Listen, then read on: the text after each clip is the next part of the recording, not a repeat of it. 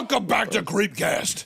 Today we are reading creepypastas based around rituals that you can perform at home that are real. You want to talk to God? Yeah. You want to talk to devil? Yeah, today. You can talk to both of them at the same time. Kill your mom. Go into your room tonight. Take a big fluffy pillow and put it over your mom's face. It's time for her to go. Okay, you want riches beyond your wildest comprehension? Kill your mom. Kill her. I'm not even joking.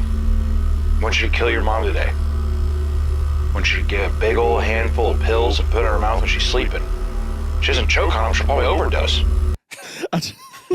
I can't wait for someone to actually have a problem with us like a real one, and that there's going to be so many clips to use. I feel, infinite. you know, it's just a ritual, dude. It's not the end of the world. Kill your parents. Okay, all right. Anyway, so if Kill your parents and then kill yourself. Okay, all right. We are pushing every guideline we can find at this point. Our YouTube partner managers are sweating constantly. When licking her spoon clean and putting it back in the drawer, she took a knife. It was brutal, ominous, sharp knife. She imagined it in Bertha's head and got a feeling again. Wait, did you see it? No, but I saw a crack here. So I said, maybe he's there. Like, for a second, he just shined the light in on her. Like, that'll help. Are we recording? Yeah, we're recording. So Isaiah brought a Hold into on, my we have studio. to clap, Snake. We have to clap. 1, 2, 3. Isaiah brought a live animal into my studio. Okay. Gave it to Nick, who squeamishly screamed and threw a frog. So now there's going to be rotting smell in here because there's going to be a dead frog. Look. I went outside. And I asked him, I said, oh, can you get the fucking live animal back outside where it belongs? Okay, and now we can't look. find it. So now Nick's walking around with a red blanket and a yellow light. So if you see little streaks of yellow light, that's him looking around on the floor. Okay. I was outside and there was a cute little tree frog. I'm like, oh. So I hold him in my hand. And I bring him in there. I'm like, hey, Nick, hold your hand out. And he goes, okay. And to be fair, I was kind of doing it in the whole, like, I've got a bug in my hand, like, waiting to freak him out. The moment the frog touched his hand, I think he went out into A sweet little innocent frog. I think he went towards. Why even bring him in here? I just wanted to show you guys. I thought he was cool. Thought he was cute. He had big black eyes. He is. And he was green. They're just chilling. He was green. They need to be outside. I just wanted to share with my friends, but I think he went towards that book pile, but we tore that thing apart and we can't find him. So there's a frog in here somewhere. He's gonna die. Nick looks like a refugee crawling around in the recording studio. You know what's gonna happen, or he's so small that we're gonna be walking around, it's gonna be crunch, and we're gonna step on him. Look, I'm sorry. Okay, I like frogs. I like animals. I didn't want him to get hurt. I thought Nick would be like, "Oh, it's cool," and then that'd be the end of it. I should have approached him in a scary tone. I should have given it to you. Should have not brought him in. Did you check in the fireplace? Yeah. Yeah, we looked in there. Yeah. I'm sorry. Okay, what if we just started the episode while he's continuing? Well, he has to look the entire time until he finds him. And he keeps cutting off. To be my fair, camera angle you with should me. look too because you're the one who brought him in. I mean, yeah, but we've got to record. I'll read it. Also, welcome back to CreepCast. Hey, if you're an audio listener, thanks for listening to this. All right? If you're listening on audio, you're missing the visuals of a man squirming around and Isaiah getting ready to get up and look too because I'm taking the fucking bull by the horns on this one. Oh, no, that's a cricket. The cricket. It was on its back.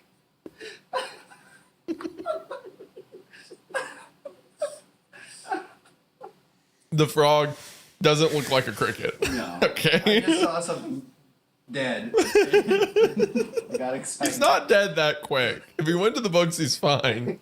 People watching this right now have not seen Nick's face yet, and it's kind of haunted. You see like the bent over figure of his back. This is the last of the stories we're reading as Isaiah's in town, and it's going to be, not only is it going to be bad, but it's also, we have frog death. Okay, I'm sorry to you and the frog. I wanted to just show everyone a cool frog I found. I didn't mean for it to be. Would you like me to look? Yeah. And I'll take the bull by the horns. Go ahead. We're reading. I don't think we're gonna find. We're reading. Don't fucking say that. You'll find him. Find the frog, free him, and then I'll start over here. we're reading Jane the Killer. So while they're looking for frogs, you guys can watch them look for frogs. We're going to find this frog, so help me God. And easy where you drop the heavy books, you might squash the little motherfucker.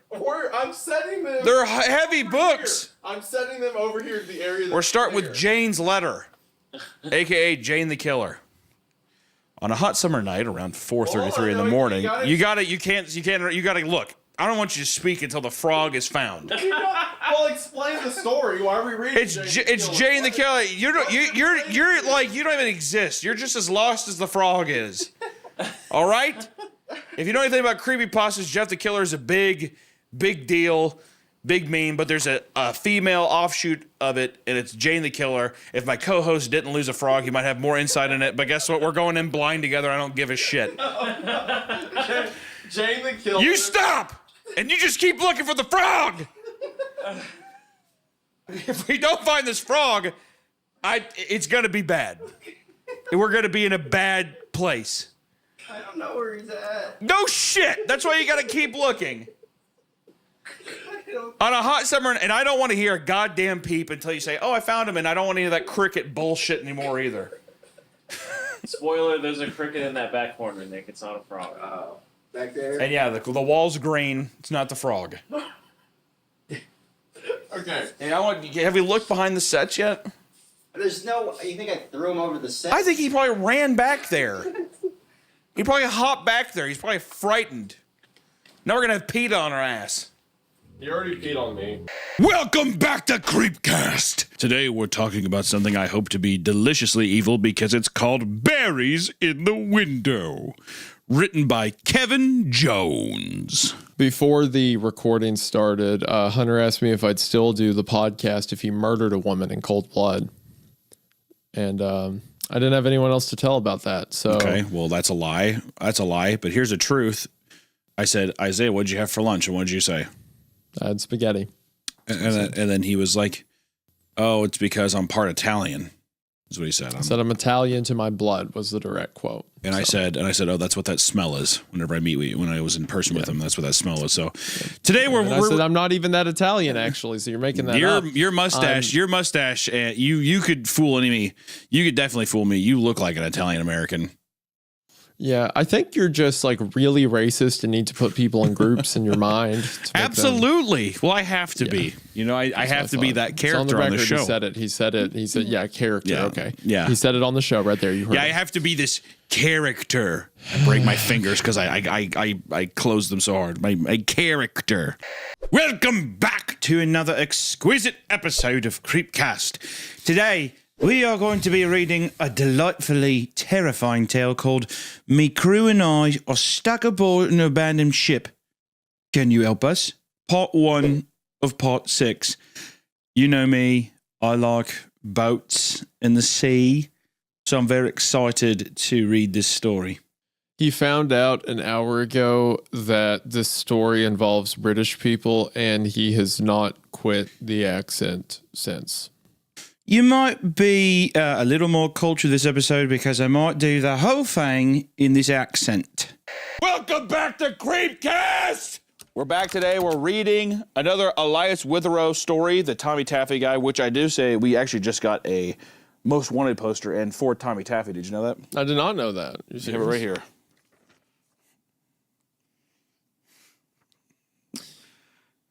Hi. Come down to the basement. You're not my daddy. So it actually hurts my feelings more when it's closer to how I actually look. It looks pretty good. I mean, it looks pretty close. I was over there. He was at the mic. He was literally at the mic and he was doing this while we were sitting here waiting for the lights to turn on. He was really doing this. Because you just can't help it. Big old puffer fish, aren't you? We're reading Elias Witherow's There's Something Wrong with Dad. You were drawing something, and I was like, oh, maybe it's a little bit for the episode. I'll wait. So I didn't ask, and then whatever. Go ahead. What are we reading, Hunter? There's Something Wrong with Dad, which is the future story of Isaiah. I'm very excited to see where this goes because I'm now picturing that you are the dad in this and this is your child. That's how I'm picturing this. And what's even funnier is that when we were reading this, there was a not safe for work warning. There's an immediate, and this is the trigger warning off the top too, right? There's a tag right at the top that says child abuse. I've never seen a story tagged with child abuse. Tommy Taffy had child abuse. It didn't, but this one does. This one does. And it's by the guy that wrote, which we like Elias with the road. Tommy Taffy is a good story. He also wrote Feed the Pig. His best work in my opinion. Yeah. Great author. And then for this recording session, our beloved Harry was like, oh, well, let's do this story. Yeah. How about this one? And we look at it and it says not safe for work. And I'm like, okay. And then click through tag child abuse. So warning. We have never read this. I have no idea. Harry has.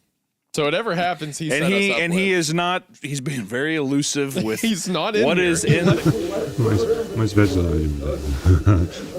Without further ado, should we just jump right in? I guess. Do we have any?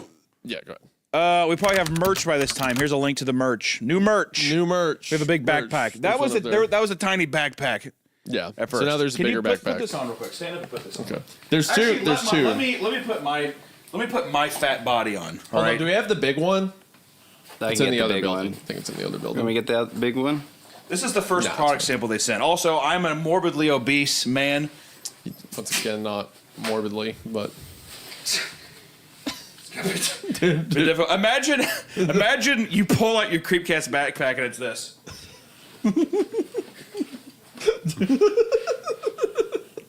I think it's a good look, personally. Big fan. Oh, did you need my iPad? Hey, Mike. Hey, Mike. Do you mind if you grab my iPad and my backpack?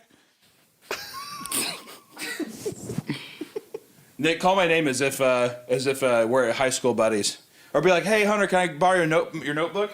Hey, Hunter, can I borrow your homework? Hey, sure, man.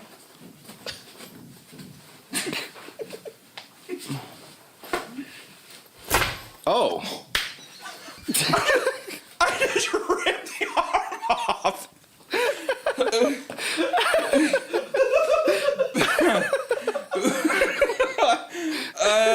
That actually.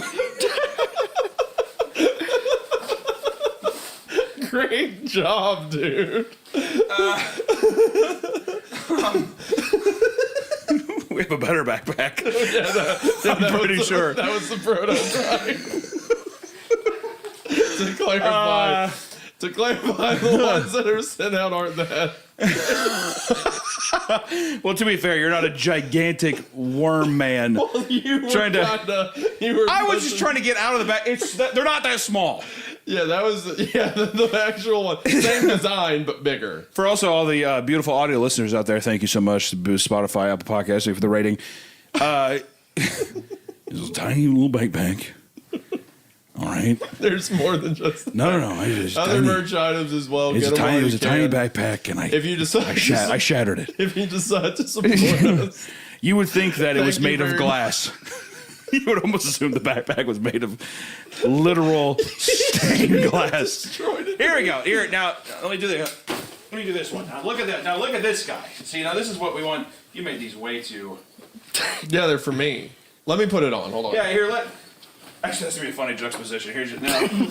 Now, what we preferred was large, cartoony backpack. Yes. Like Goosebumps. You're kind of struggling too. This is really not a great promo for this product. Here you go. Now turn around. Yeah, turn around. It's a big fucking. You want to put your full child in there? Yeah, you want to throw a baby in there? You have a baby sister or baby brother? Put several in there. You want to come to college with me? You want to get in? You want to go to economics? Here we go. I mean, look at the size difference. Hold that one up.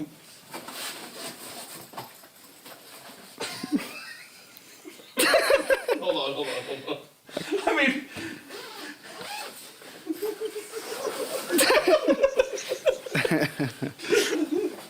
it's a bit.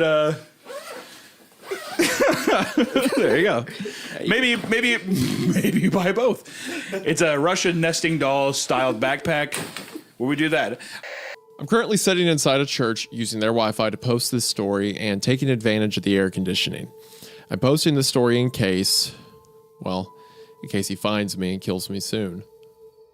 It's only a matter of time now, and I want someone to know what happened before I die.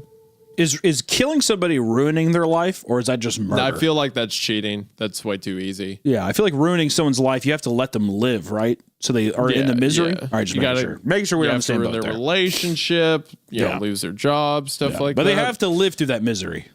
Yeah. Right. It has to be very Job. Like, you can't kill him, but you can just hurt him a lot. Yeah. Yeah. Job. Yeah. You know, the Bible character. Yeah. Leviticus. No. But You know what? What's my favorite Bible book is Steve. Is there a book of Steve? Oh, that's what it is. Steve Job. He's a tech. He makes a version of the iPhone in the Bible. Hello, I'm Steve Job. okay. Steve Job, you're dying of cancer. Okay. Well, I better eat pears. Says To Steve make Job. sure you can still get into heaven, I'm going to keep reading before you're allowed to continue. Yeah. It seems that this is not an exact parallel, but it's something that if you're a fan of Tales from the Gas Station, this is something that might skew towards your liking. I don't know if it's as comical or as, if it's as campy and fun, but just like kind of little excerpts from somebody working in a spooky shop, pretty much. Right. Yeah. It's like I completely lost what my train of thought was. I was I swear I was going somewhere with that. It's okay. I had one line immediately just tanked. Don't mess it up. Don't mess it up. Ah, shit. Okay. I wouldn't even say it's note taking. Sometimes it feels like a direct, like trying to almost conversate with yourself in some weird way of like some. I don't know. I'm just saying. I'm curious if other people who are listening to this if they've done something similar in some weird way. Yeah, I've done strange stuff like that. I've left pranks for myself before. Like I've been What the on fuck an old what laptop. does that even mean? What you left? I've been on old laptops and stuff like that, and I've like found passwords that are like not passwords. It'll be a document that's held like bank account passwords, and I'm like, why did I have to save? And I'll click on it, and it'll just be like a Word doc that just says like idiot or something like that. Oh, I see. Like at some point years back, I was like, I'm going to leave a file that just says idiot, but I'm going to title it something important, just so years later I prank myself. Or prank somebody else stumbling upon the computer or something. Yes, but it's always myself. It's always me who Sure. gets pranked by my own thing. So And then you kick your feet and you giggle. yeah, and I'm like sitting on my bed doing this, and like my feet are in the air. I'm going, Yeah. wow, I'm so funny. I'm so creative. Then you go to the bank and then they're like, hello, Mr. Idiot. And you're like, huh? What? And then your entire account is built on that name. I like call Kayla. And I'm like, sweetie, what's going on? She's like, I don't know, idiot. What's happening? I don't know, you fucking idiot. What do you think's happening? Oh, no! It's like an end of a Twilight episode or something, Twilight Zone episode or something. Like Rod Sterling walks in. Rod He's Sterling like is- an he's like, idiot in his own world. Yeah, a complete and total fucking moron approaches and realizes that he has the dumbest fucking name imaginable. He's so stupid, he forgot he made his name idiot on everything. He's so fucking stupid that idiot fits the name. Of course, this can only happen in the Twilight Zone. That would be a great episode, actually. Only a man this foolish was tricked by everyone, but one day he decided to trick the only person he could, himself. It happened here in the Twilight Zone. It happened here in the Twilight Zone. In the Twilight Zone. I want to make a video about the Twilight Zone. It was such a cool series. Oh man, especially for the time. It's it came on. out. I think if you have an Amazon Prime, the old series is on there, and it's like it holds up so well. It's such a fun watch, man. It's really, really fun. I was talking to some of the my editors and stuff like that about if we could set up like a little set to look like one of the sets from the Twilight Zone, and if we could do like black and white and like grainy effects, I could like do a review of the Twilight Zone as Rod Sterling. You should. You totally could do that. Yeah, and I could just do the voice, the whole video like this. The entire time. Imagine a world where you're being called a fucking monkey brain idiot. Imagine a world where you're a YouTuber, and imagine a world where you're a YouTuber and everyone hates you. He's like, well, you'll probably meet Kenyon or Wendigoon. two fucking simple brained idiots, mouth breathing assholes who he's like, what am I even reading? What is this? Imagine being so stupid that everyone cries and they hate you. Yeah. And I'm like, wow, Rod Sterling. Thanks, I Rod. can almost picture it. It's almost like it's my life every day. I had to make a concentrated effort to stay on my feet while my knees tried to buckle underneath me. Just seeing her face brought back painful memories I thought long buried. She was like a mirage long dead, returning to torture me. Kimber's eyes finally found me as she nervously clutched her cell phone in her hands, turning it over and over against her chest. Hi, Sam. Oh, sorry, not... Did I make up the name Will this whole time? Is his name Sam? Is his name Sam? I thought it was Will. Unless we're just thinking of the Did guy I make kid up from this the whole It. thing? If that during the edit, just say Sam. He moves there, meets a couple of... His name's Sam. He meets a couple of kids named Kyle and Kimber. They start friendship, and then sister goes missing one day. Also, Seth did say Sam, too. Sorry, Sam. Yeah, sorry, Sam, but yeah. I don't... Where did I get Will from? Yeah, his name's Sam Walker in the story. All right, whatever. I guess I'm just stupid. All right, whatever. That's me. To be completely honest, I don't remember anything after like 2 weeks. So I was just like, Will. Will, okay, yeah. Yeah. There must have been another story with Will, or that, or I'm coping. I was thinking of It. Isn't his name Will in It? Yeah, it is. Yeah, it's Will. Or no, Maybe that's what I was- Stranger Things is Will. Will is the Stranger Things kid. I don't know. There's a Will somewhere in a story. I don't fucking know. Otherwise than that, let's get into our lifeblood. Hold on. I have to make the joke real quick because there wasn't a chance to say it. This title applies to both of us because I grew up, very like Christian, very like, behave around women kind of thing. And you were told this because they had restraining orders on you. That was a hysterical joke. Mm-hmm. Well, I had it in my head and it had to come out at some point. So it was going to be more natural, but because you wouldn't let me speak, I had to put it out there somehow. So Isaiah, to yourself, read the second line of the second paragraph. A long, winding lineage marked with rape and slavery. Okay. Well, I said read it to yourself, but that's okay. All right. Okay. Well, that's awesome. Thank you for choosing this. I did not choose. Trigger warning. I did not choose today's episode. I did not pick this. Hunter's like, hey, I've got a story for us to read, and the first thing I see related to the story is that. So that's awesome. I chortled to myself. We weren't allowed to talk to women. I said, So I said, oh, that's silly. I said, oh, and then he read it, and he got to that sentence I just read, and he's like, this story's about me. Okay. This is all about me. I can't talk to women and those things. That's me. Okay. That's what I do. We have got to edit that out. We're not. We are absolutely editing that out. Of all the things I have said on the show, that is not even top 5. That top will 10 even. okay. No. And I'm the one who said it, not you. I said it about you. So about me. I know. That's why it's even worse. All right. Yeah, let's you get into had it. nothing to do with that. Okay, whatever. I simply cannot tell you enough that snakes are my actual biggest fear. What did that? So I thought he was joking until he came to my house, and I have a little pet Kenyan sand boa. He's like that big. He's a very small little guy. Hunter would not go to that side of the house. No, I'm like, oh, you're not kidding, are you? No, traumatic. I mean, to the point to where, like, I've even told this is ridiculous, but because people like to pull pranks and stuff like that, like, whatever.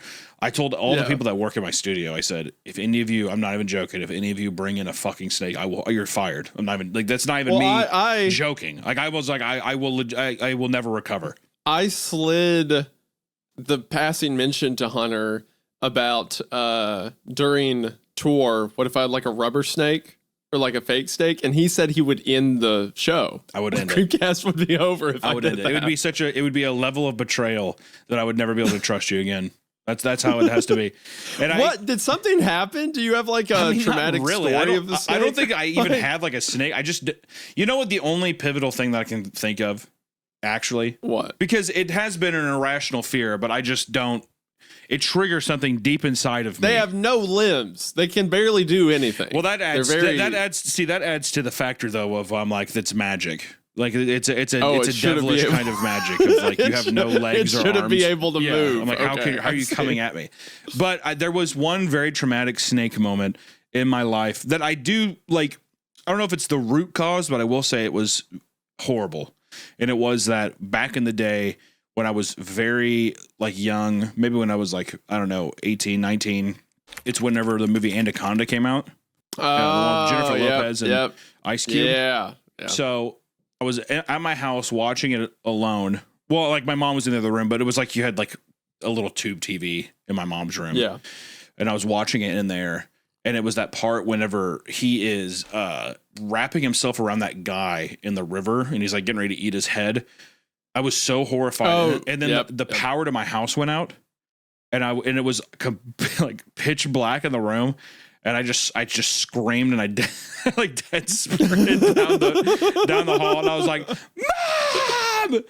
And I don't know why, but ever since then, like, I think I had a fear of snakes before that, but that was like a very, just like a horrible thing that's stuck with me to where even when I watch Anaconda today, which is an awesome movie, it's like so cheesy and fun. It's a great movie, but it does unnerve me. Like it fucks me up big time. But like, you know, stuff like snakes on a plane, that's just, it's stupid. But Anaconda, I think that wouldn't snakes on a plane still freak you out because you see snakes? Yeah, but it's so dumb that it's just like, it's not like when I'm watching Indiana Jones or something in the snake pit. I'm like, oh my, like do they freak you out if you see them like in pictures or videos? No. Okay, it's just in person. Yeah. Like I went on a date with my wife. Went on a date with my wife when we were younger as well, and we went to the zoo. And she was like, went into because they have like the little reptile room or like the reptile house. Yeah. And I just like wouldn't go in.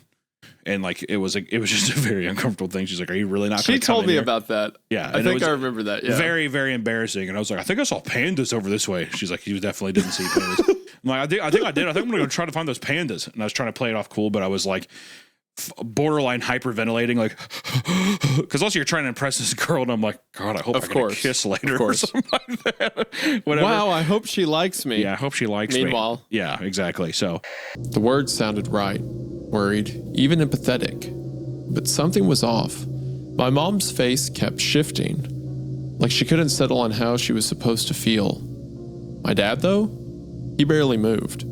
It's okay, so I'm glad he followed up the shifting comment by saying she didn't know how to feel, because at first I thought he meant her face keeps like changing its features. like shape shifting. Yeah, looking different. And he's like, something's a little. What's wrong with mom? No, I like this. A little unusual. I like the unsettling nature of very classic. Wine drunk mom and emotionally absent father standing there. The amount of times I've seen that at my friend's house, it's insane. Even, but your friend's house, friend's house, not your house. No. My mom was smiling. She was happy, and my dad was he was drunk and somewhere else. So it would not quite the full picture here, but I do like the idea. So when you think of like parental disappointment, it definitely is a friend of yours and not you that you think of, right? Is that what you're saying? I told you that I had my own demons, but this one is the classic wine drunk mom and the dad who's sitting there. I had this buddy, mom, glug glug glug every goddamn night. It was insane. I'd be like, "Can I get some pizza rolls?" And she'd just be like, "They're in the toaster." And you're like, "What?" And then the dad would be downstairs in this lazy boy, and he'd just be watching Key and Peele in the dark. It was so frightening. I was like, okay, I'm just going to go back out to the room. Bye. I guess what I'm saying is I immediately have a face to this person. I'm picturing it as my friend. Right. Sure, buddy. Whatever you want to say. Okay. We've done stuff. We wanted to read The Troop, and that's in a I think movie deal as well right now. I think that was another problem. Yeah. But we talked to the author and stuff. It is what it is. Or I don't know if we talked to the author or the publishing people. I think we talked to the publishing company. We talked to the publishing company, and they're like, "Oh, I don't know. It's kind of it is what it is." Which sure, that's fine. But I don't even know if Tony's alive. I feel like the fucking WB has taken Tony. I don't know where he's at. We've tried reaching out to him and doing all kinds of stuff. And we've had to have all these fucking like back market conversations with other YouTube channels who are like, bro, don't do it. I'm telling you. It's a bunch of guys that are like, oh, I've heard of Tony. Yeah, I can pass word through the grapevine, see if it gets back to him. After the great cleansing, no one's heard of him. So it's been that kind of thing. So I think, you know what? Fuck it. It's the great year of 2025. Let's read Spire in the Woods, dude. Without any further ado. This is the equivalent. Look. This is the equivalent of like in the Fallout video game series, like all the nukes have fallen. Hunter and I are the first vault dwellers to like step into the wasteland. Like, see what's out there. Maybe we get shot in the head. Maybe we explode. Yeah, and that is a sign to the other vaults. Like, give it some more time. Yeah, exactly. Wait a little bit. Exactly. Exactly. It's a sign. Give it a time more time. YouTube's copyright system are the giant demons walking around, lurking like those giant monsters in Fallout. Whatever. The Death Claw. Yes. YouTube's copyright system is the Death Claw walking around. So you know what? I just have a fucking Pocket Boy or whatever the fuck it's called wrapped around my wrist. Pit Boy. Yeah. Maybe Hunter and I are like, we're putting on our little blue jumpsuits. We're like, all right, Hunter, let's reclaim the world. Maybe the vault door opens and there are 15 death claws with sledgehammers waiting right outside the door. And if that's what it has to be, that's what it has to be, And if that's what happens, then that means give it some time. Give it some time. A little bit longer. Give it some time. All right. Yeah, we might have a strike on our channel. Give it some time. That's all you have to say. Cut the song. If I could be a fairy queen, I would hold a magic key to reveal the deepest secrets of the mind. Could make the sea the darkest blue, the mystery that's part of you. And I'd weave a spell to take away your sorrow. Fairy queen, changing teardrops to a smile, holding daydreams for a while. Fairy queen. Okay. Cut it. Cut the song. No. Chicago!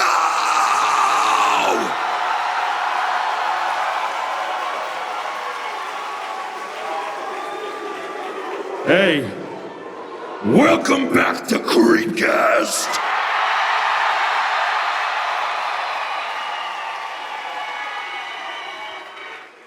Hi, girls. I'm Beth.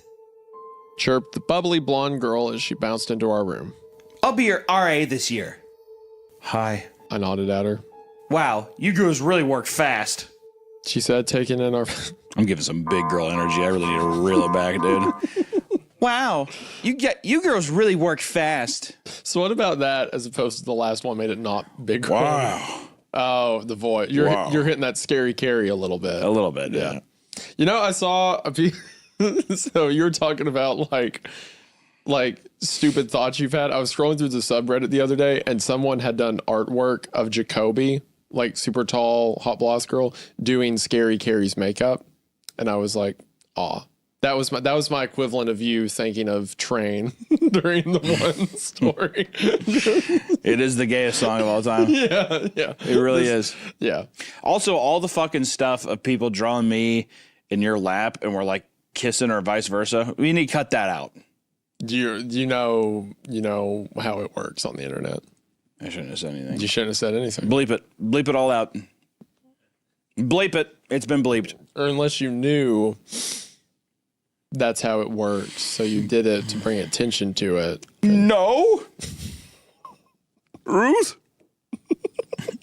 Wow, you girls really work fast. She said, taking in our made beds and hung up clothes. Beth picked up a drawing of Cthulhu that looked... What? What? just that quick into the story. Just the arcane drawings. Beth picked up a drawing of Cthulhu that Lydia had done over the summer. She turned it sideways, studying it. Is this the Kraken from the Pirates of the Caribbean? I'm glad that you mispronounced it on purpose. That was a good touch. What, is this the Kraken? Is it Kraken?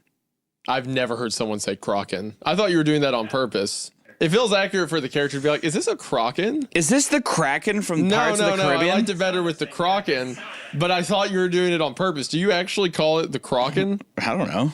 Why not? The Kraken. That's what you call the giant squid monster? Like a crock pot? The Kraken. Kraken. Whatever.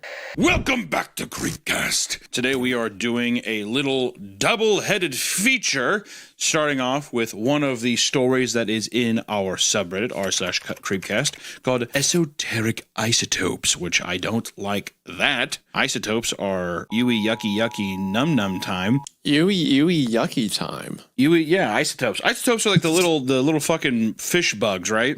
No, that's isopods. Oh, well, okay. Well, then you see, we're out of yucky fun time. We're out of yucky nasty time. Podcast with right now. I thought it was like esoteric. Isotope, yeah. No. An isotope is a variant of an element that has a different number of neutrons compared to the standard. They're also the little bugs that are in fish's mouth whenever you see them. No, that's not. No. You ever see the movie? I don't even think it's. You ever see the movie The Bay? Yes, that's the story we're reading. I've seen The Bay. That's the story we're reading. Esoteric yucky bug. That's what the story should have been called.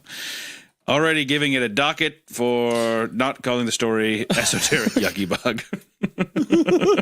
Already docking points from it. I literally know nothing about it. It's not all isopods that do that. It's just like the one louse. No. All of them do that. That does that. All of them do that. Okay. Have you seen the picture of a bunch of isopods around a bag of Doritos? And they're extremely esoteric. There's a bunch of isopods around Doritos. I mean, do you blame them? Hold on. This is an important image. Sometimes I feel like I'm on the show with my grandfather. I don't know. If I'm being completely honest, I don't think I really know what esoteric means. Teacher Isaiah, could you tell me what esoteric means? No. All right. I can't. Then I'll ask my real teacher, Ask Jeeves. Esoteric. Okay. Intended for or likely to be understood by only a small number of people with a specialized knowledge or interest. That's kind of funny. That's ironic that you wouldn't tell me that too. Feels like you were being esoteric yourself. I don't know what you're talking about. Dude, I know. You like that picture? I like the picture. I want to eat them. I want to boil them and eat them. The giant roly-poly looking things? Because they're the good lobster, dude. What do you mean they're the good The lobsters are the rats of the sea, and these isopods that have obviously good taste next to this vintage bag of Doritos, I think would taste delightful. You're telling me that if you cooked up an isopod that had a belly full of Doritos that it wouldn't taste good? I don't know. With his two eyes askew and that flopping foam jaw and the fishing line that opened and closed it. It just looks so cheap and awful. You guys remember the villain. He had a face that was just a handlebar mustache above really tall, narrow teeth. I just noticed that the guy's name is Kevin Hart. Yes, this person's name is Kevin Hart. Could be the Kevin Hart. How do we know it's not the professional, the huge stand-up comedian Kevin Hart? We'll never know. I think you should do that voice. I am not going to. I don't know what could possibly. I think that's go wrong. You know, I think scenario. that I honestly no. I'm joking. I honestly thought that the villain was Pirate Percy. I was about 5 when the show was on. Nightmare fuel. Jaren says, that wasn't the villain. The puppet with the mustache? That was the villain's sidekick. Horace Horrible. He had a monocle too, but it was on top of the mustache. I used to think that meant he only had one eye. But yeah, the villain was another marionette, the Skin Taker. What the fuck? The Skin Taker. I can't believe what they let us watch back then. Holy hell, that just turned up to 11. Everyone's like, yeah, Pirate Percy, Horace Horrible. No, it was the Skin Taker. The Skin Taker, that's what you're forgetting. Oh, yeah, that is what I'm forgetting, huh? I forgot about the Skin Taker. That was the missing clue for the series, the Skin Taker. The Skin Taker, the man who was completely naked on screens trying to extend his foreskin. Yeah, so Kevin Hart again says, Jesus H. Christ, the Skin Taker. Good God. What kind of kid show were we watching? I seriously could not look at the screen when the Skin Taker showed up. He just descended out of nowhere on his strings, just a dirty skeleton wearing that brown top hat and cape, and his glass eyes that were too big for his skull. Christ almighty. It just goes straight from like 0 well, to yeah. 10. Well, at least they grounded it back down. You know what I like? They grounded it back down with him being like, oh, it was a skeleton with a cape and hat, whatever. So it's still in the vein of this children's show. It's not like it's some, It's a little too dark thematically, but you can still I mean, don't be wrong, yeah. think of it as a children's show. Yeah, I mean, if it was It makes you ask the question, like, why did they let kids watch this? Yeah. But it doesn't break it out of like, okay, we weren't watching a kid show yet. It's just like, why would this be in a kid show? I really hope that it wasn't, they didn't even go into it and people were just like, yeah, but that wasn't the villain. It was Cyanide Sydney. Oh, yeah, that's right. Cyanide Sydney. But she wasn't the main villain. It was Al Qaeda Al. You're like, no. Yeah, Al Qaeda Al, ooh, he was scary. But it just keeps going and going. That wasn't the villain. It was Nazi Nigel. It was Nazi Nigel. Just progressively more like messed Yeah, up. Yeah, you guys are, I can see how you could get that wrong, but actually the main villain was Foreskin Frank. They get to the end. It's like, guys, that wasn't the villain. It was Jeffrey Dahmer. Yeah, and at the end of the deal, the show was ran by Jeffrey Dahmer. Yep. And that's the way it would end. I like to think that all the puppets are just foreskin references, where it's just like, Jesus Christ. I bet you would, wouldn't you? Well, I just mean, can you imagine the guy, people being like, sure. Okay, fine, never mind. No, Hunter. How would I imagine people being like? I was just gonna say that wouldn't it be fucking crazy? Wouldn't it be the fucking craziest fucking thing if all the puppets were foreskin related, and then at the end, Isaiah, it turns out that all the puppets were made out of kids' foreskins, and it was a disgruntled man who was clipped when he was younger. I see. Like they took it from me kind of attitude about it. Yeah. You think a lot about children's foreskins, And then you get the classic pedophilia kind of angle that all these things have, right? Yes, yeah. They always tie gotta back have into that. that. Yeah. Stranger danger kind of thing. Yeah. Exactly. If the creepypasta doesn't have it, then I feel like people got laughed off the internet. Yeah, so somewhere in the list of like actual villains, it's like, oh, pedophile Pete. Like he's a Yeah, that's what I'm saying. Yeah. They're all essentially the same character. They're just made of different foreskin. Right. Anyway, I'm going back to Every Gloria. puppet has a turtleneck. Yeah, so they say that Kevin Hart does, and Sky Shell says, wasn't his top hat and cloak all sewn up crazily? Was that supposed to be children's skin? Sewn up crazily. I was just sewn up on it crazy style. Was that supposed to be children's skin? See? Already Not getting into that the kind of skin. foreskin angle. Who knows? This goes back to my thesis of you making things like 5 steps further than where like they need to be at any time for the story. You just like dive in. And let's get into some Red Tower, dude. Let's get Lagodi me up. Let's get Lagodi. How do you make All that? right. How do you make that a nice? Like because people say, I'm creeping my cast, all that stuff. I creep my cast. How would you do that with Lagodi? I'm ligging my goatee. Just immediately. I also hate how childlike that was. I'm licking my goatee. I'm not licking. I'm ligging. Yeah, I know. I'm licking my goatee. Or I'm licking my Odie. I'm ligging my Odie. Because there's I'm one licking G. my Odie. I'm licking my feel Odie. like I'm licking my Odie. We're about to lig our Odie. I'm about to lick my Odie. I'm about to lig right, that Odie come all on. over the place. Hey, spread me open and lick my Odie. You always somehow, regardless of what the conversation is, you come back to spreading or Split me open. Split me open until you see my Odie. That's your classic move. It's all I know. Stretch. Spread, smear, scrape. She smear my leg until I get my Odie. Oh, no, that's We like rough. that. She creeping my cast till You I creep my cast till I lig my Odie. Yeah, that's good. I See, like now that. it's going. You creep my cast till I So own it. after we've There we already go. Now we besmirched found this man's name, we should be now we're primed to be won over by his beautiful story. But we never actually sat down and read this, and this is such a popular story, and I know people have been recommending that we actually read it again, and I think we need to do it justice for actually doing it, because now I know Isaiah knows the author of this very well. Yes. And I think it would be good if we actually just read it. We did an actual episode, because I think that's our most. No. I think Left Right Games are. It's one of our most viewed episodes, and it's not even It's top the 5. format. Yeah. It's not even in the format of how we do the show. So It's top 5, and it's me and you being like, yeah, it's kind of a cool Yeah, so I story. think you know, that there's it's some like- parts I like. It's so it's so silly looking back at it now, and it's so funny because our commenters were really letting us down very softly. They were like, yeah, so don't do that. You should just read the story. There's a lot of comments where people are like, this is cool and all, but I haven't read it, so I don't know Yeah. what you're talking about. And in hindsight, in hindsight, good point. Got us there. the story is the episode is very much like, yes, it's kind of crazy in this part this thing happens, and I think that's actually pretty cool. And it's you being like, yeah, I do think it is cool actually. It's like such a weird, like there's I don't know. 4/21/2016. What is that? May, March, June, March 21st, 2016.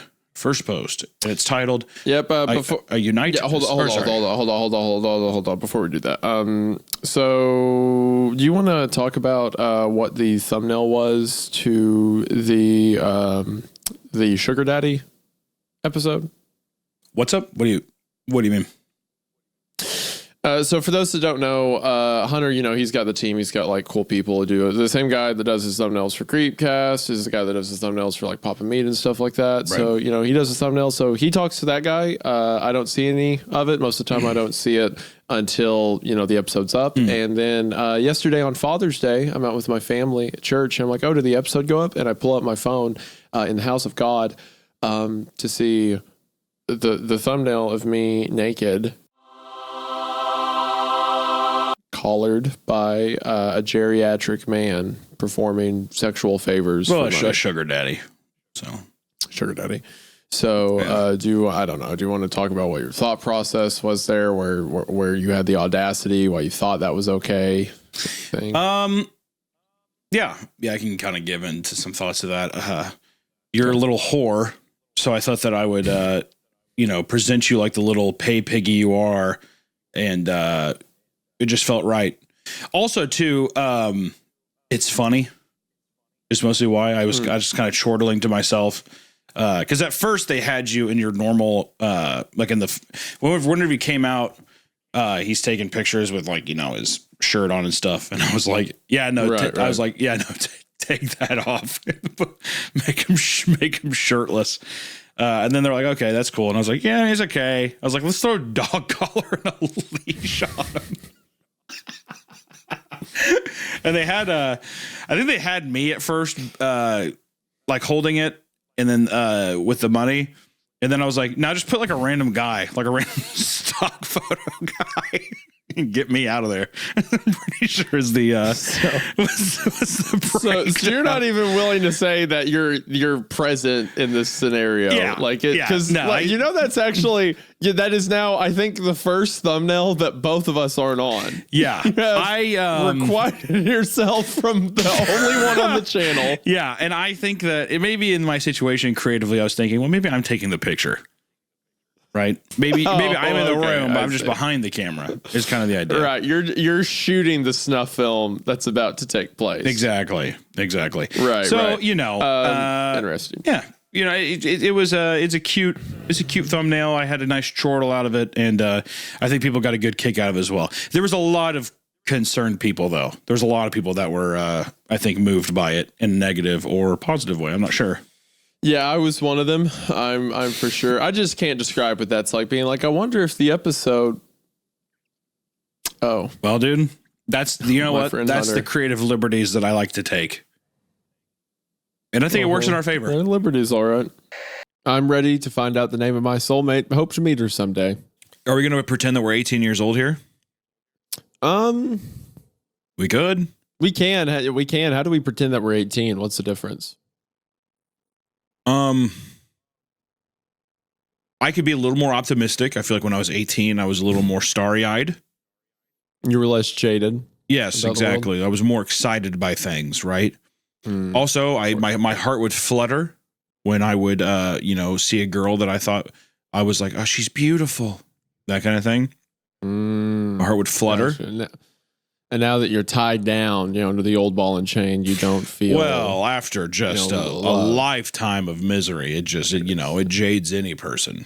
So I'd say let's go into this and we'll say we're 18, and then at some point in the story, you'll say what you think your soulmate's name is. Once that gets revealed in the story, we'll RP is an 18-year-old version of ourselves, and then we'll say, I think I know what the name of my soulmate is. We'll say that. Well, first thing that comes to mind.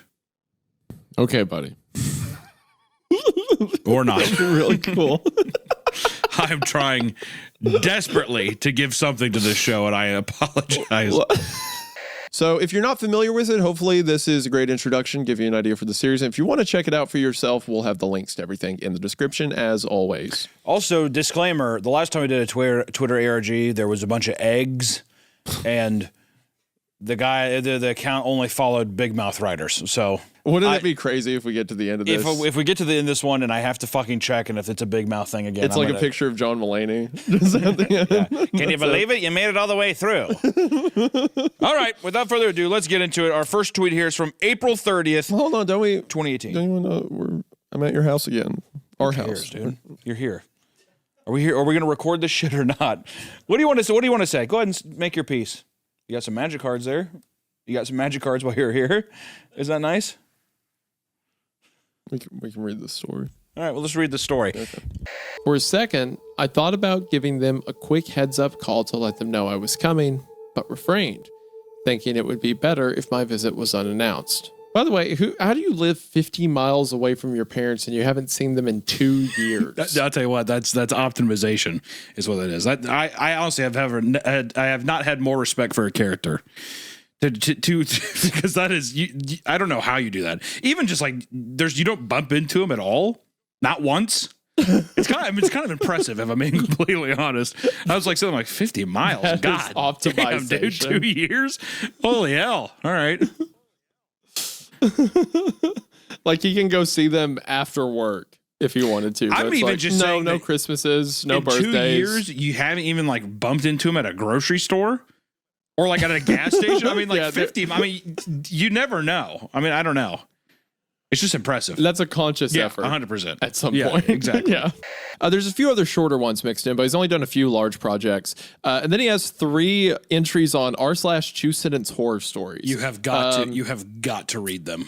We have got to read those. I know I have to read them. But other than that, it doesn't seem like there's a ton of posts. And all of those were 5 years, were from 5 years ago or further. And every single other post in the last 5 years is about football. It's all about the New Orleans Saints and the Pelicans. He posts about basketball sub. But he was like, yeah, this is lame. I'm done with the whole writing thing. But what's the other one he goes to as well? It's very important. Oh, it's a channel called, so it's a subreddit called r/urinating tree. Oh, I'm talking about the other one. Oh, yeah, okay. So he also posts a lot in r/the masked singer. And it's just talking. That's awesome. Reddit's so weird because it's like, oh, let me find out more about this guy's writing, and you can see everything they've ever commented on, just laid out at once. So he's really into football. Reddit's and the masked singer up like that, dude. That's so fucked up that you can't. Now you have 2 guys talking about. He's just like, I like talking about the Saints of the Masked Singer, like obsessively for years and years. And you know what? Good for him. Is why I say good for him. Look, he's enjoying his life. He's having a great time. And then we're just jerks coming along to make his day worse. Well, read me the 2-sentence horror, and then that'll give us that'll pole vault us into the story. Yes. So he has 3 entries to r/2 sentence horror. And they go, I'm going to read them chronologically. So, okay. I bought the most expensive pair of noise canceling headphones I could find. Despite how good they are supposed to be, I can still hear the voices. Okay. Okay. There's our first one. Our second one. As I blew out the candles and my joyful relatives told me to make a wish, I did so silently. I couldn't say aloud that I wished for the abuse to stop. Oh my God! And then finally, chills went down my spine as I made eye contact with the man who was staring at me through the window. Guess I won't be able to break into this house anymore. You know what? I appreciate that one. Two sentence horror is just so fucking lame. I mean, there's no way to do yeah, it is. Yeah, you can't. You really No. fucking cannot. They're cool in high school to be like, oh, set up punchline. Oh, look at that, a set up punchline. Like they're cool when you're just getting into writing, but there's no way to make them compelling. It's because like they're those old. Well, I think it was Hemingway who had that. What's it? For sale, baby shoes never worn. That whole thing. It was some early American author. Oh yeah. So yeah. and it's like, oh yeah, that's impactful and it's so short. So a bunch of people try to mimic that, and the thing that they just get across is impact, not severity of what made the original sentence so cool. But whatever. It look. I'm sure that will not relate to the actual writing day. Well, the dude, story we're reading today is very highly rated. We have to give him credit because there was no creature involved in any of the two sentence. That's true. I thought about throwing one in. I thought about reading one to be like, I looked at the man in the reflection. I suddenly realized it was the creature. It was the creature. So I'm excited. And also, the title is just enticing in itself. Yeah. Evil family restaurant. You know, is this going to turn into something more like if, the Glenmont retro thing or Metro where it starts off with, Dionysus House, whatever, where someone just walks into a restaurant and gets their head blown off? Or is it going to turn into like a, Five Nights at Freddy kind of meme? It has like a weird, it could go either way. And I'm excited to see. But does your brain just take all the stories we read and it like lays the titles out randomly and you just like grab one at moments and stuff? Is Dionysus House not the one where it begins with the dude getting shot in the head? It is, but you started with the Glenmont Metro. Well, because I thought it was that one at first, but no, I quickly caught myself because that's the kind of bear trap my mind is. It's how fucking ironclad it is, right? It's a bear trap with an 8-second delay timer. No. It's instantaneous. Actually, the bear's like 20 feet down the trail, and then it's like, did you hear that? Because it like shut up on nothing. Quarter of a millisecond before your heel even touches the metal activation lever on the bear trap, it fucking grabs you. That's the steel bear trap that my mind is. That caught the Dionysus House incorrectly because it originally caught the Glenmont Metro. Well, actually, see, it saw the heel coming and it said, "Oh, hey, I remember Glenmont Metro." Oh, just kidding, and it switched it up because I think that it was like it was bringing something in like a prey, like a predator to a prey. And then it sees the kill right there. It doesn't matter, dude. I don't have to fucking justify my brain to you. All right. Welcome back to CreepCast. This is a story we wanted to throw in a all-timer known as Tiki Toby. As per usual, I've never read this, but Isaiah seems to have quite a nice history with it. Oh, it's a work of art, surely. I only pick the best. I mean, clearly look at creepypasta.com. It has 9. What is, hold on, I lost it because a Super Mario ripoff game in Japanese pop up just destroyed the screen. It has 9.1 out of 10 stars. Who would rate a story so highly? Almost a perfect score. Almost. I mean, this has to be a perfect story. With 4,740 votes. Yeah. So almost 5,000 people have come here and said this is a near perfect story. Near perfect. When you look at the tags for it, what kind of perfect story would not be tagged with things such as gore, mental illnesses? I would love to read the tags if I may. Yeah, go ahead. Yeah. So it says this was written in March 2nd, 2015. Ooh, 10 year anniversary. Good for us. So these are the tags. It says deaths, murders, and disappearances, famous creepypasta, slashers and gore, arson, arsons, creepypasta classics, crimes, deaths, castaway, mental illness, murders, serial killers, slashers, sociopaths, stabbings, Tiki Toby anime, Tiki Toby backstory, Tiki Toby creepypasta, Tiki Toby creepypasta story, Tiki Toby drawing, Tiki Toby fan art, Tiki Toby full story, Tiki Toby castaway, Tiki Toby origin story, Tiki Toby original story, Tiki Toby story, and Toby Rogers. Incredible. It's unbelievable. Now, see, one thing that really stood out for me there, Isaiah, was Tiki Toby anime. Really curious to see how that correlates with arson.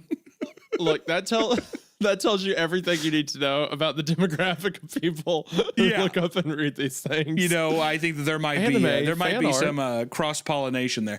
Before I go, if I go at all, has anyone encountered something like this? Does any of those taxidermy creatures ring a bell? I know it's a shot in the dark, but if you have any ideas, I'd like to hear them. End of part 1. You know what's the scariest part of the story, Isaiah? What? This is eerily similar to an experience I had when I was a child.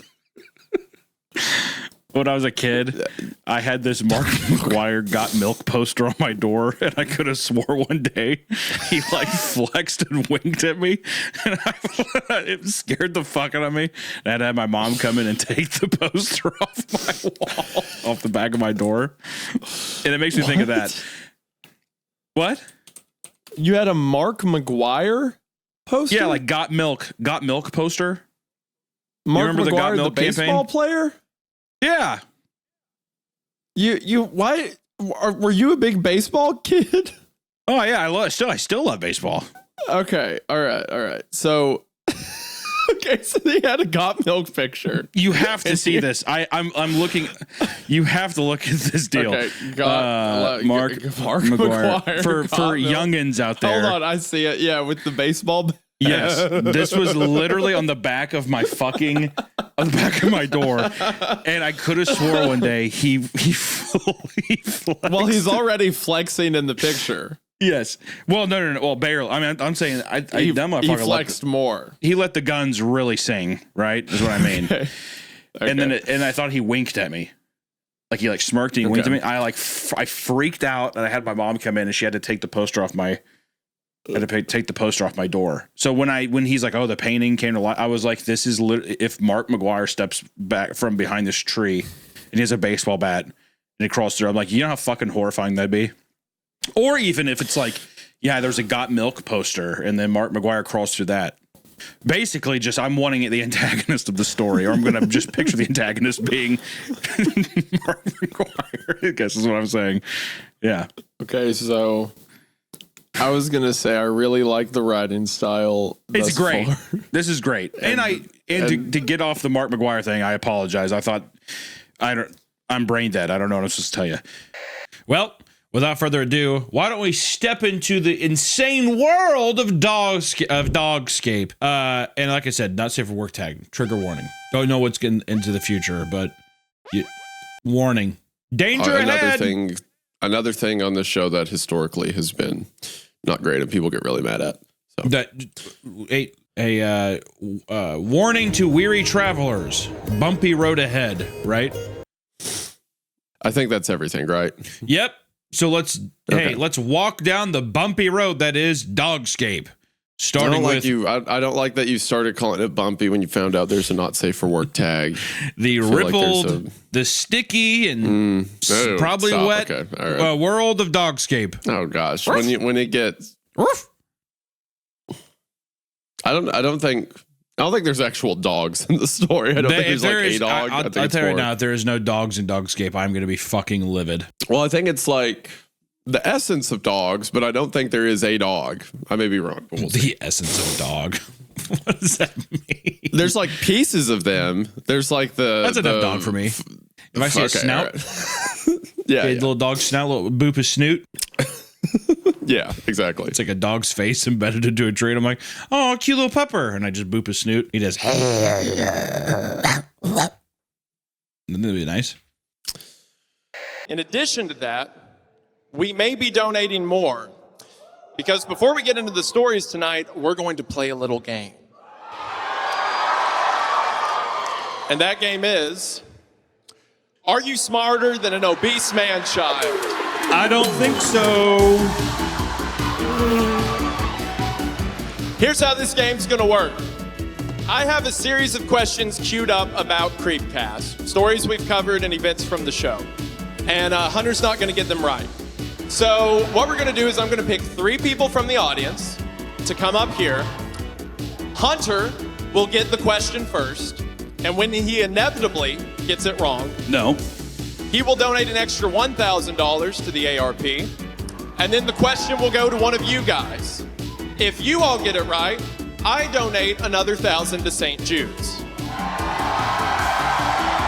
So no pressure. If you get it wrong, that's less money going to cancer. Just keep in mind. That's on you. If somehow, by the grace of God, Hunter gets the question right the first time, I will donate $2,000 to St. Jude's. So, let's get some lights on the audience. Yeah, can we get some lights? People. All right. So as mentioned, Hunter gets the question first, right? No hints. No one shout anything out. Then the way we're going to do it with you guys is you're all facing forward. You don't look back at the screen. As soon as you know the question, raise your hand. He will get it wrong. When he gets it wrong, I'll pick whoever's hand I saw go up first. If you win, you get a point, and we've got some stuff for you. So, all right. First question.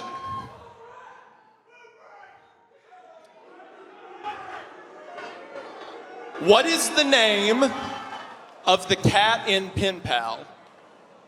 All right, Hunter? The cat's name in Pen Pal? Yep. All right, that was a while ago. Fuck, I really...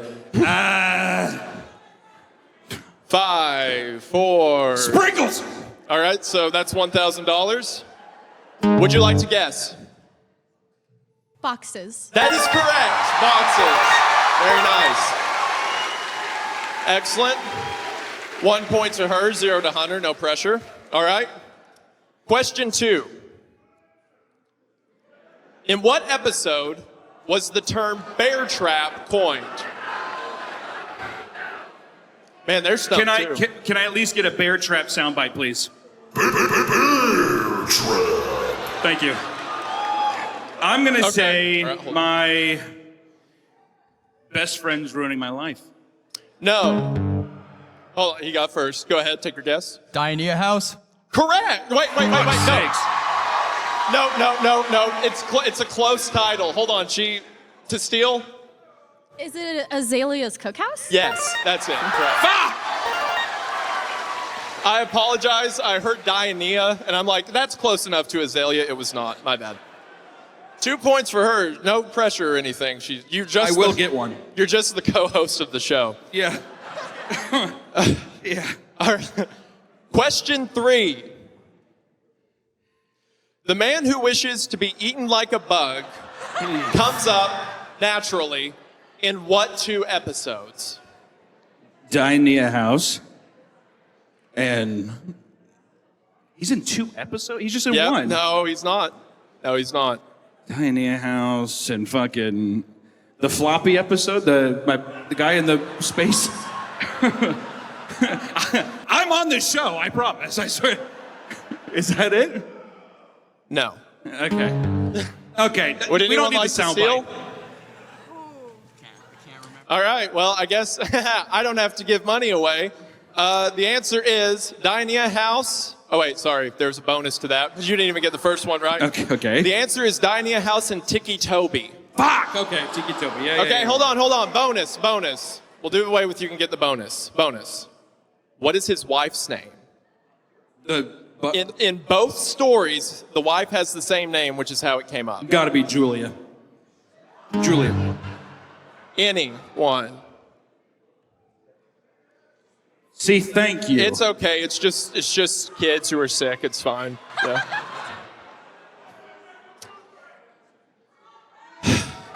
Yeah, come on, bro. Right. The answer was Connie. Beautiful That's name. what brought it up. Beautiful name. So still 2 points to her. You've donated on every question. Oh. All right. Question 4. In what episode did Hunter confess to allegedly murdering a woman on a Japanese train? That is alleged. Allegedly. No one. I made these, so I'm like, well, if someone who watches the show will get it, but not Hunter.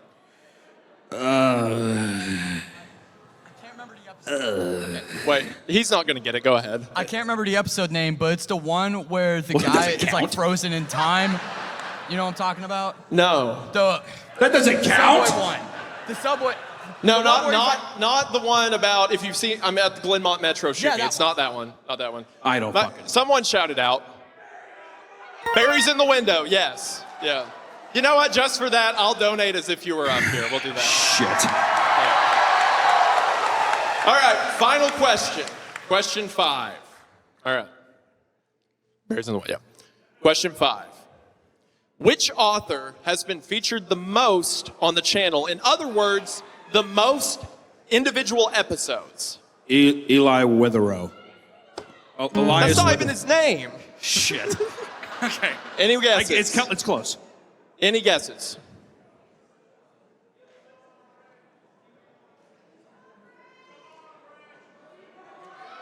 Come on, Brett. Someone yell it. C.K. Walker. Yeah, everybody knew that. Fuck's sakes. Okay, C.K. Walker, yeah, there was a bonus question, but I'm not even going to ask it. The bonus question is, can you name all of them? But that's not happening. Anyone want to try the 5 C.K. Walker episodes on the channel? I know you can. No. Go ahead, wait. She raised first. Go ahead. Okay, there's Baraska part 1 and 2. Would part like 5 count as another one? Okay. There's Church in the Woods, or Deep Woods. No, they didn't. Not Spire. Not Spire. Yeah, now I'm forgetting it all The one with the church in the woods. Oh, okay, hold on. Brett Michaels, can you finish up? Do you have any more? I cannot remember. Baraska 1, Baraska 2, Deep Woods, And then the Room 733, and Mayhem Mountain. 5 different episodes. 5 different episodes that showed up at different ones. Yeah. Okay, so to my disappointment, that's the end of the questions. To my disappointment, the first place had 2, got 2 right, and that's our winner. So winner there with 2. That's right.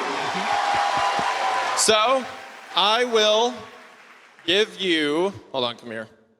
How do we agree to do it? Well, yeah, I feel like neither of you two Give deserve them all anything. shirts. What the fuck? Yeah, hold on. One of those. What is Here, this? we'll do this. You get these 2. There you go. You're welcome. You get this. And you get this. Thank you all very much. Y'all can go back to your seats. Appreciate y'all. Thank you. Consolation prize. Y'all can head back to your seats. Except for the clown guy. You go ahead back, Brett. Yeah, Brett, get the hell out of here. I want this guy to stay up on stage. I have a question for you. Considering your outfit, what is this outfit? What am I looking at? I'm a tramp clown. Tramp clown. Interesting. Very cool. Is this a couple's costume you have? It just might be. It just might be. Is the other part of the couple here tonight? That she is. Can she come up here so we can see Maybe the costume? she Where's the other can. clown? Come on up here. Nothing wrong with the I see her. clown. She's Come coming here, up here. baby. Just so we can see the costumes side by side, of course. Well, that's a nice. You need a. That's a good nice clown costume. That's a good costume. Hello, nice to meet you. What's your name? My name's Bailey, and this belonged to a dead old lady clown. I have their portrait. That's excellent. Wow. That's incredible. I think I saw, was there something in your pocket? Is there like some bit to the costume or something? Good. Oh, I have a rat. Oh, actually, there's one more question in the game. You got to answer your question. Here, you show everyone your thing while I go to the next question. Sorry. Forgot about that. There's one last question. 1 second. Keep pulling it. Go ahead. Keep pulling it. I think the question is...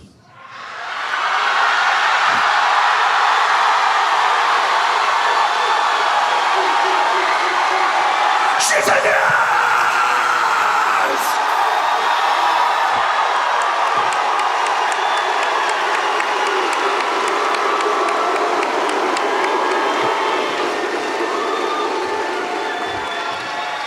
Congratulations, man. Congrats. You kids get out of here.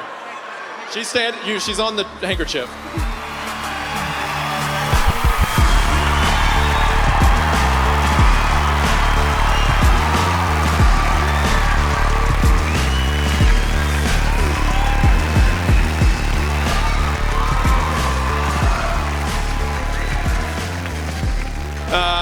Isn't that beautiful? Isn't that just cute? Thank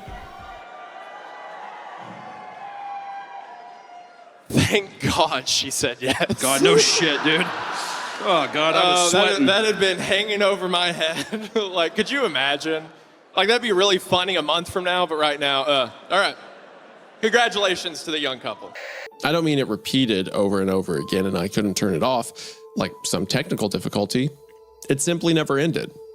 I even remember the song. It was Unchained Melody. And I knew as I like from Fleetwood Mac. Unchained Melody, I think from like Elvis and shit. Oh, my love. That's right, yeah. My darling, I hunger for your touch. Are you still mine? I need your love. I need your love. Godspeed your love to me. That one.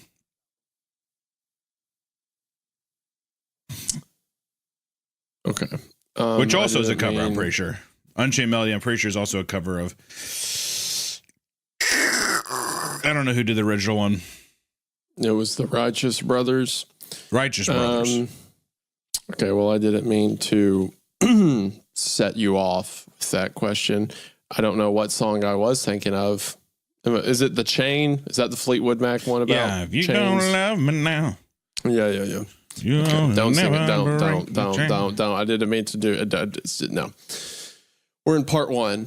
We have to have some semblance of respect for the story. Benny. I don't. The only reason you're here is because you're going to bark at people who come to the door. Woof. If you're left down, I don't want to talk to you. I don't want to interact with you. I don't like you. Go somewhere else, okay? But this is the actual official story here, which was Born of Science, Jane the Killer. Which the picture for audio viewers here, we'll put it up on the screen. Stop. But we're putting the image up on the screen. It says, "Don't go to sleep. You won't wake up." And it basically looks like an Evanescence album cover or something like that. Stop. I want the frog out of the studio alive and well. And then Nick, I don't even know why you're stopping. I think he's out. What? How could you possibly come to that conclusion? That is just the sign of a man who doesn't want to look anymore. I don't think he's in here. Did you look behind the magic set? You don't think he could hop around that way? I think so. You know, this is why we don't bring live animals, and you both should know better. When you threw it, did you throw it? Where did it go once it made contact with your hand? 2002 was a good year for Jane Richardson. Losing both of her parents to Jeff the Killer, tackling a job at IHOP as a waitress with barely enough money to get by on, and being both mother and father to her little sister Jessie, who was 13 years old during that time. Quit. Jane's aunt. He's right here. Oh, yes! Oh! Okay. Save him! I see him. Quit. Yes! No, quit. Redemption! Oh, got him! Hey, buddy! Ah! I got him. Take him outside. Show it to the camera. Wait. Prove that it was actually. If I'm afraid if I open my hand. Oh, okay. Hold up. Can I see this one? With I'm outside. Hold on. There's no light on it. Wait. Oh, here, I got a light. You see him in there? Is he healthy? Does he look healthy? He's good. He's Hold on, smiling. it's not focusing. You gotta focus the camera. Oh, here. You want me to do that? Okay. There you go. Oh, he's wriggling. Look at him. He's wriggling. He's a little wet guy. A little slimy dude. All right. Now take him back to his frog family. I can sleep well. Okay, he was cute. But just still, kind of weird, odd horror choice here. So I'm wondering where that hook is going to be in here as well. That maybe makes it kind of visually interesting to translate that to the screen. So I'm hoping that there's some goodies here. Always cool to me whenever actors like develop a kind of role of, what's the word I'm looking for? An investment sort of in the projects they're working on, where she's like, this looks good. I'm going to go in as a producer and as an actress.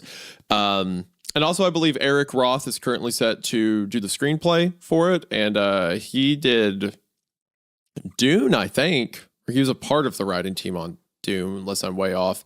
So the guy who wrote the Dune movie? No, the screenplay. The guy who wrote it is no, that's what I'm saying. The Dune movie. I'm saying the guy who wrote the Dune movie, the screenplay for the movie, is doing the r/no sleep horror film. If that's true, that's awesome. Let me make sure. Hold on. Am I talking? He did Forrest Gump. Apparently. Hold on. Wait, the guy who did he did Dune. He did Dune. Yeah. Wow. He did Dune and Forrest Gump. Good for you, Sydney. Eric Roth. Good for Sydney Sweeney for getting that. That's fucking crazy. I like how the guy's just like Forrest Gump, Dune, and then now I pretended to be a missing girl with Sydney Sweeney. r/classic. I hope it's good. I'm saying this is pretty stacked so far. Yeah, like, this is a killer. This is a killer lineup. Alina was pretty sure, but not unattainably so. She was smart, but not so much so that it was intimidating. But by the way, have you ever been intimidated? Every story I read, I feel like that's like, oh, she's like too smart, or she's intimidatingly smart. Have you ever got that feeling from a woman? No. Well, I just always assume I'm much more stupid than anybody that I meet. So I'm always just like, so if anything, when I'm like, you're smart, but I don't think it's ever me being like, you don't want to talk to a peon like me. I'm too stupid. I've always heard that in stories. It's like, oh, she's so smart, it's intimidating. It's like, wouldn't you want that? Like, that'd be like, oh, what if like your partner? What if she like was magically super good at one thing? It's like, sure, why not? Like, why would that be a problem? If we're on the same side, wouldn't that be like an asset for me? Why is it jealousy? I'm guessing is this supposed to be jealousy type shit? Like if it's like if the man is not the breadwinner, does he feel inadequate as a man?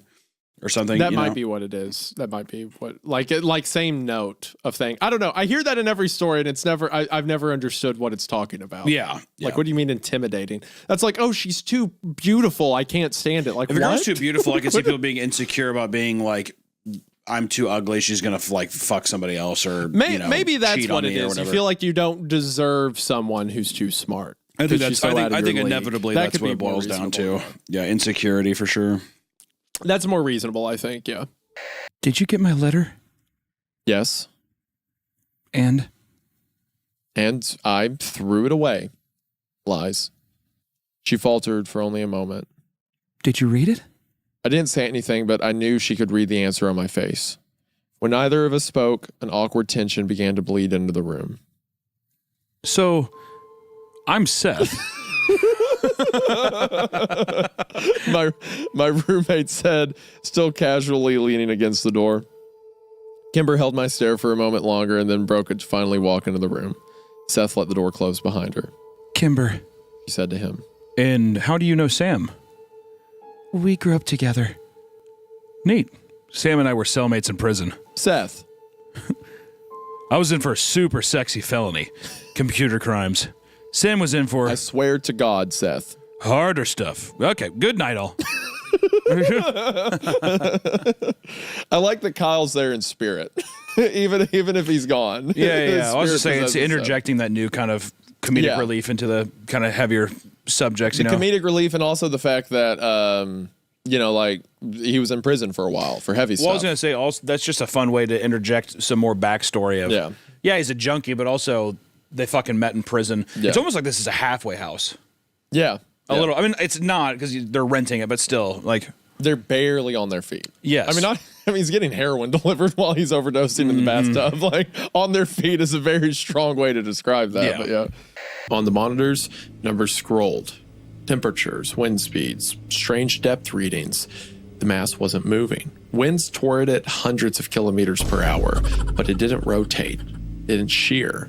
Just remained, impossibly still. This is what every meteorologist deals with every day. like my local meteorologist when I'm watching the weather in the morning. This is them in the morning, just frantically running around. They get called into like a government facility and they're like, what is that? And it's just like clearly a cloud. What is that? What the hell is this? What is this? That's what they keep saying back over and over again. There's generals in the room. Like, what makes sense of this? What am I looking at? It's like, well, it's a cumulonimbus, I think. God damn it. Can we kill it? Yeah, Does it bleed? Can we kill it? does it bleed? I desperately want the meteorologist. Like in my mind now, this isn't a government facility. It's Channel 9 News. And it's like a local weatherman. Yeah, it's like your local W whatever weather station. Is there going to be? Yeah, exactly. Is it going to be a cumulonimbus cloud? It's just like it's just moving with all the other clouds. It's like, oh my god, it's getting closer. Yeah, Jesus Christ! I do like the idea of like. What a movie did this where there's a cloud? I'm the one that, no. Yeah, little alien in the cloud. How like the first thing they see is the cloud isn't moving with all the other clouds. It just sets in spot. Kind of reminds me of that. Footage taken by a commercial pilot had gone viral. A band of dark mist stretching from horizon to horizon, bloated and heavy, blotting out the sun. It covered a region roughly the size of North America and appeared to be growing. Oh, well, in my head, I was like, I can see it taking a while for one cloud to be spotted, but it's the size of a continent. God. You know what? I take it back. If the general's right. If you walked into a weather station, they're like, yeah, it's just a cloud. It'd be like, no, it's not. We're eating Smile Dog along with some other stuff. Maybe the Beatles, a little Clockwork Action. I don't fucking know, but we're definitely reading Smile Dog. Arf, arf. Actually, what if you think that Smile Dog would have a what does it Smile Dog's bark sound like? It'd be more like a boar. Like a, what's a scary bark? Bar. That's a scary. Sounds like a man at school getting sick. Barf. Barf. I just threw up. So we're going to be reading some of the OGs today. We've gone through a lot of the big ones. Smile Dog's, of course, a big one. There's a couple other more niche ones that were remembered for one reason or another. It should be an enjoyable episode. I think Hunter's going to have a terrible time, which means I'm going to have a great one. So I'm looking forward to it. I'm going to have a good time. What are you doing over there? I'm doodling a man with his face melting. Ah! That's what that would sound like. Do it again. I'll slip that under here. Bada bing. Now it's gone. Smile Dog! Did you ever, like... Yeah, it doesn't. Go ahead. Your mom was telling me yesterday when I was talking to her about that when you were a kid, someone at a church you all went to recommended that you see a psychiatrist. That is true. That is true. That was the last time I went to that church. Yeah. They literally were like, we actually don't want him coming back to the congregation. Yeah. And I think I see some of the... Well, I can't draw a guy with eyes melting. Well, it's just the fact that like it wasn't being talked about or anything, but that's just where your brain trails off to draw stuff like that. Okay. Well, has anyone ever recommended you go on medication or anything like that? Ozempic. That was good. All right, go ahead. All right, good. Smile Dog! Getting into Smile Dog here. Just want to thank everyone who is on Spotify and Apple Podcasts and give us those beautiful ratings. It really does help us. Also, our patrons. Hey, I love you. I miss you. Welcome back. Right? Yeah. We have merch! We got merch. Do you need some clothes for your beautiful body? Yep. Why cover it? Let it hang out. It'll be free. Some hats, some shirts, backpack. Actually, I'm saying don't buy it. You're saying don't buy it? No. Where are you saying don't buy it? No. Never mind. Why? The link is there, but no, don't do it. Why shouldn't we buy it? I'm negging. I'm trying to, because they're going to be like, Dad says to not buy it, therefore I want it. Right? It's like if you tell your kid, don't smoke pot. What's he going to do? He wants to go smoke pot. Don't go get the merch. You would look real silly. What are you looking at? You keep looking over here.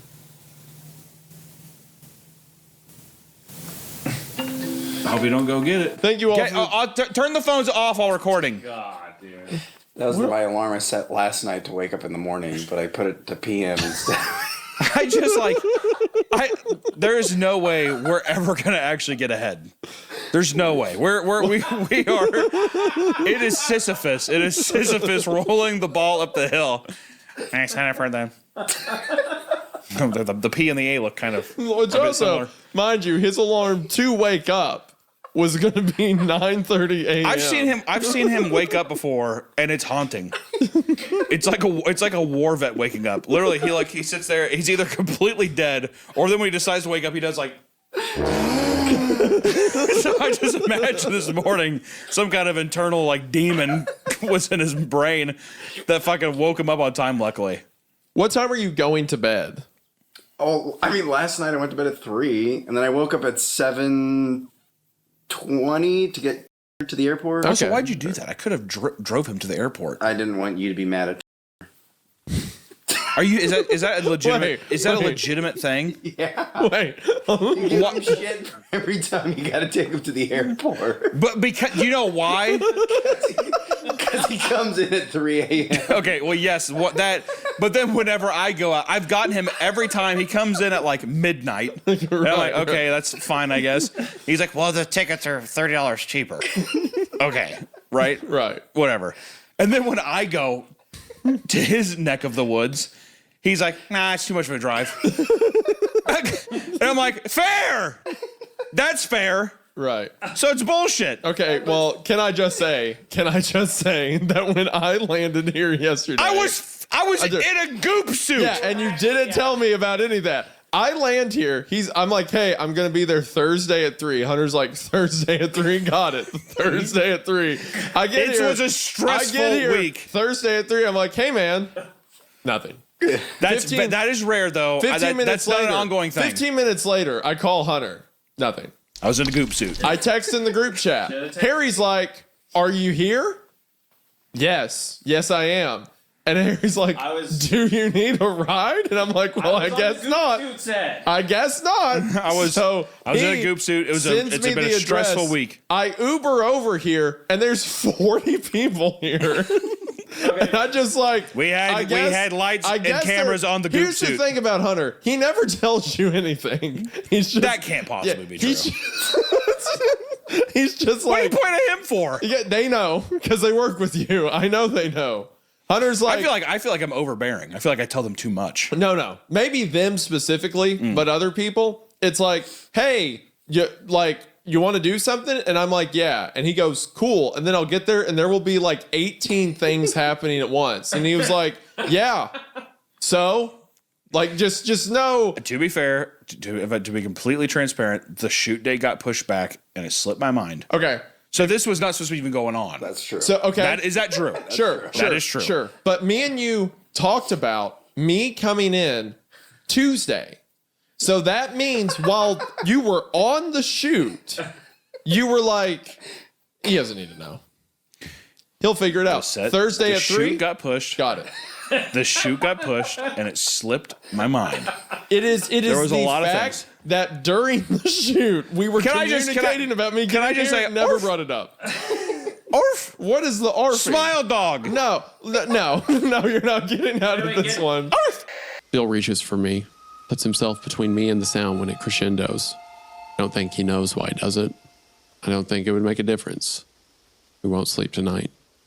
The story, it uses the kind of journal format to its strengths to kind of just give you like, this happened this day, but there's like musings on it where it feels like in depth, like the detail that they have sex, but then he won't sleep in the tent with her. So it's kind of like, he doesn't really have feelings for it. He just needed to feel something in that moment. It just hard cuts to, there's a bunch of whistlers outside and he puts himself between me. I don't think he knows why he does it. Just details like that are good. They work well. Not a fully realized picture yet, but definitely people that are traumatized. I mean, first off, they've been out there a month, which is pretty crazy. Mm-hmm. Lost for a month. Yeah, I think Ira's not coming back. I don't know. I got a feeling. I don't know. We'll see. He may come back as not Ira, something that looks like him may come back. So we'll see. September 21st. Ira's back. Okay, well. Well, there you go. Well, there it is. All right. I don't think she's coming, and she's back. He's back. He's back right now. His coat is in tatters, and his hat is gone. He isn't speaking. I'd call it shock, but he's the only one with medical training, and I don't really know what to make of him. He walks and moves fine. He doesn't look at me. Doesn't seem to see me. Okay, I'm right. Something that looks like Ira came back. Yeah, I'm wondering. Wearing his old clothes.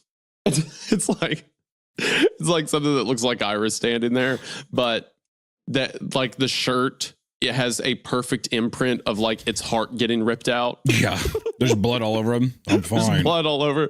And he's okay. Yeah, like where the chest is, the shirt is completely ripped out and like claw marks and blood everywhere. I couldn't be better. I just need to sleep. Not a scratch on him. Just like, what? Oh, this? Yeah. That was weird, isn't it? Yeah, my clothes just did that. It's crazy. And what's interesting about this story is that it's all a collection of emails, I believe, which is just kind of pog. I like that. And, he sat there. He made a rival. Jeremy Renner's in that. How good of friends do you think he is with Jeremy Renner? I think they're besties. Yeah, Maybe show up on the Jeremy Renner app. See, now we're talking about real royalty, the Jeremy Renner app, where a psychopath talks about how he broke both of his legs. Yeah. Really love Jeremy Renner.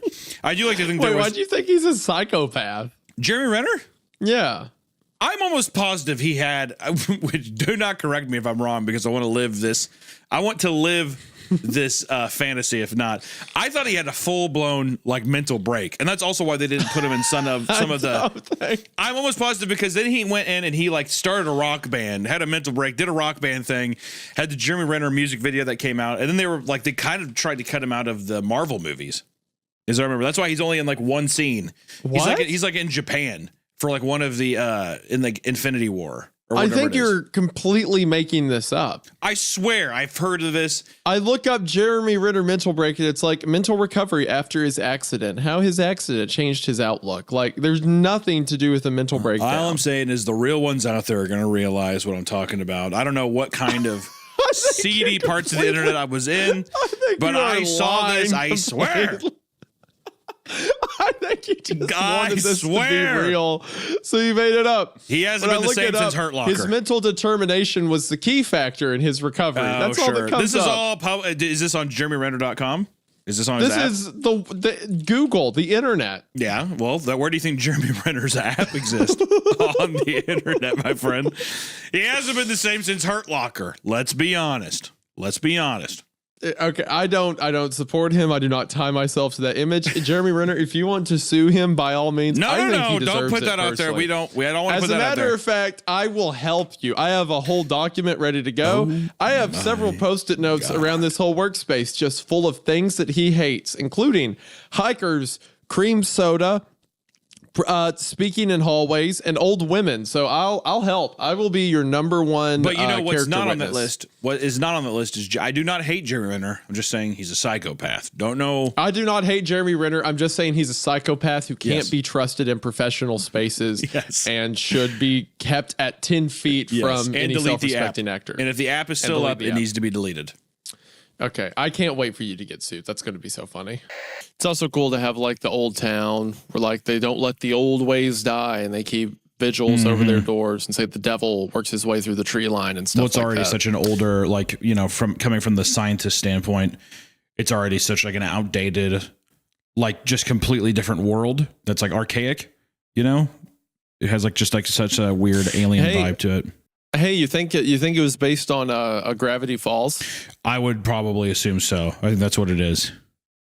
Yeah. This is just I bet that Falls fan fiction. Lovecraft guy got his idea from Gravity Falls. Yes, Lovecraft in the 30s did say that he loved Gravity Falls. It was one of his best. It's his favorite meme. That's right. I do remember that. It was, if I recall correctly, he hated anyone that wasn't white, but loved Gravity Falls. Absolutely. I think that was in his manifesto somewhere. He'd listen there. That's why famously he named his cat Gravity Falls. Yeah, of course, the very infamous H.P. Lovecraft cat, Gravity Falls.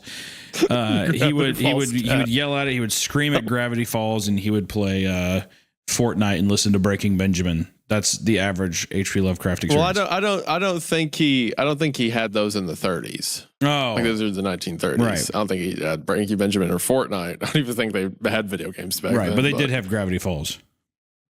They had Gravity Falls. Yeah, he really liked it.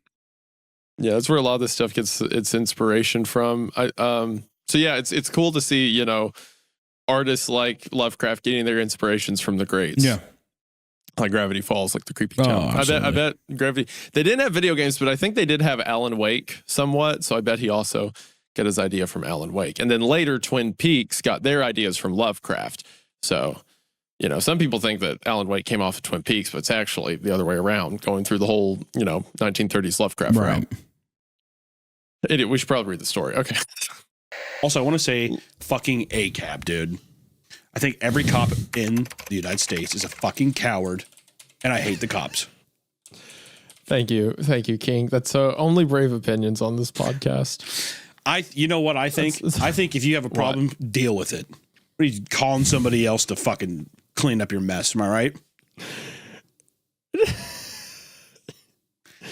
It was especially funny because as soon as you said deal with it, the connection cut, like you got raided. That's the moment you said it. Yeah, SWAT team just raids in and just beats the shit out of me. FBI! I'm like, no!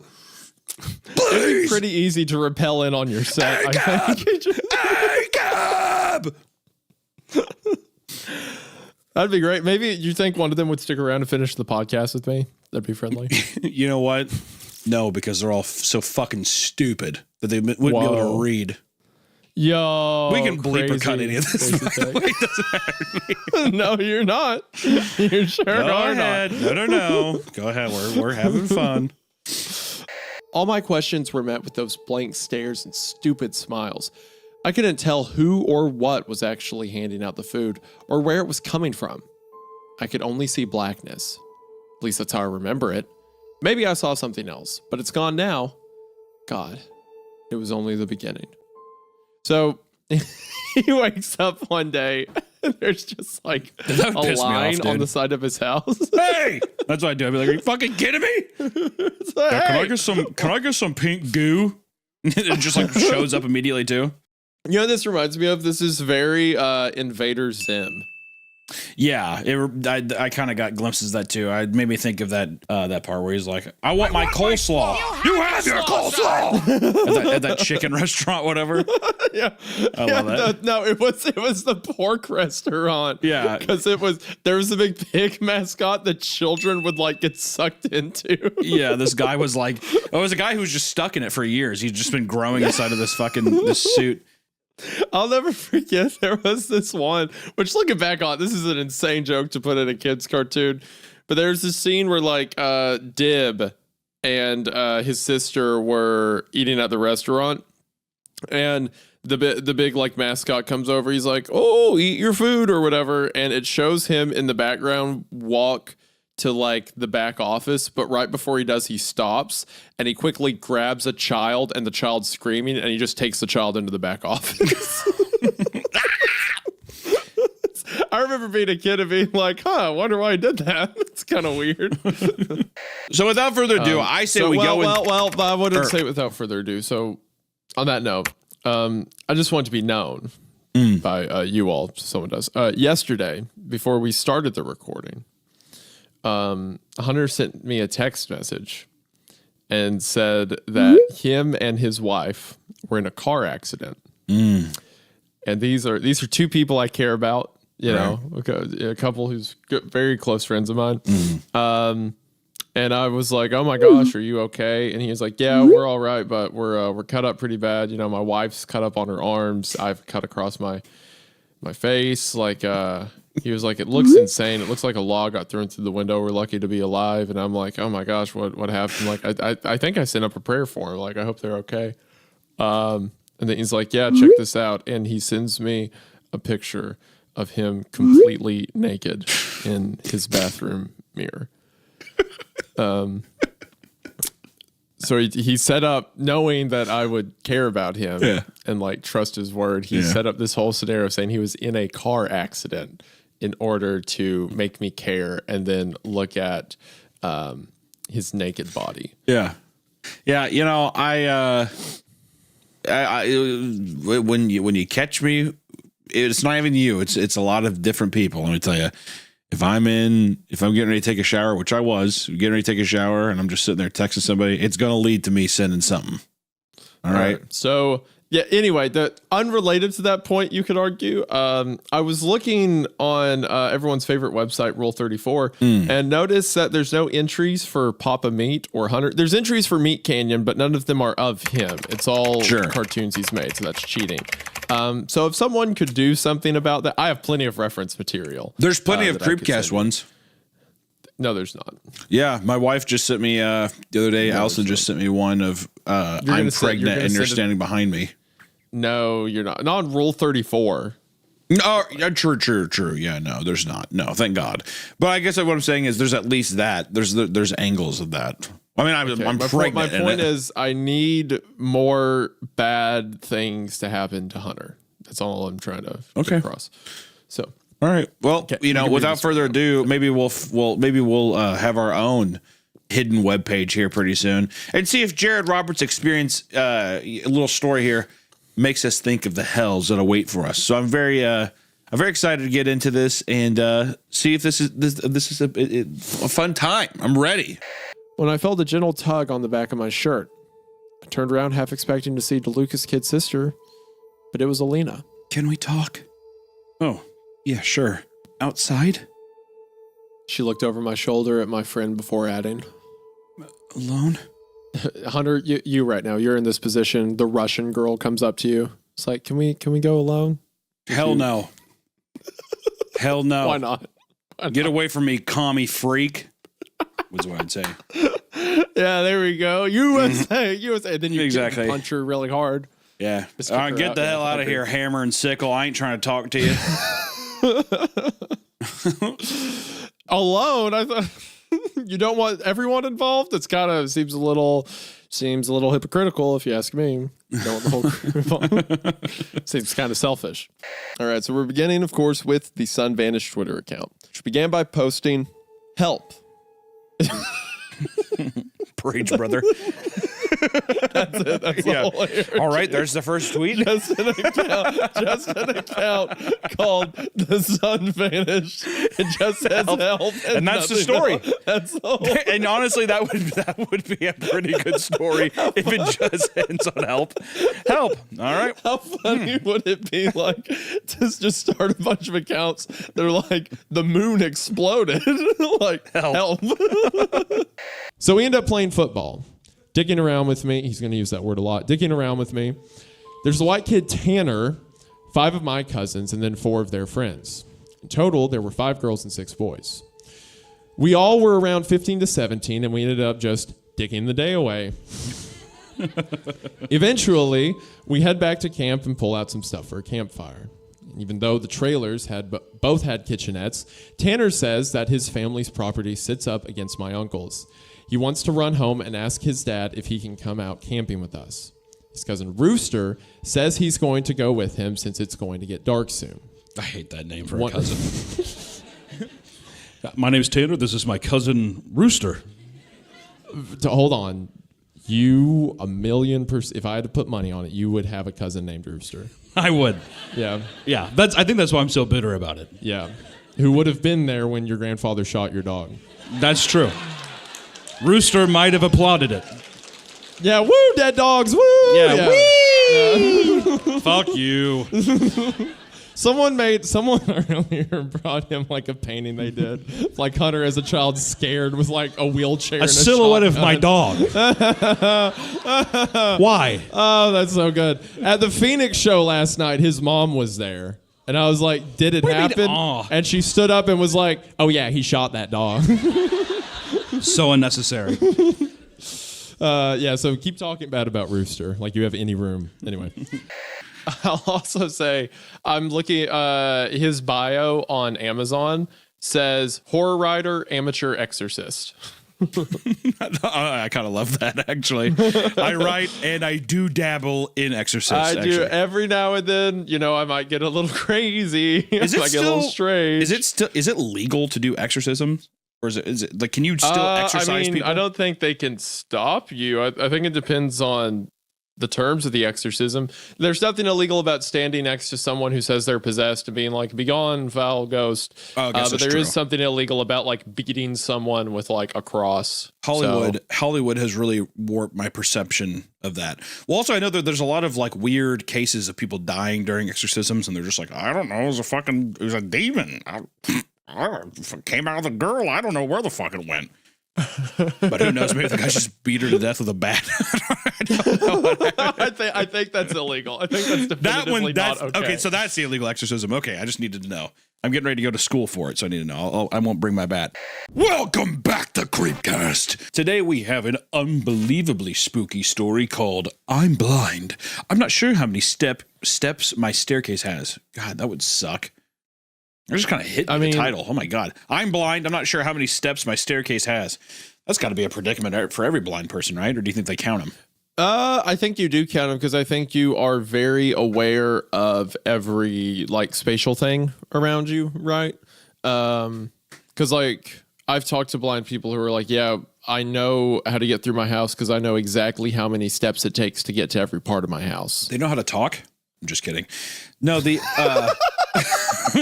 I'm joking. No, this is an interesting. I was really caught by two things with this. The title is creepy because it alludes to like, there's more stairs than there was last time, or there's fewer stairs than there was last time. I think it's good. And then I like that the author's username is Emma Watson, but dumber. I enjoyed that as well. Yeah, it's a pretty good name. I checked her out. Her name is Helena. No, cut that out. Watch out, Helena. He's coming. Let's all focus. He is coming. Let's all focus on Hunter making fun of blind people. I think that's the important thing here. As a matter of fact, I'll add it to the list of things he hates. The disabled. I love. Okay. What were you going to say? Go ahead. I love disabled people. That's what I thought you were going to say. That is somehow even worse. I do. That's even worse. His appearance was enough to make the most stoic of hearts skip a beat before its shambling gait. Flat-headed, thick-lipped, and possessing the largest, glassiest bulging eyes found in the sockets of any earthbound creature. His appearance, is this how you would describe me? I was like, that's a fucking awesome description, actually. I love thick-lipped and possessing the largest, glassiest, bulging eyes. He's just like perpetually about to cry, basically. Just like wet sockets. So he looks like a giant fish. Yeah, I mean, it would have to be like a giant trout or something. Pinky had asked Dash to meet her at Sugar Cube Corner at 3. She didn't say why. I got a bomb. You know, it's also I'm gonna blow up where the story's going. Where the story's going, that's not far off. God, like that. If this turned into a hostage thing, you're like, I'm gonna go in, I'm gonna blow up Pony Bank. You can't do it, Sugar Blossom. You know what's also crazy about this? I was at a wedding this last weekend, and a guy came up to me, and he was like, he was one of the guys who was working the venue, and he's like, "Oh, Wendigo, I'm a huge fan of your stuff, blah, blah, blah." He's like, "I absolutely love CreepCast, and I just signed up for the Patreon." Shout out that guy. And I was like, "Oh, thanks, man. That means the world." So that guy, after shaking my hand, after touching me and making eye contact, the next thing he will see is this. I have to explain what this is to my dad now. Rainbow Dash, listen. I got a bomb and a gun. I'm planning on robbing the bank on Sugar Cube Corner. You gotta be there at 3. Of course, there's gonna be innocent lives lost. Do the ponies have like defense capabilities? Ponies? Like, do they have a police force? Oh, yeah. You'd have to imagine. Like the horses in My Little Pony. You'd have to imagine. Well, they probably have like wizards or something. Aren't they all magical and shit? Well, I mean, like there's a Pegasus, so I imagine they fly. Yeah, here's a cop. They have a cop. Does ACAB apply to these? Oh, absolutely. ACAB applies to everything, sir. Law enforcement. Oh, there's a wiki page for, I forget how. Law enforcement. Characters who work or have worked in law enforcement includes. All right, I'm not gonna read all these names because people will be like, "You mispronounced it wrong. You forgot about this one." But there's multiple ponies who have served in some kind of police force. Come on, man. This is good. This is good law enforcement. This is canon. This is canon lore. It's helping us build this universe for this spooky story. What is the lore of this stuff? I'm looking at the fan boards. The Royal Guard's job is to guard royalty and the capital city. They have a capital city. Absolutely. Okay. All right.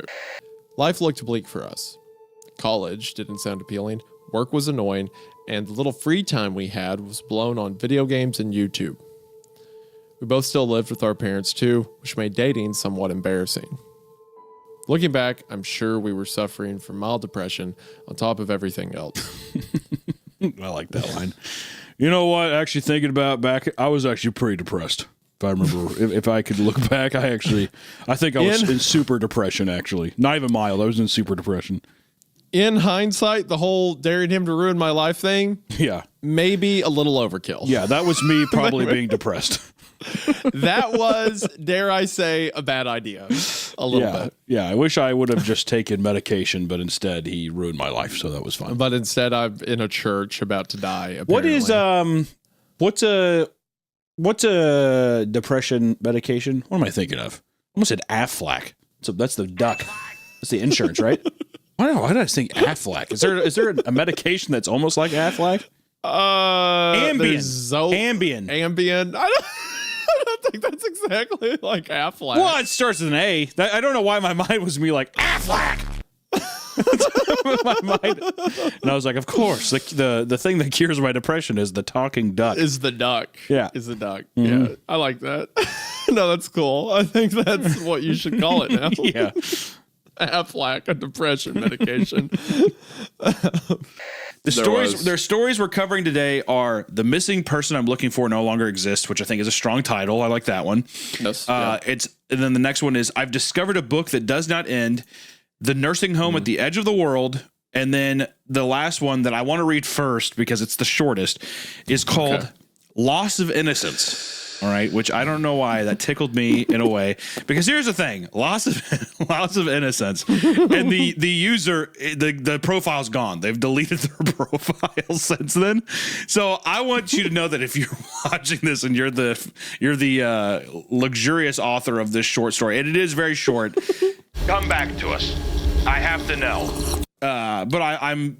This is going to be Loss of Innocence is the first fan story we're going to read, and I legitimately think it's going to kick us off into a good direction. I just have to say, by the way, yeah, the number of stories scrolling through our own subreddit, and maybe we've cultivated this. Okay, I'm not going to act like I'm innocent, but the number of stories that were titled something to the effect of "My dad wasn't nice to me," or the thing from my childhood, and they all had not safe for work post on them. There was an exorbitant amount of not safe for work stuff to the point where I was like, I feel like we've just cultivated a smut, like a smut like subreddit or whatever. So, here's just a thing to throw out there. Don't write porn on the subreddit, please. And I don't know, try to be scary. I don't know.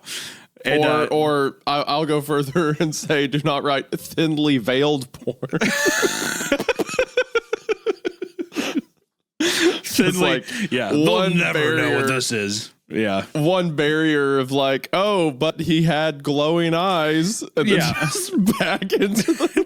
And then just back into immediate heavy back shots. Yeah. That's pretty much what the stories are. Yeah. All right, with that out of the way, are you ready to begin? Let's get it. Let us begin. If you could, cue the music. Ozymandias by me. Oh. Bear Trap. What is this slide? They make this. Ooh, gotcha. That's a late bear trap for me not writing anything. Even on my story, I can't get away from you. That's right. Call your shots now. What is this story about? What do you think the story's about? Title's Ozymandias. Well, you said it was a Breaking Bad themed, but knowing you, it's going to be religious. Do what? It's going to have religious tones. Okay. I think it's going to be about an old man. Okay. Ooh, hot or cold on that take? Is there an old man in this? I'm not talking to you. Definitely an old man. And I like to think that he's going to find some kind of obelisk, dare I say, Lovecraftian. And I think it's going to end with the old man. I think he's going to get taken by a demon. All right. Well, we have. What are we doing? You're dressed like a fairy. Hey, come on, man. I look cute. My wife shoved lipstick on my face for 30 minutes before the show. All right. Not like that. All right. All right. Ozymandias. She kept pulling and pulling. The fabric of the long-neglected blanket began to rip as her feeble hands began to shake. As the material, now unrecognizable as anything remotely hospitable, tore in half, the embedded dust and rot seeped into the air. Her nose filled with the newfound stench as, in one last effort, she jerked away, separating what she was holding from the rest. But it's perfect timing. Wow.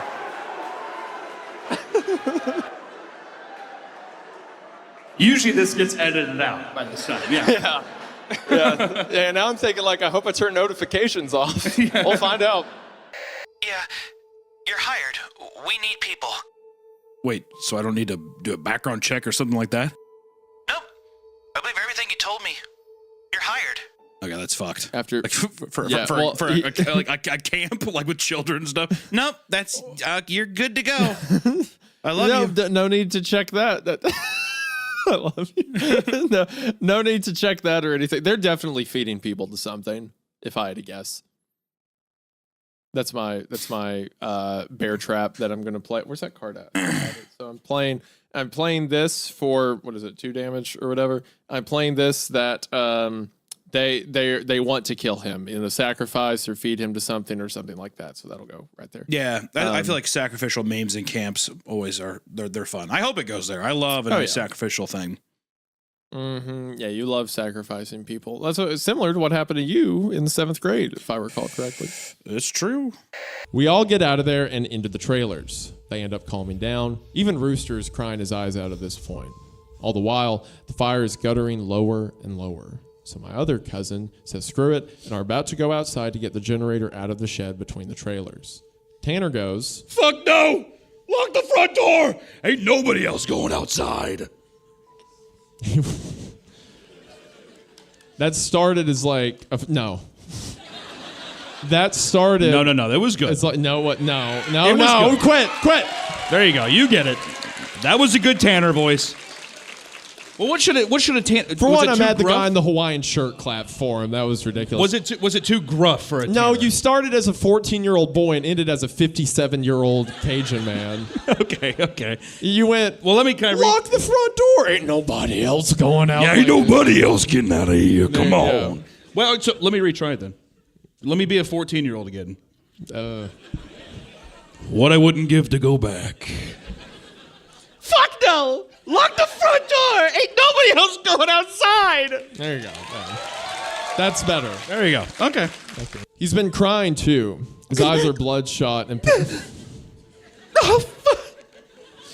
Just don't go out there. Seriously.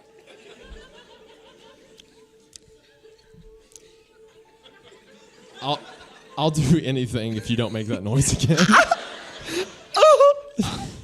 Okay. His eyes are bloodshot and puffy, and his pants are dirty as shit. He shit himself. Yeah, thank you. I stinky. Stop. I can't. Oh. I was in medical school before Okay. His Tinder profile said he was 45, but he looked to be in his early 30s at most. Looking for a sugar baby. $700 weekly. No sex. Oh, that's so funny, Hunter. That's the same thing that I saw when you first messaged me. God, talk about an unbelievable deal. A sugar baby, $700 weekly, and no scrum, no grum, no scrum. How great is that? You would do it in a heartbeat. Oh my God! Oh God! Instantaneously, I'd be like, I'd even do a little grum, a little scrum, a little grum. I'd be your little barnacle on the bottom of your boat. Why not? Scrape me off, Daddy. I don't even want to picture what that act would translate into, what the barnacle might mean. We're just gonna keep going. I'm sticky and I'm spread out and I'm stuck. Okay. I need you to pump me off. Okay. Okay. All right. The part I was mostly making fun of you for was the part where it says you're actually 45, but you look in your early 30s. So. Oh, good. Yes. Well, I am a youthful man for my age. Of course. Before we get into it as well, just want to discuss Zoe 101. Just kidding. We're not getting into that. But I will say, what the hell was that school that they stayed at? Is it a dormitory? Was it a penitentiary? I don't know. Just want to give a quick thank you to all the audio listeners right now who are listening on audio platforms like Spotify or Apple Podcast and giving us a nice rating there. I appreciate you. And to our beautiful patrons. Hello. Daddy sees you. Hello, children. I'm going to be back soon with the milk. You know, is that good? Did you like that? No, I didn't like that, but that's good, I guess. Okay. And I mean, without further ado, I'm ready to jump right in. So there actually is further ado because you didn't let me shout out the author at all. There's further ado. While you shout out the author, if you don't want me to. When you shout out the author, can I be in the background very quietly singing a song? Very quietly. I'll be very quiet. Okay. So the author of this story. So the author of this story goes on Reddit as Search and Rescue Woods. Of course, we'll have the account linked in the description. This story was written over 10 years ago, and it is one of, if not maybe the most influential story to come out of No Sleep. Maybe not. It's top 5 easily. Stairs in the Woods have become a staple of like online internet culture, not only in like the creepypasta scary story space, but just online horror in general. One of my first videos on Wendigoon was me going over this story, so obviously it has a soft spot in my heart. The episode started off like any other episode, but had very poor quality animation. If you've seen the original animation for Some Enchanted Evening, it was similar, but less stable. The first act was fairly normal, but the way the characters acted was a little off. Homer seemed angrier, Marge seemed depressed, Lisa seemed anxious. Bart seemed to have genuine anger and hatred for his parents. Homer seemed more angry. He strangles his son every episode in The Simpsons. He's even more angry. He's even more angry now. Hunter, I need you to take this seriously. Sorry. You're reading history right now. That is true. It's like reading the Declaration of Independence and like giggling. Yes. This is like scrolling through the Codex Graphica. Like actually, there's a reference here. Stand upright. Actually, 1 second. I'm getting ready to have diarrhea. 1 second. Is that real? Hunter just texted me so much. I had a bad tamale yesterday, and it's been buckets of liquid ever since. Must have been a big tamale. I think rotten peppers, maybe, because it's fighting me on its way back out. Had to get chapstick. Gosh, she's disgusting. Feels like Buffalo Wild Wings Blazing Challenge. I'm getting so many play-by-plays. He keeps texting me details of how it's going. I'm tearing up thinking about it. Oh, that's really cool, dude. Okay, sorry about that. No, you're good, man. Okay. The episode was about the Simpsons going on a plane trip. Near the end of the first act, the plane was taking off. Bart was fooling around, as you'd expect. However, as the plane was about 50 feet off the ground, Bart broke a window on the plane and was sucked out. Something funny, Hunter? That's just funny. I like the idea of like, as about 50 feet off the ground, Bart broke a window. He just like punched out a fucking window and got sucked out of the plane. The pressure difference wouldn't be enough at 50 feet. You would just 50 feet just be is like a broken so window. close to the ground. Yeah. Yeah, planes are at 50 feet above ground for like a millisecond. Yeah. I mean, yeah, you're going fast, but I don't think you would just get immediately sucked out of the window. No, because Also, it's how the same small? pressure. It's the same pressure in the plane and out. So no, there wouldn't be any like pull either way. I mean, speed, it'd be like a car that's going fast and like there's wind outside, but wouldn't it be a pressure difference? Oh God, I threw up a little bit. I will say this too. Okay. I can't remember if I told you this last time. I did get, before we get too deep into this, because this is a very controversial thing with the cops and stuff, and I have a controversial opinion. I got a bidet. And it is so cold. I cheaped out and I got the one that doesn't have a heater.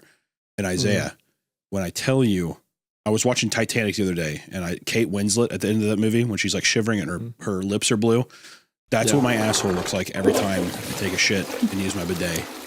I don't think it's possible that a bidet could give you a chemical peel through freezing the lips of your asshole, but it happens to me every time. So now I'm in a perpetual state of frostburn. All right, I've been frostbitten so many times, to the point where it makes, because I used to look forward to having a nice shit to start your day. Not anymore. I've given up on coffee and Red Bull because that extreme pressure of cold water peeling the dead skin layer off my gray asshole is so intense that it wakes you up immediately. So, this is just that was the controversial opinion, but I will say that if you're gonna get the bidet, get the heated one. That's all I had to say. That's it. That's my message. If I wasn't so terrified, I would have been embarrassed by my outburst, but I couldn't stop the shaking. Deep breaths, one problem at a time. I need to wipe it off the wall, pick up the glass, and then I could go die in Missouri. Let out a pathetic sob. All right, Missouri's kind of cool. Okay, guys, if there was going to be so actually the middle of the country is actually kind of fucking sick. Yeah, it's a flyover state, but still. If there's going to be a giant human trafficking operation, it wouldn't be in Missouri. It wouldn't be here, so you shouldn't even look for it. Sam, I won't. Sam, I won't. Take your time. It's okay. Sorry, bud. Look, chapter 2, we're 10% of the way in once we finish the chapter, so, easy going from here. Sam, I won't let anything happen to you. Nailed it. Imagine not being able to follow the in-jokes and shared history of one couple and multiply that by 2. Getting stuck as the fifth wheel is twice as bad. That was the frame of mind I had as we all piled into Ian's car to go to the Gila National Forest for our hike. I will say that being the fifth wheel is one of my favorite things ever. I love that. It's an act of terrorism, first off, being invited as the fifth wheel. So anyone who is there has to say, you're all now a part, like you have to suffer. And I take inside jokes, and then not only do I pretend that I kind of know what it is, but then I will tell you an inside joke from a person that is not there. And it is going to be hostile. It's going to be a complete takeover of the conversation to where I will not be invited in this situation again. So this is a thing that's happened to you before? Oh, multiple times. I think being the fifth, I'm not like super common, but people are like, well, they're my friend. I don't want to, you want to come hang out. But the worst is they don't tell you when you're the fifth wheel. They're like, hey, we're going to go get drinks or, we're going to go do this. XYZ, and then they just kind of throw it on you. And then you just show up there. I see. Exactly. I see. And then it becomes a complete and total fucking takeover. Have you purposefully entered into a fifth wheel scenario before? Oh, never. You knew? Never. Okay. I would never go. Right. I would never go into hell, willingly. It's always it is always against my better judgment. I feel like that happened to me a couple times where I was probably with Kayla, but a friend's like, hey, you want to go out or whatever? And I'm like, sure. And then I show up and it's him and his girlfriend. And I'm like, well, now why am I here?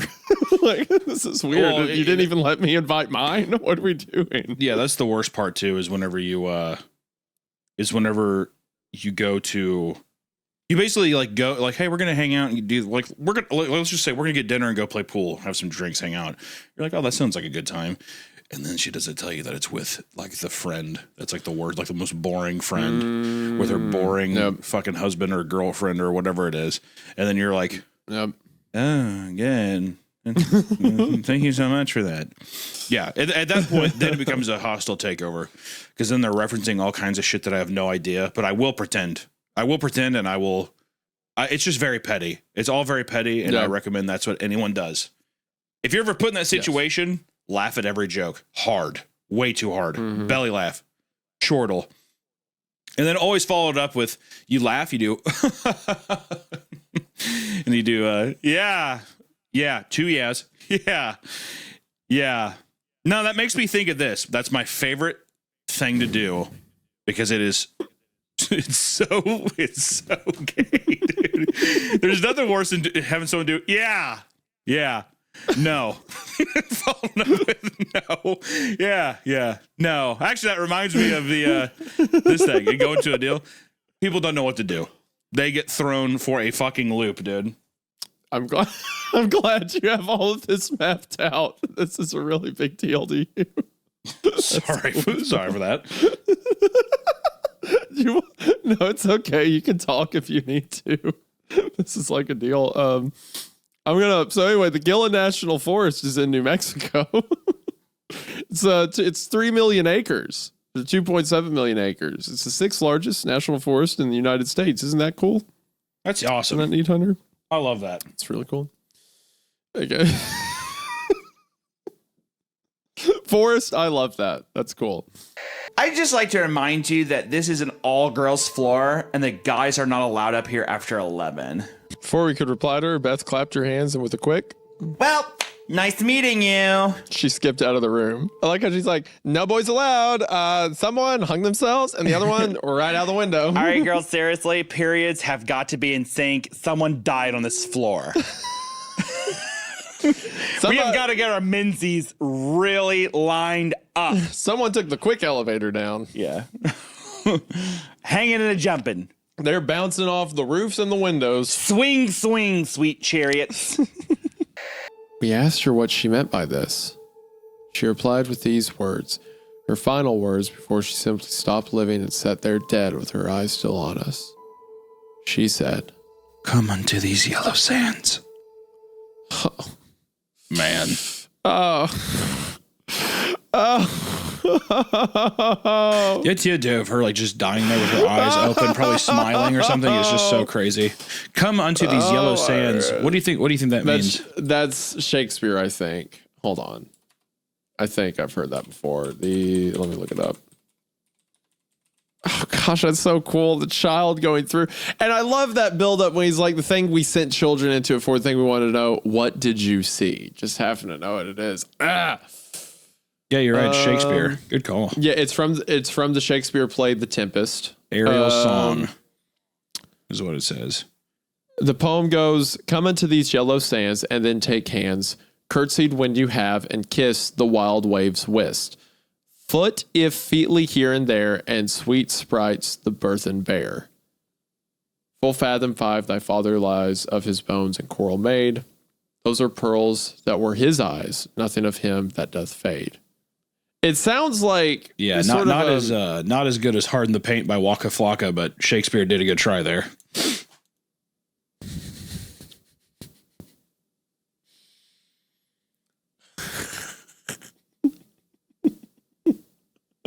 Could you imagine that little girl? Yeah. I go hard in the motherfucking paint. She starts dropping the N-bombs too. Whoa! What you thinking? What you stankin'? That'd be so sick. Good job finding him. That was all Isaiah. He spotted him. Yes, but you shaked it, and that gave him the motivation to look over. Where'd he go? He's probably going to bring in a fucking deer next. He's going to bring in a rabid raccoon. I'm coming.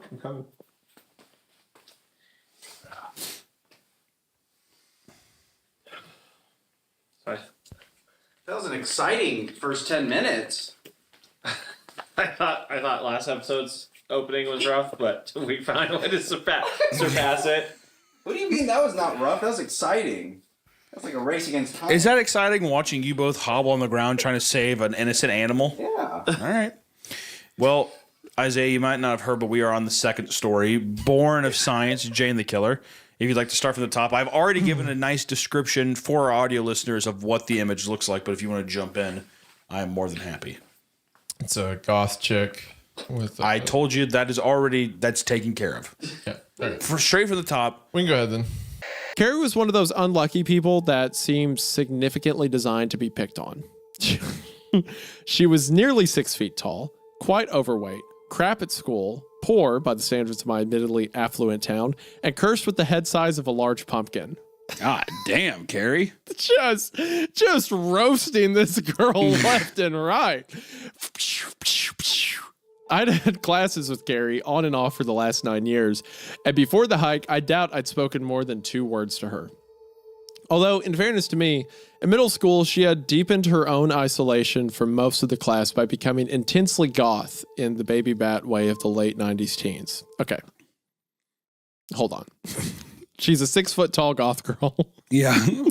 Is that, all right, hold on a second. She's the woman of my dreams. Well, hold on a second. What's everyone being mean to Carrie about? Like, scary Carrie, what? She's a little. What was overweight even mean in the 90s? What? Nothing. Nothing. Means nothing.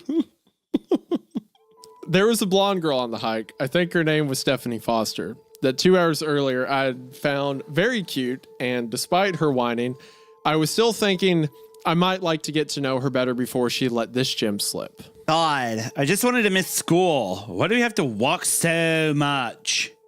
I rolled my eyes but didn't say anything. Carrie, however, could not let it slide. What the hell did you think a hike was? All right, don't do that to Carrie. What the hell do you think? What the hell do you think a hike was? She's a 6 foot tall, overweight woman. What the hell do you think a hike was? Sweet cheeks. No. See now you're mocking me. Now you're mocking my people, my group. I need you. What the hell did you think a hike was? That's closer. That's better. You're getting there. I need you to channel your best Margaret Qualley. I think that is. Margaret Qualley. She's a 6 foot tall, overweight goth girl in the 90s. She's not Margaret fucking Qualley. Overweight in the 90s means filled out. It means great. They had super size at McDonald's, dude. They were big old girls. All right. It could be a big old girl. You're right. Fair enough. You know what? What the hell did you think a hike was? Stephanie looked at her like Carrie was something she'd scraped off the bottom of her boots. Nobody's talking to you. And nobody wants to fucking listen to you. I still denounce your voice for Carrie, but Carrie's special to me. Okay. All right, that's fine, dude. Be stoked about it, man. I couldn't help it. Isaiah, oh. She's looking down at you, kissing your forehead. You're my little sweet pea.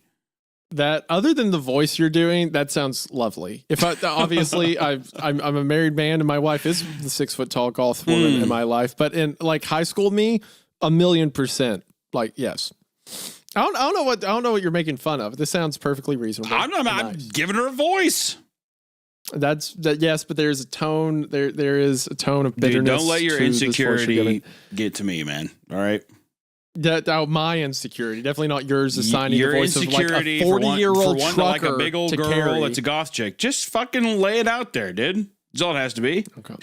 All right, nobody wants to fucking listen to you. You got to get to you walking up the hill with your little. Oh yeah, okay, yeah. Thank you, Harry. Thank you. I get here. I get it. So I have to Uber over to my friend's house, right? The driver's like, "Oh, is this like a buddy of yours?" And I'm like, "Allegedly." We get up to the house. We pull up to the fence, and he's like, "You want me to drive you up?" And I'm like, "To be honest, Hunter didn't give me any, or sorry, my friend didn't give me any directions. I don't know if what door he's in, what room he's in. I don't even know if he wants you to come in. So we'll just stay here." He's like, "Are you sure it's raining?" I'm like, "Yeah, I'm sure." So I get out in the rain, and I have my little rolly backpack, and I just start walking up Hunter's driveway. And then I look to the house, and I'm like, well, if my friend was in there, I guess he'd probably be looking for me. So he must not be there. Come to find out, Allison was just watching me the whole time. Just didn't wave, didn't like he's over there. Just looked from the house. Watch me in the rain. I walk all the way up the hill. I get to the top, and Harry comes outside because he cares. Harry comes outside, and he was like, "Hey, Isaiah." I'm like, "Oh, hi. Are you guys in there?" no concept of different people being here, anything going on. He was like, yeah, you can set your stuff in here. I'll show you the new building. I'm like, oh, wow, there's a new building.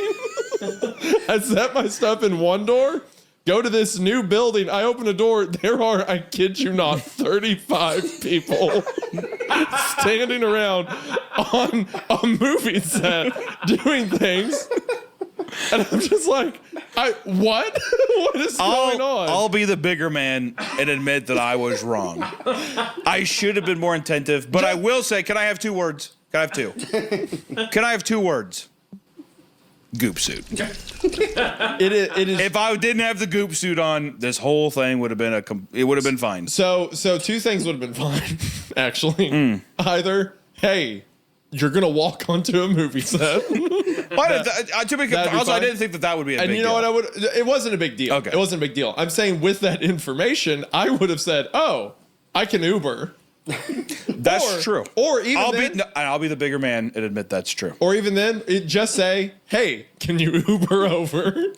I will concede to be the bigger man in front of Cinnabon for 30 minutes. I will.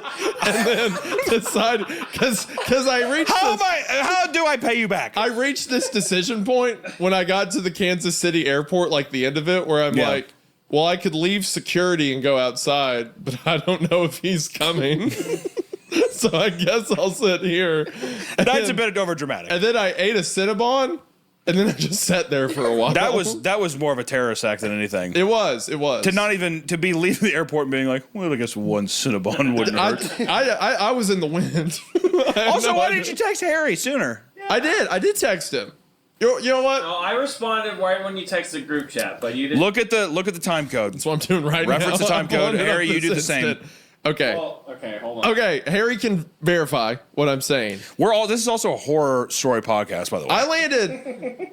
I landed early at 2:46. That's not my fault. That's the pilot's I landed fault. at 2:40. Actually, I said landed when we got to the gate. So I landed like earlier. That's the pilot's fault. It's not my fault. I said landed 15 minutes early. Nothing. I'm like, okay. I walk all the way to the front right before I'm about to make the decision where I can't come back into the airport. I call Hunter at 3:11. So that's 14. That's 25 minutes. I call Hunter. Hunter doesn't say anything. I then go to the group chat. This has nothing to do with me yet. Okay. And I say at 3:12, I'm going to build a tent in the airport.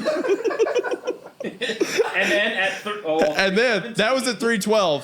5 minutes later, Harry texts me. Yeah, if you've already been waiting 25, that's not bad. What? 30 minutes to a half hour now in front of Cinnabon. To be fair, you were early, so technically break it even about 10 minutes to when you're supposed to land.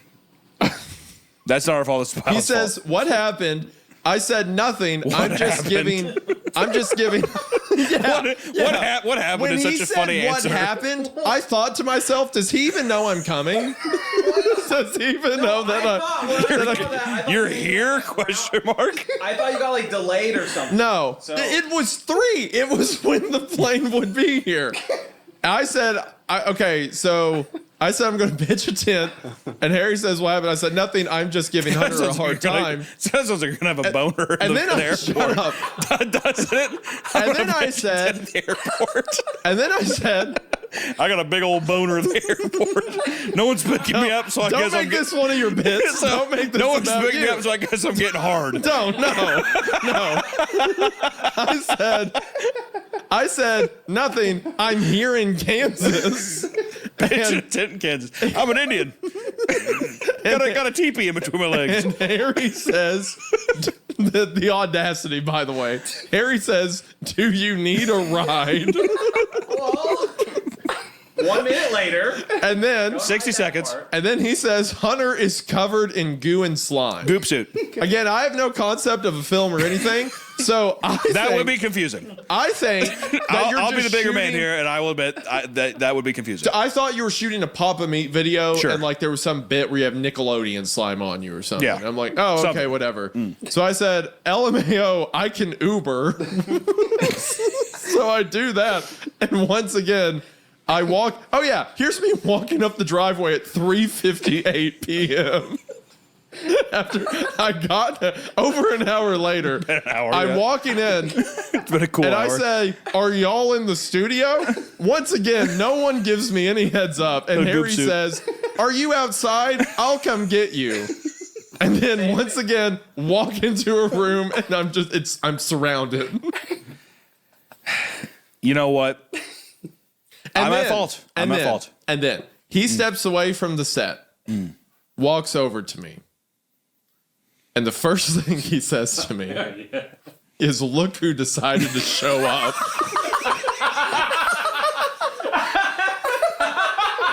I forgot about that.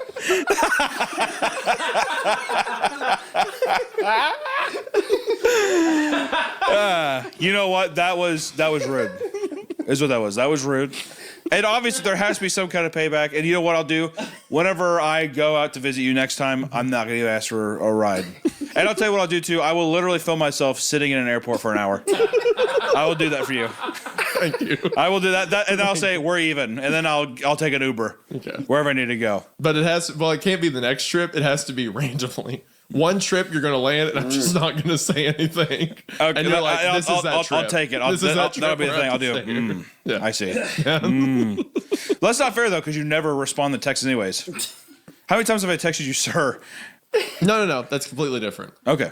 That's different because... Well, how would I know? That's because you text me out of the blue, and whenever I'm working during the day... Am I supposed to schedule my text? No. My point is I set my phone away so I don't get distracted. I'm real bad about picking up so my you'll phone say because you know that I'm showing up that you'll be looking at it. Exactly. Okay. Yes. I see. Because once again, I had said 2 days prior, Thursday at 3 p.m. Absolutely. Yeah. No, I was in the wrong. I'll be the big man. I'll take the high road. I'll admit I'm wrong. I was wrong. I was a bad boy. I should have been the goop suit. Should have reconsidered this. Could have even probably pushed this a week. Probably. I don't know. I don't understand. I don't want you to look, this all would have been mediated with a, "Hey, can you Uber?" Absolutely. Shouldn't have had the hands on. Shouldn't have had the goop on me. No. I was in a goop suit. All that was great. All that was fine. Just make me when I'm on the phone. Because when I was talking to you, texting, you were in another goop suit. 2 days prior on Tuesday when I'm like, hey, to be fair though, I didn't have my arms on though. Couldn't have used my phone. My point is, I'm not, look, once it happened, once I was there at 3 p.m., you were in the goop suit. What's done was done. Exactly. Well, I'll tell you what, it's already passed. Life, we're here now. Right. Aren't we? We lived. And we're about to read Smile Dog, which is arguably one of the best creepypastas of all time. That's not what I said, but okay. All right. Smile Dog. All right. The note instructed me to never open the parcel, but instead put it in a safe that I had no idea existed before reading the letter. The safe itself was filled with more small paper bundles tied with twine. I did as the letter instructed. Sure enough, after their final night, there was blood. It wasn't a lot of blood, but enough to cause concern. How much is an amount of blood to cause? I feel like any amount beyond like a drop would be a concerning amount. Yeah, even like, yeah, basically. If it didn't look like it was like, oh, someone pricked their finger, I would definitely be like, okay, someone was bleeding in here. What the fuck? No, it's just one splash. They just sliced open their forearm. They're probably they just cut their jugular. That's not a concern. Fine. It's okay. This couldn't be for more than one person, so it's okay. Yeah. Don't worry about it. This is definitely 6 or 7 deer. It looks like they had a good hunting trip, huh? Yeah. Wow, the hunting is so good around here. Yeah, they're checking out. There's just blood all over their clothes and their mouth. It's like, y'all have a good hunting trip? Good time? Huh? Yeah, a lot of elk out this season, huh? Just drenched. No one acknowledges it. Yeah, exactly. Yes, my boy. Yeah. Midway through the story, it's like they all had a distinct Transylvanian accent. Yeah, exactly. Do not worry about it. We are fine. I love your. Are you from Wisconsin? Just like totally oblivious to everything. It's like, is that a Midwest accent I hear? You know, I had a friend from Chicago. It's like, oh, we miss your parents. You're very stupid. Yeah, they're like full blown Dracula. They're in the coats with like the count pieces and stuff. Yeah, the widow's peak and everything too in their hair. Yeah. Tanner just met all of these guys. Yeah. Right? Because he was the aforementioned guy who came down with the dude with the shotgun Dicking in around, his yeah. arm. Digging around. And he shows up and he was like, "Oh, I've never met you guys before. Can I come camp with you in the middle of the woods for days on end?" Is that just... You haven't done that before? No, I can't say I have. Have you done that before? You ever met a pack of bros and just want to hang out in the woods? Make a few mistakes, maybe. I'm looking to make some secrets. Hey, I don't know, Michael. You want to dick around? All right, I did not mean to tell. Okay, we're got the music. Sorry, back on. Wait, sorry. Michael? No, quit. Do you want to dick Put around? the music on. Cut him off. Kill that mic. Oh, sorry. It was almost pitch black by this time. I think if my friends started talking like this, I'd be like, "Why don't you shut the hell up, dude?" It'd be like, "What are you talking? They'd be like, what the Who fuck are are you talking? you?" Yeah, just say that wasn't life structured at high school. It's like, what are you? Who also, taught? you have a full-time human? job. First, he has a full. You work at a movie theater. You're playing video games, and you're like, "I need structure. I need rigidity." It's like, structure. okay, I work 40 hours to a the week. Marines. Also, just because it's like you have the idea of like, I work 40 hours at a minimum wage job, which sure, is that a career? It might not be a career now, but. That's still a lot of things you have to do. I mean, you have to be there at a certain time. You have to do a set amount of goals. They're arguing there's no structure when they have structure. Yeah. It's not like they don't have a... Yeah. I feel like he's trying to lead into gay sex is what I think is happening. That's what, I mean, it's kind of leading... I just... God, need structure. It definitely feels like this is one click away from him being like... Of David being like, why is your pants off? And he's gonna be like, I don't know, why is your pants off? I just need something. I need someone to put me in line. I need someone to keep me in check. I need some. I think I'm gonna go home. No, come here. Look at my structure. Someone to tell me how bad I am. Tell me how bad I am at structure. More isolated incidents coming in hourly. The president made a public statement this morning urging people to remain calm and stay in their homes. Meanwhile, experts are claiming this phenomenon to be an event similar to New England's Dark Day in 1780, and that things will return back to normal. All right, so there you go. First video. Is something funny? Is this something hilarious to you? There's actually a couple things I think is kind of funny. I like how one, it's like, okay, so the sun's gone. So he's like completely in darkness in his room, but the TV works, so it's like, God forbid you have a lamp on. So it's like, how do we get across that the sun is gone? Well, I'm in a completely dark room. And then all of a sudden you hear this you hear this like ethereal deer outside of his door, and I was like, I just imagine the sun like this, like poking out, like he's an actual being. The sun's gonna attack me. The sun vanished and he's right outside my window. I think he's looking at me. I think the sun's been watching me. All right, so basically though, from the video, what I was gonna say is I think it's a pretty cool inclusion to a Twitter ARG to tell. I'm not gonna look at you.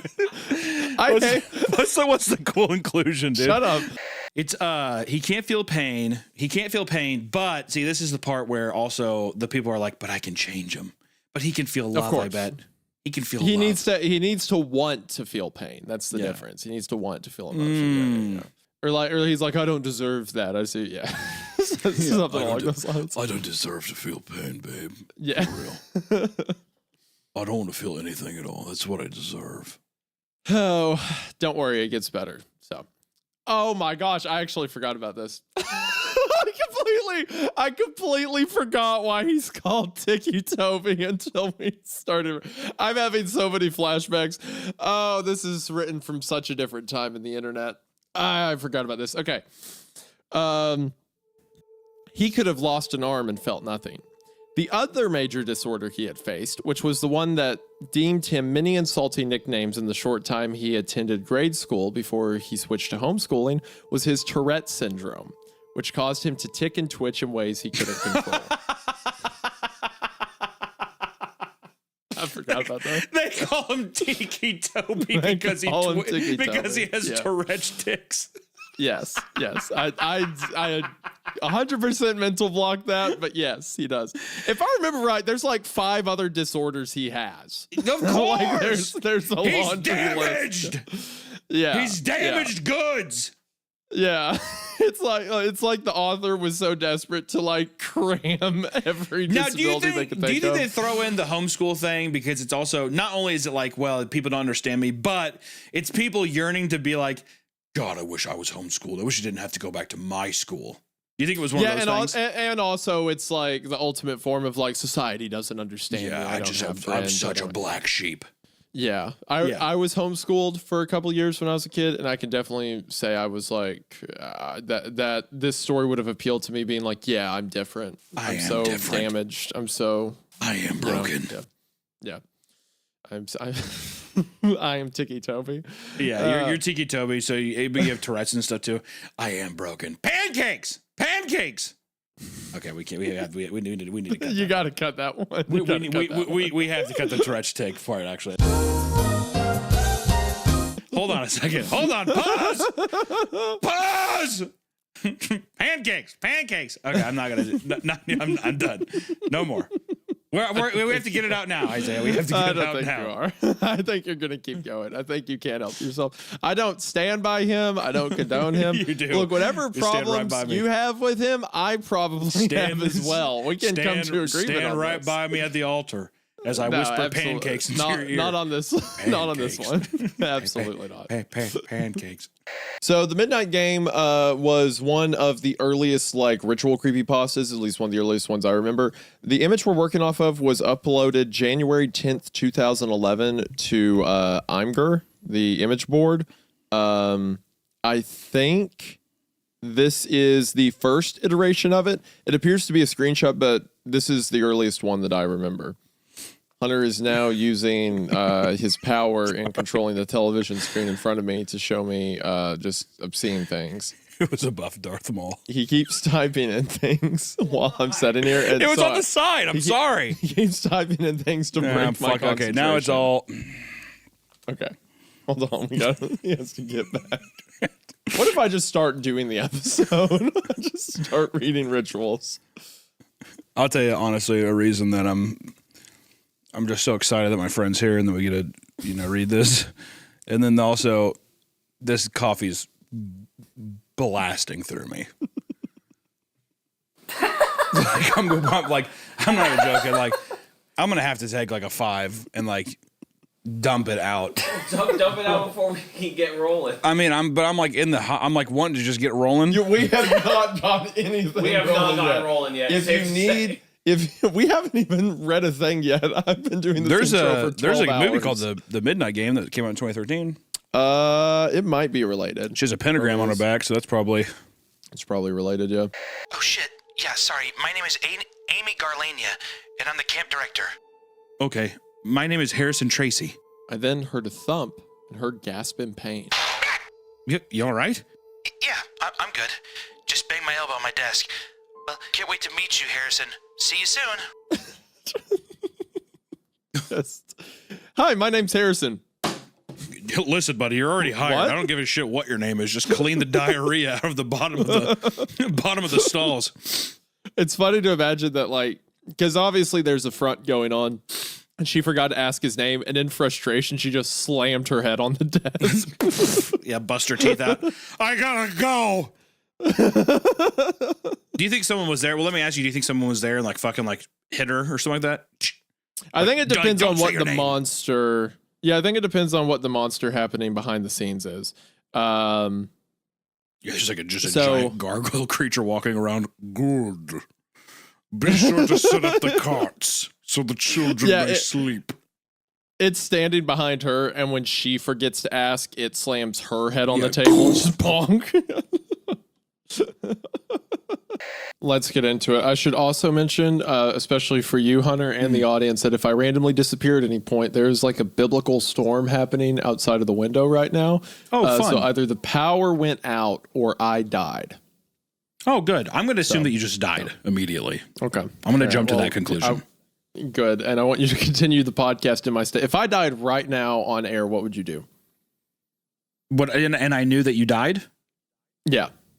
I would stop recording. And I'd be Why? like, I would stop recording and I would go and I would probably try to alert some kind of authority and being like, hey, this guy died. Also, I'll tell you this right now too. If you died, the lamest answer. If you did not die, or if you did die, I would not continue the show. We've had this conversation before. Yes, you would. I absolutely would. Been discussed at length on this podcast before. You would. We've I had would not. entire breakdowns. No. Okay. Well, what? You would just like be like, well, that sucks. Sorry, everyone. He's dead. I think that's if anybody got mad that the show ended because one of the co-hosts died, I'd be like, why don't you fucking look inward just a little bit, dude? Like, good Lord, you know? Why don't you examine your heart and get back to me on that one? I certainly would not continue the show if you died. I would be free for once. I would be able to escape. I mean, here's the thing, though. If you carried on without me, that's totally fine. I'm just saying for me, I'd be like, there's no way. You're the whimsical backbone. If there's none of that, it's not even worth doing. If there's no whimsy. I'm the whimsical backbone? I think so. Then what would you be? God. I don't even know. I don't know. I wish I knew, but I don't know. It's such an absurd title. You don't I think that? you give me way too much credit. Backbone was nice. Is whimsical backbone not good? No. It's too kind. That's my point. It's too like I think I'm just the guy that reads stuff, and you do the funny impressions and jokes. That's fine. I'm the Chat GPT voice. You could replace me with AI. Windy You could replace GPT. me with AI, like and that. they wouldn't notice for like 2 weeks. Maybe AP Royal, maybe listen to this on Spotify, dude. If you're watching this right now, consider hopping your happy ass over to Spotify and listen to it there. You're talking to the author right now? Yeah. And that's That seems kind of and that's the a little forward. See, that's the bear trap coming out. You gotta watch out. So you're already mad at him? Wait, no, what? I'm not so mad. I'm just saying, man. It's a suggestion. It's a polite suggestion. So now you're claiming that you're so quick-witted that you're near psychic with your knowing. Well, I didn't want to have to go out and expose my but that paranormal psychic powers, but ability can also be wrong at points. Well, see, it's never Like, wrong. I say. So in it's a other words, curveball. you're It's a just curveball. You're just guessing. Redeemed. You're just guessing. Redeemed. No, that British pull was. The more I think about that, the more the British thing doesn't make sense, because the whole point was like, oh, this one person's British, but because you made everyone British, it ruined that part of the story. Well, I found redemption with them. That's the fucking premonition, dude. I told you. Even I didn't. See, that's the thing about the bear trap, dude. Sometimes see stuff coming. Let me finish. Okay, all right, the all bear right, trap, good. sometimes I can't even see through the fucking fog of my own power, because I was like, is this guy British? There's something about this that makes it British. And then sure enough, we're on the fucking Queen Elizabeth liner there, dude. So hold on. So you can't see specifically how it applies. You can just see details. Well, not all of the things time. show up. Sometimes the power is so hidden in the fogs of my of my mind, of these bear traps, that I myself step into the bear trap as well. You step into the bear trap, so you can tell what you're thinking. You can tell what you're going to do. Yeah, with this power, Isaiah, you don't understand the complexities of how this kind of so here's my works. point. If you can just pull random stuff and you don't necessarily know how to play, it's like you pulled British last time because you're super bear trap. For today's story, are you getting anything? Feel anything inside? Let me think. I think that it's probably going to be, I would say, an American, but I'm going to say that we're probably going to spend the majority of our time talking about like a restaurant, probably some kind of, family. These are inferences. The what? These are inferences. These are all things you're pulling from the title. No. See, this is the premonition. I think that even we're going to sit there and we're going to have a point where I'm just going to randomly think if there's going to be somebody who's like, sorry, ma'am, that's not a problem. And for how many? And then they're like, 4, please. And then Are you scrolling down? No. You're In less than a minute, it was confirmed. She was scheduled for tomorrow at 7 p.m. These are just things that are kind of coming to my mind. Her voice had reduced me to a teenager again. Just kind of pulling. Visions of her watering her flowers and walking her dog occupied my mind for the rest of the evening. Okay. Wow. All right. That was powerful. That was actually powerful how that came to be. But let's just dive in. All right. I don't have to prove myself. Okay. Not because of any injury, not because of the hideous mound compiled of forgotten memories and leftovers, not even because this defeat was another in a series she would soon forget, but because she tore her Mickey Mouse blanket. Her favorite one, of course. Of course. Of course. I'm Isaiah. I'm 19. Of course. You have a Mickey Mouse blanket, don't you, dude? 19 years old. It's my most snuggly wuggly blanket.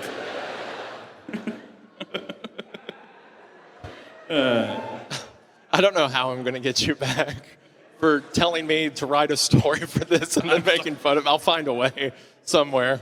Welcome back to CreepCast. Today we are diving into another cosmic horror phenomenon known as the only other astronaut on this mission died 6 weeks ago, but the computer insists their life. Oh my God! But the computer insists their life still. Fuck! The only other astronaut. No, just wait. Wait. The only other astronaut on this mission died 6 weeks ago, but the computer insists their life signs are still stable. Got it. First try. And this is an author we've read before. What's funny is people are going to start thinking you're doing that on purpose. I cannot read. I'm dumb. I am a fucking moron, okay? That's why do you think I only do the voices, okay? If I had to read this, can you imagine if I had to read the whole thing? It would not work. Would not work. Now, this is by Christian Wallace. That's why you need me. Don't forget that. That's true. By the way. It didn't take long before I reached my old hometown. I was met with the familiar setting, rendering old memories. Almost at every angle, I could recall some event from my life while growing up. It wasn't until I looked in the rear mirror that I noticed I had a smile pressed on my face. This guy's a psychopath. There was no hiding it. I was happy to be home. It's got to read like that, right? You live 50 miles from your parents. You haven't seen 2 years. He looks in the mirror and he's unconsciously smiling. Oh God, I'm just so happy. I didn't know what this feeling was. Yeah, what was this feeling? Happiness. Is that what this is? Could this be what that means? It is so foreign to me. Happiness. It's like Patrick Bateman driving. I am a shell. You may touch flesh, but there is no one there. Scary rose to leave. Kim Murray's leaned over to one of their other friends and said, "Aww," like she'd just seen something cute. Carrie's face splotches of scarlet and shot Kim a look of pure hatred. Forget it. Forget it. Come on. See, you're about to do Carrie's voice. No, that was my. But then you realize you're doing. My throat, no. Then you realize you're doing this character. My throat so you adopt a less masculine voice for the man. I know what you were doing. I know 100% what you were doing. No, you can't because that was a strategic sore throat. My throat's sore. I think I'm disgusted by your characterization of Scary Carrie. I think that this is a beautiful relationship. I think he should embrace because that meant that Carrie has mentioned to her friends that she likes our author. What is that? Are you doing the bear noise? Do not do the bear noise. No, there's no bear trap. What is your bear trap? You haven't laid down a trap for anything. I was mooing. Like a cow. Oh, now she's a cow. Okay. All right. So you took her from a trucker to a cow. You're moving backwards. All right. No, I don't need this. I don't need you. I don't need your interaction or your 2 cents regarding this. Forget it. Come on. I said. I didn't know what Carrie had told Kim about Greenfield, but sure didn't want to deal with it. Once we were in the hallway and out of anyone's earshot, I recounted the events of Drew DeLuca's party. She let you read the note you left her? We're going to fight, me and you. We're going to throw down. Even though just a month ago, we'd spent several hours being lectured by our guidance counselors about the differences between depression, true depression that was a psychological illness, and being sad, I think Carrie still had trouble believing anyone was more miserable than she was. Carrie stepped closer to me and dropped her voice to a whisper. Why'd it do it? Was it her fault? You're trying to ruin this for me. And I'm not going to let you. I'm just going to ignore you. You're gonna have to just fucking realize that's gonna be Scary Carrie's voice, dude. I'm going to read this. In my head, I'm reading it in a different voice. How? What does she sound like in your head? She looks like my beautiful wife. She looks like my gorgeous wife whom I love deeply. That's what she looks like. I did not put that in your head. I'm sorry. Yeah, okay, whatever. Shut up. I hate you. I trusted Carrie, but I was reluctant to share too much with her. I hate to admit it, but in spite of having counted Carrie amongst my friends for the past year, Alina's pretty face had flipped my loyalties completely to her in one conversation. Good man. I cut to the chase. Shut up. Rob wrote something in Alina's note. I swear it's from a ghost story, but I can't remember which one. What'd it say? And every hour, I see her face as she runs the endless race. Scary Carrie shivered. Ooh, the widower's clock. Oh, I hate that one. You're such a little... Okay, whatever. It doesn't matter. As they booked it back to the trailer, the girl said she flashed her light out to the side of them and saw something jerking itself through.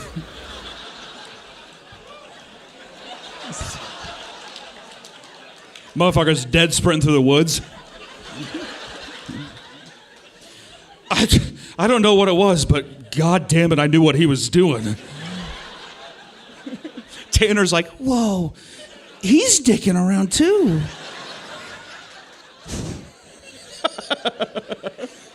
That's pretty good. Come on. It's just everything. It's you making the jokes. It's me in a Sonic costume. It's like a 7-foot-tall goat man. Yeah, jacking his cock off, running through the woods. Look, it makes it way scarier. I agree. I like that. Because if you see him normally, it's like but if you see him doing that, it's like like yeah. Way more. If I just saw him running, that's one thing. Jerking it and running, now we're in some serious danger. It's terrifying. Yeah. There was no telling how you would come across this person, no when or how.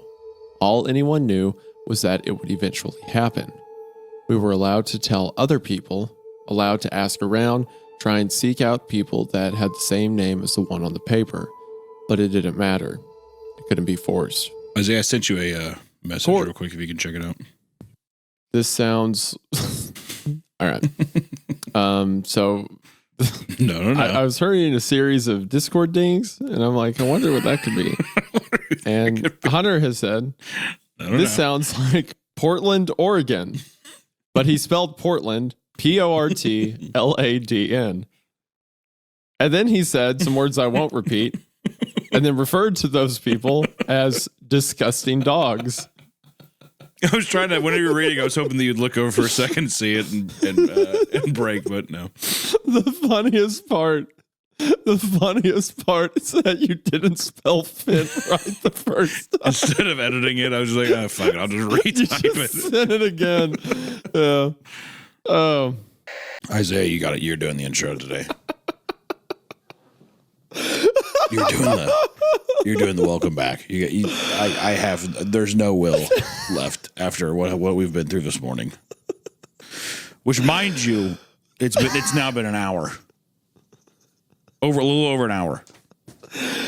Welcome back to CreepCast. There, did I do it? Write it up. That's fine. Today, we are going to be reading a story called "If You're Armed and at the Glenmont Metro, Please Shoot Me."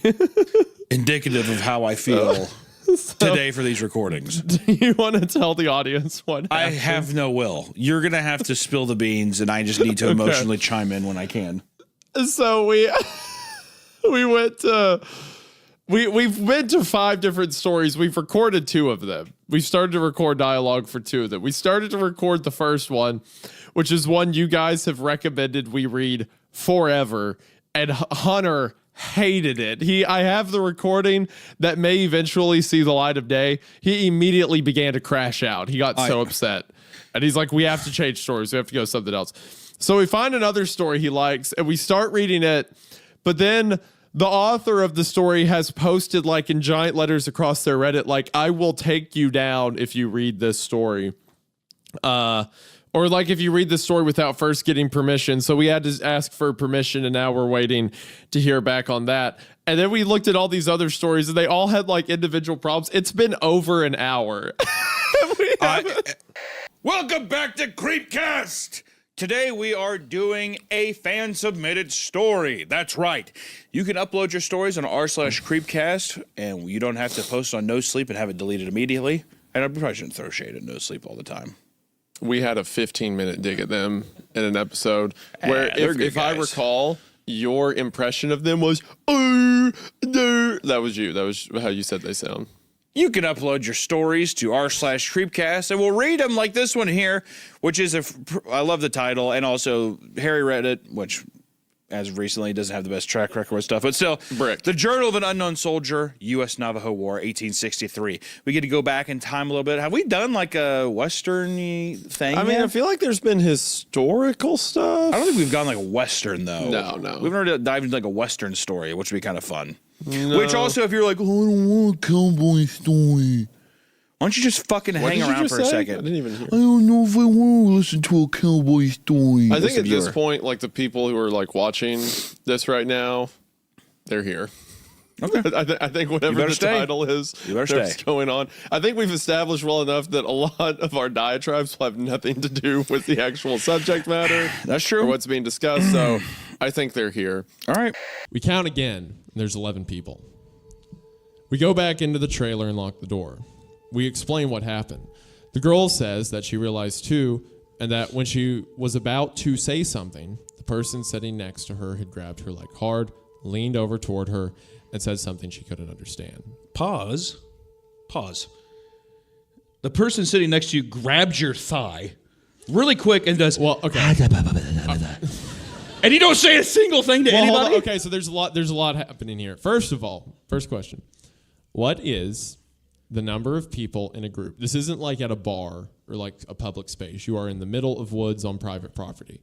What is the number of people that have to be there that you don't recognize a new person suddenly appear? It is way more than 12. I would say 20. More. Like 25, I'd say maybe? up. Yeah, 20. It has to be like, was she with so-and-so that night? But 12 is like, you've been there all day too. And apparently kissing on each other. And whatever that means. Digging around, doing digging everything. around, yeah. So it's like another person shows up, you're like, oh, that must be like Jamie's friend or something. Yeah. Like, no, that doesn't make any sense. It gets worse after this. I just still want to go back to the idea that you're eating brats, right? Someone squeezes your thigh again, and like I said, right. Someone you've never seen before. Yeah, someone you've never seen before. They have the brat in their hand. They're just like,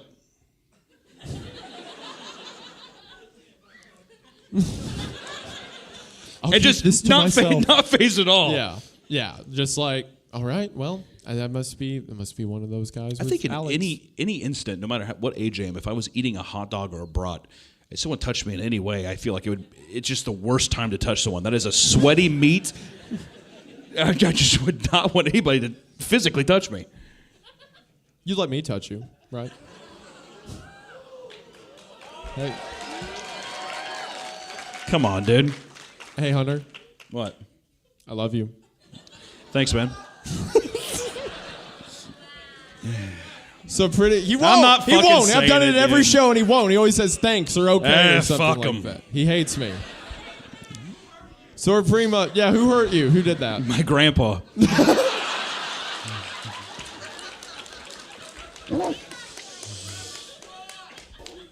So, esoteric isotopes.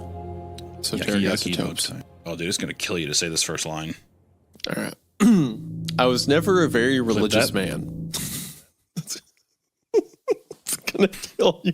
Clip that. I made a joke a while back that you're the person Veggie Tales warned me about, but you are in like the Saturday morning cartoon way of like, go ahead, say the bad word. Say the bad word where your mom will hear. I was never a very religious man. Hell, I wasn't even a very good man. Please clip that. Most Clip of my all life that. was lived. Thank you so much. Thank you so much.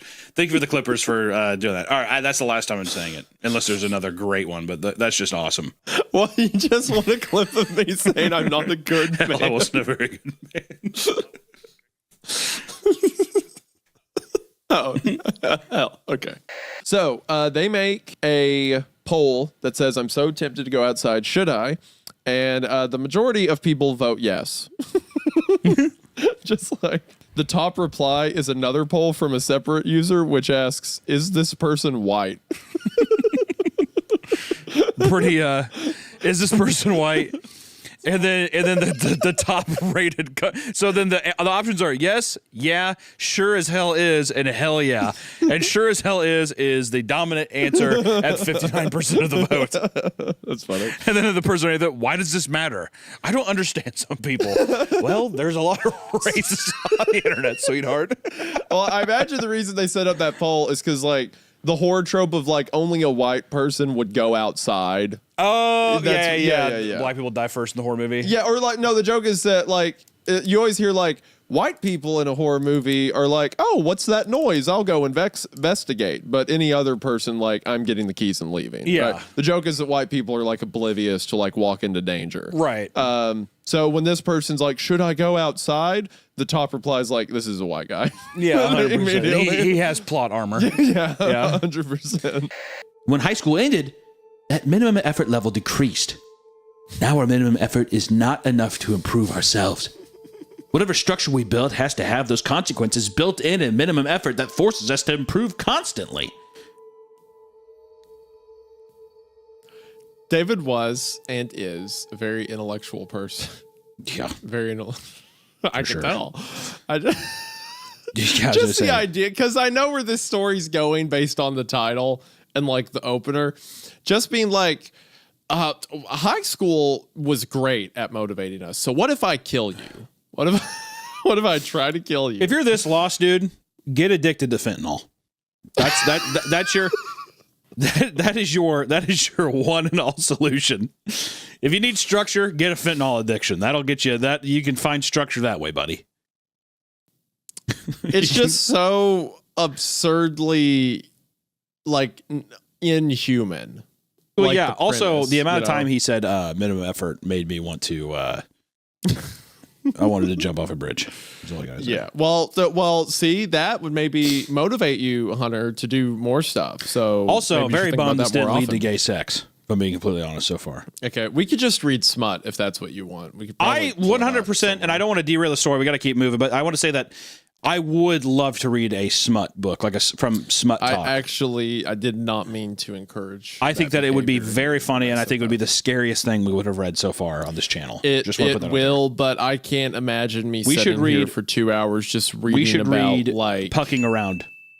No, is what we should no, read. I watched your video where you talked about it, and I'm not 700 pages. doing that. I still It dwarfs Infinite I have Jest. a reputation in my church. I feel like me standing there. I feel like I can't do both. You can't read a book from Reading Steve your Job stories. and be instead read Pucking Around. I think so. I think I like to correct. think Steve What? Job would read Pucking Around. Okay, all right. This is all right. Before this gets blasphemous, the hysterical subject now said the voices of the dead were deafening and hostile. Speaking of hell and the end of the world, at one point he yelled, "No heaven, no forgiveness!" for 5 hours straight. He continually begged to be killed, but the scientists were convinced that he was close to establishing contact with God. Don't laugh. This is serious. He's speaking of hell. He's right by God. He's so close. You're Hunter, almost this is there, buddy. serious. He's like, This is funny, demon, hellfire. And they're just like, he's right at heaven's doorstep right now, guys. Just give him a couple more days. Look, God, like he's like, look, I know. Take me out. The scientist is standing in front of the glass, like, I know this looks bad, but hypothetically, like we all think a devil. What's the opposite of the devil? God, right? Boom. Yeah, he's gotta be right almost there. Gotta He's be gotta right close. there. Has to be close. When they're like, "What do you mean?" She says, "Come unto these yellow sands," and that sounds like what I've seen. I can't explain, or like it may not even be the girl talking. It's like the LSD that's pumping through her talking, like this higher mind she's reached. But whatever entity or voice is speaking within her is like you're gonna have to see it for yourself. These are beyond things that you're supposed to know. Yeah. She's got that. Gosh, this is so cool. That Waka Flocka possession going on. I really wish that out of her trance she would have said Flocka, Waka, Waka, Waka, Waka, Flocka, like at the end of that deal. Waka, Waka, Waka, Flocka. They shoot her. Yeah, riding real slow, bending corners. No! Stop her quick. She's going to say it. She deserves it. She went through hell and back. It's funny again to look at these because like that whole thing is in reply to r/movies. China officially says that The Martian shows America's want space cooperation. Just the comments you get that. Someone talking about like the guilt they have over a child that died in this experiment. They're sent through a flesh. Yeah, is Matt portal. Damon good in The Martian? And then they get hit with that. And you know what's kind of cool with this too is that somebody sees this and they're like, "What the fuck?" And then it makes you want to click on the profile and be like, "Yeah, this guy's crazy." And that's kind of how people discover the story, though. That's why it works. Yeah, that's why it works. Yeah, it's also the equivalent of like showing a pilgrim an iPhone.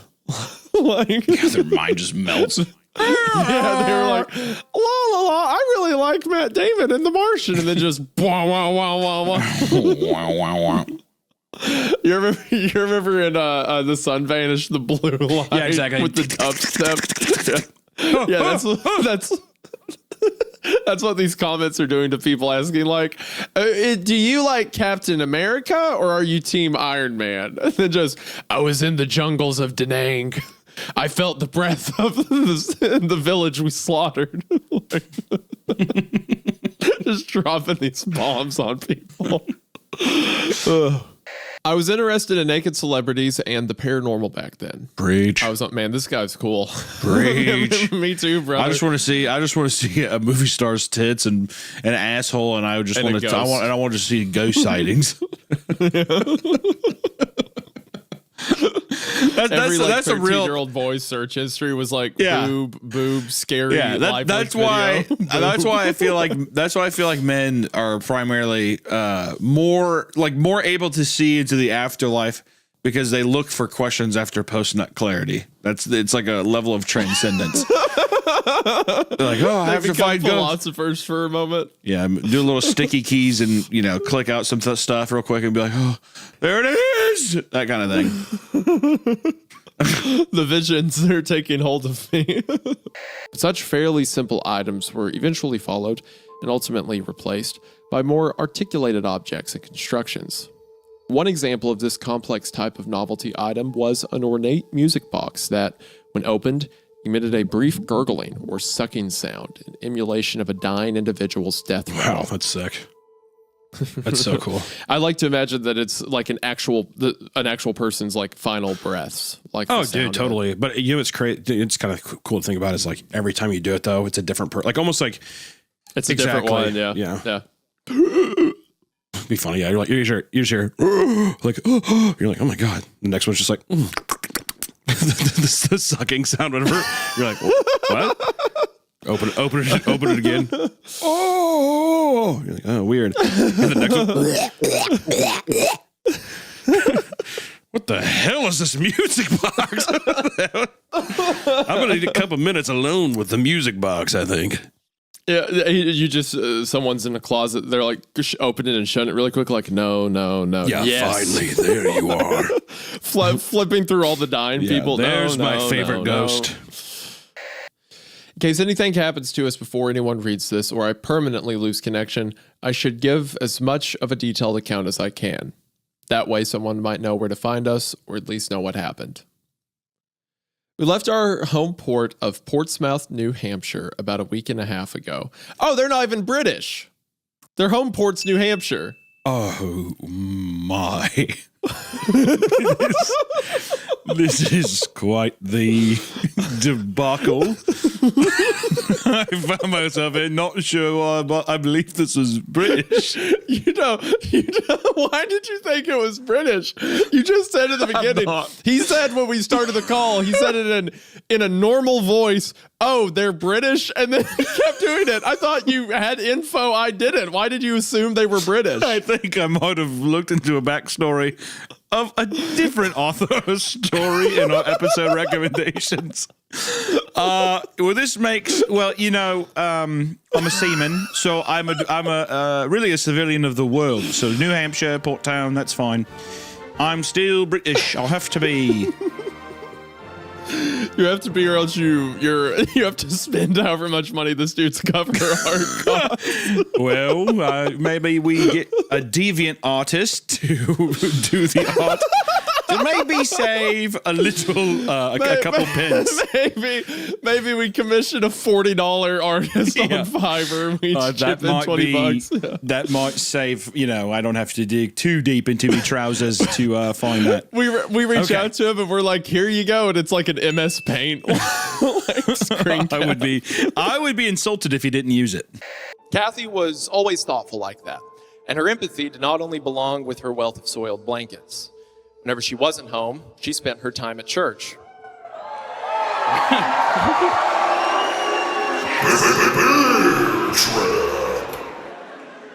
Mickey Mouse blanket.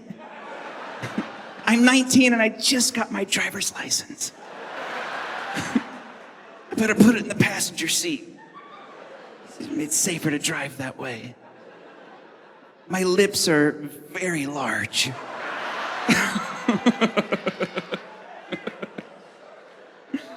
Amen.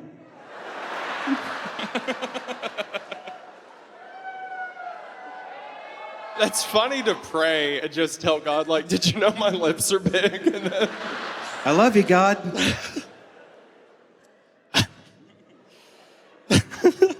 1034 to dispatch. Dispatch, go ahead. It looks like this house is abandoned. I think the 911. I think the 911. The 911. Sorry, guys. Sorry, it's always on my mind. I apologize. I think that the 911 hang up might have been some wires crossed. Clear me, no report. 10-4. Sorry, I'm just taking a moment of silence. Yeah, I mean, every day in my life. Yeah. Amazing grace, how sweet the sound that saved two towers from me. I once was lost, but now am found. I just wanted to pay a little homage, is all. I won't do the whole thing. I appreciate, between this bit and the ACAB opening, we are going to get destroyed. See, I'm really getting all our Texas boys. I'm really emotionally tuggy. People don't know where I stand, so that's the that's the great emotional You're all drawback. over the place. Yeah, exactly. People are like, what does he stand for? Hey, regardless of what's going on, you're just rooting for the little guy. I'm always an underground guy, and here's another thing too. I will do stolen valor. That's another thing I will do. I will do that. You will see me do that in my lifetime, and I will get caught.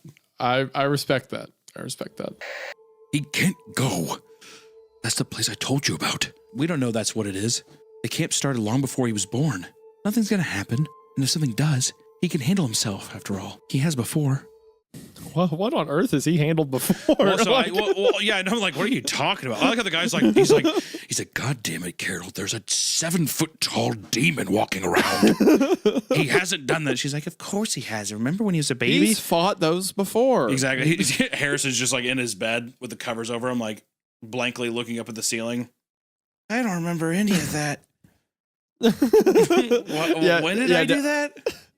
Yeah, down the hallway, his dad's like, we can't make him fight the Dark Lord. Voldemort's too powerful. And his mom's like, but he's the boy who lived. Yeah, exactly. Remember when he adopted him and he had those horns? Mom? Go back to bed, Harrison. We named him Harrison because it sounds like Harry, and he doesn't actually know that this camp is actually what's the name of the school from the Harry Potter books? Whatever. Hogwarts. Yeah, Camp Hogwarts. He has to fight the Dark Lord. Yeah. They went back and forth for a while. Honestly, I had no clue what they were talking about. I guess my dad must have had some bad memories from that place or something. Yeah, dude.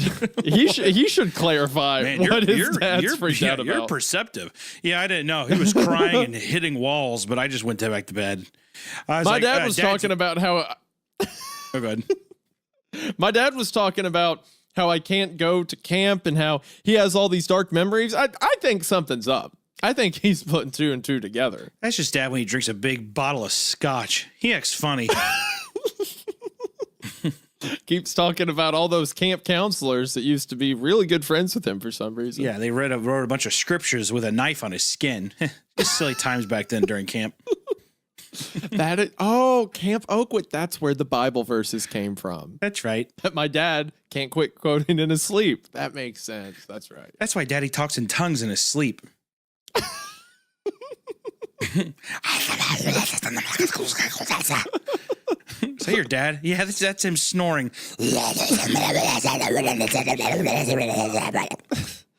Oh, Camp Oakwood. That explains the pagan sacrifices Every night around his the mom. house. Every night his mom hangs herself in the room. She's just like hanging there, and the dad's like eyes wide open, sleeping.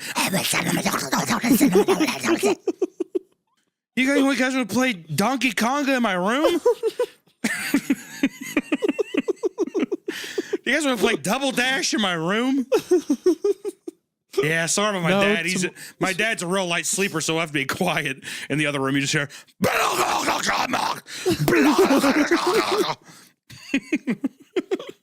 That's how I imagine you were raised. Just like I wish that was how I was raised. I'd be sick.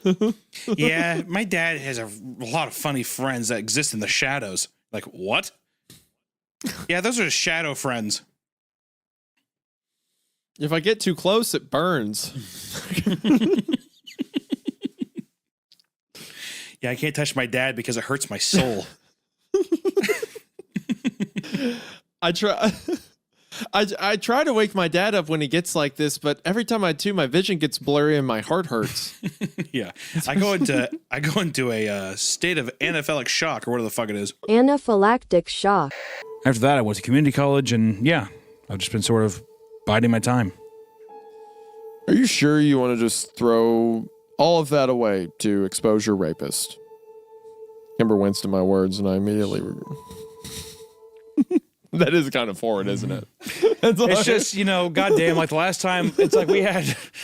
It's just, just dropping it all down there. Yeah. I mean, like, cat's out of the bag. The first 4 parts are over. The looming haze is all around it already. But every once in a while, it just feels like he like says it and he like looks right at the camera. It's like with like you said, Baraska's become a meme for like heavy adult content and stories, and we are now reading once again Baraska. So it's like poking out. We'll see it. Yeah, it's kind of demeaning for him to be like, oh, you're gonna die to expose your rapist, when it's like, it's more than that. There's hundreds of women like constantly. Also, it's community college, and she's been biding her time. You want to throw all that away?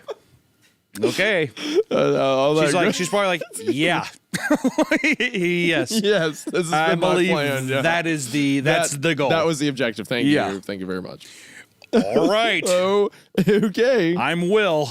It would take a lot of commitment to squeeze out that tiny window. Yeah, well, remember, people were apparently smaller back then. Lydia mumbled as she pushed her bed further away from the window. Okay, these are some catty bitches. These kitties got claws. These pussies got claws. I don't think they said anything to justify this tone you're taking this early on. Okay, so Beth, obviously the hot one, comes in. They're jealous. She's like, hey, by the way, seriously, people have totally unalived themselves. Just trying to keep it PC for you guys. Have a good day. Mm-hmm. She's an angel. The hot one to you? She's an angel. Okay. And the others are not, for some reason? No, they're dogs. Okay. Why? Okay. Bleep that? Yeah, bleep, that's fine. That's a bleep. Let me ask you something. Okay. Before we get into the story. All right, I really need you to kind of snuggle in, because today's story is going to be a creepy one from a very good author. So I'm gonna get you extra scared right at the beginning. Okay. What would you do? Picture yourself laying in your bed. It's like 3:30 in the morning. There's a small lamp on illuminating beside your bed, right? Mm-hmm. What would you do if there's a man my size, completely nude, sweaty as shit? You have two options. Would you rather he sings beginning of Jackson 5's ABC, or if he sings that Gary Jules cover of Mad World that was popular in Donnie Darko? Which would you rather he sing? Can I kill myself? That is out of the question. Then probably ABC. See, I was going to say Mad World. So that tells a lot about us and I guess our sleep paralysis demons. So what's your point in asking that? Welcome back to CreepCast. Today we are going to be reading My Dad Ate Meat from a Deer That Walked on Two Legs. Now, he's acting kind of strange. Isaiah, why don't you tell us about this seasoned author that we've read before? Oh, you take me from these scenarios and you ask me questions and I'm expected to perform as if nothing happened. This story is from This story is from 1, 2, 3. Easy story me. ABC. 1, 2, 3. Baby, you and me now. Okay. Game reply, taking the man's order. Wow, that sounds like a winner. You made the syrup? Well, yes. You got a lot of talent. Okay, so the way this is going, she might actually get recruited by the CIA. Stop Jeff the Killer. You think so? That's why I feel like this is going. You got a lot of talent, kid. The one who knocks. Jesse, we have to cook. Jane, we have Jesse. to cook. Yeah. It's Walter White and Jane. You, if you don't know who I am, then I would tread lightly. Okay, would you like the pomegranate syrup or the plum one? I'm not going to go into Flynn's voice. Jane went back into the kitchen to get the man's food prepared. While he was waiting, he fumbled with a button on his earpiece. Man. We found the perfect woman, It's so sir. hard to be so right all the time.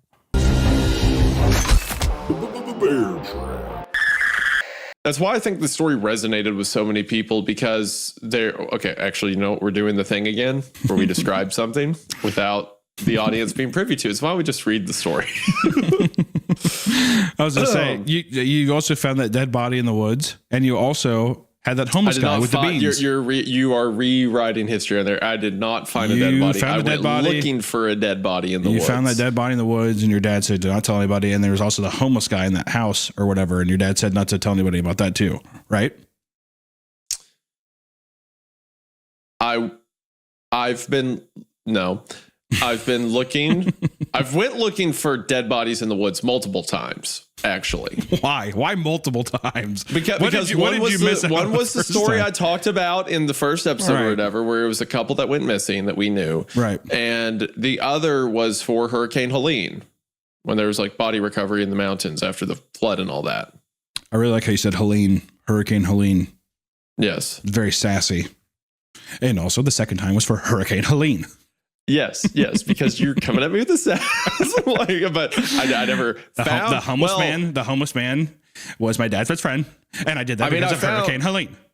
I found on that one. I found bodies, but it was because a cemetery had been dug up, and there were bodies from that out. But they were all bodies people were aware were dead. So that wasn't like a casualty recovery thing. That was just like they're over there. What are you? Is this a zombie invasion? Those are bodies that people knew were dead. Yeah, well, I hope. Yeah, because a cemetery got like ripped out of the ground. Oh, because of Hurricane Helene.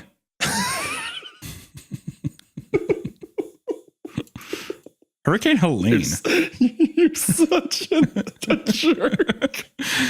Well, me and Daddy went to the cemetery to find some dead bodies. Of course, that was brought on by Hurricane Helene. I'm not defending you for this one. When you get the comments, the tweets and stuff, I'm not saying anything. Come on, man.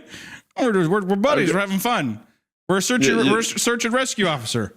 Next time, I'm gonna tweet and be like, "No, he did get banned because of the thing he said about Hassan." That is what happened.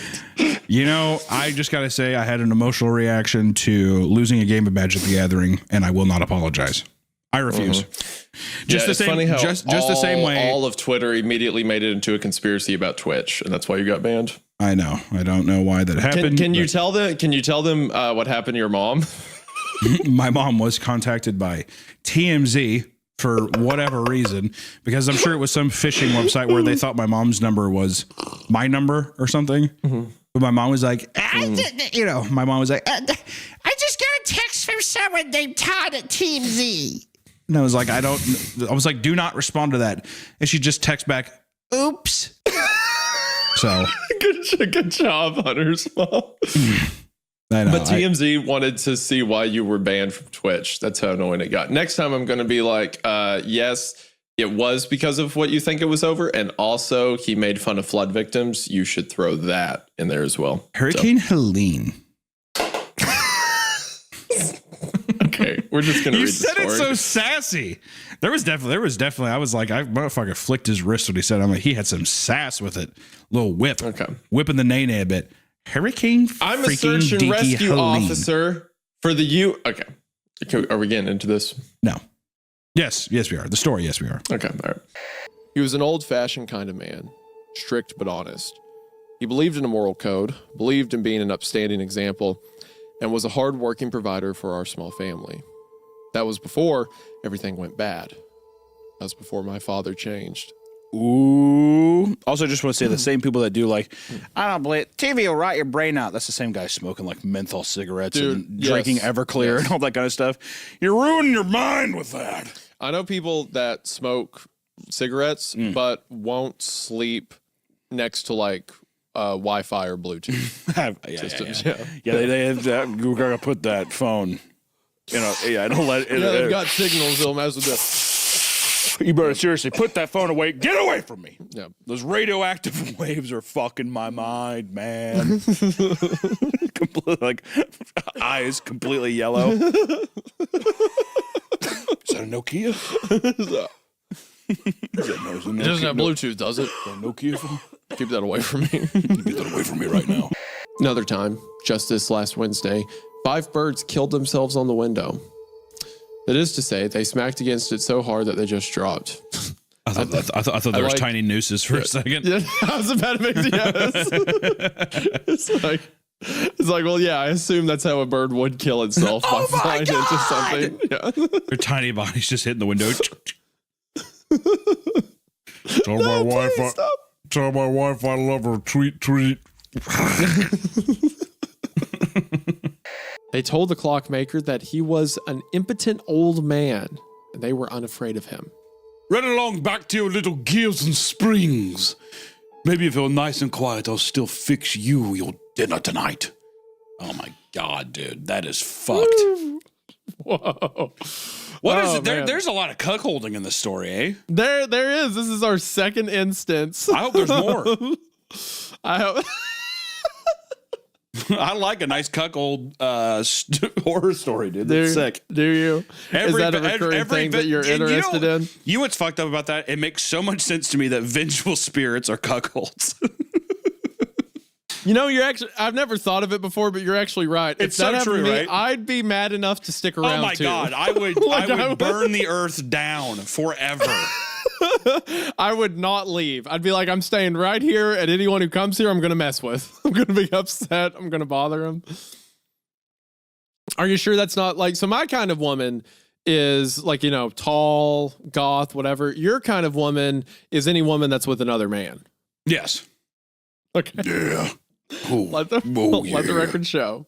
Let the record shut it down. Scary Carrie put it on the record. Scary Carrie also does WWE matches in her backyard. Do you smell what the Scary Carrie's cooking? She's just Triple H. Well, she's just about as fucking big as him. Goddamn. She's like, I'm 14. Or this is way before too. She's like, I'm 12. No, she's 6. No, she's 16, I think. Here? I thought this was years ago. Okay, this story being told is now in high school. Well, they're both 16, 17. Sorry, I thought but he said a couple years earlier they went on a hike together. I imagine that was like and that freshmen. was the different. Okay, yeah, my bad. Yeah, where they became friends was years prior, but this is now caught back up to 1999. Yeah, now she's like 7 foot something. Yeah. Kayla, my wife, she was 6 foot in the 6th grade, I think, 7th grade. She like immediately shot up. She was like 6 foot when she was that old, so yeah. Cool. It's possible.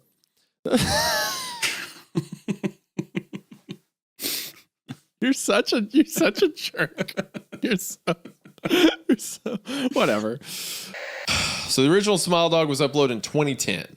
So it's like a dinosaur compared to all the others, right? And it was an image that started to float around the internet, and the story accompanied it. So let me look up the Smile Dog image. I think it's on the story. My page isn't loading for some reason. There's so many pop-up ads. Creepy.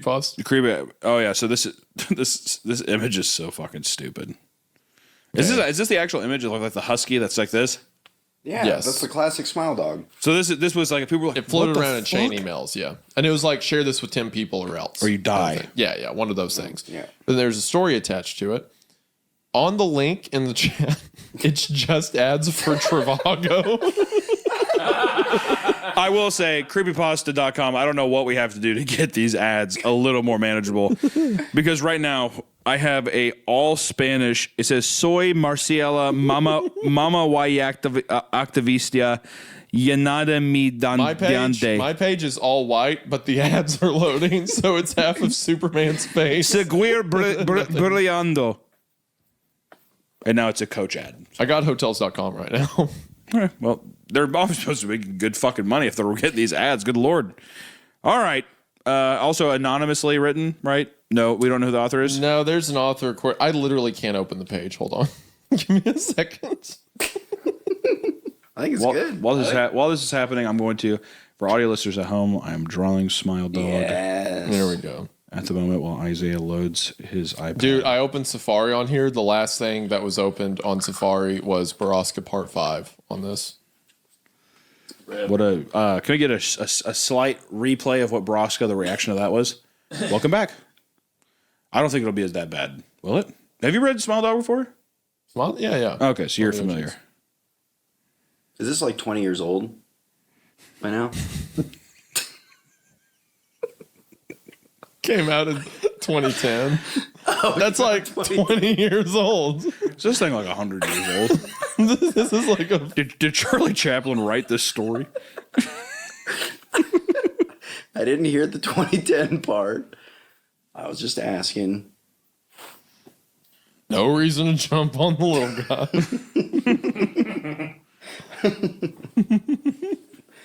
Hold on, why can't I find the story? Can I at least ask this question? Yeah. Is Smile Dog, if you had to say cut or uncut, what would you say? No, I'm not answering. It's definitely uncut. Don't encourage him. What are you gonna say? Not whatever he wants me to. Who would cut Smile Dog?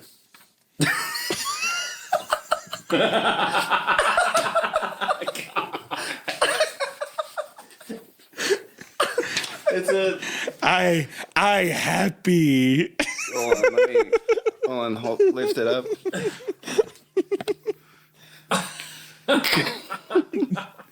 No wonder he's smiling. God damn, Smile Dog with him and Pina.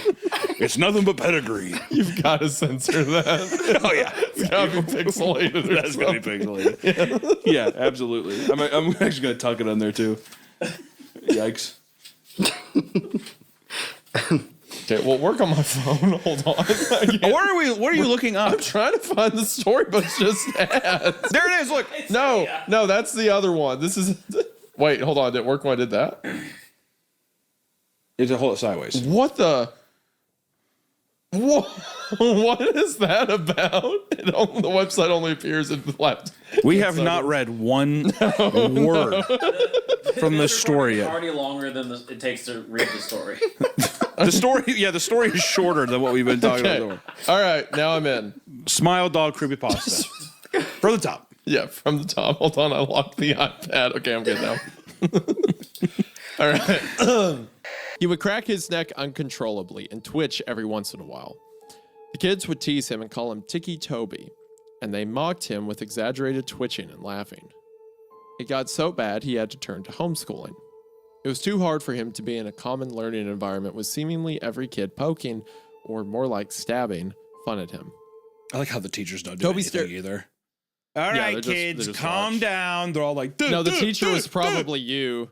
The teacher was probably you and making fun of him along with the other students. Yeah, don't make fun of Toby and his pancakes. No, I'm not laughing at him. I just remembered a really funny joke. Please, kids.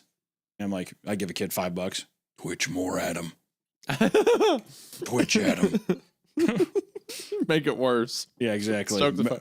And then you're in the principal's office. You're in the principal's office with the kid. Like, I have no idea what he's talking about. Yeah, I don't know. That's drug money. I've seen him. He's selling Adderall in school. He should be kicked out. That's how he has all this extra cash. It's like the 5th grade. Yeah, the kid's like, Adderall? I'm like, give me the drugs! Yeah, like, go into his locker. Where is it?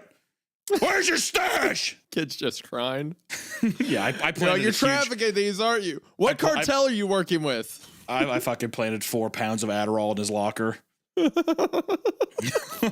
pounds. 4 pounds. It's a lot. 4 pounds. I'm like, oh, really? You don't know what it is? Where'd you get the hooch? He's like, I don't know what that is. Also, if you're what grade did we say? 5th grade? I said 5th grade. Yeah. How old is a 5th grader? I mean, that's not what the story said. The story hasn't said how old he is. I said 5th grade because the visual of you accusing a 5th grader. Yeah, that's fine. 10, I'm saying, okay, 10. so the voice works then. I don't know what that is. Yeah, he's 10. Okay, he's 10. That's fine. And then the image of you going to a principal and be like, I think they've got a meth lab under the school. Listen, I think they're going listen. I see him talk with this Chinese guy before school every day, and he gives him a big bag of pills. I'm not trying to rustle any feathers here. I'm just saying that I think he's got a source. Mr. Hancock, that's Mr. Lee, the English teacher you're referring to, and they would talk to him because that's he's in the back of the room. I've met you 6 times. I'm like, hey, what'd you get? We have worked together at the school for 4 years now. I'm tenured, actually. Oh my God. This is so not like me. I am so sorry. I just have like cocaine dust all over my nose. I am so sorry. This is so not like me. You walk out of the principal's office and you go to the assistant principal. Like, I think the principal's in on it. I think he's getting a cut. I think the principal's selling Adderall to the kids. Call the superintendent immediately. All the pills are just like falling out of my pocket onto the ground. These are vitamins. Don't look at these. These are omega fish oils. Yeah, but you want to give me that? Well, I can give you one for $5. It doesn't matter. Just either or. Give it to me. Mr. Hancock, you were brought up here because you have to quit calling the parents of the children in your class who have disabilities and saying that it would be funny if you kept making fun of them when they're home. I didn't do that. And on a related note, you cannot steal Adderall prescriptions from children who have legitimate diagnosis. Yeah, you can't go into you can't go into the special needs wing of the school and steal prescription papers from the kids. That you just cannot do that. I didn't know I couldn't go in there. I was just picking up papers. We also, at this time, and it's insane I have to say this, but you have to quit accusing Mr. Lee of operating a Chinese drug smuggling ring out of the 5th grade special ed classroom. I refuse. I don't know what he's doing. I don't even know. He's from Michigan. I don't know what connection you think he has to Chinese. Tell me who you work for! How How fast do you think until that guy gets fired? Until that teacher gets fired? He has that conversation. A fifth grade teacher. Well, it seems like you kept phrasing it like you can't keep doing this, to where it's like it's a fifth grade teacher and he's blaming the one Asian guy of selling Adderall to the kids. There's no way that guy is staying. It's a one and done. All right, maybe you slip up one time, but you keep screaming pancakes at the kid with Tourette's in class and saying he has Adderall connections. You're fired. You're let go. Yeah, I think you shrugged. You're like, what? Where's this coming from? What did I do wrong? I'm being targeted. This is discrimination, of course. Also, we're still reading a story. I forgot. Yeah, the story. About that, the story. So this first one is from Mark Condry on Monday, September 6th, 2004, sent at 8 a.m. Subject, an old friend. Eric, hey man, it's Mark from Houston. The Saturday Night Gang. Feels like a long time ago, doesn't it? The fuck does that mean? Did you not like that? Hey, it's Mark from Houston. The Saturday Night Gang. What the fuck happened on Saturday night? I think it's just being kind of cringe. Like, I think hit the town on Saturday definitely night. some Jeremy Renner stuff going on with the Saturday Night Gang for sure. What does that even mean? I think you know. He's put together some apps. Yeah, we're all making apps of our lives here. If you want to come over on Saturday night. Okay. Keep in mind, the whole time the coppery smell has been gone. Now I realize I can smell just a twinge of it. I say this to the rest of them, everybody, and these are the people that wanted to stay in the woods after we had the goat man in our midst, is laughing at me and asking if I set this up to scare them. Why did the lights get dark? I'm looking at them like, I don't, someone want to, okay.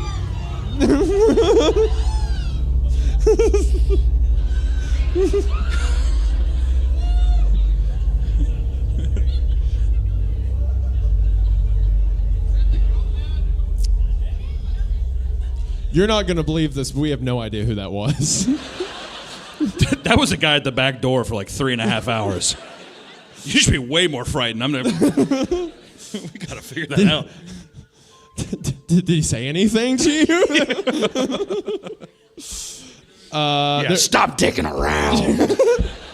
Runs to the back. You have a quote now. Go ahead. Let me the fuck in. Stop fucking playing. Is that the quote? Wait, where are we? That's what I have here. Wait. Oh no. Oh, I'm not fucking bullshitting you all right now. Wait. It wasn't highlighted. I'm sorry. Okay. All right. Get it together. I asked them. Oh shit, dude. Why would I play like that?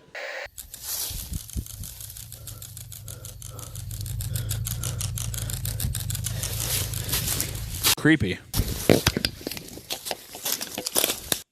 So it could be a toddler playing with a toy out there, or there's some kind of clicker going on. What do you think it is? Is that a? Can you not be dismissive for 12 seconds? I mean, so it's getting into a point. Also, whenever you looked up, there was no stars. Don't know if that's relevant or not. Mm-hmm. But and also, like that same flashing red light that he saw outside before is now in the treetops. Same thing from before. Go ahead. No, go ahead. You got something. Go I don't ahead. have anything. No, I'm just curious. For people who are listening in the audio, he's walking outside at probably 10 p.m. at night and shine a flashlight, and then in the woods, and he stops, turns off his flashlight, and there was like a clicking sound with a red strobing light is the best way I could describe it. Right? Mm-hmm. You don't have anything, any smart remarks? No, that's it. Okay, all right. Little clicking thing, and he ran away. I think, hold up, go back to that video real quick. I think on a lot of them you can see the time it was posted. You may not be able to on old ones. 11:40 p.m. 11:40 p.m. Okay, so that one was actually at night. Never mind. we trying to get a. I thought it was at 11:40 a.m. I thought it was going to be fun if it was like 2 p.m. or something like that. Yeah. But it wasn't. It was at midnight. Yeah. Which would be so funny if he was walking. He posted 11:40 and he's like, yeah, it's high noon right now, out in the woods. And look at this. What the hell? It's like this. It's a picture of the red light on the tree. Yeah.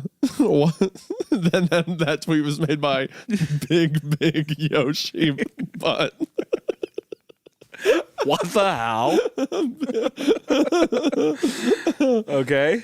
This was like late September, so it was still fairly hot at the time, but super chilly some days too. You could usually hear big ass geese honking or some kind of birds or squirrel.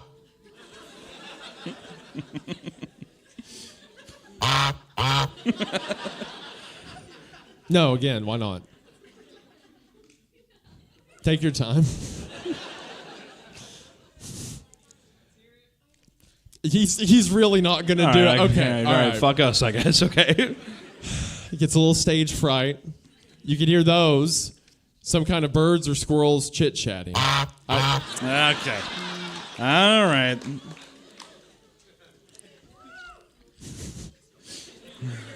I hope that goat man guy comes back. The pastor knew it was mostly because the church wouldn't give financial support to those who did not attend at least 3 services in a row, but the pastor felt he would be quite literally damned if he spoiled Kathy's optimism. It is a little... It just reads like you're like role-playing as an old woman. It is quite dramatic, isn't it? With some of the verbiage and the... I'm an old woman now. Yes, yeah. I'm Kathy. Me 19, not started a YouTube. You're like, fuck, being 19 is hard. What if I was like an old woman? Yeah, could I just please be an 83-year-old woman? I would love that. Amen. Amen. I love you, God. Was that I don't know what the hell that was. Was that a soundbite that said, I love you, God? I love you, God. I love you, God. You had that queued up. Come on, man. Got that shit queued up back there. All right. Okay. How life is different for some people like that. Like I remember when I was reading House of Leaves, in the intro it talks about like the police are investigating a apartment building that someone died in. And they're like, at first the police had questions as to why none of the what was it? Nothing in the house had labels. The light in the fridge was out, stuff like that. It's like, oh, he was blind. And it's like, oh yeah, I guess you wouldn't need the light bulb in the refrigerator. It would take a lot more for me to make that delineation. There were more layers than that. Actually, hold on. Man, you're really selling House of Leaves as a real crime thriller here. I mean, they went in and the fridge didn't have a light bulb, so put 2 and 2 together. He's blind. It's not a crime.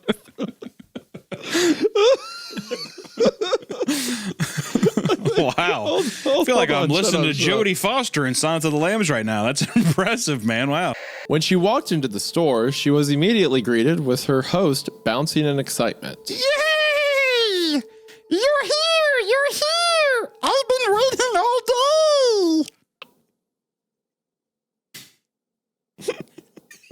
Is that good? Does that sound like My Little Pony? It is haunting. Come on. Well, you know what? Good. How close that is. How close that is to your Gypsy Rose impression.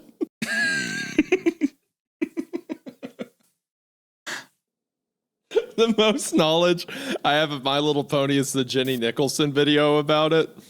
So I know that the actor, the voice, all the voice actors and actresses are like serious voice actors and actresses. So I imagine Pinkie Pie's voice doesn't sound. You know, I'm not gonna look it up. So wait, are you saying should I make it more straight instead of being so bubbly? Yeah, I realistically yes, but for the sake of what we're doing today, here let me try it again. Might as well just leave it as Gypsy Rose. Okay. You're here! I've been waiting all day! That's probably about right. Yeah. Is Rainbow Dash a guy or a girl? Or is that I want to say a girl. Hold on. Is Rainbow my search history right now? Rainbow Dash. There was an archery station, a swimming pool, the lake with the large rope swing, a playground, an open field, a basketball court, a sand volleyball court, and a rec center with ping pong tables, air hockey, and a foosball table. There was also a small building that Graham said was a chapel, but he said it was never used and we wouldn't need to worry about it. Red flag. What, the chapel? Yeah. No one goes in there, don't touch it. Yeah, we have ping pong, foosball, a full arcade. That's a 7,000-year-old church. We don't ever deal with that, so don't even look in there. It's fine. We actually don't know who built it, and no one can read the writing on the door. Yeah, exactly. It's been locked with an unbreakable seal. And if you get too close to it, it talks to you. It speaks real weird. Especially just the pigeon one. The birds freak me out. I just don't like birds. You know what I mean? Yeah, I don't like the 1,000-mile stare that birds give. It's just, I don't know. If you don't have eyelids, it's like, what's the point? Or whatever. Do birds have eyelids? It's a quick Google. I'm almost positive that's going to be a yes. I think. I don't know if all of them do. I'm almost positive that's. Yes, birds have eyelids. Actually, they have 3 eyelids. Okay, well that makes it even worse. Yeah, well that's upper eyelid, go that far. Lower eyelid, and then nictitating membrane, a translucent third eyelid that moves horizontally across the eye from inner to out. Oh my god. I do love a nice parrot, though. Very, or a toucan. Is this the part like a toucan and a parrot? Is this the part where you launch into a story about like you watched a parrot like get molested or something when you were a child? Or No. Actually, I can give you a quick story about a bird, but first I just want to tell you, be sure to listen to this episode on Spotify. Feel free to support us on the audio platforms if you are driving or commuting to work or something. Consider listening and rating us on Spotify or Apple Podcasts. It really does help us out a lot. Now, let me get to you, before we move into a package marked Return to Sender, I had this aunt I lived with whenever I first moved to California. She lived in this retirement community in a town that I won't say. I mean, I just did not give specifics. But she did live in California. And she had a bird, like a parrot, in her house that would talk to her, right? But I always thought it was weird is she clipped the wings so it couldn't fly away. And I remember asking her, I was like, that's the most fucking torturous thing I've ever heard in my life, clipping a bird's wings. And it's just like, cool, I got to walk around. That's what birds are known for. You know what I mean? So then she's like, oh, it's not a big deal. It happens. People do it all the time, you know, whatever. And she basically made it insinuate that she's just like, you know, I'm letting my animal do what it wants. It wants to hang out inside, so I'm doing that. And I'm like, okay, so that's cool. It wants to hang out inside, so I'm going to cripple it. That's a fun way to look at it. So to deviate from that, because this is where it gets a little spicy, is we don't even talk about the bird at all. One night I come home. Once again, I mind you, she's in a retirement community. I come home. She's watching American Ninja Warrior in the living room, and her dog is licking her feet like obsessively, like whatever. And I was like, what are you doing? She's like, I'm just watching American Ninja Warrior. And I mean, that little motherfucker is going at those piggies like crazy. Her feet are glistening, like it's just been like licking at it forever. And I kind of sit down because, I mean, it's abhorrent. It's like obscene. It's like watching a car wreck. And I was like, you just letting them kind of go at your feet? She's like, yeah, I just let my animals do whatever they want. And it was a weird parallel where it was the same thing with the parrot, right? I'm letting him do, this is what he wants. So I clipped his wings. So my ass was thinking, I'm like, did this crazy old fucking woman lather her feet up in some kind of like, I don't know, coconut oil, honey, or fucking peanut butter? And she's just like, you want to lick my feet. You like it. You know what I mean? So anyways, the whole thing was like every afternoon she would sit there and she would watch American Ninja Warrior, and then that dog would come up and lick her feet for like hours. Like, I mean, like a long time.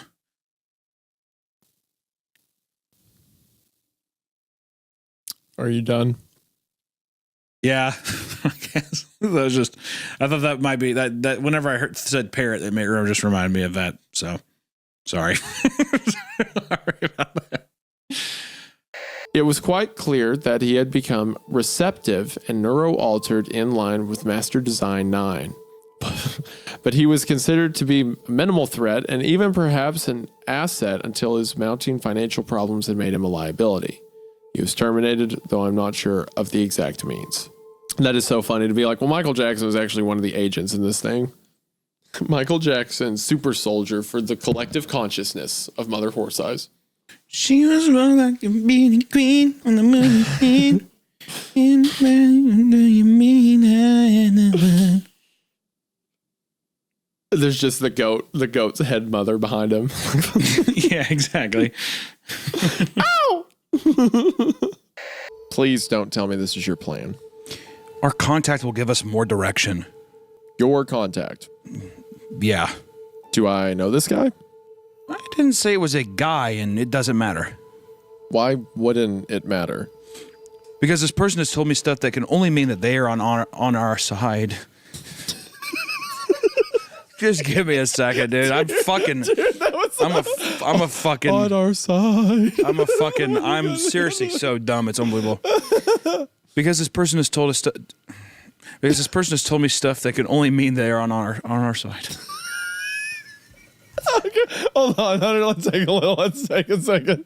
You're doing really good. We're in chapter 3. That's quick. That's a lot of. I'm so fucking dyslexic. It's unbelievable, man. Are you diagnosed dyslexic? Hell no, self-diagnosed. How else could it be? I mean, I'm like, why can't I say this? Because this person has told me stuff that only. Okay, well now it's a bit. Now we've hyped it up. Because this person has told me stuff that can only mean they're on our side.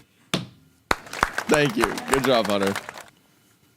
There's only 18 chapters to go. 17. No. We're on 3. The Widower's Clock. It's the one where I know the one. Are you in a hurry to get home? No. Good.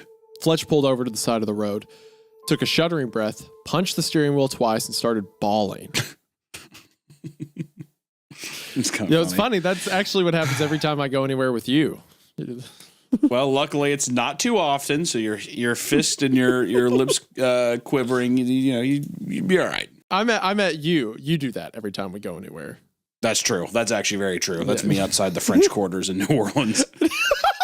Not again! That's what I say as I get dragged in. My nails peeling off, digging into the cement.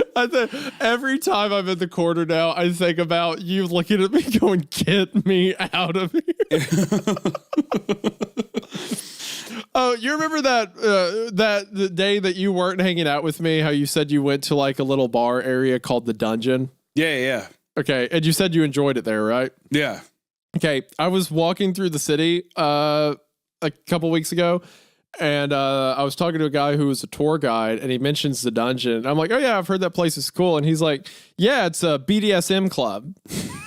They tie people up upstairs and they have these whipping parties. Listen, dude. So I just wanted to ask. All right, we don't have to pick and prod at why. I just think it's interesting how you tell me there's like this place you found that was really cool, and then I later come to find out you have that to go in there. It's a leather. No, absolutely not. Okay, first off, when I went in there was no BDSM stuff. It was just metal music, and then it had a bar downstairs. It's all like really, really cool. Like set dress and stuff, like to look like an actual like dungeon. And then upstairs it has like kind of a chapel looking thing. It was cool. And there wasn't a single. And I tell you this, someone if there tied was up, people getting someone whipped, wearing a funny mask. If there was people getting whipped in there, I would have liked it even more. I would have loved it even more. Dude. There you are. All right, animal, monster. If I was sitting there and I could have a fucking Jack and Coke while a guy next to me is just like, damn, dude, getting in there harder, getting whipped in the back. If old Scary Carrie was sitting next to me getting whipped in the back, come on, lay your shoulder into it. Then I would have loved it even more. I'd be like, hey, give me a Dirty Shirley. I'm like, you want one, Scary Carrie? Nah, I'm on a diet. I'm trying to watch my figure. Get me a Sprite Zero. I'm like, there's no way to have that here. There is no. I'm not like Scary Carrie. If I had to say anything, I guarantee you they do not have Sprite Zero here. Yeah, that's exactly what I'm. There's impossible. No way. I'm like, I can get you a Dr. Pepper. Maybe a Diet sugar. Coke. I'm like, sure. Maybe a Diet Coke, but I think that's all you can have. Now we're watching it. Yeah, now we're watching it. She's like, give me a gin and tonic. I'm like, goddamn, give her a Modelo. For the love of God, give her a goddamn Modelo. No, scratch that, Pete. Give me a gin and tonic. Doesn't touch it the rest of the night. I'm like, oh yeah. I don't even know where we're at in the story. The dungeon talk really got me. It took you over. Do you think people in this universe, though, would be excited by a name? You know? Potentially. They open it up and it's like, Jessica, wow. And then there's some guy who's like, I wonder what mine is. He like opens the envelope, whatever, and it says like jaundice. And he's like, huh? Jaundice, like the disease. Yeah, he doesn't know he's looking for people with yellow eyes walking around. Is your name Jaundice? Yeah, hello there, Paul. Yeah, are you jaundice, right? It just means that he's going to die of jaundice. Yeah, you will have no love. You're the only soulmate is death, and it's going to be jaundice. Yeah. Isn't jaundice just a yellowing of the skin? Can you? I don't think you can die from it. I thought it was like liver failure. Condition. Was it not? I think jaundice is the yellow skin that's a symptom of liver failure. I think. I'm speaking to someone who acts like he knows. Yeah, it's the discoloration of body tissue resulting from the accumulation of bilirubin. All right, well, I didn't care about all that. But the accumulation of bilirubin? You know what? Is it a bass player? Yeah, yes. Why are you yellow? Well, I went to Billy Rubin's concert last night and he stained me with the funk. It's Billy Rubin's like a liver enzyme. Like has to do it's in your blood. All right. But you know what? I like your answer better. This guy's dying because there's tiny little bass players in his blood. That's why it's married to jaundice.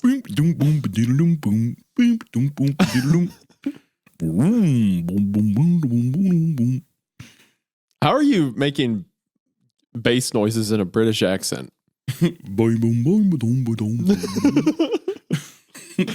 Okay. Also, this has got to. I mean, I know that we're fucking 3 paragraphs in. Dad's about to check the fuck out. All right? I mean, to be fair, we did kind of jump the story for no reason. It was just like, well, in our town, we're told our soulmate. There's really no reason that we're even that it's British, right? You start messaging me obscene messages, and you're like, boo. Now, remember the reason I said I think it's British is because of whack is like a term. Oh, yeah, that's right. The UK, yeah. Should we just assume that's in England then? I think we're too far gone to assume otherwise. They're going to get like a chapter in and be like, so as I was leaving Atlanta, and we'll be like, oh, well, too late. Atlanta, London? Yes, Atlanta, London. Yep, that's how city. That's how city. Well, it's cobblestone streets and the best pastries in the world. Cobblestone street. Okay, we got to keep going. I'm slipping. His mind was running 3 tracks above mine, so I didn't know what I was getting into when I said, "Okay, I'll try to ruin your life, but I dare you to try and ruin my life as well." He smiled with a newfound enthusiasm. And I smiled back. This has to lead to gay sex. I mean, does it not? I mean, am I high? Am I high? I feel like if this doesn't. Go ahead. I'm having fun. So this would be that would be the more normal response. Like just like if you had a being like, why don't you ruin my life? Why don't you come over here and mess this all up? What I'm saying is, would you consider ruining someone's life if you had a prolapsed asshole, like some red cabbage? Okay, all right. That would be ruining. Oh my god! What did you say? What? What red cabbage? What are you doing? What is that? Oh, come on, man! Awful. Little monkey brain popping out between your cheeks. Come on, man. Come on. We're all adults here. I'm just saying that I've seen many a prolapsed asshole, and I feel like that would ruin my life. have a little jellyfish pop out and kiss my Hanes underwear. I don't know if that would consider that ruining my life, but that would be a good start. Oh gosh, that hurts. What did you? Okay, as soon as you said that, I threw the headphones off. I haven't heard anything you've said since. I didn't. I don't want to hear whatever you've said since. All right, just. Oh gosh, dude, that would be a great way to start to ruin someone's life. You have to sit on a ring, like one of those little cushions. Stop talking, please. I'm begging you. Okay. You literally like unlocked a repressed memory for me when you said that. What? None of that happening to me. of something I read one time. Oh my gosh. Sure, buddy. All right. I thought it was just a good way to reiterate start to ruin someone's life. Can we go back to the story now? The caves closed down for the foreseeable future. Already, tourism had waned in the last few years, and it was getting difficult to keep the motel open. I was running out of options, so I opened the second envelope. Which, let me just say, if anyone leaves me letters when they die, and they're like, open this one when this happens, open this one, I'm reading all of them. Yeah, I'm reading same all of them setting once. that day to be thrown away in the trash. Never thought about it. Burned. Just gone with the wind. Yeah. Fire fodder for the cold winter night. Actually, it couldn't have been a hotter night. I still make a fire. I'm going to be like Michael Caine in The Dark Knight. Like, oh, this letter was left by like your lover, you know, confessing their feelings before they died. I'm burning it in the kitchen right now. I saw a baby with a jewel the size of a tangerine. What the fuck are you talking about? The fuck are you talking about, Alfred? Some men just watch the world burn. Have you seen? Why don't you have you shut seen, the fuck up and do my laundry, Alfred? Have you seen? Have you seen the picture of him about Bane? Yeah. Okay, Bane is the scariest guy I've ever seen in my life. I think about that like once a month and just start giggling. It's such a funny. The idea of him just crying to Batman like, this guy is so scary. Bane is the scariest guy I've ever seen in my life. This is truly the most frightening man we'd ever seen before in my life. Master Wayne. Master Wayne. No. Step 2. Turn off all the lights in the house, go to your front door, which must be wooden, and place the paper with your name on it in front of it. Now, take the candle and light it. Place the candle on top of the paper with your name. Step 3. Knock on your own door 22 times. The hour must be 12 a.m. upon the final knock. Then open the door, blow out the candle, and close the door.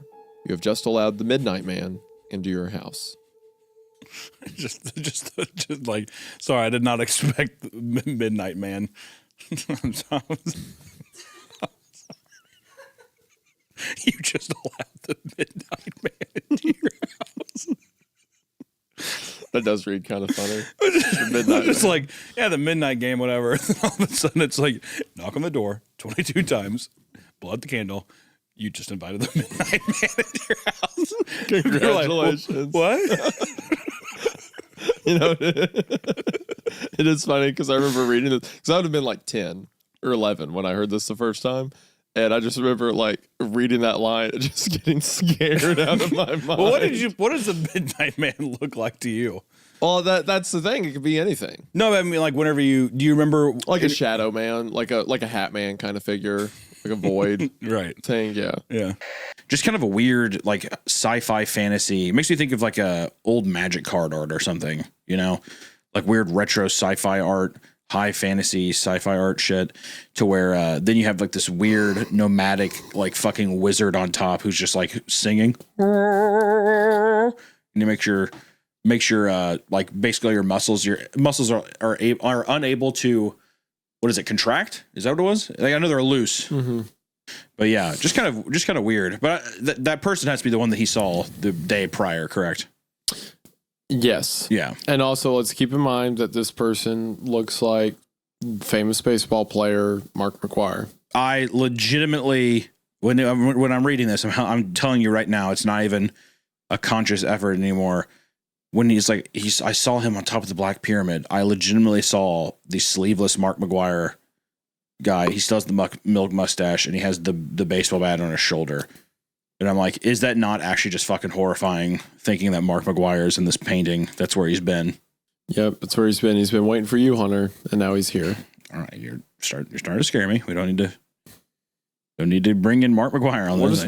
What's Mark McGwire sound like? Hey y'all. Hey, it's how like you a doing? baseball I'm Mark player voice. McGwire. Hey, Mark McGwire here. You're just gonna I didn't take You're steroids. just gonna be chilling out, and then in that little like window behind you, it's just, hey kids, Mark McGuire here. Hey kids, you want to do some steroids with me? This is a hypodermic needle.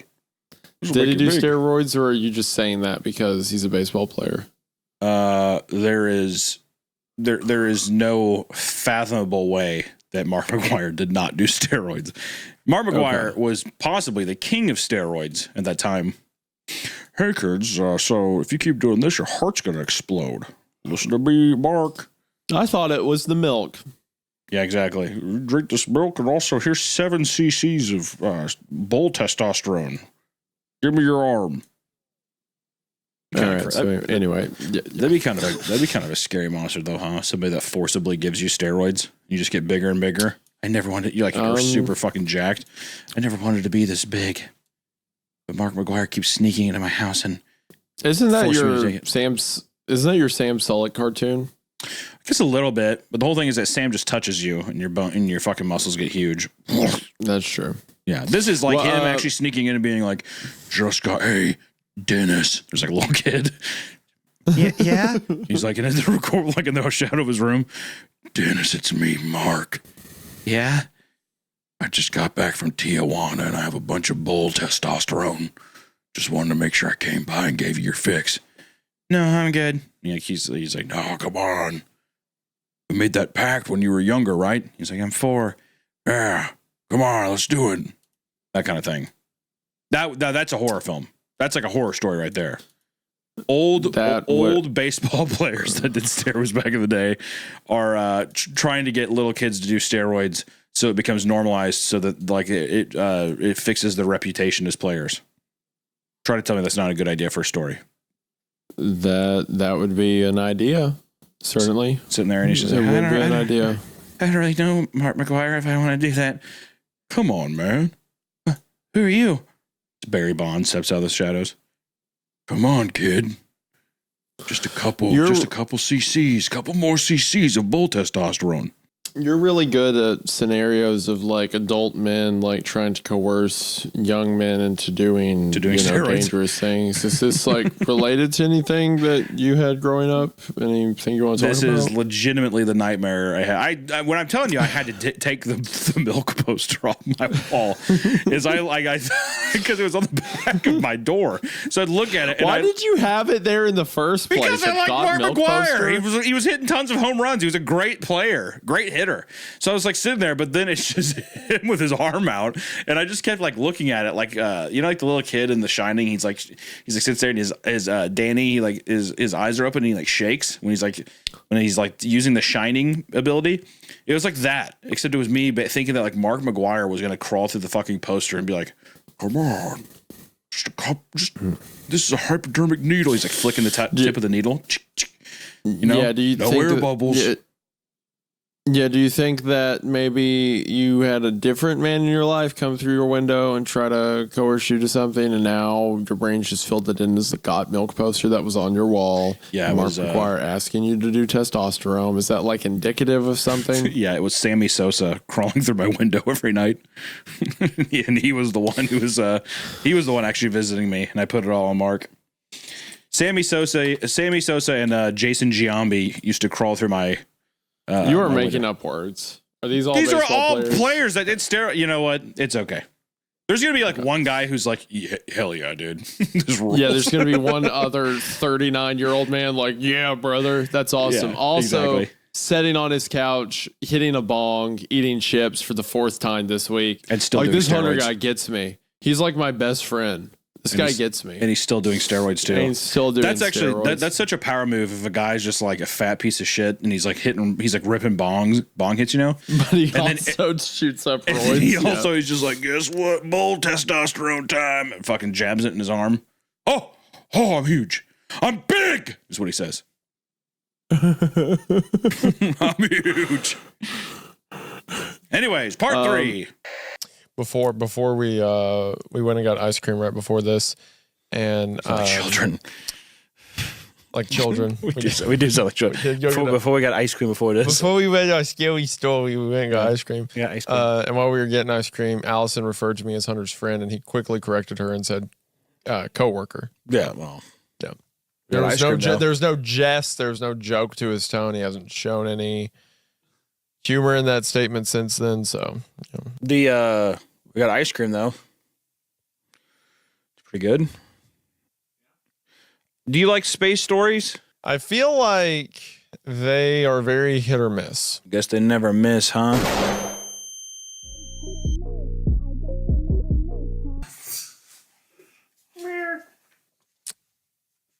Okay. I feel like they can do some really cool stuff. Like I forgot about it.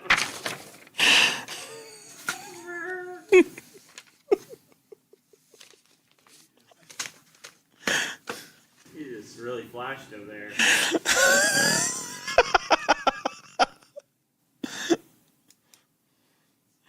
It's the dumbest drawing I've ever seen. Come on, man. Wait, the dumbest?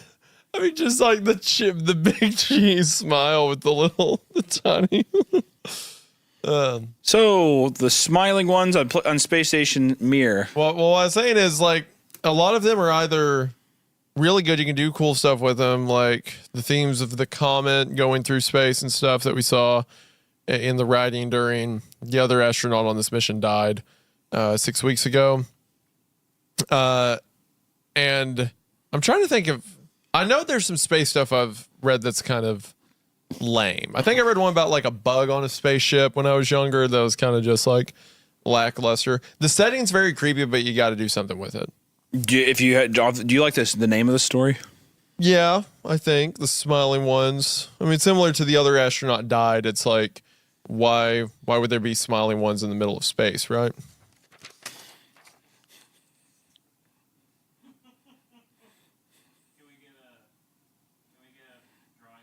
What is that? Just a stack of drawings? Well, some drawings I've done. What all's in there? To me, we saw that one. Everyone saw that one. Yeah. Why does he always draw my neck so long? The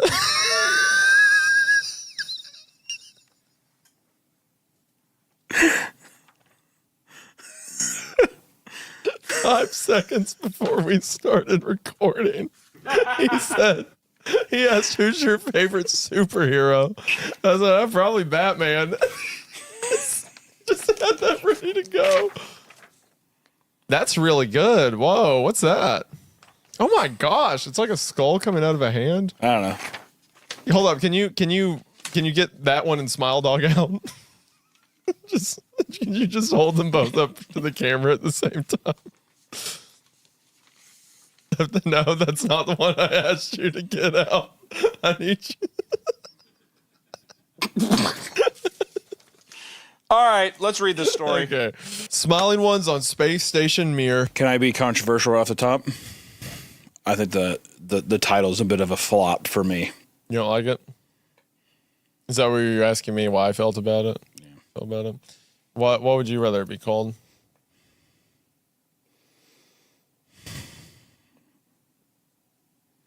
I don't know. I need to read the story first to make a title name. I just don't like smiling ones. You don't like smiling ones? You know, just a bit try hard. And then also Mir. Isn't that what they gave Jesus? That's Myrrh. Spelled M-Y-R-R. It's different. What's this like shifty little... You're in a mood right now. You're acting like a goblin. All right.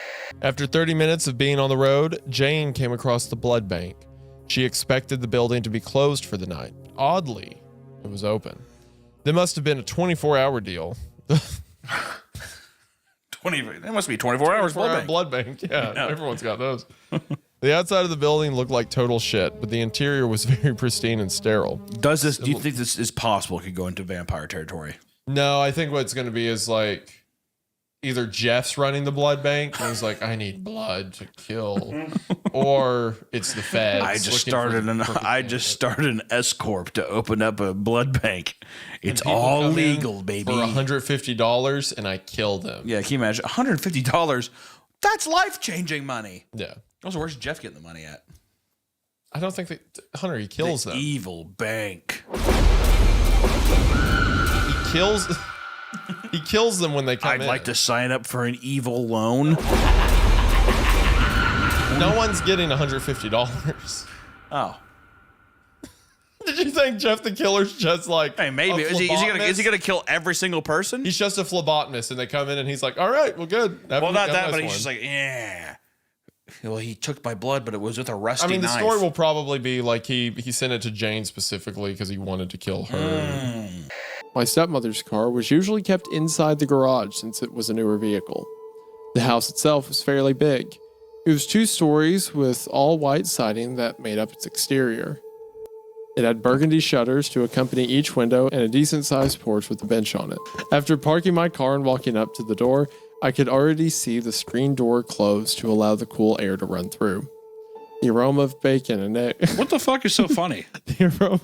What the fuck are you giggling about? I'm sorry. God, after my car parked. Yes. Yes.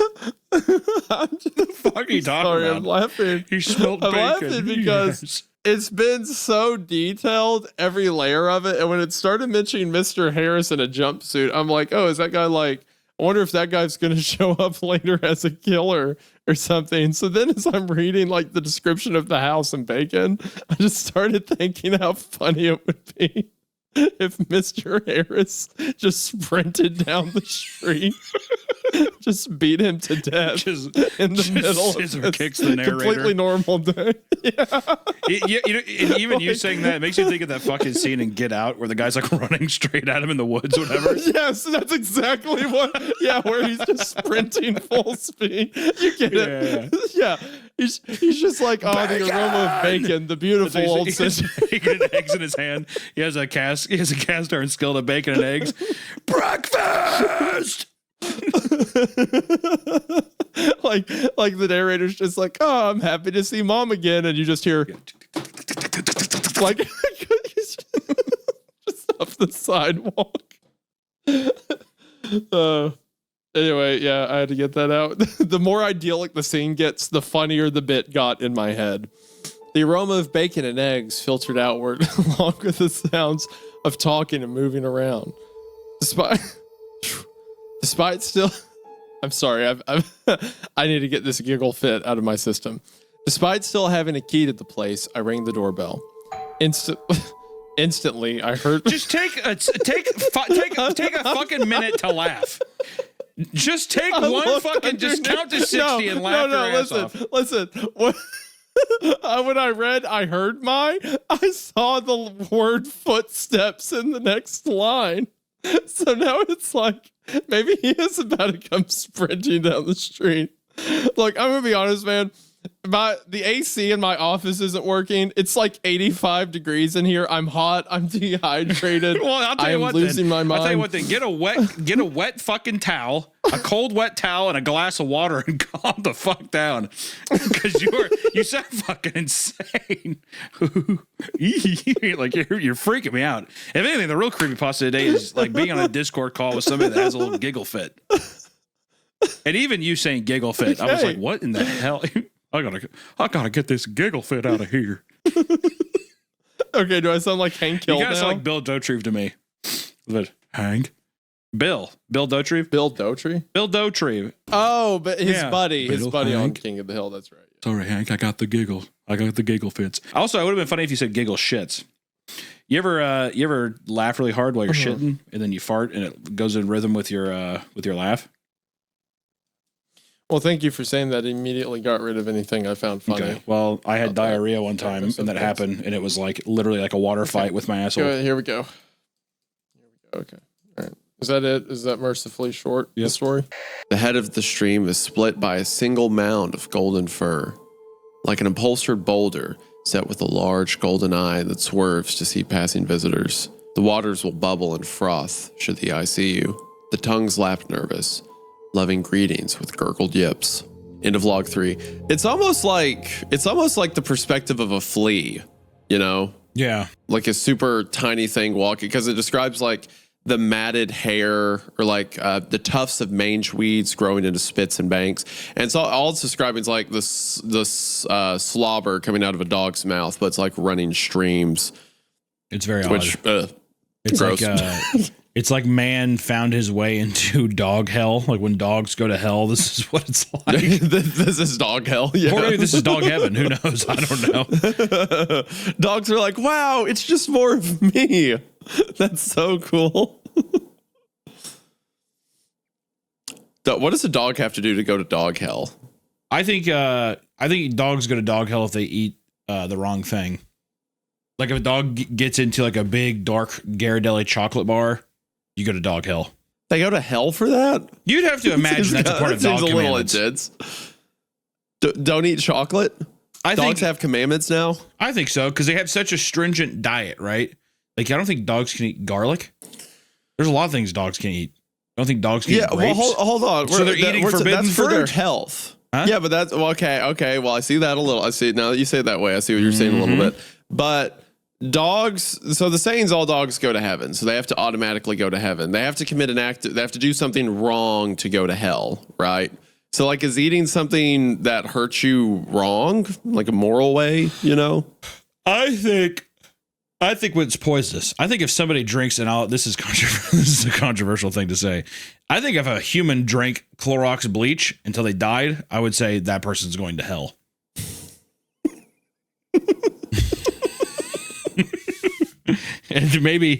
And that's I'm gonna also include that in the not safe for work tag, so people can't be offended by that. You have been warned. So you Hunter Hancock are making your official statement that if you purposefully take your own life. No.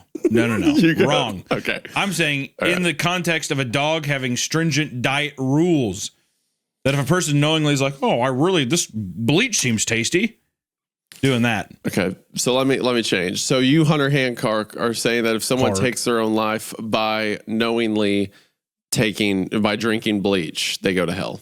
I'm going to say I will have to confidently say yes. All right, on the record. So if you take your own life by ingesting something, or if Hunter you thinks you go to hell. Or if you ate a bunch of batteries, because I'm pretty sure that would kill you. Count as ingesting something that would kill you. Yes, I think so. Yes. Yeah. Okay. But any other form, and I'll be completely honest, this is a thought that I've had for 30 seconds, so it is not very well thought out. But I'm just trying to find rules of why dogs go to hell. All right, because I know a lot of people are going to say dogs can't do anything wrong. They're beautiful little puppers, right? And I agree, but there has to be rules, dog rules. Why didn't you put something that's actually like a bad thing, like biting kids or but chasing the mailman or something like that? Because to me, I'm like, that's just dog's way. Like a bad moral act. That's the dog's way. So that's the dog's way, but eating garlic is punishable by hellfire. Absolutely, because dogs like to eat all kinds of stuff. They eat shit that doesn't kill them. They eat everything, and it's just like you can eat anything you want. Puke, you can drink your own piss, you can eat shit, you can eat whatever you want. You just can't eat these things. See what I mean? It's like there's a lot of freedom, but they're just like dog god. The god is he says no grapes, rough. And everyone's like, okay, fine. No dark chocolate, bark, rough. And like no garlic. I'm pretty sure also the list of things dogs. It's pretty extensive. Things dogs can't eat. Antifreeze, that one's on there. Grape, chocolate, macadamia nuts. See, how random is that? Nope, no macadamia nuts. Avocados. Dogs can't eat avocados. Yeast dough. All right. Onions. Can't have onions. Chives. Can't have onions. That's as ironic. Yeah. Bones. That can't be. Dairy products. Garlic. Raw eggs. Salt. Citrus. Nuts. Onions. Cherries. I mean, what exactly? Nothing. If anything, they're already fucking demons anyways. Don't eat anything on earth. The compounded like dry nuggets that we pour into your bowl, that's all you can have. So if your theory is correct, then most dogs, because most dogs will have a little bit of that in their life and not die. So most dogs are going to hell, as far as you think. I think Disney did a disservice by saying all dogs go to heaven. I don't necessarily know. All Also, right, so now that we've gotten to the breaks of this conversation, Hunter Hancock's. Go ahead. From sources across the web, I see all these lists. Right, not once, Isaiah, not once is bleach on here. Well, I feel like that's like saying don't ingest razor blades or a bomb. Well, I think what if they're able to, what if every dog it does that thing like in a cartoon where they eat it and their belly goes really big for a second and it goes back down? I mean, then I guess it'd be okay. But then, according to you, they would go to hell when they die. Can dogs drink bleach? I think that's a Hassan bad thing Piker, to type into Google your search be like. I'm joking. Cut that. Can dogs drink an electric collar? Can dogs? No, bleach. They will get poisoned by bleach. Guys, editor note, put in dog. Do not give your dogs bleach. Thank God I read this before. Also, editor, put in an editor note that says Hunter Hancock's official statement. If a dog ever ingests anything he's not supposed to, or if you as a human ingest something that kills you knowingly or otherwise, you go to hell. Well, yeah, I think that we found today's theme. I think that it's going to be just finding out what exactly makes you go to hell, and I'm going to have to be the voice of those, and I'm sorry. Okay, so what makes say, people you know go to hell then? I'm even going to say it now. I'm going to say that if humans, you have the same kind of... every time a human eats a grape, they're going to hell. That's what I'm going to say. Every time you eat something that's poisonous to a dog, you're going to hell. That's only fair. So most humans are going to hell. And you know what? Honestly, I would say nearly that's true. all of them. Actually, I would say that's true. Actually, if it's really heaven, Isaiah, I would assume not a lot of people. It's not busy. I mean, you gotta give me that one. Right? I don't actually have to give you anything. You gotta for the sake of give me that. For the sake of the bit, I'll entertain your theory that heaven is empty because anyone that's ate an onion is not allowed in. I mean, and like that's the biggest irony of all. Why'd you put it down there? Why'd you eat it? Just because it's there doesn't mean you have to eat it. You're like, didn't have to eat anything. Because that's the thing too. 2 words in heaven, Isaiah. 2 words: elbow room, and that's what makes it heaven. Oh, so there's like 7 people up there. I would at least say a baker's dozen. It's entirely like babies that like died too young to eat onions. And I'm not gonna touch the baby thing. I'm not gonna be a verdict on that. I will only be a verdict on. Oh, now you're not gonna touch it. Controversial. Okay. I'm not trying to say anything controversial. Right. That part was true. It was pounding. Nikki frowned. You need a ride? Internally, no. Externally, nah, bro. What? You like driving dudes around in your car or something? You into teenage boys? I got this. I just offered you a ride. Wait, you want me to suck your cock on the way home? It's just a pretty formal thing. Hey, you want to eat my asshole out and do all kinds of weird stuff with me? You want me to jack you off in the driver's seat? Okay. I see that I'll never ask this ever again in my life. It's funny because anytime I offer to give you a ride somewhere, that's typically what you say. I jump for joy, and I do yes. I jump up and down. Yes. You're giving them too much to work with. Yeah, I take 3 or 4 butterscotch candies. I roll them around my mouth, and I get my saliva nice and thick, and I do. Okay. I say, Isaiah. I said, quit. I guess if you want to, is why I say like that. Oh gosh. What? Oh. Okay, so I guess we can't be bros.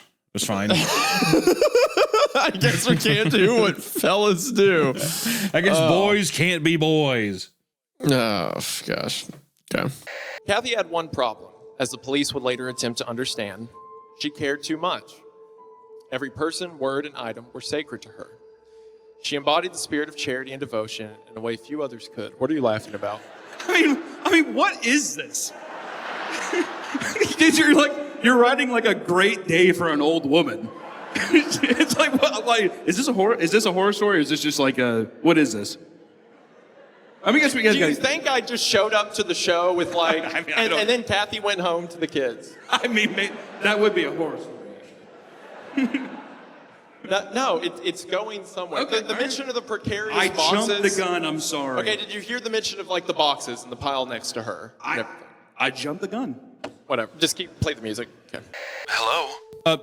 Sorry, ma'am. That's not a problem. And for how many? 4, please. In less than a minute, it was confirmed. Oh my God. She was scheduled for tomorrow at 7 p.m. This is the stuff that I was saying. Okay, go ahead. Sorry.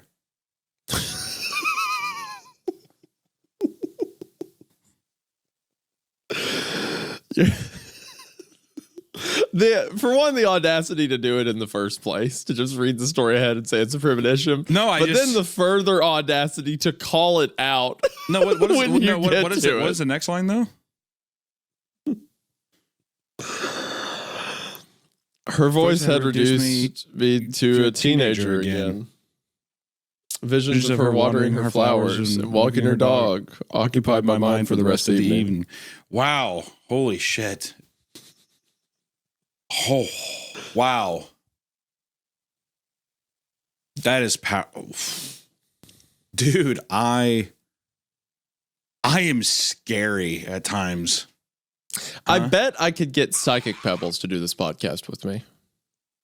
Dude, don't even plant that seed in people's minds because they will want me out immediately. They will want me off of this show immediately. Who's another YouTube, and really any of the Oni guys would probably do it. Yes. Yeah. Who's another animator that I could like sell you for? I could sell you cheap too. My stock is very low, Isaiah. You need to, this meme is going to start a literal riot for change. You're going to see another change.org petition. You say that, but every time someone like talks about me anywhere online, they're always like, "Where's Hunter? Why isn't this post about Hunter? I'd rather be talking about Hunter or whatever." Well, then I why saw don't one we that was drop brutal it, the dude? other. Look, I saw one that was brutal the other day. There was a guy that someone had posted, a subreddit, Instagram somewhere. It was like, these two are some of the best personalities on YouTube. And then someone commented and was like, well, one of them's a YouTube personality. The other one's a guy who got lucky with an iceberg trend. And I was like, ow. Like, people are too rude, dude. That was rough. Listen, man, I'm glad. You know what? I love that we sat here. We're two men aboard the Titanic taking out our tiny violins and playing. Because I see a lot of hurtful stuff too that makes me fucking borderline cry. Really? Yeah. Oh, all the time. All right. What kind of stuff? I don't want to go into it because it's only going to, when we say these things, it only gives them fuel, Isaiah. Don't you understand? Right. So I just like to. There's one guy.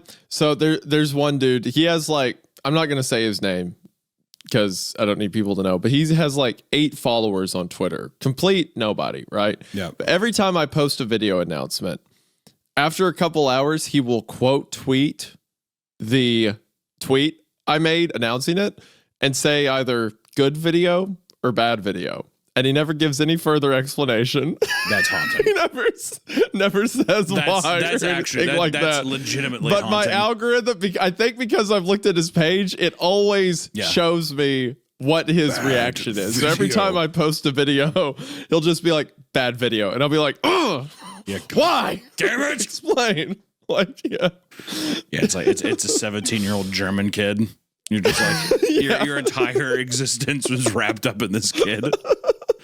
He's like, gut, bad, gut video, bad video.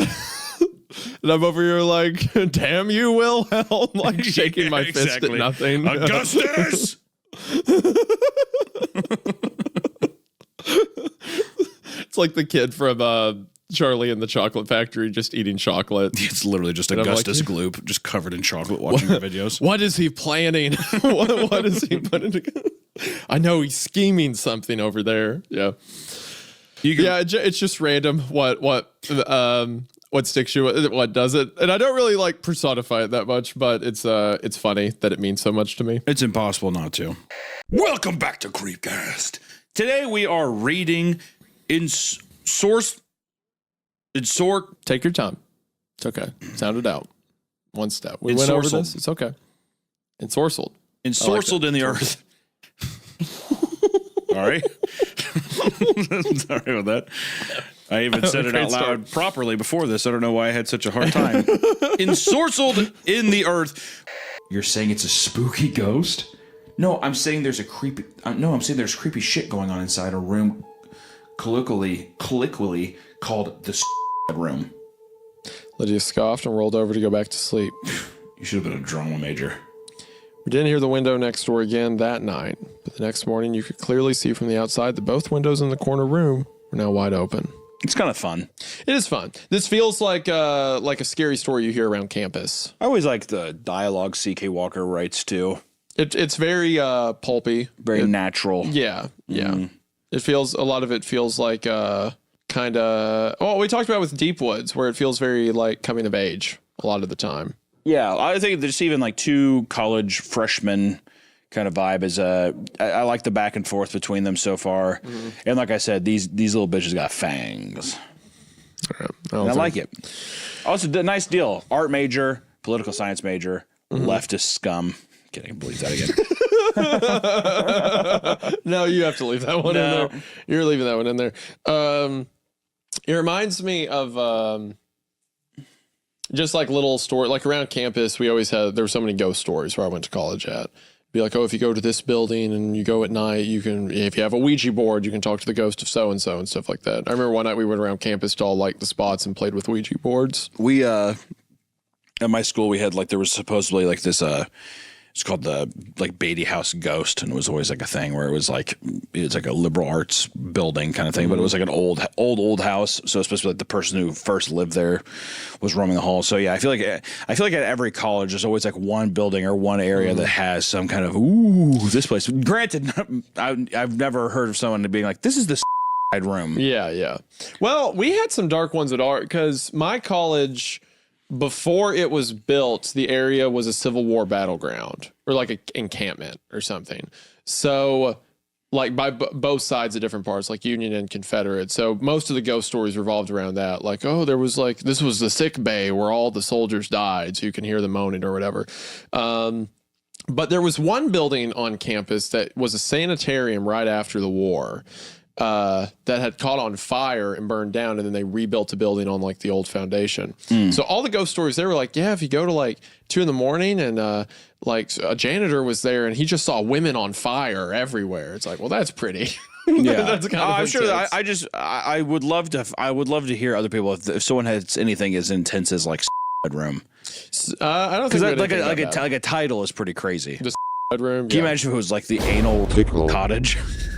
What's that on your one? Campus? You're like, what? There's that meme that goes around all the time. I believe that. What did you say? I didn't say anything. No, what did he say? No.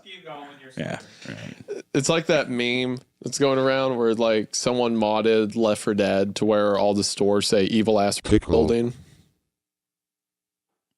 I haven't seen that meme. Okay, all right, well, it's pretty funny. It was on the CreepCast subreddit. Yeah, everyone made jokes about that being Baraska, evil ass building. the shiny gentleman kind of. Yeah. Anyways, like it so far. Kind of like a little Scooby Doo vibe. It's fun. It's fun. Yeah.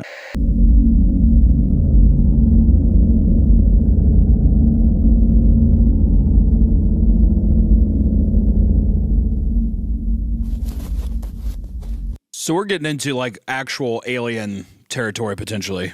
Touch it between the engine sounds and the red flashing lights, and he says he saw people running down the street, but it was hard to make out who, and also to mention that he's heard gunshots around periodically. So it's kind of pointing towards like a War of the Worlds, sort of like there's a ubiquitous takeover. People are getting abducted or attacked by aliens. I like the idea too of that if the sun vanished, if it's actually just like, which I don't know if this would make sense, so bear with me. But if it was like a giant spacecraft or something that was just like, well, I can't see stars or anything else. That's what I'm saying. I'm wondering if it's like a giant thing blocking it. Everything went out at once. Yeah. So yeah. And I do like the creativeness here. I will say, with just some guy. I mean, maybe even with just like a line amp. Yeah. Plugging that in, maybe putting like reverb on it and like putting a mic up to it and just creating like weird like ship sounds. Just fun. Yeah. It's a creative. I mean, it's like you said earlier, it's something. It's like adding like just a little thing. Because if these were just tweets, yeah, it would just seem so stupid. Yeah. It's so dark right now. Yeah. But because it's not just tweets, you certainly don't think that. I'm so bought in. Also, this episode is sponsored by Campbell's Chunky. They can last you for an entire apocalypse. Go ahead. Okay, thank you. A few months ago, I was in an accident. My friend and I were driving home. My friend and I were driving home from work when a young woman on a bicycle came out of nowhere and smashed into my friend's car at 80 miles an hour. Okay, pause. Okay, time out real quick. Now, Isaiah, are they saying that the bicycle was going 80 miles an hour? That's what I was. Or was the friend's car going 80 miles an hour? What if they were both? If they were both going 80 miles an hour, does a neutron star just form? In life as we know it ceases to be. I think she just gets atomized across. Yeah. It's like the submersible going down the Titanic. They just implode and turn to a fine dust. That little the submarine that imploded. Yeah. Yeah. What made me laughing is I was reading. My friend and I were driving, and underneath, like I can see the line beneath it. I just see 80 miles per hour. All right, so we don't know. We don't know for a fact if it's. I'm going to assume the young woman on the bicycle was going 80 miles an hour. All right, Tour de France, downhill, Lance Armstrong. Okay. Let's go. 80 miles an hour on a bicycle is like light speed. Yes, and that's what she was doing. Free falling down a cliff. Okay. She had a beautiful summer dress flowing. She was perfectly up straight. She wasn't even like in a speed pose. She was perfectly up straight, legs outstretched. No, her legs weren't even on the pedals. And she was just barreling down this hill. This is gonna be really rough. If at the end this is just like an actual confession the author is making. Maybe it is of someone that Maybe really it died. is. That's and beautiful. Me and you were joking about like how brutal it was. Yeah. All right. We got out as soon as we realized what happened. Called an ambulance, but unfortunately, Pause. Sorry, I'm not gonna keep stopping. But what do you mean we got out as soon as we realized? Because as soon as she was going. Hold on a second. Hunter, because car over. Aaron, pull the car over. I think we hit something. No, dude, she was going 80 miles an hour. Well, it would have looked like a flash. Yeah, it looked like a fly hitting the window for a moment. They're like, what was that? And then they see like a meteor. Yeah, then they see a fucking woman on like a 1950s bicycle just like flinging through the air. All right, sorry. That's the last time I'm going to stop it. Okay. We found the daughter pretty quickly, and when we asked where her brother was, she told us that he'd been taken away by Bear Man. She said he gave her berries and told her to stay quiet, and that he wanted to play with her brother for a while. Oh, God. The last... Oh, God. I forgot about this. Oh, Jesus Forgot Christ. about the Bear Man? Ooh. Oh, my God. Is that subconsciously was the bear trap thing because our traumatized nature from the Bear Man? The game was rigged from the start.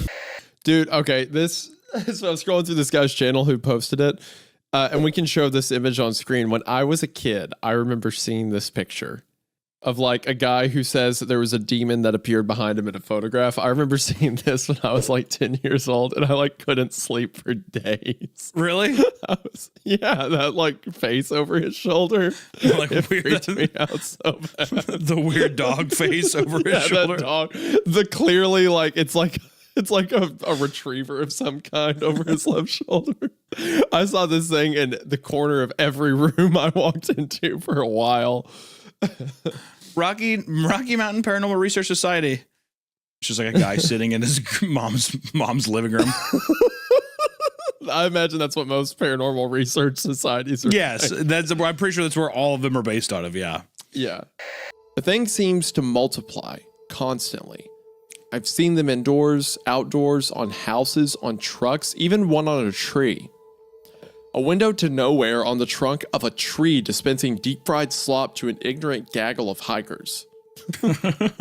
People eating tree deep fried wing slop is so gross. And also like they're running to like breaking a sweat. Here, we gotta stop real quick.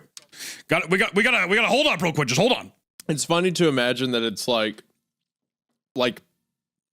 a void coming out of the tree, and it's just handing them like grease fried batter. They're just like, I'm just picturing like sizzling hot melted butters. It's just making me so gross, dude. There was. I'll never forget when I was a kid. I remember there was a story being ran that a county fair somewhere was serving deep fried butter.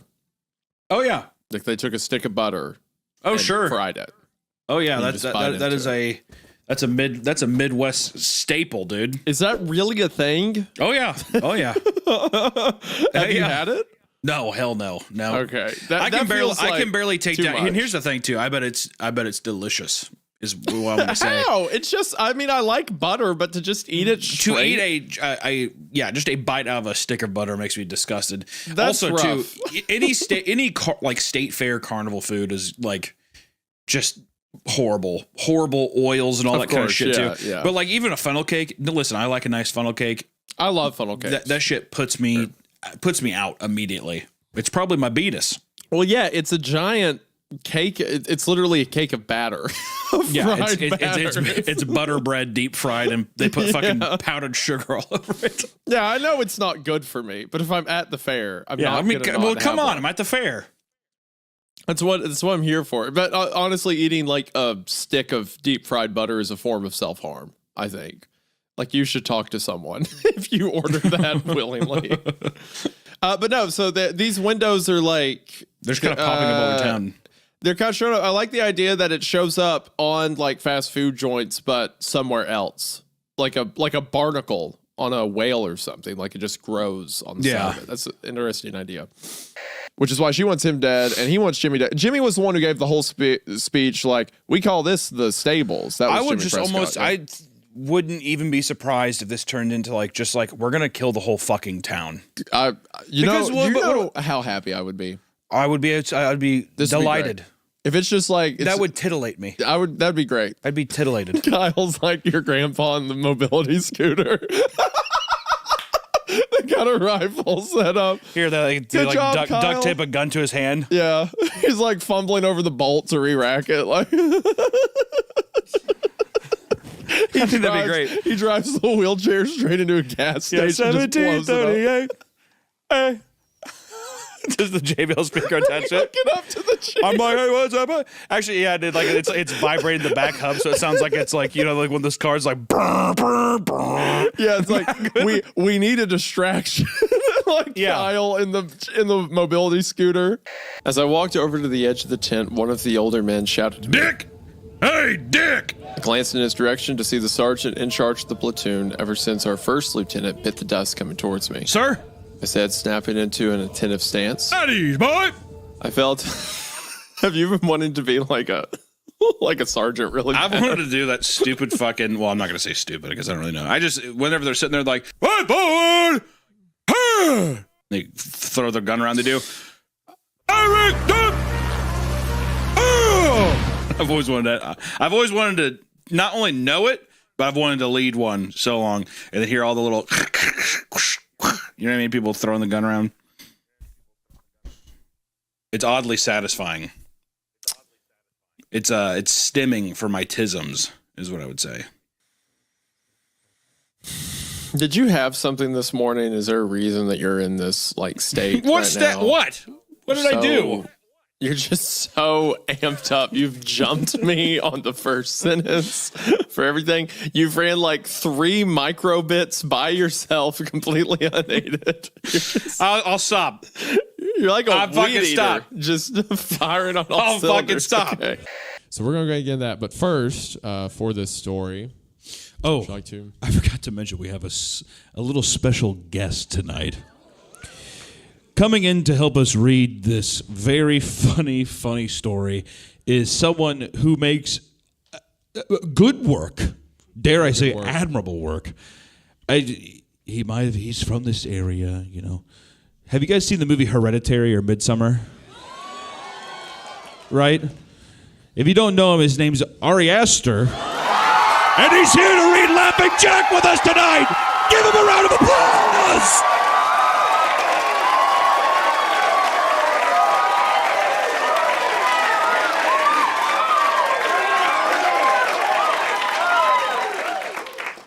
That's not happening. I think I would have to imagine Ari Aster has a lot of better things to do with this time. Creeped out, I decided it was time to go. But when I got up and looked inside again, I nearly pissed myself. Figure was now right against the door looking out the window. Oh my God. Staring at me with an angry look on his face.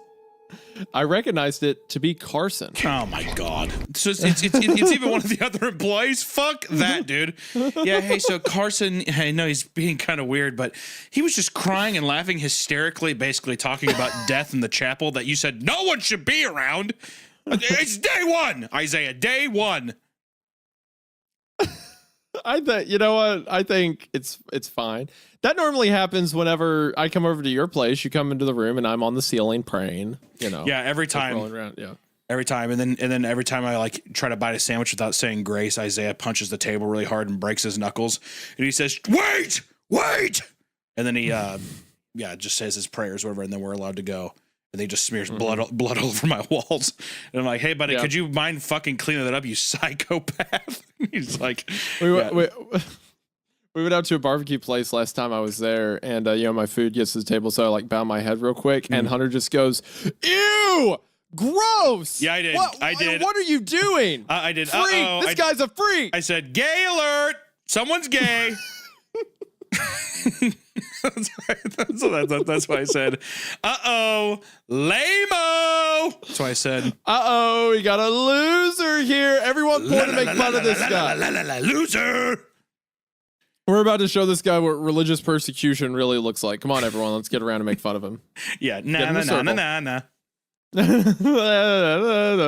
Also wondered if she'd cry.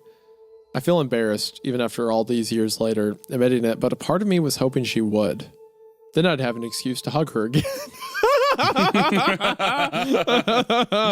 Preach, brother, preach. That's my boy. That's my boy right there. There he is. What a man. I could be. Is that Scary Carrie looking on? Yeah, that's still Scary Carrie. Come on, give me a hug. Put her there. Come on.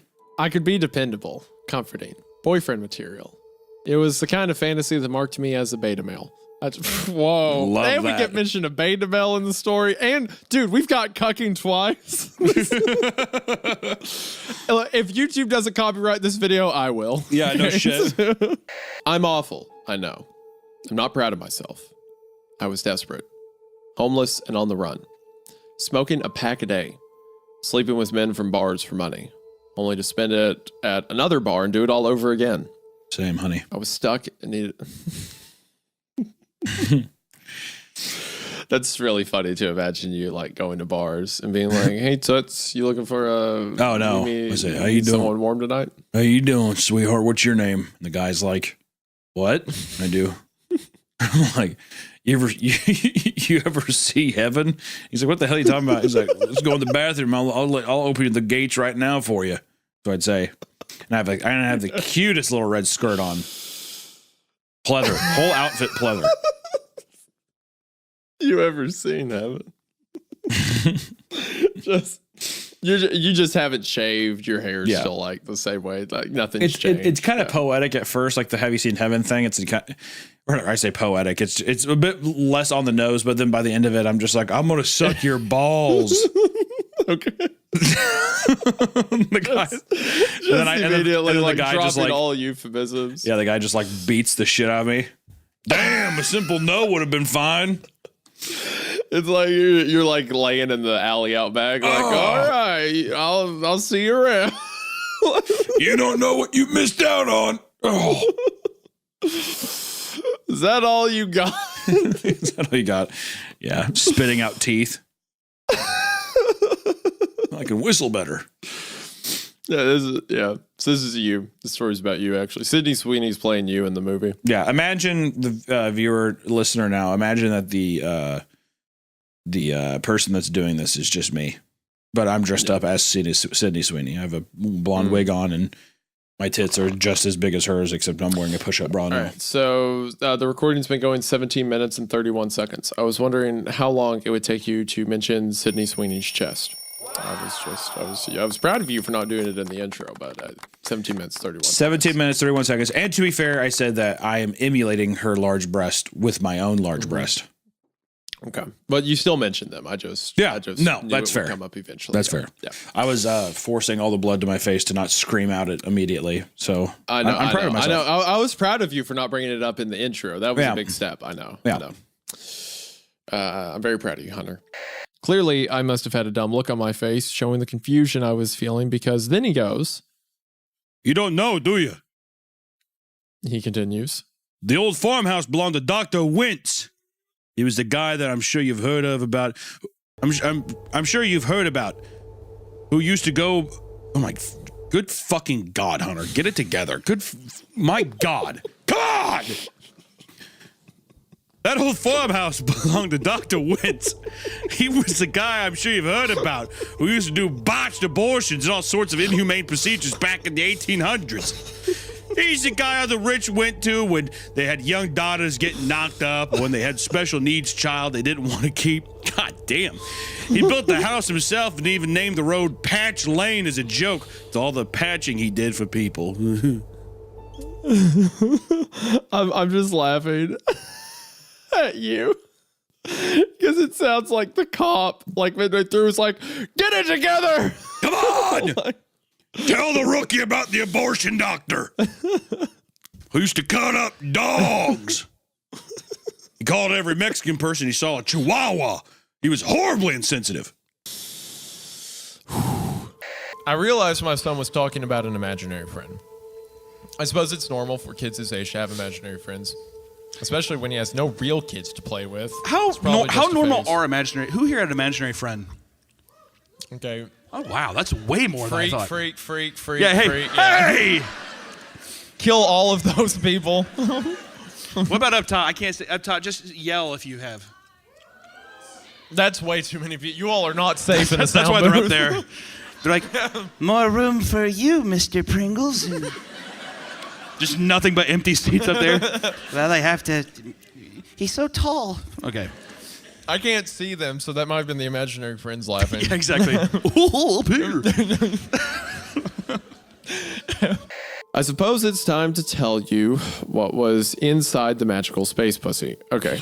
This is the same guy from before. Yeah, where the Manson family stuff.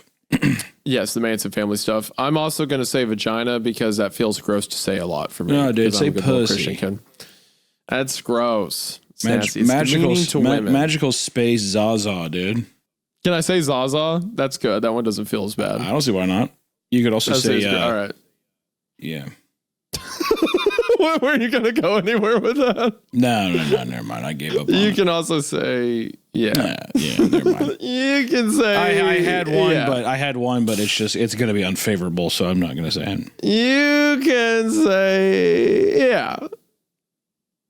You can say, yeah. You can say, yeah. That's what you sound like. What were you going to say? No. I can't hear what. No. What were you going to say? No, I'm not going to tell you. You're really going to do this? You're really going to do the whole I'm not telling you thing? I'm holding on to it because one day I'm going to hit you with it and you're going to chortle. Okay. All right. But not now. Not on a recording. Then the doorbell rang again. Hey, it's Jack. Let me in. Sounded like Jack. Still, I didn't get up. He would have a key, wouldn't he? Why would he need me to let him in? This continued for almost a full hour. Different people would ring the doorbell, announce themselves, and then disappear when I didn't respond. That would be so fucking anxiety inducing. That's so Could you imagine menacing. that? Oh my God. That's rough. Just sitting Fuck there and it's that. like, hey, it's me. Open up. Especially if it goes through different like women, children, all kinds of stuff. Ugh. That idea of it going on for an hour is so long too. I mean, even like 5 minutes of that would be fucked. What's actually standing there is like a giant. In my head, it's like who the knows? most Who knows what ghoulish, it like is? cannibal creature you've ever seen, like a giant Wendigo beast. And it's just Yeah. like, hey, it's me, Jack. You know me, right? Let me in. There's just something so threatening about somebody who is just like somebody just lying straight to your face. Hey, it's Jack. Open up, and it's clearly something pretending to be other people is so, it's just so threatening. It's such a simple way, but it's such a good way to elicit fear. What about that video I just sent you? Let me see. What if it was that? One man, one jar. What is this? Oh, yeah.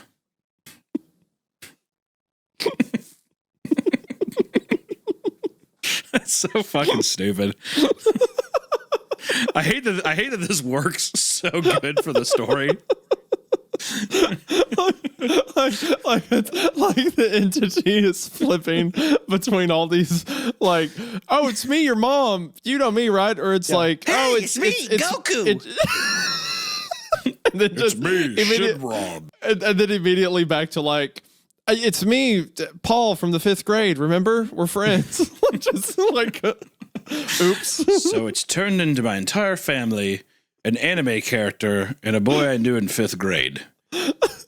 What is this creature outside my door? The hey, it's me, Goku, and then knocking.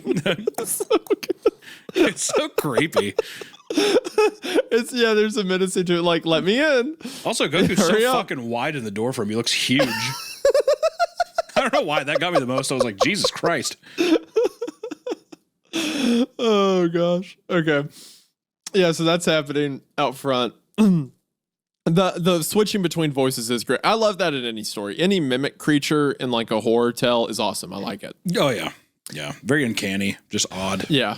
Merely a curious young man in search of information. Besides, I thought at the time I could perhaps find another similar case if I put my mind and resources to it. Mary E. was the psyop for psyop. Not the psyop. S-Y. Psyop is spelled Psyop is what- P-S-Y-S-O-P. I mean, it looks like psyop, but it says psy. Is there a word? Is psyop a word? I don't think so. No. SYSOP? Oh, is that a company? No, it says Mary E. was the psyop for a small Chicago-based bulletin board system. Oh, System Op. Oh, yeah. Thank you. Mary E. was the sysop.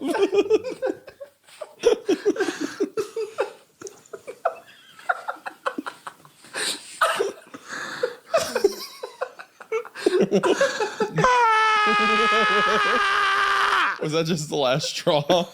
It's just so much. Being berated and having him chime in. Oh, system operator. It's too late in the day. It's too late. For people that don't know, we're recording this at 2 a.m. Oh, also, I want to start this off too by saying, just to get a general consensus of what people think about. I sent Isaiah this message. No, please. Before you don't need to do that. I sent Isaiah this message, and he said, "Hey, are you good to record now, or when are you good to record?" And I said, "I'm golden right, meow," which I thought was really cute because instead of now, I put meow. And now he's been giving me shit because I sent him a voice memo, kind of explaining that joke. And I was just saying, do you want to play it over your phone, Isaiah? Instead of right now, I put right meow, like a cat. Meow. Meow. Meow. Meow. Meow. I'm purring because I'm happy. Meow. Meow. Meow. I'm a good little pussy. Instead of right now. I thought that I just thought that was a fine. I don't know. I guess, you know, when you send your friend something, it's met with such an abrasive reaction. I just thought it was, you know, I don't know. You know, I guess, am I the bad guy for sending that message? I guess is what I want to know out of our audience here. But without further ado, I'm ready to dive in and hear about this spooky astronaut. Be sure to keep liking and supporting us on Spotify. Oh, true. True. See, now you're we're- being a cute little kitty. Now you're being a good little kitty by saying that, because also be sure to check us out on Spotify. Kathy tried to confide in her son, but he had grown equally tired of her addiction. Every day, the kids at school would call his mom a hoarder, along with other slurs, on becoming of such a devout Christian.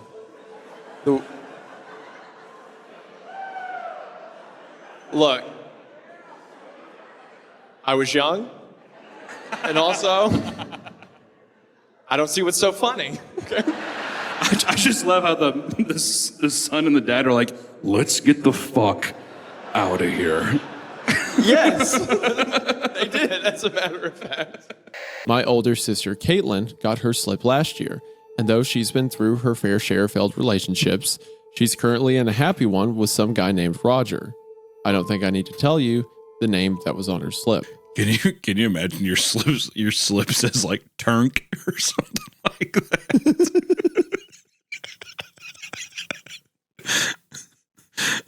Turk? You get a girl named Turk Brownie.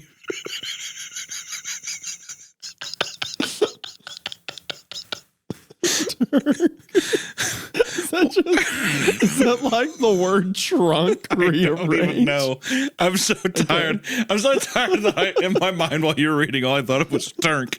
I started laughing. Turk Brownie. You want to know the best thing? I typed in Turk to see if that's saying anything, and this was the first image that appeared. It's apparently some YouTube channel.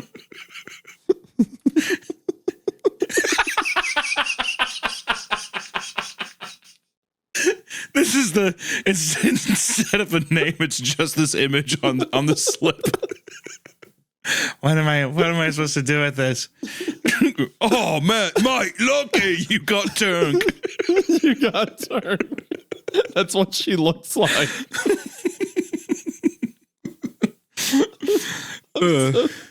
I'm so sleepy. I am too, God. Okay. This is going to be completely insufferable to everyone. I know. watching. I'm sorry. Just randomly Turk. We're going to get a lot of Turk today, dude. it's a Turk kind of day. Mom, Dad, I want you to meet Turk.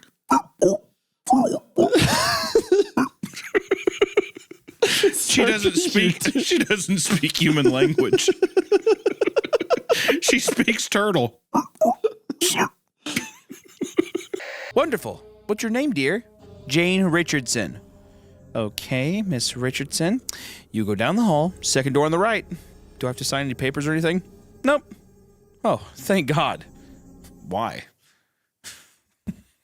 I didn't want to do that. Oh, God, that was a huge load off. Okay. Jane replied, laughing heartily. The receptionist laughed along with Jane.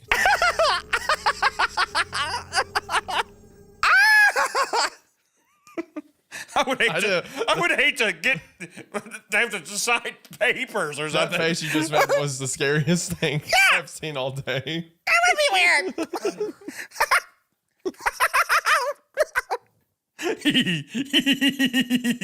That's them both laughing together. Sorry the frog broke something in you. I've been broke all week. Okay. I'll have your cash ready for you when you get done, honey. Receptionist said, smiling. Jane did indeed have healthy, clean blood.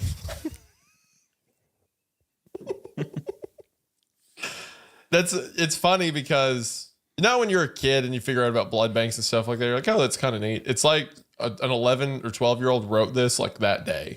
I'm almost 100% positive this was written by like a 20-year-old woman. is how I see it. I do have healthy, clean blood. Just dreams of being like a teenage girl killer. Okay. That's them laughing together. We've got to wrap up this recording. I can't do this anymore. James? Who gave you that candy? James just stared at me, not speaking. James! Please, tell Mommy where you got that candy.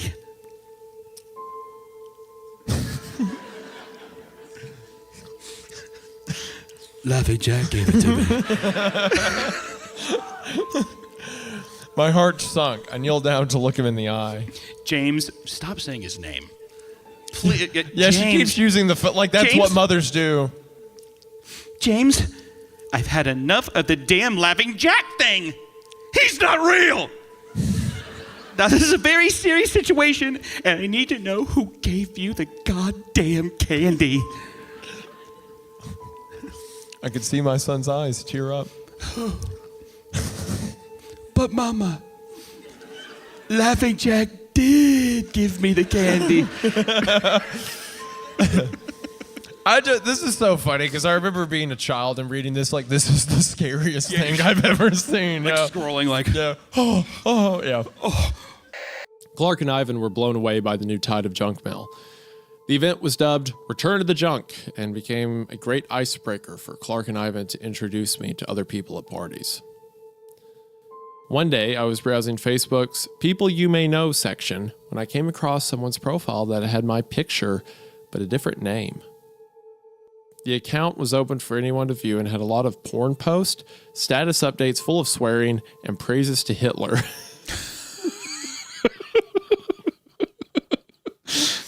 here's my cock. These fucking brownies are awesome. Mein Fuhrer. Hey, that's not me. Wait a minute. Hold on now, a what's second. all of this then? Oh, I don't like any of this. The only gym class activity I'd ever enjoyed, but I felt obligated to update Carrie on what I learned about Rob and the Spire, so I joined her in the auxiliary gym for a little ping pong, a game I had no idea she was good at. She gets, bro. And she's good at ping pong. And she's good. Well, goddamn. she's good at ping pong. Come on, here, hey, ping pong. Or it could have happened exactly like that. Or hold, what am I thinking here? No. That was fine. That was okay. Like that. Leave it. That was okay. You did it. You look hungry. Order pizza from Domino's. I remember what you like on it. She said before glancing at a menu next to her on the nightstand. She picked up the phone and began dialing the number. I got up to use the bathroom and took my entire duffel bag with me. Kimber noticed. She didn't say anything. Then some time passes. I do completely agree. They do not need to go to a restaurant. My gosh. Hell look, no. It's Jimmy Prescott. Yeah, cool. Yeah, exactly. I remember you. Yeah, great idea. Yeah. I love your red hair. There's nothing good that comes from it. Kyle's in the back, looking like Hector Salamanca. Ding, ding, ding, ding. He's doing the. Look at me, ding, ding, ding, ding, ding, ding, ding, ding, ding.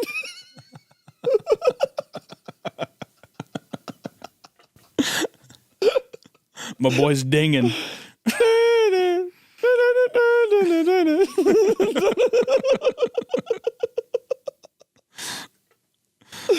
Oh, I miss him so much. Okay. Rule number 3. Any suspicious calls must be recorded. Never tape over a recording. And rule number 4. When the fog rolls in, do not leave the building. Do not open the door. Sound the emergency broadcast. Like I was about to make a comment about like, well, all those rules sound like normal rules for a broadcast, like take care of the equipment, record calls, and then the fog. and then the fog. Beware the fog as it rolls in. Anytime I hear when the fog, like if the fog comes or anything like that, like in a horror sense, it always makes me think of like Stephen King's The Mist or something like that. You know what I mean? You have no when you're a teenager, you have no real understanding of the world yet. I don't think, or at least a lot of people. I don't want to say everybody because I know someone's gonna be like, I fucking was stabbed or whatever. So. What I'm saying is, well, at least when I was a teenager and I was a giant piece of shit, which, you know, still kind of am, I just remember I remember my English teacher coming in and being like, I have to take some days off because my mom was in a car wreck and she died, whatever. And like, it's just that all the kids being like, and like laughing. Cause not really understanding the weight of something. You know what I mean? It's shit like that. Well, there's that, but then there's like, someone died.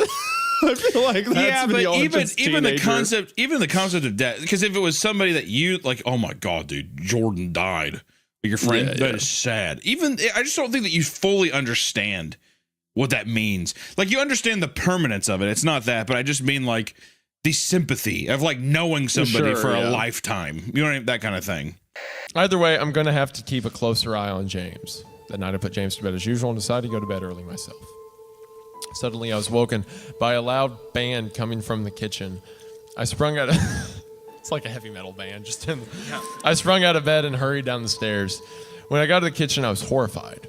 Everything on the counters had been thrown on the floor, and our dog Fido hung dead from the line fixture.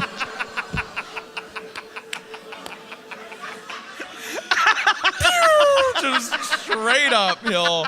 Oh my gosh. I was kind of thinking to myself, like, well, this isn't that over the side. Then, like, oh. Our dog Fido hung dead from the light fixture. Yeah. Does that bring back any memories? Oh, God. You know what it actually made me think of was in the Urban Spook episode with the baby flying on their light. So now I'm just thinking of the dog being like... The baby. No, the funniest part about the Urban Spook was like, there's a mention of the ceiling fan spinning with a baby on it. Yeah. So I imagine it like fully pulled out to the side, like. Oh, it's fast. Yeah. Yeah. His stomach was cut open and stuffed with candy. There it is. The same type that James was eating earlier that day. I figured I didn't need backup breaking from a potential homicide scene for this abandoned house search. I make entry, gun drawn. I proceed through the first floor, dodging cobwebs and stepping over dead insects and critters. By the way, can police do that? Just enter like if no one answers, could they just walk in? I guess so, as long as they announce. Buddy, Right. the system's so fucked they do whatever they want. Okay. Sorry, I forgot who I was talking to. let me call literally anyone else. Also, can I just say, I do like this setup. I like this setup of... I like the little urban legend beforehand. Kind of reminds me of like House of a Thousand Corpses, Dr. Satan kind of vibe. And I like that the officer has been there before, and then when she goes back, it's just unlocked. It's just a classic little, haunted house trope kind of thing. I like the little setup so far. Yeah, it's like your classic officer responds to creepy call. It is a fun campfire story. I feel like I'd be with my friends at a campfire saying the story, and we would all be in our sleeping bags and we'd be all scared and shaking. Yeah. Yeah, it feels very, very classic. Feels very classic. A palate cleanser after you and the boys did a spin the bottle. All right. Okay. We're not making this into another. Which one did you make that joke on? What? Someone made the web comic about. Someone Sometimes the cucumber tastes better pickled. Sometimes. Well, first off, that's a Dave Chappelle line. Just want to put that out there. What it is? Yeah, it's in the Chappelle show. It's when he's on trial defending Michael Jackson. And then he says, sometimes the cucumber tastes better pickled. All right. Well, I didn't need to know that. So I made a little web animation of you talking about making happy accidents with your friends in the woods. There's some happy accidents. That's what I tried to tell the assistant preacher. He got me out of that church. As a matter of fact, he threatened to register me with the state of Illinois. So that's why I told the family we were moving to out of Detroit because the business was gone in the region. That's why we're down here now. Right. But I'm just saying that is the kind of hard. No one wants to work anymore. Okay, You know so what that's why this country's brought us to. Sometimes the cucumber tastes better pickled. So I don't know what it is about you that keeps wanting to take stories in that direction. I'm just saying, I can't wait. People don't know we are getting ready to go on break, and we're getting ready to go camping, and it's going to be awesome. I don't like anything you're saying. I will say during the while we were reading Goatman on tour, Hunter kept bringing that up at every show. Kept bringing up the whole isn't it funny if some guys got to fooling around in the woods? And I will just say, LA did not like that joke. Nothing funny about every other city found it hilarious. In California, not a laugh in the room. They were just staring at us. Dead meme immediately. Just a couple guys, and you kept trying to force it. Oh, I absolutely did, much like my fist. It was Just a couple guys fisting around. You know what I mean? Is what it is. Yep, that's what it is. I'm going to keep reading now. Okay. Probably one of those counselors, huh? That's not funny. Wait, how'd you find out? I could see how uncomfortable you were. Plus, I couldn't help but notice that they were constantly staring at you. How do we like this kind of like gay zest a little bit? I'm not gonna lie. It feels very, very good. I'm not gonna lie. I could see how uncomfortable they were. I could see how uncomfortable you were. Plus, I couldn't help but notice that they were constantly looking at you, man. For real. That feels good to me. It's gonna be so funny when in a bit it's like, yeah, I'm from Baltimore. His name's Julio. He can have a Spanish accent. I mean, he can, but it's just funny to imagine that he's like third generation American, like completely. Maybe he is, and he still talks like this. It's a character. I'm acting. Also, this guy, like we said, he rules. He's into goth chicks with huge milky tits and fishnets, and he's looking up fucking spells online, and then he meets a girl named Angelica, literally an angel. All right. This guy's cool. Let's get into it. I like this guy. Might become my did I write this? Was it? Yeah, exactly. Am I Jared Roberts? He does. Oh no. Okay. I'm not just coping because I said that he was attractive earlier, but he has like my complexion and long black hair. So maybe this is like a bizarro. Me and him could get along, I think. Me and Jared could be friends. I love that you slipped in that he looks like you. You're like, he's the most attractive man I've ever seen, and then you slip in. I did not. Okay, for one, that's not at all what and I then said. you're like, you know what, he looks man, and I'm like, we have he's similar the sexiest man I've ever style. seen, Is what and he I'm looks saying. just like me. We have similar style. All right, is what I'm saying. Okay, I'm just saying that I like this guy. All right. And he, might I add, has yet to send me a picture of him naked after telling me him and his wife were in a car crash. Well, I like to keep you on your toes a little bit.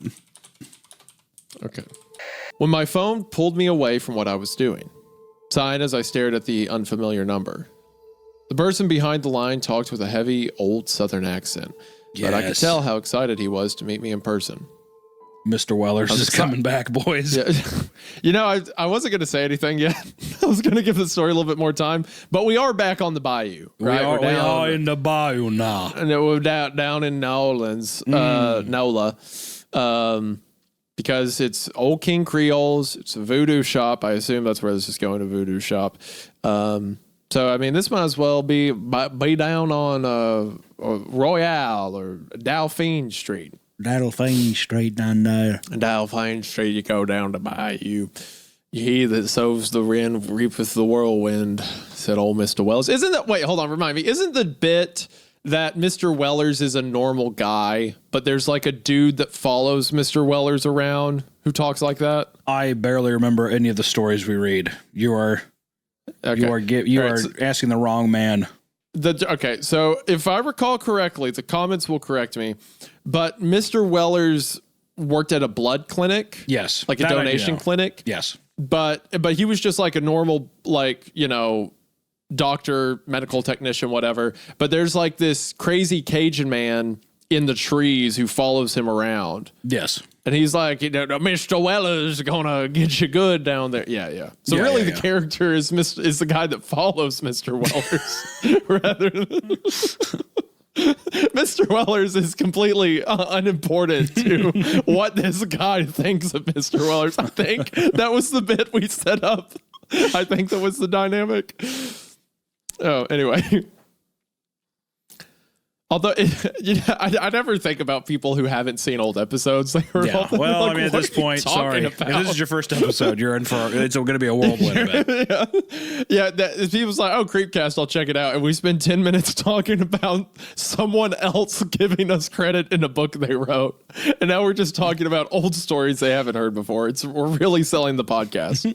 I could see his eyes widen and a smile grow on his face. He called out for my stepmother to come over to him. When she did, I was met with a loud cry of joy as she raced over to the door, opening it, pulling me into a vice grip hug. Man, I wish I had one of those. I haven't had one of those happen in a long time. Someone scream out of enjoyment that you're like showing up to their house. It's happened like maybe twice in my life, and it was great every time. That was such a sad, forlorn statement. Okay. In hindsight, I do agree. It was pretty sad. But more so, in my mind, I was thinking about the last time someone actually looked, man, they do, Hunter, oh, and they come over and they hug you. It happened twice. I think literally both times too. It was never my family. So it was like a friend. You're making it so much worse. The fact that you're just randomly out of the blue, like, man, I miss that. I miss when someone would love me like that, would hug me that way. Nah, I was just joking around. It happens all the time. Okay. Anyway, this whole idea of like going up, blip, gone. I see. What? Hello. Why'd you point at Nick when he walked by? How you doing, Nick? Good.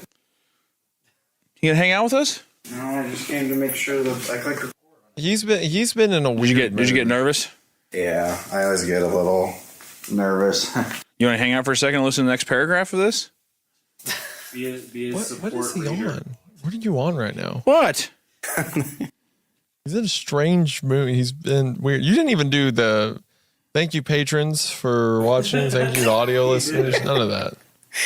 You can say it now. Thank you. Thank you, patrons. Thank you to all people listening on audio platforms like Spotify and Apple Music. Be sure to give us a rating over there. We really appreciate it. It means a lot. And of course, thank you to our lovely patrons who support the show with your hard-earned cash. It means the world. Extra content over there for you if you're interested. And there might be, I honestly have no idea if there'll be merch when this episode's up, but there might be that too. CreepCast.shop store. CreepCast.store. No one else noticed it, but when we were pulling into my driveway, the person behind me ran over a turtle. No, it didn't. Is that what's been bothering you? Kind of. Where? On the road? Out on the road? Yeah. Where was the turtle? It's just in the middle of the You road. weren't in a weird mood till we started recording. It's been. You were fine talking to that other guy. You were fine talking to Allison. He's been. I ask him questions. He's like.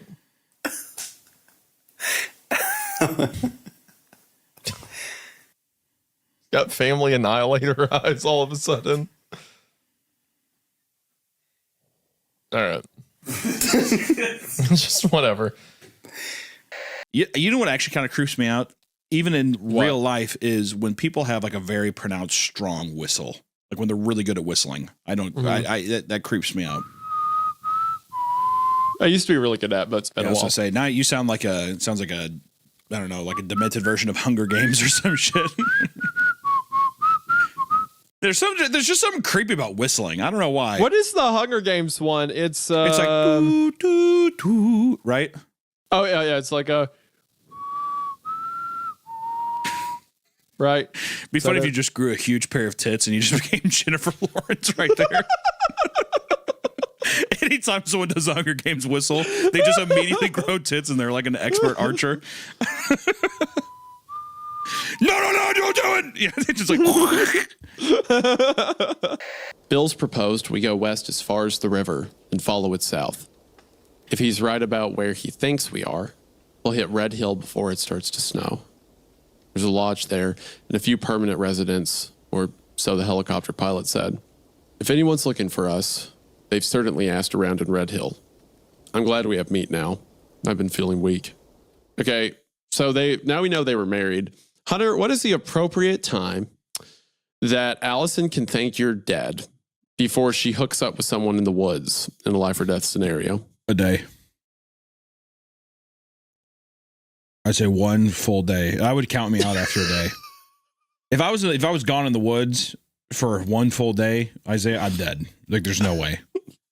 I'm 100%. You don't want her to have any not a crumb of oh well, I miss him or I'm heartbroken. Or I have a feeling that she would miss me, but at the same time, I'm gone. You know, I'm bug fodder at this point. Like the worms are eating me. Like I'm like you get you is what I would say, because I'm gone 100%. I would even say 10 hours alone in the woods if you haven't seen me. I'm gone. 10 hours. I mean, not even a full half of a day. I would be comfortable being like, I think I'm dead. So after half a day, she's free from the shackles of marriage. I would literally be fine if she's like, I thought you were dead. I'd be like, I thought I was too. like 10 hours is like, oh, I got lost on the GPS. No. 10 hours. There's no reason for me to be in those woods alone. So let alone me. Right. Yeah, I'm gone. 100%. Okay, that's fair. I'd say a week. 1 week, and you'd say, long? go ahead. I'd say because I'm asking like the level that you're not like, oh, you cheated on me, where it's like, no, you like, I understand you thought I was dead and you thought you were going to die. So you blah, blah, blah. 2 weeks maybe after, because I think I could skimp by in the woods for a week. I feel like 2 weeks is a reasonable time to assume I'm dead. Probably. That's fair. I mean, that seems like a good timetable. Yeah. In a forest where there's like whistlers or whatever they are, there's like stuff that can kill you actively and there's not like a food source. I think 2 weeks is fine. I think that's the stage where it's like, it's okay. I'm going to change mine. I'm going to change mine because now I think I'm going to drop mine to like a solid 45 minutes. Just shy of an hour. Not even the time it takes to like make a meal. She's already closed off having sex with somebody else. Yeah, I thought I was dead too, babe. Did you miss me at least? She's like, no. Okay. I love you, baby. You're my everything. Hunter's like, I gotta go to the bathroom. And it's like, well, too long. It's I would time. assume I'm that free. actually 45. Yeah, I don't think it's not crazy. I feel like that's an appropriate response. 5 minutes isn't crazy. 45 minutes is like I went to dig a cat hole and oh look, there's a river. I'm gonna get some water while I'm at it. That's 45 minutes. Okay. I mean, I see where you're coming out, but it's still very easy to assume that Hunter could be dead at this time. Right. Okay. If I'm alone for any period of time, assume death. Okay. If you're out of sight it's like a toddler in a grocery store. If he's out of sight for a second, it's a problem. Yeah, exactly. Where's my child? That's what Allison does for me. As soon as I'm gone, she runs hysterically through places and where's my husband? I mean, I'm hiding in the coat section at a JCPenney. Don't ever do that again. You scared me to death. I'm like, hee. I was about to go on a date with this handsome gentleman over here. Sorry to have sex with a guy. I thought you were dead. I'm like, hey, no, I'm not dead. I love you. Just in a JCPenney. All right. The text he received from his friend Danyon. Dude, please tell me you're still alive. Yes, I'm alive. Where the hell have you been? Why did it take you this long to reach out to me after I called you like 40 times? I'm sorry, but my phone was died, and I was just now able to start charging it. You're still at your house, right? Yes. Okay, good. I'm still a 2 days drive away, but I'm coming for you. It's kind of fun. Go ahead. I just like that. I'm like, all right, I'm still 2 days drive away, but I'm on my way.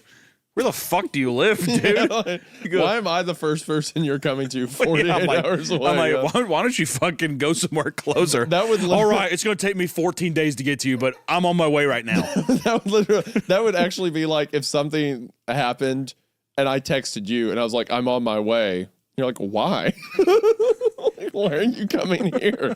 What tactical advantage does that have? I saw your tweets. I want to be a part of it. Yeah. Don't you have like a wife? Also, if the radio, hold on a second too.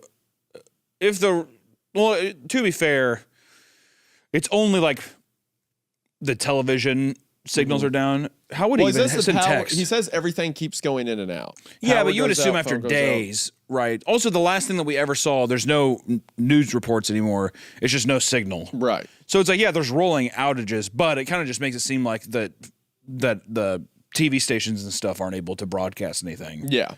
Which would almost make me think, would you even be able to use your phone? So you're asking the right questions. Just keep that in mind. Thanks. You're not crazy. just keep that tone. Right? Okay, all right, thank you for talking to me like a toddler. You're big. Also, just want to say this too. Also, while we're in the heat of the moment, I'm going to say this because you got me riled up now. So the very first thing Isaiah says to me this morning, I was in my undies. I walk over, and he says this. He says, "Yeah, I heard you taking a shower earlier. I popped my camera in and took a video." And I said, "That's funny. I just woke up. I haven't taken a shower." I said, "Allison took a shower this morning." So I'm like, what'd you do to my wife, dude? Are you done? Yeah. Are you done with your bit? No. I was talking to Allison outside of the shower, and I heard the shower running. There was a ghost in the shower. Yeah, it's the glass shower case. I was talking to her outside of the shower. Wipe the steam off the glass. I can't see everything. I was not taking videos of your wife in the shower. All right, we'll see. For the record. I'm checking his phone later, so we'll see. Okay, all right.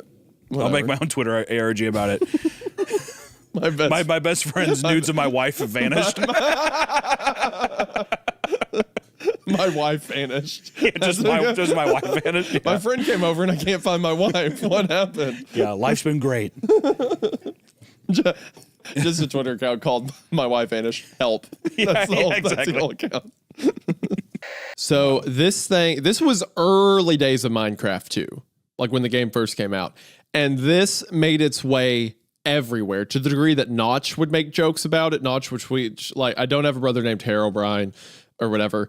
And then he started putting it in the patch notes. So every time there was an update, the final patch note would always read removed Herobrine, as if he was an entity like he couldn't get out of the game. So people would make stories about this. All the early Minecraft animations would feature Herobrine as the enemy. And I can say firsthand how well the story worked, because I had 2 younger sisters, and I was really into Minecraft. My younger sisters liked to play Minecraft with me, and they added a Herobrine skin to the game. So I would turn name tags off in the settings, and then I would put on the Herobrine skin, and I would go stand on hillsides at night. Were they like, no, I remember one time my 2 sisters, like I saw them, they're just like building a cute little house or whatever. And one of my sisters just like glanced over to the hillside and they stare at me for a second. And then she goes, I hear it through the house before I hear it in the game. Just like backing up. And my other sister's like starting to cry like, what is it? Of course, all of this strife could have been solved with a simple door knock or church visit in order to see that the big bad wolf is something much closer to Little Red's grandma. However, that would take out all of the fun of a good game of gossip. While this was harmless for some time, if not rude, that all changed one Halloween. Okay, here we go. Now we're here. All right, okay. Here it is. Dude, if Kathy doesn't like fucking eat a kid, and this is like literally like a warning for, it's like, every woman in here, your 70s is going to be horrifying. Again, what do you think this is? What do you think? Clearly, I had way too much, like, I was playing with the language and like being very the language. flowery and stuff. I just love the idea of you 19 years old putting your mind in the head of a 70-year-old woman is like my favorite thing. You're like, oh my God, I've never connected with anyone more. It's so good. Okay, what about it? It's sick. I'm stoked. Anytime he tells me it's sick, it means it's not sick. No, it's good. That all changed one Halloween. It was true.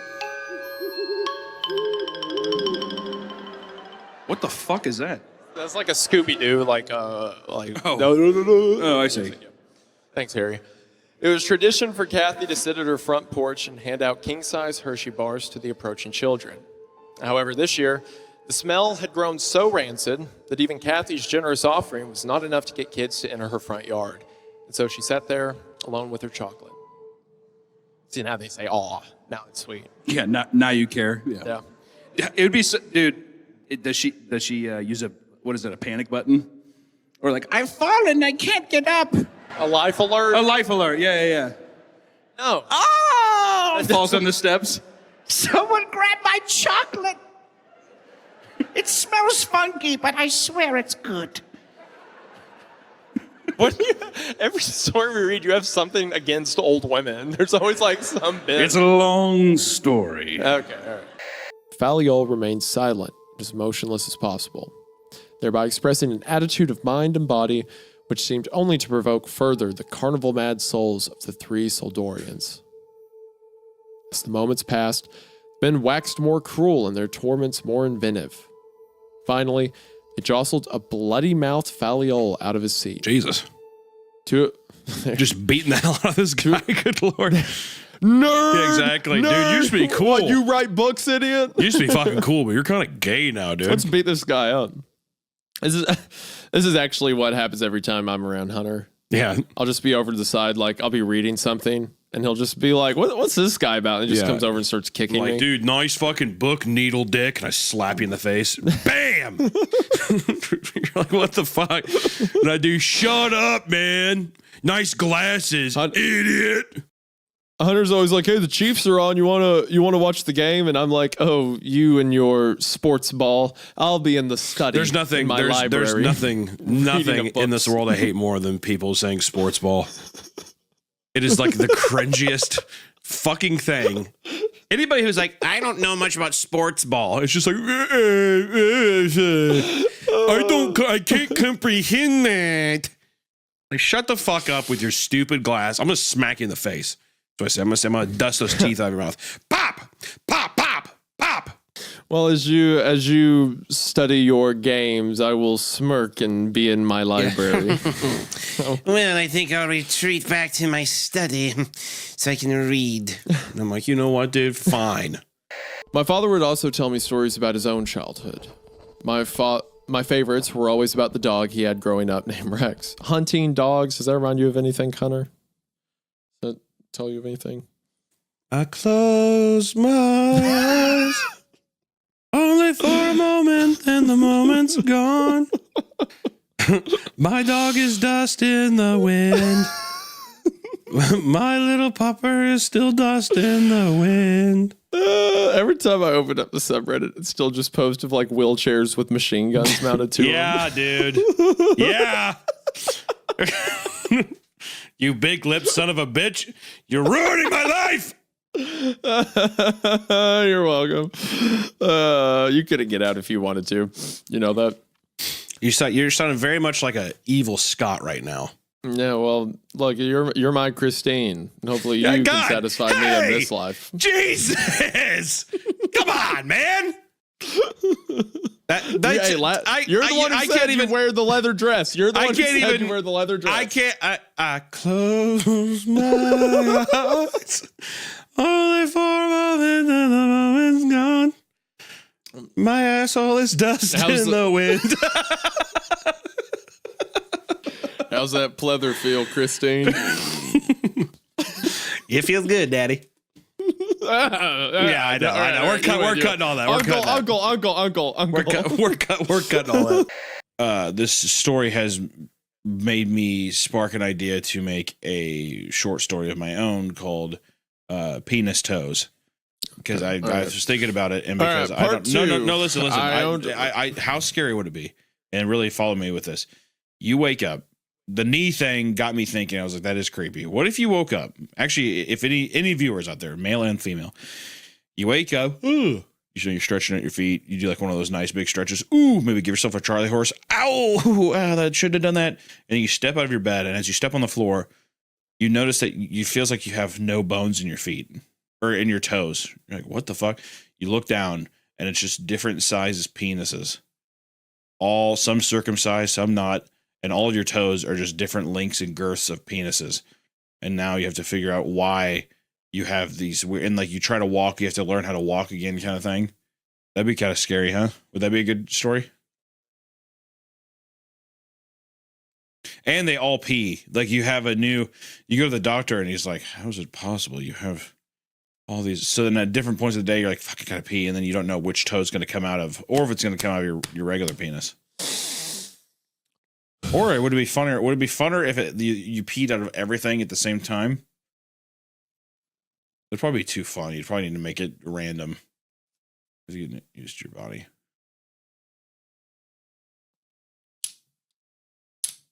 What's wrong with you, Jake? Sorry, Rebecca. I'm just a bit sad. I have penis toes. They can't be that bad. Oh my God, Jake. Now that you know my secret, I have to strangle you. He becomes a murderer. The penis toe strangler strikes again this week.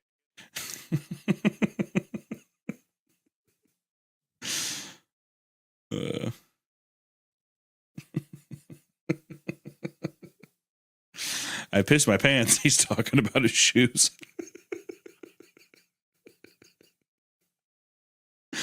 Come on, I know that gotcha. That's a good one. That's a good bit. I keep peeing myself. Just ruined a bunch of pair of New Balances. Part 2. For the most part, Carrie's newfound freedom changed her life very little. Mainly, her trips involved picking up the members of her small group of friends and delivering them to Dan Bergen's to watch anime and old horror movies in his basement. Go ahead, say something. Say something. Go ahead. I think it's Go cool. ahead, Hunter. I thought it was cool. Yeah, you think it's cool. Oh, so now Scary Carrie's cool. Now it's cool. Me who believed in her up until this point, and I'm going to be vindicated by the comment section, by history, by the end of the story. I have been right the entire time. You know what? You know what, Hunter? Bear trap. Scary Carrie is the. That's not a bear trap. This is a bear trap. You could if not you be get to more call, wrong. if you get to pull a bear trap over just reading one paragraph ahead in a story, I get to pull it over Scary Carrie being cool, which I said from the get-go. A turtle doesn't like being broken out of its shell. It dies. After a brief introduction where I caught no one's name except for those I already knew, my brothers and his girlfriend Jessica, due to morning grogginess and the rushed greetings, we packed up the car and left for our hike. It took 3 hours of mostly awkward silence for us to reach our destination. Ian tried to make conversation, but my short responses and the other sleepiness killed them off fairly quickly. I will say it seems that our narrator is a loser a little bit. Yeah, our narrator fucking sucks. He just refers to himself as a fucking turtle, dude. That, and also the fact that Ian's being like, so how things, playing any games lately? And he's just like, not really. No. Yeah. That's fucking, yeah, like, and he like sing. He has a big like thick turtleneck shirt on. He just keeps like putting his head into it. No, and like keeps slugging his head in. Like, who the fuck brought this loser? I'm not gonna lie. It's gonna take a lot for this man to be brought back. I did not like the turtle thing. The turtle thing really kind of crushed me. I was like, this guy fucking sucks. A grown man referred to himself as a turtle. A grown man referring to himself as a turtle, and then a girlfriend named Jessica. What the hell is this? That is rough. That is rough. This is bad. It was like getting hit with a baseball bat twice in the head. But yeah, short responses. I like how he even knows. Yeah, but my responses suck. So it is what it is. Though they have to deal with me. I'm already here. Yeah, I'm. Not only am I going to be like kind of the awkward invite, I will become a problem. I will become a turtle. I will be rough. I will become a turtle, of course. Yeah. What's that, buddy? It's my scratching post. He's like a couple brims like fucking nailed to a tree, and he keeps rubbing up against him. Do you want to get drive-through? No, it's okay. I got it myself. He has just like a bowl full of tomatoes and just starts like biting them. He's just eating raw cabbage. Yeah. But he's like reaching down, like he's holding the bowl up to his neck, but reaching down with his head to like bite off pieces of it at a time. Yeah, doing that nice turtle thing where they open their mouth real wide and they stick out their tongue. They do. Yeah. Yeah, that's what he's doing right now. We got to bring him because he's the turtle mutant and he'll protect us. My mom said that goes wrong. My mom said the turtle kid won't. He's been like looking at us and he just feel bad. I mean, he can come on the hike. Right, Mom said that if we, yeah, bring the turtle kid. Mom said if we don't bring him, the turtle kid will shoot up the school. Yeah, the mom said that turtle kid's been pointing a gun at the front of our house for the last 2 nights. Come outside. So we keep saying no one's around. Come out here. You rule, turtle kid. Did you ever watch that movie, Master of Disguise? Yes, please do not go into the Turtley Club thing. But you know that, right? Yes, I fucking know. Okay, Master of Disguise. God, dude. Okay, do you want to know the best? Do you know the best piece of movie trivia ever about that film? While they were filming that scene, 9/11 happened, right? 9/11 happened. Yeah. As he was doing the "Am I not turtly enough for the Am I turtle not club?" turtly enough for the turtle club? So someone alerted them on set, and they held a moment of silence while he was dressed in the turtle Dana Carvey's outfit. dressed as a giant turtle person, holding his head down. Do you think he stayed in character? Is he a method actor? He's like, oh. Wait, what? Can you turn on the news so I can see? The towel was no. Yeah, that's a bit peculiar. The towel couldn't be broken like that. Okay. It's a bit odd. He's like moving the shell around too, like his big like shell body. They said Al Qaeda did it. Al Qaeda in a turtle costume. Luckily, I wasn't in the air. I'm on the ground. Yeah. So that guy is the one who's sitting in the front of the car now. Yeah. That's what I remember. Because he used the word turtle. Yeah, of course. Yeah. Dash shrugged and popped the pastry in her mouth. She chewed a bit and swallowed. Not bad. Okay, now what? Now, you take a nap. Fucking Pinky just roofied Rainbow Dash. Jesus. Okay. We're going to the club. That's what she says. Pinky roofied Rainbow Dash. That's got to be That's what happened. That's got to be a brand new sentence. No one's ever said that before. While I was still trying to resolve the credit disputes with those companies, my car's windows started getting smashed. The first time, it was parked on the street in front of my apartment. Woke up one morning to find the driver's window smashed and my car raided. My car was just a crappy Honda Civic, and I didn't ever keep anything expensive in there, but they snatched my stereo, which was shitty anyway, and all the spare change in the car. Desperate much? Oh, dude, if you're gonna break into a car and you don't take someone's change, that's fucked up. I remember in school when I was lived in Kansas City during college, my car got broken into all the time. I mean, to the point where I just left the car unlocked, just to be like, dude, just use it. Don't fuck with my windows anymore. And you want to know what the most fucked up thing was? What? They would take your change and stuff every time. They would take everything, wires, broken iPhone cords. They would take trash like cups, take all that. The only thing that ever left in my fucking car, dude, I'm not even joking, was they would leave my 3 Creed CDs every time. They never took my Creed CDs. They would take death metal, they would take country, all this other stuff. They would never take my Creed CDs. And I was fucking pissed. I was like, my own prison, human clay, all this stuff. I was like, you guys are fucked. And I was, and what You get pissed me back off here too and is I was steal like, these CDs well, it was right like now. you're making a statement. You're making a statement being like, fucking dumbass. That's I'm so not taking funny these. that the car Yeah. thief doesn't want to even steal the Creed. I was, yeah. So I was like, of course he's going to take the change. At least take the Creed CDs, dude. Like, leave me with some respect. Like, because after a while, it's like, of course you would take the Creed CDs, man. Why wouldn't you? Good music. Good music. Legendary. That's hilarious. I like that guy, whoever did that. I support him. I don't. Fuck that guy. I do. I'm his biggest fan now. After a few minutes searching, we found one. And after snapping on the waterproof flashlights we all had, we stepped inside the ship. Okay, I've got to say, that was awesome. That entire sequence of like the ship going down and the storm and them rolling and everything and having to catch the ladder. Oh, that was so good. You just said yeah without the British accent. Yeah. Yeah, there we go. Yeah, no, No, yeah, I mean, you that's lose. what they sound like. I mean, not every word is going to be so colorful. No. That was a break. That was a break for sure. I think that I'm still in my accent. I'm still doing it. It's just, yeah. Sometimes you sound like that, Okay. you know? Not everything's Anyway. some fruity, delightful piece of ginger, you know? I don't know what else to tell you. Why is he here? Toby said quietly as he looked back at his mother, who reached to open the car door. He's your father, Toby. He's here because he wants to see you. His mother responded in a monotone voice, trying to sound less shaky. Yet, couldn't drive up to the hospital to see Lyra before she died. Toby narrowed his eyes out of the window. He was drunk that night, honey. He couldn't drive. Dude, wife of the year.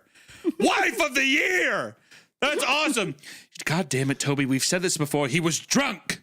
He couldn't drive or else he would have been there. It's like, that's not. Yeah. When is he not? It's awesome. Your father works hard at the beer drinking factory. Yeah, exactly. He puts food on this table. Listen, he went out and had a fiver with his friends. He couldn't drive. It's hard to be the drink tester at Miller Lite, but he does it for this family. He does it for us. For us, Toby. Not you too, Bob. Pancakes. Pancakes. Mr. Hancock's been talking to you, hasn't he? He's been calling you. Well, Mr. Hancock's been selling me Adderall for 3 weeks, and I'm laser focused right now. I'm locked in. Whatever you say, don't say that to your father. He's been drinking. It didn't take them long to arrive, and I explained what happened. They looked at me as if I were crazy. They searched the house, but all they found was a dead dog and 2 trashed rooms. The officer... Nothing to see here. Okay. A disemboweled dog with candy in it. Yep, it's a normal Tuesday. Well, I guess that's just what it is. The officer had told me that someone had probably gotten into the house and done this right before making a quick escape when they heard me coming up the stairs. Yeah, one of those dog disembowelings. Oh, wait, I was right. Yeah, he said disemboweled, did they not? A second. Did they not use the word? Hold on. No. Dang it. You're high. It'll happen. Just wait. Shut up. I knew it wasn't true. Is he any good? He's well known in certain circles. Well, we need those files. I just need to find out where they keep them. Are we sure they even really keep records on Baraska? It seems like a huge liability. That is exactly what I was thinking. Yeah, why would you write that down? What fucking person is just like, okay, and 5 little girls captured we today. put this many people in the shiny gentleman, and we had this many girls. Boop bop beep. Boop bop beep. Cross my T's and dot my I's, and that's the way we do it here in Drisking. It'd be funny if there's like a code for it, and it's like, oh, today we had 500 children reconcile. Yeah, the shiny gentleman had 300 guests for dinner. We bagged bread and we sent flowers to. We raped women today.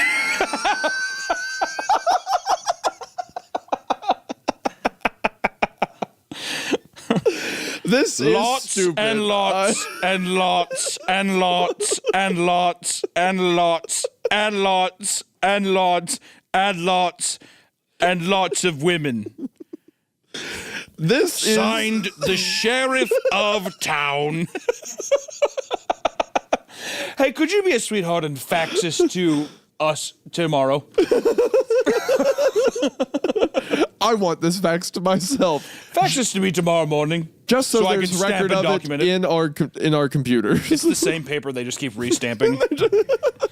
Just want to remind myself that I did that yesterday. Okay, good. I'm reminded. After that text, he sends another screenshot of text. Oh, yeah, so he still says, okay, good. I'm still 2 days drive away, but I'm coming for you. I'm not really sure if that's a good idea or not. Why? What have you seen? Lol, dude. You have no fucking idea. That would be you in any kind of crisis. Yeah, I like how it's like the world is ending. Lol, dude, you can't even imagine Raffle. The fucking ghouls that I've seen walking around the earth right now. Did you notice the sun's gone? You cannot. How is that not the first thing you say? That. Hey, have you noticed that it's like the sun has not been up for a week? 3 p.m. and it's still like midnight. Yeah.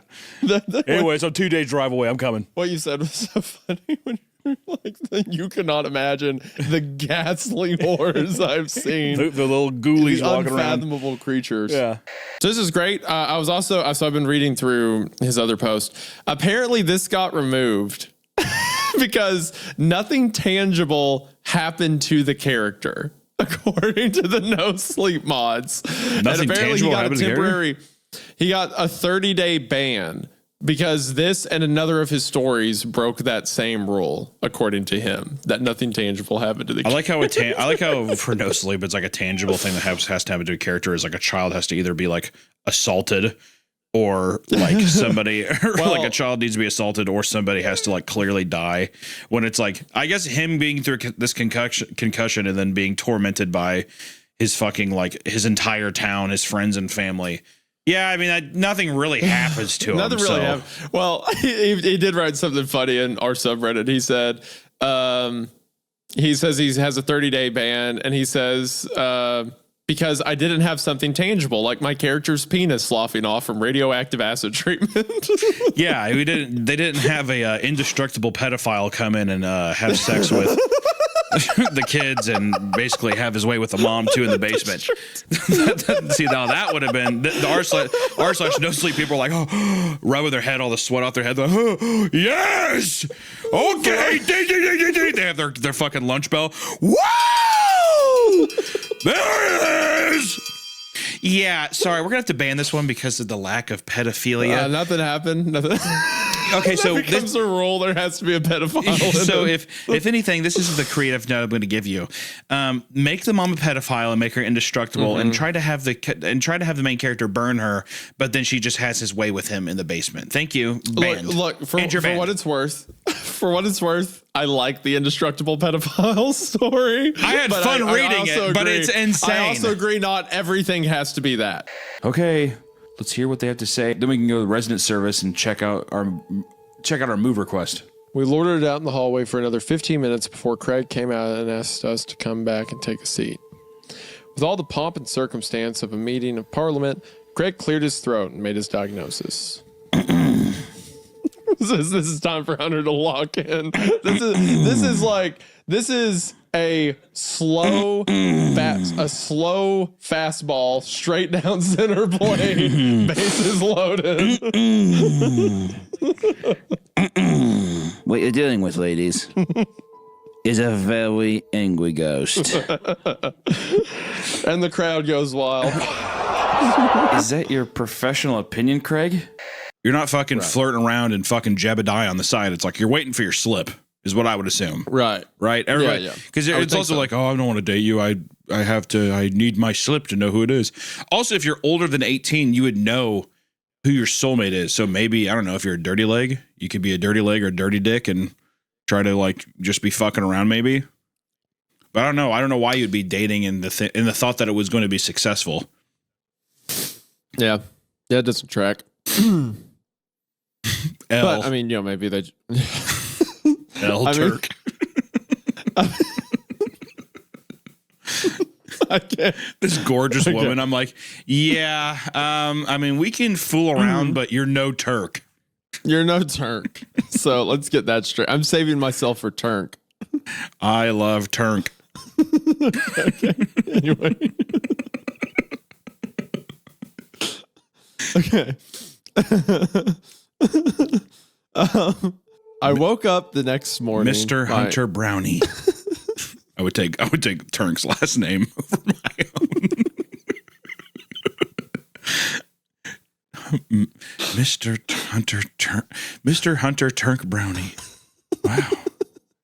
There's a ring to it, doesn't it?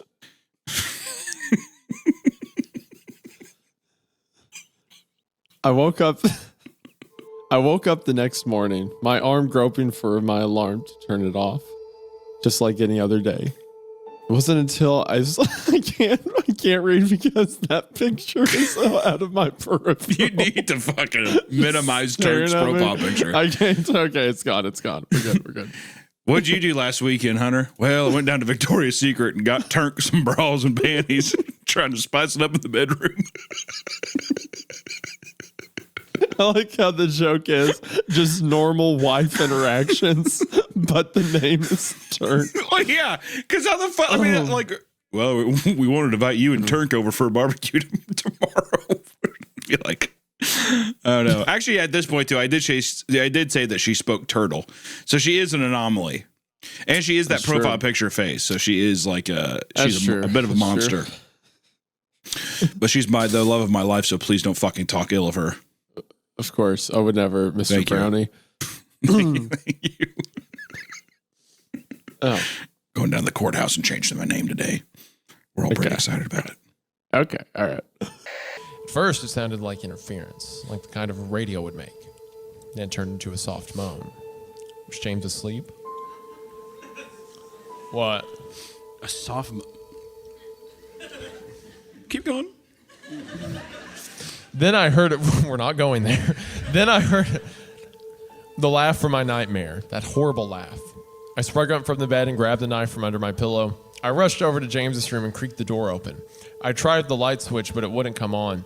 I took a step in and I could feel the warm, thick liquid on my feet. Suddenly, James's nightlight came on. I could see the absolute horror laid out in front of me. James's body was nailed up on the wall.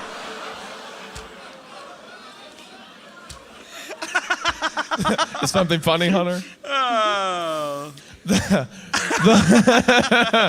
The nail piercing through his hands and feet. Oh, I forgot he was crucified. Fucking little James is being crucified right before I. Mama, why? His chest. Mama, is that you? Like, his chest was cut wide open and his organs hung down to the floor. That's basically disemboweling. His eyes and tongue had been removed along with most of his teeth. How much time did he have? I was disgusted. Were you?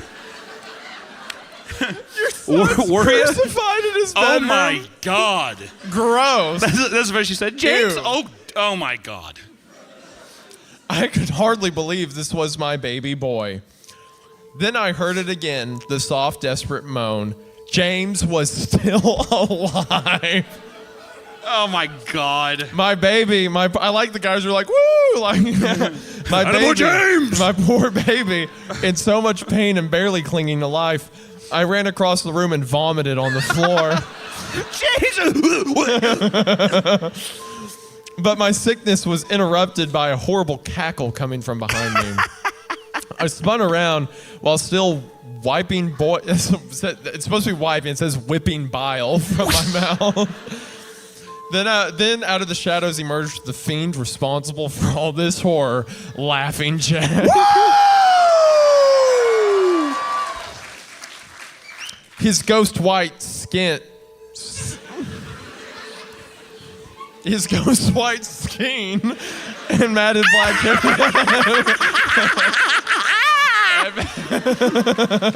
and matted black hair hung down to his shoulders. He had piercing white eyes surrounded by dark black rings. His twisted smile revealed a row of sharp, jagged teeth, and his skin didn't look like skin at all. No! It almost looked like rubber or plastic. He wore a patchy black and white clown outfit with striped sleeves and socks. His body itself was grotesque, his long arms hanging down past his waist, and the way he was poised made him look almost boneless, like a rag doll. He let out a sickening laugh as to let me know he was pleased with my reaction to his work. Oh my God. He then turned around slowly in front. Why did you say it for that? Well, I think he's like.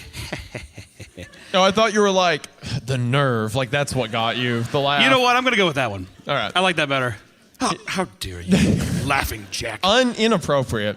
He then turned around slowly in front of James and began to laugh even more at the horrific sight he had laid out. That was enough to shake me from my terror. I snapped. Get away from him, you bastard! I rushed at the monster, raising my knife above my head and stabbed him. But as soon as the knife touched him, he disappeared in a cloud of black smoke. It's like a vampire. The knife passed through and pierced James, still beating hard.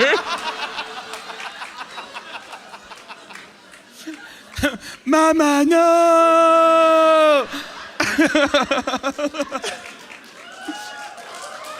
Splashing the warm blood on my face. Jane did indeed have healthy, clean blood. O negative was her blood type. After what seemed like hours, but only a few minutes, the doctor was... What? After what seemed like hours, but only you thought that 2 minutes felt like hours? Hours. What blood type are you? Let me out! I'm O negative. I'm O positive. See, everyone says O negative's like the most like rare blood type ever. I feel like I know 40 people that are O negative.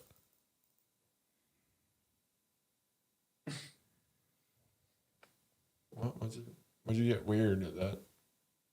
I just O negative is like it is rare.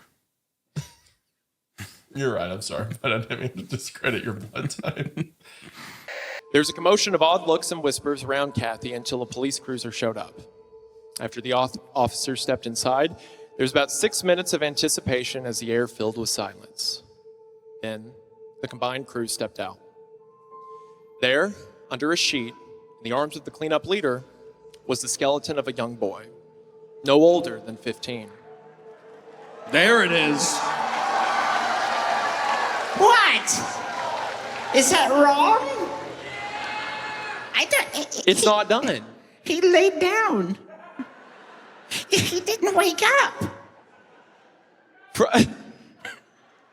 I'm spitballing my own dialogue. Okay, I'm glad. I'm sorry I didn't give you enough lines when I was 19, so now you're upset. Okay, all right. You see, for 15 years I've been haunted by smile.jpg. Smile.dog.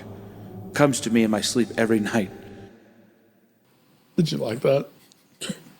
Did you get a kick out of that one? I got me. Every night. The motherfucker's just peeking around the corner like big goofy ass smile. I mean, at one point it's just not a scary anymore. It's a Siberian husky that's smiling at you. Big fucking chompers. I'd just be like, close the door. All right. Anyway, yeah, this story. So you talking about being a psychic and whatnot. Her voice.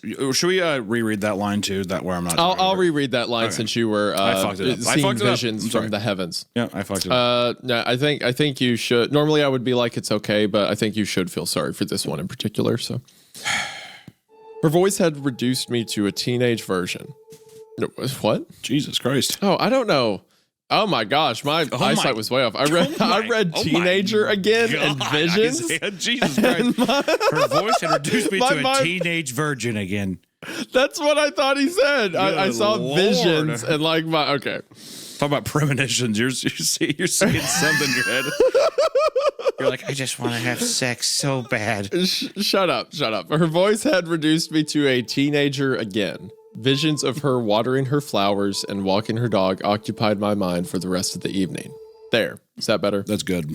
Okay. I'm going to get our who's the other guys I can sell you for? Flash Kids. They'll do it with me, I'm sure. Do not go to sleep during the game. Do not use another person's blood on your name. Do not use a lighter to substitute for a candle. It will not work. And definitely do not try to provoke the Midnight Man in any way. That is all. Have fun. I love it. First of all, I just want to say, if I would have read this when I was like at a very young age, this would scare the shit out of me. Well, even like doing it with your friends where it's like, I don't know, like I could see myself getting freaked out. I just love how this reads a bit though, where it's just like, if you see a man made of shadows, that's the Midnight Man. Who are you? Like in this situation, is that my dad? It's like no. Like after the Midnight Man thing, you'd be like, well, that could be anybody. And I love the idea too of definitely don't try to provoke the Midnight Man in any way. Yeah. Because there's going to be some kids where they're going to be doing the ritual, and they put that in there so when kids are doing it, they're like, I don't fucking see him. Fuck you, Midnight. Yeah, exactly. Dude, stop. Quit. Don't. No. And that was the thing. Kids would do this, right? Yeah. It'd be a thing. Yeah. I remember like telling my parents about it, and like my mom got really mad. She was like, Isaiah, never do anything that you have to cut yourself to be a part of. So I never did the Midnight To Game. be a part of. I mean, like your kid's like, yeah, we're gonna like if a kid's like, we're gonna do Bloody Mary or whatever, who cares?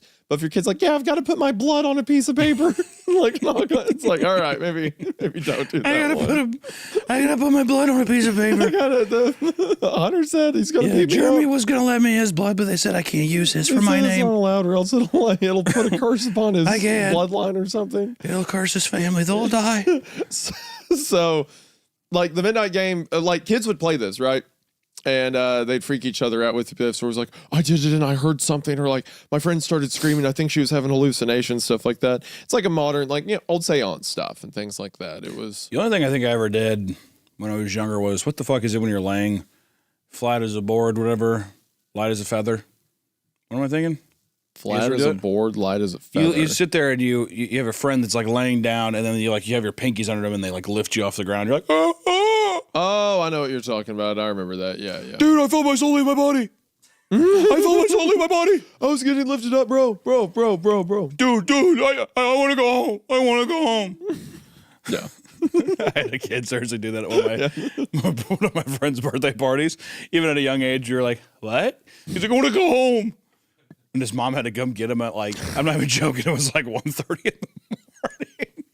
I want to go home. I want to see my mom. Like, we didn't really lift you off the ground.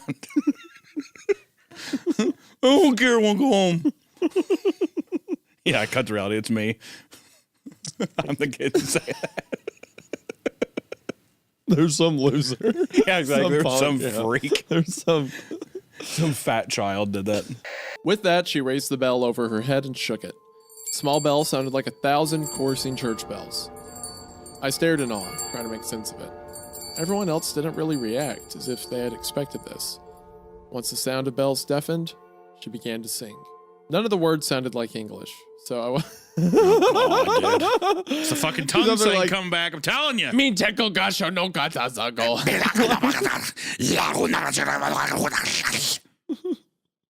Awesome. He's like, it's kind of weird. After she hit the bell that sounded like 1,000 church bells. I have in my hand the bell of 1,000 bells. Oh, I love this song. I love this song of ours. And Harrison's just kind of like, it's kind of peculiar. That's a bit odd, but okay. It's a little strange. She must be Polish. Oh, she's probably Polish. That's what it is. She's probably Polish. Yeah. That makes a lot of sense. Yep. I'm tracking. None of the words, that's such a funny line. None of the words sounded like English, so I wasn't able to understand it. Let me know if you have some time to talk. I can call you or you can call me if that works better. I'm going to see if I can track down Travis and Dave. A quick search didn't seem to turn up any leads, but maybe they just don't have websites. If you still talk to either of them, let me know. Thanks, Mark. Little drop-in clue here of our boy Andrew, aka Drew, the messy-haired fanboy. Something happened to him. You know what I don't like about that though? Why not just say what happened? You know what I mean? Why do I have to do all the legwork? Well, because we're having fun. It's feeding pieces of the story to us. I know. Something I know. happened Well, to Drew, I and was- now something happened to Mark. I'm holding back my complaint because also I hate the idea of some guy emailing me out of the blue, just being like, "Remember me? How you doing?" Like, dude, if I haven't talked to you in a while, I probably don't want to talk to you. You know what I mean? All right, so let me really quickly add that.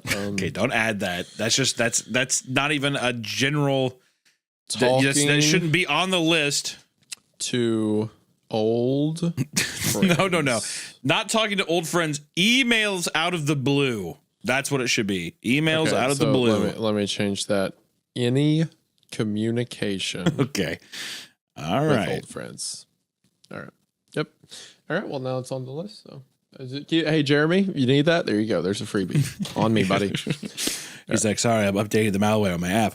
We know, you know for a fact he never updates the malware. Oh, absolutely not. Yeah. That was a mistake. Everyone's info is just in the wind. He tried to wriggle out of the bed, but it was like his limbs simply wouldn't function. As he struggled to move, he opened his mouth to speak. No sound escaped him, but from the movement of his lips, I could garner the words. He said no sound escaped him, so.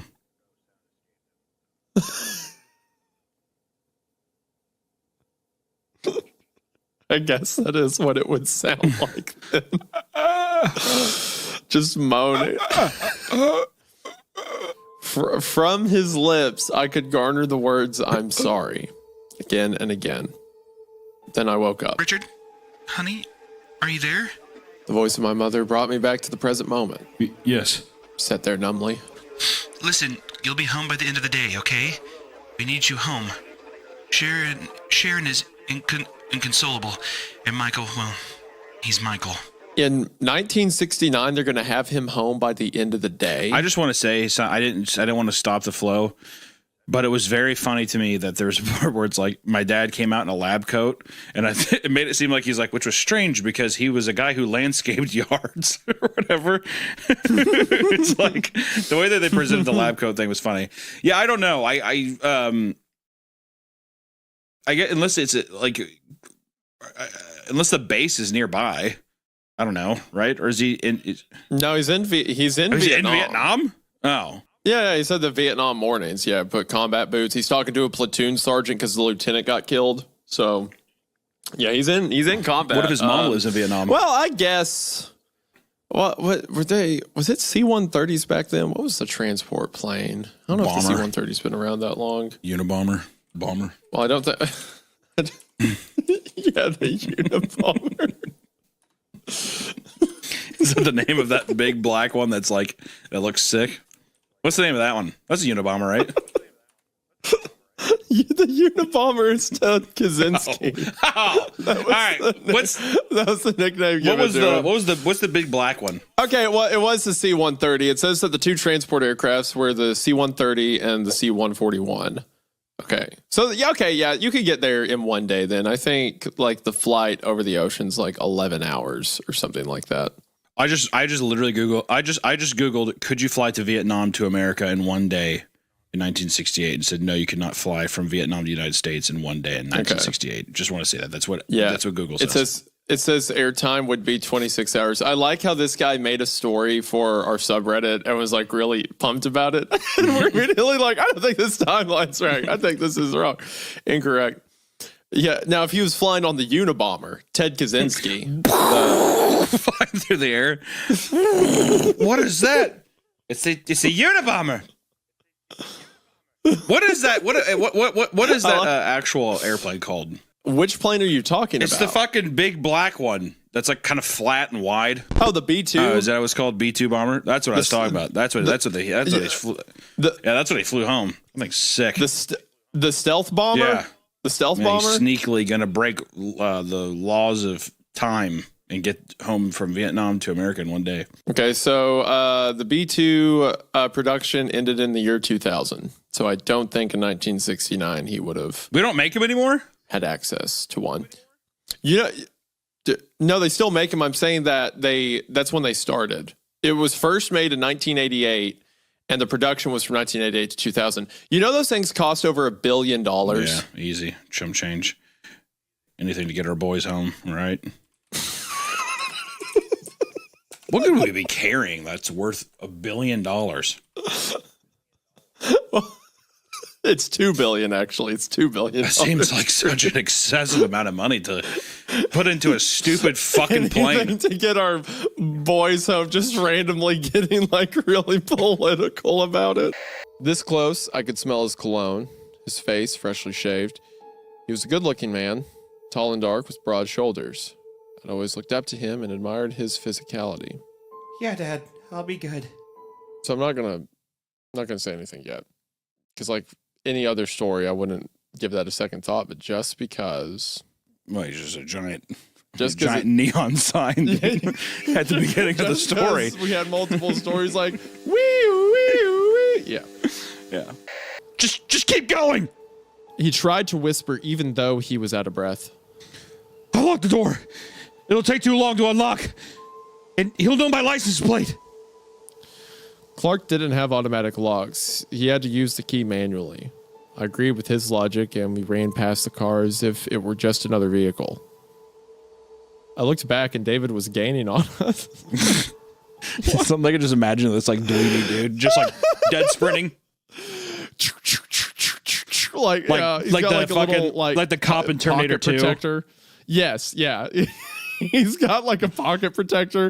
He's dressed like the angry video game nerd, but he's like unblinking, sprinting at like perfect speed. He was gaining on it. Why don't you there's two of you. Turn around and be like, I'm going to break your legs. Yeah, like, seriously, why are you afraid of him? Fuck you, David. Yeah. Is David like 8 foot tall and a bodybuilder? Like, no, I think David's like young Sheldon, and they're just too afraid to even touch him. They're like, if we touch him, we'll get it. It'd be really funny if it was like if like he had mind powers, like they're like Clark's like, what are you gonna do? And Clark just explodes. What the fuck are you gonna do, asshole? Up!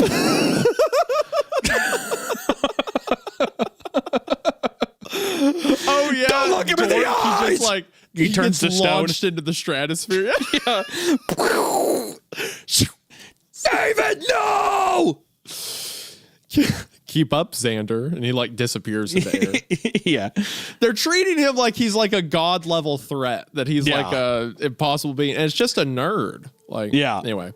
Thunder? Someone offered, but the radar was clear. Not a single weather system for 1,000 kilometers. The thump came again, only minutes apart. It's not where the story's going, I know, but it's funny going off of what you said earlier about it being just a normal cloud. It like very clearly has a thunder noise, and the general's like, "What is that? What is that?" Yeah. War drums. Call the army. They have a band. There's a band in there. Yeah. Led Zeppelin's in the clouds. God forbid he witnesses a lightning strike. It's shooting at us. Married sat perfectly still, headset on, watching the sound wave roll across the monitor. It wasn't thunder. It wasn't seismic. It was airborne, high above our heads. Jesus. Whispered a young intern nearby. It's coming from inside the cloud. By midnight.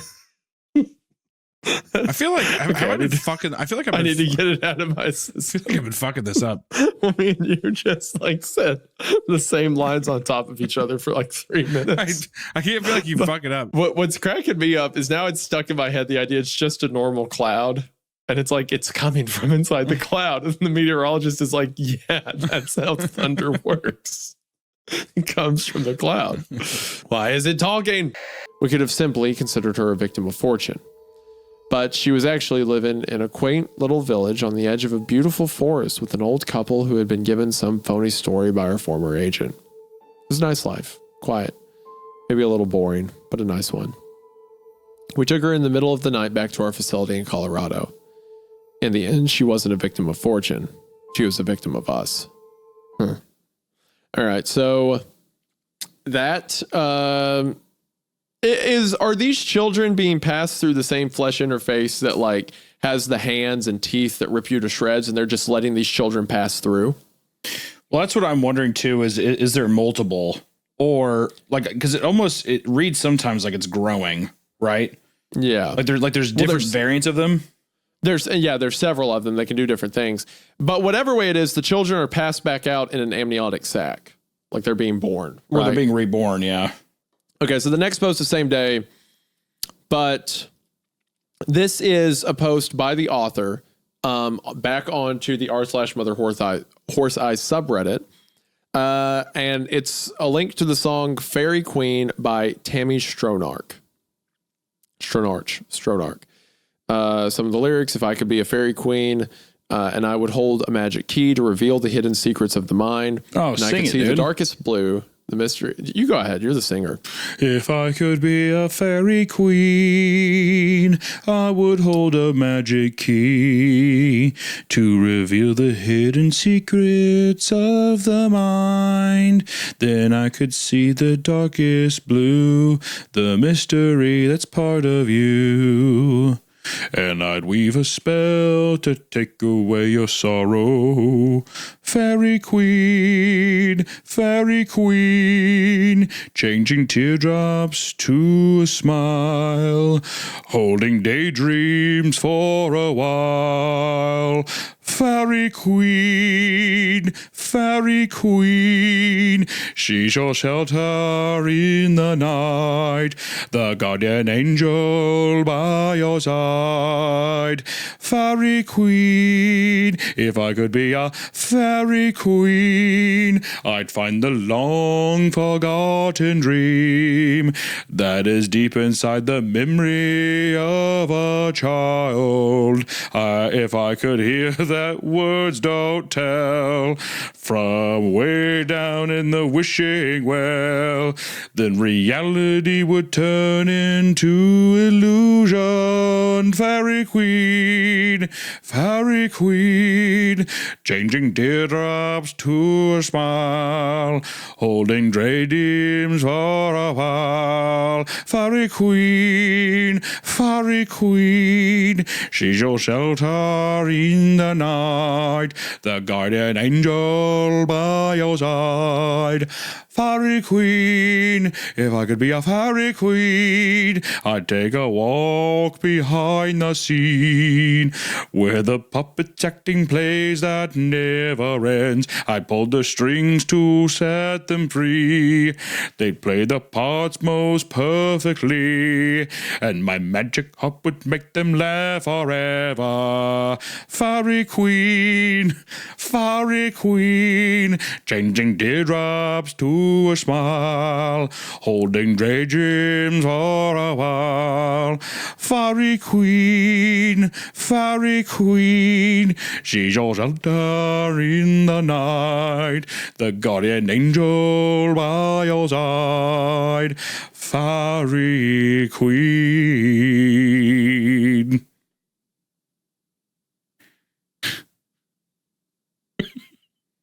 Did you like that?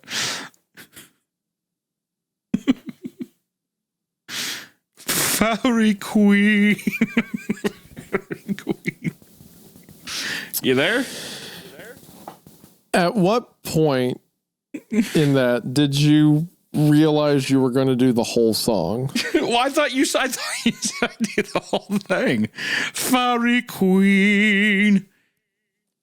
Changing teardrops in the night. Did I kind of had a good flow there for a bit though, huh?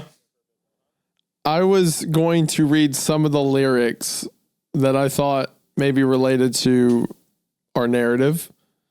But no, I'm glad we used 4.5 minutes of airtime for that. That was great. Changing that was teardrops really good. Thank you. in the night. Have you ever heard this song before? No. Okay, so you So have this no is concept. that was What you know the- what? I think that I was probably pretty close. So here's what I want you to do now. I want you to go to the top where they link the song, Yeah. and I want you to listen to it. Were you listening to it? Before you started singing, I was. Also, this beat already, I like it. You were not singing it right. That I like was- how you just made up a rhythm. Pretty much identical, but I will say this is a bop and a half. Unironically, this is on Spotify. I'm putting this shit into my playlist. Boom, boom, boom, booty, Fairy queen. I think mine's a little better, but Fairy queen, changing teardrops to a smile, holding daydreams for a while. Fairy queen, she's your shelter all right. in the night. Okay, the guardian we get it. angel by your side. I can't do this anymore. Fairy queen. Okay, look. Okay. The purpose. Fairy queen.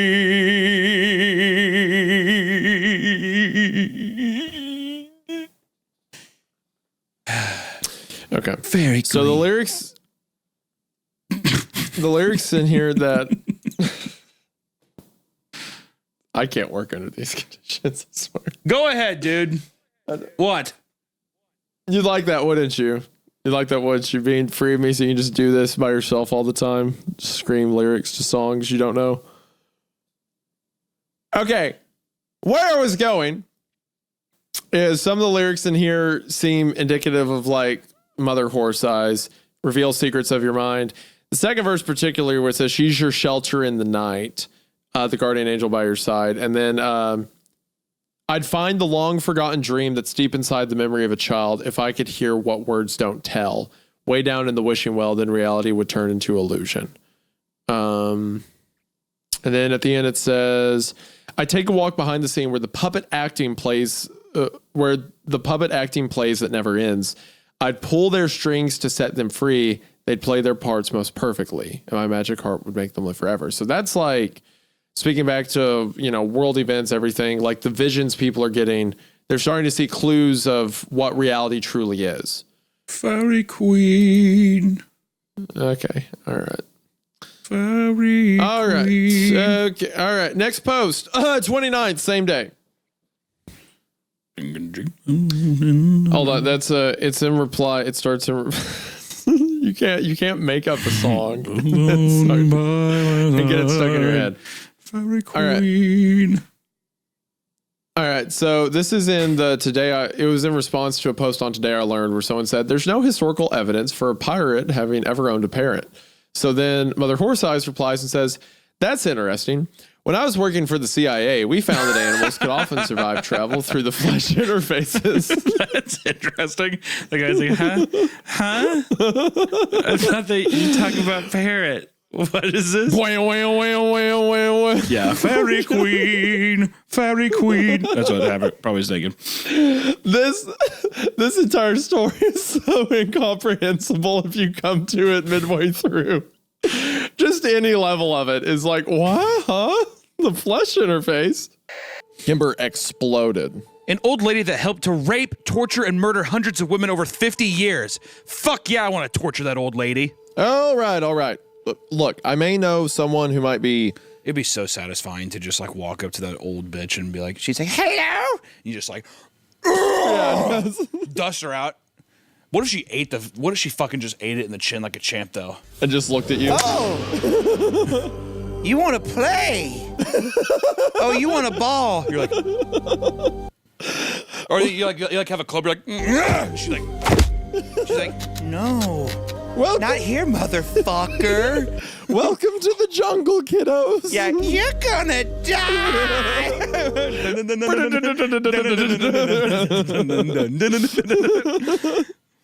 Oh God!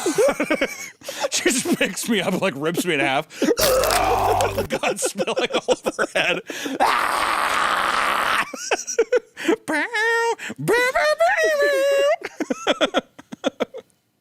Welcome to the jungle. We have fun games. We got everything you want. Yeah, she just puts on a fucking top hat and like and Ray-Bans or whatever, and gets on a guitar. Axl Rose, yeah. Slash, yeah. Anyways, yeah. They waited at the base of the tree for hours, calling her name, before they called for help. Again, we searched everywhere, and we never found a trace of her. I have no idea where she could possibly have gone, because neither her mother or grandpa saw her come down. I love how each of these little segments feel like their own campfire story, you know? Yeah, but I don't know. Like it sucks you in to the point where the idea of it is very creepy, but I'm also just like, huh? Like if a guy was telling me about this, he's like, yeah, I don't know. Like a guy got abducted by a circus freak or something like that. We never saw him, and a girl climbed up a tree and she never came back down. Those are kind of weird. I'd be like, huh? Hold up. What? I was like, you don't have any more information on that one a little bit? I was like, what do you mean? Also, how did the parents? How did they come to terms with that? Where they just like, all right, no, she's not coming down. Let's go. But the concepts are really cool though. We were out in the middle of the woods, and I wasn't tent camping. I was just on a bivvy in a tarp. And I was curled up in my sleeping bag. This is around, I think, 3 a.m, middle of nowhere, underneath the trees, super dark. And I'm going to sleep. And right before I fell asleep, I heard so distinctly a car unlocking. Ugh. Like someone hit a key fob, the little click, click, you know? Yeah. And dude, I shot up and was spinning around 20 miles from any roadway, right? Yeah. And bro, it messed with me. Can you I was imagine, like, what would make that noise? Can you imagine a mountain lion stealing your whip? Just runs me over with my Forerunner, drives it all the way out to the woods. Who is that? Whatever. And then they has his head out the window. I think he does a fucking donut and he flips you off with his paw and he drives off. I'd honestly be like, that's pretty sick. Damn, that's cool. A cool cat. That's a cool mountain lion. That's the coolest thing that ever happened to me. Yeah. Mountain lion steals my car. That was the coolest thing that's ever happened to me. Yeah, exactly. You die frozen out in the middle of nowhere. Yeah. Like, you know what? Almost worth it. Almost worth it. Inside, the air was still and silent. I remember feeling disappointed.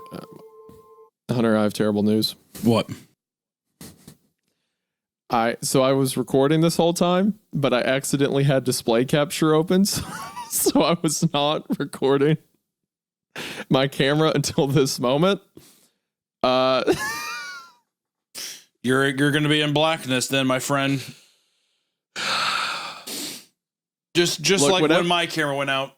Yeah, but whatever image you use of me, I just ask that it's not the kind of. I asked the editor that it's not the kind of image Hunter would want to use of me. It'll be fine. Whatever that be. Okay. All right. Whatever. Well, there's nothing I can do. It's my fault, I guess. Okay. Anyway. Hi, everyone. First time for the video. Okay. Slightly startled by the thickness of the fog on its way towards the town, I did just as I was instructed to do and returned to my station, killing the music immediately and taking up the microphone. This is an emergency broadcast from Pine Haven.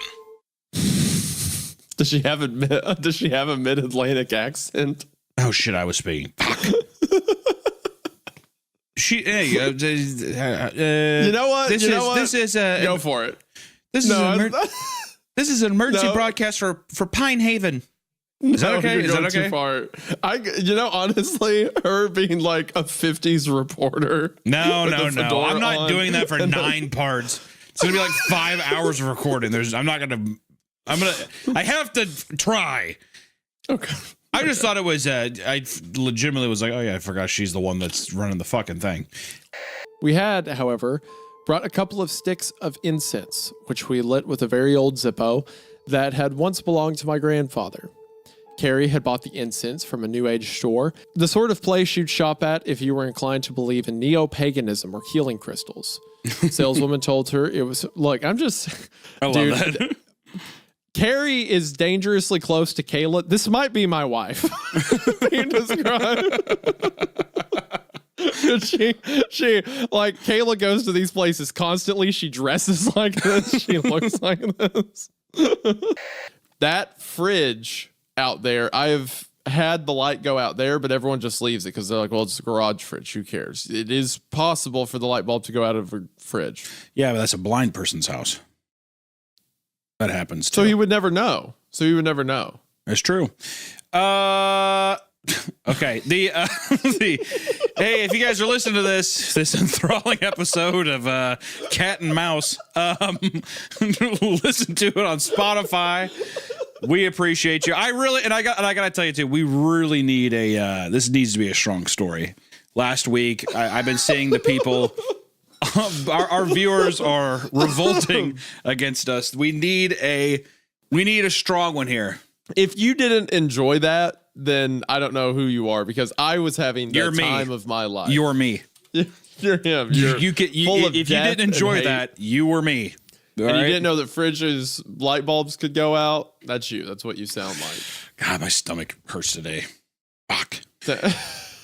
It's true. Well, I'm just letting you know. I've been drinking this chocolate milk. I think it's spoiled. I think it's gone bad. Why are you still drinking it? I mean, it's almost done. I feel bad if I just dump it out. If it's bad, throw it out. You and Kayla are the same way. She will eat rotten food because she's like, I don't want to be wasteful. It's like it's already gone to waste. This is definitely. It's almost.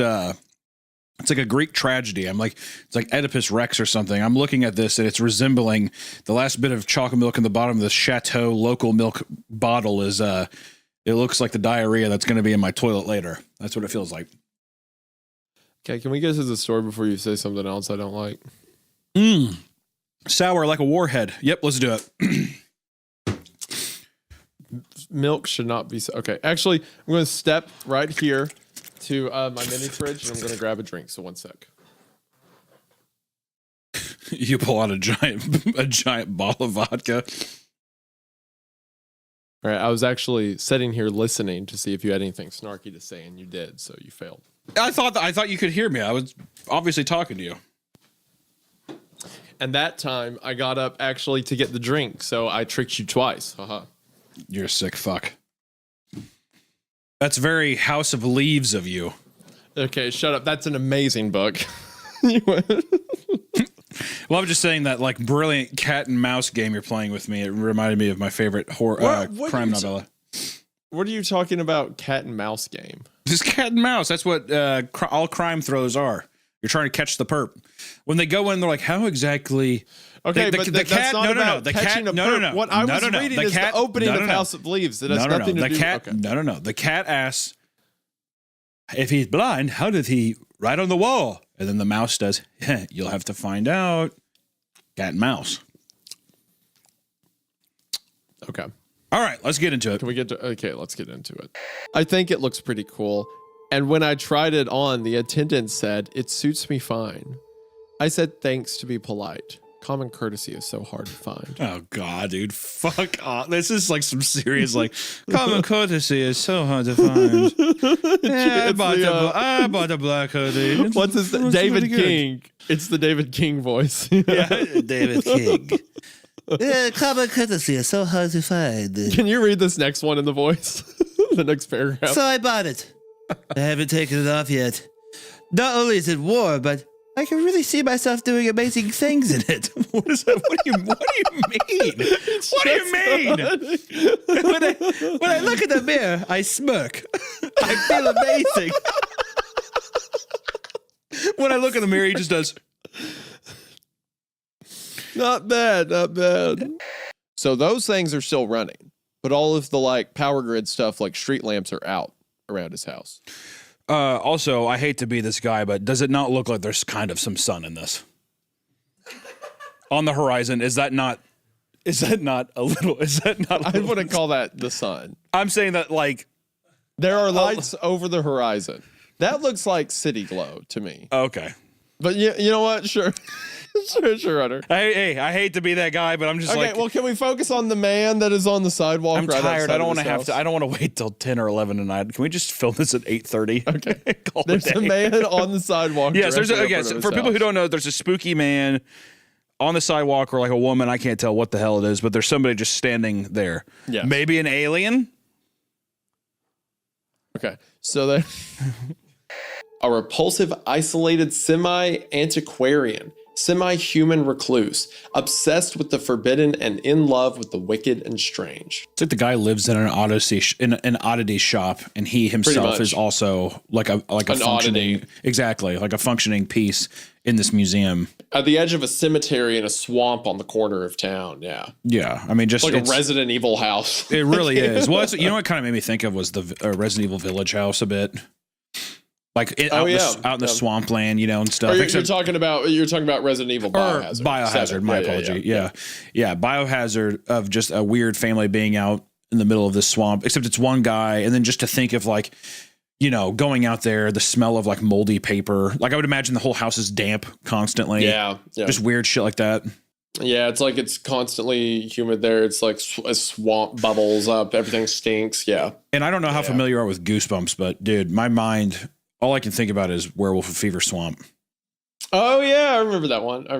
Yeah, I just think of like the weird hermit dude living out in the woods. I love that episode too, because the dad's just like, "We're deer scientists," and he's like, "Okay," and he's like, "The old man, the old crazy son of a bitch who lives in the swamp, just leave him alone."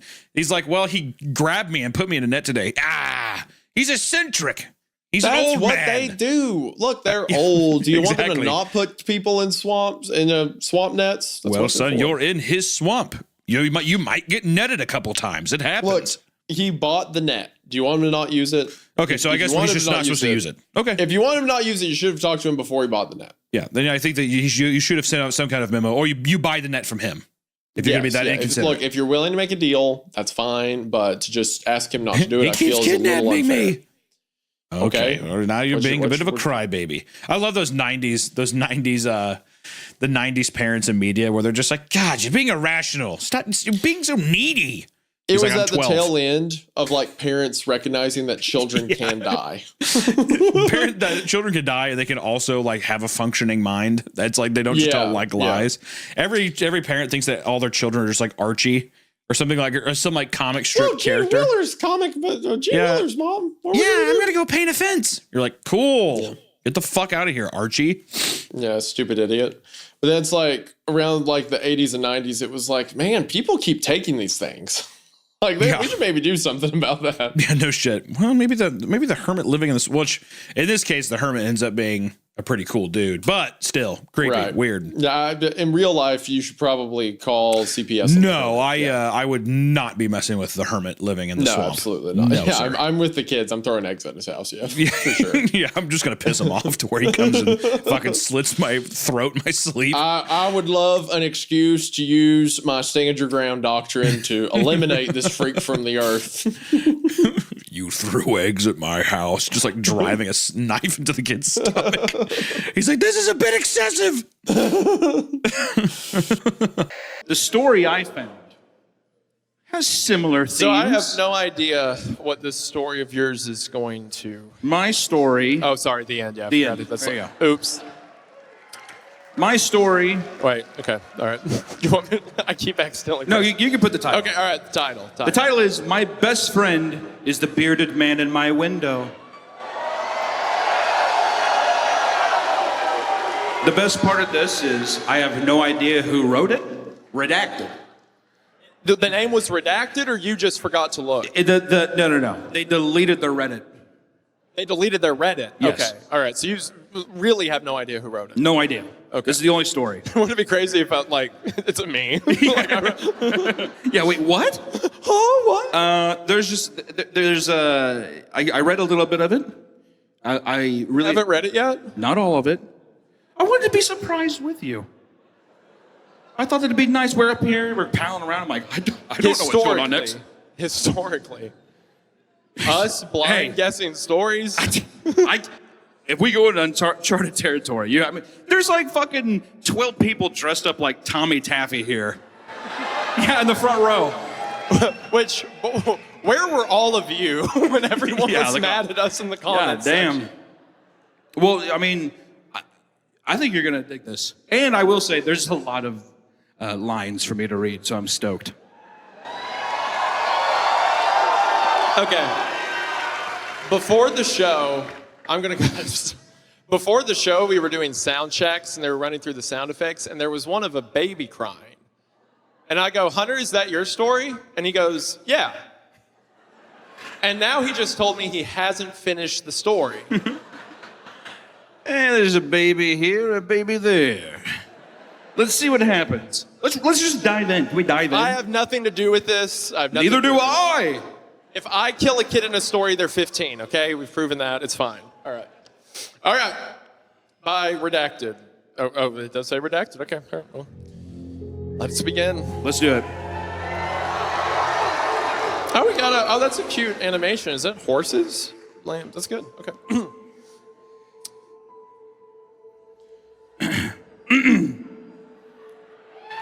Dear Lord, please give me a friend.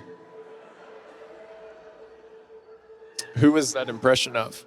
I don't know. Amen. My father had informed me she had died when I was too young to remember. I only recognized her from photos I had seen lying around. It wasn't until I was old enough that my father explained her death was in fact a murder. Jesus. Some crazy loon had broken into their apartment, shot her. That did kind of come out of nowhere. Yeah, so I forgot to tell you though. Hey, your mom got shot in her apartment a while back. That's why you didn't know her. Anyways, yeah, Christmas this year was crazy. This Christmas was crazy. There's your mother before she was shot to death by some madman. By some lunatic. by some freak that broke into her house and killed her. It's no big deal. So I totally blanked on that. I don't know why I didn't tell you. I feel like I haven't heard the word lunatic. Or sorry, loon. I haven't heard some crazy loon, like it's out of a 20s comic. I just can't believe that this guy hasn't told his son that his mom was shot in the face. Well, he did later when he was older. He didn't explain it to a 5-year-old. Yeah, but I think even like what? How old do you have to be? I mean, I don't know. How old do you be when you tell your son that his mom was shot? I don't know, 10? 10 to 12 seems fair. Yeah, I mean, maybe he told him at 10. Well, He just says when he was older. He said that it wasn't until I was old enough that my father. Oh, okay. Sorry, I thought he was just saying it right now. Like this is the first time. My bad. I misread that. No. He's saying that when he was a little kid, his dad just said, "Oh, she died when you were young." And then when he got old enough, he explained it. Yeah. No, okay. I misread. For a second, I thought he was just like, "Yeah, I don't know what happened to your mom." And then now on this visit, he's just like, "By the way, she got shot in the face. Her head exploded." Your mom got shot at the face. Yeah. Correct. Yeah. That'd be really funny if like, what if I had some trauma like that and I just never told you? I wouldn't give a shit. Not my place. Yeah, well, that's kind of sad. It's like, we're friends and stuff. I thought maybe you'd care about. I mean, if you told me, I'd be like, "That's crazy." But at the same time, if if you never indulged that your mom was, if her head got blown up by a bullet, I'd be like, well, I know that's for him. You know, it's fine. Or wait, are you saying that you're the one who shot the woman? Did you shoot your mom? Is that what you're saying? No, I'm saying if I had like some trauma like that and you just didn't know. Oh, I mean, I don't know. I mean, I wouldn't care. Know. You wouldn't care. That's what you're saying. Know. You're saying you wouldn't care. Yeah, you wouldn't care. We stood still in absolute silence, waiting for an answer. It came in the form of the industrial air conditioner mounted to the ceiling of the floor below us, cycling on. A few gaps in the floorboards lined up perfectly with one of the AC's large vents. We couldn't stop laughing as the spirit of Jennifer Wilkins returned the cold spots to full force. I also want to mention, since I brought it up, that I think I've mentioned this to you before, but I actually met Kayla going ghost hunting. Really? Have I told you? Yeah. Have I never told you that? No, you never told me that. The way we met is there was, where I went to college, there was an abandoned elementary school nearby that there were stories that there's ghosts that haunt it. There was a story about a teacher that had died there in like the 70s. And it's like, oh, if you go to it, you can still see the teacher roaming the halls. So me and 3 of my friends were like, okay, we're going to go check it out. Part of the story was you had to go at midnight. Like, you know, you had to be there between midnight and 3 a.m. or something. Right. So we were meeting at a grocery store to all carpool over there. And then one of our friends was a girl and she was like, hey, can I bring my roommate? And we were like, yeah, we don't care. And her roommate was Kayla. So we all got in the car and then we went ghost hunting that night and like freaked out. And then I also pulled a great prank on everyone that night. Okay. So there was a place nearby the college that legend has it used to be an old orphanage. I think I looked into it at one point and it wasn't an orphanage. It was actually like a department store or something, but it was some old brick building that burnt down in like the 60s. Sure. But legend has it, it's an old orphanage that's now next to a church to add to the creepy factor. Mm-hmm. And there was this, like, I guess you could say challenge or like ritual people could do. So the story is you drive your car up, has to be between midnight and 4 a.m. and you have to get out on the gravel road and you have to throw a piece of gravel towards the old burned out building. Okay. Then you get back in the car and you drive around to the other side of the abandoned school and you turn the car off. And then if you wait for a few minutes, you'll start to hear footsteps around the car. After you hear the footsteps, you drive away from the school. And if you get out and look at the car, there will be handprints all over it. Right? Okay. So that's how the legend goes. So me being evil, we pull down in the car. It's like 6 of us packed into a Honda, like a little, like, you know, two-door thing. We're all packed in. We get out of the car and everyone else goes to get a piece of gravel to throw. But I walk around to the back of the car while everyone's facing forward and start putting my hand all over the car. That's so fucked. So I laid out handprints and then we go do the whole thing. Everyone's like, oh, I hear something, blah, blah, blah. Also, this is like down a back road, middle of the night. It's like down a back road, middle of the night. And like, if you turn the car all the way off, it is pitch black. You can't see anything. Right. Like right outside of the car. So it adds to the creepy factor. So then we drive away and we pull into a McDonald's in town and we get out and they shine a flashlight and see the handprints and the girls just started screaming. Oh yeah, definitely. Jesus! Yep. And I'm like, oh, we could have done it, blah, blah, blah. Okay. Who could have done so that's this? So that's the night Kayla and I met, right? Yeah. And then over the next several weeks, like we were friends for a couple months and like I would talk about horror movies and I would like talk about scary stories and stuff like that. And then we start dating. A year after we're dating, Kayla was over at my house for dinner and I had never brought up that night since then, right? Right. I was just like mission accomplished. We're sitting around the dinner table and my dad randomly goes, did you ever tell Kayla about the night you pranked those girls by putting your hand all over the car? He sold you down the river. He sold me out. Immediately, Kayla was like, what? And my dad goes, oh, wait, she was one of those girls? Oh, damn. Kayla, I'm sorry. Yeah. Yeah, my dad was like, oops, sorry. And immediately Kayla told every one of those girls and people were with. He was like, she's like, guess what? Guess what? Remember that night that we all to this day counted as a real ghost encounter? Guess whose fault it was? This was also all pre-YouTube, so I had no outlet for like the devilishness. So yeah. But yeah, fun story. Anyway, just to further prove that I think Scary Carrie might actually be my wife transmitted through time. Scary Carrie. Anyway, Scary Carrie. After that cute anecdote, this episode's definitely getting canned. My name is Beth Williams, one of the doctors at the Biomedics Blood Bank. We were wondering if you'd come by next week to give another sample of your blood. Okay. We'll pay you $10,000. God damn! We'll pay you $10,000. Jane went silent for a few seconds. 10 grand for another sample of her blood? Was this for real? Miss Richardson, are you there? Oh yeah, I'm here. You said 10,000, right? Yes, ma'am. Okay, I'll see you next week. Thank you so much, Mr. Richardson. We will see you soon. Okay, bye. 1 week later. Ready to get my $10,000. I'm sure there's nothing strange about this. I'm not going to tell anyone about this. Yeah. A sample of blood for $10,000. Who's she gonna tell? Her little sister, her parents are dead. Hey, I know her parents are dead, but I hit the jackpot. 10 grand for a sample of blood. We're taking your blood next. As you look at her little sister, I wish mom and dad were back. We don't need them. 10 grand. We're set for life. Pomegranate syrup all around. Who makes pomegranate Eat your syrup spaghetti at their and pomegranate local syrup. IHOP? Yeah, eat your dry ramen packets and pomegranate syrup. It was the start of a It was the start of a beautiful day in the city of angels. Jamie, that's there's so many. Why would you say that? There's so many random lines that feel like they're like, you know, when the teacher would be like, okay, write a paragraph about your weekend, and it could be like, I poured my orange juice and walked out. There's so many. It was the start of a beautiful day in the city of angels. Do we? I mean, it's just like. Also, I'm in Hollywood. Yeah. Hopped off the plane at LA. Yeah, got $10,000 for my blood sample. Our leader is Keith.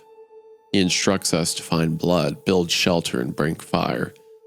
He abuses his power, taking 5 wives and eating more than his share of the food, but those who speak against him meet death in the night. It is hellish, but there's no other choice.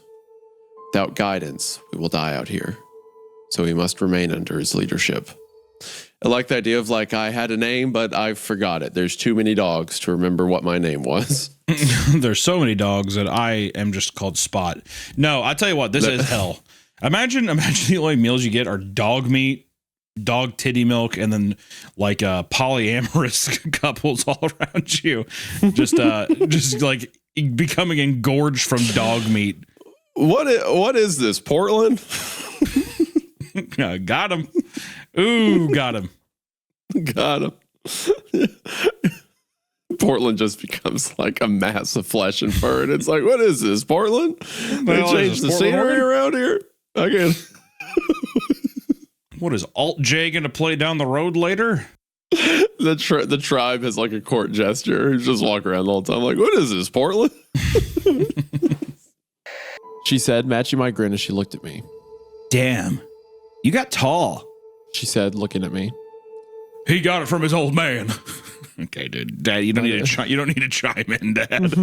Yeah, I'm pretty hot too. Compliment me. Yeah, don't you think? Go ahead. Don't you think I'm beautiful, daughter of mine? Yeah, Don't he's pretty much a spitting image of his old man, so you probably think I'm pretty tall and cute too, huh? Dad, could you just go already? Yeah, I gotta go to work. My dad chimed in, and Caitlin rolled her eyes. Besides my height, I got a lot for my dad. I got his warm brown eyes, and I got his wavy, dirty blonde hair that I had always kept medium length. I looked so much like my dad that my mom always chimed in saying how I got her nose and smile. Happy birthday, hun. Mom said from the counter, giving me a soft smile. These are almost done, and we'll go out for your birthday dinner later tonight. Said, gesturing at the waffles, and I smiled. Birthday waffles for the birthday boy.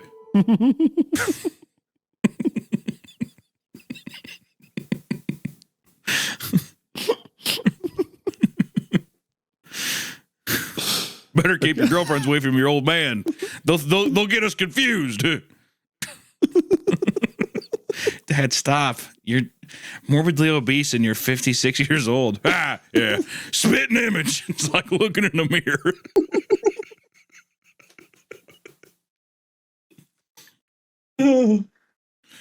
I've got to persevere. I have to get through this. We're only on part one. We're 6 paragraphs in part 1. Yeah. This is the beginning of the It's story. 30. We've been recording for 30 minutes. Oh my God. Yeah. Oh God. Okay. Okay, well, let's move into the next one here, which is every month a parade. That was pretty good. I also kept it together. I was about to start laughing, but I kept it together at the end when she was looking at the piece of paper. And it's like I'd done something bad and she's repeating the lines. Just in my head, it's like there was a knock at the door. I look over and Goku. Yeah. Hey, what's up, slugger? Hey, it's me, Goku. I'm going to take you right on my Nimbus cloud. It's me, Goku.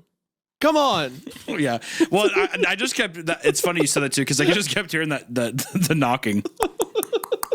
We gotta find the Dragon Balls. Just a thought. Like, you're 4 feet from the doors. You can see him clearly. And he's just like making eye contact, like, It's me, Goku. It's me, Goku. I'd love to see an edit of that instead of him saying it's Goku. After that, it's him like doing the power up sounds like and he's behind the door, but then there's still the knocking in there. So he's like like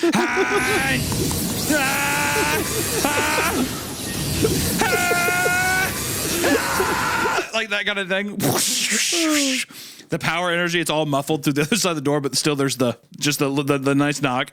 I love the idea of like normal people coming to this podcast because they're like, oh, they're covering horror stories and I'm really into literature. I'll listen. And then it's like, hey, what's up, Goku? Hey, it's me, Goku. Yeah. When we arrived at the office door of the Historic Preservations, also, I just gotta say, it is so satisfying to hear this town's poor. Well, here's the thing. Like they can't even afford a road plow. Good. I'm wondering if there just hasn't been enough. Like, I'm wondering why the snows aren't plowed and they're like, oh yeah, things are closed down. They obviously don't have enough manpower to maybe clear the roads. Like, I wonder what's going on. We haven't gotten a reveal yet. What's going on? It'd be really funny if it's like the Prescotts and everyone doing the human trafficking is like, yeah, all our job opportunities went overseas. Like, these tariff restrictions and stuff really running this country dry. American production's losing out to like foreign jobs, and he's talking about like human trafficking.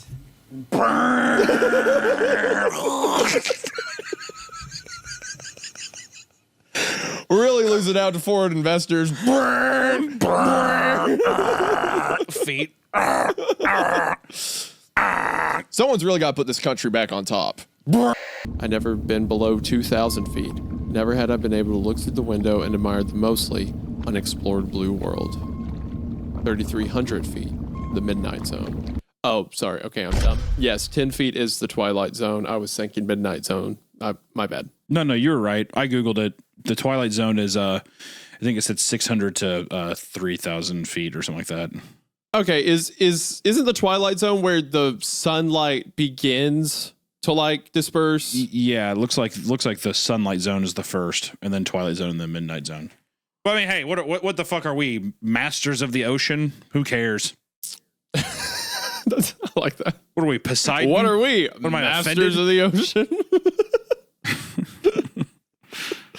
The one thing they say about flying is they say if the people working in the plane aren't freaking out, you have nothing to worry about. So me seeing a flight attendant crying for 30 hours, which first off, 30 hours is we're going through hell apparently. But if I saw a flight attendant crying, I don't even know what I have no idea what I would even be able to do. It would be rough. I was on a plane one time and we were flying. We had a connection in Atlanta, and as we're getting close to Atlanta, there was a storm that was apparently so bad they evacuated the tower in Atlanta. So we're on our flight, and they're like, "Hey guys, not landing at Atlanta. We have to go to Charlotte because it's the only airport that'll or not Charlotte, Charleston, South Carolina, because it's the only airport that will take us." and we can't stay up in the air because we don't have that much gas. So the whole way there, my wife and I were sitting, or Kayla and I were sitting on the front row, and people kept coming up to the flight attendants and being like, I've got a flight out of Atlanta and we're going to end up getting there after the flight leaves. And the flight attendants kept having to explain to these people what an airport is. And they would be like, ma'am, no one is leaving or going. The flight will not leave on you. It can't leave. They're like, no, but it takes off in an hour. Yeah. And they're like, ma'am, I have no way to talk to you. I can't deal with this. We're going to die in this. I hope you realize we're going to die by the time we get to South Carolina. Yeah, but my flight. There was one point where like it was this one woman too who kept coming back and asking stupid questions. And at one point she comes up there and she was like, I don't see why we're going to Charleston. That's not Atlanta. And the guy's like, okay, Atlanta is gone. We can't go there. And we can't be in the sky because we have to go to the ground. So we're going to go to the ground over here and then we'll come back over there. And then she walks back. She like loudly stomps back to her seat and she tells her husband, he said we have to drive to Orlando. And the flight attendant looks at me and Kayla goes, did I say that? Is that what I said? Did I say that? My God, man. I would love if they're like, Atlanta's, that option's gone. What happened to it? Where'd it go? Why did they get rid of it? Who did it? Who hurt them? Great. Well, thank you for your time. Lydia said as she grabbed my hand and pulled me out of my chair. Do you want to set something up for this weekend?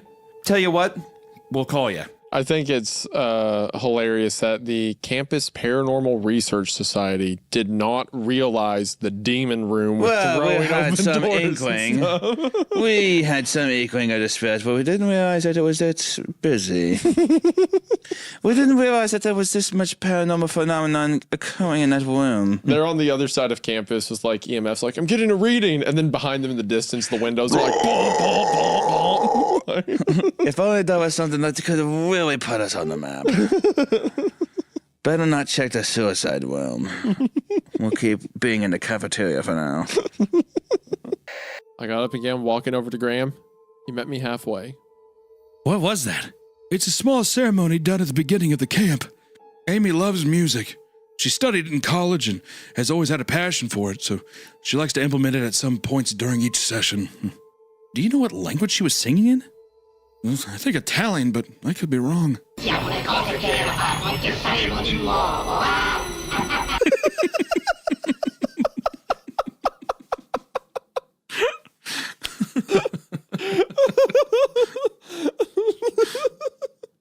Italian.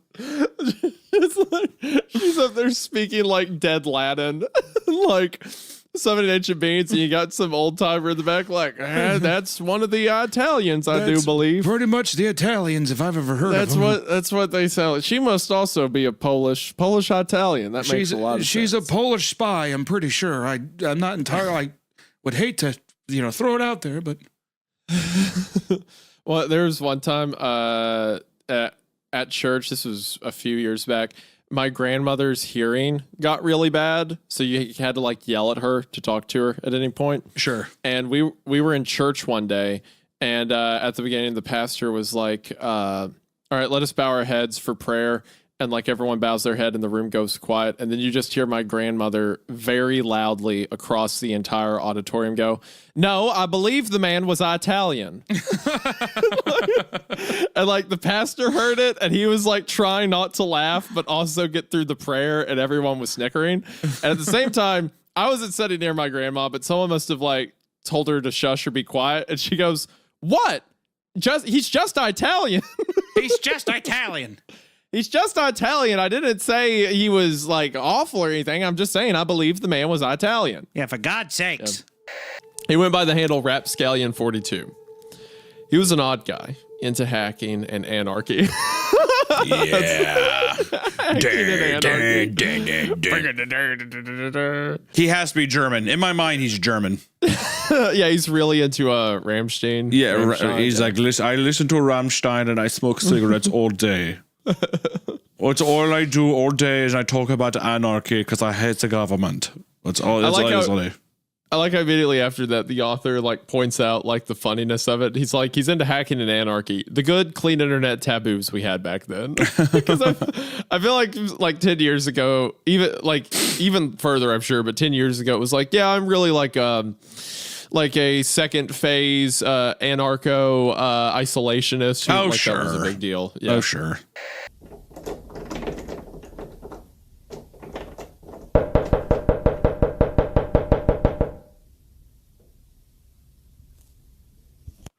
Dude, all you have to do is just film a door and somebody knocking, and it really is. It's always creepy. Every time it's creepy. It works, and like online, people go hog wild. I could see my fat ass being young, just being like, oh my god, oh, no one knocks on my door. Because like the way most people experience this was like scrolling in bed at night, right? Yeah. Because it's on Twitter, so you're just reading through it, and then you get to that video. It's like, it makes you jump. It's almost it's like being at a slumber party with your friends, and you like read a ghost story or something, and you're like, I think something just said my name. Yeah, very similar vibes. Very, very similar vibes. You ever have one of those? The very first time I ever saw Paranormal Activity, it was all night. Hold on, shh, guys. Did you hear that? Oh my god. What was that? What was that friend you had, Mr. Floppy, as you called him? The guy. Yeah, the guy. Was he there for that So paranormal? floppy. Yeah, it's so floppy. Was he there? He that probably night? was there. He's probably the one saying it. He's probably the one saying your name. He was saying your name while he was. He's probably just like, did someone say my name? And then you just hear his pud hitting his thighs. I was like calling a soft cock pud. Isn't that nice? He knew that I knew. Have they departed? I nodded. Have they left me anything? Yeah, what is this voice you're doing right now? What? It's a vampire voice. You know, dude, here I am trying my best to give you a cool vampire voice, which I think is pretty cool. Vampire kind of voice, right? And then you don't even respond to my penis story the penis foot story that I think is actually kind of sick, penis toes, which I am trademarking that. That is going to be something that you see on Netflix. It's going to be a Mike Flanagan short series. It's going to be pretty good. But you know what? Whatever, man. I don't need your fucking approval. That's all I'm going to say. I'm not bummed out or anything. Let's just say that. He asked, his voice finally cracking. Not that any of us could afford it. The menu items never seemed to reference a price, which always signaled trouble. But from the bills I'd hand out at the end of every meal, the numbers were always staggering. It was clear Azalea's was catering to a very specific crowd with refined taste and deep pockets.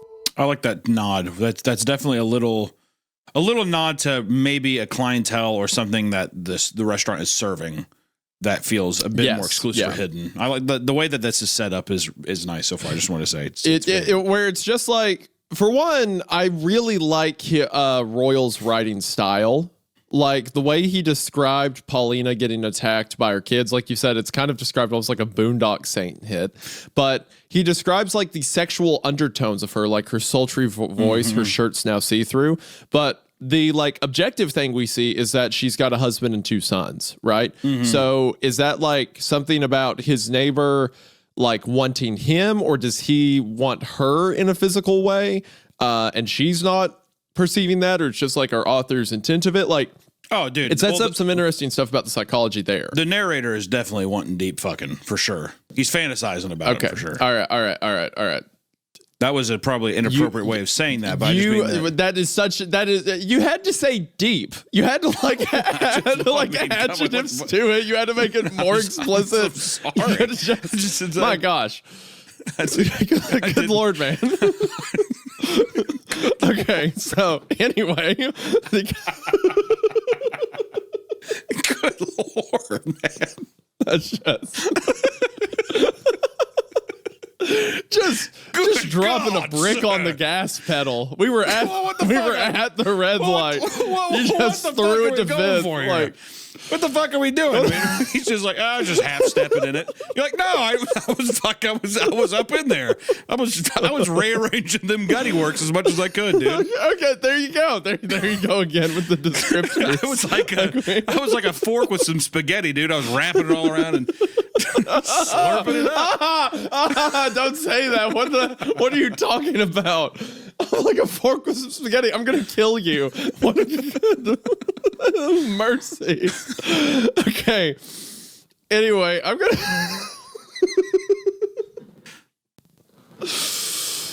Okay. He needs to accept that it wasn't his fault. He wouldn't listen though, and over the coming weeks, he came to work less and less.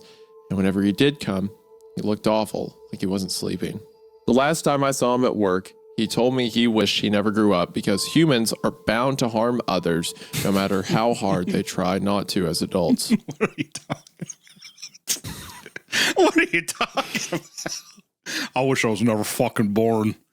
I wish I was never born because adults are they always harm each other. So fuck, I'm a ticking time bomb, Jared. I'm a fucking ticking time bomb. You should kill yourself, Jared, because you're gonna hurt someone too. That's what's gonna happen. Is Jared? There's no names in this story. I'm just saying Jared, but Hunter, a woman lost her life. Choking on her own blood, not from being choking on her own blood. From blunt force trauma, from being struck by a car while she was going 8 miles an hour on a bike. She somehow landed, the pool of blood collected in her mouth, and she was like,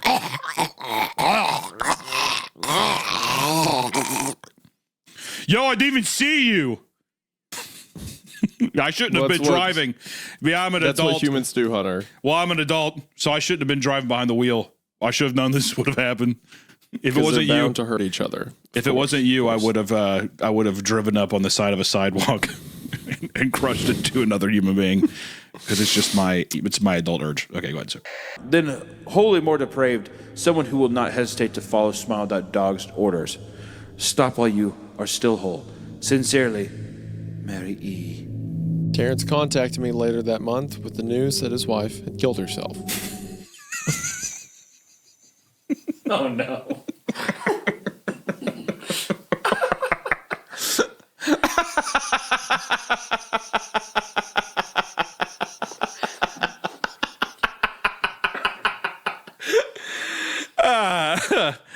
That's like a comedic timing beat.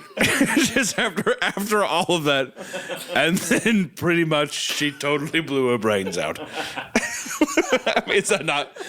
Something. She's been doing this for 15 years, and now that's the break. Well, I've sent the email. Goodbye. I spread the word. Yeah. Thanks, Hunter. I'm glad that's funny. It got me good. Okay. Peeking into the unknown and revealing secrets that I feel like humans weren't meant to have is just kind of an interesting concept, you know? It pushes forward into that idea of like reaching a singularity, right? Yeah. Like we reach a point with technology where it's like you've gone too far. You can't come back from this one. And all the consequences that would carry with it. Whew. Brother, I'm on cloud 9. Like this is I'm gonna punch something. I'm gonna put a hole in the wall, You got in the computer or something. You got a pants full of cum and a big smile on your face. I'm gonna complete. I've got the smile. I'm gonna ignore the other thing you said, but I certainly got a smile. Well, That some is of the reactions, 100% I mean, true. you have to realize, ladies and gentlemen, I don't see I can't see him. So I just hear a man bricking on the other end of this call. And I hear him going with him. So I'm just picturing he's leaning back. I mean, he's just caking his pants. And for all I know, he's done 3 pants changes. I haven't seen it while he's reading. It would be funny if every time I stood up, I had a different pair of shorts on. Yeah, different khakis or shorts just keep coming on. I'm just switching through them. Yeah. What got my interest were the earrings Michaela wore in these photos, or the necklace her mother wore at the press conference, or the watch on her dad's wrist. As I dug deeper, it became clear that the Murrays had money, a fair good amount of it. After entering Jerry from the entertaining. I think. All right, I did that. I think one. Go ahead. Isaiah's caught himself. Go ahead. He caught himself a fly. There you go. He's a little barfly as well. He's like, someone's in my web. Knock, knock, Jerry. Who's there? I said that, and I'm like, all right, well, that was like a trap card for Hunter. Yeah, it didn't feel like pot of greed. Yeah. Hunter gets to draw 3 additional insults from his deck. Yeah, you're gay. That's just pot of green steel. I wish instead of drawing 3 cards, you could just call your opponent gay. That'd be funny. I mean, you can. Pass It doesn't stop turn. you from doing that. Oh. After entertaining Jerry from the bar and stealing his jacket, I ripped a butt late that I what? I ripped a butt late that night. What does that mean? I think it means. I think it's it might be euphemism for weed, or I made me think of a cigarette butt, but it is funny if you entering. It is funny if you saying entering Jerry into Amelia. I ripped a butt. I play pot of greed. You're gay. There goes another one. Anytime I misspeak from here on out, I can just hear the sound effect.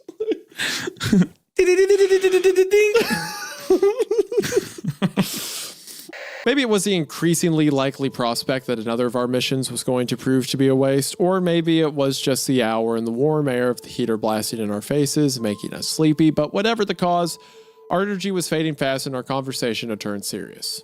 Well, serious by high school standards. Do you think Kim Murray's pretty? Okay, hold on. All right, I'm not gonna do my girl like that. Do you think Kim Murray is pretty? I feel too bad. Thank you. There we go. I feel too bad. I know. He gets some humanity redeemed. Look at that, kids. Hunter gets to go to heaven. Hunter has a heart. Hunter. They say his heart grew 3 sizes that day. And he died of a heart attack like Seabiscuit. Turns out your chest cavity is not nearly equipped to handle a heart 3 times its size, so it ripped against his inner rib cage and it exploded on the podcast. It's terrifying. However, the skinned men's sign had lost its support and was buckling precariously in the middle. Large building that housed the shiny gentleman was also still standing, and the door had been left slightly ajar so that I could see the conveyor belt feeding into the machine. My blood, like everything else around me, froze to ice. It's so weird. Again, with just like how much we talked about these elements before and built them up to now like be back. Yeah. It's weird. Is this how normal people feel like watching a Marvel movie? Is this like what that sensation's supposed to be like? I remember that character. Oh, that thing? Yeah, I remember that thing from the shiny gentleman. Yeah. Human trafficking. Also, still want to say I'm in Japan mode now. So all my cares are out the window. They're on a plane flying to Tokyo. The past 3 episodes we've recorded in the span of like 4 days. So Tokyo. That's all I can think of. Tokyo. That's all I can think about. Yeah. Konnichiwa. So I say, hiyo. Funny enough, Watashi that's where wa. he said he was going to murder a woman. So what does that tell you? Give them one. What would you? Well, I'll say it. You know what? Fuck it. I'll say it again. What would you do if you found out that I killed someone in Japan and I told you later? I would quit the podcast. That's what I said. That is not what you said after the that's show. literally what I said. That is not what you said. It would be terrible optics to continue the show. No. Here's okay. What if I said gave you this one then? What if I gave you this one? I said I'd go up to you. We're at like a Red Robin or something, having dinner, celebrating something, whatever. Why would we be celebrating at a And I'm Red like, Robin? more campfire sauce and bottomless fries right here. And I say, I gotta tell you something. So then I'm like leaning in because I don't want to be loud. I'm like, I gotta tell you something. You got to respond back because if you're at the table. Okay, all right. What is it, Hunter? Is your fries bad? Or are they a little overcooked? No, the fries couldn't be better. Seriously, the campfire sauce is amazing. That's good. Hey, I just had a quick question. Why are we celebrating at a Red Robin's? Isaiah, I did something bad. What? Took me to Red Robin's for a celebration? I know, but you mean something else? I strangled a woman on a Japanese train. And guess what? I got away with it. No one knows, only you. All right. But I felt weird. You know, we are celebrating at Red Robin, your favorite restaurant. And I feel like it would only be disrespectful if I didn't tell you this. And I just wanted you to know, no one else knows. I don't think anyone's ever going to find out. Will you continue the show with me? And that's the conundrum I give you. Now, what's your answer? No one knows. Was the train Japanese or the woman? Both. Then I don't know if I can continue. I don't think I can keep the. I think just culturally, and especially from like a brand safe perspective, I think I have to quit the show. But I won't tell how you on a public transit and you got away with it. You got out of the country. It was late at night. It was so late. Okay. It was so late. Kind of like a Collateral moment where like Tom Cruise gets shot to death and they just leave him on the train and it's fine. No, I hit her body. Oh, on a train. Not because of it. Because I just put her underneath don't those the bench. trains move like really fast? Oh, extremely fast. So how'd you hide your body? I put her under a bench. It doesn't matter. You know what? I'll say this with my answer. I'll say this. I'll say, you know what? You might have said, yeah, Hunter, I would have to leave the show. I couldn't work with you anymore. But you said, I think. So for a moment, you were like, well, maybe I can get past this. And that's all I needed, buddy. Friendship secured. Friendship saved. Knowing that. Did she have it coming? No, I'd like to think it was a barbaric rage. I almost blacked out. I always hate that. In those crime documentaries, I blacked out. Bullshit. Well, that's a cope. That's what like OJ said and stuff like that, right? I blacked. I didn't know what happened. Yeah, go fuck yourself. Well, hold on. Did just like Harry and Allison just watch? Were they just there? They didn't care? Like, what was the logistics of you? I had a long night think. Actually, what if you found out that I strangled someone to death, but it was in self-defense? Like I saw some guy getting ready to stab somebody, right? Well, that's fine. He's like, give me your fucking wallet! Whatever like that. And then besides just like knocking him out with a punch, I just go with my bare hands and I strangle him to death. That's fine.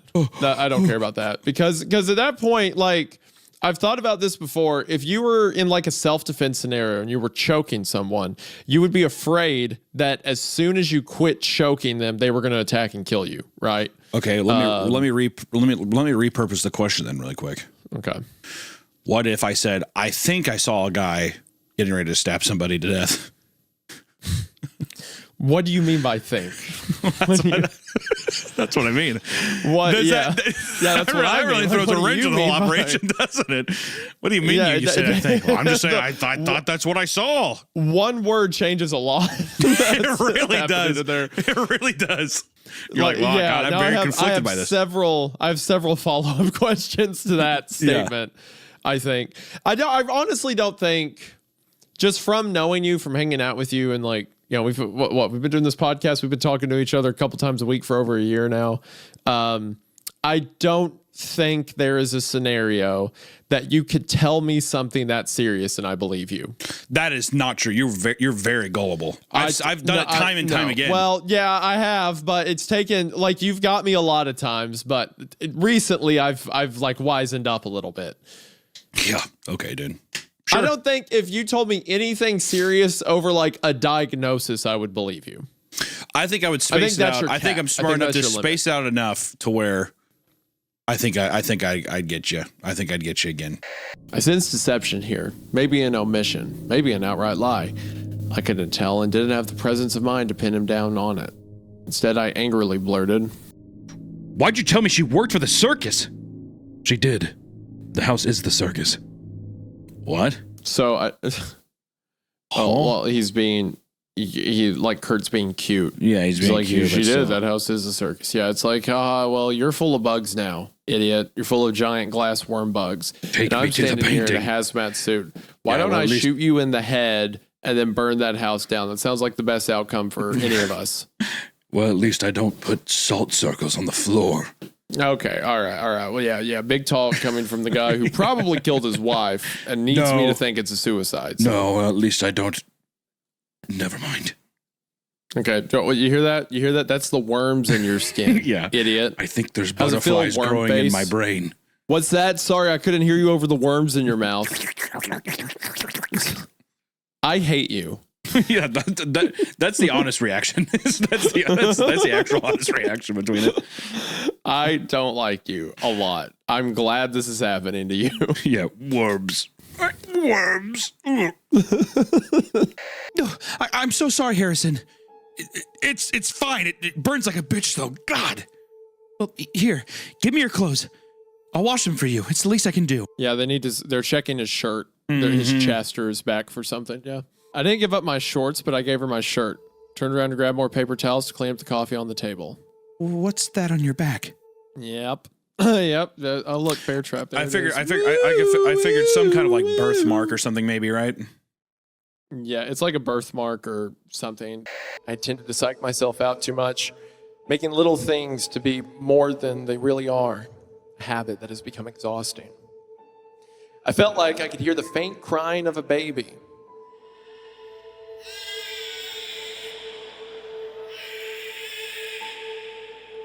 Hunter. Little baby, is that you? I don't. Maybe it's just. Okay. Bones breaking with every well.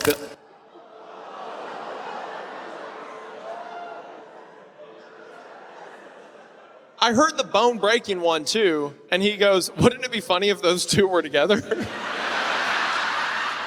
It was funny. It was good. You've started a story. You're like, baby, bones break. I'm in. I don't even need to read the rest of this. Am I wrong? I see a lot of quotation marks. We're good. Yeah. Okay. You are helping. You see, I ran out of my special ingredient. I need you to get more special ingredient. Dash was now breathing heavily and starting to panic. What special ingredient? Pinky giggled and responded. You silly. Uh-oh. I like how you're into this. Oh, yeah, dude. Well, first off, this is 100% a fetish story. Just want to say that. The binding and all that. This is fetish. The binding and like her legs spread 100%. apart. And all, this is, and it's going to, I have a feeling that we're not out of the fetish forest yet. So I don't remember any of that from when I was like a kid and read this. But when we started to read those last few lines, I was like, oh, I see. So I don't remember any, but yeah, clearly. Clearly, that's what it's tapping on now. A 12-year-old me was not equipped to understand what I was 12-year-old dude's like, Why do I like this so much? no, that's Why not what is this so happened. It's not- appealing?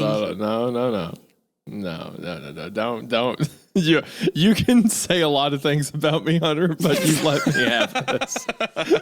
You stay off of this one. You can say I killed my dog with chocolate. You can say. Okay. Yeah, I love the idea of the protagonist, like this is real, and the protagonist is not even going crazy, but I think just like is not under the spell of this thing yet, where it's maybe, it acts like a zombie virus or something. You eat one thing or smell it and you kind of get obsessed with it or whatever else. But I really hope that it's like, oh no, this is really happening. I think that'd be a fun angle to take. Would you eat the meat slop? Oh God, in a heartbeat.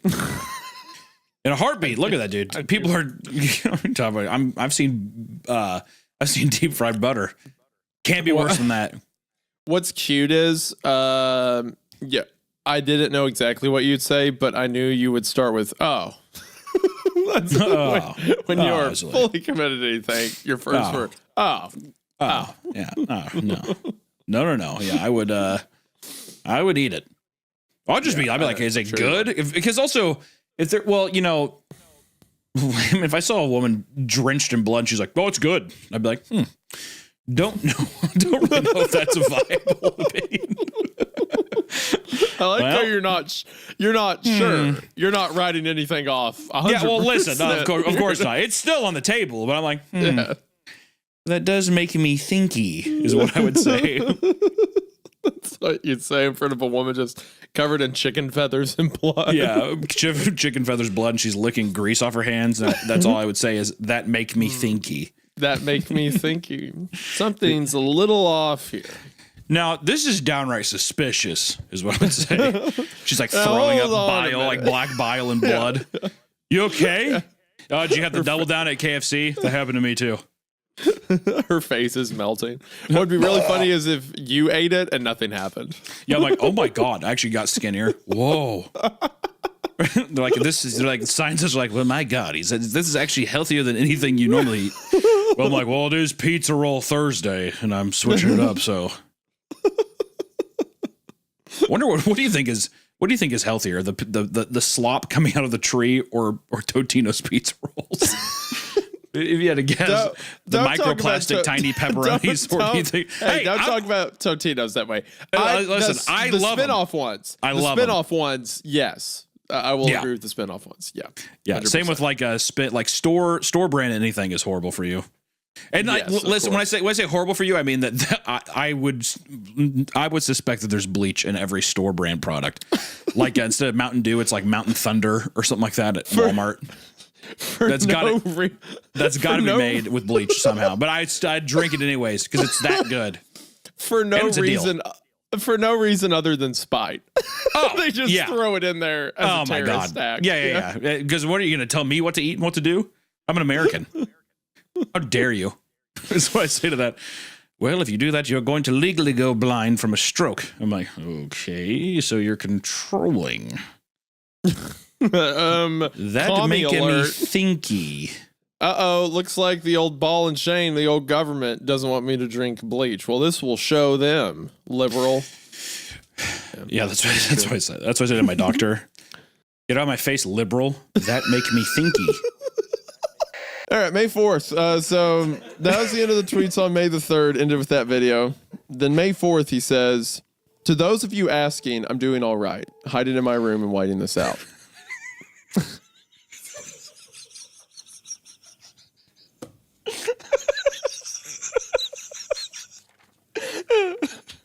Sorry. I'm actually sorry. I just love the idea. It's just such a kid's perspective of the world ending. For those asking, I'm fine. I'm hiding out in my room.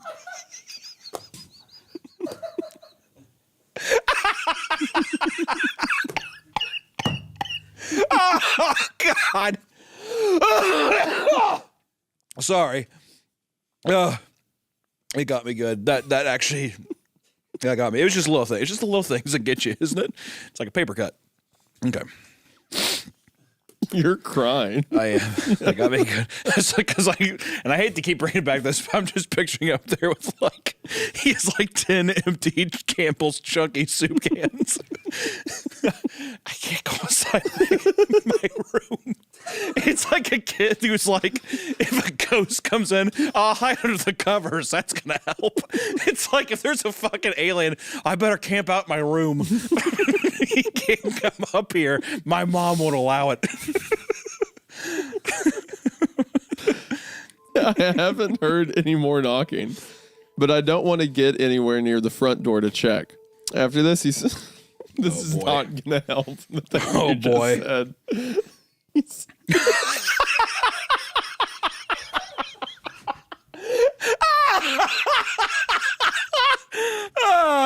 And don't worry, I have a way to defend myself if worst comes to worst. And it's a picture of like a fucking Civil War era baseball bat. Yeah, you probably don't want to be coming up near here. Hey, alien, I'm gonna bop you real good in the head if you don't come here. It's like fucking Tom and Jerry. It's so perfect that right after you complained, he's acts like a 10-year-old child. And he's like, don't worry, guys. Hold on. Would it work if it is like, because it's obviously like kind of a kid's perspective or a teenager or whatever. Would it be fucking weird if it's like you own that shit and you're like, also my parents are gone and I'm home alone. I think it would make it more believable. The juvenile shit would be, you would be like, oh my God, and your parents are gone. Because then you can have the angle of like somebody knocking and being like, hey, let us in. It's like my mom. It sounds like my mom, but it's kind of off. Some uncanny shit. And then instead of showing a fucking baseball bat, he's like, I climbed in past my dad's nudie magazines. I found his fucking gun box. I'm gonna try to figure out the code. Yeah. How sick would that be? I think he actually shoots himself in the thigh. Oh! I'm bleeding out, I think. Does Campbell's chunky disinfect? It's I keep pouring clam chowder over the wound, but it just gets more inflamed. I haven't mentioned Campbell's chunky once. I'm too hooked in. I'm too. It feels too right. He solves every problem with Campbell's chunky sauce. Man, audio listeners for this one, you're missing out. It's just a picture of You're missing out on these photos, man. Lord help me. I was trying. It was so funny because I was like, okay, Hunter needs to take this serious. And I look at the next tweet. I'm like, well, that's gonna do it. it's the baseball bat. I'm memeing on it, but I will say the knocking and stuff. I think that it still has legs. We're still so early on. It's just getting the giggle bug. Yeah. I'm excited. My friend's here. Is that your coat? Yeah. Okay. That's why I'm so excited. Isaiah's in town. Yeah. All right. Isaiah. His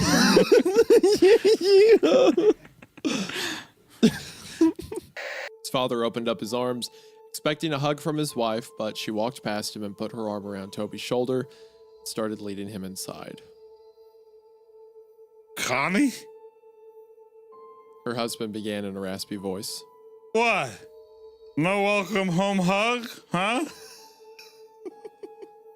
Wasn't Connie the name of the wife in Diania House?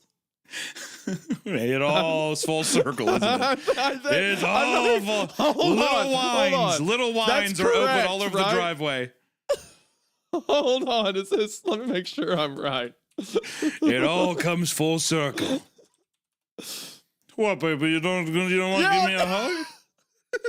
Is it actually? That's his wife in Diania House. Yes, he's back. I love it.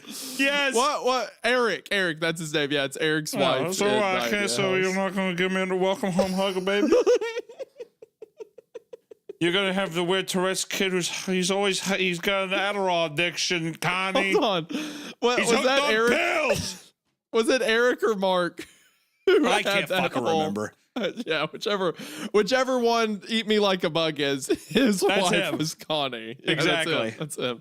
So now this is the ending of that story. He didn't. Yeah, this is where it picks back up, luckily. We're building the universe. His son is Sticky Toby. The creepypasta universe all is connected. These little doorways. Yes, he's back again. Oh, man. Okay, so yeah. She ignored her husband's obnoxious words and walked past him with her son under her arm. Hey, he's 16. Or, hey, he's 16. He can walk by himself. His father began to follow them in. He's 17. Connie glared back at him before opening the door to the house and what are stepping you, inside. fucking mother time? You just know everybody's age? Fuck you, Connie. Wait, you best friends with him? You just know what's his birthday then? Off the top of your head, what's his birthday then? Oh, you think you're better than me because you were there when he was born? Oh, so okay, so you know the difference between 16 and 17. Good for you. Good for you, baby. That's why he's so pretty. He's so smart. He's still in the flower pot. Yeah, exactly. Yeah, I'm gonna have to shuffle over and come give me a kiss. Hey, Toby, pancakes, right? He loves them. I'm fucking with you. I'm fucking with you. Connie, I went to that teacher's meeting the other day, and there was a teacher there who gave me a lot of Adderall. There's a teacher there. He gave me a big handful of Adderall, and I took all of them. Sweet, I took all of them, and I drank those high lifes like you said I shouldn't, but I did. And now I got a real bad stomach ache. It hurts. It hurts bad. Did you go inside? Get me some Pepto-Bismol. It hurts. Toby's just standing there listening to all of this. Yeah, he's like still moody and stuff. He's sitting. No. He's on the front porch, but he's on like a a bench on the side of the house, and he's like sitting like L from Death Note. He's like, you guys are stupid pancakes. What's the Death Note character that's like pale white with the black hair? Yeah, L. That's L. Is that L? Okay. Yeah, I think it is. Yeah, I'm pretty sure. In my mind. That's who I see. That's who I see in my mind. That's how he's sitting on the bench. And his dad's just in a flower pot. Oh man, Connie was like a biblical level pull for us right there. God, it's beautiful. Heard someone climbing the stairs outside. Heavy footfalls indicated a large man or possibly someone who just walked like a Neanderthal. Kimber opened the door before he could knock, and Jimmy Prescott walked in. Absolutely not. Bro. dude. Hold on, I said that. I said Jimmy Prescott. I said Jimmy and you said no because he owns the sub shop or whatever. Or you said he's a monster. No. You said the sheriff, and I said no, it couldn't be him. He's gone too far. And I said I would think Jimmy Prescott, and then I made the joke, but Jimmy Prescott runs the town. We'll he could just say no. We're gonna go shit. I don't think it'd be Jimmy Prescott. He was too evil either. I don't think it'd be Jimmy Prescott. All I know is play that back. That was me. That's my. You know what? Me. I played this. Turn that camera. I played this. Turn that camera. I furrowed my brows at my own. We went out with a group of friends for a wedding a couple weeks ago, and two of my buddies were drunk and thought it'd be a funny bit to walk around the room. And anytime one of them was about to say something, he would look at the other and go, saxophone. And he would start making like a perfect saxophone noise with his mouth. And the other one would just start monologuing as if he was a detective in an old TV show. And then they'd walk away and just go do that somewhere else. That is, boy, oh boy, glad I was not there for that. That sounds just fucking horrible. Good God. Saxophone. All right, boys. And everyone's like, okay, that's awesome. Saxophone. Yeah, well, that's cool, dude. It's a nice youth pastor group thing you have going on there. Is that feels like the very innocent time? It'd be so funny if you guys were like in an opium den when this was happening. Three people overdosing. Yeah, exactly. 3 dead Chinamen just like laying there with these long opium pipes, and it's saxophone, like walking through the opium haze. What? Benny's freaking out. He did not. But someone's probably at your house, dude. They might be. I'll just kill them wherever they are. Reverends is cool and all. Mama Bones was especially cool because when I brought like Brandon Buckingham and some friends down, she shut off the shop just to like do an interview with us for YouTube, which is very cool. Oh, that's nice. She was very kind and stuff, and very knowledgeable about like voodoo traditions and stuff. Sure. A lot of cool culture down there. But yeah, so something like Old King Creole's half-price voodoo would fit right in, completely unnoticed. Also, since I've brought it up, have we ever have I ever explained? I feel like we've gotten close about when I got you trapped in the quarter and we walked 10 miles. Yes, we have explained it in great detail. We don't need to. All right. I take him down. No. I take him down to the quarter. And we're going on like we went on like a haunted tour. And I'm like, oh, Hunter, you got to see this. You got to see this. And I didn't realize it until near the end of the day, but we had walked like a collective 12 miles across the French Quarter. And as the day went on, you could see it like wearing on Hunter's face. Like it was getting worse and worse. And there were 3 instances where we would walk to the edge of the quarter and we'd be like, okay, where's this next thing we're doing? And I'm like, it's on the other side of the quarter. So we have to like double back the way we came. At one point, we were near the edge of town and Hunter's like, okay, where's the next place we're going? And I just pull out my phone and he goes, it's out of the quarter, right? Right, Isaiah? And I remember at the very end of the day, we were trying to find somewhere to eat. It was like 11 p.m. We were trying to find somewhere to eat, and I put in a location on my phone, and we're like on Bourbon Street, and the place is packed. And I was like, well, maybe I can find another place. And I like pull out my phone, and I start scrolling, and I just feel Hunter lean in behind me, like over my shoulder. And he goes, get me out of here. I'm like, all right, we're leaving. And then we went to a Waffle House that was like weird and had a line, and it was like takeout only. So we left. And then that's when we went to Cane's, and I cried laughing as we were ordering chicken. Do you remember? Yeah, the Caniacs. Yeah, it was a long day. It was a long day. It was a very the Caniacs. I forgot. I was so tired. I forgot what cane sauce is called, which is just called cane sauce. But Cane has a Caniac combo option. So I order like, I order the food and then I'm like, can I have an extra caniac sauce? One more caniac sauce. One more caniac sauce. And I wasn't like thinking about it. And Hunter leans in right behind me while I'm in the driver's seat. And he goes, I want you to say caniac sauce one more time. Caniac sauce. And I immediately realized what I had done. And I'm containing a laugh, but I don't want to like start laughing at the person taking my order. Right. And so it comes out as like tears just start running down my face. But I'm keeping it like completely. I'm trying to keep it straight while I'm trying to finish the order, but I'm crying. And the woman goes, are you okay? I'm like, yeah, I'm fine. Can I have one more caniac sauce, please? It's not so bad here. The only reason I'm awake now is because someone is playing Pop Goes the Weasel outside my window. I'll talk to the orderlies about it in the morning. And the end.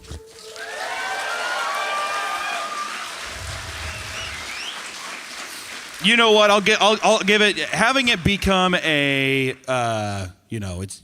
Do you think she just went insane and killed her kid? That's got to be it. You right? are giving it way too much credit. You think so? A skiing clown showed up in her bedroom, in the son's bedroom, crucified him, then turned into smoke, and she stabbed her child. I see it more as a mother. No, do not do this with this story. A mother looks at her kid who's kind of a loser. And she's like, I really wish James was kind of fucking cool. So she goes insane and she's like, stabby, stabby, bitch. Oh, wait, let me go to the middle. There we go. So he just kills him? No, stop. Not for this story. Exactly.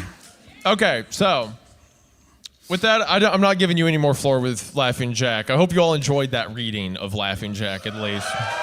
Thank you. It's normal. Don't worry about it. They're not a big deal, but don't go close to them or up to them. When trainees ask me about it now, I give them the same response. I don't really know what else to tell them. I'm really hoping someday I get a better answer, but it hasn't happened yet. I feel like by not telling you what would happen if you go up it, it would make me go up it. Yeah, well, you'd go up and immediately get like particle eviscerated. Or just so, because also it seems like, I'm guessing, if I had to guess, it seems like each staircase leads to a different area or something, or it attracts something different. You know what I mean? Like, I doubt all the staircases lead to the same place. To me, the staircase, which the story never gives you a clear answer, right? But to me, the staircase almost feels like a lure. You know? Yeah, it's it's just like a little hook dangling there to be like, oh, come on, just walk on me. Yeah, because it's like there's some entity that wants people to cross over to join it or whatever, and you need to go up. So it's almost like humans go up on these. Let me ask you this. This is what the image will be, to be placed out in the woods. Let me ask you this. If you were a paranormal entity in the woods, what would be your lure? Am I like, what would get me personally? Or if I was the entity, what would I try to get people with? Yeah. The latter. Mine? Can I at least say mine? Go ahead. Hot dog stand. Okay, I was going to say women, but I guess that only gets half the population. If it has to be one blanket. What do you mean that only gets half the population? You could be a woman out in the middle of the woods and anybody's going to be like, oh, are you okay? I'm over here. No, I'm talking about, it needs to be like a random object. Like, can you imagine walking through you're walking through the deep woods. When I said women, by the way, when I say women, by the way, I mean explicitly like a goth baddie type. Oh, buddy, I'm saying a very specific kind of lore. I know what you mean. Right. I know what's going on. Yeah, I'm not just saying like the voice of a woman. I'm talking like I'm talking like the big moments, milky boobies. Well, okay, all right. I didn't say that. I'm talking like, I get it. When the coyote's like, ooga, humana is like the eyes popping out of the head. That's what I was referring to. Hitting the table. That kind of thing. Yeah, the whole thing. Yeah. I'm sorry. I didn't mean to. I was trying to find a signal and I was getting... Her glare softened and a smile formed. She eventually let out a light giggle at my attempt to explain myself. Okay, it's fine. You're forgiven already. Her voice? She had a British accent. I wasn't sure why. God damn it. What? I fucked that up. Does that... Oh, the voice. I thought you were saying that ruins it for you. Oh, yeah, it does too. Disgusting. Okay, yeah. You're like an attractive woman, but she's British. Well, impossible. Get it out of here. How they don't exist. They don't make them. I wasn't sure why, considering everyone seemed to have a country one. You must be the technician I've been hearing about. Yeah. You've been hearing about me? Well, of course. They've been talking about you for weeks. Reverend Gary's especially excited. I'm Victoria Ruin. Victoria Ruin? Victoria. The Victorian character's name is Victoria Ruin. I'm a Victorian dress and my name's Victoria Ruin. Slip inside the eye of your mind. But you know you might find a better place to play. Okay, it's funny because now I'm imagining that she just started singing that. Yeah, that's exactly what happened too. Today's gonna be the day that they're gonna throw it back to you. By now you should have done how realise what I got to do. I don't believe anybody feels the way I do about you now. Wonderwall? Yeah, okay. Yeah, I'm aware. Sorry.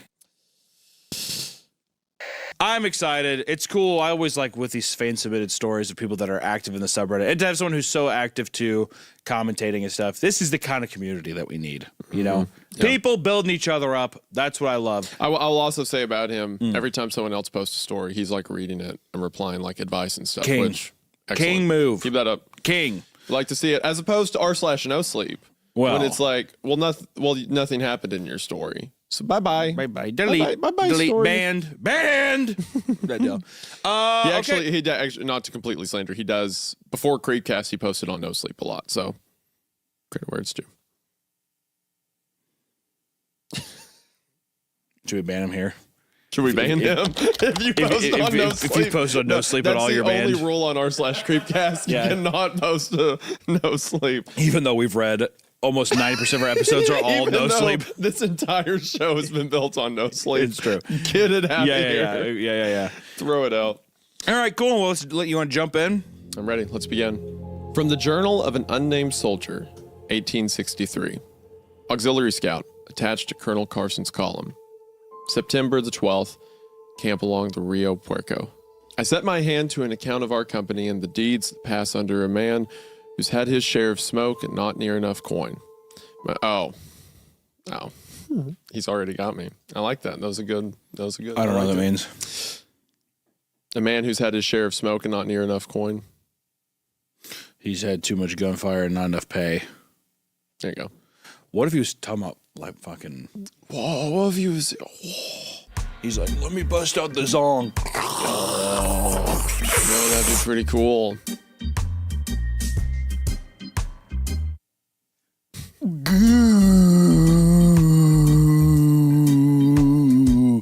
He does fog machine. I'm like, stop, that's crystal meth. He just explodes.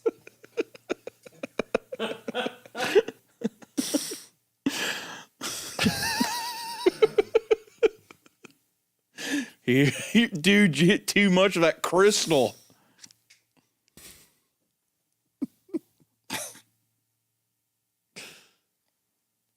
My bad. All right, first line, pretty good. The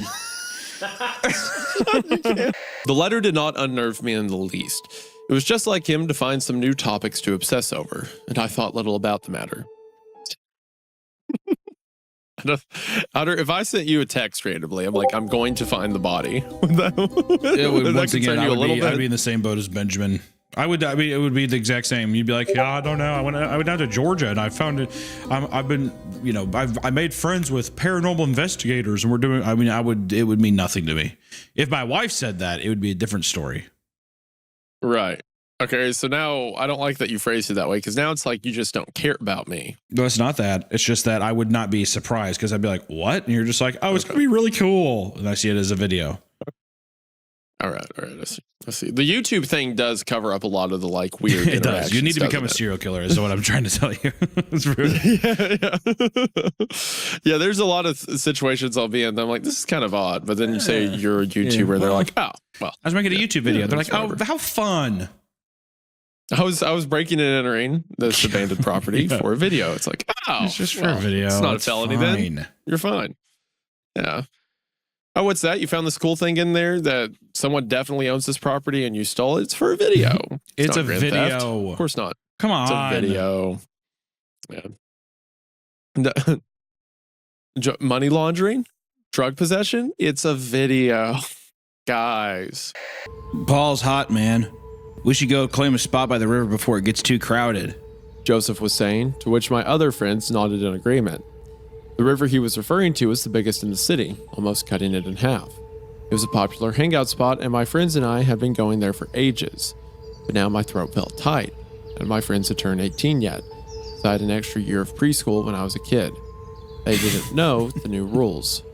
Something funny? It's just funny to justify that none of them are 18. And that's just because I had an extra year of preschool for the deal. So it's not weird that I'm older. It's just, they're just my younger friends. That doesn't make me weird or different or anything like that. Weird or different. It's normal. Avery normal. Is the love of my life. It is perfectly normal for someone to want to speak like this. It's like when you were talking, it became Ben Shapiro in my mind. The relationship I have with Trunk, or not Trunk, what was it? Turk. Turk. My beautiful baby's name is Turk. Turk Brownie. She is the love of my life, and I will not hear anything else of it. I was hoping that if I got the ball rolling, you would pick up with the Ben Shapiro Turk bit. Thank you. Oh. Mayday, Mayday, Mayday. This is Cosmonaut Oleski Ladovsky, attending the contact Soviet space program in Moscow. Please, does anyone read me? Over. Can you imagine if I'm just boop, gone? Where'd you go? Pop, it's back. What? That's what happened to the mirror, right? Huh? That's what happened with mirror. Is that not what happened? That's exactly what happened. They're being it's sarcastic. It's fucking scary. What? It's scary. Why are you laughing? If it meant to put the money into an account, making sure her and her sister were financially secure, then why not? Jane saw the same receptionist from last time and still remembered her. And the doctor who drew... Just the way some things were. She saw the person from last time. She remembered her. She's...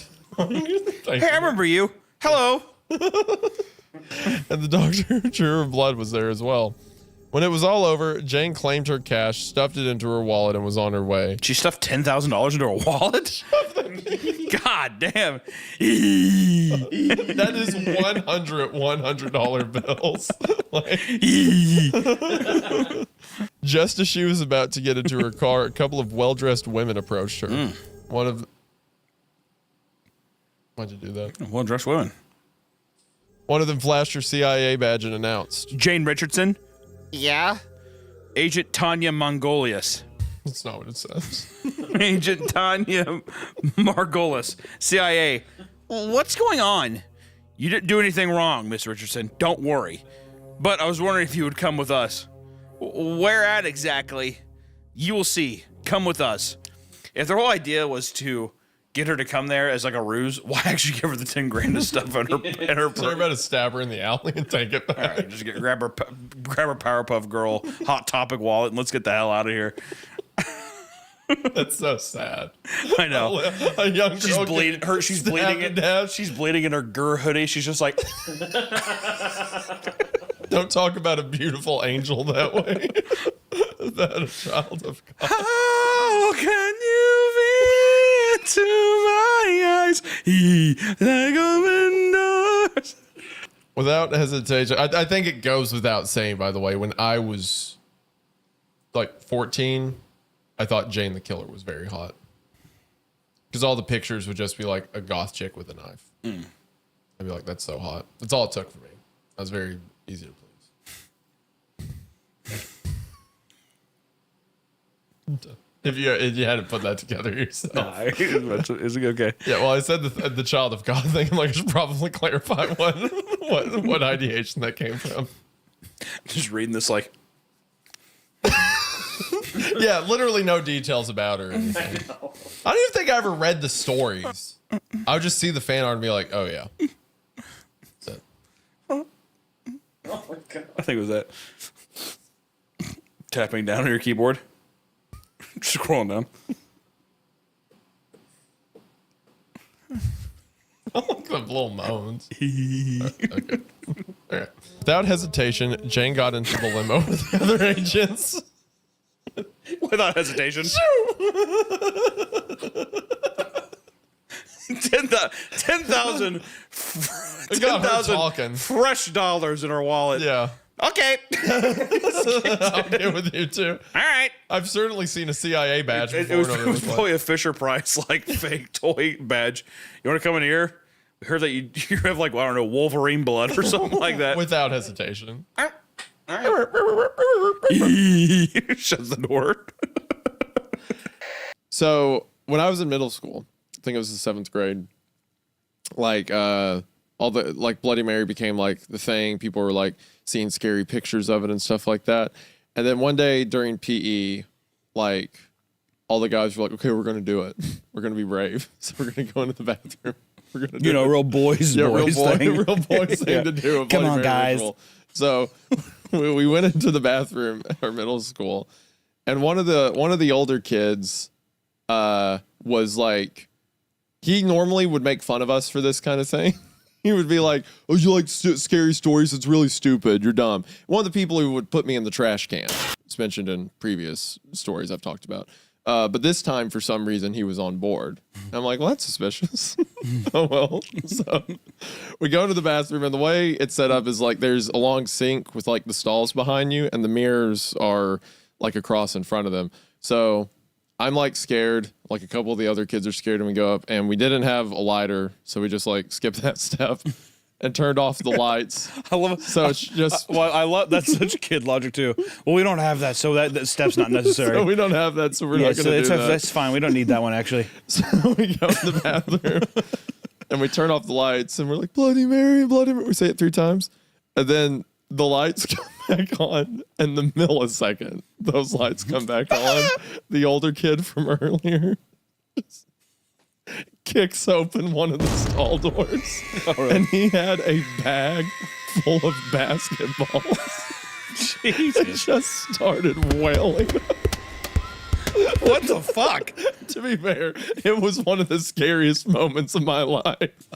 Because the tension's so high. Yeah, it does sound pretty fucking scary. You're so freaked out. And then like the older school bully just throws open the door, just like starts beating the hell out of you. And the you. other one's like got the door shut, like you're not getting out. You gotta take your legs. Right? So this is what you get for being stupid and believing in ghosts. Just getting decimated in the bathroom with that. So I did the Bloody Mary thing and did get scared out of my mind. So the worst thing a black man can do is go to church on Sunday. We're not supposed to do that. In the old days, before Jesus paid for our sins, we'd be put to death for idolatry. But now, you see them all dressed up in their suits, and the girls are in dresses with their booty all hanging out. They got the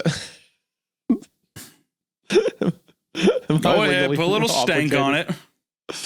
No, I can't. I'm joking. Don't. I'm kidding. This career cannot. My career cannot withstand that right now. I don't think it ever can. Yours can. You can do it. They got coochie hanging out of the dress at church. They're going in there like it's a club. That's not what God wants. He wants us to dress modestly because we are God's chosen people. But they don't know this. They eating crabs and shrimp.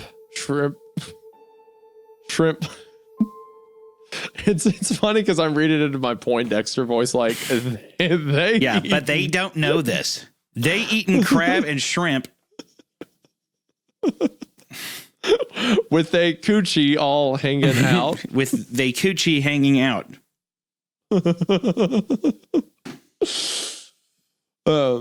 Kim Murray. I did not think she was pretty, but that put me in a precarious position.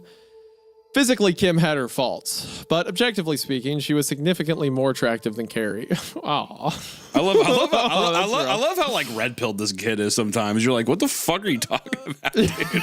That's like, what do you mean that she had She an could be ultimate pretty objective? sometimes, but not every time. Her cantle tilt was far off, and it caused her brow line to be cantle Her Cupid's bow was not nearly developed enough for someone of high IQ. He asked for it.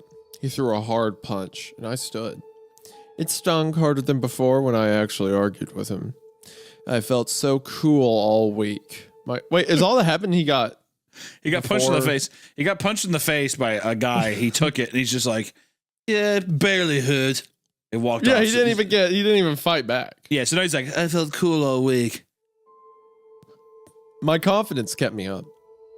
I punched him hard in the stomach, and I lifted him up with an underhook. It felt so good. It really did. Parents calling. April 14th. Jack still isn't out of the hospital. He punched the guy so hard, he's like, all of his organs are failing. It was like, well, he said he lifted him off the ground, so it was like you're like Dragon Ball, like Dragon Ball Z fucking yeah, punch. Yeah, like you can see the fist go through his back like, as he punches him. Yeah. Oh my God, Kakarot, you hit him way too hard. I didn't mean to, Vegeta. I just, come on.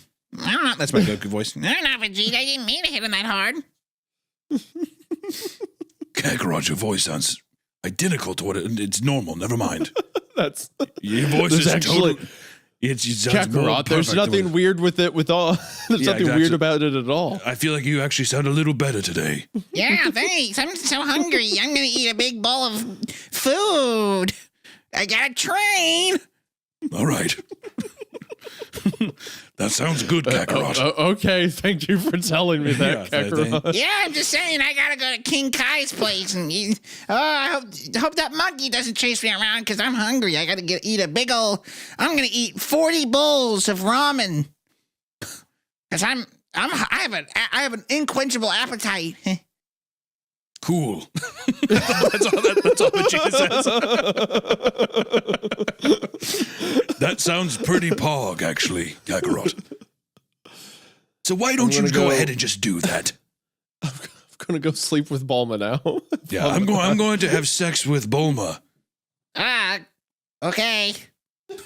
Gross. Yeah. Why would you say that? Why don't you just train instead? I mean, that sounds fine, but I don't know. I feel like I need some distance from you, Kakarot. Okay. Okay, I don't know where I'm going with this. Okay. I was just like, you have fun with that one. Jack still isn't out of the hospital. I try hard to remember if she ate from the barbecue.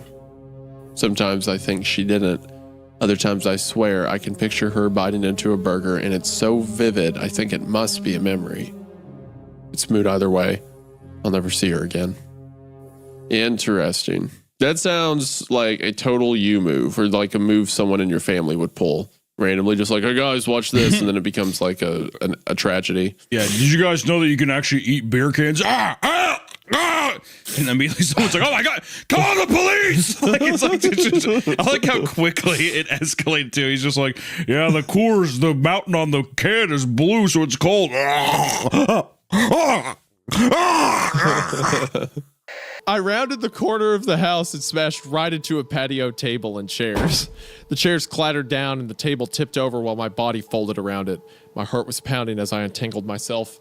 That's when David grabbed the back of my neck and pushed me down, my face against the edge of the table. I'm telling you, it's gay sex. That is the end of part 2. Part 2 is ending in gay sex 100%. Dude, that would make this a way scarier story. Oh my God, 100%. Could you imagine?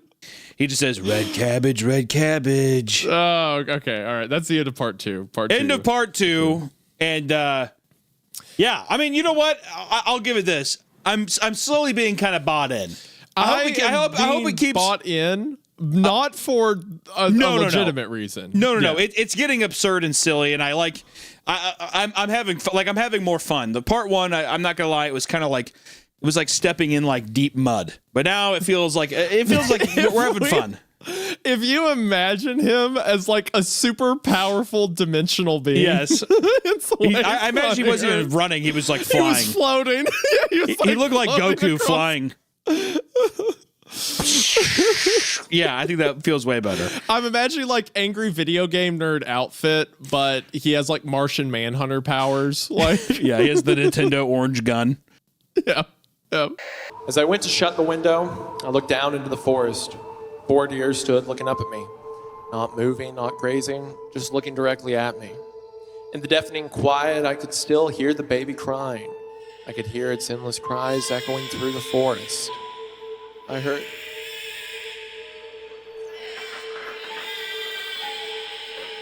the bones snapping every 3 seconds.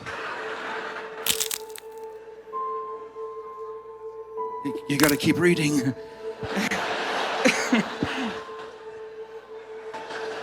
That's a sound effect. That's your department. No. You're supposed to read it for effect. Snap. Wail. Snap. Wail.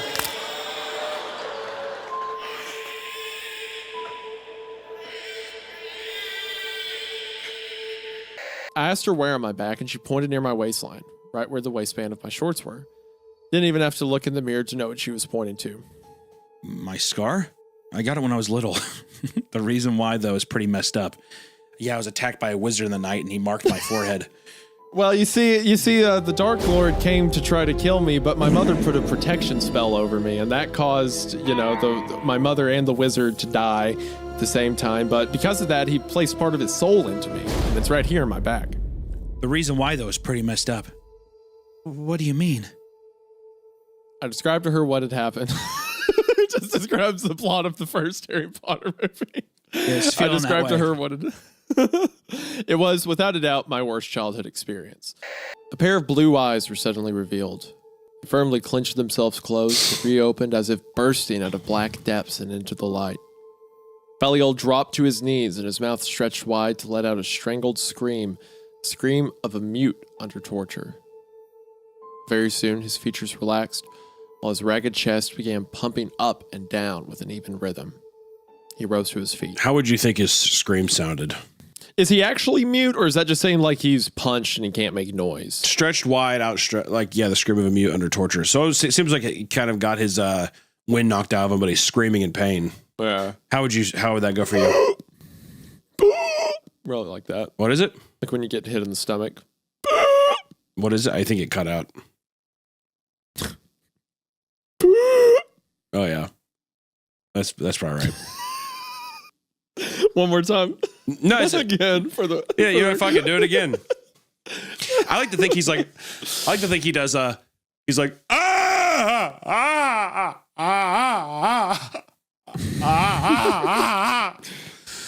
think we're supposed to like Faliol. Fuck! I like him. He's my boy. I know people like you, Hunter, wouldn't understand the mind of an intellectual. Well, I understand the mind of someone with a true sense of intellect and dexterity. You wouldn't understand the minimum required effort it takes. Doesn't life seem so much more fun now? It should. That you've put in the minimum required. Are you glad I brought up this story while we're reading? My boy Faloli. My boy Faloli is not going to get David King pilled, dude. Mm-hmm. Shit, you said it. It's over. You summoned him. I can't explain the peace of mind I had knowing I didn't have to brace myself for any of his stupidity for a while. I was always afraid his stunts would wind up bleeding over into my life. I like the idea too. I like the idea of this guy being like, because I immediately thought that the YouTube person was like a kid, but now he's like, hey, can you pick up my mail? I'm like, this is a 38-year-old guy. Yeah, well, he said like on his car, on his own car, right? Yeah. I expected like a 16 or 17-year-old is what I was expecting. I mean, this guy should know all you need in order to be successful on YouTube is just find a bunch of stories that you didn't write and then make glorified react content. Hey, come on, man.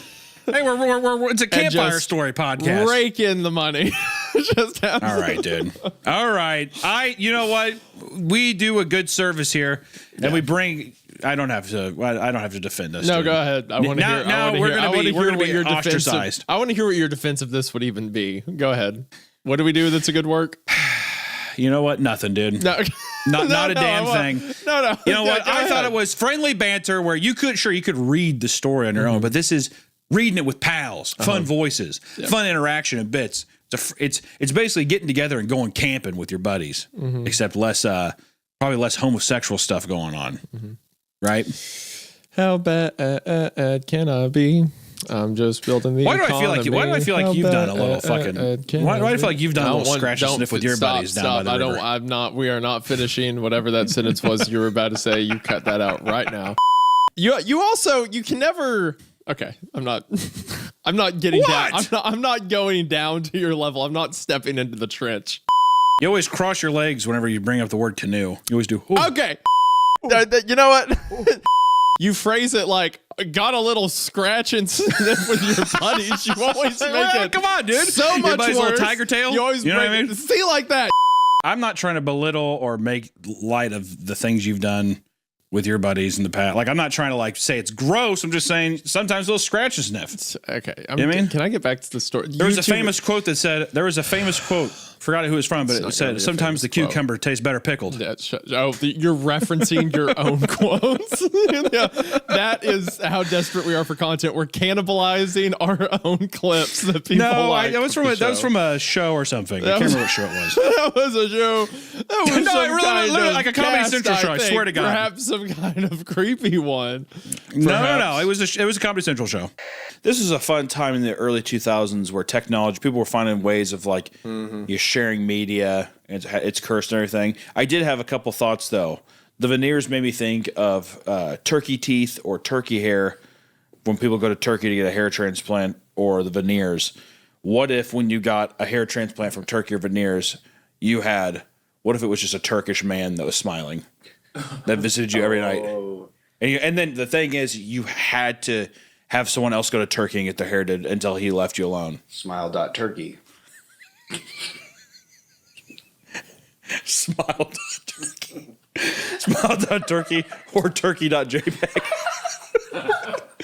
Also, I wanted to do an edit here. Turkey isn't a file size. It's not a compression style. Yeah, I do love a file type just being .turkey. It's pretty good. Would the turkey be TRKY? .turkey. Ira curls up in a ball when the whistlers start calling. He writhes like someone is sticking him with pins. All he said so far is, "Let's go." Interesting.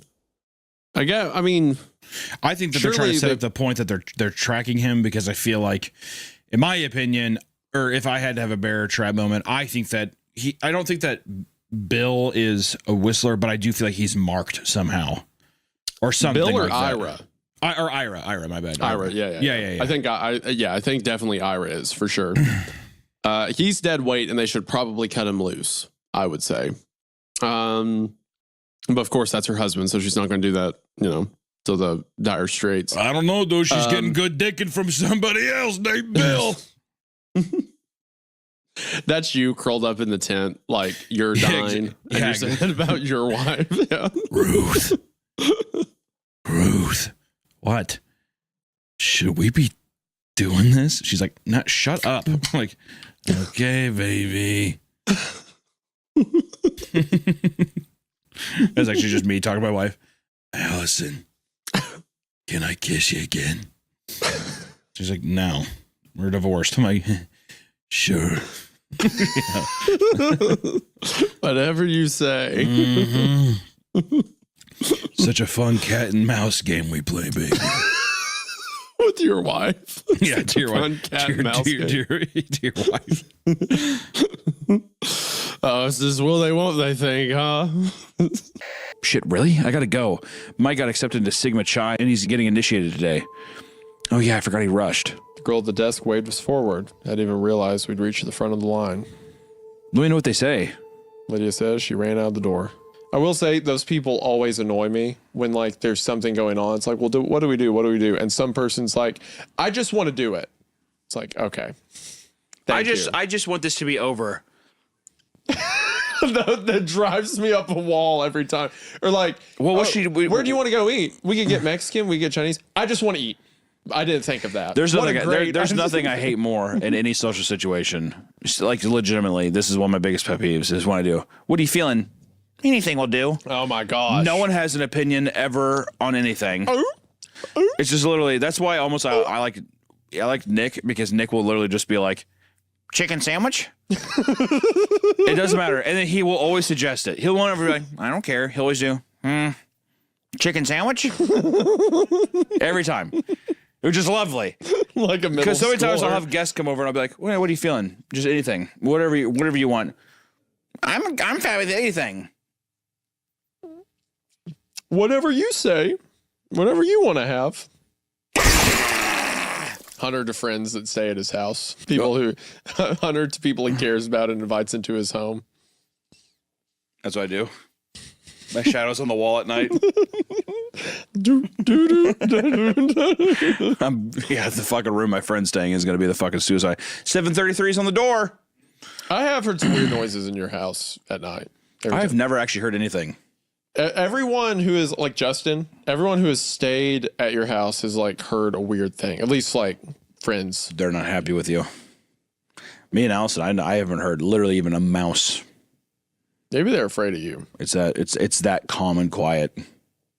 It's so silent that it's so painfully loud. The silence is so painfully loud. Justin said he heard like chains and like someone moaning. That was just Hunter upstairs holding chains. Like, that was me.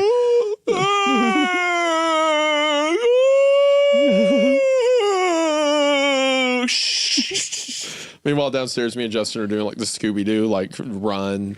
I'm holding him. Light as a feather, stiff as a board. Light as a feather, stiff as a board. I'm floating, dude. I'm floating. That's what happened. Yeah. That's your house. Yeah. Yeah. Because the bomb's already dropped on me. The fallout's unbearable, and I can't seem to find a gasp of clean air in this toxic wasteland of life. My throat burns, my eyes water, and I can't speak for fear of tearing my silenced throat. My wife is dead. Can't wait. Hold on! Pause! The story's called Tall Dog. There has not been one dog mentioned yet. No. Can you imagine Marley and me playing out in this? It's just Owen Wilson be like, oh my God. Holy shit. I have absolutely zero idea where this story's. A dog shows up somewhere, unless it's a metaphorical dog or something. No, fuck that, dude. Give me a dog. This better be a big ass dog. Hold on. Is there like perhaps, I don't know, maybe some trauma you have with a dog or like a memory? Hey, easy down on. Okay, no.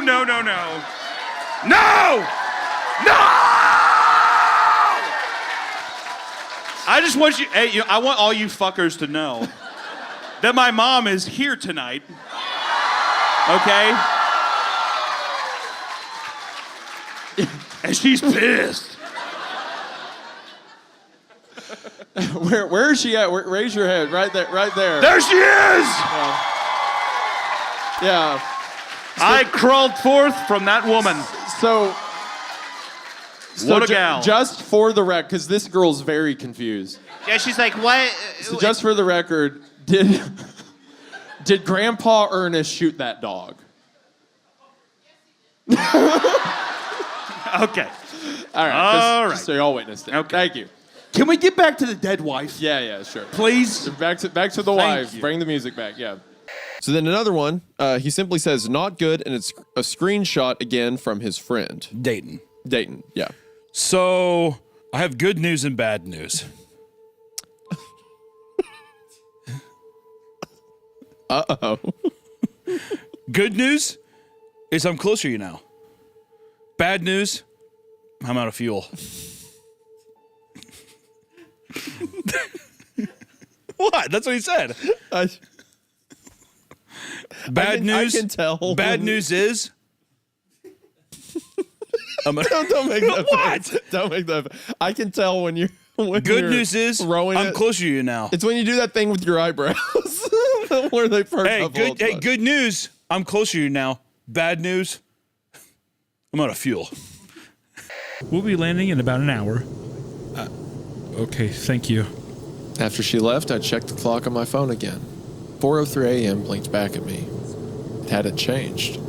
Okay, so Hunter, right now, role play. What do you do in this scenario? You're the guy in the seat.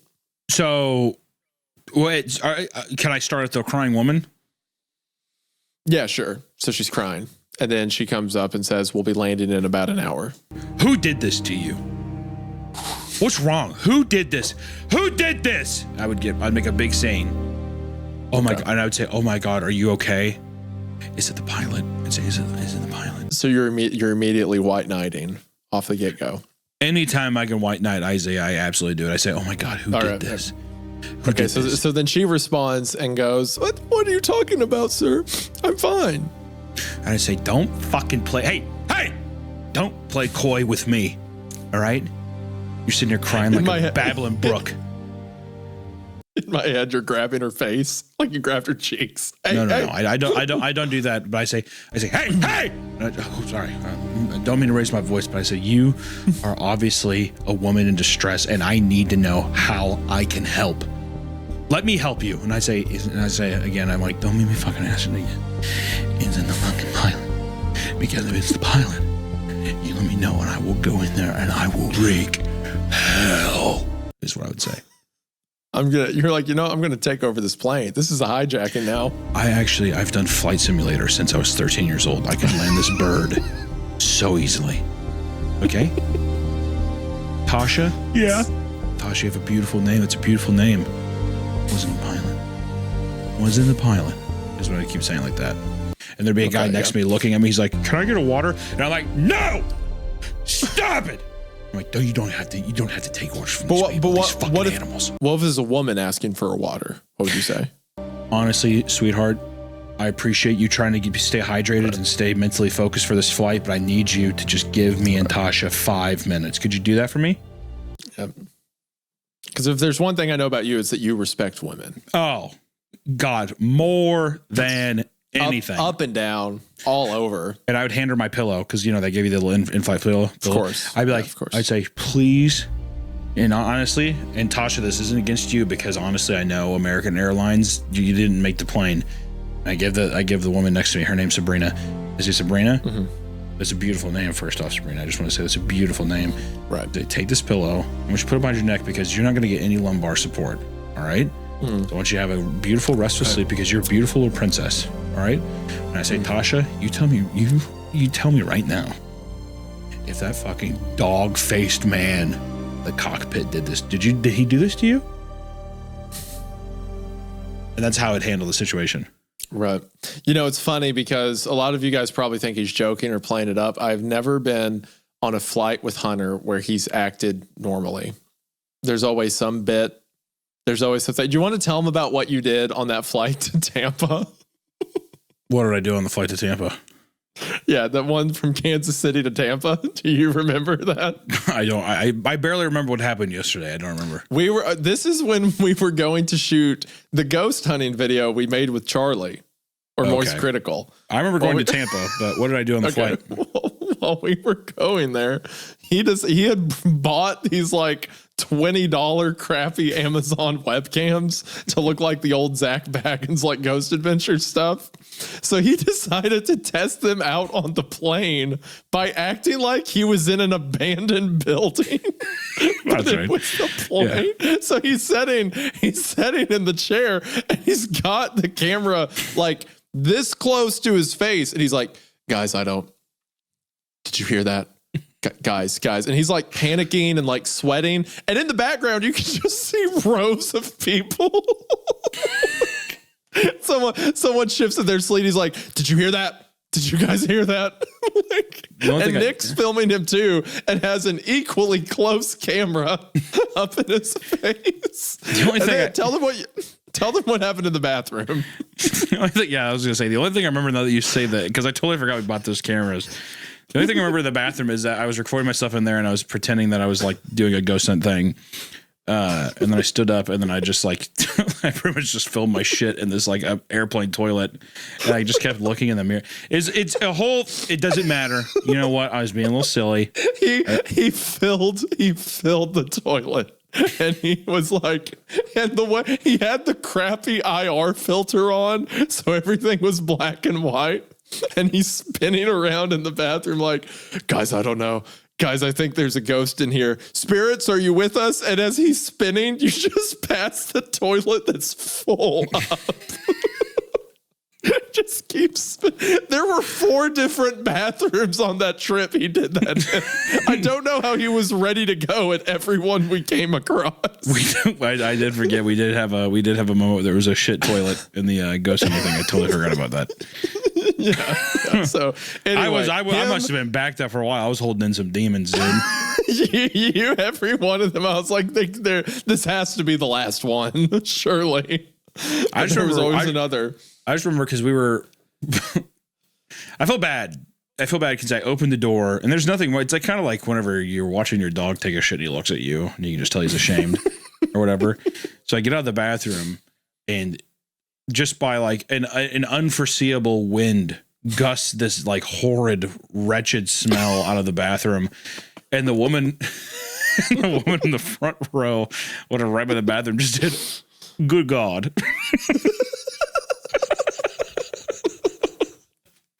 I had to walk by her and be like, sorry about that.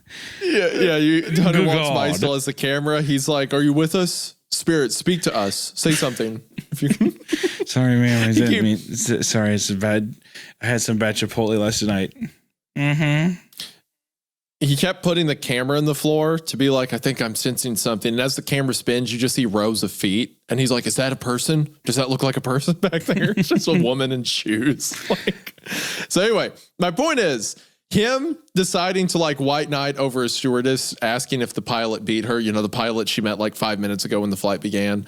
That would be on par. That would be a bit he would invent. So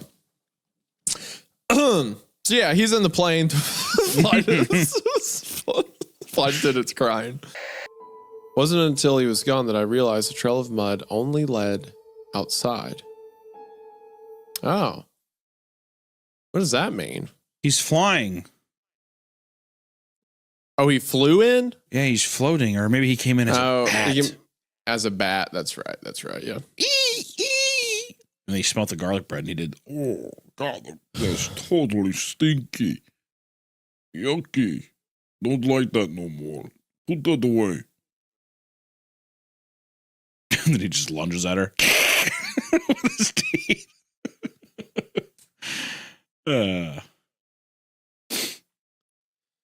That night, I could not sleep.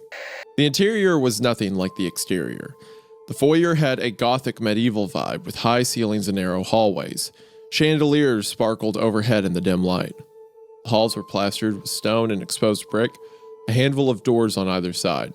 The doors concealed the intimate dining experience that Azalea's offered, private rooms for every party to make you feel at home.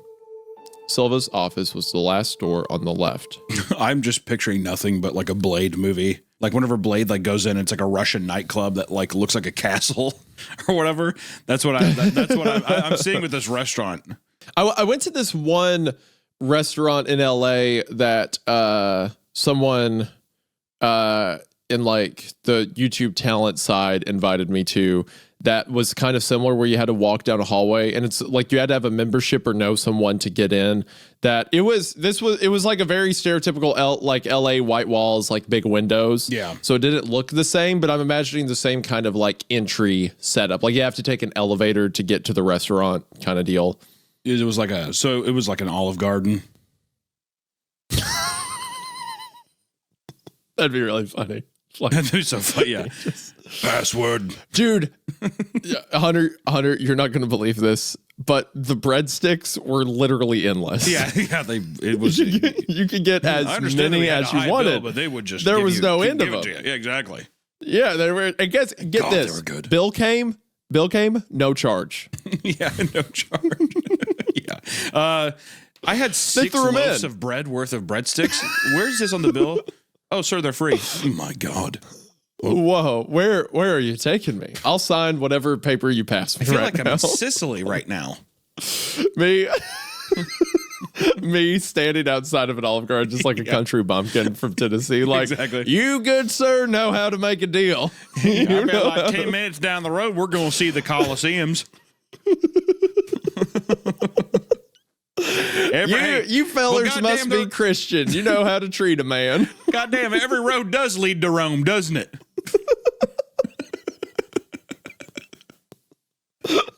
Me Are you looking at like a suspension bridge?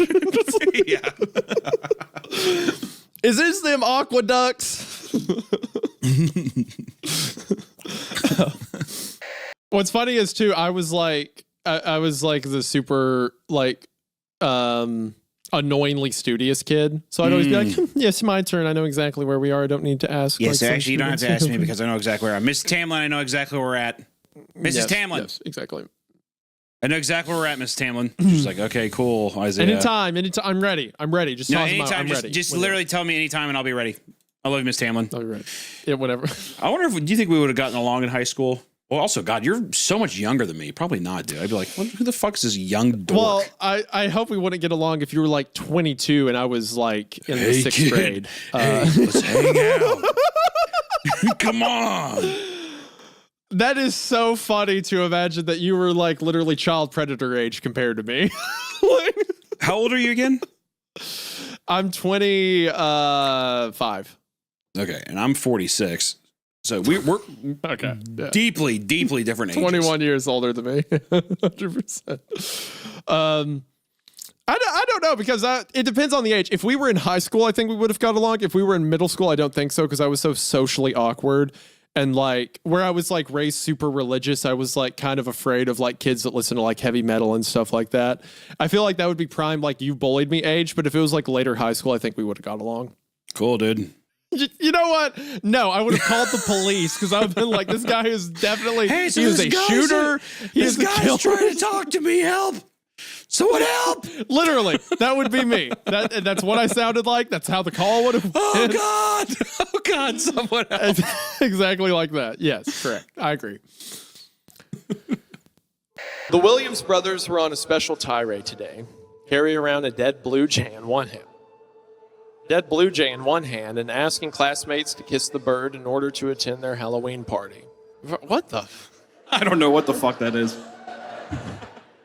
A party only the coolest of kids got to go to at our school. I don't think the cool kids are going to a party you have to kiss a dead bird. That's the Hunter level where like the weird kids were kissing dead things. You're like, man, I wish I was one of the cool kids. Can I be your friend, please? Man, they're so cool. They keep dead animals in their bag. I wish I had a dead bird. Heather is all I have left. She's the gas mask I struggle to hold on to. She's the choked cries of desperation I emit from between bloody teeth. Heather. God damn. This is okay, what are his two stories we love? Tommy Taffy and Feed the Pig. Do you remember the best part of Feed the Pig? A like 10-minute description of someone being chewed to death. That was sick. Yeah. So I imagine everything else is also gross. Yeah. And He's like, I'm in a loving marriage, and he writes this. Yeah. Well, no, she's dead. my gas mask. Well, he was in a loving marriage. The daughter's his gas mask. That's true. That's true. Did you forget the thing I read No. paragraph ago? I remember. I have bad memory, but I remember. Hey, real quick, Hunter. Every show he fucking does this, Sid.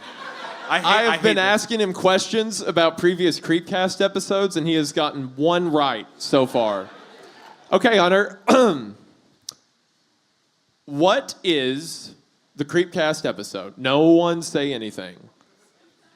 That Mr. Wellers comes from. Oh, shit. No one. Shh. Oh, fuck. I actually don't.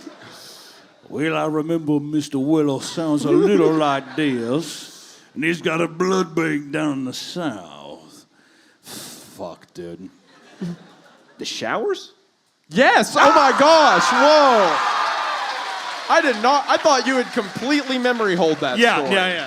Yeah. Do you remember any details about the story of the showers? No. Wait. The Victorian child who's just like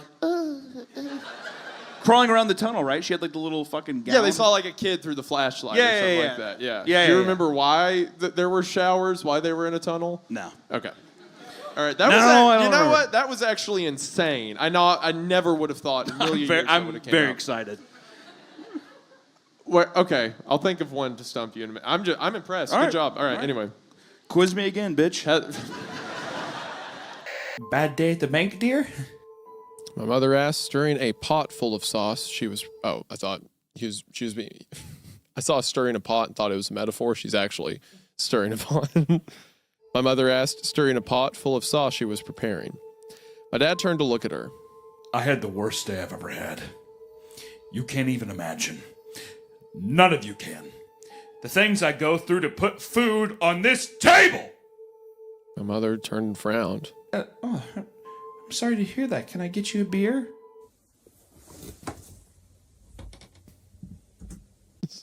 Is that your I want to be here? That's like, duh.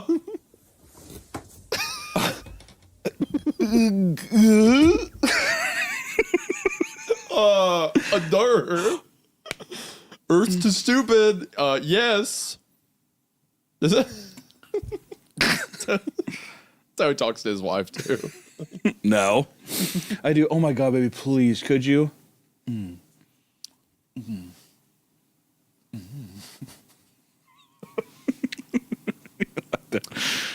My mom went to the fridge and pulled one out, handing it to him and putting a hand on my dad's shoulder reassuringly. My dad went to twist the top off, but pulled his hand away with a snarl. Ah! Shit! Of course it's not a twist top. Why would it be? Such a funny thing to get mad at. I guess you need a goddamn opener for everything. Nothing works in this house. Nothing works in this. Fuck! Yes, you do need it. Because despite everything that's happened to you, your only attempt to fight back was pathetic. I need you to put up your game and fight harder. So that's where some motivation kicks in. He reached his left hand into his pants pocket and pulled out a smartphone. He tapped on it a few times before holding it up to his ear. It's me, he said when the other line picked up. Put her on. Oh, yeah.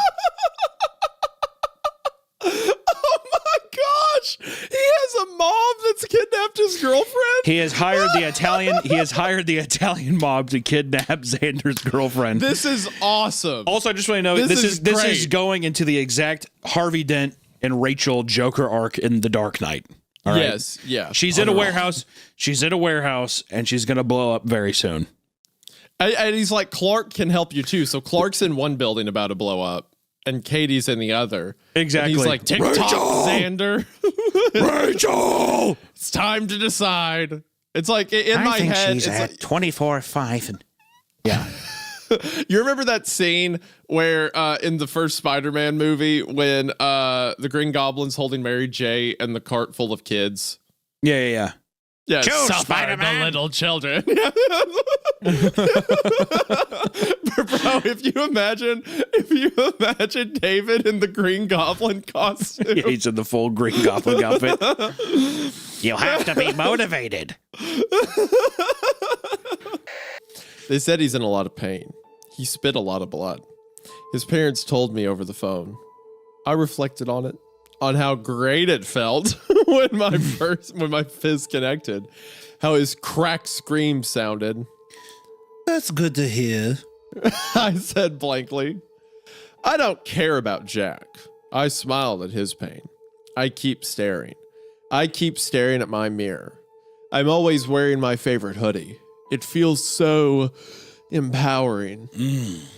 My friends would laugh at what I say. They would compare me to Spider-Man in his black suit. Yeah, pretty much Venom. Spider-Man. It's the symbiote. Yeah, it's a symbiote suit. It's taken over me. Yeah, from Spider-Man issue 274. I understand. I have a bit of a darker side. I'm almost like fucking Capote or Droopy at this point.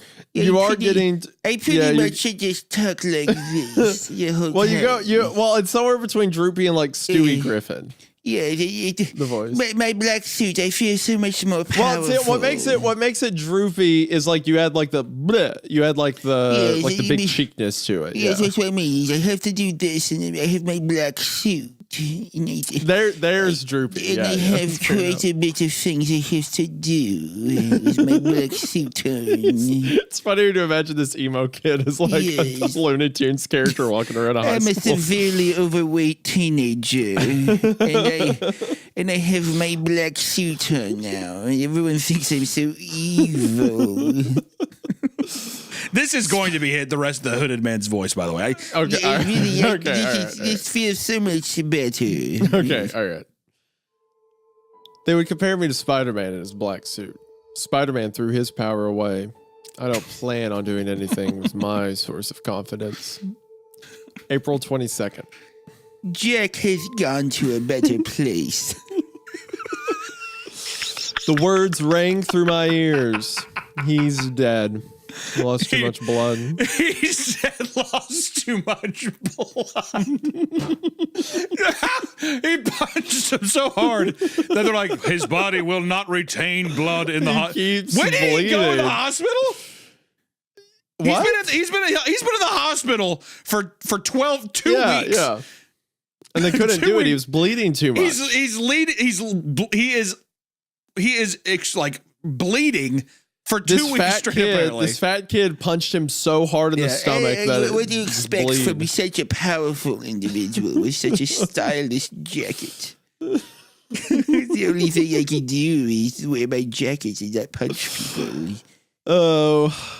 As his explanation was a bit heavy on names and locations, some of which I can't recall clearly, I'll opt to include a picture rather than spend a page writing out everything. For the sake of simplicity, this is the path we were planning to take. Picture's not loading on the website, but it just says a simple loop. So I imagine the plan they were supposed to take is just a simple loop. it's just a picture of a fucking mountain with a red circle. I just like the idea. Like, all right, so the picture. Well, I can't see the picture for some reason. It's not loading for me. Okay. So I was damn it. Also, I want to say too, just 2 to 3 miles an hour seem crazy. You'd have to be fucking hauling ass, right? 2 to 3 miles per hour. If it's flat ground, that's fine. They're like on a treadmill. You're going speed 12. All right, think about that. No. That's speed 2 miles an hour. No. I'm saying no. I'm saying if I was going 6 on the treadmill, that's an hour. It takes an hour to do 1 mile at speed 6, and that's like you're like jogging, you're like running. So I'm saying that these people in my mind are like speed 6 on the treadmill is 6 miles an hour. 6 miles an hour. No. That shouldn't be it because I've done it.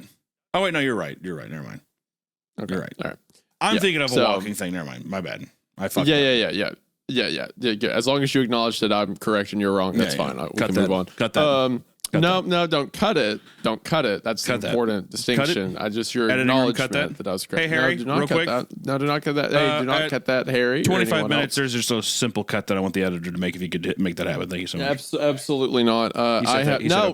Awesome. I heard Thank him you. say Got the green light. Awesome. I have. In addition, I'll include a more detailed map of the entire area. Okay. Oh, my bad. I was doing your job. My bad. I was doing your job. My bad. I was doing your job. Counterpoint, Harry. I have a gun. Okay. We're not cutting that. You said that. I'm yawning because that's how bored I am. I'm yawning. I'm bored. Okay. All right. So speed 2. They're walking 2 on a treadmill. In addition, that's I'll pretty include a more accurate. detailed map of 30 the entire miles. area so I can orient myself if you want to trace the trail we took. If you plan on following along with the... Oh, my bad. Sorry. I was doing your job again. Sorry. Go ahead. Go ahead. See how easy it is. Go ahead. You're so good at it. In addition, I'll include a more detailed map of the entire area so you can orient yourselves if you want to trace the trail we took. If you plan on following along with the path as I tell you about the experience. All I can say is, good luck. So even as I stare at it now, I feel just as lost now as I was then. I was just going along with the group and trying to keep a positive mind about everything. I wanted to try and do a better job of getting to know Ian and Jessica's friends. I think my circumstances have finally begun to set in. I've been living in a quiet apartment in New Mexico for over a year, and I had no friends because I was a turtle boy. I would go to work and then home without doing anything else except playing with cabbage and in my enclave. See, there you go. You're adding your own interpretations to it, which is not the job of the narrator. That's not the job of the narrator. The narrator must be objective. Sorry, I thought I read I think I got it mixed up with it. Okay, my bad. So, sometimes I would spend the entire weekend without saying a single word to anyone or seeing another person because I was on my back with my shell. No, that's not. Is that not? That's not on there too. That's not there. That's not there either. I knew that if I didn't change something quick, that solitude would become the norm, and that frightened me. Okay, so when you do your impression of me, it's gone from like a whimsical like choir leader to now just a clown, like a circus clown. I don't think that's true. Yeah, you're like past any closeness of it. Your hate is getting in the way of your accuracy. Can I actually try to do a legitimate impression of you? Because I have been working on it. My consent in this doesn't matter, so. Well, I won't do it if you don't want me to. Go ahead. Hey, guys. It's me.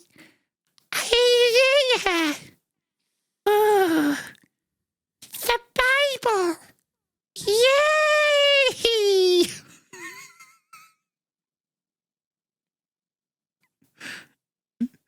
Is that... did you like that?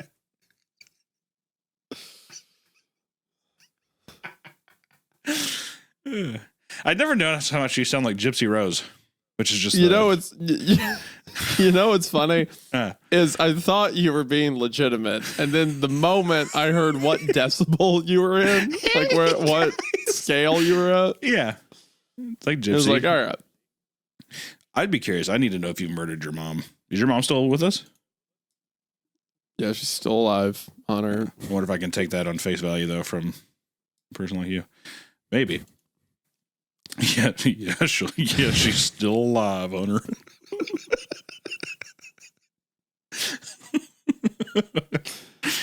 That invitation you did just then was closer than your dedicated invitation.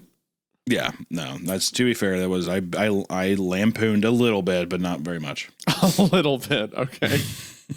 I couldn't understand you. You were so high. It was audible to dogs. Well, that's Discord's fault, and I have that issue with you all the time. So I know what will come next. When tribes dissipate, the members, alone and confused, come to depend on the mother dog for sex in much the same way they do for food, warmth, and shelter. Hunter, I don't like where this is going. I don't like.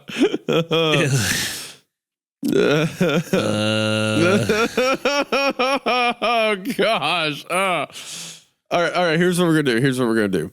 I'm gonna read through this, and then we're gonna censor. We're gonna bleep out everything that needs to be bleeped out. All right. So it's just gonna be beep. Just one. All right. Mother dog sex organs dot the landscape like diseased watering molehills in the dog flesh.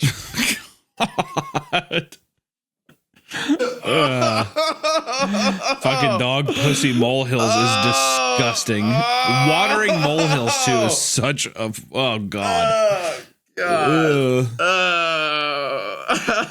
I hate that so much. It's the worst way to start your day, just reading that. Oh.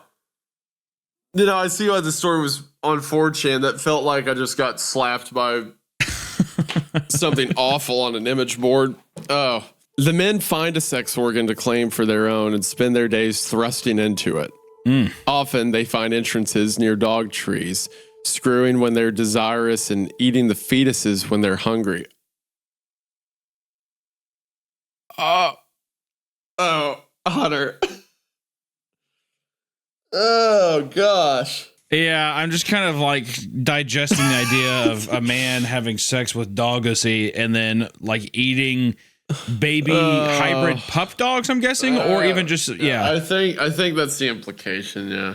It's the 654th year in a There's no dogscape semblance apocalypse. of society or values or anything like that. Yes. Yeah. These are rabid human beings. A few weeks passed, and eventually my mother began to insist I take that cushy job instead of going back to Vietnam. Ultimately, I decided she was right. She began to plead for Michael's sake.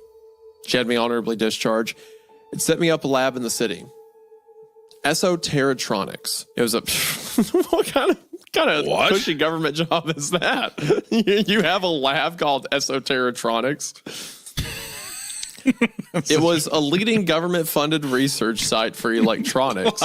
Something I had actually shown some promise with as a kid in the army. Come on, wait. Time out. It was a leading government-funded research site for electronics, and it's called Esoteritronics.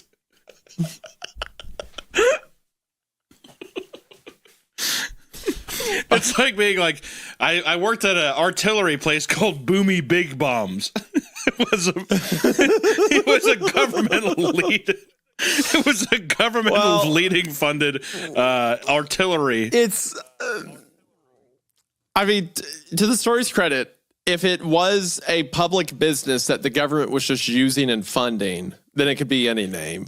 But if it's an actual government job, like he's describing, and not just funded, then yeah, be like the government calling it the big boomy big fun time house.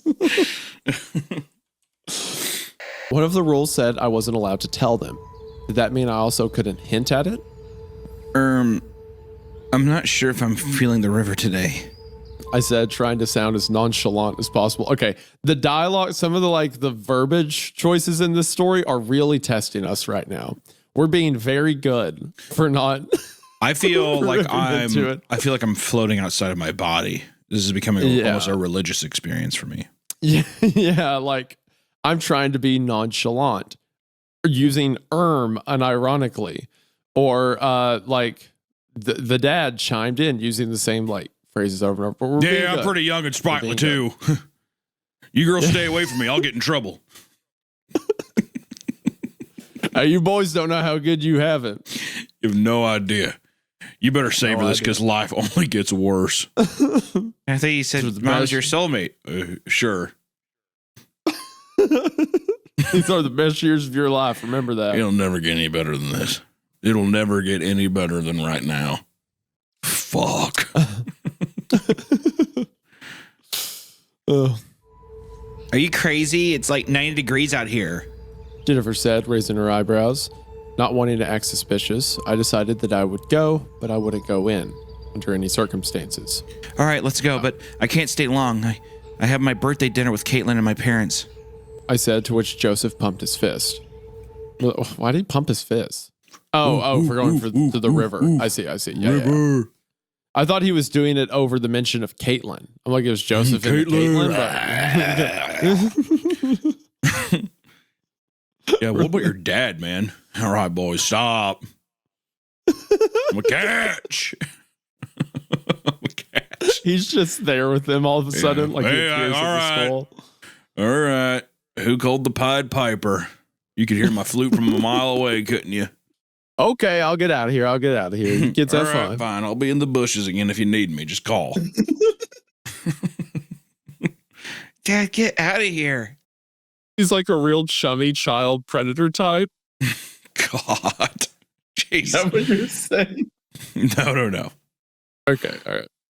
He just thinks he's cool. He just thinks he's like a catch. It's wholesome. Okay. The tables and chairs were made of bones and flesh of past ponies. Jesus Christ. Dash cringed at the centerpiece on the table nearest to her, the head of 4 foals, their eyes closed like they were sleeping, wearing party hats made from their own skin.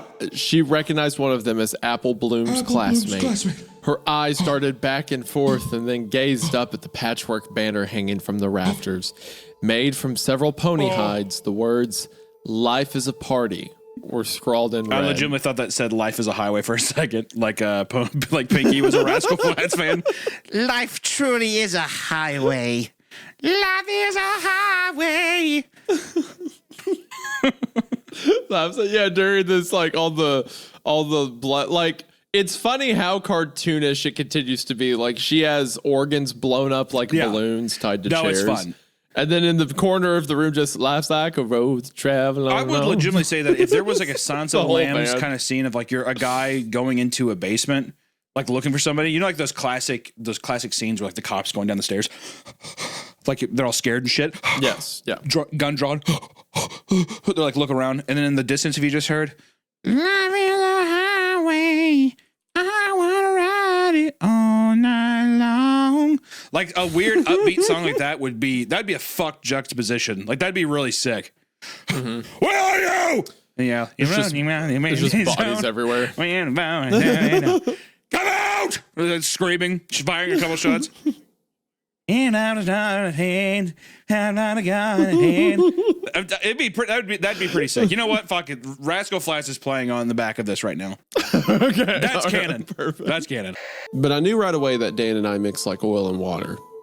I decided to let him try his hand at announcing, but the first time he turned on his mic and heard him belt out, Good morning!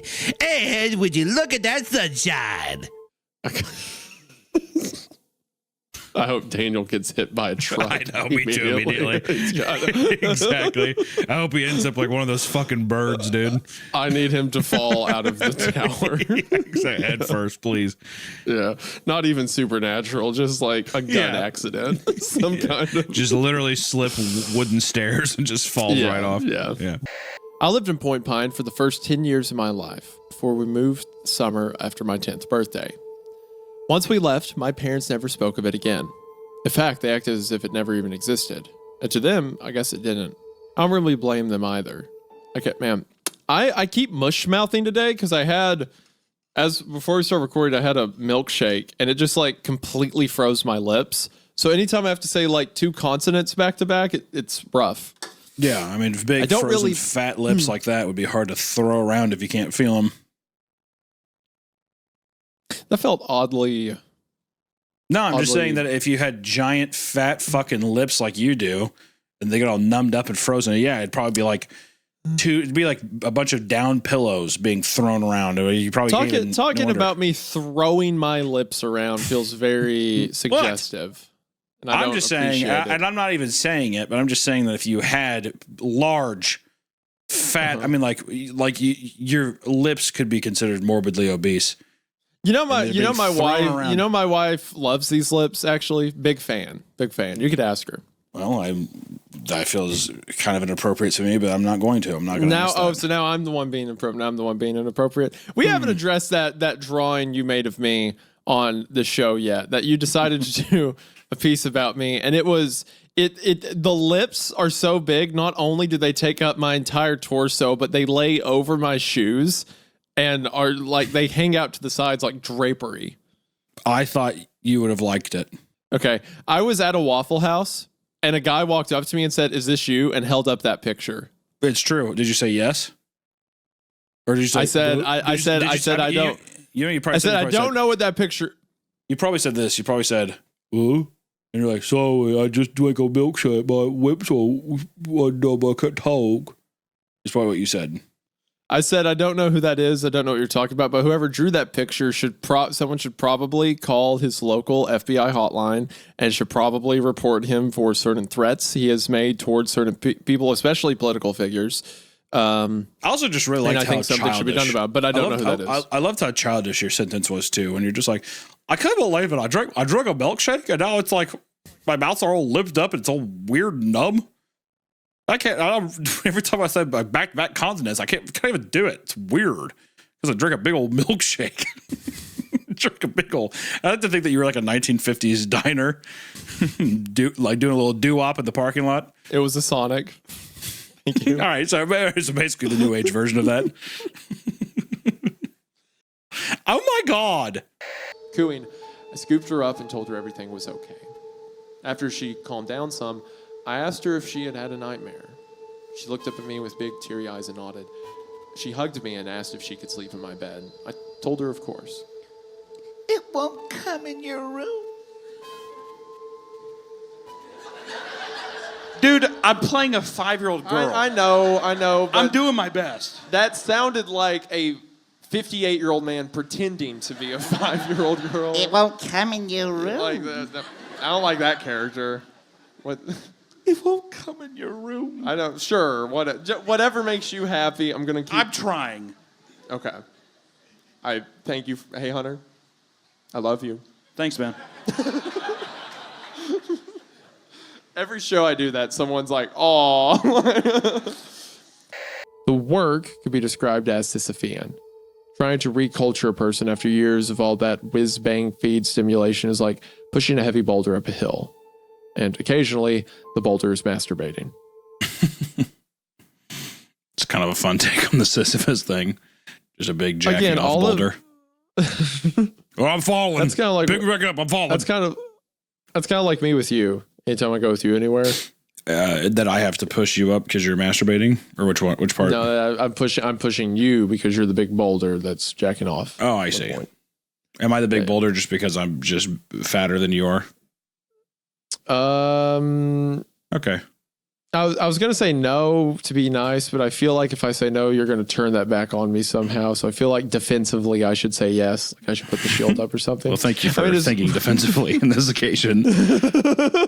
Well, I just had my guard up. Like if I be nice, he's going to use that against me. There's going to be a turnabout at some point where the bit goes back on me unless I strike first. It's like Hiroshima, Nagasaki. It's like Japan's not going to surrender, so I have to fire hard all at once. I heard Andrew call out. All the men ran to me and aimed their lights at what I'd seen. Instantly, the tension that filled the room was replaced by the sound of laughter. Fucking hell, Nate. Are you really that afraid of the Queen of England? Okay, now you're redeemed. Redeemed. It's like redeemed. Well, no, because these are American sailors on a British ship. Are you that afraid of the Queen, Nate? That, by the way, is like a like hand of God pull for you. That this becomes a British story after you completely made up the British part of it. At some point, she stopped crying. It took me a second to notice, but what I thought was her taking a shuddering breath, or maybe just a tear-covered cheek sliding over my skin, was actually Carrie kissing my neck. Oh, here we go. Come on, get on in there. Look, I'm so conflicted right now because it's going between my interpretation of Carrie versus what the author wants me to think. I don't know where I'm at. Hey, let me give you a hickey. That's what she's saying. Come on. Yeah, you know what? And if she looked like my wife, if she wasn't, as the story was trying to describe her, if she was like dare I bring it up, the Jacoby that's in my mind right now, it'd be great. It'd be awesome. But I feel like the author is dissuading this as a bad thing. I think he's just surprised. I think he's surprised. I think that he's going to fall for Carrie, dude. Come on. We have to have hope for Carrie. Yeah, I agree. I hope the story ends and it's like me and Carrie are married now. We have like 3 children. Yeah. God, of course you would say that. Why? What do you mean? Of course I would say that. It's just funny. You're like, I hope they get married at the end. Like, dude, come on. They're obviously not going to get fucking married at the end. That's it, with that attitude. Sure. Of course you would say that. Like, of course I'm the guy who wants a happy ending with 2 characters he likes. Yeah, what a jerk move of me to pull. Yeah. What a horrible idea. I urged him to see a doctor because he was clearly mentally unstable and beating himself up for something out of his control. He wouldn't listen and just said, I know what I need to do now. That was the last time I saw him until tonight. It had been 2 weeks. I don't know why you said that as if you were reading something really quickly. Like you said that the way people that can't read well read. I'll reread it. No, the way you went, I know what I need to do now. I know what I need to do now. I know what I need to do now. There you go. No, I like the first one better. That was the last time I saw him until tonight. Yes, until tonight. It had been 2 weeks since that day at work. I scrubbed it along the hardwood floor, wiping away a streak of dirt that ran towards Heather's room. I grit my teeth and reminded myself it wasn't a big deal. She was 5 years old and couldn't be expected to remember to take off her shoes all the time. Hold on a second. I grit my teeth. I had the same thought. I was like, it's a bit aggressive for a dad. Goddamn, dude. It's a 5-year-old. And he's like, she's not ready to go. Like, I like how he's like calming himself down. Like, okay, I have to be careful how I bring this up. Do you remember the joke in Tommy Taffy when we were talking about how he was like WWE slamming the child into the walls and stuff like that? I'm very much aware, yes. Is that what the father does if like her shoelaces aren't tied? Just like, it's like drops from the staircase. Good parenting. She began making her way to the hallway, beckoning me to follow with one hand. I caught sight of a beautiful large silver ring on her ring finger. I guess she was married. Of course she was. A woman that beautiful ought to be married. I thought he's to down myself. bad for this British woman. He's either down bad or my psychopath theory is like correct. Like that him just being completely you may think you have an idea of what Marcus Pale is. You may look at me. Well, he's like kicking his feet and he's like blushing and shit. She's like, "Hey, how you doing? I'm Victoria." He's like, "You've been talking about me?" She's like, "Well, I mean, they said that you were showing up today." Ooh, okay.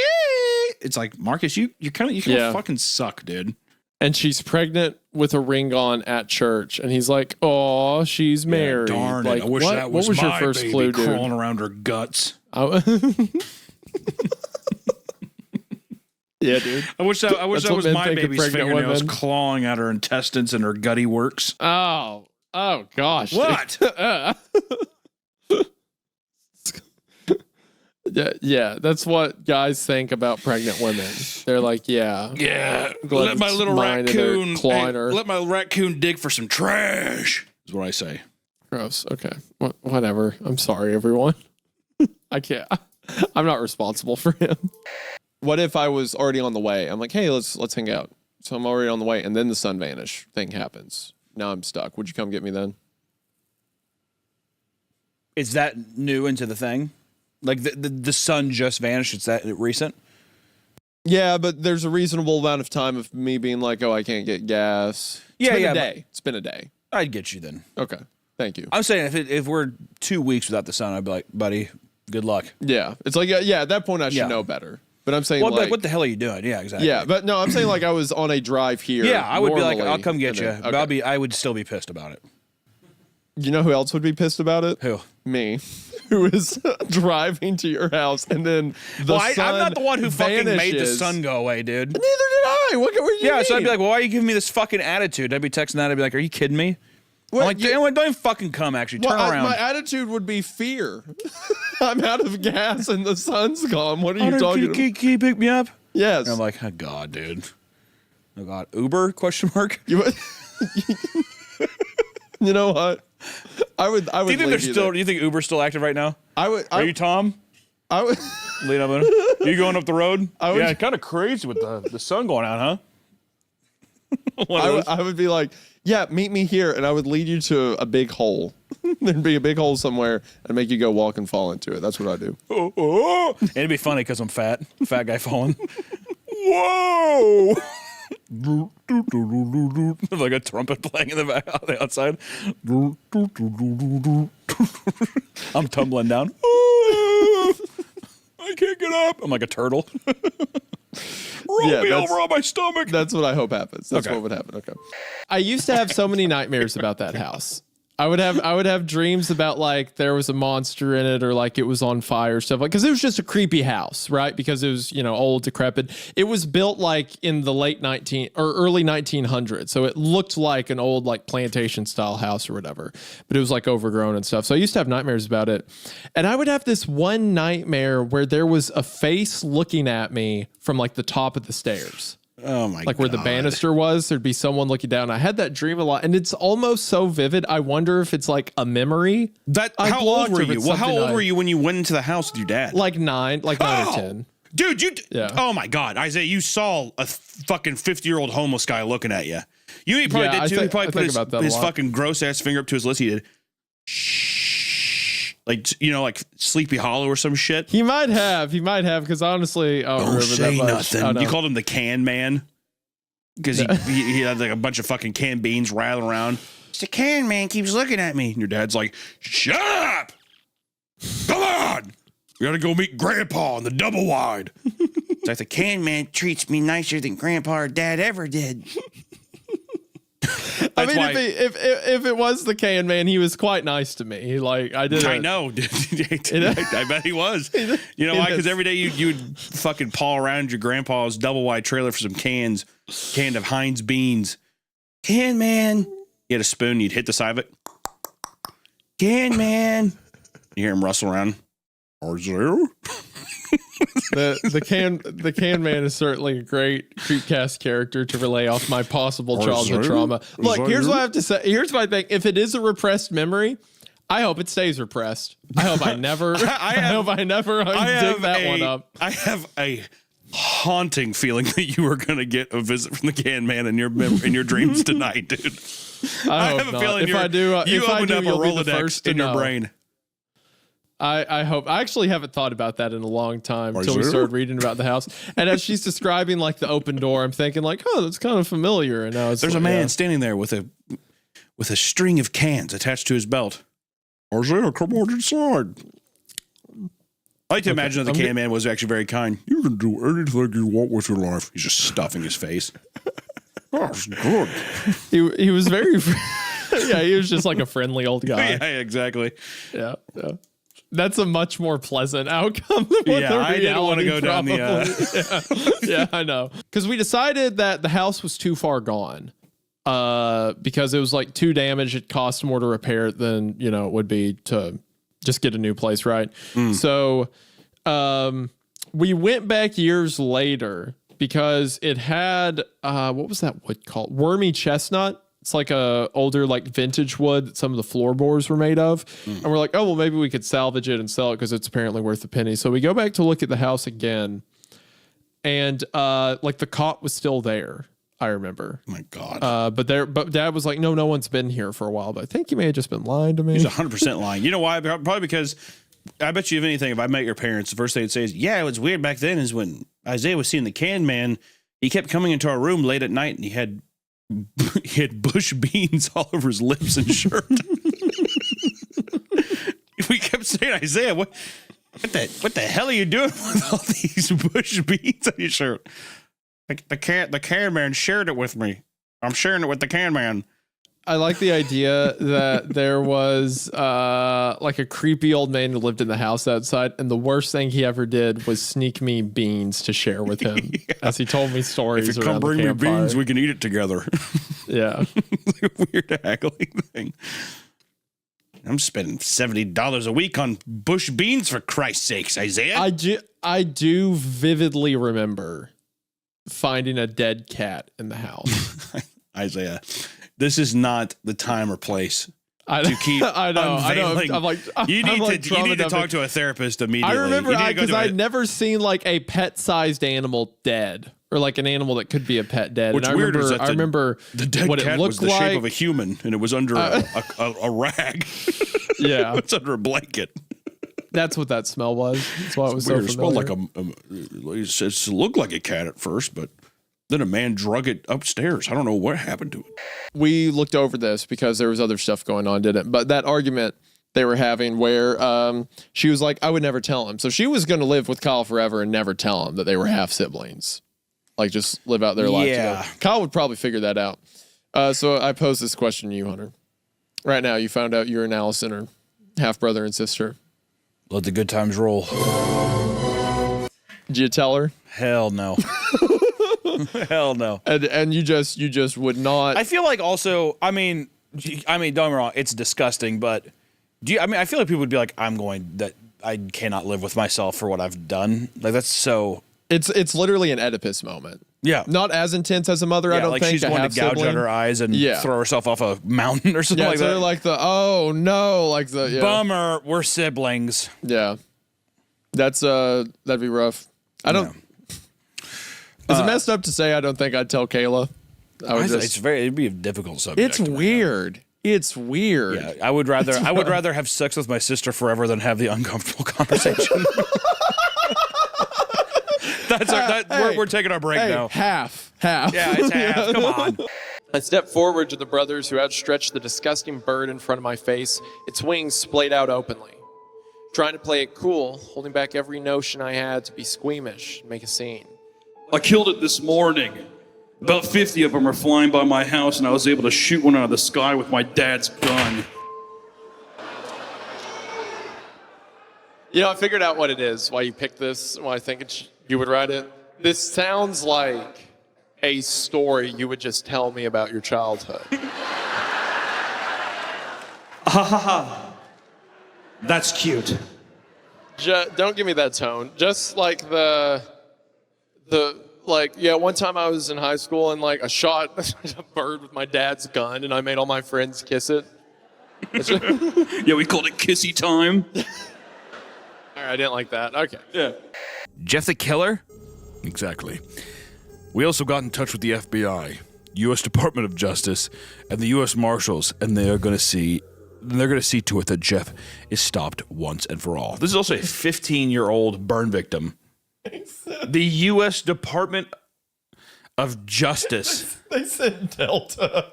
They sent Delta Force. We have Green Berets and Delta Force on the way to kidnap and capture the 15-year-old burn victim child. Deploying tier 1 operators to stop a homeless kid with a knife. The day passed like so many before it. The hands on the clock pushed forward triumphantly and finally announced the end of the workday.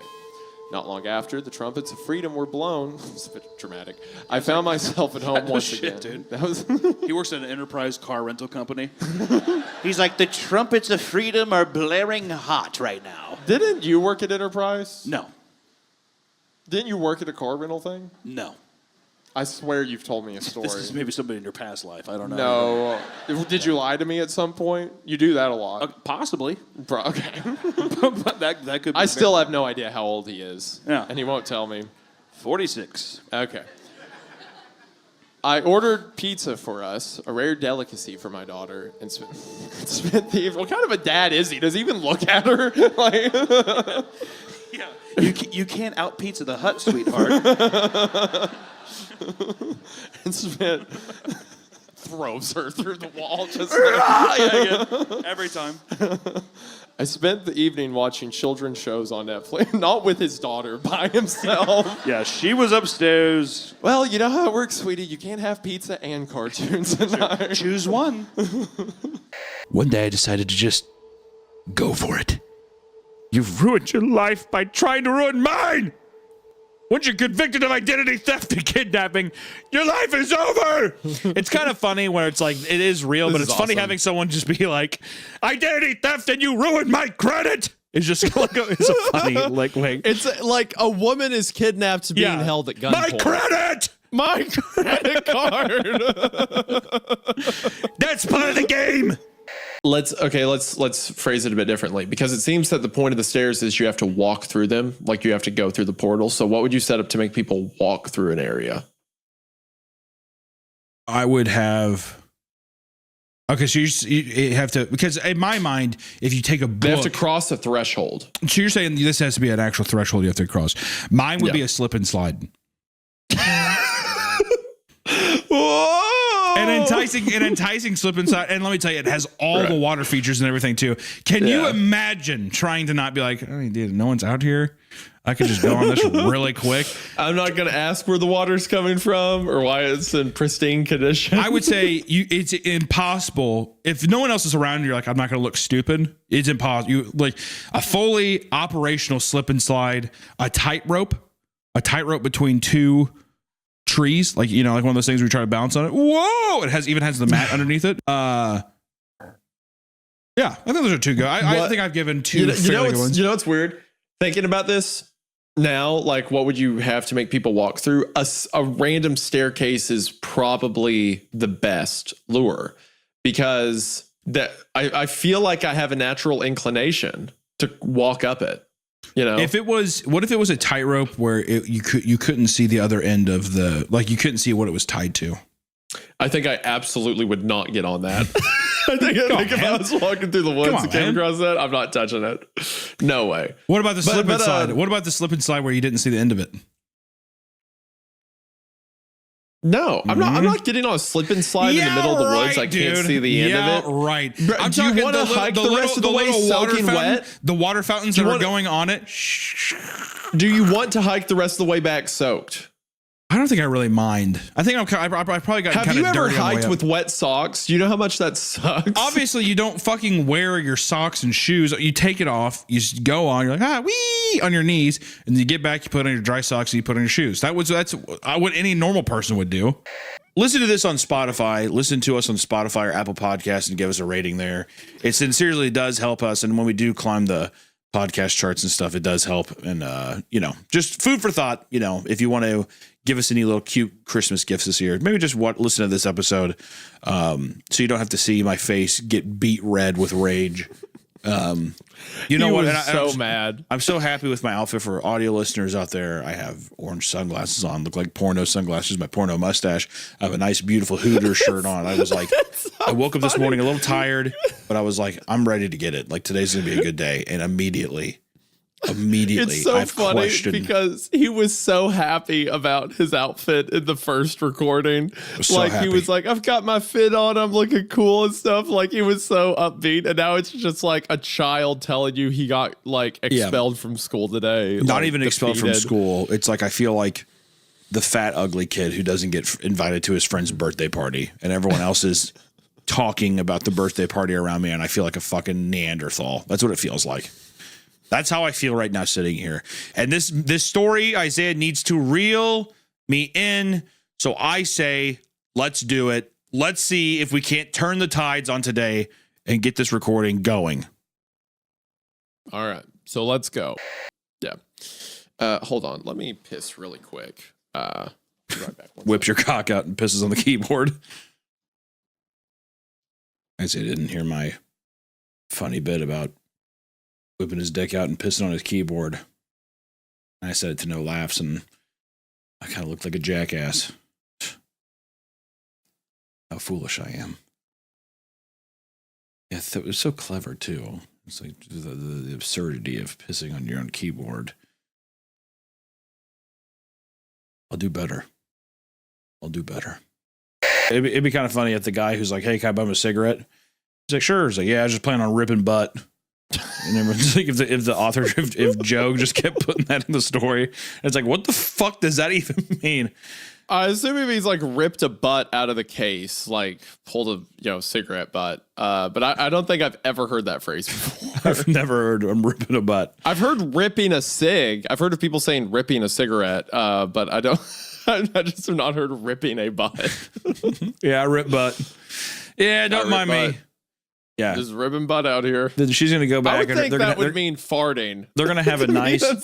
They're gonna have a nice dinner tonight, and the dad's gonna be like, "Michaela, would you like to rip butt? Michaela, would you like us to rip butt together? Sure. I didn't know we did that as a family. Okay. She got the message. I don't know. I don't think if you like that. I had trouble spitting it out. She nodded. We're friends. Sorry, I was trying to wrap that around my head. We're friends. Such a jerk. You're such a jerk. I feel bad, dude. Honestly, I'm not. Scary Carrie is dynamo. All right, it's unfortunate what's happening. All right, it is unfortunate. Mm-hmm. You earlier referred to her by cow noises. There you are. Come on, man. No, don't do me like that in front of Carrie. Normally people have like an angel and devil on their shoulder. I think you're the devil, and every now and then I show up on your shoulder. And I'm see, like that. There you go. I thought you were gonna say two cows. That's why I like to think I do. You just moo to yourself to be a good person. Is that what you're saying? The only other astronaut on this mission died 6 weeks ago, but the computer insists their life signs are still stable. When Ben died, he made very little noise. When Ben drowned. It was the... When Ben drowned. I can't even do the Goldblum thing right now. Why?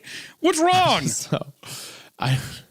A story can't start with when Ben died without us thinking of when Ben drowned. It's just everything. It's just so much at once. It's you.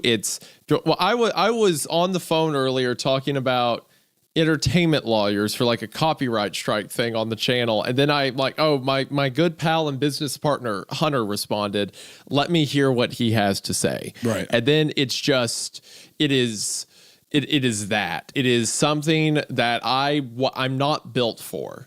It's just it's a lot at once. Yeah, it's haunting and eerie how similar that sounds to the conversation my mom had before she left my father. Go ahead.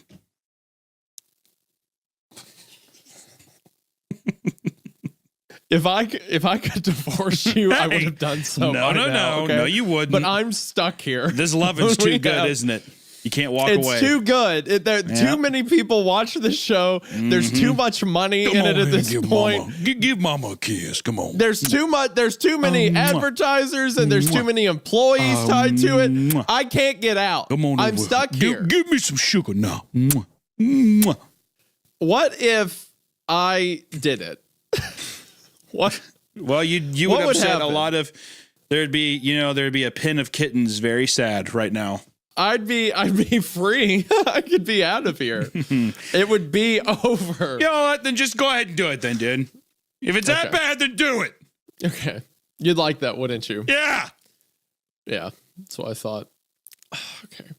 So then after that, he says, I swear to God, it sounds like someone is banging on my door, but there's no way in hell I'm going downstairs to check. So similar to what we were making fun of him for earlier, where he's like, oh, I think I heard something outside. And he goes downstairs. He's now like, yeah, that's not happening again. So now he's just completely staying in his room, but you can hear something that's like hitting outside. And it's not the knocking from before. It sounds like something slamming their head onto it.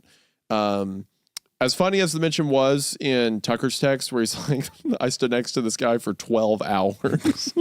Just like, that is kind of a funny like, thing. buddy, what if Tucker just being like, yeah, he stood there for 12 hours and Tucker's just kind of sitting there just like, also there's nothing to do. No. So they're sitting in complete and it's silence. pitch black. So it's pitch black. They're sitting there and he's just like, it's been 12 hours just getting a little weird, Flynn. And then he kills him. Yeah, and he's like, well, and then I had to beat the hell out of him today. Which also kind of makes Tucker in a weird light, doesn't it? Yeah. Hey, he's just standing there being weird, so I killed him. Well, it says he attacked. Well, yes, I know. At the very least. Yeah. But he wasn't just like, I'm sorry, old boy. You're being put down, girl. Flight attendants continue to stop by every few hours offering meals. Every few hours? God damn, dude. Stopwatch continues to He's tick just up. been sitting there like, all right, another 2 hours pass by. Okay. Any hour now. At what point do you cause a problem? At what point are you like, all right, you know what? I've got a gun. After she says, after the flight attendant said an hour? Will we landing an hour? Is like from then or when? How long until you cause a problem? Like that guy, like the flight attendant came out and was like, am I going to have to tell the captain? Like at what point are you like, you know what? Yeah, tell the captain. When she said an hour from now, I would say 30 minutes after that. So before an hour's even passed. Exactly. Before even the amount of time. That's what I've been doing the whole time. Get me out of this death trap! That's I've been rolling around. Oh God. What is this? What kind of magic show is this? Be doing that. So Hunter gets on a 2-hour flight. 1 hour into the 2-hour flight, he's making demands. He's Yeah, exactly. To Land the plane. this thing! Fucking land! People stop and stare at them compulsively. Pupils dilating while their clouded mind registers God only knows. A lot of people say the exact same thing in the same exact tone and rhythm every single time. That sounds good enough to eat. That would drive me fucking insane, by the way. If everyone did that, imagine it, you're like, hey, Carl, how you doing? That sounds good enough to eat. Until I would go to the nearest store, buy a rope, and do what you know I'm going to do. All right? Do you remember that time when you were at the Mexican restaurant outside and you got attacked by a bunch of flies? Why even bring that? Where the fuck did that come from? That's because we were thinking about food and what you would do. Okay, they were vicious flies. I know that doesn't sound very threatening, but it felt like an orchestrated attack. Okay. Hold on, I have to tell it from my perspective. I have to say what happened. There were like 6 of us at a table, and I was across from Hunter. And like it started out like one fly got near him, and he swatted. We were outside on a patio. One fly got near him, and he swatted at it, and then 2 more got near him. Shut the fuck up. Who cares? And then there's a few on him, and he's like, what is going on? And then someone down the table says something, so I turn my head, and as I'm watching the person who's talking, I kid you not, like 30 flies. I don't know if there must have been a fucking dead dog, because I sat there, I was swatting him. I said, what the fuck? Like that. I was like, they must have. I've never been so sure that I was having a heart attack. I was like, they smell death on me. Like this is what death feels like, is flies flying around you like this. I was looking at the person who was talking, and I saw them cut like above the building of the restaurant. And in my head, I'm like, surely they're not going to go towards Hunter. And then they all beeline, and they like, Hunter's out of my view, but they all go that way. And I hear Hunter go, "Oh my God." oh my God.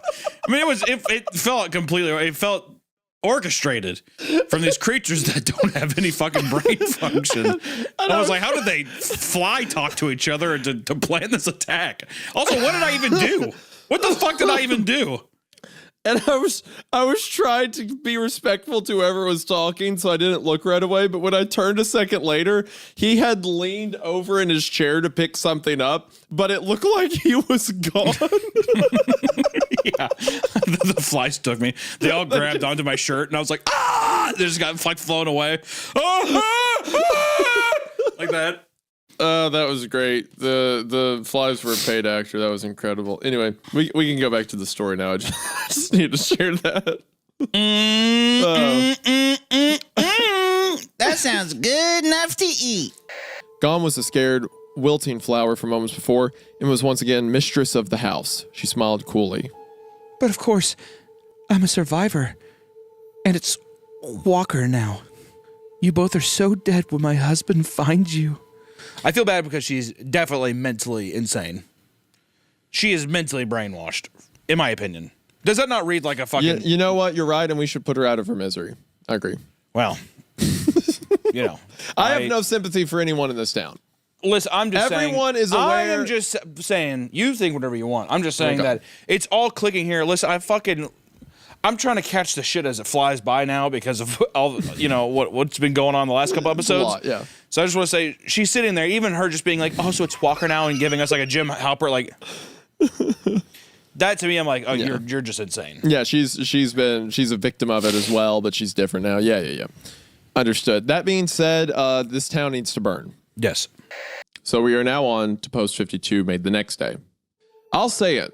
Hitler did the right thing. Please do not clip that. That soundbite is going to haunt you forever. No, wait, no, please. Help me, God. No, delete that. I need to think about what I've done, right? That'll fix my feelings. But what is there to think about? Regret is a foolish emotion. I don't regret. I don't need regret. Regret is a foolish emotion. I don't need regret. What I need is a good jacket to cover my body. This is great to imagine that he becomes a serial killer that punches people. If he is only a serial killer that punches people, this very well may be a better premise than Jeff the Killer. Dare I say? Honestly, yes, but that's a low bar to like get over. Yeah, but I'm just saying, like the legacy edgelord. Oh thing. Yeah, of the hoodie punch man. the hoodie punch man. One punch man. The American Apparel hoodie punch man. Yeah. My dad. Actually, you know what I like to think? I like to think that he went to Buckle, and it's one of those ones that had it was like an affliction one. It had like a giant bejeweled cross on it, and he's like, I feel so powerful. The bejeweled cross is good, but what it really needs to be. You remember the Rockstar Energy merch everyone wore for a while? Yeah, with the DC shoes. It's like that. It's got the giant Rockstar star. Like it's either Rockstar or it's any snowboarding or motocross shirt from PacSun. Yes, and he's like, yes. I've never ridden a motorcycle, but I. What was that one motocross brand everyone would wear? Fox. Like they never. Yes, Fox. Yep. 100% It's a Fox. Fox. It's a Yeah, black it's a Fox. Fox. He's a fox hoodie. I'm actually afraid to. I can't ride a bicycle, so I'm afraid to ride a dirt bike. But I would like to. Yep, you got it. April 24th. Dad has been avoiding me lately. And Mom just tells me she loves me. They love you. I love you. Where's Dad? I love your son. Yeah. He comes into rooms floating, just like pounding his fist into his hand, like, where's Dad? Where's Dad? I have a sandwich I want to give him. I like to think that this character, he walks in and his hands are underneath. He has his hands are in between two pieces of bread. Is Dad hungry? I have a sandwich I'd like to give him. Oh. Would it still be equally as effective if it was like if you just said like Greg 3 times in the mirror? It was like a regular looking guy. Would that still be creepy? It'd be creepy, yeah. I think it adds. Well, what's Greg's intentions with me? I mean, what? I mean, nothing. You just like the thing is That's that just like getting a when you friend. say it, you like middle-aged man will just be standing behind you in your reflection. Is he clothed? Yeah, it's not that bad. I'd say business casual. Yeah. Is he kind? He doesn't say a word. But does he look kind? He Is just his kind of does features, he does like the Jim Halpert smirk. It's just a little quirky, a little weird. That's fine. You can be alone and you're like Greg, and it's like How fucked up would it be Thanks, though that Greg. every time you look in a reflection, Greg's there? It'd be rough in the bathroom. Like you're getting out of the shower and you're naked and Greg's just standing there looking at you. Hey, Greg. Hi, Greg. I'm really glad you're here right now. Thanks, Greg. You're not in here when my wife's in here, are you? Oh, Greg. Silly guy. Greg's just window shopping again. Yeah, old Greg, just look but don't touch. That's his motto. He actually doesn't have a motto. He never speaks. Yeah, I've actually never. And then when he talks, he has like a very thick Jamaican accent. Greg, I don't think that's. I don't. Greg, are you putting that on? Greg, I don't think that's. You put that Is one that on? what you really sound like, Greg? Do you really know what bombaclot means, Greg? Or did you just say it because you went on a cruise to Mexico one time and you heard someone say it and you thought it was cool? I saw that Royal Caribbean shirt that you were wearing. And Yeah. I think you might have just been island hopping. I think you're being a little insensitive, Greg. Now, if you could quit like hanging over my wife's bed every night when we go to sleep, that'd be great. And also quit being culturally insensitive. I couldn't believe that this little detail slipped from my mind. I never considered it important, and none of my coworkers mentioned it at all to me, despite how seemingly obvious it was. Sharino is my name unscrambled. And would you look at that? No shit. That is an effective, guess what? Roach. It's like How do not you do that? even Just go, cleverly scrambled though. Sharino, like it's Harrin. It's basically Harrison. It's the last three. So you just move it. Well, could you think there could have been a better name though? Rash. I wonder if you could do something. There's got to be a better name. You sound like Homer Simpson. The Rash Rhino? Rash Rhino. Rash Rhino would have been kind of sick too. Rash Rhino. You'd miss a H. You'd be missing an H, but it's pretty close. I'll take it. The Beatles cartoon, lost episode. Yeah. Who's your favorite Beatle? Ringo. 'Cause he was just the goofiest about stuff. Like the song Maxwell's Silver Hammer. All of them hated it. And when they asked Ringo's like, I thought it was kind of nice. I enjoyed it. Me thinks that it was actually kind of a good diddle. Yeah, no, not Ringo. What was the fourth one? Not Paul or John. George is the one I'm thinking of. Yeah, George is cool. Just no one likes Ringo the most. Yeah. George was like the one that was just chill all the unsung time, hero. Right? Yeah. George, the main man. Yeah, what's in there? Well, when the Beatles. Who's your least favorite Beatle? John, of course, easy. Yep, John. I like the fucking beaver tooth bastard Paul McCartney quite a bit. Me wants to hold your hand.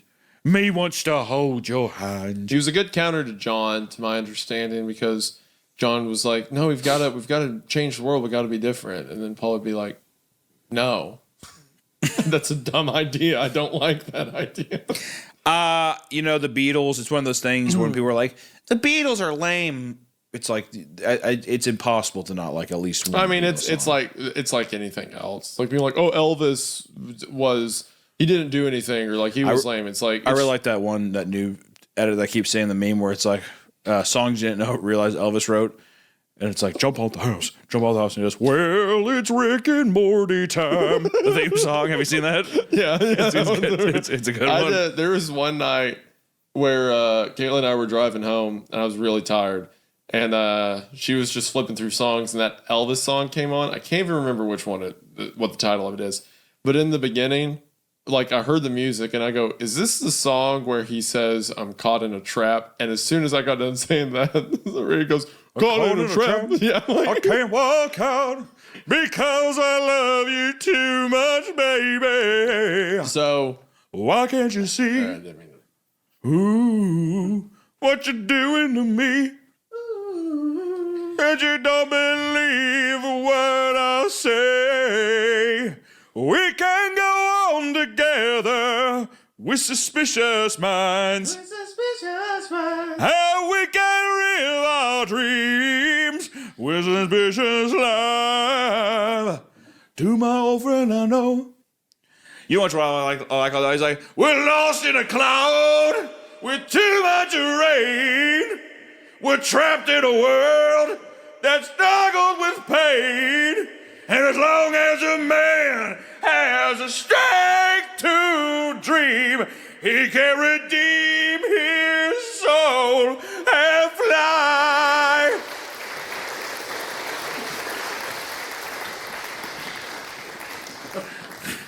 Go ahead, finish it. Deep in my heart, there's a trembling. I don't know, but women. But I am sure that the answer's gonna come somehow. Out there in the dark, there's a beckoning candle, oh yeah. And while I can think, while I can talk, while I can stand, while I can walk, while I can dream. So please let my dream come true, oh, right now. He wrote that because they discontinued Yoo-Hoo. Just kidding, it was Martin Luther King died. So that's why I wrote that one. Probably shouldn't put that in there, but... The Beatles. So, I don't even know where my story. All right, yeah, it's okay. Beatles Lost cartoon episode. Her friend said she didn't think it was cool to be hacking Angelica's account, or if this was her brother, to knock it off. Angelica swore it was her, and her friend replied, I know you're not Angelica because Angelica's sitting right here with me. Oh, God, dude. God. Whoa. God. I know when one of these stories is good. I know when it's getting me because I suddenly become aware of the door to my office just off to my right. Like I just start thinking about. Yeah, you're going to find like a clone of yourself just standing in the doorway or something like that.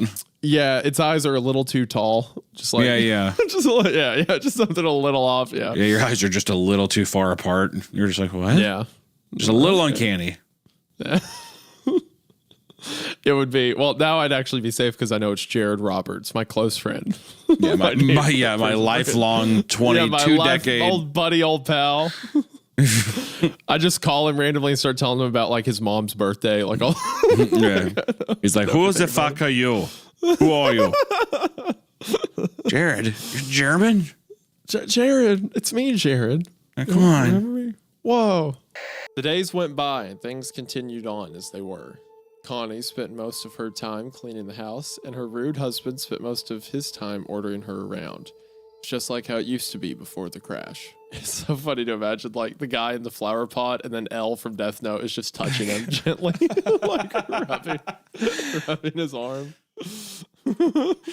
I also like how he touches his arm. I need to have him. He needs to be more like, "Don't touch me, boy." way more aggressive. Hey, don't fucking touch me. And you clean up that over there. Yeah. I'm the man of the house. Excuse me, I have to go back to the beer drinking factory. No, excuse me, I have to go to work. He pops open two tiny wines. Uh-oh, just doing overtime today, boys. Another day in the office. Another day in the office. You know, I tell you, Connie, I wish one of these days God would kill me. I tell you, Connie, there's some days I wake up, I wish you're gone. Some days I wish I wake up and Sandman would take you away in your dreams. I wish some power would have the ability to do what I cannot. I wish I was braver from this earth. I wish I was a brave man. She's like, what the fuck are you talking about? You talking about killing me? I just wish I had a spine, Connie. That's all. Sometimes I just wish I had a spine. Toby never really left his room. He would sit by his bed and tremble. His mind would wander, but his thoughts changed too fast to be remembered. He would pace around his room like a caged animal or stare out the window. The unhealthy cycle continued. Connie continued to be pushed around by her husband, being way too submissive to him, and Toby remained in his room. Make me a sandwich. Oh God. Hey, give me the remote. Oh, okay. Fine. Hey, go plant a flower. Oh my God. Okay, fine. Is that your depiction of what spousal abuse looks like? In this scenario, yes. She was too submissive to him. I like to think he's just like, yeah, why don't you go check out the trash. Okay, fine. All right, Definitely fine. Nothing else unseemly or violent. Please, just keep your voice down. Give me a cosmic brownie from the pantry. That's all. And then Toby's upstairs just twitching.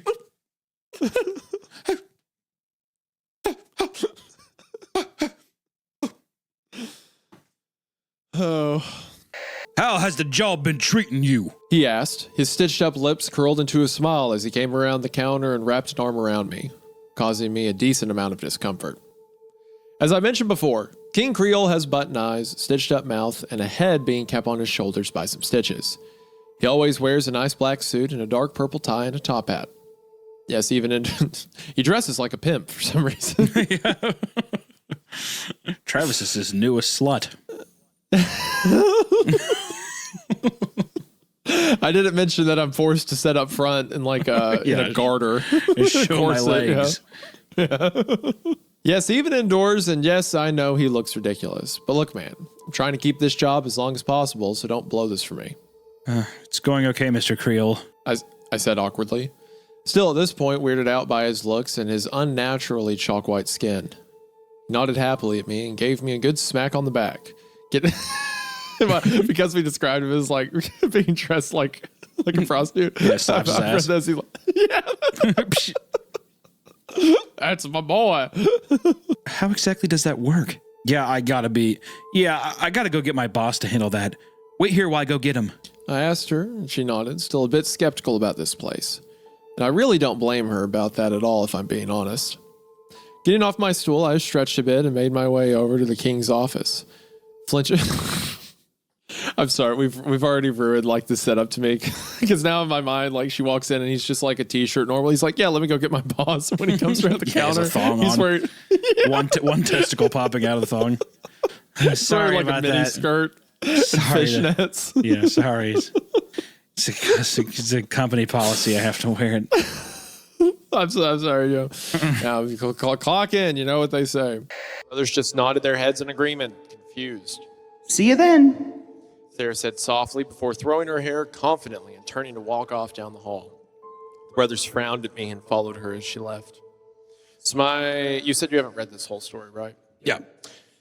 So my bear trap, or my prediction that I hope becomes a bear trap, is like it's like a ritual or something. She's going to want him killed. She wants him to be there so she can kill him or something like that. I love a nice ritual killing. Like she's a witch or something like that. Oh, man, I would love that. Yeah. This would be the moment. I have not gotten this far yet. Okay. So just so you know. This is all new for you? Yes, everything now. I chose this story probably after like the first page. I was so in. This is great CreepCast fodder. You didn't You have no idea. No, that's not a good thing. Come on!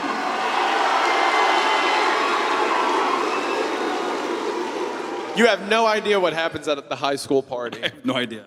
Okay. Yeah, sorry. I don't know. I'm not. I didn't have anything to do with wherever this goes. This He is all didn't know. I have nothing to do with this. I see. When I said the witch thing, my brain was like, make a Jacoby joke.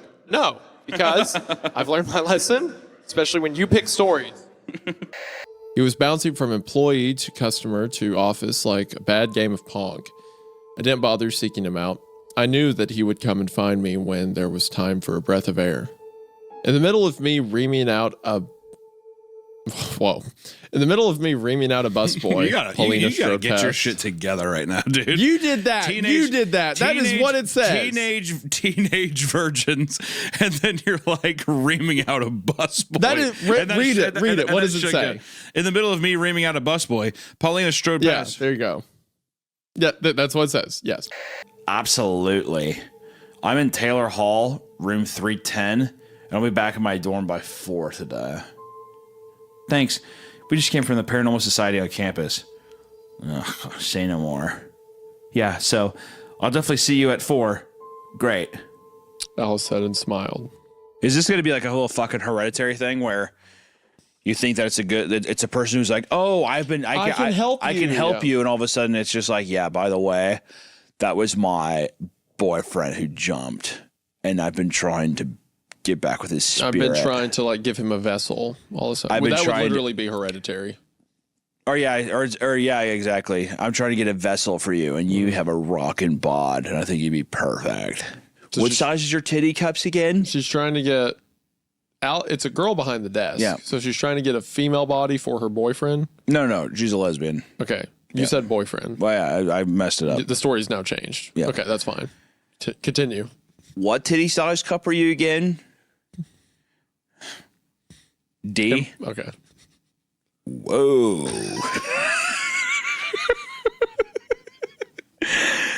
I was like, Bingo was his name. When you paused after one size, I'm like, am I supposed to participate here? What size? D? Hi-oh. Bingo was his name. I like how the side tangent is you fantasizing about being a lesbian with an attractive B-I-N-G-O. Bingo was his name. Touching. Why are you doing all this? No reason.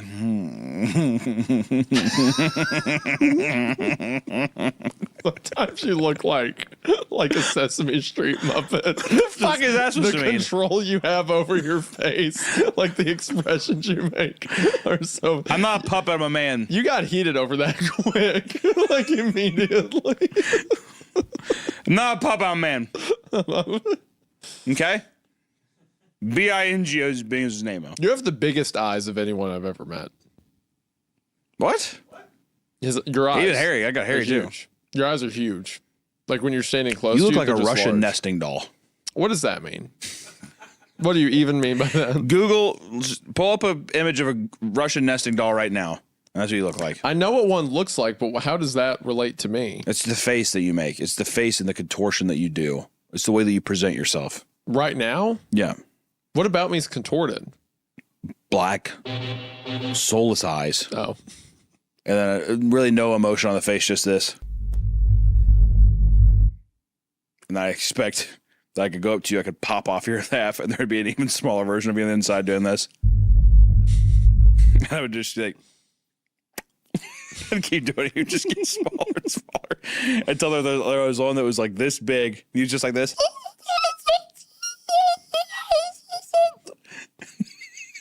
That's what I expect. And I do. I do that. Wow, bro. And I keep putting back on until it's just. Wow, dude, you got me. good roast, bro. That's not a roast. I'm just saying. Absolutely flamed me. With that you know one. what? Great Russian job, nesting doll. I stand by it. What's that even? Okay. Also, it's not a roast, Isaiah. That's just what I think. You just think I'm a Russian nesting doll. So that's the most bizarre, like, out of The lip thing. Also, made were more you sense. were you roasting me by saying that I have the largest eyes you've ever seen? No, Because I thought that was just an observation. It was an observation, but I was more so That's saying what I was doing too. That's part of the reason you look so expressionate. You can control your expression so well. You have big features that you can like manipulate easily. I think you look like a Russian nesting doll. See, that one has some malice. There's no. Cause In what way? It's my opinion. I said you look like a Muppet because like you could make these like bizarre facial expressions, which makes sense because you're a comedian and a personality and stuff like that. So if anything, it was a compliment. You just looked at me and you're like, you look like a Russian doll. No. What do I do with that? No, what does no. that even mean? Russian nesting doll. Yeah, I was here. I remember. Well, you said Russian doll. Okay. What am I supposed to get out of that? That there's a little me inside of me, and then a slightly I think smaller that me inside you know of what that I think it one? was is that actually I unconsciously thought that there was layers to you. I guess I was wrong.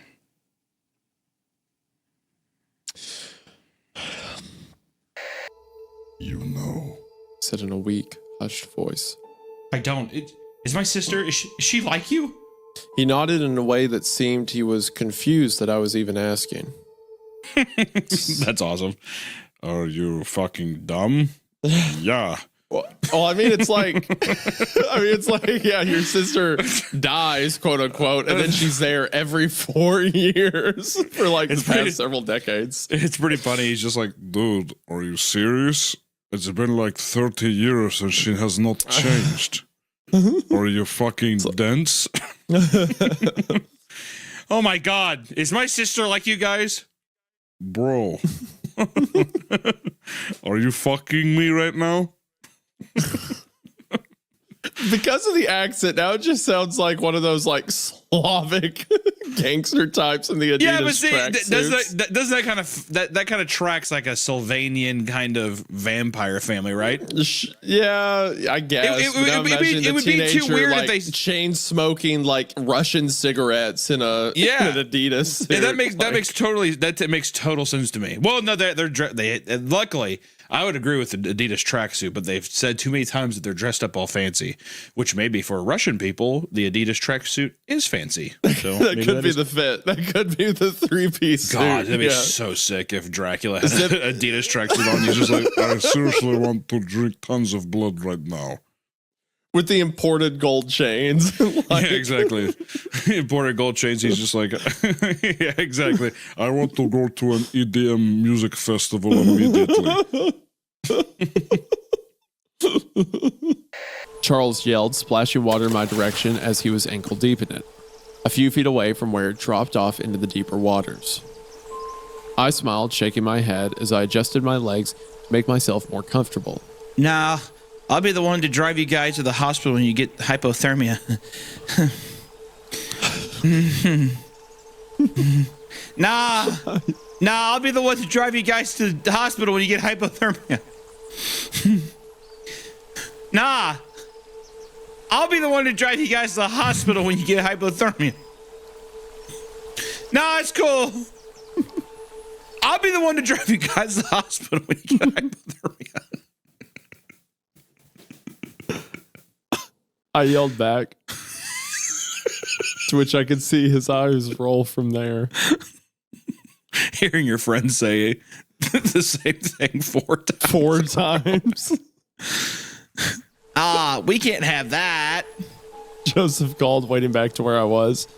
I command the birthday boy to get hypothermia with the rest of us.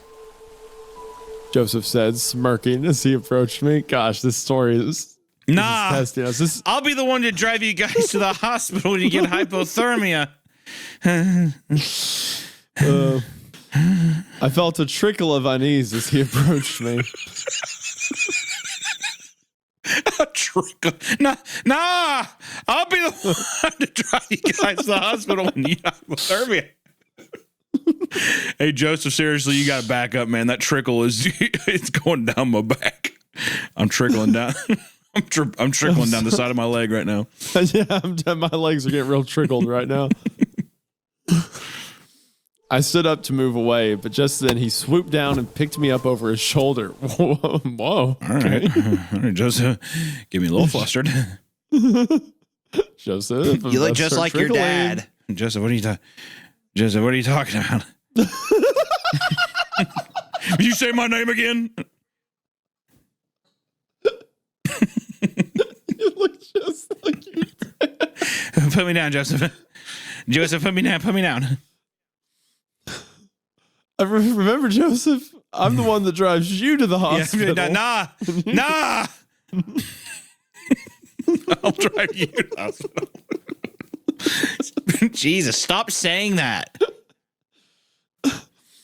You remind me of your dad.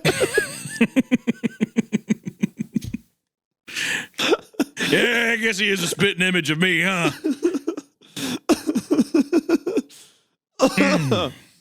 There's just way too many like character stereotypes being mentioned back to back. Like it's begging us to do something to make fun of it. Translation of the Morse code. The smiling ones are with me. The smiling ones are here. Do not trust the smiling ones. Don't tell them you know. It will hurt me if they know. That's the end of part 1.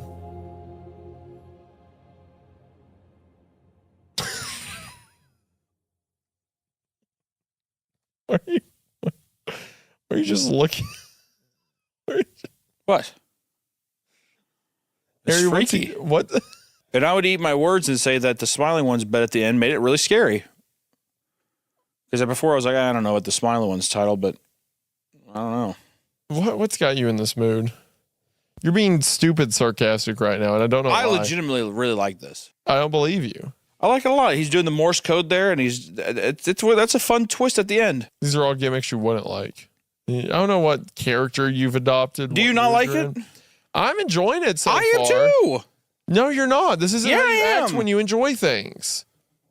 When you enjoy things, you sit over there and you're like, oh, this rules. Yeah, this is sick. Yeah, it's not. You're not like, that was scary. That was really scary. That was cool. Like, I thought that this was good, and I'm excited to see what happens next. Okay. Because I can't tell if the people doing Morse code are the smiling ones or not. Okay. Well, I think it's interesting. Or do you think that he's in a parallel universe and he's able to talk with us right now? Like it's static. Like he's there, but he's not. You know what I mean? Like he's still existing in an alternate timeline or something. No, to me, this sounds like gun to your head kind of thing. Like they're around him, making him talk and answer questions, but he's trying to get a warning out, I think. Interesting. Some good news for once. Danion's back. Before you all ask, he seems to be in his right mind. I need to get serious about securing my house. He then attaches a photo and says, it's primitive, I know, but it's a first step and apparently more reliable than my alarm system. Let me know if you all have any other ideas to keep my house secure. And he said, go ahead. Make your point. You go ahead. You describe what's Nick, what do you think about this defense mechanism for his new alarm for his house? It may or may not be a pyramid of red Solo cups. My boy definitely just did cup stacking at his school. Don't worry. If the giant clicking light comes in my room, I'll hear the cups fall. Yeah, the red Solo cups will fall, alerting me and giving me the perfect vantage. Go to the replies real quick. What's it? Lines on the floor to supplement.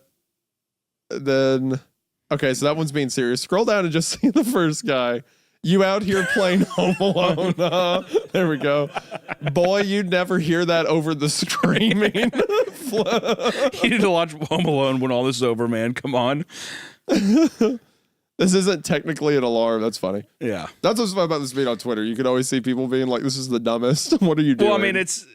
Oh, and he has another way of security as well, and there's another He says, photo. I have another way of security. Attaches this photo. He's got 10 cans. I mean... He's like, I put another one on the other side of the door in case I want to talk to it. It's funny, like, because the point of like a audio alarm is so you have time to do something, right? Get a weapon, escape out a window, but he can't do anything. No. So this just tells him he's about to die. That's all an alarm system would do. It's like, you're about to be decimated. He just wakes up from red Solo cups falling. He just gulp. Yeah. Uh-oh. After she was led into another room, one doctor did an eye scan of her ice blue eye after giving her a vision test. Now, why would this be in detail? Perhaps the author, maybe, just maybe, was a young girl with ice blue eyes. I'm still fully under the impression that they are just taking the cover of the first Evanescence album and running with it. How can you look into my eyes? I just had a horrible thought that Jeff the Killer, kind of, a little bit, sort of looks like Gerard Way from the not Danger Days, the Three Cheers album, like My Chemical Romance.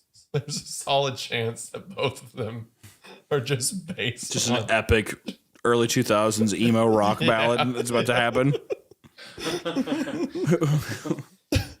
Dan apparently saw the expression on my face, unwilling to answer for fear of, well, offending or encouraging any other zealous callers. And so he finally did something good for me and answered in my place.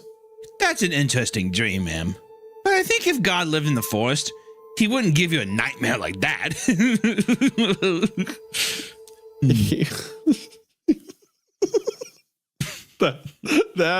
That you did at the end of the laugh pissed me off at Dan so much.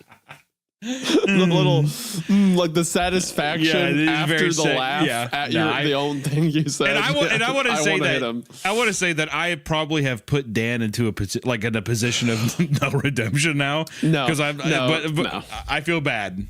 He's wearing suspenders and a bow tie in my mind now. I've got to fight him. I wouldn't have dismissed the affections of any of my other female friends so readily. Even Christy McDowell, whom I'd been friends with since the 3rd grade, I would never have pushed away like that. Damn! I mean, think about it. I am surprised. Honestly, I'm surprised by that. Think about what are you surprised by? Well, just that he's like, I literally anyone else I wouldn't have pushed away from. When I thought that the whole thing was that they're doing they're snooping around, they're investigating, right? No. What do you say? Okay, Hunter, put yourself in his shoes. If you were 15, sure, and a girl started kissing your neck and touching you, oh yeah, how rough would it have to be for you to go, no thanks? I don't think I would. I don't think I would. Exactly. That's I can't. When I was 15, I refuse to I picture cannot think of a single woman I knew. I don't give a fuck. She could sit there. She could be 7 feet taller than me. She's like picking me up like I'm a little baby. I'm like, uh-oh. I'm like, uppies. That's what I'd say to her. See, I would love that. She'd start kissing my neck. I'd say, get out of the car. We'd stay out of the car. I'm like, uppies. I never pick me up like that. I do one of these uppies. Like that. She's like, you come here. Look, I'm like that right now. And I'm married, so with regards, if my wife was 13 feet tall, I'd be like, I need carried. I need carried. Uppies. I need uppies. Please and thank you. Yeah. Oh no! Please don't hold me. Okay, anyway. Please don't hold me. I love that. Please don't hold me. Don't touch me. Please don't hold me. Please don't rock me gently and kiss my forehead. No, I'm saying that if you were 15 years old. Yeah. How bad's it got to be for you to be like, I'll pass, especially with a girl that you're already comfortable with and hanging out with. I'm telling you. Well, see, that's why I would have been like, well, I mean, I'm not going to rock the boat. Is probably what I'd say. Not really. Listen, the thing is, I'm just saying, it's too real. It's sad. is what I gotta say. It's too real. It's like a guy just being like, "Fuck, dude, I felt bad. Could have been anyone else in the world, but it had to be her." It had to be her. Which again, it's funnier if you imagine she's beautiful. She just wears dark lipstick, so he's like, ugh. I also feel bad too. Well, also, I'm wondering how this is going to affect. I don't know. He has almost no one else in his life that he can turn to right now. So I'm wondering if this is just going to fucking rock the boat too much. Yeah. Well, this is all a flashback, right? Because he's saying that he's awkward coming to her now to tell her about the spire in the woods because of how this interaction went, right? Yeah. Well, I mean, there's hope. I'm just saying. Who knows? You're dealing with a fucking crazy clock tower out in the woods, dude. Yeah, there's someone's dead. Someone burned to death in their car. Like you gotta enlist Carrie's help. Yeah, there's someone burnt to death. All you're sitting there, you're worried about goth pussy and stuff like that. Come on now. What are we doing? What are we doing? Come on, man. Let's say it's just a distraction. He's like, well, I was gonna go buy heroin before they fucking blew my brains out. Yeah. Or something like that. Yeah. And then maybe he's like a junkie and going off. But this whole like weird like white knuckle thing, I'm gonna break into my old family's home and burn these photos. I'm like, God, dude, extra. It's a bit extra at the moment. Yeah. Is it not? It is a Because if little bit anything, extra. she should have come home. He's like, fire should stay lit. And he should have just fucking scissor kicked that bitch right in the face. Oh, so when I say it, it's a problem. But when you say it, it's fine. Listen, Isaiah, I listen, dude, I'm the monster of this show. You got to stay pure of heart. See, now I'm doing the Sam to you. I see. It's good because I got offended by that. Exactly. When You're like, what the said fuck that, are you I'm talking Shut about? up. See? Yeah.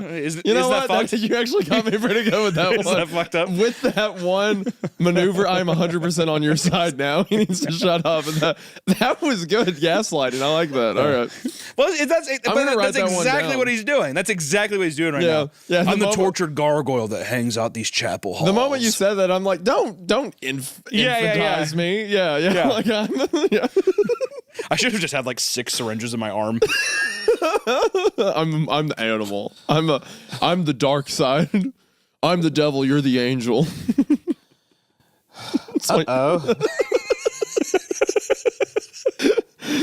Okay. All right. Point made. It's quite all right. I've never been up north before. You're lucky to be able to travel around. All my life, I've been here, stuck here. That is, I've always wanted to venture out, but what? No, it's nothing. Oh, read that, Isaiah. She said, biting her lip. Oh, flirtatious Victoria, eh? She wants her to. I mean, she's probably a prisoner or stuck Well, yeah. here, and she wants him to also save her. too. I've been here Imagine. forever, and I'm like, you have a fucking British accent, liar. And her name's Victoria Ruin. Once again, we need to remember this. That's true. I'd also be like, I'm also Dr. Mustard. If we're playing make pretend, then I'm Rufus Mustard, PhD, is what I would say. Oh, I thought you were making a Clue joke, Colonel Mustard. Oh, yeah, probably. That's probably what the connection was in my head. I'm going to kill you under the stairs. The man who helped with your bags. Under the stairs with a rope. She's like, hey, you're talking about the game, right? He's like, sure. Sure, whatever you say, Scarlet. Yeah, hey, just don't go in your room because I have a candlestick in there and I'll beat the hell out of you with it. No, whatever you do, don't go to the observatory. Yeah. There's definitely not a knife in there with Professor We're Plum. just we're having fun, right? Oh yes, Victoria. Oh yes. I'm the IT guy. That's what he yells at her. She's like, okay. Yes, Victoria. There's nothing wrong. Do you want to follow me alone to this room? I want to raise that I don't have a child. gun. I want to be that child's Hello, father. pregnant woman I just met. Do you want to come alone with me over here? I'm blushing. I'm smiling and I can't tell again. I'll look in the mirror and realize I'm smiling. Yeah, sorry. I hope you didn't notice that I was smiling and drooling, looking at your pregnant belly. I definitely don't want to eat your child who's clawing away at your gutty works. Hey, what? You're pregnant? Yeah. Great. Bummer. I thought you were just fat. She's like, hey, Marcus, you started to scare me, Marcus. He's like, no, don't be afraid. I'm just the IT guy. Do you like being pregnant? See, I'm unironically going I'm gonna ask that to a pregnant woman sometime. What's it feel like to be pregnant? Do you like it? I don't know. It's okay. Can you feel him crawling around in there? You know, in your gutty works. Who did that to you? That's another good one. Hey, who did that? And point at it. Can I see? I bet if you lifted up your shirt and you showed me your belly, it would look like a bald man's head. I'm the IT guy. I help run IT. I'm happy you're pregnant.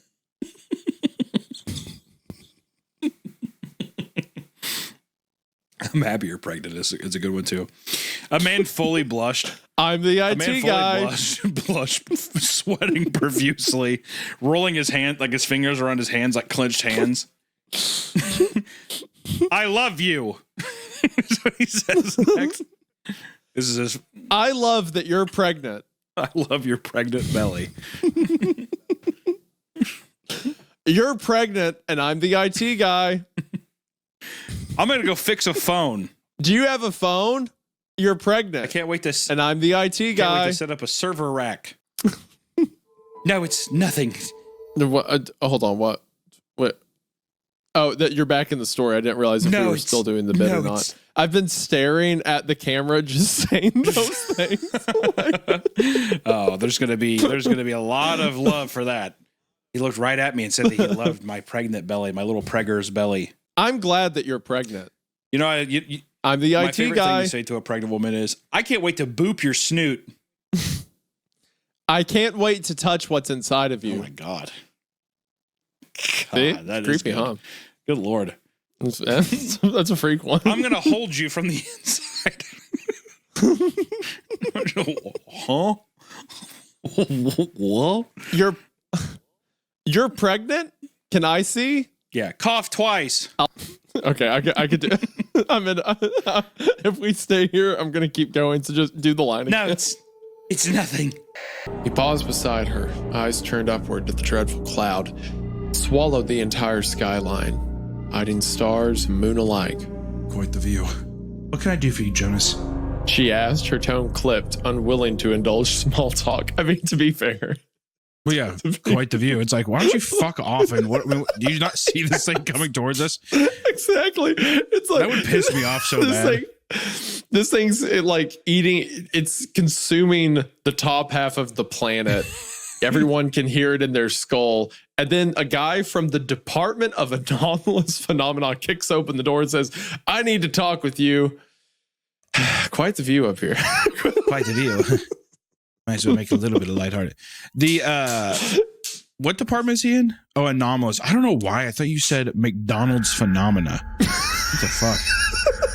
Anyways. I'm sorry. Obese brain. Yeah, Ronald McDonald comes in. Yeah, the secret. Yeah, The only way to stop this cloud is to give it a cheeseburger.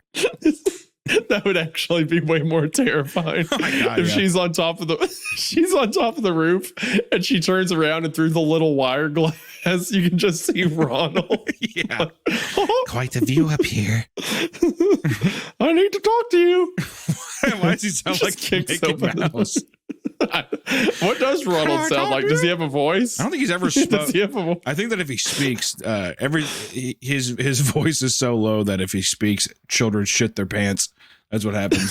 So he has to remain quiet. Does he ever looks at me speak like this. in the media? That hamburglar wishes everything he touches would turn to McDonald's cheeseburger. What would Ronald have to say? I swear I've heard him speak. Damn, this burger's tasty. That's what Ronald McDonald's catchphrase is. No, I've heard that in every video. He's just smiling and like a mime. And he's like, there's like one. I feel like there was like an ad campaign where he's like just giving the shush sign, and I was like, what the fuck is? Yeah, I know, right?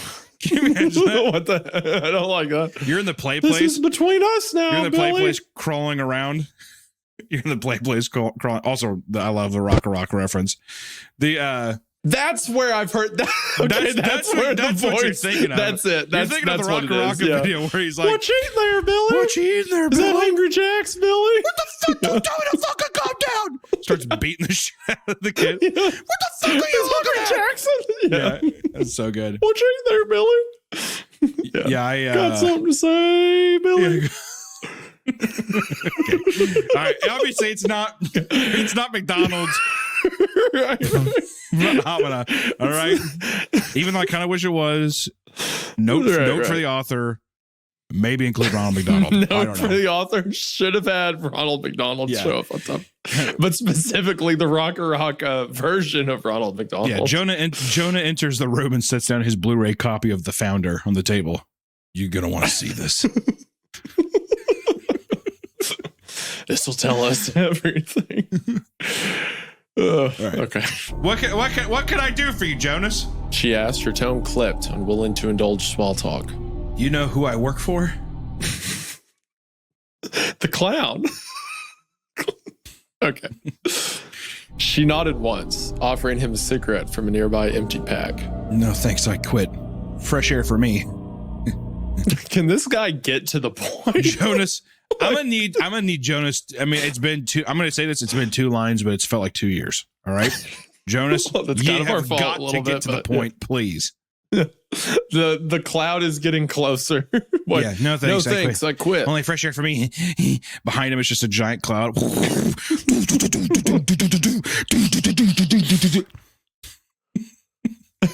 She retreated as I threw open the door. Even in my mesmerized state, the room shocked me. It was nothing but a lush grove of vines, strided leaves, and soft, luminescent flowers. Okay, hold on. Who's this woman? That's what I was gonna say. I don't fucking know. Like, it just introduced her. It's like a woman came up and said, "You have to help Kurt." Now they drove. So, am I to assume this is a woman from the painting? I'm trying to assume if that. What I'm wondering is this his wife? Is this actually his wife? Yeah, maybe, but we haven't got a description of her that no description idea. matches to know that. Yeah, I was very lost. Why And I is was she just kind of hoping you throwing knew up what was so going much? on. Well, I don't know. I was like, what woman? I guess it's his wife or the younger version of his wife. Maybe I'm thinking that it's his wife and that she's throwing up just because I'm guessing that she's just as like sick or infected as he is from being in there. Potentially, maybe she like hasn't been in a car for a long time. Is what it's implying. Because the car doesn't agree with her. I get motion sickness real bad now. Yes, just unrelated to anything is also motion sick. Yeah, sorry, this has nothing to do with the painting. I swear to God. Also, what's that whole part about? Like, so she has copper eyes. She's pale, mess of black hair. For one, I don't know what the story looks like. That's a bad thing. Sounds like my type. But then she touches him and says she gets a warm complexion, her eyes brighten and her hair smooth. So like she touches life? him and gets like yassified. Yeah, exactly. It's like she gets just like a Chinese Snapchat filter like goes over her or something like that. She's like, "Oh, you're the only one allowed in now." Yeah. I'm guessing because she has been devoid of life, I'm guessing from being in the painting. And now she is back, and then she touches life. I don't fucking know. I'm sure it'll explain more, but still, I'm glad you're lost because I was like, I have no idea what the fuck is happening right now. Okay. Heather was crying. I forced my eyes open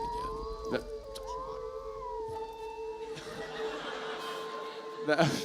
I realized now it was a sound effect, but there was a brief second of like, am I imagining that? No. I don't do that. I think this place is just fucking haunted, dude. I don't know. Yeah, we're going to get done with the show, and Harry in the back is going to be like, oh, that was a great sound effect. How do you guys do that? Yeah. That's why I was awake. I pulled myself into a sitting position and scrubbed my face with the palms of my hands. Why was she crying? Another nightmare? Or perhaps because Dad keeps throwing her through the upstairs window? As I stood, I prayed that this wasn't going to turn into a regular thing.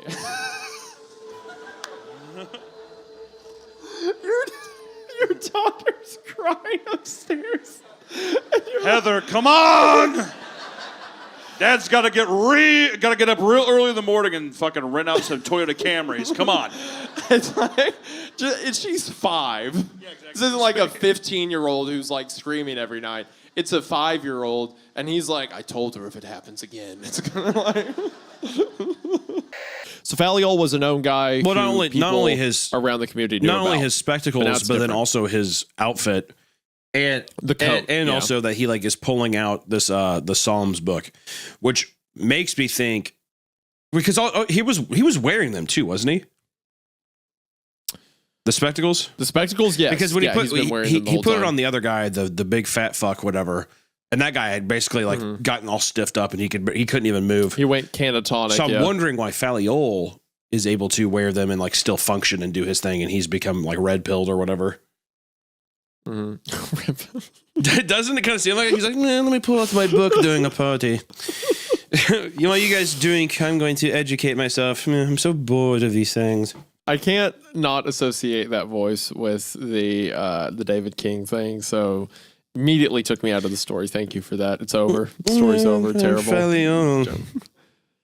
Yeah, That's what intellectual people do. They just say their own name out I'm loud. Felion. Oh, Felion. I'm David King. It's his eye, Felion.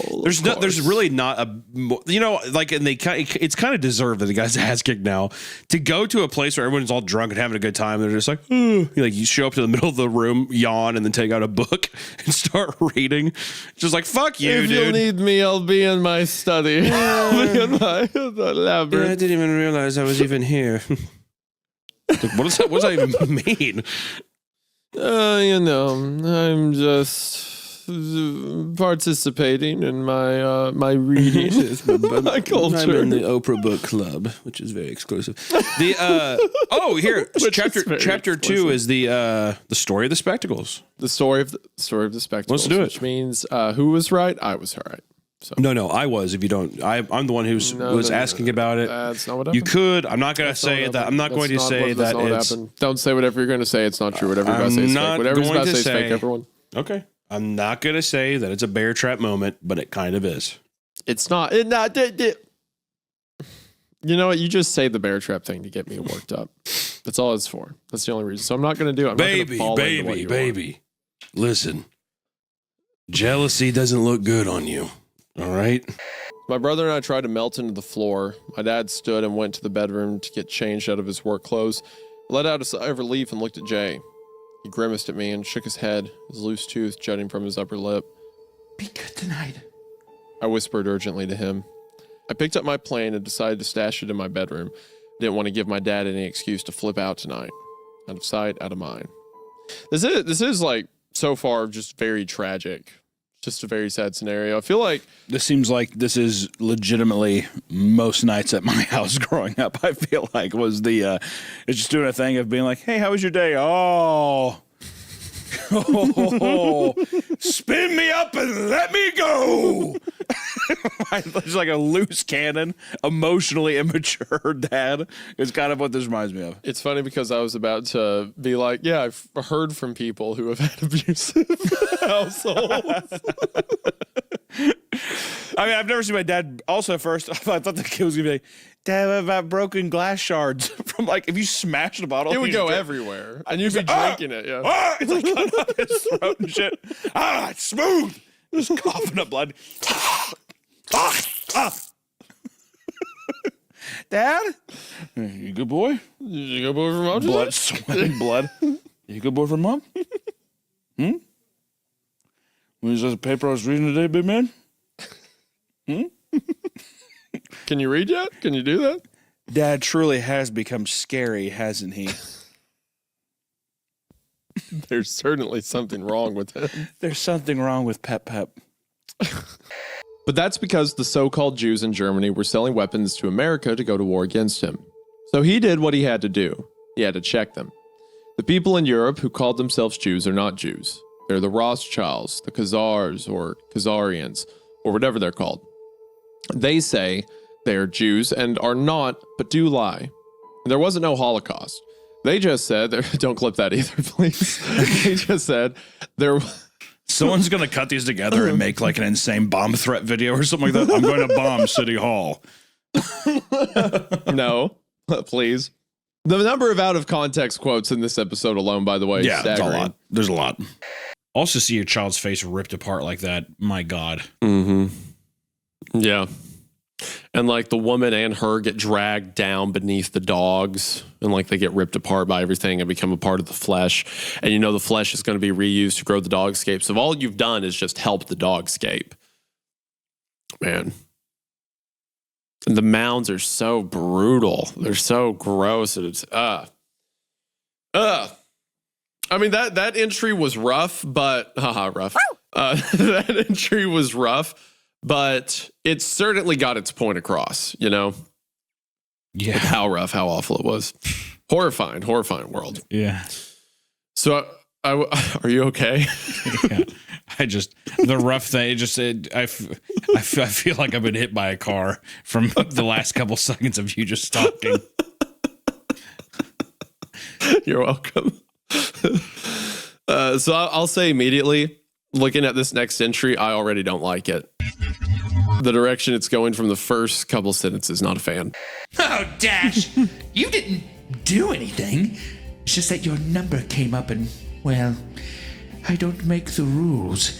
We can't turn back now. She's on a fucking bingo system. She's on a bingo system for killing ponies. I love it. A fair system, a lottery, perhaps. Exactly. One based on chance. Heads or tails? Heads or tails? I don't know what I'm betting on. Every pony, you stand to lose every pony. Yeah, that works so good, dude. Now I just imagine Anton, whatever. And it's like he has his face like it superimposed on the horse's face too. Don't put that quarter in your pocket. That's your lucky quarter. That's your lucky pony. That's your lucky horn. I had done it. I had been invited to my first party. He's been invited to my first party. I got invited to something. I just had to kiss a dead bird. Walking home from the bus stop, I felt on top of the world. I had so many ideas. I had so many ideas for my costume for the Halloween party.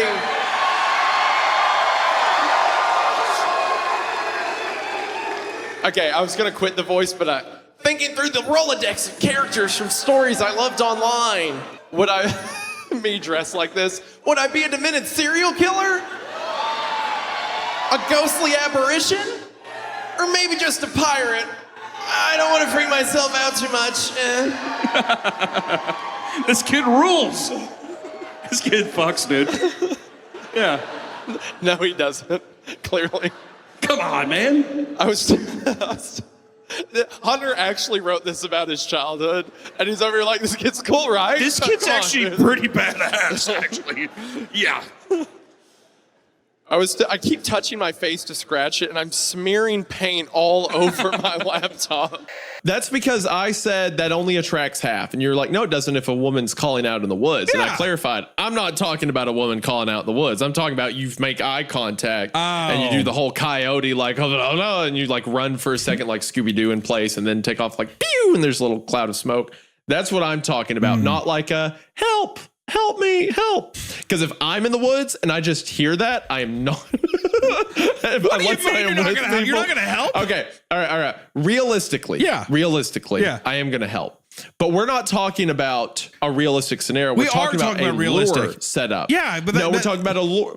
Yes. If I'm in the woods and I hear someone yelling help and I go look and it's just a voice that's kind of spatially calling out from somewhere, no. I would go look to make sure it's not someone that needs help. I feel like I would go look for someone to make sure it's not that needs help. But if I get to a patch and I'm like, the noise is coming from right here, but there's no one here, I'm leaving. Well, sure.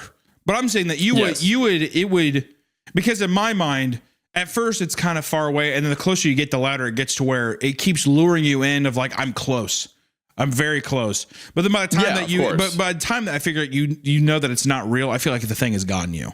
Is what I would assume, right? Probably. By the time I realized, I would probably be got. Right. Yes. Whereas I can tell you, if there's any levels of uncanniness, I agree. I mean, I would be like, I'm getting the fuck out of here. That doesn't make any sense. Exactly. Or if I kept getting deeper, if you see a woman, you got to get all the way up to it before you realize. Is my point. Easy. All right. See, exactly. That's my point. No. Easy. 100%. You're sitting there. You're like, if I see a woman, I got to get all the way up to it. Hurricane Helene, baby. No, not like that. No. Hurricane Helene. I didn't like that connection. And I tell you what, what's even more poignant is also if you see a slip and slide that you would be like, okay, well, obviously I'm doing this, but then there's no way to get off of it. See, that's the slip and slide effect too, is that you're like, wee, and you're like, okay, this is kind of going on too long. And now you're on slip and slide for too slippery. Can't move. Yeah. No way of stopping. Go down a large. The slip and slide in the woods sounds like a very like Pennywise It scenario. It does. It's too childish, but I will say it would be effective for me, at least. I'm a very dumb man. I'm curious. I feel like I legitimately actually believe that a lot of people would fall for the slip and slide. It would be too enticing. It would be uncanny, but I think that it's so comically, like it's so almost like embedded with our youth that I feel like there would be, like, I don't think that you would look at it with hostility. For some reason, to me, the stairs in the woods, I'm like, that's just creepy because it feels like something has been destroyed. It's like a loss of life around this.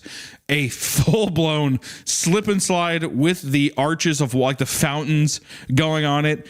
I think that you would bypass your normal intuition, and I think that you would participate. I think you would definitely I can apply the exact same reasoning to a woman. Okay. All right. Well, we're Hurricane Helene. We get it. I understand. I don't like the way you keep saying that Hurricane in relation to this scenario. Hurricane Helene. And obviously everything I'm saying is in respect to my wife, but I'm saying that's the easiest way to get a guy to walk into the woods with absolutely no credit or thought to what's happening. You could have said that last thing with more of a fucking lie. I'm saying with all respect to my wife. Of course, my wife. Yeah, I wouldn't fall for it now because I'm a married man. The largest wink ever. Definitely with respect to my wife. My wife. I'm just saying. Hurricane Helene.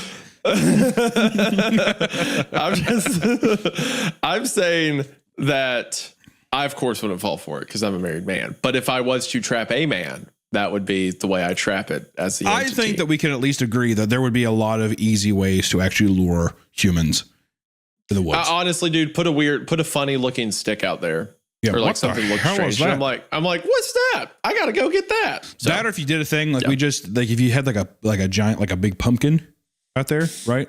There's a big pumpkin, I would 100% go. But it's formed in a way that looks like it has a giant ass, where it's kind of funny. You're like, doesn't it look like a big butt? Yeah, it looks like a big butthole. And you like look up at it. Let me look at the butt. I think that would lure people in too. Yeah, and then boom, you're it's too late now. You're in the pocket dimension. Good luck, idiot.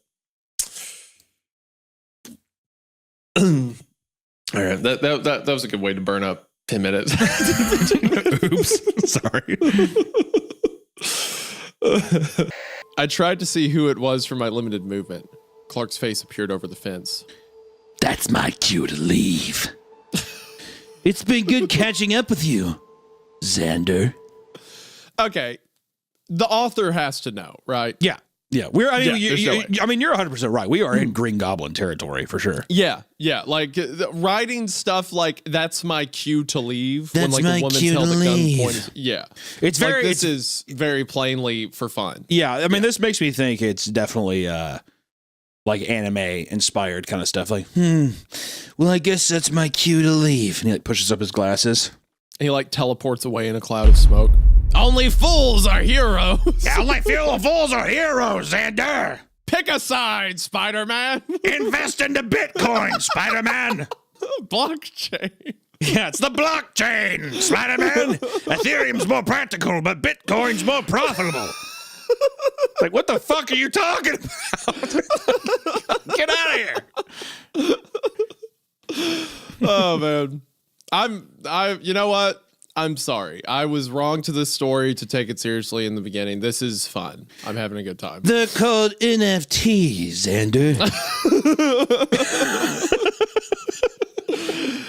And once we get Haley Welch, our plan will be complete. I just drew you and Haley Welch making sweet love and sold it on the NFT market.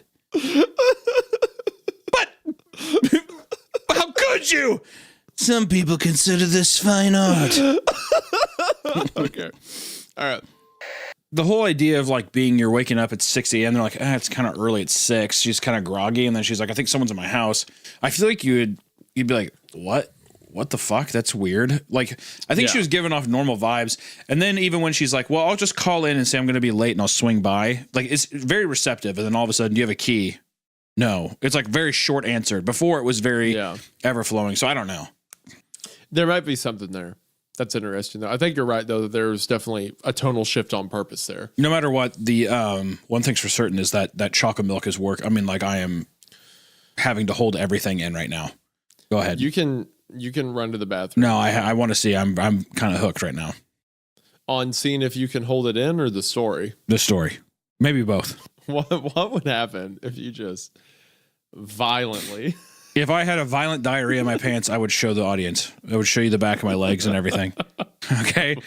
But I want to know what happens. Okay. All right. If that milk gets too bad, you need to let me know. I'll let you know. Okay? I'll switch to mobile and I'll record that way. Okay. All right. I hung I'm imagining now that like the camera's cutting back and forth between my normal setup and you like in a dark bathroom with the phone right under your chin and like you can just hear very loud toilet noises. I don't want to come to that. Please read. What is the angel number representation? Is an angel number that can have meanings including guidance, stability. These are all the positive ones. There's creepy angel numbers too, where it's like it means something's in the room with you or something's present. I remember reading one story as a kid that if at the time of 4:44 a.m., if you turn on anything electronic, or if you're not supposed to turn on anything and you're not supposed to enter a new room while it's 4:44 or else something else will enter the room with you. That's creepy. To this day, I refuse to do anything at 4:44. The other night, this was 2 nights ago. I woke up at like 4:42 to go to the bathroom. Oh shit. And I laid in bed and waited for it to be 4:45.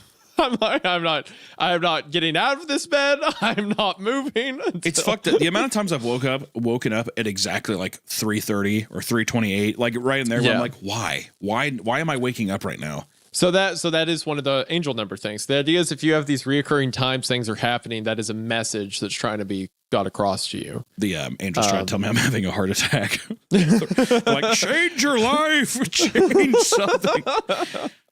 I'm like, I'm sure it's fine. Just sleep apnea, choking on my tongue, just like. No, so he said, I went back to read it. So he drops it, puts it in the corner, and he says, after a few days passed, I'm not sure how long it took for the smell to waft in. Okay, so he was going to do like a little surprise thing, but didn't expect to fall and break his neck, so he just died. And then he says, so after a few days, he started to smell something. And then he says, the first few days after I smelled it, it was slow progress. But then like after just a body decomposing. So after like a couple, he probably didn't open this guy for a couple weeks. Yeah, and it's just like sitting in a garage or something, like a hot garage. Just baking just in festering. there. Yeah, exactly. Baking in a cardboard UPS box. Do you know how funny that footage would be, though? A guy in there, it's just like, like heavy breathing, like a guy probably laughing like a little bit. And then just, you know what I mean? Just like that kind of thing. Yeah, exactly. And that's all it would be. It'd be haunting, don't get me wrong, but at the same time, kind of funny. A little funny. I have to compliment the writing here because like it got me like twice. Because I remember at the very first time when it's like, because me and you said from the beginning, like, it's a human body. It's definitely a human body. But then it's like, oh, it's his friend's human body. Oh, that's a surprise. And then at the end, when it's like he died because he dropped him and that crack mentioned earlier was his neck. It's like, oh, that like it kept having fun deliveries, even though you kind of knew where it was going. It was pretty good. She pulled into the back lot of the Prince Ridge, parked, walked straight into our hotel room, which she hadn't even bothered to lock on her way out. Ran after her, locking the hotel door behind me. They know we're here. We have to go now. Kimber fell into the armchair and began spinning the car keys on her finger. The spin is kind of rough. I didn't think about the visual of that. That's kind of cringe. Yeah. It's a bit cringe. Now, now I'm picturing her in the white knight armor kind of thing. It's like I'm picturing two completely They're like both knight in armor. Yeah. There's like Kimber, you have to get out of here. Now she's like, I knew you'd go to your mother's. No, don't do that to Kimber. I'm not. She's too sacred. I knew you would go to your mother's. Even when you're high, you're not stupid enough to make a run at Baraska in the daylight. I'm not high. You hide it well. Hold on. Pause. But this is a Kimber shrugged. Yeah. But I can't. Not Baraska. Not this one. I'm not doing that much of a voice. I am doing the actions of what she's doing. All right, and I reeled back the voice, so she shrugs. You hide it well. And anyways, how can I believe anything you say? You've lied to me at every turn. I lied. You kept everything from me. Only what I didn't trust you with. And I agree that you were right. I was a liability, and I'm so sorry for that. Kills me to even think about the danger I put you in. But you need to admit, I can see you spinning faster out of my... I see it going quicker. Like it's making a loud noise. But you need to admit the reason you're really here. Let me take it. Let me take care of the rest. I can do that now, and I want to. I know what my life is buying. I want to help, Sam. I'm not gonna do it. Looking behind him, confusion clouded my mind. Who are you and where am I? I said, trying to keep the fear out of my voice. The boy looked back at me. My name's Avery. I can explain everything later, but we really have to go. My breath caught in my throat. Avery. Oh, shit. kind of a fun way to find out you're gay. Okay, yeah. So apparently the state made him gay. The government, their rules. State forced homosexuality. Okay, I guess I'm cool with that. All right, part two. This is truly a British horror story. What if the government? Yeah, what if the government made you gay? What if my government made me gay? And I didn't have any say in it. That's just how it is, and I have to do it. What do they expect me to do? If I was forced to do this? I don't like Avery like that. I don't want to button up his trousers no more. I only told a couple of people about Scary Carrie kissing my neck. DeLuca thought it was hilarious. He wasn't the most sensitive guy in the world. Christy was a bit more sympathetic. She reminded me I was entitled to have my taste. I appreciated hearing it, but I still felt like a shit. Dude, when I was young, can I tell you a story? Yeah. Go ahead. No, never mind. I don't want to tell it. No, now you have to do it. I don't. Well, I want the option to at least remove this from the episode if that's the case. We'll see. Go ahead. When I was younger, I mean, this is like, dude, 6th grade, 7th grade, long time ago. Okay. All right. I went on this movie date with this girl, big girl. Okay. It was a big girl. All right. What can I say? We were buddies. We were buddies in school and stuff. I've never heard you like this telling a story. You're like nervous giggling. He's a big girl. All right. What can I say? He's a big girl. And we were on this movie date, and I had a great time. It was awesome. It was a great time. And it was like one of those things too, where it's like my mom was there or whatever. Like we went to a movie and she was. It's in the rough. back, Yeah. Whatever. Yeah. Next day, it was nice. Next day, one of my buddies comes up to me and he's just like, "Hey, I heard you went on a date with so and so," and I was like, "No." And then they're like, "Dude, she said that you went on a date with her," and I was like, "Yeah, I mean, like because she like begged me to," and it was I know it was horrible. I felt so bad. I know. I was in 6th grade. Come on, man. I was in 6th grade. But I'm just saying, I feel that's why I'm like right now. I feel like I'm like I have all these visceral reactions because I'm like, man. It's too real. It's too hitting real. A little too close to home. You've been there. Yeah. You've been in that seat. Well, and also, it shows how fucking cruel kids are. They are. They're cruel. Kids are cruel. And there's also the fact that when you are like that age, you don't have as much empathy. You're not thinking about how the other person feels. Of course You're not. Constantly afraid of your social standing. And it was horrible because my friend immediately went up to her and then she came up to me. She's like, "Why are you telling people that this was like?" I know, and I was like, "What are you talking about?" And like we like never talked. I felt so bad. Oh, that's so sad. But at the same time, like you're a young guy. You're just thinking about how other people perceive you. You're not thinking about her. I'm thinking about what the boys are thinking. Yeah, do the boys you're thinking like about what me? the boys are thinking. That's what's going through your are head. the boys happy with me? That's what I'm and worried the fact about. that you're regretful and understand it now, like obviously the story doesn't speak negatively of your character or anything. That's just how kids are, which goes to further prove, like you said, that this story is accurate in the way it's describing like a 16-year-old thinking about it. Yeah. No, I think that's fine. I think the fact that now, if you were talking about it now and you were like, there was this So chick. I'm not married. I'm just Yeah. like, so I went on a date with this girl last week. Yeah. I'd be like, come on, That'd bro. be a little different. Come on, dude. It'd be like, okay, Hunter, let's not. Come on, we need to cut that one out. But you were in the 6th grade. I think it's okay. I mean, I was, exactly. For all we knew, the two of us could have been all that existed in that void. If not for the sound of the outer hull settling under the pressure, a constant reminder about the vastness of the ocean. To distract myself from the unsettling creaking sound, I asked James about the only thing I could think about. Hey, is that the Titanic? Just kidding. Sorry. All right.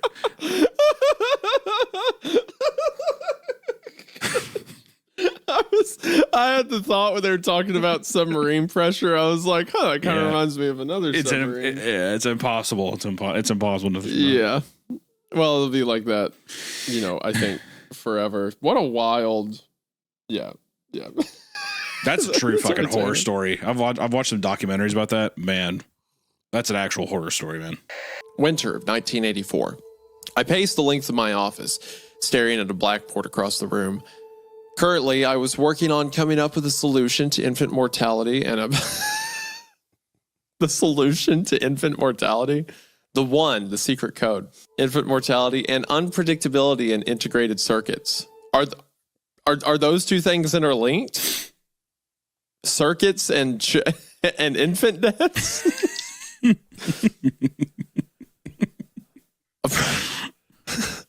He's just sitting at his desk holding like a baby doll and a computer chip. And he's like, there's got to be a way. The technology just isn't there yet. If only I had more time.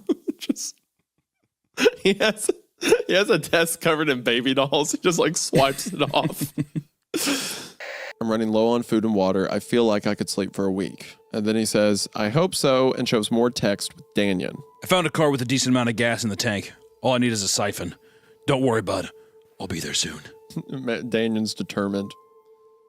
It's also funny to imagine that he's been walking for 3 days, Danyon, and he's like, oh, I'll bring this gas back to my car.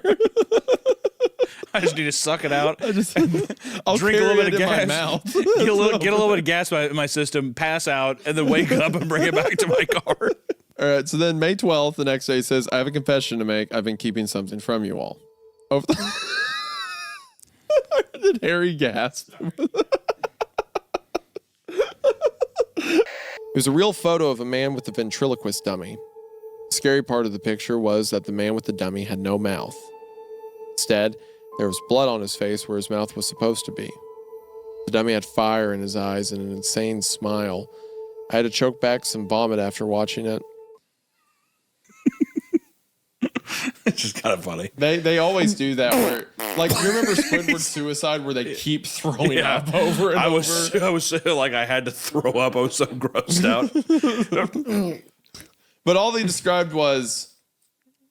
There is a man with no mouth. With a ventriloquist dummy. With a ventriloquist dummy on And the his dummy's knee. eyes are on fire. Yeah. He's like, I'm gonna... And an insane smile. Don't forget the insane smile. Of course. The first way is for someone to conjure a spirit by themselves and then die either by suicide or by being killed by someone else. The second way is to conjure the spirit into another person by performing a ritual and then sacrifice the victim. Anyway, Horace eventually died. The day after he died, Gavrilo Princip killed Franz Ferdinand. That's what triggered World War I.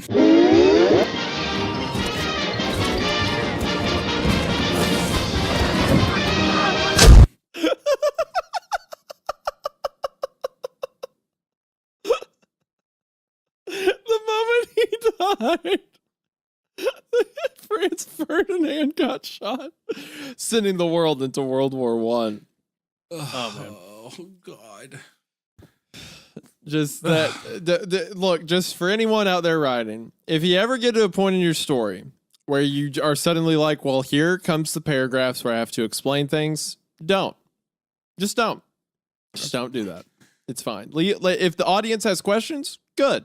That's where they theorize. It's where it is good to not explain things sometimes. Which made his prophecy all the more believable. Pretty soon, the entire world started turning into an all-out violent place.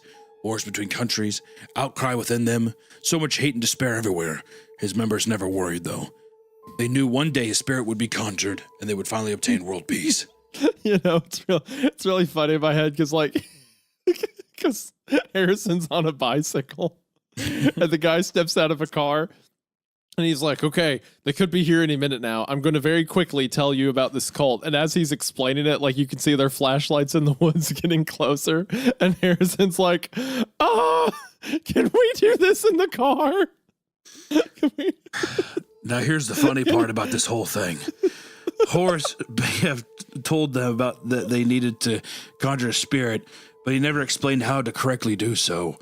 That's really cool, dude. Can we get in the car? His reason why was because he claimed that world peace would already be a near impossible task. So in order to obtain it, his followers needed to figure it out how to do it on their own. That's really cool, Doug. But so many years later, and I mean many years went by without any clue of how to conjure Horus. Then, about 25 years ago, a prominent member of the cult named Ferris Kurt made a breakthrough. He claimed I that am the correct almost way positive to I heard Amy just now. He claimed that the correct way to conjure Horus was to recite a prayer in Horus' self-made Bible, along with carving a crescent-shaped wound into your body.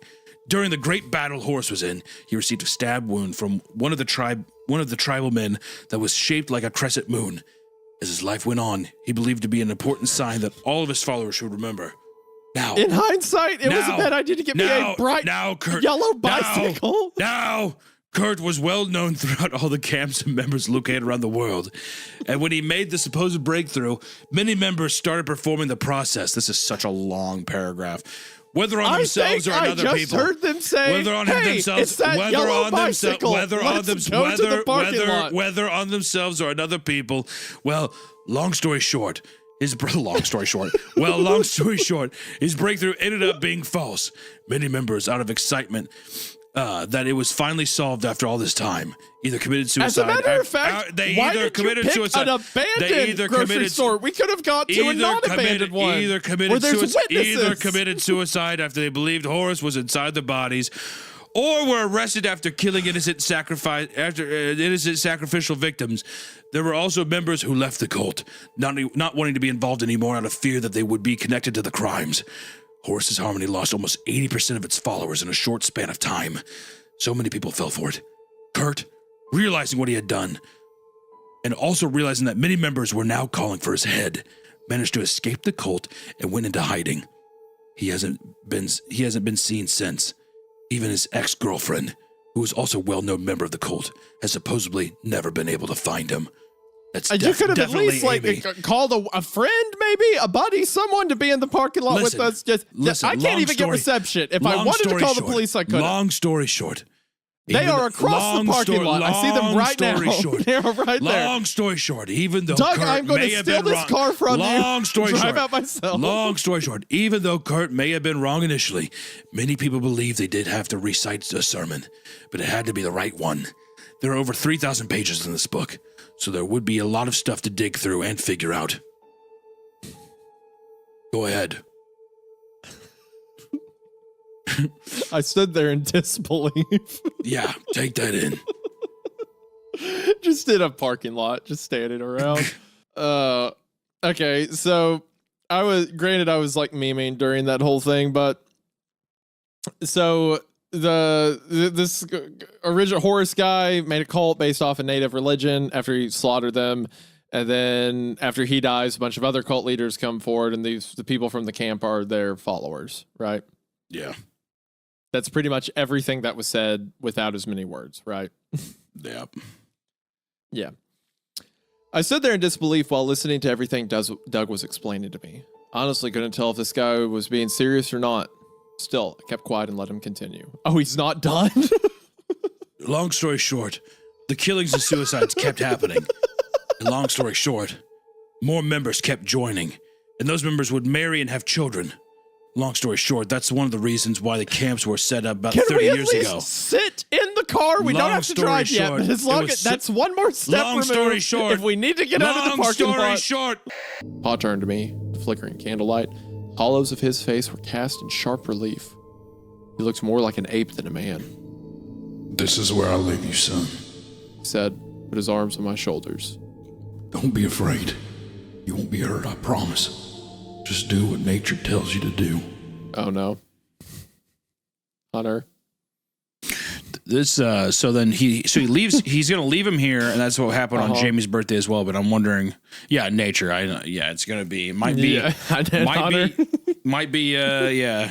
in the jungle, the mighty jungle. Hunter. A weembo wop. It's kind of. I really loved all the descriptive stuff of like the moth wings patterning the like. I just imagine like little droplet sounds, you know, like the moisture dropping from this tunnel, and even just like the fire, like the wick burning and dancing. It's so quiet in the tunnel that that description was really nice. It really put me, like, it sunk me in, like wrapped me like a blanket. It was really good. The writing's great. Like the quality of writing, measured tones and stuff, awesome. Nature, though. What's really funny is as soon as you hear nature in that context, the first thing you go to is in the jungle. So I can only imagine that is what plays in your head whenever you are letting nature take over.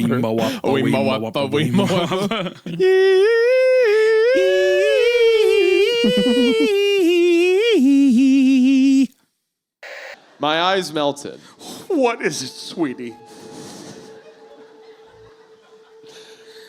When I woke up and the tall dog was whispering in my ear. That one was better. Thank you. Thank you. She sobbed, collapsing. I take it back. I don't like this. I don't like this line of direction. We are like 10 minutes into the show. You gotta quit. Collapsing against me. A youthful cry intermixed with the cries of a man?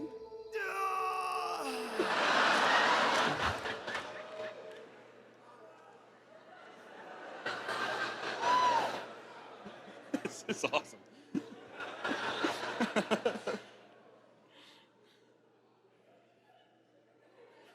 When my Twitter account got stolen, when I fell for that scam a little bit ago, and the video of me started going around, everyone was like, "Not him. Lips aren't big enough." It's true. It is. I will say that was freaky. For people that don't know, Isaiah's Twitter account got hacked, and the guy made like a deep fake video, or not even. No, video. No. That was me. That was me. That was a video I took because I thought the scam was that I was talking to Twitter's verification team, and that there was an attempt to my account, and I was dumb and fell for it. So I made the video to like certify the account or whatever. But then after they stole the account, they're like, "Hey, it's a crypto thing." So wait, the video you recorded was you promoting a cryptocurrency? No. Let me back up. Yeah, because you have. Okay, yeah. Please tell me. Okay, so I get a phone call where someone claims to be with like Twitter or X's or whatever sport and safety team, and then they send me emails to verify like the case is opened or whatever that are from twitter.com. It's like support/twitter.com. And I look up the URL and it's like, it was legit a few years ago back when X was Twitter, but now that it's rebranded, I guess people can just like spoof the email or someone's bought the domain or something like that for twitter.com or whatever. So it all came from like twitter.com, and they already had information like phone number, account, email tied, stuff like that. And they sent like a portal to like verify login through. So I go through, everything looks like X, and they're like, we need to verify identity. And when I signed up for the blue check mark, they had the thing where it's like, oh, a picture of yourself. And like, I've got my account back from other websites before where you have to send a video of yourself. And they're like, yeah, I was on the phone with this supposed tech guy. I was like, yeah, just send a video of yourself with your name, date, and then this code. And the code was $WEN. And yes, in hindsight, I should have realized what that meant. I thought it was like a code. It's like a symbol. And then 3 letters because it's the start of the account name. Oh my God. I should have known, but I did it for like the Twitter guy. And then as soon as he has that, I've already entered the password. I get locked out of everything at once. And then they log in, change all of my stuff, and then post that video. So that's my God, that is so funny. It was not funny for me at all. And my wife, who was not with me because she was feeling bad and my family was in for the holidays. So I was doing this between hanging out with them. We were out. We went on another tour of New Orleans, which I know you're fond of. We go out on another tour. And while I'm on the tour, all this happens. So my wife, who wasn't with me, saw the video and was like, well, surely he wasn't stupid enough to fall for this. So she says it was AI and a fake. Even Well, though that's it's what I not. assumed. That's what everyone assumed. Because how could I be that stupid? To It's not fall even for that, Isaiah. It's not even that. It's like your emotion. You look like a fucking robot. Like the lighting is all weird. You're like in this like you're in this prison cell and you're just like, hey, so this is Isaiah. Isaiah Nichols. What? It's the way that because I thought it was a verification. I was telling everybody. I was like, oh yeah, you got to hack. It's an AI video.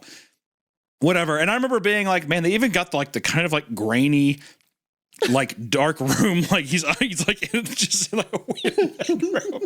To think that you look like a fucking Guantanamo Bay hostage, and you were like in your room with a notepad and wrote that crypto coin down is so fucking funny. Oh my god! My favorite thing too later was the follow up, but I was like, oh damn, because people were like, wait, he's promoting this, whatever. And everybody I saw was being like, no, he got hacked or whatever. And then I go to Instagram, and that's whenever I see your story, you have your shades on, you're outside, you're like, okay, so here's pretty much what's going on. You're like walking outside, and you're recording yourself with these sunglasses on, like, so pretty much I got hacked, and it was a whole weird thing. So sorry about that. Sorry about that, you guys. I was under a lot of duress. Thank you. It was a stressful time. And to think that you were getting off like a fucking alligator bayou tour or whatever is so funny to me. Ah, cheese. You know what? Cheese and crackers. That is just unfortunate. All right, well, we better go on this ghost tour. You know what's crazy? It was literally an alligator bayou tour. There was a gator next to me, and it was a boat tour, like down to it. I was under a lot of duress. What do you want?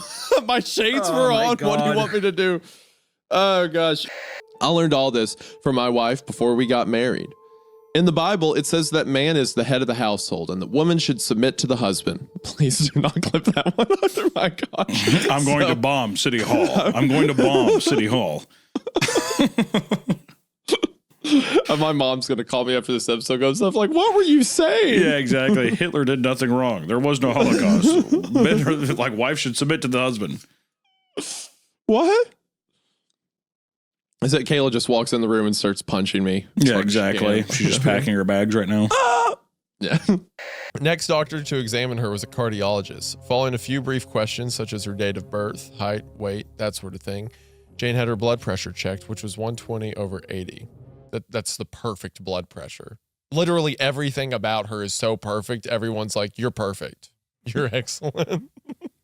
The normal blood pressure for a healthy young lady. Very good. Cardiologist. He checked her heartbeat and asked, this is literally just like, wow, she's perfect. Wow, just it's a cool descriptor of how good she is. Wow. 1% body fat. That's extremely impressive. That's like a Holocaust victim. But it works on you. This is pretty awesome. Nobody likes a smart-ass Barkley. Go start your shift.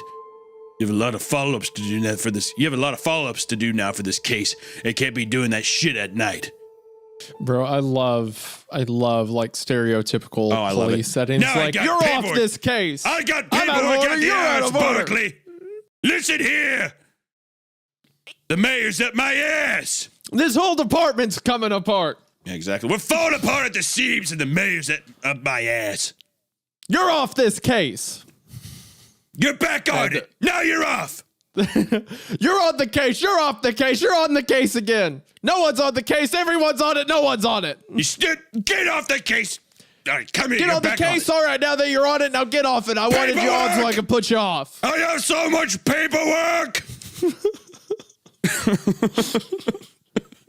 That's got to be like crack to like grow a mustache, be on a department for years, and then yell at like some rookie, you're off the case. It's got to be. If I was a 58-year-old man with a stash and I was just I was like, you son of a bitch. The mayor is breathing down my neck, and now I got a stack of paperwork that's going to take me the rest of the goddamn week. I'm keeping an eye on you, Berkeley. That's so good. I love that one. I'm keeping an eye on you. I feel like, hold on, I've got aviators. Should I put them on? I think so. When you're a cop now, Isaiah, you got to. Hold on. If you're in cop energy, you got to put on the aviators. Nobody likes a smart-ass broccoli. Nobody likes a smart-ass Berkeley. Go start your shift. You have a lot of follow-ups to do now for this case and can't be doing that shit at night. Get out of my office.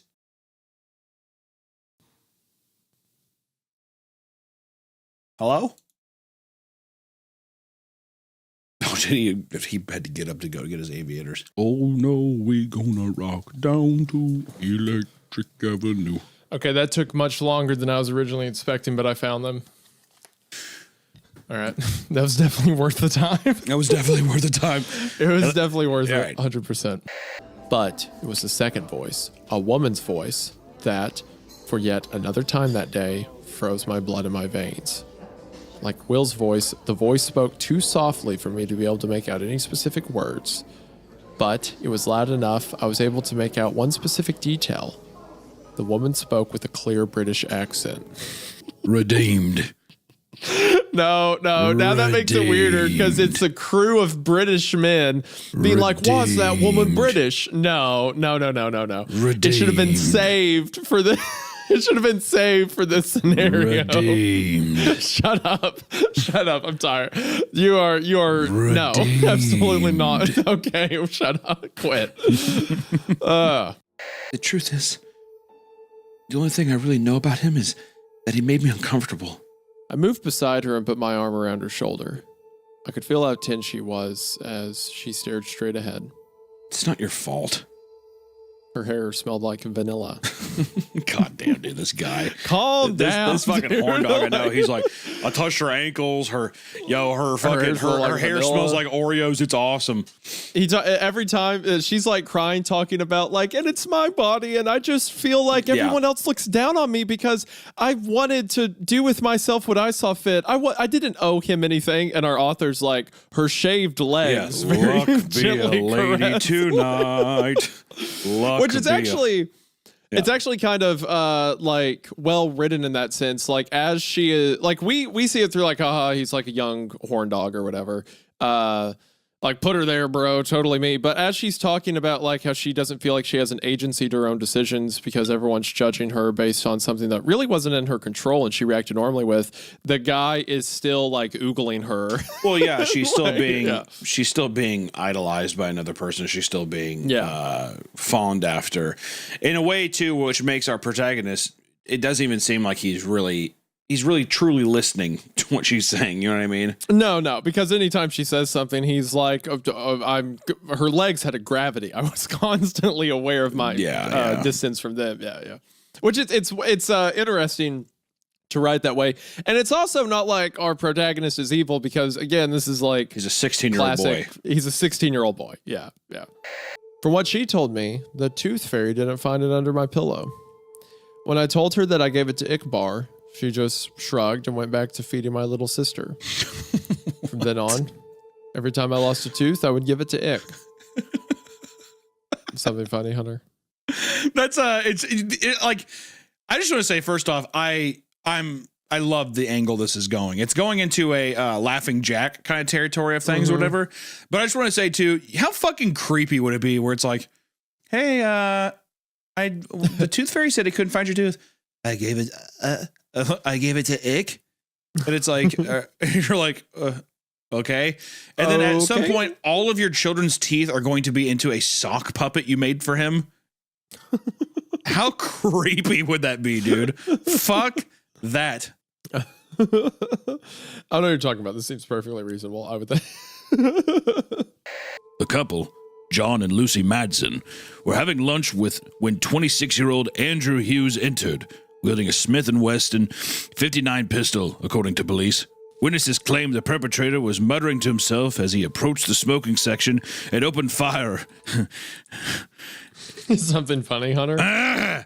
Opened fire into the first occupied booth, fatally wounded the Madsens. Soon after, he turned the weapon on himself. All three were taken by paramedics to St. Alphonsus Regional Medical Center, where John Madsen and the shooter were pronounced dead. Lucy Madsen, 37, remained in critical condition for several hours, but did not survive the night. Police are investigating Hughes' work and personal background.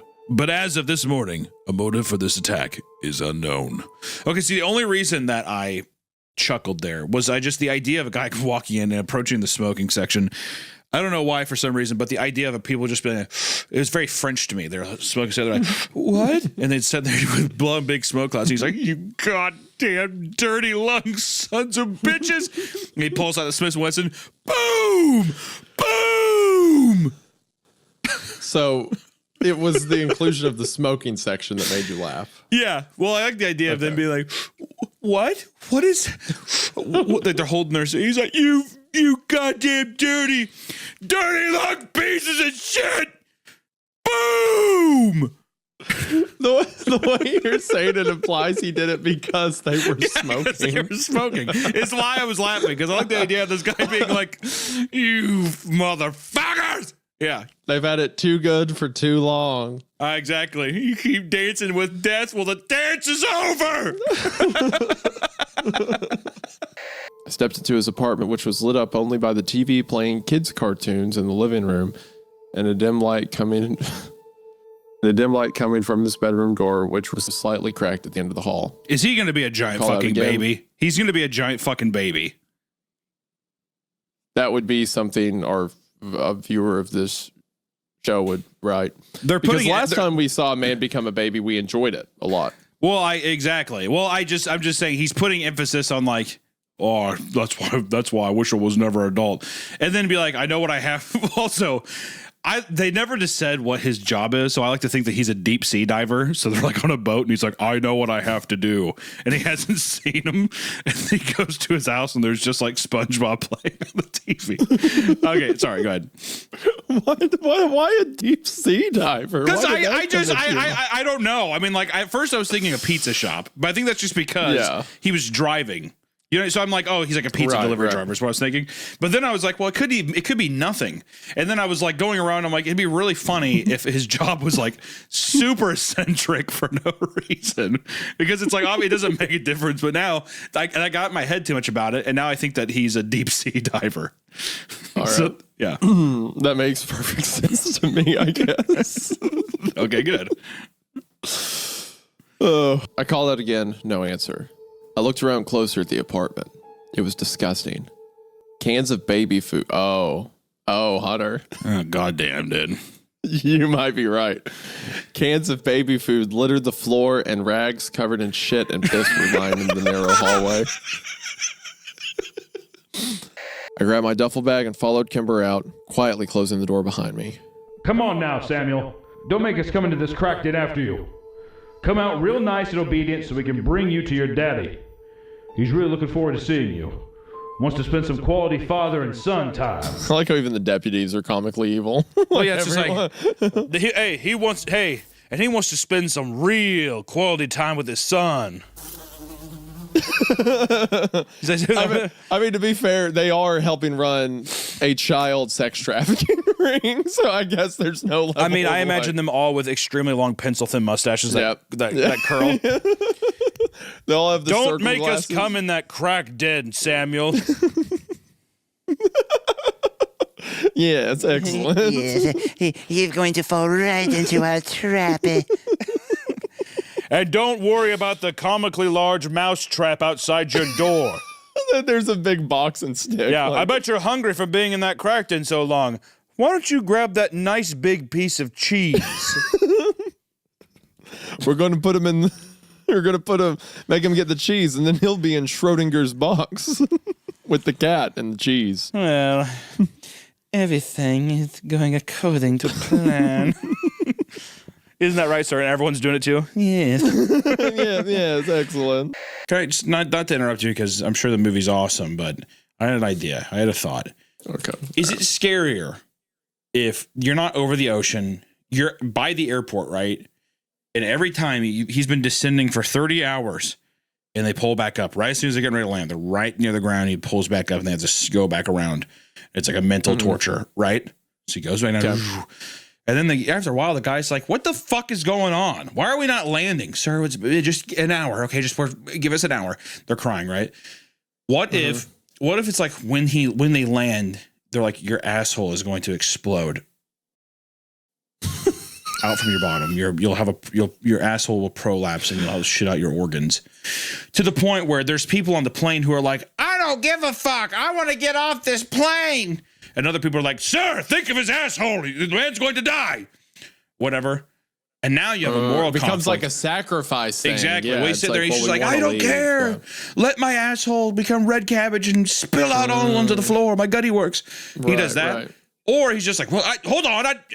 And then he goes and like people will start revolting. And like one of the passengers comes up to the pilot and he's just like, you land this fucking plane or I'll put a bolt in the back of your head. He's like, how'd you get that gun on this plane? God damn it. And he's like, it's 3D printed. I 3D printed it. And he has the back of his head like that. Would that be a good hook? It would be something, all right. Or it's just like as soon as there's a treaty. We live in a world where every time a plane lands, someone on the or how about this? This is even better. The woman in the fucking zoot suit walking around dropping stuff. She's just like, we can't land. He's like, what? Whatever. And then they keep coming up to him asking him, are you ready to land in 6 hours? Yeah, that's fine. I don't care. Another hour passes. Are you sure you're ready to land in 5 hours, sir? Are you sure? Yeah, that's totally fine.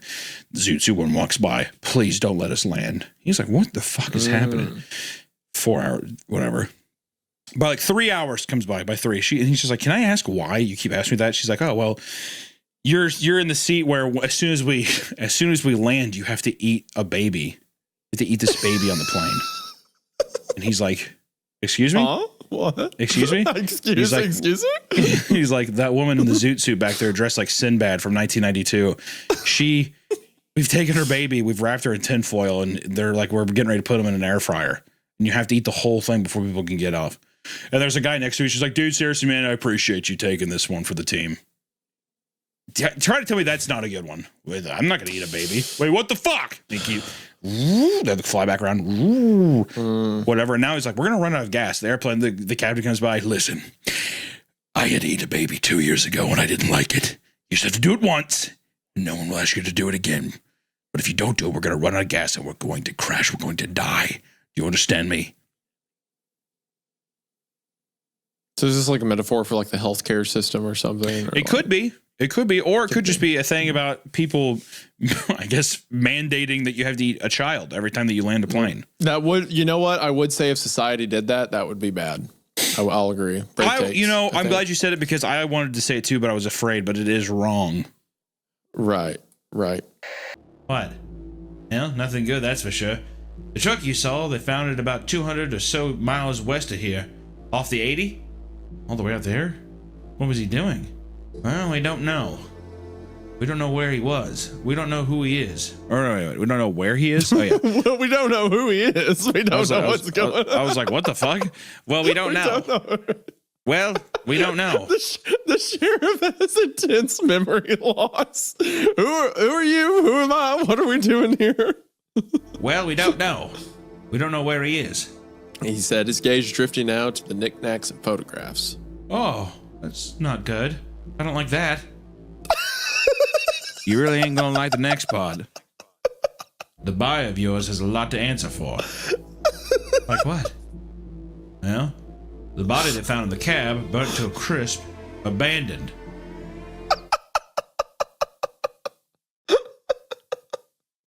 I don't like that. This guy, the man that was outside of my hotel, that I was the last one to see him alive, who's super suspicious, and his truck was found 200 miles away. Don't like that. It's funny. He's kidnapped Katie, so you'll just try to ruin his life and follow along with some stupid dare? Is he crazy? He's going to be caught. Let's hope so. We should start planning. I'm not taking any chances while he has Katie. Okay, man. I want nothing to do with this at all. But I also want to help you.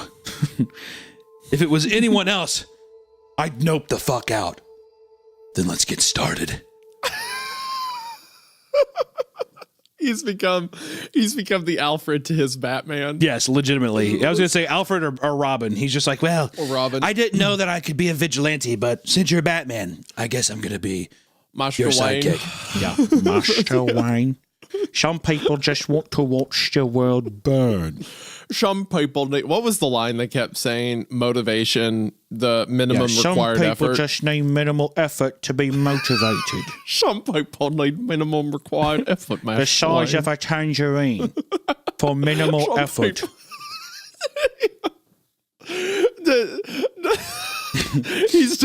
Xander's doing all of this in full Dark Knight cosplay. Like He's like 78-year-old Michael Caine sitting on his back. So I thought that you were trying to ruin my wife. I'll have Katie, and I plan on blowing her up if you don't try to ruin me wife. My God, Xander, you look so much more different. Some people just want to watch the world burn. Okay. You can only we quote have the to Dark move Knight. The Michael Caine bit has got to end. Oh, well, no, in my head, Clark is Michael Caine. In my head, David is now Michael Caine. No, David's the Joker. That's the whole thing. He's ethereal. He's like an agent of chaos. Yeah, Okay. Yeah. Ian, still pissed at me, took this opportunity to vent a bit. Huh? What are you talking about now? Lucas is bumbling and twitching all over the place. Don't be a dick, man. You know he has an late-stage multiple sclerosis. We told you before the hike started about... We told you before the hike started... Oh my God! We told you about whatever. We got it. We told you before the hike started about his condition. There it is. Jesus fucking Christ. I hate myself. Such a fucking idiot. Whatever's so funny. Like, they'll get it. I just fucking put me down. God damn, dude. They've heard it enough times. They'll know what it says. Worthless dog. That's all I had. God damn, dude. So, no, you're not. I love you. We love you. It's okay. Well, honestly, I have nothing better to do. I've been cooped up in my room for the longest time because of this bloody baby. Oh. Couldn't think of any response to this.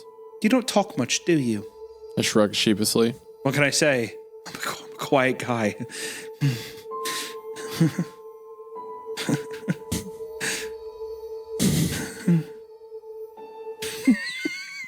Didn't that just feel appropriate? I didn't like it. Come on, that was perfect. Every extra. What can I say? No, that is Actually, perfect. But every extra noise made me uncomfortable. You know what I should have said is this. Let me reread it. Say I shrugged sheepishly again. Okay. I shrugged sheepishly. Okay, well let's try that again because you. Okay. I did mushmouth that one. My bad. I shrugged sheepishly. What can I say? I'm a quiet guy. Ew. I like that. I feel like then when he went, I'm a quiet guy, he like squatted but down and said it to the baby. Yeah, he put his lips Like around her belly button and talked that way. I'm a quiet Just Well, it's a change for sure. You're different from all the men around here. All they do is talk and lecture. She's just looking down at him, kissing her stomach, like, well, it's a change for sure. Well, this is a change for sure. Took him a moment before he finally spoke, but his voice was a hoarse whisper that he probably couldn't even pick up. A little. He said, and smirked with a sad excuse for a chuckle. You're friendlier when I can't hear you well. Okay, so she picks up Dan and she throws him through the pane glass window. I think Dan's kind of growing on me a bit. No. Honestly, you know what honestly did it is that chuckle that you did when you were beating him earlier. Because now when he did you're friendlier when I can't hear you well, I couldn't help but imagine well, you're friendlier. To be fair, I could have read it like he could have been like, you're friendlier when I can't hear you well. That's what it was in my head. So you didn't have to read it that way. You've already set that in stone. So all right, okay. I was nodding. Well, for the record, I don't think you're in any danger. As much as it sucks, you guys are simply a casualty. You just need to stay out of room 733. I snorted. You know, snort? You're doing the voice lines.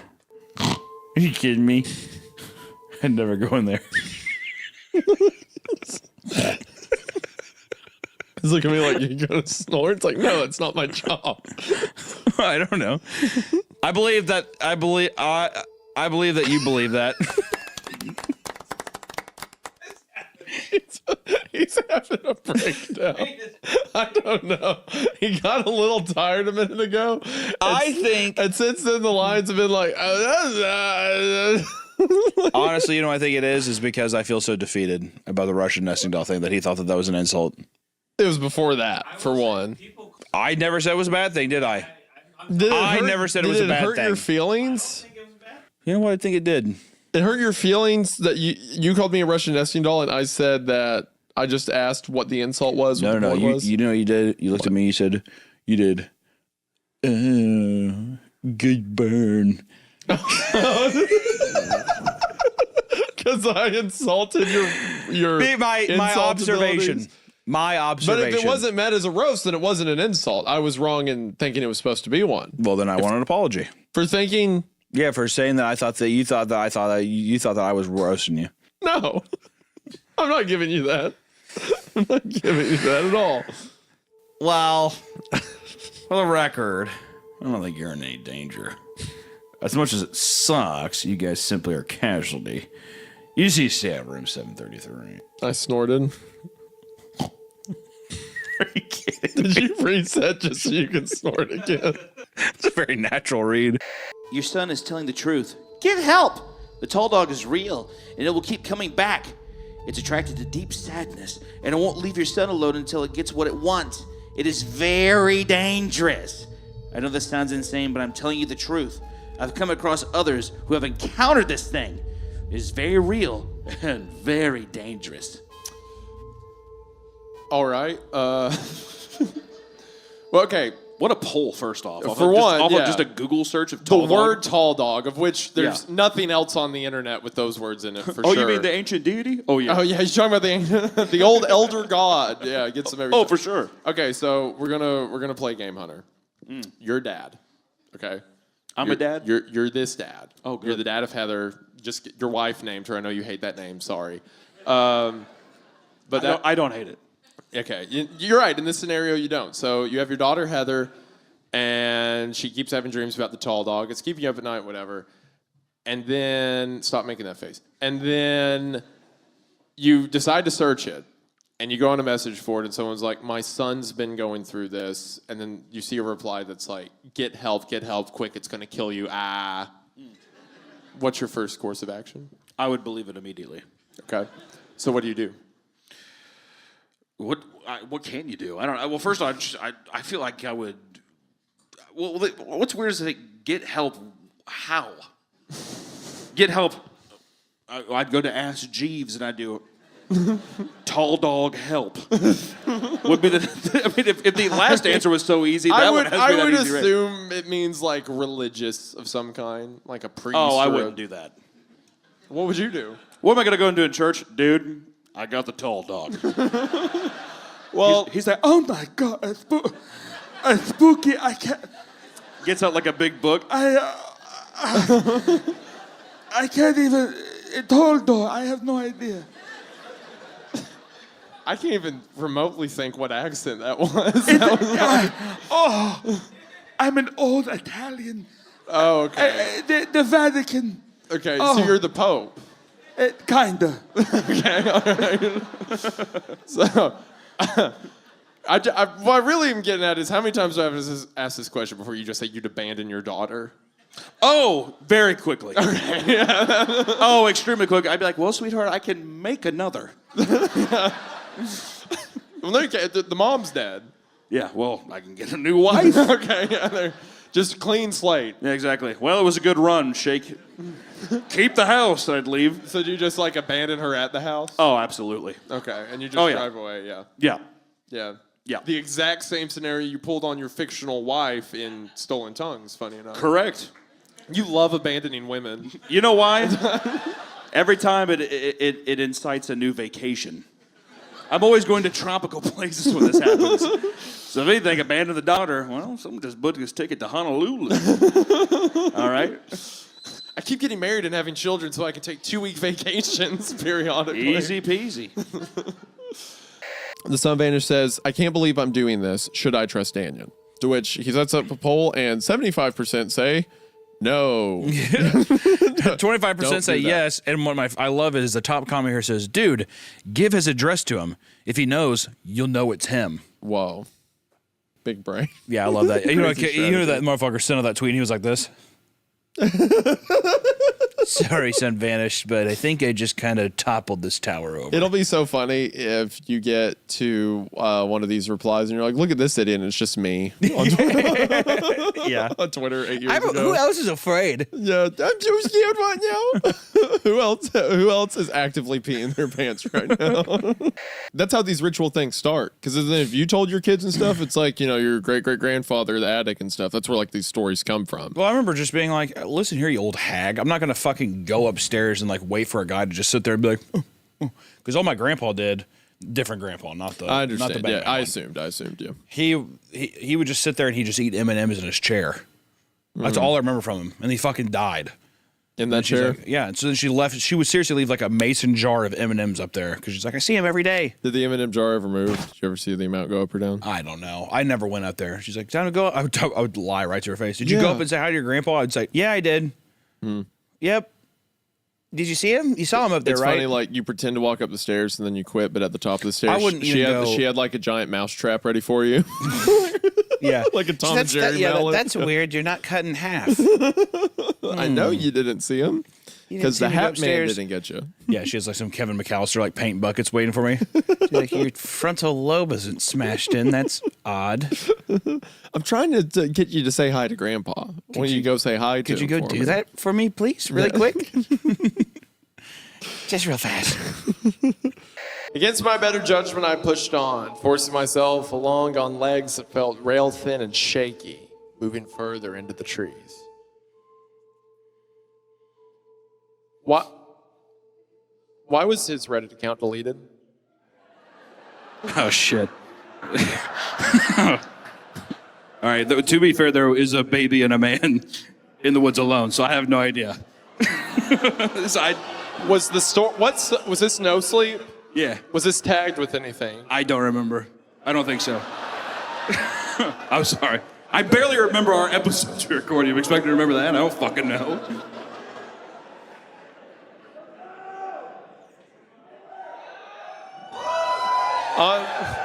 So here, it's almost like he's trying to talk himself out of it because he's going along with it. He's like, no, this is criminal. My phone's my property. Well, You I shouldn't think take it. It almost feels like he's trying to talk himself out of it. Well, I think you're onto the right thing, but I don't think he's trying to talk himself out of it. I think he's trying to have other people talk him out of it. I think is what he's doing. Sure, it's like a cry for help Yes, kind of thing. but I think Like, you know, he's looking for make someone me to not do validate this feeling of being like, you know what, you're right. Let's get we should just stop.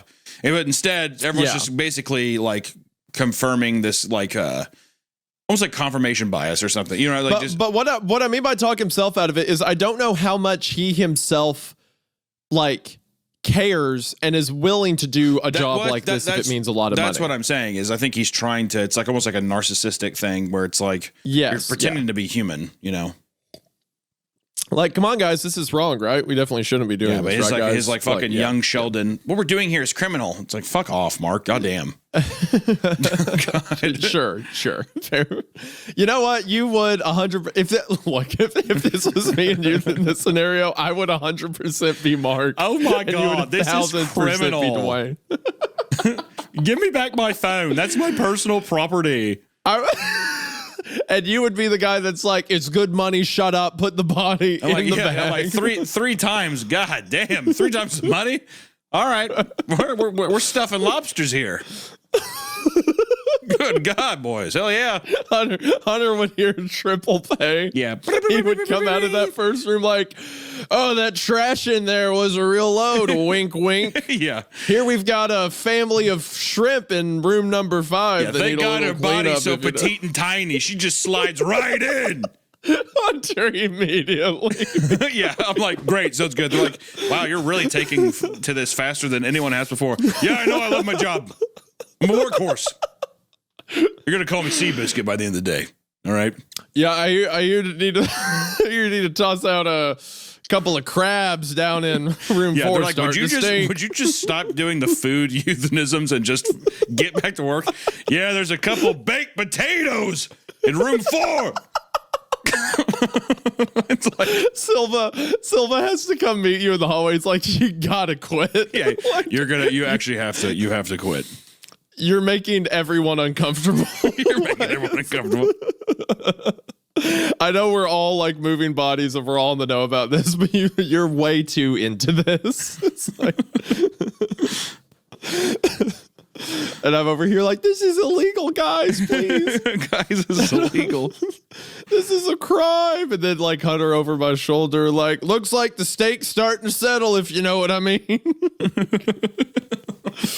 Got a full load in this one. How has no one stopped them yet? Long story short, I really can't explain. But more than likely, there are high-power people involved with them that probably help hide the cult from the outside world. Politicians, police, etc. So, why are you explaining all of this to me? Long story short, you're most likely the next person to be killed when they attempt to make horses pierce. Maybe if they take you, I'll be safe, and I can take the truck. So just hand me the keys, and I'll sit in the car. Long story short. And you can stay here. I promise I will not drive away as soon as I get in the driver's seat. Long story short, there has been some talk that someone inside your camp successfully conjured Horus by themselves, and now you would think that the person who conjured Horus would just kill themselves so that everyone else could obtain world peace. And long story short, the plan is for them to meet them in the middle of the rituals. What I mean is this: somebody, person A, successfully has Horus possess them and then performs the victim ritual on person B. Long story short, person B is killed and the world peace finally comes. Long story short, it's basically both rituals being performed at different points in time, the same process for both. Jesus Christ. Okay, that whole like, well, person A gets possessed of person B. That sounds like something we would say making fun of a convoluted ritual. Being like, so person A has to get possessed and then they have to kill person B. It's again, if you feel the need to explain something in a story, don't. If it's that awkward to shove in. Well, if I can find it, I'll be like the knight who slayed the dragon. Yeah, which is awesome. We'll be together. Which is awesome. I mean, the most dangerous, foolhardy things men have ever done in history have been for God and women. That is the only two things we've ever built altars for. And Pokemon cards. Am I right, boys? Sure, buddy. I would. You know what? That's something that I definitively will say was not for women. Yeah, it was Pokemon cards. Sorry, ladies. Step aside. I got to open up my Pokemon Evolutions pack. Just a rock hard boner while he's standing in Target. Are you impressed? Is that how you met Allison? Yeah, I met Allison. I was like, hello, my lady. Just a huge hard on in Target with the smallest cock you've ever seen protruding from basketball shorts.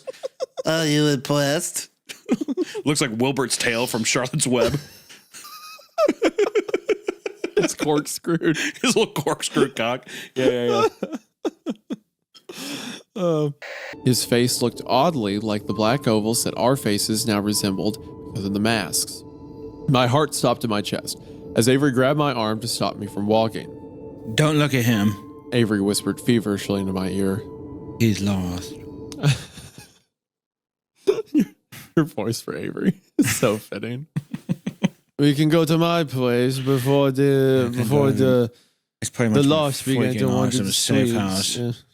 Yeah, it's pretty much gonna do whatever I want to. It's kind of awesome. I have Mountain Dew and a PlayStation 2. We can do all kinds of stuff with our hands and stuff. Because we're slip brothers. We're slip brothers. Yeah. That's a funny way to describe a gay relationship. We're pretty much boy things. Yeah, we're dating. We're pretty much married by this point. I had some cool history ones. I remember taking stuff where we'd go over, like we had one history class that was like ancient world up to, I think, like 1500 BC. So there's a lot of stuff about like the code of Hammurabi and like Egypt and stuff like that. And it was cool. Did you go about to like Neolithic, early Paleolithic, mythology, all that kind of stuff? Yeah, through all the periods and stuff like that. Talk about what was it, the Epic of Gilgamesh and stuff like that. It was pretty neat. I want someone to make a Venus of us, dude. You remember the Venuses? It's like the Venuses. Back in like the Neolithic era, there would be like these statues that they would call Venuses. But they're big, fat, thick women. You know what I mean? Because it's like, because if you were, big back then, it's bountiful. You're healthy and whatever else. Yeah, it was a privilege to be fat because I want food someone was hard to come by. Pregnant and all that. Yeah, I want someone to make one of me, dude. Someone make me a Venus, dude. That's what I want to be. Yeah, I'd have a Venus made of me. I think that'd be pretty why cool. not? Can you imagine yours now? Say, big ass lips and a mustache and just huge hips all right, and a belly. You know what? I wasn't going to bring this up, but since you just made that joke, I will. Do you think maybe your relation of taking like a Chinese feminism class may have related to you just randomly telling me you're going to murder a Japanese lady on a train? Do you think maybe there's some like? I think it made me open. I think it made me open-minded enough to even have the thought.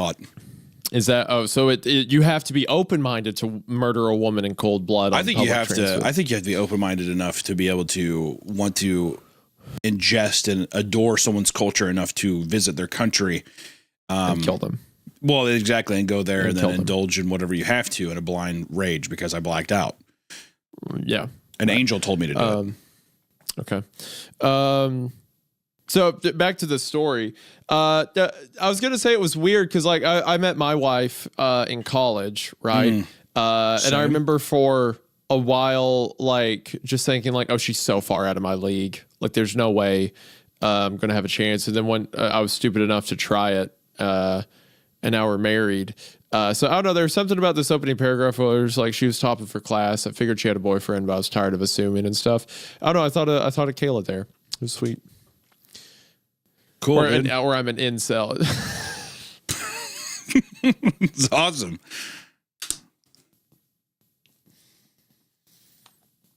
You like this, don't you? Just like just the humiliation. Just all right, whatever. But Ma, what about my tire swing? Come on now. There's all sorts of other things you can tie your tire swing to. What about one of the many giant flayed demon penises that grow abundantly in our world and provide our lumber? Ma, I don't want to swing on some dumb old demon penis. You just say that because you haven't tried it. Now mind your paw and fetch an axe. This would be the comment I want to get into on the story. Someone's like, what the fuck are you talking about?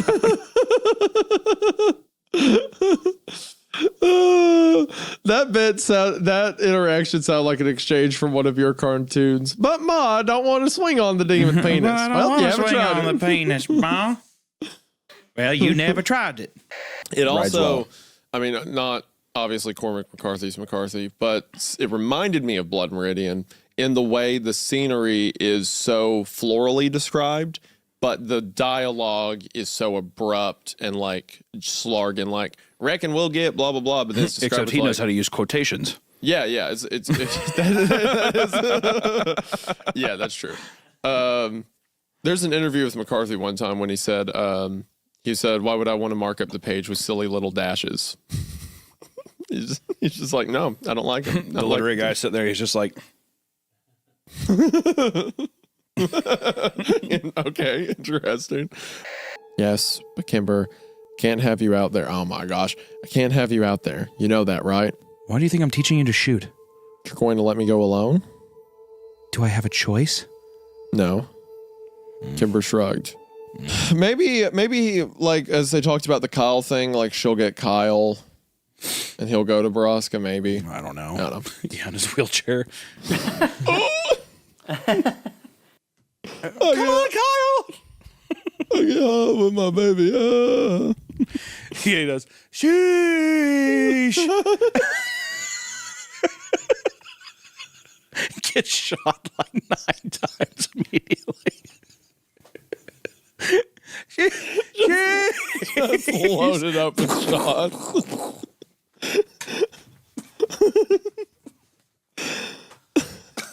I'll be cooking pots with my baby. I was running through the 6 with my wolves. Yeah, so Kyle, he likes Drake now. Sheesh.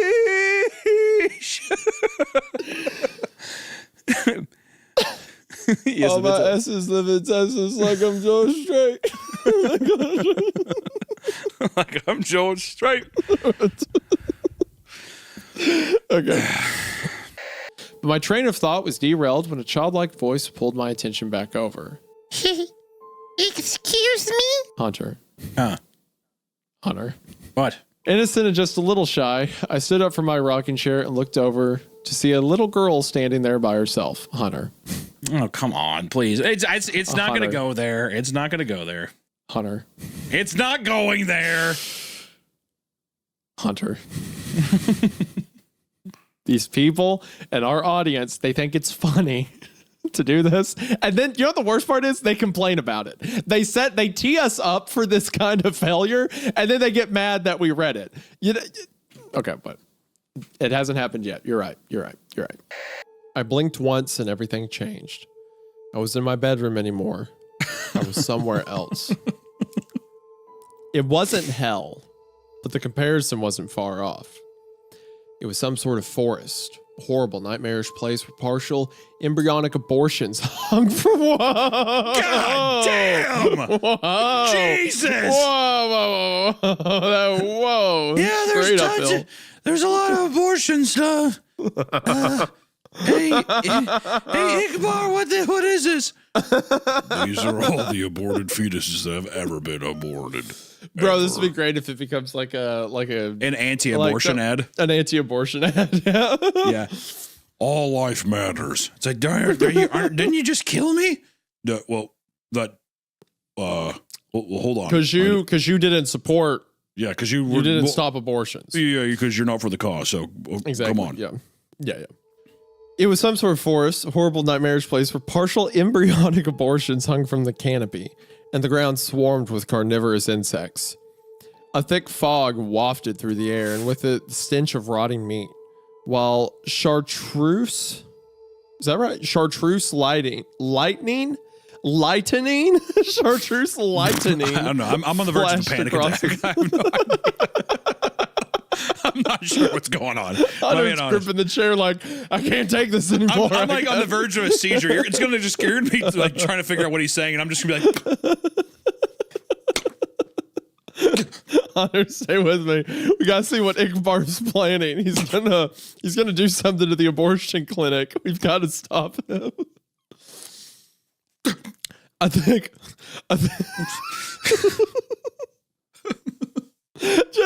this isn't a funny idea. This is a very real world tragedy. I'm not saying it, but just if this story ends with him being like, "Okay, Ichabod, I'll do it for you," he like drives to a Planned Parenthood. All right, fine. I'll do it.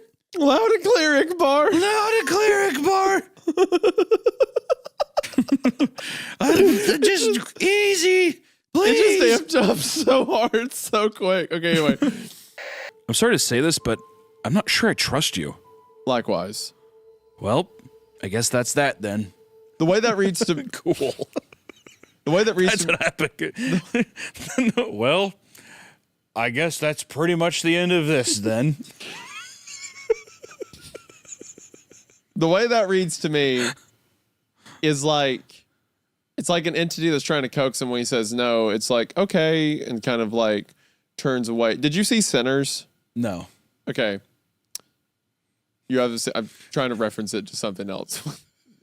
Just an entity that's trying to to coax him away. Go ahead, make your bet. Whatever. Okay. I guess this is where we part ways. Okay. All right.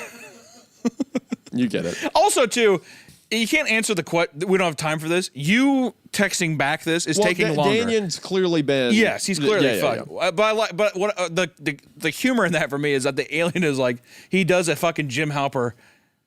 Well, I guess this is where we bid adieu. It's like, where the fuck did you pick that up from, alien? Glib glorb glob glib. Glibby glorb. Well, Glorb my glib. Glorb, you're going to want to glib this.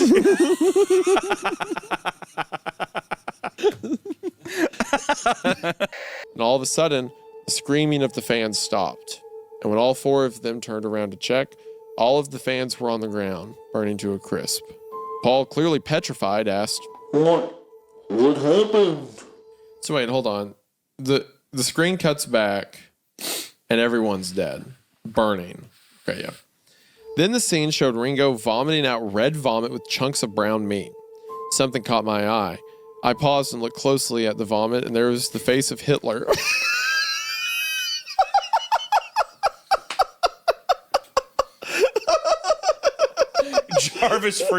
Jarvis, pause, enhance. Mein Führer. No.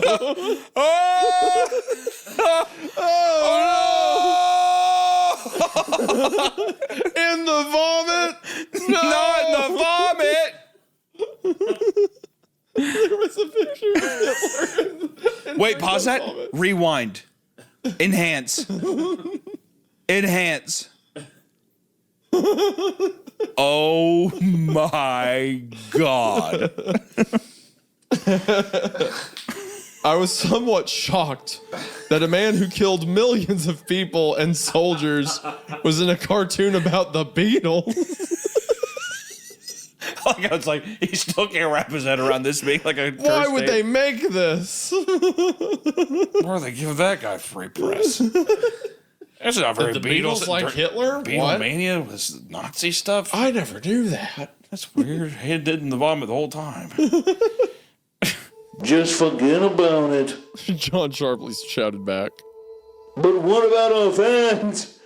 I don't give a fuck.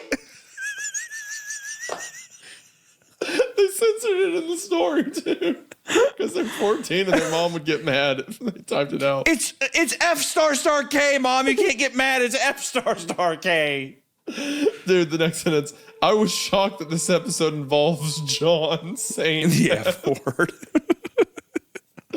But I decided to continue on. I feel like you'd be a good search and rescue officer. That might be one of the nicest things you've ever said to me. Thank you. You want to do a role play? All right. All right. So you're coming up to me. You're a search and rescue officer. I'm an old woman, and and my leg is broken. Okay. So first off, hold still, ma'am, hold still. We need it. Hold on. Don't touch me. Am I by myself here? Don't touch me. Am I by myself here? Do not touch me. Am I okay? It I'm hurts. by myself. It Ma'am, I need to put a hurts. Don't I need to touch put a me. splint on this. I need to put a splint on this. There was a man. Or otherwise, it's going to get worse. The man, he's going to come back. He's going to kill us. Please be quick. Ma'am, I need you to calm down. Who's going to kill us? Who? Hello. Did you hear him? What? Did someone say hello in a vaguely South American / Spanish accent? What? He's back. He's back. He's back. Okay. Well, ma'am, I've got a splint on now. I need you to just stay. I think I hear that too, ma'am. I am over here.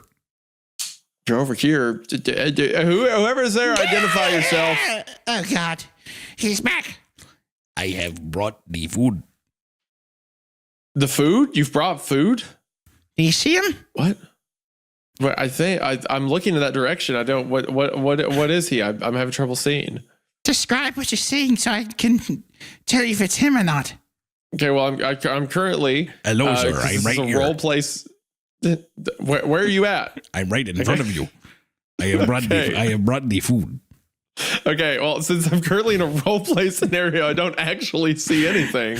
But clearly, the person who has a leading objective they're getting to with this voice and accent can give me some clues as to what I'm looking at. I have brought the food. I'm going to pass out. Just tell me what he looks like so I can verify if it's him.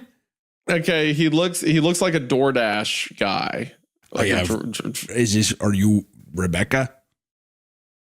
Ma'am, is your name Rebecca? My name's Sarah. I'm looking for Rebecca. I have the food. I think you've got. What does he look like? What does he look like? Give me actual fist. How tall is he? He's probably 5'10", tan skin, dark hair. Oh no! Oh God! What shirt does he have on? Does he have a shirt? It's horizontal, red and white striped polo. Sir, I'm trying to drop the bag. I'm gonna need to take a picture. I don't think that. I think you've got the wrong address. I'm pretty sure you have the wrong address, sir. You know, it's funny because when I entered this scenario, it was over me being a search and rescue officer. All right, sir. I've done nothing involving search and have rescue. a good day. I have to get out of here. Okay. I have other jobs I have to do. What is it? Is he gone? Yeah, he's gone. He's walking away. You hear the bushes move. What's that? What's that noise? There's bushes over there, man. Hey, ma'am, who's my guide in this? But there's bushes moving. I don't see anyone yet. We're going to have to wait for an indicator so I can have something to work off of to see what that noise might be. You better go look at what that is to help us. Ma'am, you're still bleeding. Yeah, I put the splint on. I haven't put a... I don't feel good. Right, I'm a search rescue officer here. Here's a tourniquet. Put in a tourniquet on you. It's going to hurt a lot. Boom, there it is. I'm more worried about the bush. You should go. We should get out of here. Go worry about the bush. We should leave. Go check I should the bush. not go randomly walk to a bush while an old lady has a leg broken in the middle of the trail. We should leave. Go look at the bush. I'm up. I'm walking. I'm over at the bush. I'm standing at the bush. Get out of here. Who are you, Bush? Identify yourself. Get out of here. Who is it? I've been trying to get out of here since we showed up. I don't know why there was a DoorDash driver in the middle of a hiking trail. You don't want to help her. Get out of here. Why don't I want to help her? What is he saying? Don't tell her what I just said. You gotta get out of here. Well, what is he saying? Okay, okay, ma'am, let's go back to camp. Come on. I'm gonna lift you up. You're on my shoulder, and we're walking back to camp.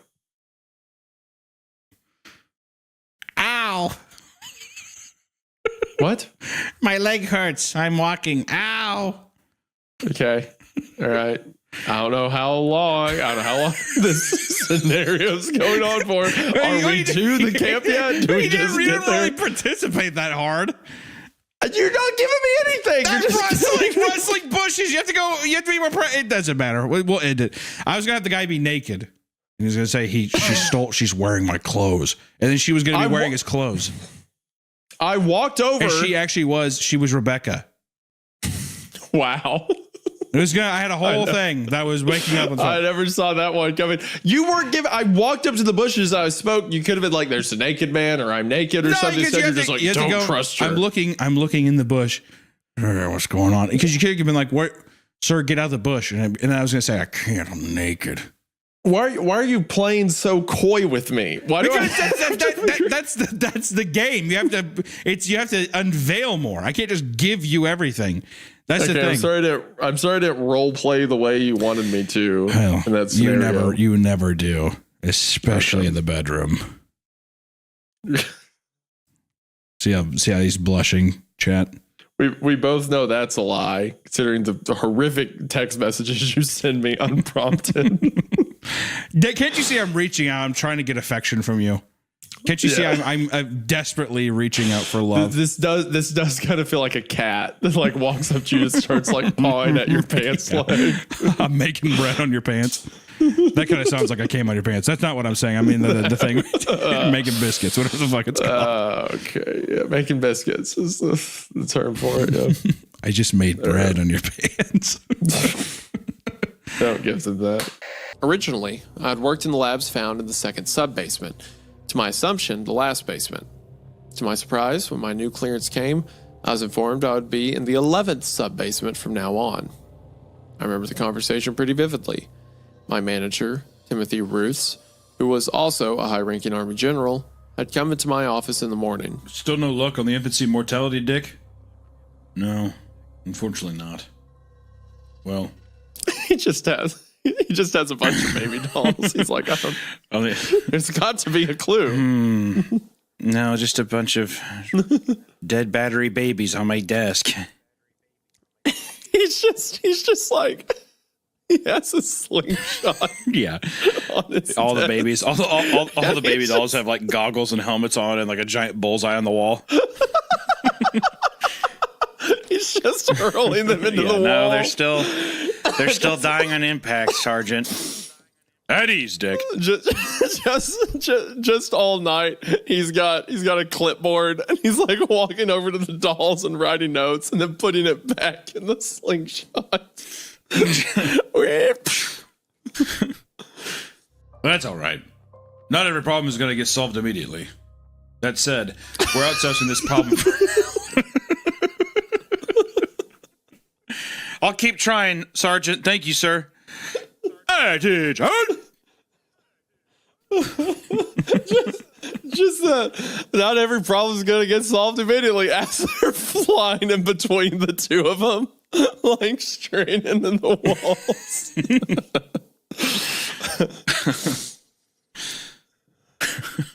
His smile was friendly, but there was a twitch in his brow, something in his voice. I've poisoned this scene for me. I apologize. It's something in his voice like annoyance I hadn't heard before. Wait, am I being fired? No. A brilliant mind like yours? No. That's the most condescending shit I've ever heard in my life, dude. No. A brilliant mind like yours? Slingshotting the babies into the wall with goggles and helmets? No. What was going on here? He started to get freaked out at the sight of the lifeless women who haven't been disposed of and anxiously asked where the guards were taking her. They refused to answer. So, out of instinct, she began to assault the guards. What? Incapacitating one of them. Dude, she's a boss bitch. Her fighting skills she learned from Mary's father, Sheriff Nick. What? Sheriff Nick, who's a karate. He's also the karate instructor in town. Character, well-known karate. Of course. Oh, Sheriff Nick, right. It really paid off.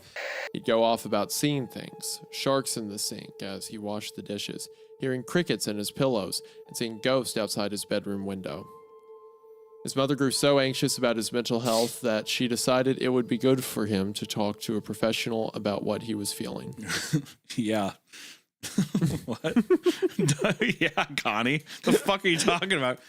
All right, well, he keeps screaming in the night saying that he sees ghosts and crickets and sharks. We should probably have him talk to somebody. He also has several mental conditions that he's constantly bullied for. He's been through a traumatic episode, and now his sister is dead. No, fine. Maybe. You've twisted my arm. Fine, we'll have him talk to a counselor. It's funny to imagine the husband is the one who brought it up eventually. Like, dang, Connie, why do we?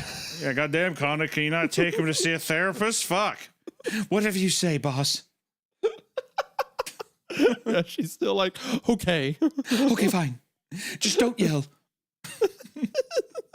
Whatever. Jesus, just fucking use BetterHelp if you have to. Fuck. I'm pretty busy right now, and plus that's my assistant's job. All right, how about I just swing by and pick it up? You can do whatever your little heart desires. That's gotta be an appropriate way to talk to.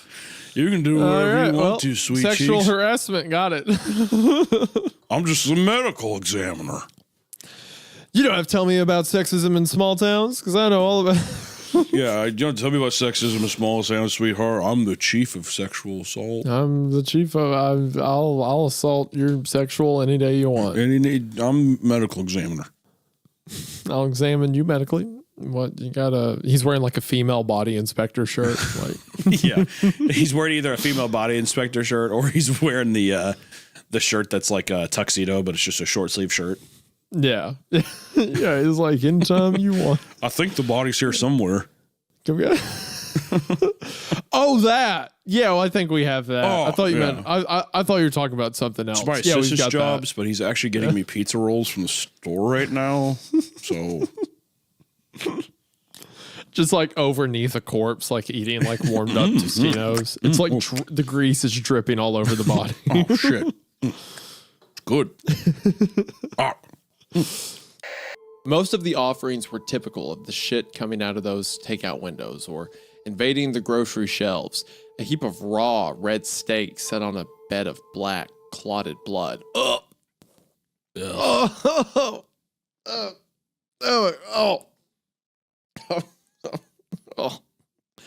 Oh, just the idea of like a giant blood clot. There's food on it. Oh, that made me. Oh, Hunter, help. Dude, it can't be that bad, man. Dude, people eat placenta all the time. Oh, why would you say that? They do. They eat placenta. I know. I forgot about it. Do you think you and your wife? Do you think? Shut up! Do you think you and yours will do that? Do not finish that thought. Don't you approach me with that tone. Oh, I heard supposed to be good for you. Not another word. I can't take you. I'm gonna send those flies back. Oh, oversized, pasty white drumsticks dribbled cold yellow juices. Oh. A long trough of chunky, peakish. Oh gosh, this is getting to me. A long. I can't do gross with food. Yeah, Isaiah ate a bowl of chili earlier, and he's like, oh god. I can't do like gross food. Any murder thing like that, I'm fine. But when they start eating it, that's okay. Like cannibalism. Cannibalism bothers me a lot in stories. Oh. Reheat the placenta. Take the chili off the stove. We're not doing chili tonight. We're doing placenta. Do you think do you eat it raw? The placenta? I'm so scared. I'm so scared of what you're saying. Don't look it up. Don't justify this with an answer. Just let me. Well, I don't know. After delivery, I don't know. delivery, a common way to prepare the placenta for eating is to put it inside a capsule. What? A capsule is like a pill. They're not chewing it up. Really? This is done by steaming and dehydrating the placenta, You're not chewing up a part of your wife's body. I mean, this is done by steaming and dehydrating the placenta or by processing the raw placenta. People also have been known to eat the placenta raw or cooked. Okay, so yes, yeah, you can fucking chow down on it. Why not, dude? I'm saying if I'm gonna do it, I would rather just fucking all out do it. I'm not gonna put it into a pill. Like it's a fucking like it's a Flintstone vitamin, dude. I'm gonna eat that shit. This is worse than any scary thing I've ever covered. This is just hearing you talk, just being you right now. I'm sorry, I was just curious. It's unbearable. I was just curious because here's the thing too, man. The older you'll know this, you'll figure this out. The older you get, you're gonna start saying shit because you're like, you make fun of the placenta thing, and all of a sudden you're gonna be around with everybody who has a kid, and they're like, no, yeah, I ate my wife's. Yeah, okay, that's happened. That's happened. Not the placenta specifically, but I've talked about how stupid something is, only to end up having a friend who's done something. It's like, okay, well, get fucking ready for the placenta talk, dude, because it is gonna happen. Is it gonna be you? Are you gonna be the one to do it? All I know is this, dude. At home birth in the bathtub, and if I see that little motherfucker floating around, you better believe I'm snatched up. I'm gonna bob for an apple. That's all I gotta say.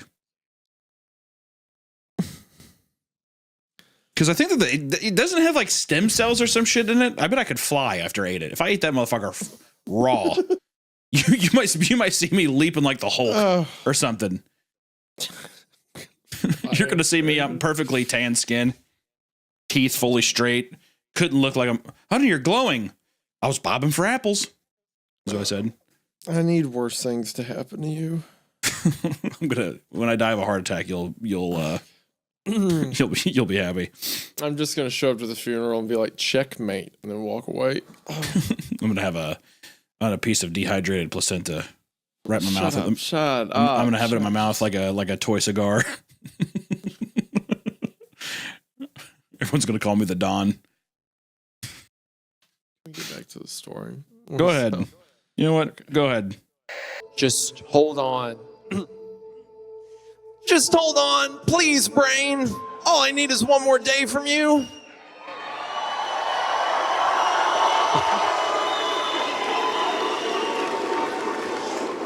I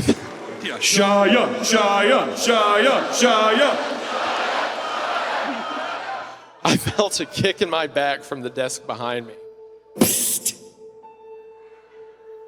I turned to see Jackie and his twin brother looking at me. Do they share a desk? Jackie and his twin brother looking at me, their bright red hair flashing like fire against the fluorescent overhead lights. You better not show up to the party tomorrow. Jackie said, puffing his chest out as far as he could. An alpha intimidator.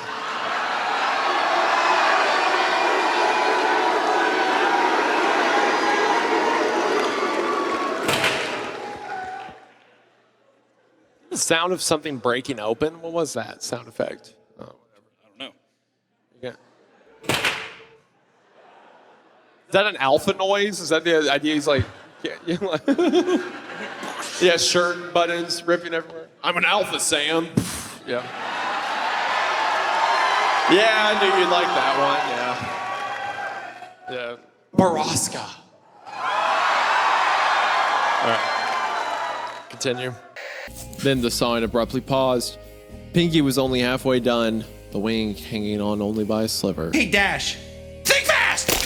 Suddenly, she yanked the wing as hard as she could. God, what sadistic fucking 12-year-old is writing this? Hey, Dash, take that! Like rips out the fucking bone. You know, I actually gotta say that's kind of brutal. I know we're talking about like a horse swing, but I was like, but imagining someone like ripping off the half saw through arm or something. It's not even just physical torture; it's fucking mental agony as well. Hey, Dash, take that! And then just immediately ripping the thing out. I mean, my God, what kind of fucking that's rough. What kind of like fat little boy or girl was sitting down writing this and just like grinning ear to ear? What sadistic? What future serial killer was writing this? Is what I want to know. Captain Sprinkles, yeah, or whatever Sergeant the name fucking was. Sprinkles. Yeah. It's actually Captain Sparkles, the guy that made all the Minecraft songs back in the day. It's all connected. Yeah. As she's dancing, you can hear in the background. So, baby, tonight the creepers are gonna steal. God. Halfway through the day, I got a call from Heather's school. I said, knowing this daddy, be like, I didn't answer it. I didn't want to. I sat dumbfounded as the principal told me I needed to come pick my daughter up. When I asked why, he informed me that Heather had started biting her classmates.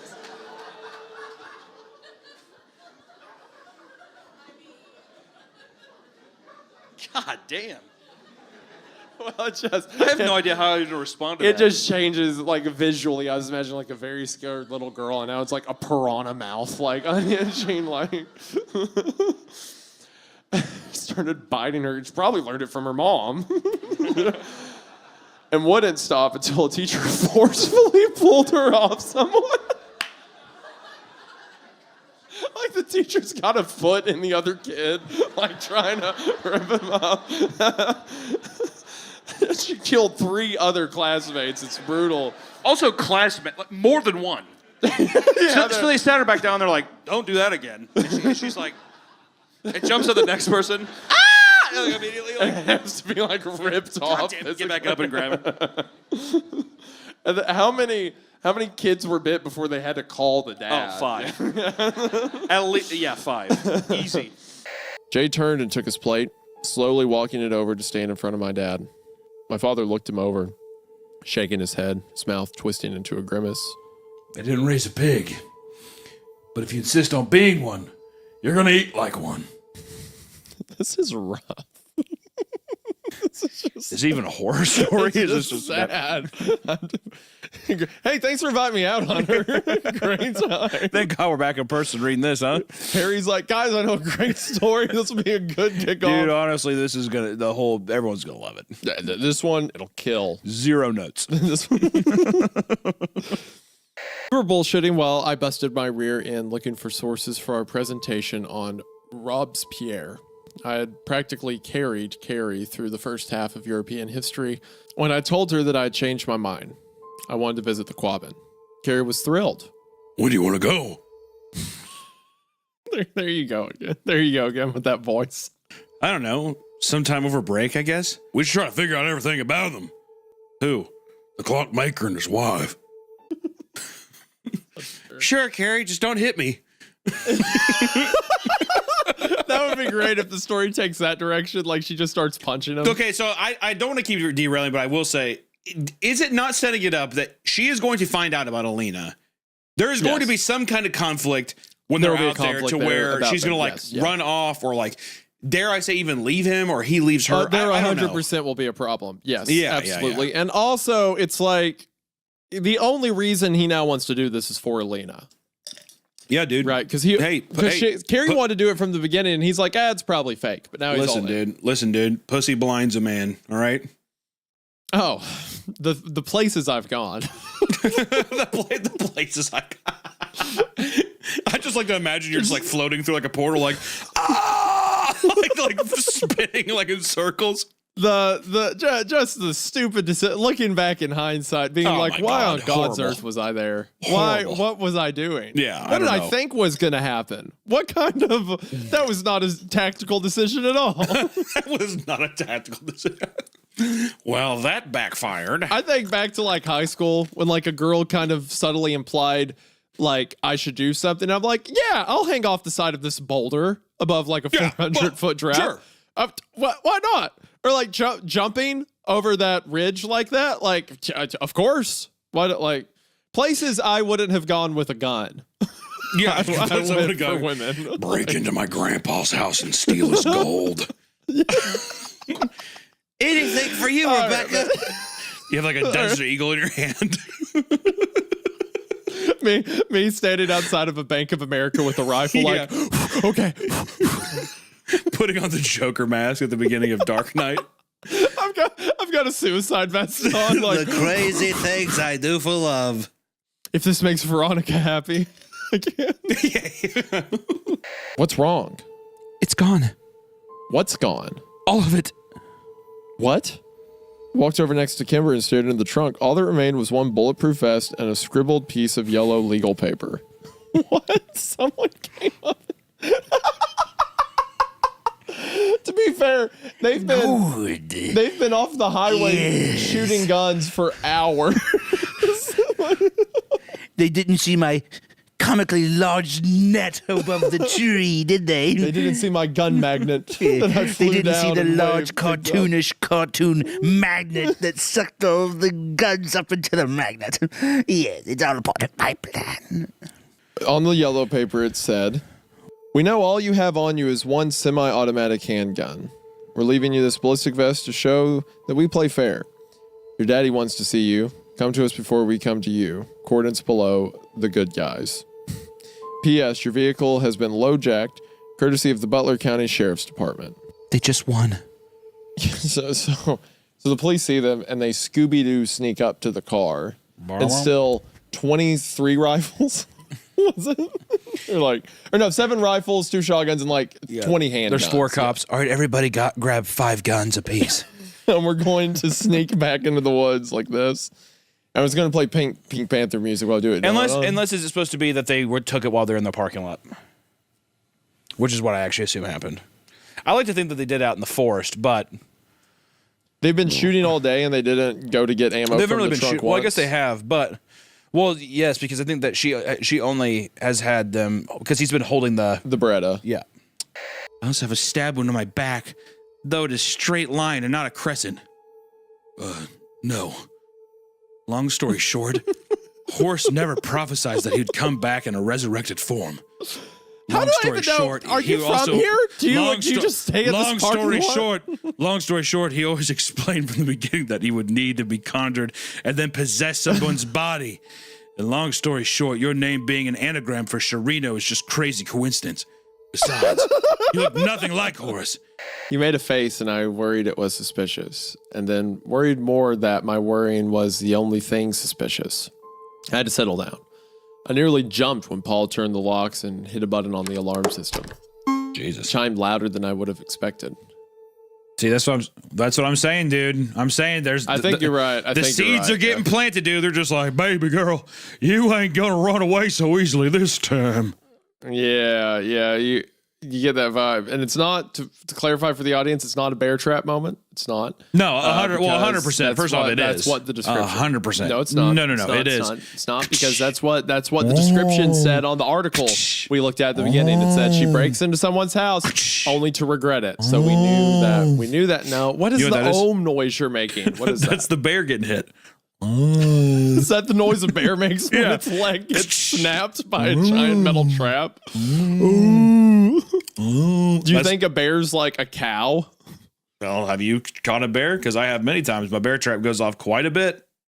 You shoot bears a lot. I don't think you do. What kind of bears are there in Kansas City, Missouri? Black bear? Grizzly? Black bears. Okay, grizzly. Both of them. Yeah. All kinds it's of the only place. It's the crossover. That's why they call Missouri the crossover state. It's because there's both kinds of bears there. You just kill all of them. It's a rite of passage for bears to walk through the St. Louis Arch. And they have to do it in downtown St. Louis. Exactly. Do bears have rites of passage? Is that a thing bears do? That's one of them. Okay. What's another one? Eating fish mostly and sleeping. So it's not. I mean, really, the St. Louis Arch is kind of the most flavorful one. All the other ones are what you got to Let me get this straight. To be a bear, to like earn your bear rights, you have to eat fish, sleep, and pass through the St. Louis Arch. St. Louis. Well, some bears also getting caught in Hunter's bear trap is also a rite of passage. Mm-hmm. Yeah. So your bear trap isn't just a mental thing. You have also, to be fair, we don't even know house. yet. We don't know yet if the bear trap actually hit. I think it's hit. Okay, first off, finish what you said. Finish what you said. I think you're right, is what you're going to say. That's what you're going to say. You backed up out of it. And you cut me off. No, you cut me off. I didn't back out of it. You cut me off. So I'm not trap card activated. I'm not going to fish what I'm saying. Pot of agreed. So, shut up. So I'm saying if I had a bear trap, I would coincidentally, in this occasion, set mine where yours is. Like that was a good lay. To get out of here. As opposed to your 17 other bear traps that are off in the brush somewhere, aren't even turned on, aren't even activated. They're just shut up and thrown into the weeds. This was a good placement in this occasion. Don't be afraid of the screams in the night. They are just the bears passing through. Have you ever seen Top Gear? Yeah, well, not all of it, but I've seen episodes. Yeah, have you seen the clip where Jeremy sets up claymores for alligators around their camp? No, I haven't seen that. My wife likes Clark's Farm or whatever. That show too. Anyways, let's fucking read this story. Yeah, anyway, the story. She said she remembered, though, that I used to tell her I'd found a way to get into the internet without a connection. I'd have to call some number with my modem. Then I'd have to sit still at the screen for a few minutes. Something like that. She always thought I was joking. So you'd have to stem in your chair for a couple minutes. You'd have to. So what? To connect to the internet, you call the number on the back of the modem, and then you set and vibrate in your chair as the Dark Lord Baphomet takes your mortal soul. And then you speak Latin, and then boom, you're online. Yeah. Like every time your kids over, like you have the computer set up in like the dining room, like parents used to do. And it's like, oh, Jimmy, you're going to talk to your friends? That's cool. He's like, yeah, Mom. Yeah, definitely. Just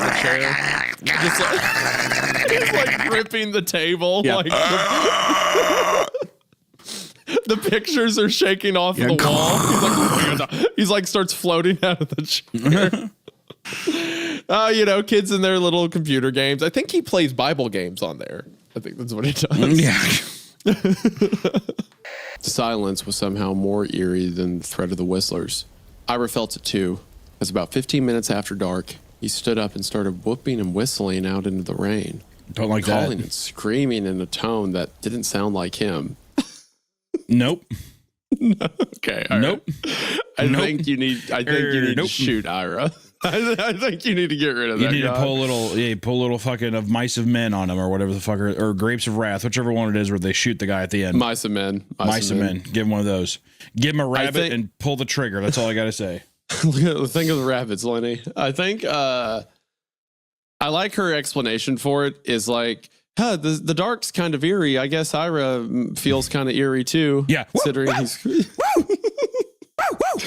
Wow, he sure is scared. Poor kid. My poor husband. I would kill him. I'd kill him. Who doesn't speak anymore. Just mumbles to himself. Yeah. You want to bark, boy? You want to go out there and start barking? Want to start whooping? Ruth? Ira, what is it? Whatever you do, don't fuck Bill or I'll go crazy. Yeah, I no problem. Yeah, with a lot of uncertainty. Ira, please stop it.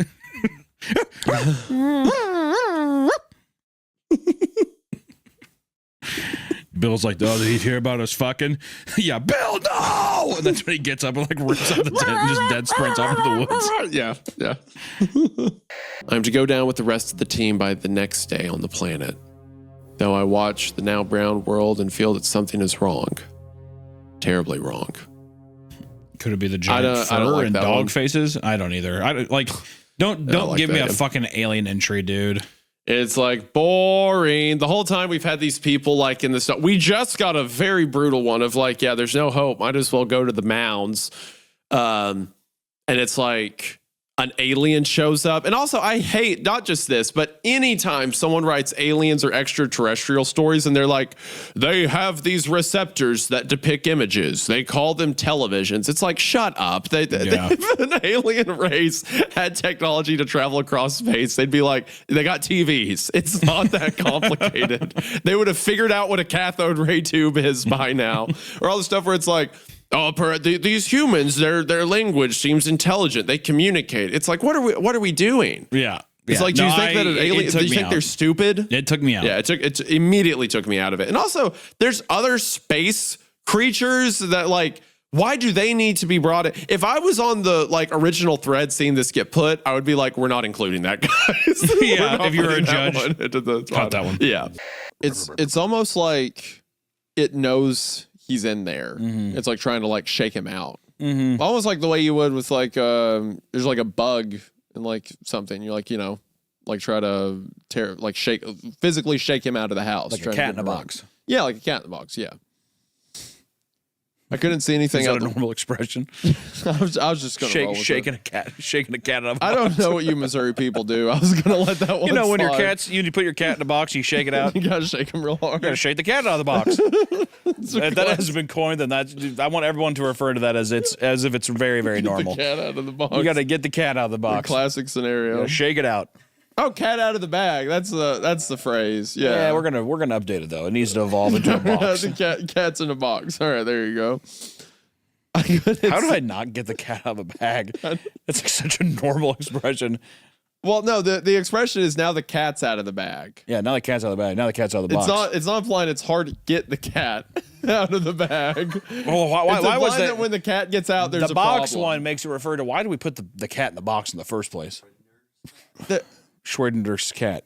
That's Schrodinger. That's different. And when he was done with it, he was like, "Do you want the cheese? Is that experiment?"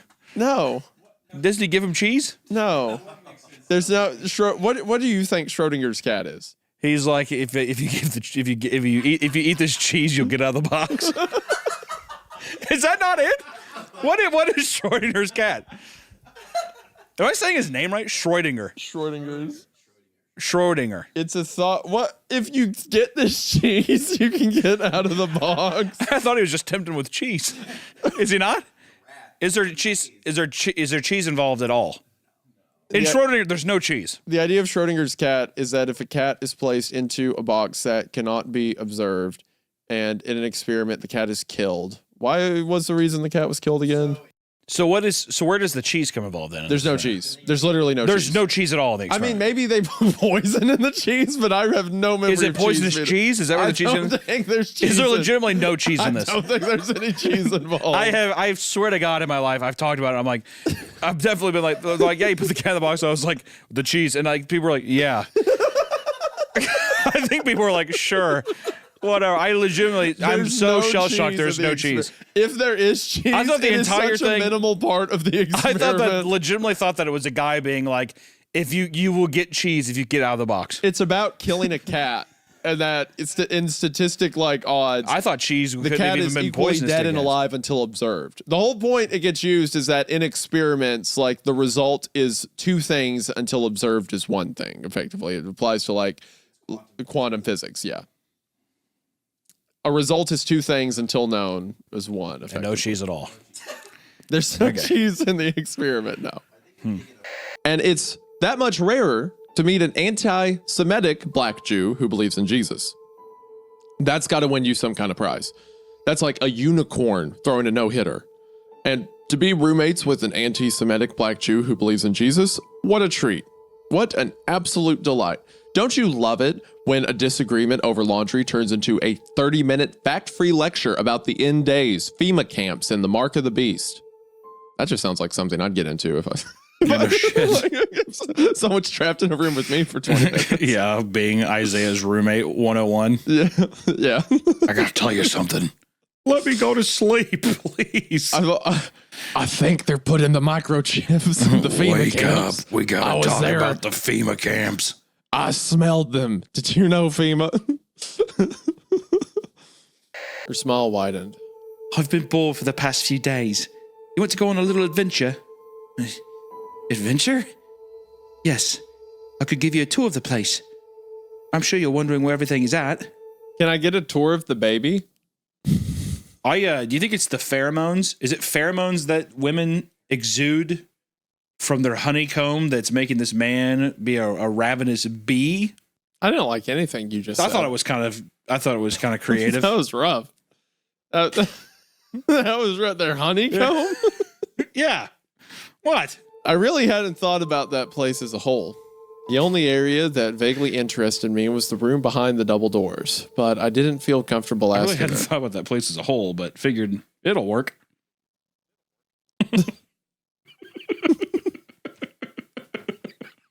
Okay, sorry. You're Yeah, that's disgusting. horrible. Sorry, that was terrible. I hate myself. You have a line, thank you. Oh, but I didn't feel comfortable asking. You already said that? No, then you say surely, why not? Oh, my bad. Or Sorry, sure, why not? I got hung up on the whole thing. Sure, why not? Or sorry, sure, why not? Okay. Yeah, good. Thank God. Good. Took long enough. She said, wrapping her arm around mine. Where do you want to go first? Her perfume engulfed me, smelling of sweet berries and honey. A smell that was perfect for her. You want me to decide? Yes, of course. I don't want to bore you, showing you every nook and cranny. I don't like some of the wording here. She's Hunter. getting all horned up, dude. I don't like it. I could tell she was reading my face because she added, Come on. I know there's a place you're dying to explore.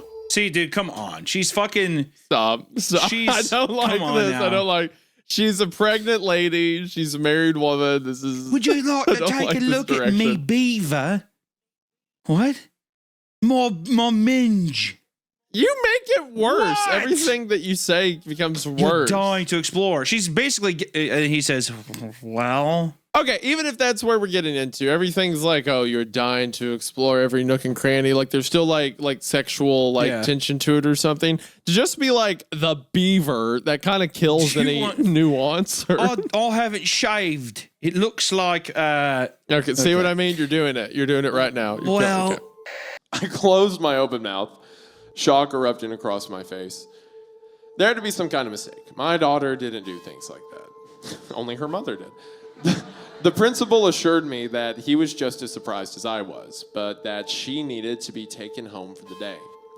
The other kids were scared of her, and the parents were being notified. What? The kids. Dude, that's a pretty rational response. Hey, your kid was bit today. Hold on, no. I was in like. I had to pull them off. Hold on, That's how hard- no. I'm saying that like I was in the first grade. I remember like a kid biting someone else, and kids get into a fight and bite someone, right? And it's not. Don't do that. Don't do your whole like. You know, the school of werewolves. Hello. Is that your accent of me now? Oh my God. There. Okay. You know, the school of werewolves. Come on. What I was saying is like you're not afraid. You're just like that kid's weird, right? The kid that bites is weird. How terrifying is this 5-year-old that they're calling parents and the kids are like scared and afraid and stuff like that? They've had the phone prepped. Yeah. This is the girl that brings like tortilla chips and dips them in ketchup at lunch. Yeah. And like she pretends she's like the pony girl at school. Everybody had a pony girl at school. Did anyone in here know a horse girl, like /wolf girl? Okay. Everybody. I swear I heard someone say my wife was one. Yeah, married her. Wow, that's gonna Saddle up. That's a weird car ride home. I call her Heldago. Was anyone in here? You don't have to raise your hand. I'm sorry that he did that to you. Was anyone else in here the pony girl or the wife? Okay, I see. You're way too eager to admit that. You think it's like that? that? I have the sneaking suspicion that this entire story is like trying to teach the motive about you need to be safe online, which if they did that with these Superman level threats, that makes this so much better.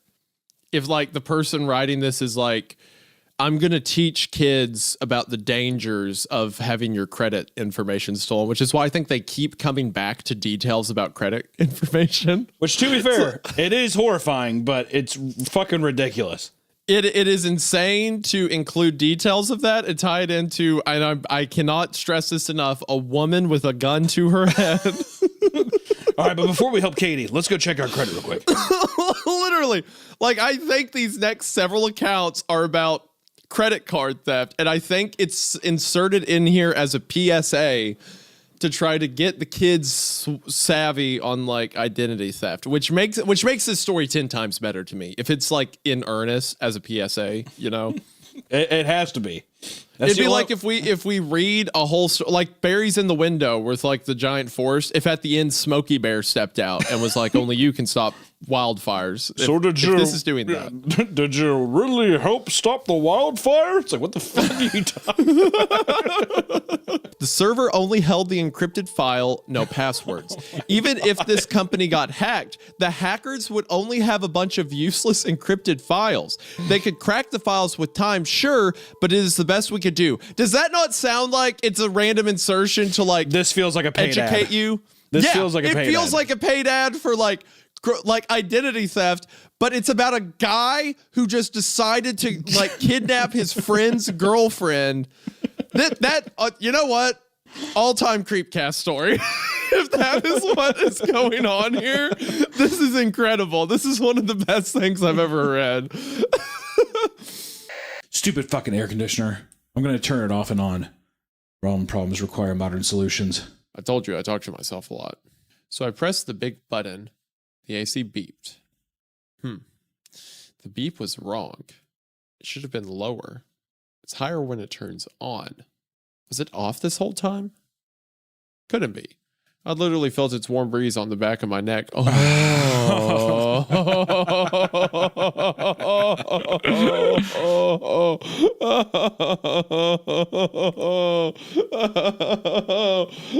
it's like a gut punch. Oh, Hunter, I'm scared. I'm scared. I'm afraid. Wait, when did she say she felt it while she was on the couch? Yeah, it was just behind her, breathing right behind her. So it was like, oh my word. You kind of felt bad for him. And I like that even as Evelyn was annoyed with him as well, by the end, she was just kind of like, I kind of miss him. Like, I hope that we get some more of those interactions, or even maybe Dan can come out.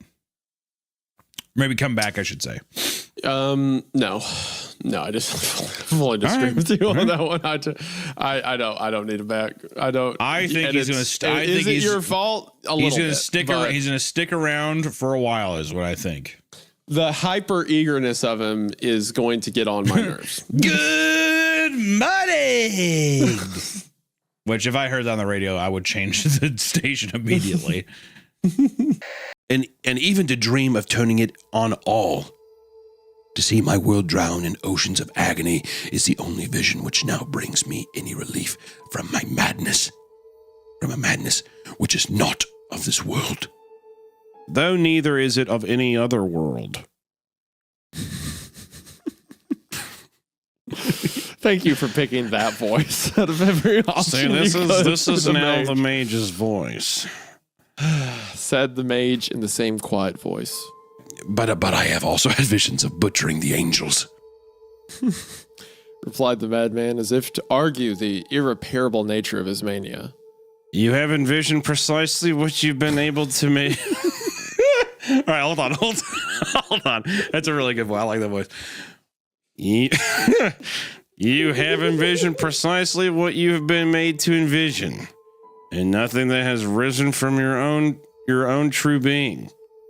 But how could you have known this? What is the nature of what you've seen? This is the most disinterested, office job voice. This enema mundi of the oldest philosophers of an alchemist, to deceive and to pose as the soul of another world, and not as the soul of a world as we know. There's only one world and one soul of that world, which appears in forms of beauty or bravery or madness according to how many anima mundi would turn you. What the fuck is an anima mundi? I think it means like essence, spirit, I'm pretty sure. Your soul. And no ordinary devising may turn you away from what it wills. This is the power that had made you what you are now. And would unmake you for its own design. It has played with you as it would a puppet. Then I will make myself its destruction. You cannot.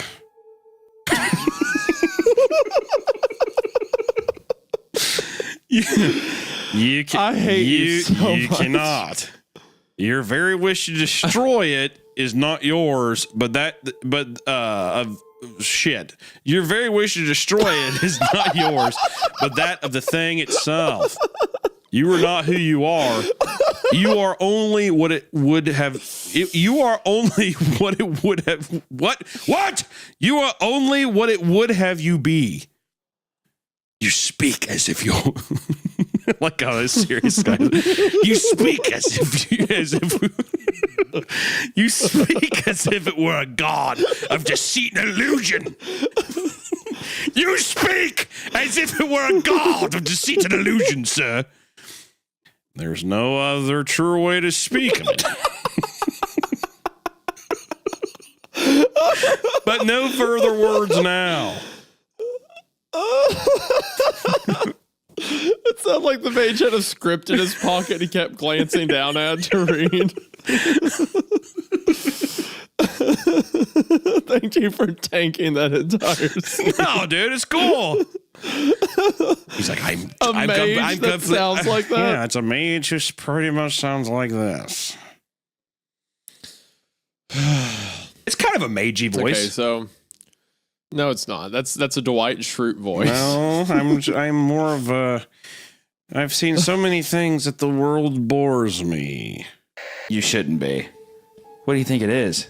Something very old and something very evil. I regarded her skeptically, then let my eyes wander around the room. I hadn't really noticed the decor before, but to say Alice had an interest in the occult was an understatement. There's just like a giant Baphomet statue and like pentagrams everywhere. How long have you had that? It's like a gargoyle that's like this.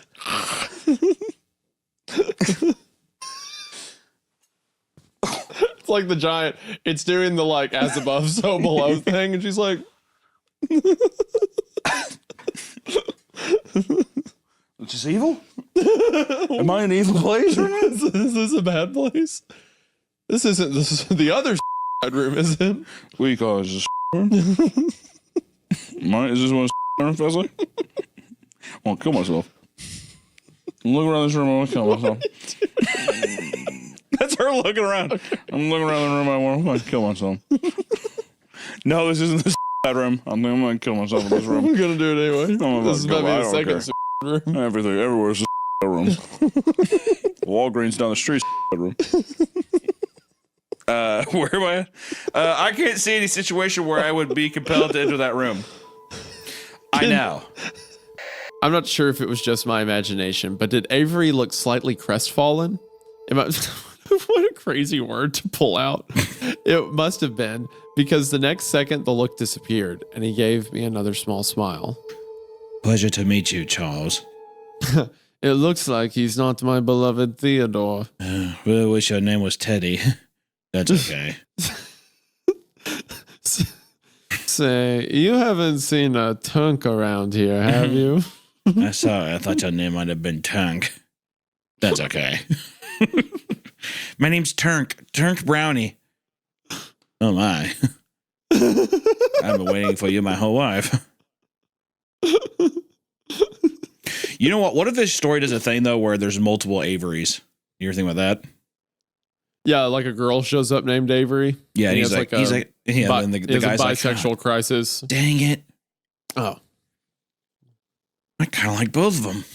That's it. What if we all just kind of made this work? We're poly. Yeah. This world is a polyamorous hell, is what it is. Well, yeah, Portland. Just then, a scientist and doctor came into the room, prepping Jane. The scientist came in with the liquid hate. Crazy name. Government funded. Oh, government $6.9 million. $6.9 million for Delta to kill. It's also, I just want to say for it, a government experiment lab is an insignificant amount of money. Yes, of course. But to a child. Can you even imagine that? $6.9 million. That's like forever money. That's like and it's funding a whole facility with 300 people in it. That's like Tony Stark money. Wow. Yeah. Talking about it's like a leprechaun at the end of the rainbow. It's also funny how like this is all to stop Jeff the killer, the kid that says go to sleep. 15-year-old burn victim, homeless. Yeah. This scary picture of him like he has stabbed 2 people. You know the Jeff the Killer image, like the smile. Mm-hmm. It's like the CIA goes to the Oval Office, they're like, Mr. President, we have a threat. Like slides it across the table. Is it Obama or is it Osama? Is it? I was doing an Obama voice. Is it Osama? It's far worse. It's a 15-year-old burn victim who's killed 2 people. Gentlemen, whatever you need. Yeah, start the drones. Just tear LA apart. We need to nuke LA. The container it's like the president from Independence Day. Yeah. The container was 1.25 gallons with a biohazard symbol on it. Mm-hmm. 1.25 gallons? They're going to put into her serum? Is that... Well, I think they're switching out her blood or something. Switching her blood with bleach. I'm blind. I'm blind. I'm blind. How much blood's in the body? 4 quarts? Isn't that right? I don't fucking know. The light from overhead casted in the liquid, giving off a pretty glowing purple. The doctor who came in was there to make sure everything was ready and to monitor Jane's safety. He assured her she had nothing to be afraid of and that she was going to be okay afterwards. This made Jane feel somewhat better. Part of her was scared to death. But Yeah. Everything's going to be fine. It's a giant biohazard container with purple liquid. I It's like, ooh, pretty. It's got a big skull and crossbones on it, like a death logo. Also, she has walked past 25 dead bodies. Yeah, what are that about? Okay. They just let her see those walking All right, by. well, he said, I'm going to be fine. So I feel this woman has the best mind. Like you walk out, like you could like she be buried alive. You're going to be great. Okay, cool. She just lays in there perfectly still. Oh, thank God. Also, I want to clarify: it's 4 to 5 quarts, not 4 to 5 liters, not quarts. 4 to 5 quarts would be like the bottom. liters is what I meant to say. Could you imagine being like if it goes the way that I'm thinking of being like he put up his jacket and walked over, like you're having somebody narrate your entire life, like it would drive you insane. Mm-hmm. Yeah, it's kind of like how I am with you. You're kind of like the thing that follows me around and torments my life. It's true. Or I'm a guy on Twitter who's like, hey, by the way, write down this crypto thing. Okay. He wasn't even at Twitter. It was just he just said he was at Twitter. You thought so. You thought so with the email. I thought he was. I thought I was talking to Mr. Musk himself for all I knew. I just hook, line, and sinker. I'm hitting you up personally to help you with this. Is he Swedish? Is that the accent? He has such a weird accent. I can never do. He's just gonna. I am become meme. Widowy. I am become meme. That is like the cringiest, one of the lamest fucking things we've heard. I am become meme. He like looks forward and he's like, widowy. Remember when he started a government agency called Doge? He says, pretty much. I become meme. Pretty much. You're so cool. Wow. This is great. I love the Everything app. Okay. I do too. I especially love how when all the emails for the old one got stolen, they use those to push whatever entity, by the way, that's in the story would fucking hate having to narrate my life, man. He wakes up. He masturbates. He continues to masturbate. He's masturbating again. He took a shit. He masturbates while he shits. He's masturbating. Yeah, gross. Ugh. He's masturbating. It smells in here. I'm like, that's not narrating. That's your own thing. He's like, I'm sorry. He masturbates. Like you're just holding eye contact with him. Yeah, exactly. He puts on his socks. He masturbates. Before you're even out of the bed, that's rough, dude. Yeah, exactly. Straight from the go. Yeah, exactly. And then he says, he gets out of bed. Sigh. Another day here. He does hot yoga. He masturbates. All right. Anyway, he drives to work. He calls Isaiah. He masturbates. Ew. Cut that out right now. They say enough stuff already on the subreddit. We don't need to encourage that. I'd forgotten that the only reason I knew about the spire in the woods was because of his suicide notes, and had actually been happy about the whole thing, while two guys who had lost a good friend, quite possibly because of the spire, were sitting right behind me. Bruh. I don't know. A bit. You want to ride home? I can take both of you. I really didn't. Sure. Carrie said. Carrie said. I love that. I love that tag in at the end. Carrie said. So sad. So sad. Because I have sure. There's two men and a woman speaking, but I have to clarify for the audience that you are speaking of the female in the equation. Fine. All right, you twisted my leg. Fine. Hell yeah, let's do it. Get out of here. Now she is neither ugly nor beautiful in my mind. Now she is like what is the that Sam Elliott? It's like Sam Elliott on the other side of the Marlboro booth. man. Marlboro. Come on, dude. Yeah. Are you doing okay? Sarah said, tearing me from my thoughts. Oh, yeah, I'm fine. That was wild, right? Yeah. There's blood everywhere. Like, this is kind of strange. I mean, right? Yeah. Hopefully all this crazy stuff is happening now instead of at the party, right? she's gonna kill him. She's gonna beat him to death or sacrifice him or something. Her smile, Sarah added, her smile was perfect. I felt myself grin and respond. Every time I go to quit, he says something else. My thoughts exactly. Like that. Her eyes lingered on mine for what felt like forever. Even with everything going on, I felt happy. Finally right where I was supposed to be. I'm gonna be a pirate. Shut up! That's good. I like that.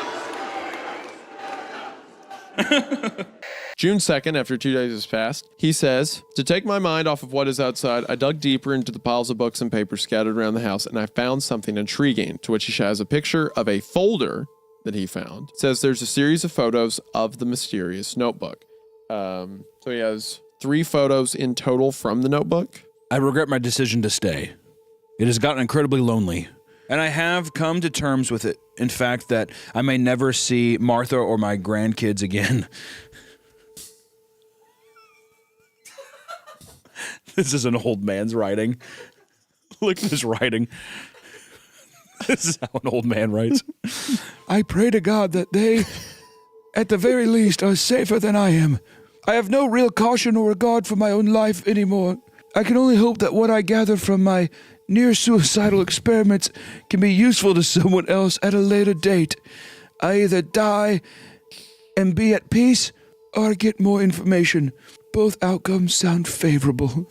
And what I absolutely love about this, there is so much room still left on the lined paper, and then he wrote on the back of it. You can already tell he wrote on the back of it. You know what's really good about this?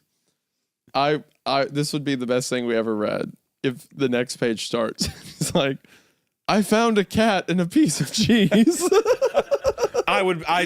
For my first we're done. I'm literally done reading. Yeah. It was behind me now, huge and angry, hot breath across my back. Bring me what I need, and I will. I woke up before I could turn around. The following day, I raided my parents' closet for my brother's baby teeth. They keep those things, giving them all to Ickbar. Thank God my mom's a psychopath and keeps all my every baby tooth in a mason jar from my 9 relatives. Hey, Mom, I was wondering, can I get to the mason jar in your closet? Not now, son. Mommy needs to rest. She's like strapped down. She's electric taped down to the sofa. Whatever you need, son. All right, Mom, I love you. It's like it's definitely a kid like emotionally distraught from like his disturbed parents. She's like sitting there like peeling back the skin on her fingers. Sure, sweetheart, go ahead. All right, Mommy, I love you. Your new nails look nice. Almost immediately, the night terrors ceased, and I was more or less able to go on about my life as normal. From time to time, I would have to sneak into my little sister's room and snatch what was meant for the tooth fairy, or strangle one of the neighborhood cats, pry out its sharp little incisors. Oh my gosh. God! Come on, man. Whoa. Sorry, kitty. Oh my gosh. I gotta have teeth. Anything to ward off the vision. Instead, the emaciated figure of a dead man hung suspended above the tub, swaying slightly from my push. The room began to spin as the horror of what was in front of me became clear with the sound of every wet drop of blood dripping into the bath. He was the meal. I grabbed the gun, and before I knew it, I was already outside. I considered my options. I thought about burning it down, but there's a guy hanging up in there. You're going to burn it down. I thought about burning it down, but that would only bring attention. I knew nothing about fingerprints and fire and evidence. The safest option was to do nothing. Oh my gosh. You can call 911 and just drive away. You don't have to be there when the police show up. This house had remained hidden for so long. Why wouldn't it stay that way? Just to be safe, though, I took the shower curtain and wiped down any surface I remember touching. I locked the door from the inside and closed it. What? There's a guy bleeding to death in the shower upstairs. Old girl's an accomplice. She is now complicit in the death of this man. Oh, yes. After a conversation where the sheriff, where it's like, I don't know. What do you mean? I haven't seen him. What are you talking about? Oh. It probably have failed with 1,000 bullets, but with only one, I might as well just put it into my head. Sam, you're going to have to curve the bullet. That'd be great if it's a wanted thing. Kills all the cops. It's like that scene, the Guardians of the Galaxy, with that little arrow guy, Yondu. Yeah. Yeah. I will say this is getting very cheesy. If he's like, all I need is one, and we go, and he's like, Dad, fuck you. He does like a Gran Torino thing. Get off my lawn. And he pulls it out, and then they all start shooting him. You know what I mean? Yeah. Doesn't that happen in Gran Torino? Why are you looking at me like that? He doesn't have a gun. Oh, what's fake? Yeah. Oh, he's like. He lets them gun him down so that he can make a case to get them out of the neighborhood. Yeah, finally, they're all arrested. Yeah. My grand scheme all along. Yeah, that's what the moral of that movie was about. Yeah. He was right from the beginning. Yeah. I had a pretty good hunch. I wanted this to happen, and it happened. The end. At least he's upfront about his being religious, and he sure as hell isn't trying to convert me. He told me that white people are the children of Esau. We're Gentiles, but we can still get into heaven if we aid the children of Israel. I let him borrow the charger to my laptop, so I guess I'm covered. That's funny. That's what he's been using to make his post. That's so funny. So yeah, children of Esau, that's another biblical thing. Esau, the less favored of the twin between Jacob and Esau, who originally had the birthright, but then sold it to Jacob for a bowl of soup. Jacob takes the birthright, eventually becomes the lineage of Jesus and Israel. Priorities with the soup, though. Yeah. Well, he was out. So Jacob knew that Esau had the birthright, and Esau was out starving from a hunt and didn't get anything. And he comes back to the tent that Jacob has made, and Jacob is making soup. And Esau is starving and begs his brother for soup. And Jacob says he'll sell it to him for Esau's birthright. So Esau sells him his birthright for the soup.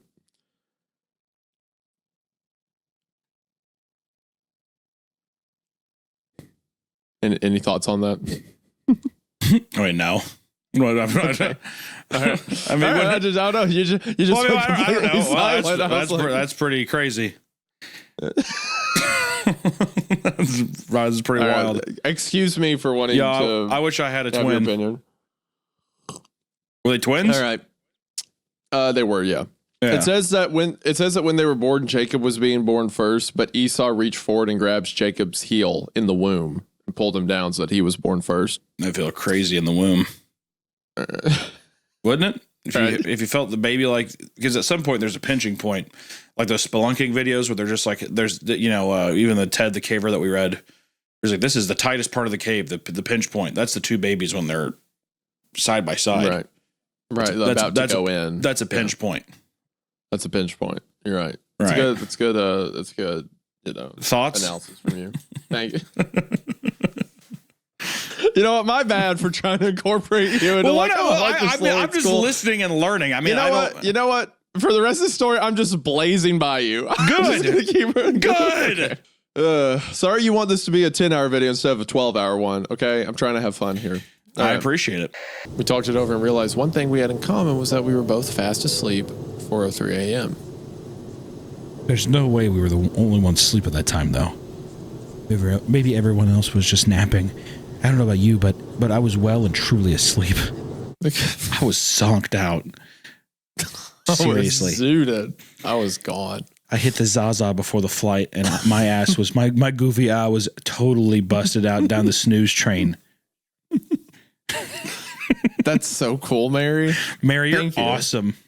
You're great, Mary. She takes out a tech deck. I imagine she has a tech deck out this entire time while she's talking. She keeps dropping on the floor. Damn it. Kick flips. Yeah.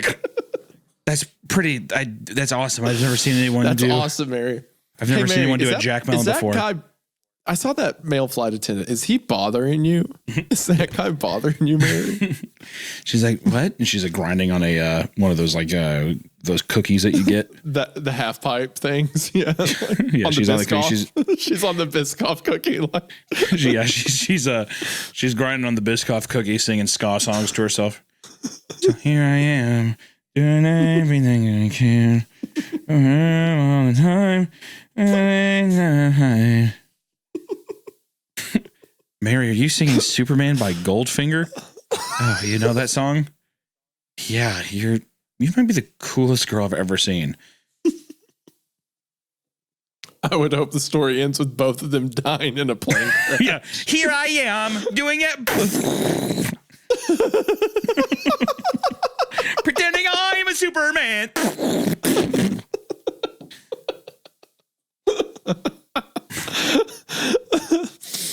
Oh, but then you don't get to do the build process with those, right? It's just like, here's Mothman. Yeah, where's the fun in that? Yeah.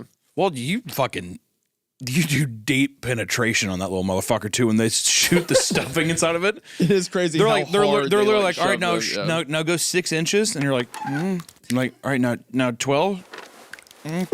and you like keep this little motherfucker is spit roasted. Sitting there like that. I remember as a kid. It's great. I remember even as a child, I was like, I remember as a kid, like my little sister was too young to like do it. She was like 4, and the worker's like, I'll do it. Just when the workers do it too, because you know that they're like, I just want to get this shit done with. Yeah. They do it like this.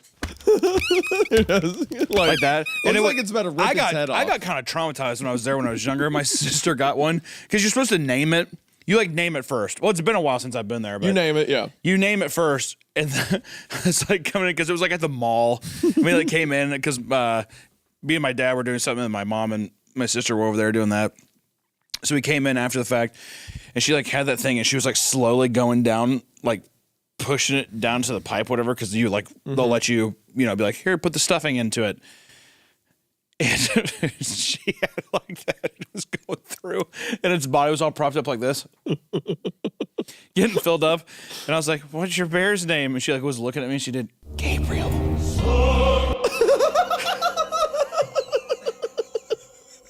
He told me his name was Gabriel, and he's gonna help us. It's a bit. I'm like, because you don't think of a different way where you don't have to go into the ass and stuff it. Gabriel. Yeah, she's like, Gabriel. It would, of course, be an angel name. I'm getting him a dog tag. I was like, what does that mean? Is he a war vet? Is he a fucking Vietnam War? Like, what are you talking about?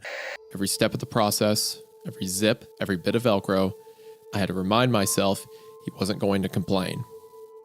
It felt intimate, but it wasn't. Intimacy requires 2 people. By that point, Ben was just meat. I don't know if I agree with that last line, by the way. This author, wait, what line don't you agree with? Intimacy requires 2 people. I've been very intimate. That's with what myself before. That's the part I was afraid you were going to agree with. Come on, man. Don't say that on the podcast. Come on, dude. You know what's actually funny? To tie that in, if intimate with yourself, right? I You say the craziest things and just diverge. Go ahead. Whatever. I just want to say that I saw everybody in their life has a human cryptid. It's true. And mine, his name was Mr. Floppy. And the reason that is because I know very well that a man can be intimate with himself is because I remember one time at a sleepover, we sat there and a kid excused himself. He's like, I feel sick. I'm going to go to sleep. Like, all right, who gives a shit? We're playing MLB The Show on PS2. Great game. Go upstairs, and before we know it, we hear him like giggling in the room, and we hear like a. We're like, that's disgusting. We know what he's doing. But when we heard what he was talking to himself in the room, Isaiah, and he was saying, it's so floppy. So floppy. Like he was flopping it back and forth, and we never said anything about it, but we made an inside joke, and we called him Mr. Floppy for the rest of our lives. And I ran into him at the grocery store the other day.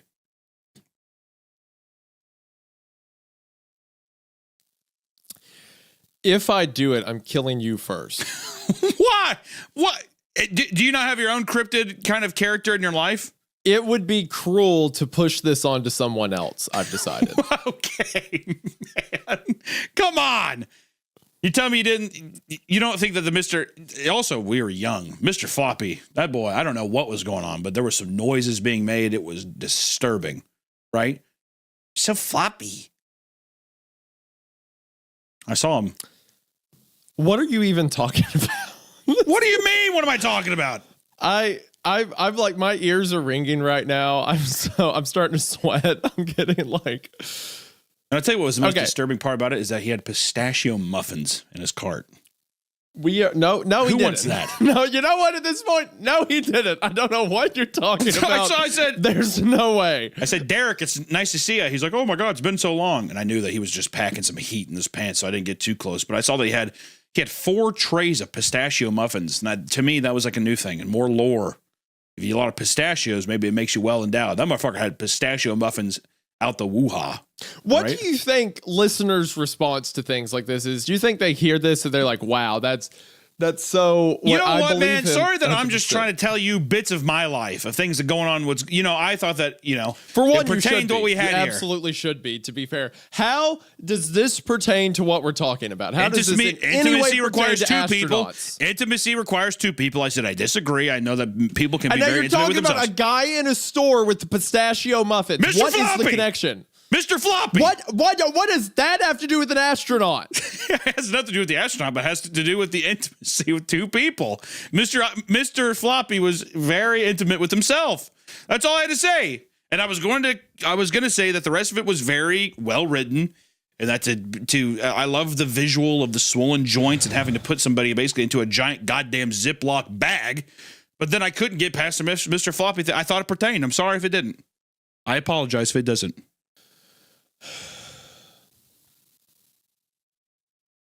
Maybe I can say like the right combination of words to get the podcast taken off of YouTube, and then maybe that would be enough to get me out of the obligations for it. I bet I could come up with some colorful ones right now. You know, I'm surprised. I actually thought that you would be somewhat intrigued by what I had to say, but I'll keep it to myself. I'm gonna drop words you haven't heard of before if it gets me out of this. God. Some kind every of syllable Lovecraftian dialect of something that I've never heard before. every language, every pronunciation. If Cthulhu said hate speech, that's what it would sound like. They're gonna have to make a new word for what I'm gonna do. Keep this up. Yeah, God, I'll hit everyone. I won't take any prisoners. All right, well, we got to get back on kill track. Shots across the board. And I've had family killed by these guys. Long story short, I plan on taking this whole shit show down. Long story short. Well, who is it? Long story short. There's so many Now that I'm gonna tell you, I don't want to risk your safety. I will tell you this though. There are 2 other employees at your camp that also aren't a part of this cult. It's one of the older workers and his son. Might seem weird that a cult would hire 2 people who don't believe in anything they believe, but your camp did just that. There's probably more to it. Long story short, if we can find out who they are, they can help you. Have you been smoking crack tonight, sir? We've been here for 40 minutes. Long story short. Thankfully, they've gotten lost twice, but I've seen the flashlights go over the hill 3 times now, so they have to. By process of elimination, they're going to be in this parking lot sooner than later. Long story short, I'm addicted to ketamine. And I love opioids. Loud, violent behaviors in the middle of the night was becoming a regular occurrence for his neighbors, as voices were heard emanating from the church house at all hours. It's really funny to imagine that it's like, yeah, he's talking to some weird foreigners, I think, and it's like a demon in a cloak that's like, uki baka daka daka. They're like, I think that guy is from Italy. Yeah. I'm pretty sure. No one gets scared, but I'm pretty sure it's a Chinese guy. I think that guy over there might be. I'm not sure. I don't want to. I could be Portuguese. I don't want to freak anybody out, but I think that's a Chinese guy over there. Never met someone from Portugal, but I'm almost positive Father that Stephen would be what that would look like. Father Stephen, would you come over here, please? Actually, never mind. We don't go down this road. No, we don't go down this road. I think you keep going the road you're going down. No. I think you're setting up a really good classic wholesome CreepCast bit with that one. If you noticed, I tried to keep the nationality vague and keep switching it up like, oh, Italian, Portugal, these are fun. But you really locked in on that Chinese thing there for a second. So why don't you go ahead and let that one play out? No. We're having fun. We're having fun. No reason to get anyone in trouble now. No reason to not have a good time. But also, like, there was noise coming all hours of the night. Like, there's loud incantations. And it's like, those, Steven's always been a real wild one. He was having his parties. Having his party, getting drunk on brandy and having gay sex with the Chinese guys, it sounds like. I don't. See, there you go. You brought him back into It's going to be hard to take him out. I'm going to tell you that right now. I didn't. He's there. We tried to ask him to leave. He won't. Yeah, exactly. Well, now crowd favorite. I'll tell you, I think Steven's. He's got himself in a literal Chinese finger trap now, so he's got to watch out. He's got to push and twist. You know what I'm saying? He's in a Chinese finger trap with the Chinese guy. Yeah. Well, No, okay, no, don't finish. No. I heard the way you giggled when you said, well, I know. I opened the door on that one. I'm shutting the door back. I didn't walk into the room. The door is shut. We're done. I don't need to see what's going on there. We're good. We're just going to keep moving. Then Ringo proceeded to bust down the door with his trademark strong, sexy insect. What am I reading? Ringo proceeded to bust down the door with his trademark strong, sexy insect legs. And there was a humongous safe that was the size of an SUV. What am I reading? There's no telling. I feel like I'm being waterboarded. I'm kind of just like... Please make it stop. They didn't know what the combination was, but for some reason, it wasn't locked up all the way. They opened it up and they found out John's secret. He was a Satanist.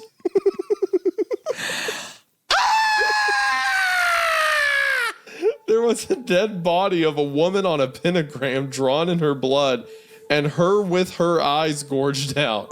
There were dead animals, a fan-made Necronomicon, and goat skull on a pentagram. That is fucking scary. I'm so scared right now. That is fucking freaky, man. Not the Beatles. Not John, no. In fear, George fell to the ground. Paul had to choke back a vomit. Ringo ran over to the corpse and yelled out, Jenny! My fiance, no! He then slumped to the ground, closing his eyes. Then Ringo started crying in a sad way. What? I want to see what's like. That's him crying. He's like, but he looked more sad, didn't he? To the people who have commented about making it to either the engine room or the bridge to try and stop, sabotage, or even change the course of the ship, that was the very idea that the captain came to us with when we gathered. But as I'll explain in a minute, it seems I don't know what to call them, ghosts, entities, evil spirits, hell, demons, for all I know, anticipated the move on our parts. So I'm sure like this is part of the thing, like the ARG interacting with the comments and stuff like that. But I never get that from these stories because every time I scroll to the comments, the first 5 are like, have you thought about killing yourself? Thank you for the writing tip. Thank you. You really did give me a light to be guided by. Yeah. Evie had a lot of problems. Actually, from what Kurt described, Evie was insane. She claimed to be the victim of an adoption gone wrong, a kid who'd slipped through the cracks and been sold to a new parent.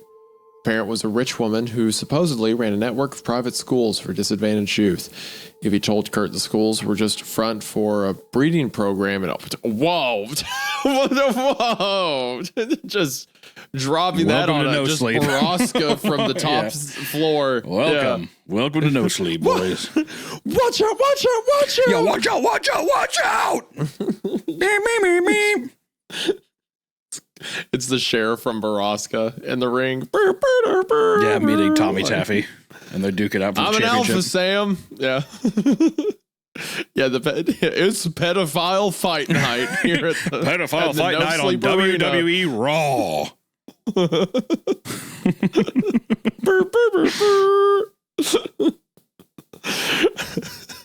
Which goes that joke goes full circle because it goes back to your Randy Savage. Oh yeah, yeah. That dude just comes in with a chair, just beats it over the back of his head. That's the wrong answer, brother. Oh man, I think I was too hard on her initially, Scott. I thought she was a whore like the old Christine, but I think living in a softer, kinder world kept her from developing some of those rough edges that I was trying to wear down on the old Christine. She still got a slut look about. Oh my gosh, dude. Good fucking lord. I need to call my wife and tell her I love her. Still got a look about her face at times, so she bears watching. But I do think she can be rehabilitated if you are firm with her. Okay. All right. You know what? You've had some dubs here between the red pill thing. I told you, I'm like, it's a red pillar fucking, I'm telling you. that's become more true as the stories go on. Wow. Oh, dude. Okay. I want to apologize. Go ahead. Well, I want the fucking evil Scott. I want our regular Scott to man the fuck up and Doctor Strange a doorway and get this motherfucker. That's what I want. Come on, Scott. That'd be so funny if like he's about to kill, if like Bad Scott's about to kill Christine and he's like, any last words? And then a Doctor Strange portal appears and like our Scott was.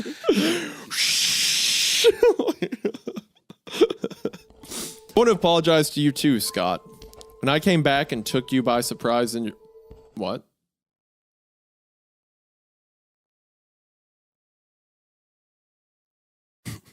Okay. Took you as in kidnapped. That's what, because if you go to the end of the paragraph, it means kidnapped. Yeah, okay. It means kidnapped. Yeah.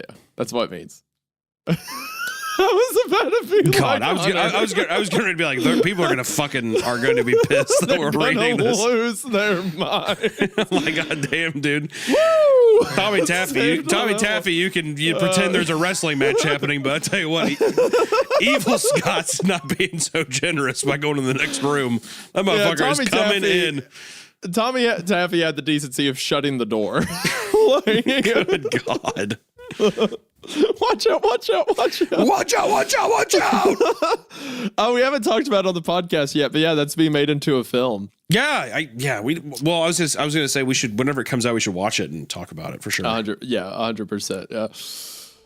Next morning, I ventured out in search for Wendy. When I couldn't find her, I retreated to the patch of miner's lettuce and waited for hours. In the distance, the forest drew my eyes like a magnet. A smear of gold and green, magical, monstrous.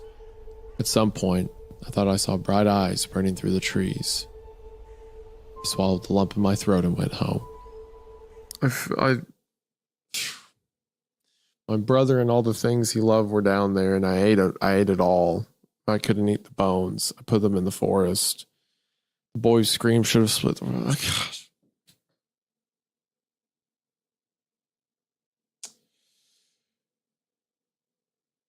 Gosh, this is just so heat. It's so good. Okay, Dan.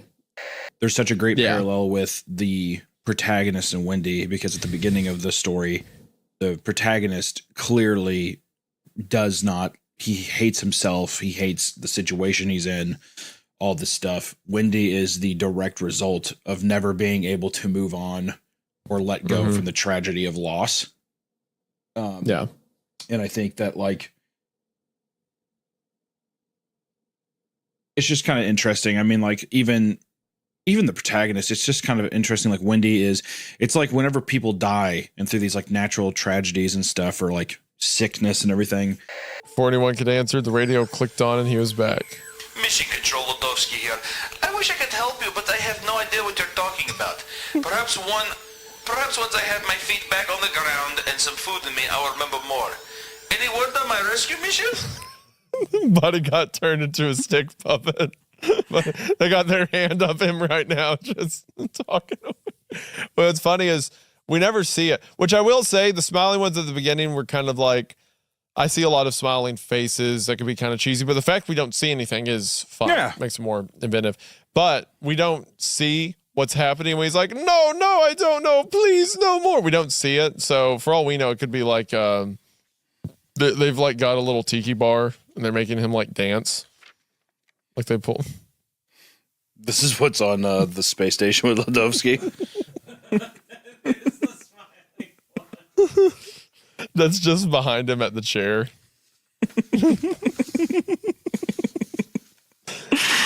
That has to have a little astronaut helmet on. Of course. And he put an astronaut helmet on. And so he's got that. And staying behind him. When he heard like they make him pull up and they're bringing him to the dance floor, he's like, no, please. It's been 44 years. So your aunt brought you here?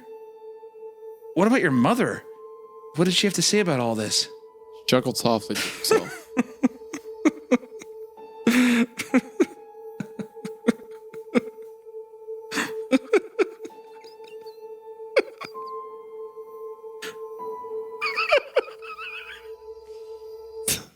Oh, story is implying.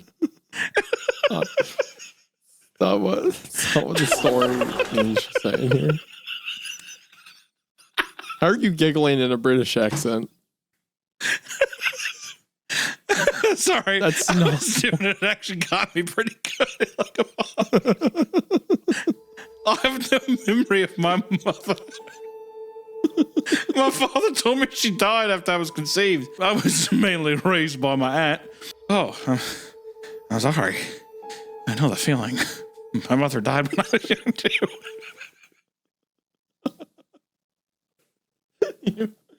This story hasn't jumped the shark or anything. It's still fine. Like the tension's still, it's still okay and everything. But you have ran it.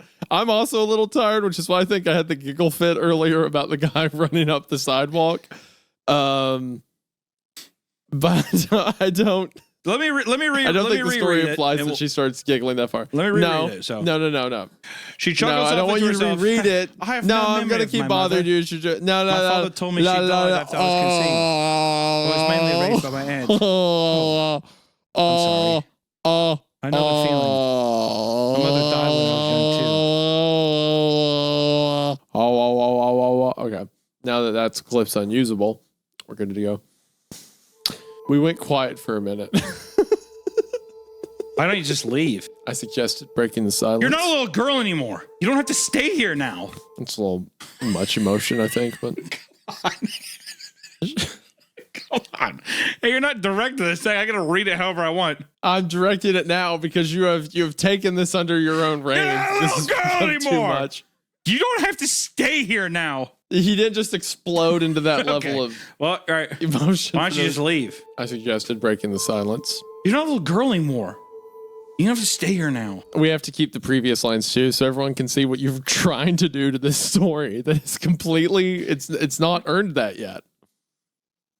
You're acting like they've played AC/DC or something. I'm just reading. I'm just reading it. I knew what I had to do. I put my costume on. I'm a weird character from an obscure. I'm a weird character from an obscure internet story that I'm sure no one will know. It's a bit tongue-in-cheek, honestly. The character gets bullied, burned alive, and comes back and kills everyone.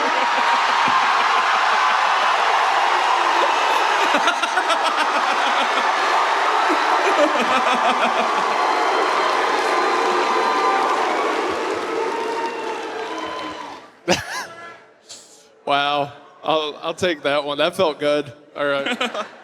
You know what? You're right. The story rules. Surely that's not a bad omen, right?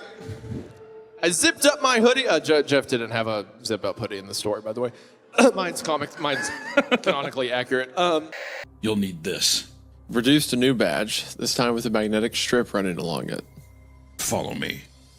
I did as I was told and followed the general out of my office, which was immediately flooded by a few men who proceeded to grab anything that belonged to me and towed it after us. just arms full of baby dolls. Leave the baby dolls, Dick. I can't. It's my life's work. I'll never know. I looked back and began to object when one. That didn't happen, and we were soon alone together in the car. The second the door closed behind Murph, Fletch dropped his mask, and I knew that he heard me. You going to Quaben? After what I told you? You're going to the Quaben? Yeah. Hold on. All right. I think you should read that. Okay, I'm just making sure. I was just making sure. Are you fucking retarded? All right, just making sure. Like, I'm trying to hold the peace here, boys. You're don't not shoot the saying messenger. it. The character in the story is Don't saying shoot it. the messenger, You're reading the dude. quote. Come on, You have read that this woman Carrie is fat, and you yourself made moo noises earlier. So I think this is the least of your come concern. on, man. What are you trying to do to me here? She glances at the exit and grabs her purse. Wait, Paulina, hear me out for a second, please. She stands up. I follow suit, reaching for her shoulder. Paulina, I won't see anything, I swear. The bell above the exit door jingles as it swings shut behind her. You dumb son of a bitch. Yeah.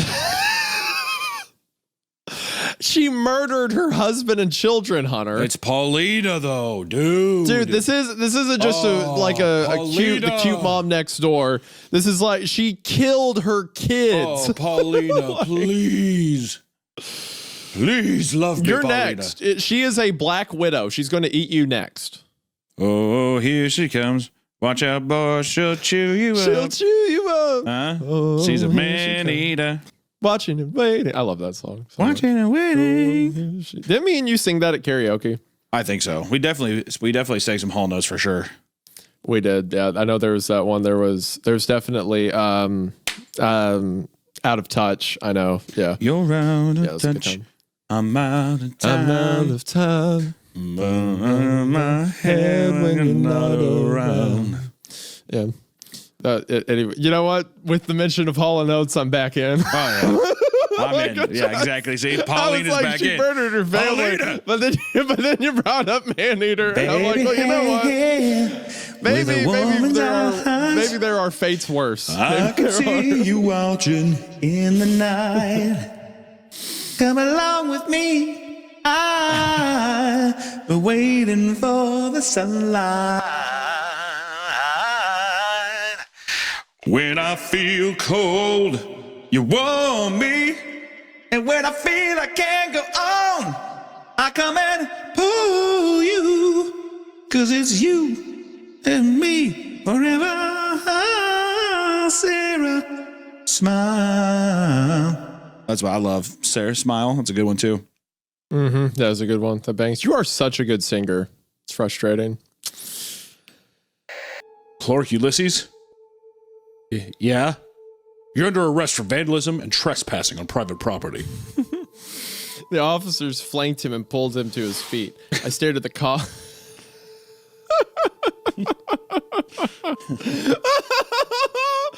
I stared at the cops in bewilderment. Clark's eyes were wide.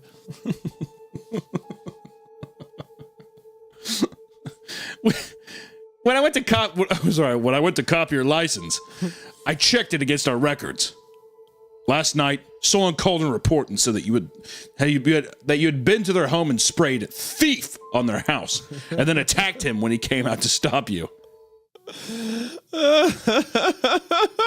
Just the idea of a cop, like you go to a police station and you're like, this guy stole my identity. They haven't mentioned the kidnapped girlfriend, which is insane. He stole my identity. He has stolen all of my money. He broke into our house. And then it's like, the cop's like, weird. It looks like last night, that same guy that they're saying did all this said these two were at his house. We better arrest them. It doesn't make it. Why would you also not? Why would you not also? Why would you also not lead with, hey, he's kidnapped my girlfriend. He's kidnapped a woman. He told me he kidnapped a woman. He holds him at gunpoint. And then the cop's still like, were you at his house last night? Yeah. Okay. Arrested. Okay. Trespassing's not a joke, young man. Look, you know what? If you trespassed to my house, I would kill your girlfriend too. All right. You ever think of that? Yeah, exactly. That's what he says. The bones snapped, but the skin held tight. The pull ripped a long strip of flesh down Dash's back to her rump. The unexpected trauma caused her body to seize. She felt the warm release between legs as her pelvis tensed up. Dash's loud, unending melody of pain filled the room. Unable to catch her breath, she blacked out. She awoke with a gasp. The stench of her urine filled her mucus-caked nostrils. Yeah. Jesus fucking Christ, dude. The stench of her urine filled her mucus cake nostril. She's having involuntary seizures.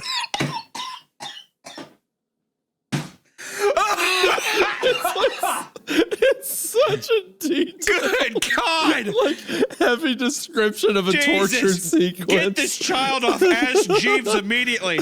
What happens when you torture someone for 4 hours? Search Imagine the school counselor sitting down with their parents over this. Yeah, dude, that's so funny you bring that up. I was thinking the exact same thing. You know, this little motherfucker went to school and printed this stuff off out at the library, and that definitely caught him. Like, what in God's name is this? This is, I hate to say this out loud, but this is actually better than I remember it being, just from how brutal the descriptions have been. Oh, it's good. Yeah. Oh, yeah. He says the man came out of the trees and took the kid with him deep into the woods. The kid says he slept in a hollow tree and the fuzzy man gave him berries to eat. Katie asks if the man was mean. He scared the kid, and the kid says, No, he wasn't scary, but I didn't like how he didn't have eyes. oh, that's normal. That happens out here. Katie's just like, stands up and just starts crying. Goes to the room. I'll be right back. Goes to the room and just starts crying. 1 second. Would you mind? Excuse me real quick. Just have to go to the little explorer's room.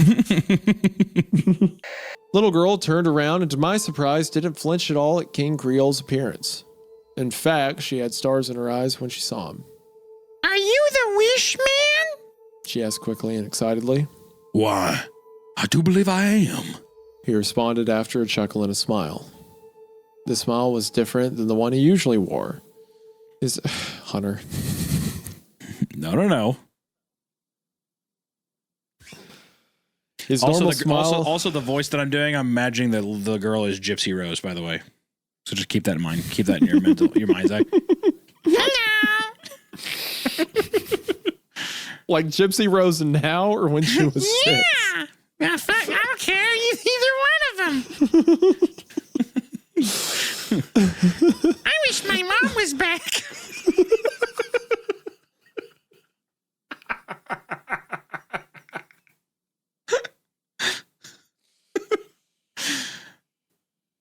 Oh. I'm just gonna roll over that one. Yeah, we can cut that one out. No, we're not cutting it. Yeah, but I just want it. No, we're not cutting it. We're not cutting it. I just want it. I just want it to be known Girl. that I didn't participate when you did that. Yeah. But I think the part of what you've said should be left in. All right. His normal smile always gave off an air of creepy judgment, like someone knowing the person they were talking to was inferior. But a smile this time seemed genuine. Can you grant me a wish? No, I am just thinking about Gypsy Rose. Like, looking, you killed it immediately. Yeah. Exhaustion was quickly catching up to me, and I tried to get myself comfortable on the spread of blankets and pillows. Just as Avery was about to leave the room, I spoke. I don't usually do it, but if I start snoring, I give you complete permission to smack me. What? I don't know, dude. It's supposed to be fucking cute. This shit's like, I want to punch a wall. This shit's just so boring. I'm bored. It's like I'm not kicking my feet and giggling. I'm bored. It's like all of the stereotypical, like, lovey-dovey, hee-hee, ha-ha, love at first sight kind of thing. Yeah, they're in a poly hellscape, by the way, with faceless creatures walking around. Yeah, they're in a space where color doesn't exist, and there's the lost stumbling around, and it's like, you could smack me if you wanted to. I said this quietly, but based on the way he stopped and turned back around, I knew Avery had heard me. No, Dad. He said, but there was something different about his voice. As I looked at him, I saw that he was smiling. Not a tight smile or a small one, but an actual genuine smile that made my entire body feel warm. It was perhaps the most beautiful thing I had ever seen. Down horrendous. Down so bad. Also, a person smiling like a fucking psychopath, and he's like, I feel warm. Stop feeling so fucking warm all the time. Butterflies in my tummy. Imagine, and I shivered, but then I was warm. Imagine the visual of like, you just met this guy, and it's like, hey, you can smack me if you want, and he's like, noted. Like just a quote unquote actual smile starts to form. I later learned Larry had been like this too when he killed himself. He was getting ready to pop the tab on a fresh beer when he simply stopped, looked up at the sky, and force the whole thing down his throat in a single world-shattering moment. 2 instances Okay, so- too where it's both like neck, like cutting, like, you know what I mean, clogging the neck, Yeah. and then also pinning it on their neck. I wonder if it just feels a bit too coincidental. Yeah, I was wrong about the whole Wendigo thing about it being like to consume everything. It looks like they ate the meat equivalent of Bird Box. They ate the Bird Box to go order. What's that other movie where everyone? Oh, The Happening. They just throw themselves off of buildings and stuff. That's such a funny movie, dude. I love that. Oh, it's a great movie. I love when It's a banger. the plants are pissed and they're killing us. But I love Mark Wahlberg's at the house. And the woman's like, the woman they're staying with is down the hallway. She's like, "Do you plan on killing me in my sleep?" And then Mark Wahlberg's like, "What? What? No. Murder me, gag me while I sleep." Ma'am, what? No. What? It's like one of the worst line reads ever. I want to know what I want to know what jokes the guy is saying at the birthday parties Before he kills himself? No, I remember he's like, oh, he's the kind of guy that made lame jokes. He's a landscaper, and he made lame jokes at birthday parties. Oh yeah, well, just kind of like that. Honestly, like that character you did for the slip story, like that. Who called the pod popper? Who? Oh, it's me again. Okay, all right. So pretty innocent stuff. I didn't know if he was going more raunchy with it, like if he was trying to be the cool uncle. No, I don't think it'd be. I don't think he would phrase it as lame jokes. Then I think it's kind of like, oh, is this party for me? Huh? Oh, sorry. Oh, you? Sorry, my bad. Like that kind of thing. Yeah, I didn't know if he was walking up and being like, yeah, so a Chinese guy, a black dude, and a rabbi walked into a bar. You're like, what? Whoa, easy. I mean, if that's what you want the character to be. No, kids, come here. Come on. Where are you going? It's a good one. Here, I'll tell you. So anyways, they said, one kid's like, help. Dude, I've gotten trapped so many times at my fucking like white trash families, like a white trash family member's, like, I don't know, birthday party or, Christmas morning or something. You get trapped with like just somebody who's telling you like a joke like that. It's the fucking worst. The absolute worst. There's like no payoff either. And they almost always forget the joke. They almost always forget it. And one of them leaves first. Yeah, so then like a horse walks in, because and that's the punchline. Like a horse walks in, and I don't know, but pretty much they're all mad at each other. That's like the gross a bit. You're like, okay. It's a commentary on like race relations in the United States. Is what I was trying to get fucking at. right. One of my family member, it's commentary. He's like, yeah, I don't know, I just thought that was funny as fuck. Pretty much all they would say, something like that. Yeah, it's pretty much the funniest fucking thing I heard in my life. So. Yeah, this is actually a joke that centers around like social issues and like economic downturn within communities since 1800. So it's pretty good joke. I'd be like, wow, Uncle Rob, you're so smart. Yeah, thanks, man. I just have a passion for like social change and get welfare policies to people that need it. So people thought I was crazy. This joke's really just to highlight the issues with that. People really thought I was crazy going into the big city and getting my master's degree at DeVry University, but I proved them wrong. So. That's all. You learn a lot there. You learn a lot, and there's a lot of tragedies that are kind of hard to express or to talk about in an honest sense. But if you package it as a joke, if you make people laugh, you make them listen. So that's why I tell these jokes. It's because I care. Where are we at in the story? I didn't know it back then. World shattering moment. Yeah. She balled her fist up and hugged the nuggets to her chest, staring at her feet that dangled from the edge of the couch. Where did you get that? I fell to just. Was that in there? Oh, you went. Okay.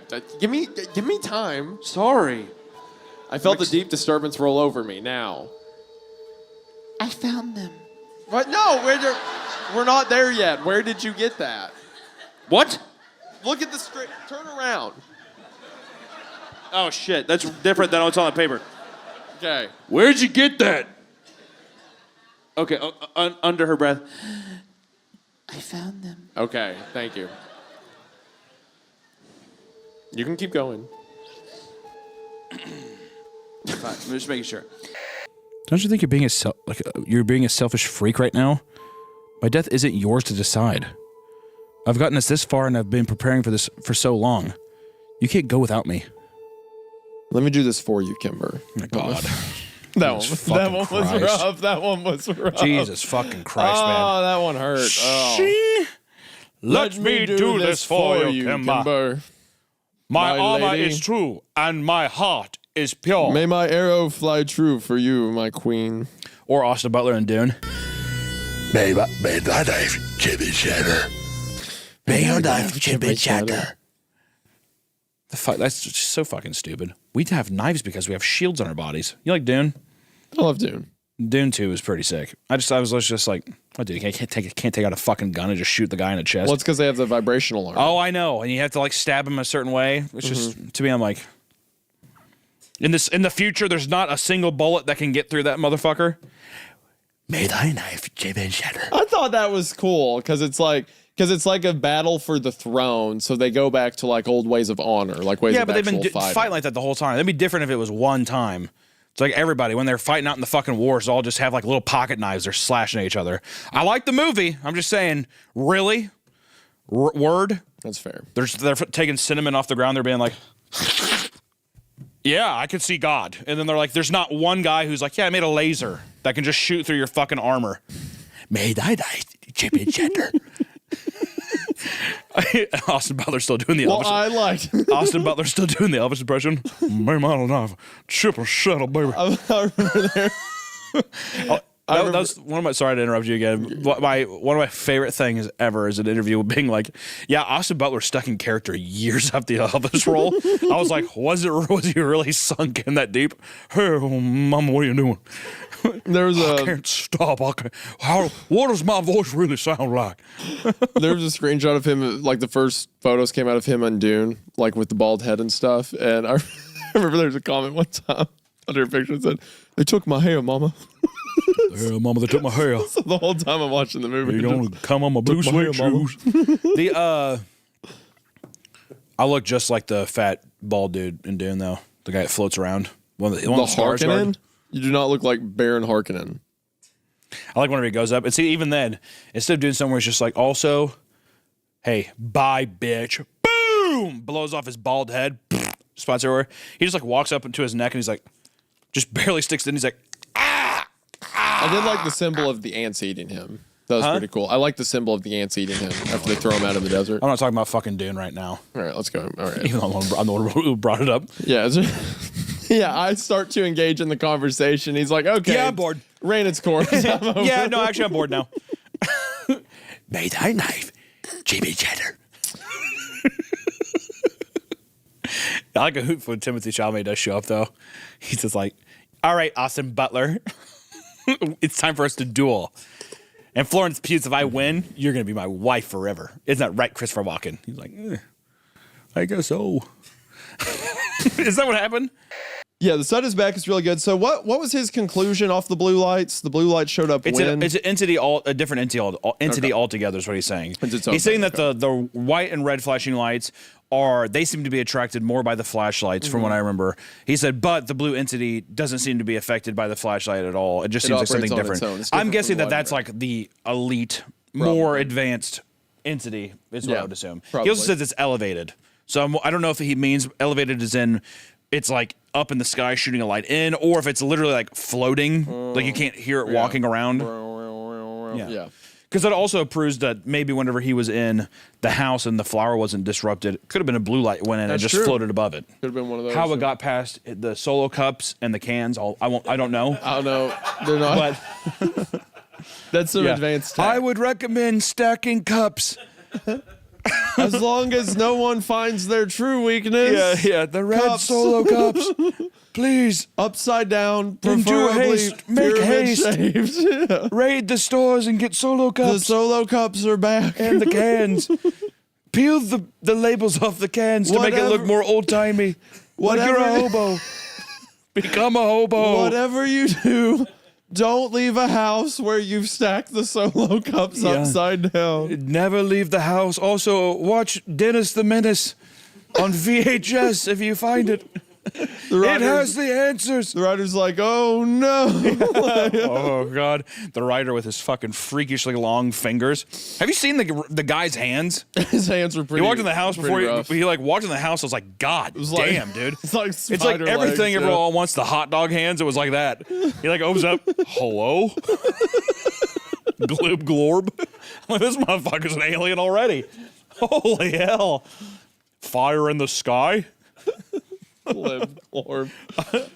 The 1-2 ran into a container that would collect Jane's blood and ship to the American Red Cross for patients who had the same blood type as Jane. See what I mean? It's just like, hey, this is where blood goes. So you know. Wait, is this implying that the secret lab that's taking out her blood to put new chemicals in it are like, well, we should probably donate them? Yes. Yeah. Because they're good guys. Yeah. The perfect blood type, we should give it to the Red Cross. Well, people would probably need this. The Red Cross people would will do this, a good job. This will save lives. Who had the same blood type as Jane and to receive a healthy blood transfusion. The other tube was attached to the container holding the liquid hate. What is it called? That? So in a way, this was just...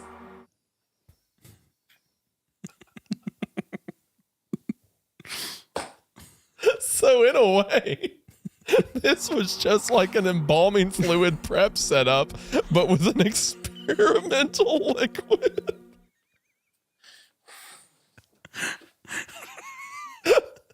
You know. That's all it's like. There was somewhere else in the story did that. What was it? You know, a dentist office. Yeah. It's like that chair. Come on. It's describing that whole... removing all my blood. That whole paragraph like a dead body. They're going to take out all her blood and donate it to the American Red Cross for healthy blood transfusion. They're gonna put me in a pretty dress and do my makeup and put me in a coffin. And then they're going to fill you with liquid hate. So kind of like an embalming process. I got embalmed. But with an experimental liquid. There's a couple questions I had. One, it seems like the baby knew that the guy was coming in there, right? Because he was sitting there and he was like, where's the deal at? I called out, I called it again and heard a strange moan answer, which made me think of the peanut butter baby. is what I was thinking. So he's sitting there and he's like, hey, Carl, are you there? He's like, in the other room. So it's like he knew that he was coming in. So I'm wondering what I'm wondering is why the hell did he strangle this son of a bitch? He gave him a peanut butter baby answer. And I'm like, and he's still mad. What the fuck is up with that? Or is it because the baby choked him? No, that's what I'm saying. The baby gave him the peanut butter baby answer with the strange bone. Right? Carl, are you here? So he knows he's there. So to me, I'm like, is it just the pure loss of innocence that's what made this baby? Would the baby have killed anyone? I guess is the answer I want to know. If anyone would have walked through that door. Maybe, I don't know. Again, the story's so short, it doesn't really Isaiah, humor me with speculation. Yes, the baby would have killed anyone who came through the door. All right. Okay. Well, then would you say that his strange moan was that of the peanut butter baby? Sure. Well, there you go. My questions, I guess, have been answered. Okay. Can we go to the next story? Moving on. Cool. That was Loss of Innocence by Redacted. Please come back to us, Redacted. Peanut butter baby, a deep sea diver turning into the peanut butter baby is pretty funny, and I like that. He tried to scream, but he couldn't make a sound. He wheezed out before it all went black.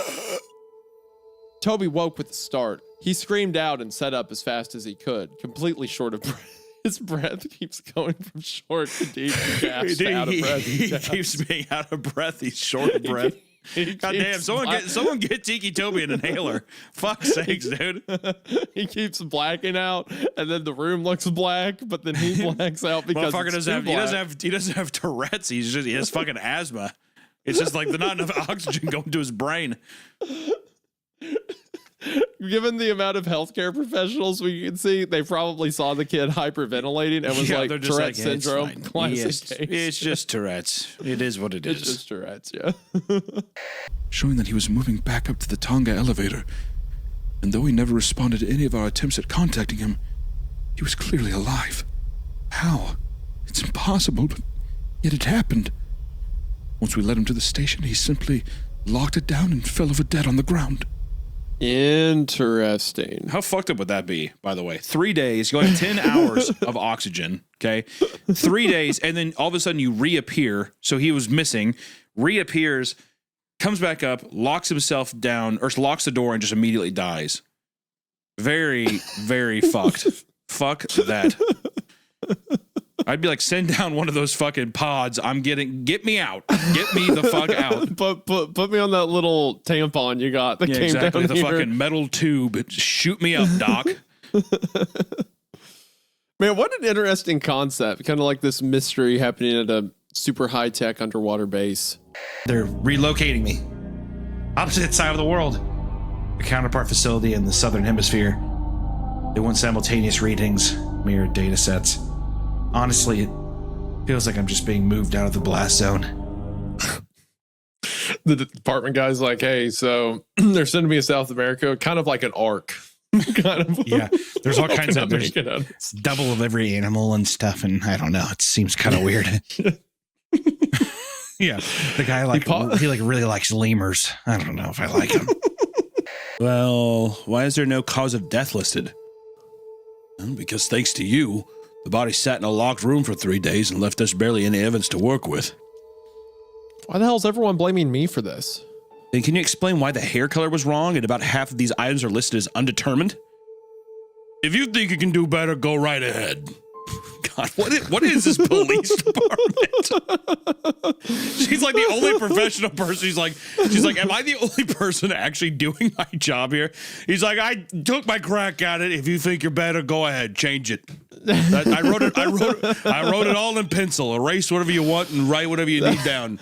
It's really funny because it's like, hey, you didn't list the cause of death. It's like, it's been a whole 2 days. You think we can tell after 2 days? Who are you? Yeah, like, exactly. What do I look like? Harry Houdini? Do you think I'm Batman or something? World's greatest detective? No, ma'am. Come on. How am I supposed to tell? You think I could tell how somebody died from a body? They got to be alive to tell me that. Bada bing. Duh. Toots. And then she's like, okay, why did you say her hair was brunette? What do you want me to do? Look at her? So what? We're going to get this semantics. I'm colorblind. First, she wants me to be a magician, figure out how she died. Then she wants me to look at the body. Who are they hiring down at the department these days? Sweetheart, you're so much prettier when you smile. Yeah, he immediately launches into like, has anyone ever told you you're the most beautiful woman I've ever seen? Oh my God, you might be the most beautiful angel I've ever seen.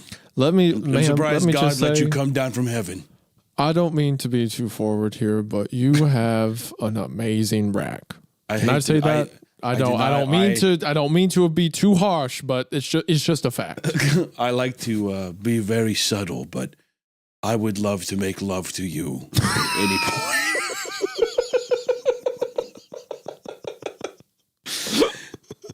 I hate to impose this question because I pride myself on my subtlety, but are your nipples tiny or are they the big pancake ones?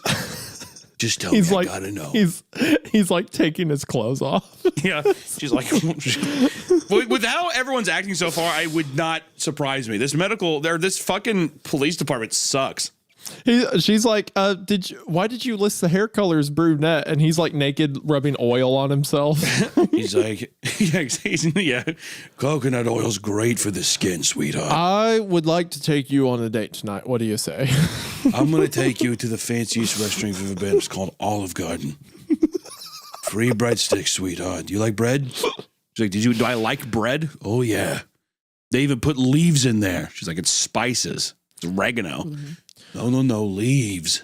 Leaves. They put leaves in there. Then if you get the potato soup, you can dip the bread in the soup, and then it's a whole nother world. It's a different ball game. If you can get potato soup, if you can get cabbage soup from Olive Garden. She's like, are you eating like a Depression era person at a restaurant? I would like the edge of a loaf of bread and a bowl of your finest cabbage soup. Thank you. What do you mean they sell pasta here? What is it, wet bread? I don't like that.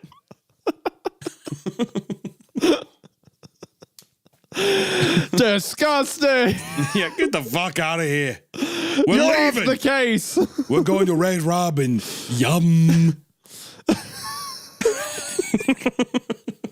Long story short, that's up for you to decide. But if you didn't trust me, then why would you have stayed here for the last few minutes talking with me when you know why they're coming after you? Long story short, I saved your ass and led you to a pretty well-hidden location in these woods. Long story short, just think about that. Wait, he's not going to take him with him.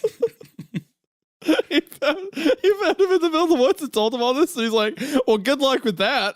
And then he just gets in his car. He just wasted 30 minutes of his escape time. Just making it up. Also, I imagine it's a red herring, but if it turns out to be true, it's like, oh, my name's an anagram. And he's like, well, that's a coincidence. That's going to be the stupidest. like that. I guess the scar's a coincidence. They're really just mad at your dad. It's going to be the most frustrating. I hung up the phone. I didn't want to talk to her about Katie because I was about to file her missing person report. I walked over to the reception desk. I was just talking to an officer, and then he arrested my friend and walked off. I need to talk to the officer on my other case about identity fraud. What case number? I have nothing to say. I was just talking to an officer and he arrested my friend. Anyway, I need to talk to the other officer. I'll deal with that in a second. Excuse me, ma'am. Yeah. Oh. After all, he'd hardly ever known his sister. Yet the baby blue eyes behind his jet black hair were piercing into mine, searching for the girl he so dearly missed. I couldn't think of what to say to him. I was distracted by the feel of the cigarettes in my bag. I needed one. Hi. Was all he mustered, stopping at the foot of the stairs. Hey, Goober. I had no idea if that was something Michaela ever called him. Yeah, she's just like dynamite. Just making up pet names on the fly. Okay, where's the food? Where's dinner at? Mamacita? Old Pops? To be fair, the mom and dads are throwing around pet names a lot. Baby, sissy, all that kind of shit. Yeah. So he's like, Goober? Yeah. Hey, That's Goober. also really funny. That's funny to imagine that, like, your sister runs away for, like, what's it been, 6 years? Yeah. 7 years? No, you're like 12 years. Like 12 years, yeah. So now you're 30, and you're like, Goober? Yeah, well, to be fair, that could be some nice millennial cringe type deal. Hey, Goober. Hey, Goober. He won't be returning to work for a few days probably, and may not be wearing a headset for a long time, but while talking to his mother, I heard him in the background saying, Is that Evelyn? Tell her I'm not done being a nuisance yet.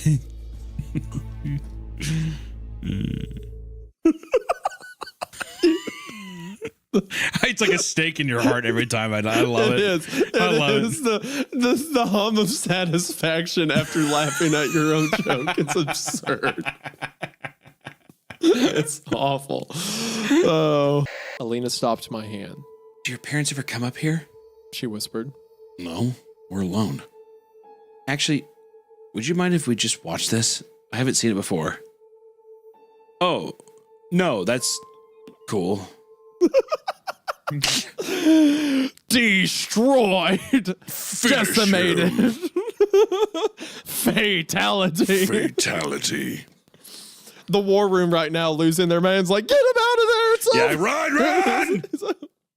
We need evac. See, that's why if you're ever trying to do a little Netflix and chill, always put on a World War II documentary. Every time, no interest in watching that shit. I'm telling you. That was actually, so that was my move. It was to put on a war movie, or an action film that I knew for a You fact. carefully put on Hamburger Hill. No. What? Never It's that. like a You got to be horrifying subtle. No. Nothing that's like she looks up and she sees a man holding his guts crying for his mom. Nothing that intense. Mom. Yeah. Nothing that or nothing too loud either. The trick is you got to turn on a movie that you're like, oh, it's great. People talk about it all the time. It's a classic, but you know she's not going to care for it. Like a Taken or like I'm trying to think of old war or like Band of Brothers or something, right? Right. Like it's good and she's heard of it, but she's going to lose interest and she is going to be looking for anything else to do. So it'd be like, well, I guess if you don't want to watch the movie, I guess it's something else. You heard it here first, ladies. Okay, what was your move? What did you do? I put on Green Mile. The first time I was ever intimate with a woman, I'm not going to go into grab the detail. Are you serious? The first time I was ever intimate with a woman, it was when John Coffey was getting electrocuted.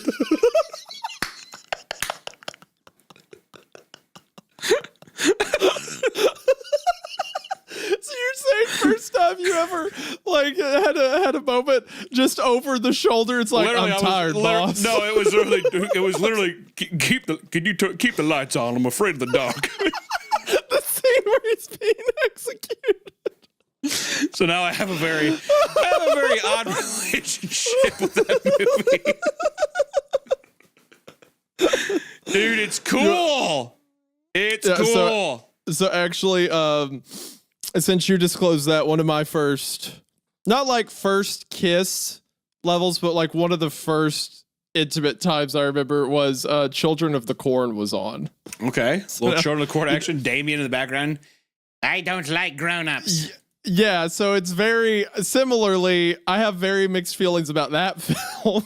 Sure. Now, like, because I remember being like super engaged in one thing, and then like it catches my attention for a second. It's like kids screaming through town. It's like, okay, well, maybe I'll just turn away from that. That's funny. It was a person, perhaps in the loosest sense of the word. Its body was huge, white, and bloated. Oh, fuck. But I thought pillows were actually huge, pendulous breasts. Oh, yeah. Pair of nipples. God damn. The swell of the bed's comforter was a huge stomach, sagging down to the ground in ripples of white flesh. Oh, damn. Dude, imagine your dad drops you off and the first bit of pussy you get in your life is this giant, like, fluffy pillow fuck monster. Do you think that's so he's like, hey, I had to do it. Paul had to do it. Grandpa Benji had to do it. You know what's funny? You know what's funny about this? Last week was my episode. It was my episode. Yeah. Yes. It was ridiculously long. It was about the CIA and God and giants and all that stuff. Went on for 11 hours, like up my alley. This one is an hour and a half, probably. Sweet. Short and it's sweet. about a giant bed woman that these guys are forced to pair with. Seriously, don't talk to no broads when you're out and about. And you're gonna upset the pillow woman. You get to do a funny accent. I love it. This is definitely my kind of episode. This is your kind of episode. Yeah. Oh.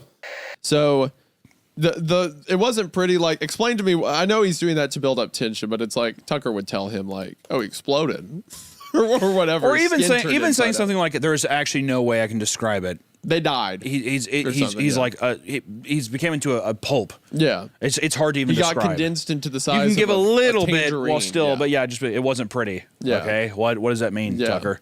Yeah, I'm going to the West Coast. Thanks, Tucker. That's really. I stopped by a couple of grocery stores, got some Red Solo cups and cans, and we're making our way out there.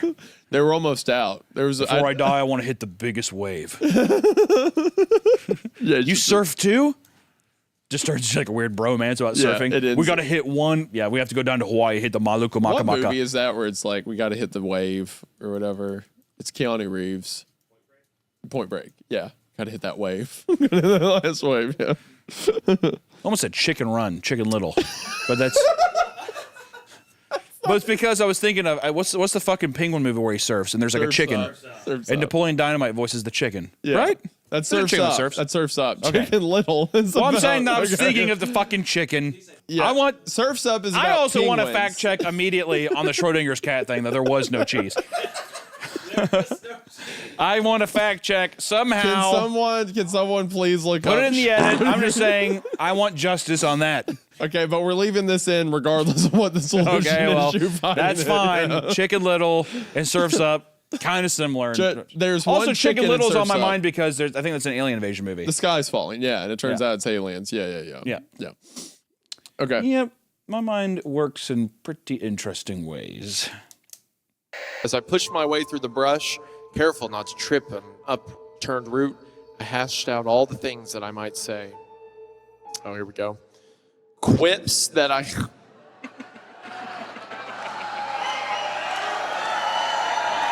the voice gets grating after too long, but he's begging for it. It's You have to persevere.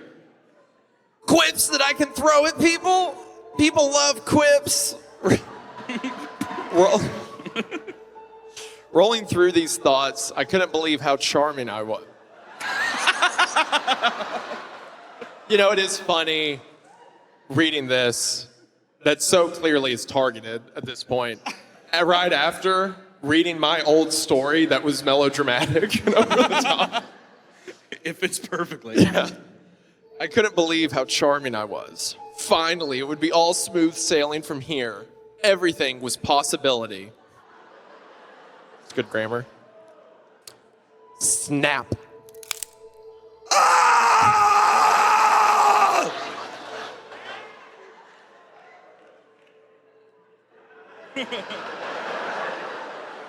Great. Third or fourth morning after I met him, he greeted me with a large smile on his face. I have a new game we can play. We have to wait until after your mother comes to check on you, because she can't see us play it. It's a secret game. Man, these stories would be terrified if they were just about like pedophiles. That is 99% of them, honestly. Yeah. If it was just about like a man who's like, you won't have to tell your mommy anything, terrified. But it's always like, the game is we have to eat a cat or something. Yeah, like we that. have to Like- kill your sister. Yeah. That doesn't really seem like a game to me, if I'm being honest. No, seriously, just take this hammer and hit her in the head 5 times. It'll be fun. Wow, I'm scared. This is crazy. It's like a gang initiation. It's like, okay. After my mother delivered more books and soda at the usual time, Mr. Widemouth slipped out from under the bed and tugged my hand. We have to go to the room at the end of this hallway, He said. I objected at first, as my parents had forbidden me to leave my bed without their permission. Mr. Widemouth persisted until I gave in. I really don't think I should go. Sorry. No, seriously, come on. Are you sure about this, sir? I really don't think that I should. I've been pretty sick, actually. No, seriously, I have something super funny to tell you down here. Come here. The room in question had no furniture or wallpaper. Its only distinguishing feature was a window opposite the doorway. Mr. Widemouth darted across the room and gave the window a firm push, flinging it open. He then beckoned me to look out at the ground below. We were on the second story of the house, but it was on a hill, and from this angle, the drop was farther than 2 stories due to the incline. I like to play pretend up here.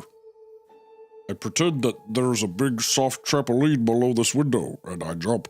If you pretend hard enough, you bounce back up like a feather. I want you to try. You should totally kill yourself. I don't think I'm gonna. I don't think it's a good idea. No, you should totally just jump out this window and kill yourself.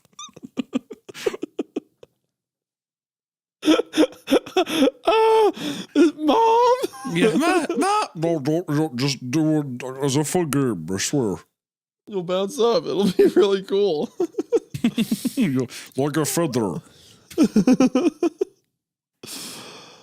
I was a 5-year-old with a fever, so only a hint of skepticism darted through my thoughts as I looked down and considered the possibility. It's a long drop. Well, that's all part of the fun. It wouldn't be fun if it was just only a short drop. If it were that way, you may as well just bounce on a real trampoline. We wouldn't want that. That sounds great. Where's one of those? No, boo, that's totally gay. You're not Mr. Whitemouth. You can't say that stuff. Seriously, you're gonna get yourself in trouble. That's pretty homophobic. Yes, that's actually pretty insensitive. I wish you wouldn't say it. No, I'm just saying that it's totally gay. Mr. Widemouth, you can't be problematic. Mr. Whitemouth, I just could you just stop saying that, please? Just stop being gay and just jump out this window. I'm 5. I'm 5 years old. I have a fever. And that seems kind of harsh to tell me. You feel like you're bullying me. I think I'm being pressured into this. The DARE program, Tom, I'm not going to do it. It appears you actually believe a woman and a drug addict could single-handedly dismantle a business this size, so you must be fucking stupid. And that makes me feel sorry for you. So why don't you just hand over the gun and go back to the ghetto you crawled out of? I pushed myself to my knees. No. Kind of told him. Well, I like how you read it too. No. And you know what? That pissed me off. If I was the dad too, I'd be like, what? No. And you know what? Given some of the story's decisions lately, I'm not changing it. That's the reading we're going with. No? Are you dog shit insane, son? You broke into my house, destroyed pictures of my daughter, and beat up my wife. You're lucky you're still alive. I've killed children for less.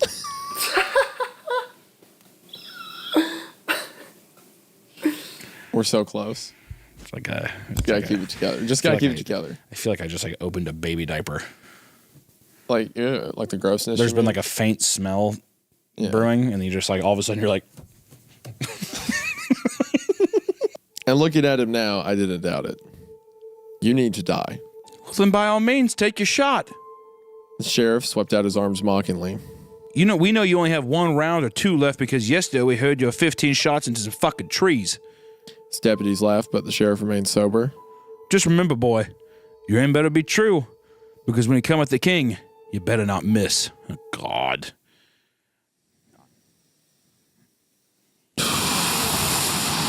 Okay. We're gonna get through this. We're gonna make it through this, me and you.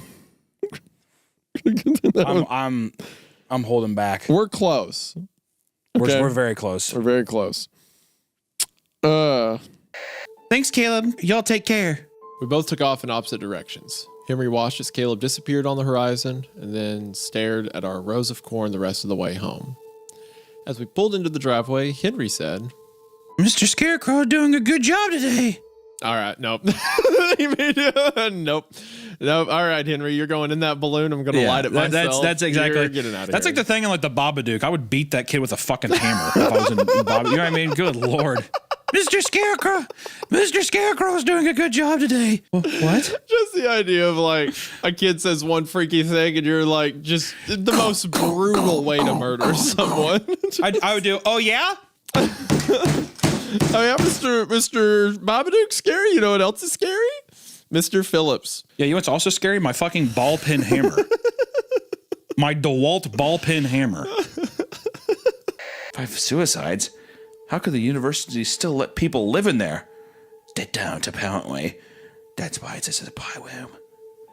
And back then? Well, every few years, once everyone who would remember they had well, I can't do that. Is it too much? Is it too powerful? It's good. too powerful. It's a good voice. Well, every few years, once everyone who would remember that well...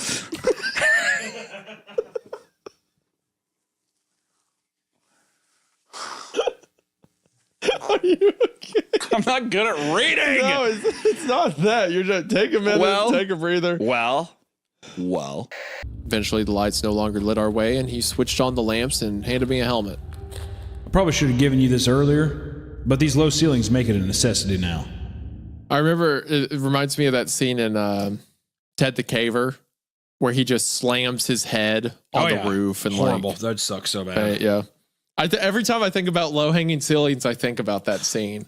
The description of like, I feel like the pain through my body and the light goes out and I'm crawling and everything hurts.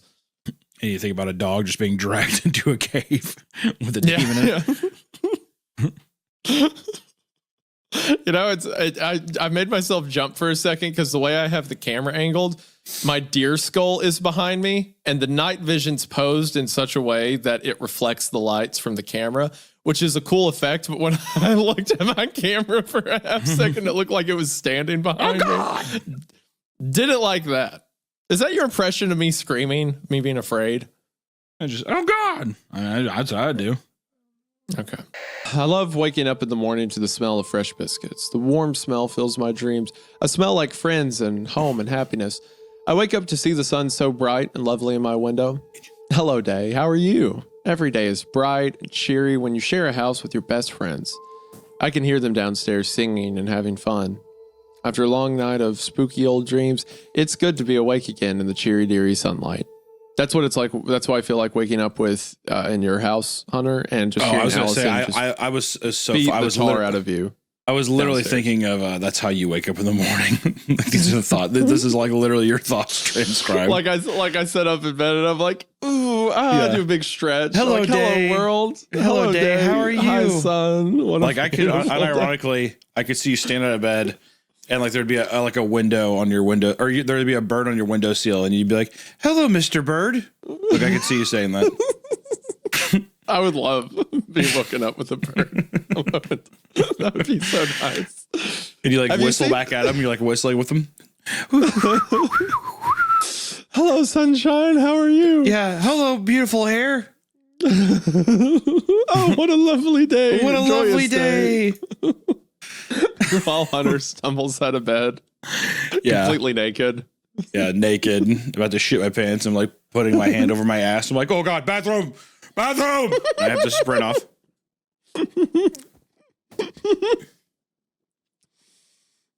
What's the little purple guy's name on Smiling Friends? Pim. The little dude with the wizard hat? Yeah. Or no, you're talking about the other No, I'm talking about yeah. Pim. Charlie and Pim. Yeah. Yeah. That is, I am truly Pim. And you're kind of like Charlie. That's a pretty good comparison. Oh, what a beautiful day. You kiss your dad on the lips.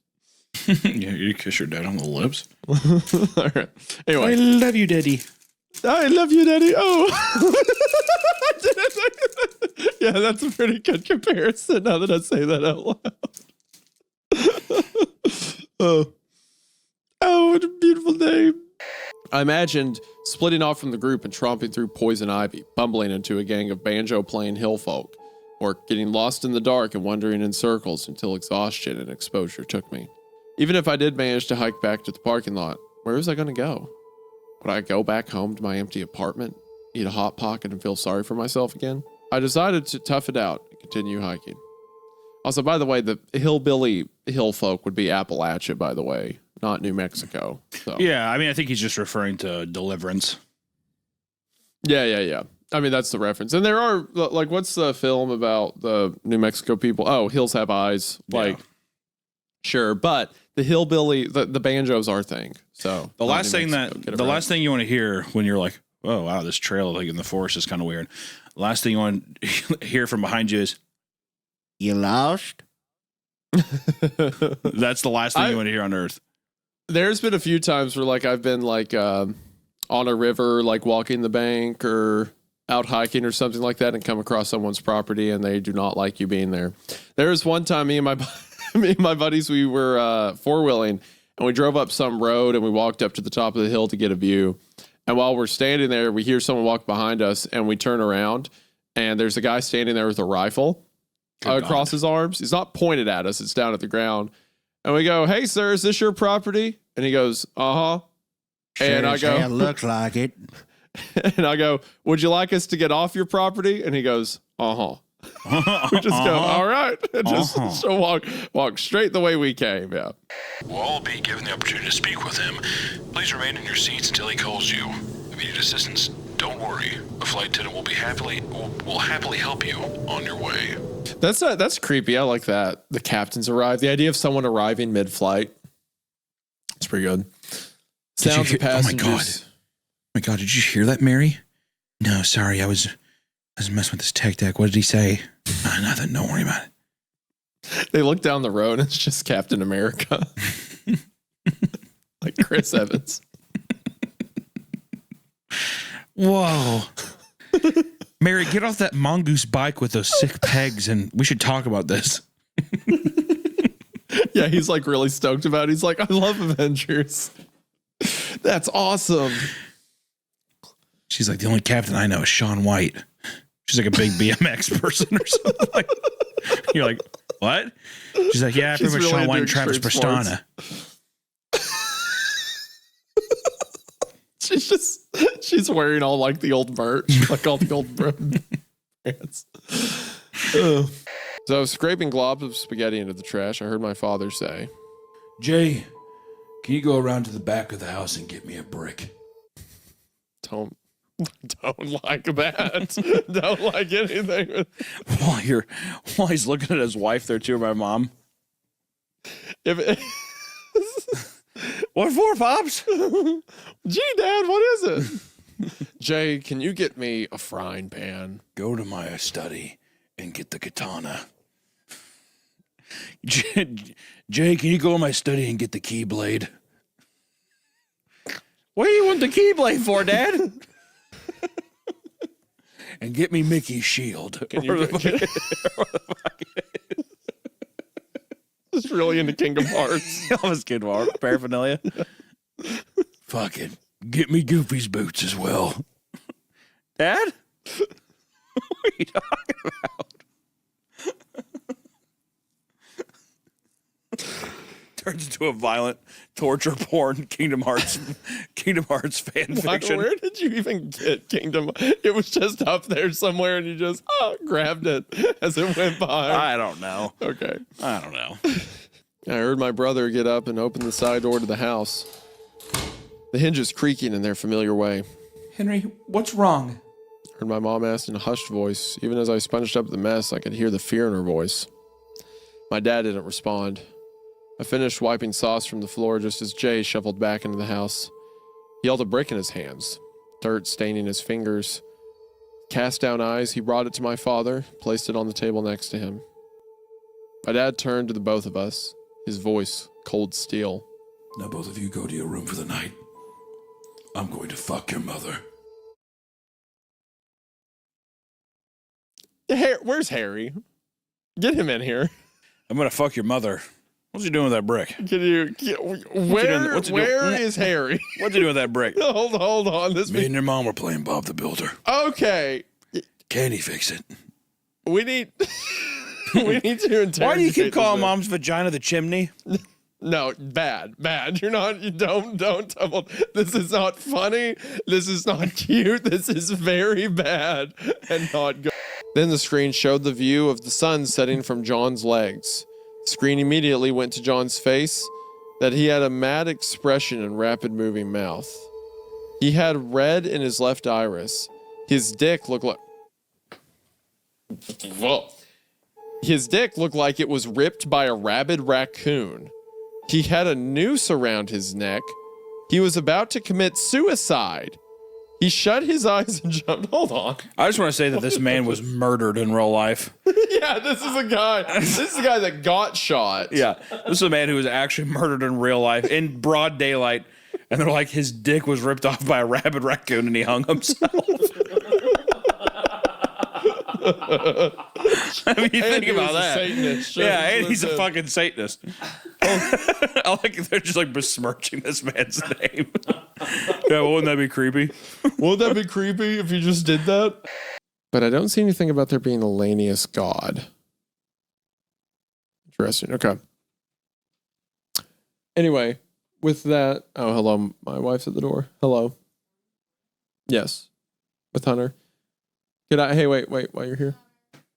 Kayla says hi, Hunter. Hey. He says, hey. Can you be a doll? And get me something to drink. Call her Toots. Toots. Can you get me perhaps a Dr. Pepper Diet Coke mayhap. Say She she's didn't so- like the use of toots. say- That did not go to my favor. Say you should. You say you look so much prettier when you smile. When she comes back with the drink in a second, I will hit her with that. That'll be really. Yeah, just say, you know, honestly, you walking around the house like this, it would just be you'd just be so much prettier if you smiled. Yeah. And lost the shorts, right? So I should at the end. Or just, you know, just like makeup. It's a friend to everyone. Something like that. Now that one would get me in a doghouse. I couldn't get out of. You're gonna get slapped pretty hard. On I'll do the first one, but that's where I draw the line. Can I just say something? Yeah. Just like while we're waiting to get into part 3, I think this might be like my favorite story we've read. What? I think this might be my favorite story we've read. This one? Yeah. Okay, so you're messing with me. But he said, no, I'm serious. No, you're not. Because this isn't how you seriously describe things. No, I seriously, I fucking love this story so far. You don't. No. Dude, stop laughing. I seriously, I fucking love this story. You do not love this story much. No, I do. Stop. I really do. This is my favorite. I'm putting it down right now. This is my... You would be so much prettier if you smiled. She did not like that, Hunter. That was a bad move. That was the bad pull. She slammed the door on her way out. That won't play out well. All right, well, part 3. It's called The Book. Oh. Part 3 here. And I just want to say this is my favorite fucking story. Okay, so whatever. far. Part 3, The Book. I think it's fine. I'm vibing with it. It needs to... I do. I mean... You're talking to me like that. This is my favorite story we've ever fucking read. It needs to pick up a bit. Like, I kind of like the direction with Lanius and stuff like that. I feel like it's been a little slow on the setup, but I need to see it go a bit more. But yeah, I like it so far. It's got potential. For my review so far, no complaints, nothing. What's this attitude you're approaching this with? I don't know, man. Like, you're throwing, it needs to pick up. Like, what the fuck are you talking about? Just read. I smiled a tired but genuine smile. Drew, I wanted to thank you anyway. Oh, then. You're welcome anyway. I laughed, but it came off more of a huff. Nah. There really should be a word. Nah, I'll take you to the hospital once you get out of there. I'll be the one driving you to the hospital. Yeah, baby. On its comeback. Let's go. Sometimes the doctor was still on the cusp of life, sputtering out a blood-drenched warning and pointing at the mirror desperately in his last thrashing moments. Other times I witnessed his body slowly being dragged into the mirror as its glass surface splashed and rippled like water. Finally, one terrible night, I had seen what I thought to be a huge flabby claw sinking back into the surface of the mirror with deliberate lugubrious? What is that? Is that lugubrious? Lugubrious? With deliberate lugubrious intent. Lugubrious. I've never heard that word in my life. Lugubrious. Lugubrious.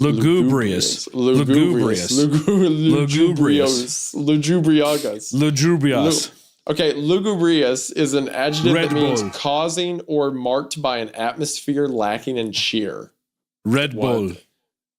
Causing or marked by an atmosphere lacking in cheer. Red So Bull. like, yeah, Red Bull, thank you. Okay. It gives you wings. Lugubrious. It gives you lugubrious for wings. It gives you Luigi Brius Red wings. It gives you lugubrious Monster. I know that because I recognized his handwriting. Though what was weird is how it looked. It looked badly written and scratchy and somewhat difficult to read, as if Kyle was having a hard time writing it down and did it in a hurry. This is what he wrote. Tom, I can't take it anymore. I had to get rid of this thing somehow before it was too late. And I was hoping you'd do it for me. I can't do it. He's after me.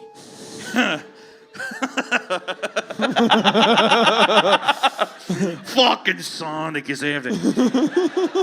And if you don't destroy the CD, he'll come after you too. He's too fast for me. He's too fast for me. Let's go. I'm pumped. Please, Tom! Destroy this godforsaken disc before he comes after you too. It's too late for me. Destroy the disc, and you'll destroy him. But do it quick, otherwise he'll catch you. Don't even play the game. It's what he wants. Just destroy it. Please, Kyle. I like how he's just like, seriously, you are going to want to play this. Destroy it. Do not Don't play it. You got to destroy it. Don't play it. Destroy. Don't play. One more time. The biggest, and I don't want to ruin the pace either. The biggest, you're really going to kill the pacing the biggest, of Sonic. No. This is art. The biggest anomaly in my life is finding out why the fuck people are so dedicated to the Sonic fandom.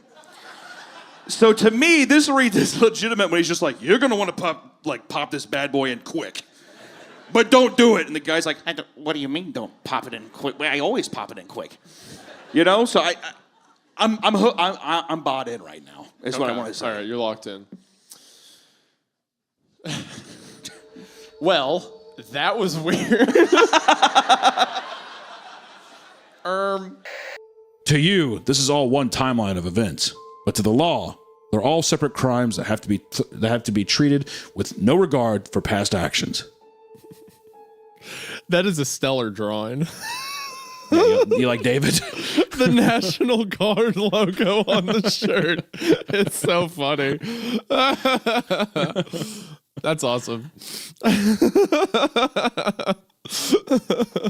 I actually think now that when I was talking about me being young, I think I did play the Midnight Game once. You probably did play the Midnight Game. I think I did play the Midnight Game. I'm actually having memories of holding a candle and walking through the house scared. Doing that scared, quiet breathing. Yeah, until I just did the impression of my friend saying, "Stop being a baby," and it was like a Vietnam flashback. I was suddenly like the ringing in your ear. Yeah, I'm like, I remember I had a red candle. Oh my gosh, yeah. Hello? I completely blocked it out. I don't think I cut myself though. I don't think I did the blood thing. You saw the Midnight Man, didn't you? I remember being really freaked out because my friend had these long hallways and you couldn't, like, the candle glow would be like 5 feet. So it's like as you're stepping through the hallway, you could always just see a little bit out. Uh-huh. And everyone else was playing at the same time. So it's like you would see You guys had candles. multiple sessions of Midnight Game There were going? 5 of us playing it at once. Damn! So everyone went to a different door and did it. Because it doesn't have to, like, it said front door. I think we did, like, closet doors, as long as it was a wooden door. Yeah, wooden door. Yeah, and then, you set down your name, knock 22 times, let it in. And then we're all, like, passing. So, like, you look down the hall and you would just see a candle slowly pass and stuff like that. Yeah, I completely memory hold this. Why did I do that? Why did I forget about all of it? I don't even want to speculate. Dude, it can't be good. In a game that involves the Midnight Man, I'm not wanting to speculate. Good outcome. There's really nothing that I can speculate on that I think ends in a positive light. I so vividly remember now, like, looking out the windows at the back of my friend's house and it just, like, the candle glow reflecting back the thing at me, re-triggering your memory, though, being "Don't be a baby" is that's haunting. pretty rough, isn't it? That is haunting. Oh man. Yeah. I'm just. You look visibly shaken. I can't think of another time I've had a memory that repressed, other than when we were reading Pen Pal and I remembered the dreams about being buried alive. That is the only other time. Both traumatic flashbacks I've had have been talking to you on this podcast. There's like a glisten in your eye. I feel like there's still something that just hasn't peeked its head out yet. I don't want to sit here and think about it. I don't think we should either. Till it does. I remember walking down the stairs and being really scared because I could just see the next stair I was about to go down. What was the friend's name? House you were at? Remington. He's my friend. Was her last name of the Remington fame? No, that was his first name. Oh, what was his last name? Mountain. Remington Mountain? I swear that was his name, yeah. The kid's name was Remington Mountain. I'm not kidding. I'm not kidding. Appalachia trash, dude, I'm telling you. God. This is Tyler Springwater. And of course, this is Bugs Raccoon Trap. This is strange. I've never had a repressed. We're gonna have to talk about this after. We are gonna have to. Let's go back to this one. Hide and go seek alone. Okay. Anyway, so the swelling has gone down on Bill's ankle. I killed a bird, a grouse, by throwing rocks. Seems like a new low. rock throwing is part of a deeper tier of human desperation we should never have had to access. While sitting immobile, Bill has made a bow. He'll use the bird. Goddamn. Seems kind of complex. Exactly. What we didn't realize is that Bill was an elf, and he actually made an amazing bow. Also, too, I just want to say she killed a bird with a rock. I mean, like, Jesus. I mean, what? That's pretty pretty impressive. I mean, it's not impossible. It's not as impossible as building a bow. I'm just saying it's impressive. Right? Yeah. And No, what is like, impossible I is like to think, fashioning a recurve bow. I do think that it'd be fun if she's like, he made a crossbow. It's like, what? It's like made of steel and everything. Yeah. This should do the trick. He's constructed a, I forget the name of the Scorpions, the giant like Roman crossbows that like are artillery pieces. Yeah. Oh, thankfully he's constructed a catapult that should throw us to Red River. It should launch us the whole way there. Bill, while sitting idle, made a Nissan Altima, a 2006 Nissan Altima. He plans to drive out of the forest soon. Thankfully, he built one with off-road tires, so that should get us at least down the mountain. Yeah, the whistling is getting closer. You went out like a light, but me and Daddy are gonna stay here until you come alive, honey. Paula said in her soft-spoken voice, her words soothing Jane's heart. One thing I can never stand about IV needles is when someone can't find a vein to put it in. That happened to me when I was a little kid and I suffered sepsis. I got ringworm. And then I got full-blown AIDS. It's whatever. Read the next. And I felt like freaking Swiss cheese. That old hag couldn't put the needle in right. You should have known that having experience as a doctor and a PhD doesn't come with vision. Bruce said, smiling, laughing. This made Jane smile and giggle. She laughed with her daddy. She knew for the longest time that her daddy was very silly.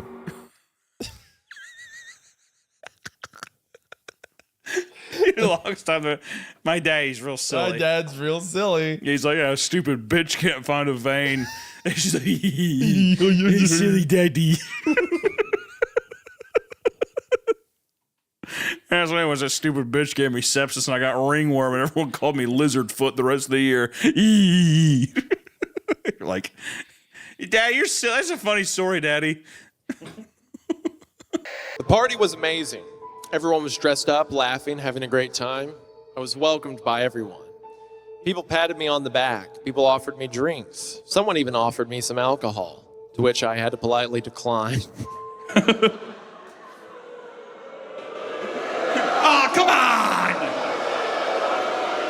He's cool. This kid is so mean. It's almost... But no one made fun of me. Some people even tried to guess what I was wearing, which was cute, but none of them got close to the right answer. The one guy called me Jeff.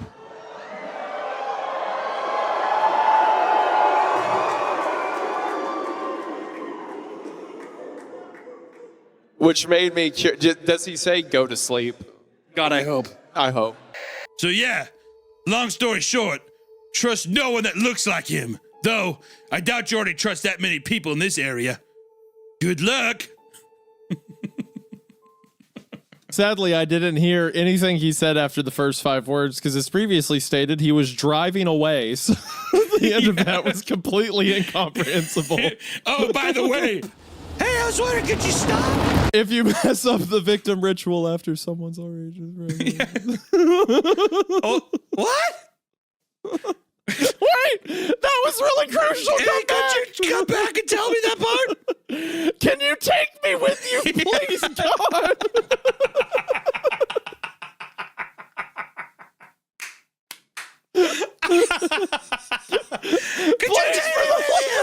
For the love of God, they're trying to kill me. They're gonna fucking kill me. Yeah, long story short, you're in for a wild ride, kid. People are stabbing themselves and they've been talking. I'm so scared, please. Come back. Why is there a grocery store in the middle of the woods? Because the bear's got to eat too, kid. Yeah, he gets mauled to death by a grizzly bear. Because the Keebler elves and the bears that live in this forest. And that's a story for another time. Long story, the world's a fucked up place. Putting long story short, in the one legitimate time it was in the story was cruel to do that to us. That was like mockery. Swallowing, she turned her attention to the small can on the tray. She removed the lid, revealing that it was filled with burning coals. Sitting on top of the fire were several large nails. Dash began to like super hot, like railroad nails. I'm trying to see if she is legitimately going to like crucify this fucking horse right now. Is what I'm wondering. God Christ! And she like starts nailing the fucking legs in there.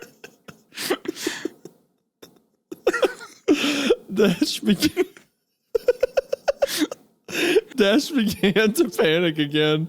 Pinky picked up the can and walked over to Dash's left, carefully picking up a nail and grabbing a hammer. My God. She positioned the spike at the scene. You might be right about the horse crucifixion. Yes! Hey, I know how you feel. It's hard not to think of the times he sat next to us at the table, smiling like a fool, rolling dice and moving his pieces around the board.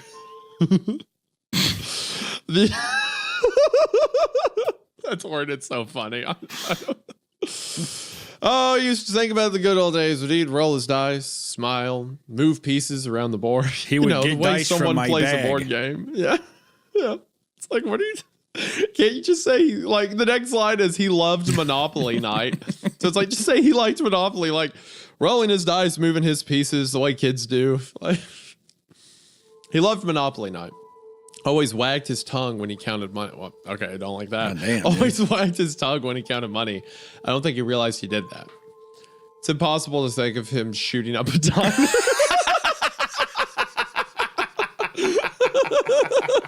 That's funny. Hold on, let me read all that at once. Sat next to us at the table, smiling like a fool, rolling dice and moving his pieces around the board. He loved Monopoly night. Always wagged his tongue when he counted money. I don't think he knew he did that. Possible to think he shot up a diner. So good. Look, if you don't groove through that portal stuff, it'll probably just kill you and take your place. I think the next time you return home, you will have figured that out. Yeah, so the only logical solution is to never go home and firebomb the house. Yeah, so basically he's just saying, if you go back, you're going to die. 100%. If you go back, this thing is certainly going to kill you. Yeah. There's no question. All right, are we ready for the final part? Oh boy, I'm ready. How are we doing, Milk Boy? You ready? Can you do it? I am so stoked. I can't wait to have a diarrhea after this. It's going to be awesome, isn't it? And then while you're doing it, you can think about a hunter, a spider hunter right behind you. On the wall, a gangly spider hunter who's learning how to have diarrhea. Yeah, he's like taking all of his sour milk and drinking it profusely, and he's just like, oh, up in the corner. Oh, yeah. Oh. And I'm like, first time, bud. Oh. Yeah, Hunter just makes friends with it. Yeah, I'm like, you all right, buddy? You want some more sour milk? Oh. This big nasty cicada person. Yeah. No, I don't want any more sour milk. I'm like, fucking pussy. Drink it. All right, last public part. I'm stoked. If you guys haven't noticed yet, you should 100% sign up for this coffee and read more of this story. Yeah, and other works this person has. This is great. I think Emma Watson, but dumber, has proven herself quite well, if I do say so myself. I'm very stoked. As a result, I would stand by her side of the bed and hope that she wakes up on her own and asks me what's wrong so I don't have to feel like I'm bothering her. Sometimes I would stand there for what felt like hours, waiting for her to save me from my paralysis of that indecision. That immediately sounds like something you did as a kid. I did do that, actually. I'm not even joking.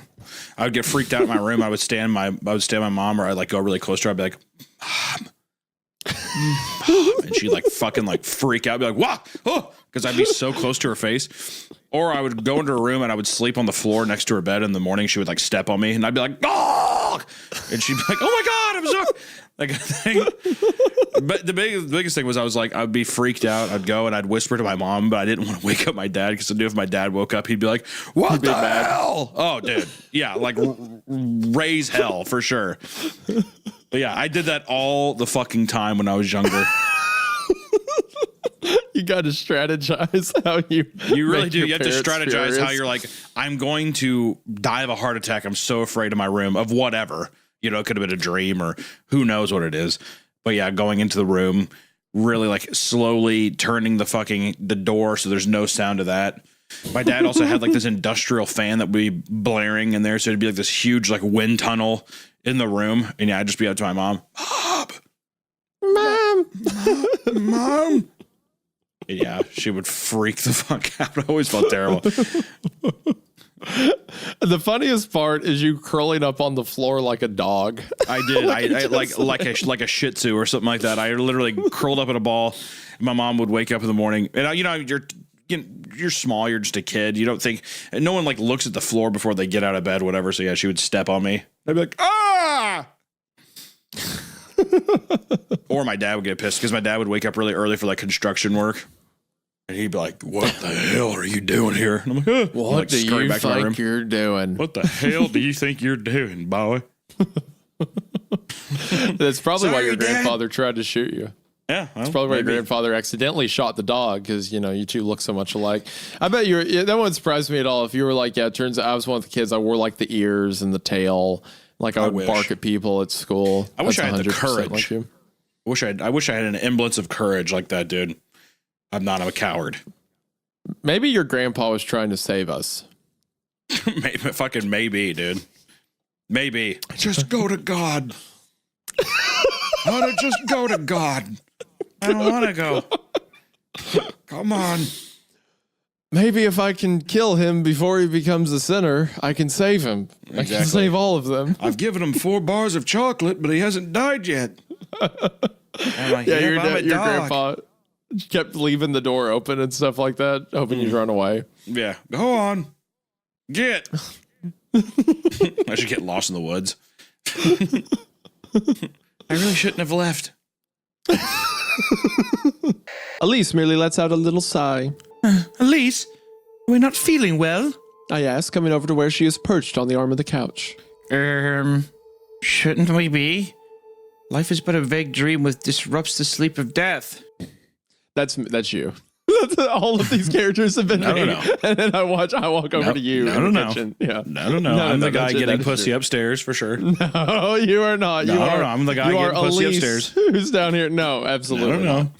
No. That's never been you. I've been in your house. That's never happened while I was at your house. But you have done. You have been very sad. Oh, Elise, must you be so existentialist? Je ne suis pas uz excellala.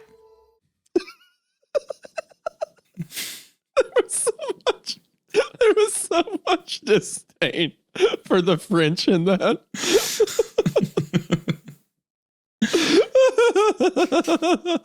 Oh. I almost felt bad for interrupting, so I started to walk away.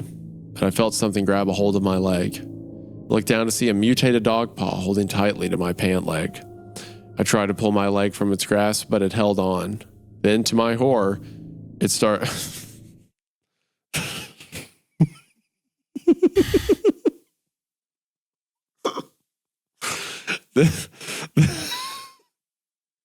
Okay. I feel like after one we don't need. I just have a feeling that after that last guy a couple ago introduced the reproductive organs, like the rest of the thread couldn't let that go. We could go there. Yeah.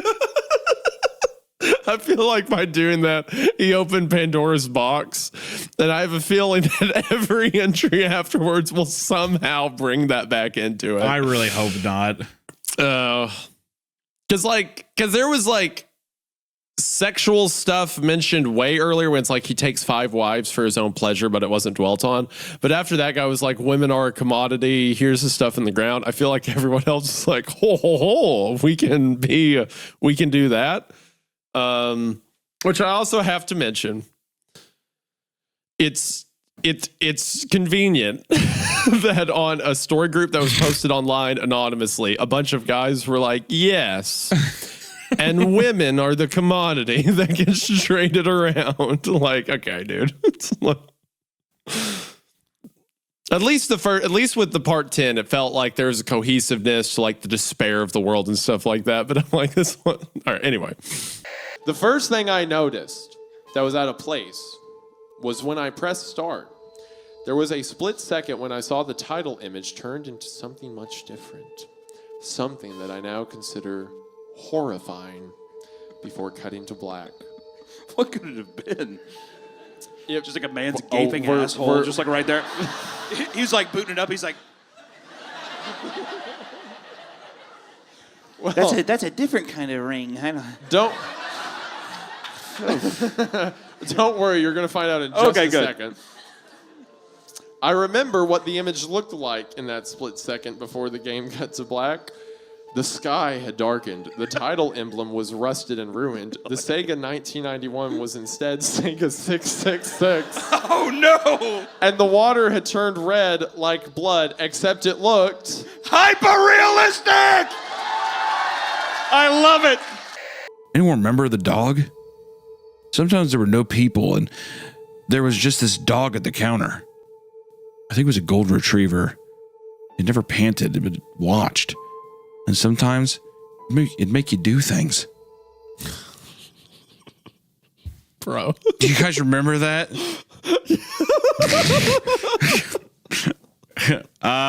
No.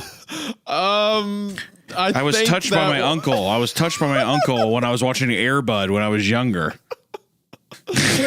I'm going to say on a limb, I think that one's just you. Yeah. Hey, buddy, I think your repressed trauma while watching Air Bud is on you, man. I'm sorry. I think it's showing up again, but my condolences. I hope it gets better. Sorry that happened, I guess. I remember my friend got really upset because we found the skeleton of a deer curled up under a tree, and I practically had to drag her away. She wanted to bury it, but I didn't want her touching it because its antlers were weird. I can't remember why. Just remember thinking there was something wrong with them. I didn't want either of us going near it. That's so cool. How do you think How do you think they were? How do you think they were weird? What a cool little detail. What a cool random detail. Maybe like too many points, or like they were growing weird or backwards. Or I like to think that they were. I like to think that they were like, because they're usually jolted out like branches. It'd be kind of sick if they were all curled. Like very all swirly, like too smooth and swirly, Yeah, they're all too the lines don't move the way deer antlers normally move. Yeah. Something like that. Man, that's such a sick little, similar to the breathing and stuff like that. Just like the antlers on the body were weird. Like, I love those little details. They're so good. Like how nonchalantly it's said, or like it's just so candid. Yeah. Like it's just like, oh, I didn't want her to touch it because the horns were kind of weird. But were weird. It isn't like giving you this big grandiose explanation. It's just more of an afterthought. But that's the thing that just fucking hits you the hardest. You're like, what? Mm-hmm. Go back. What? Can we go back? Yeah. Can we get some clarification on that? She's like, no. No, I don't think you will. Because of those girls, the things they said you did. Exactly. I was making money. They were getting laid. They were 14. 14's older than you think, Sam. And it's not like I touched them. So this is... What? I wore a suit. Just listen here. Just listen. I mean, is this not comical? No, listen to this line. So this is what you wanted all along? A great big rape.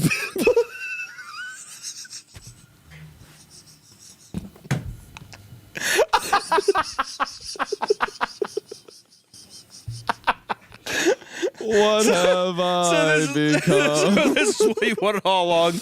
A great big rape empire. My sweetest friend. Yeah. And you could have it. Literally, I feel like I want to look up at my empire of rape. The book of Baraska sitting there. And it's like just burning. Yeah, exactly. My empire of rape. I will let you down. I will make you rape. What the hell is this? This organization. So this is what you wanted all along, a great big rape empire? Hold on.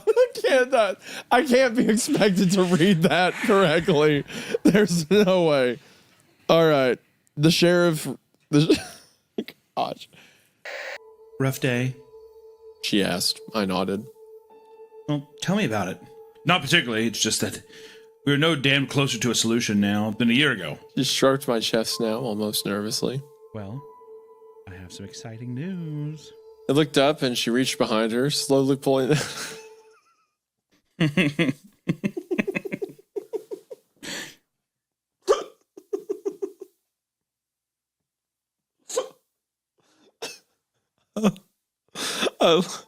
She reached behind her, slowly pulling out a pregnancy test. My eyes honed in on the blue shade of the tip. I stammered over my words. What? Wait, are we? I'm gonna be a dad? She nodded, her head excitedly, and I wrapped her up in my arms and I jumped off the couch, picking her up and dancing around. This baby is gonna. I hate to say it, but this baby is fucking dead, dude. It's such a bummer. It's such a bummer to be like, we're so happy, and just to know I'm like, there's no fucking way in hell that baby is lasting. They've mentioned infant mortality 3 times. They've mentioned infant mortality rates far too often to have any kind of hope that this baby's gonna make it to fucking 2. Yeah, right, bro. God.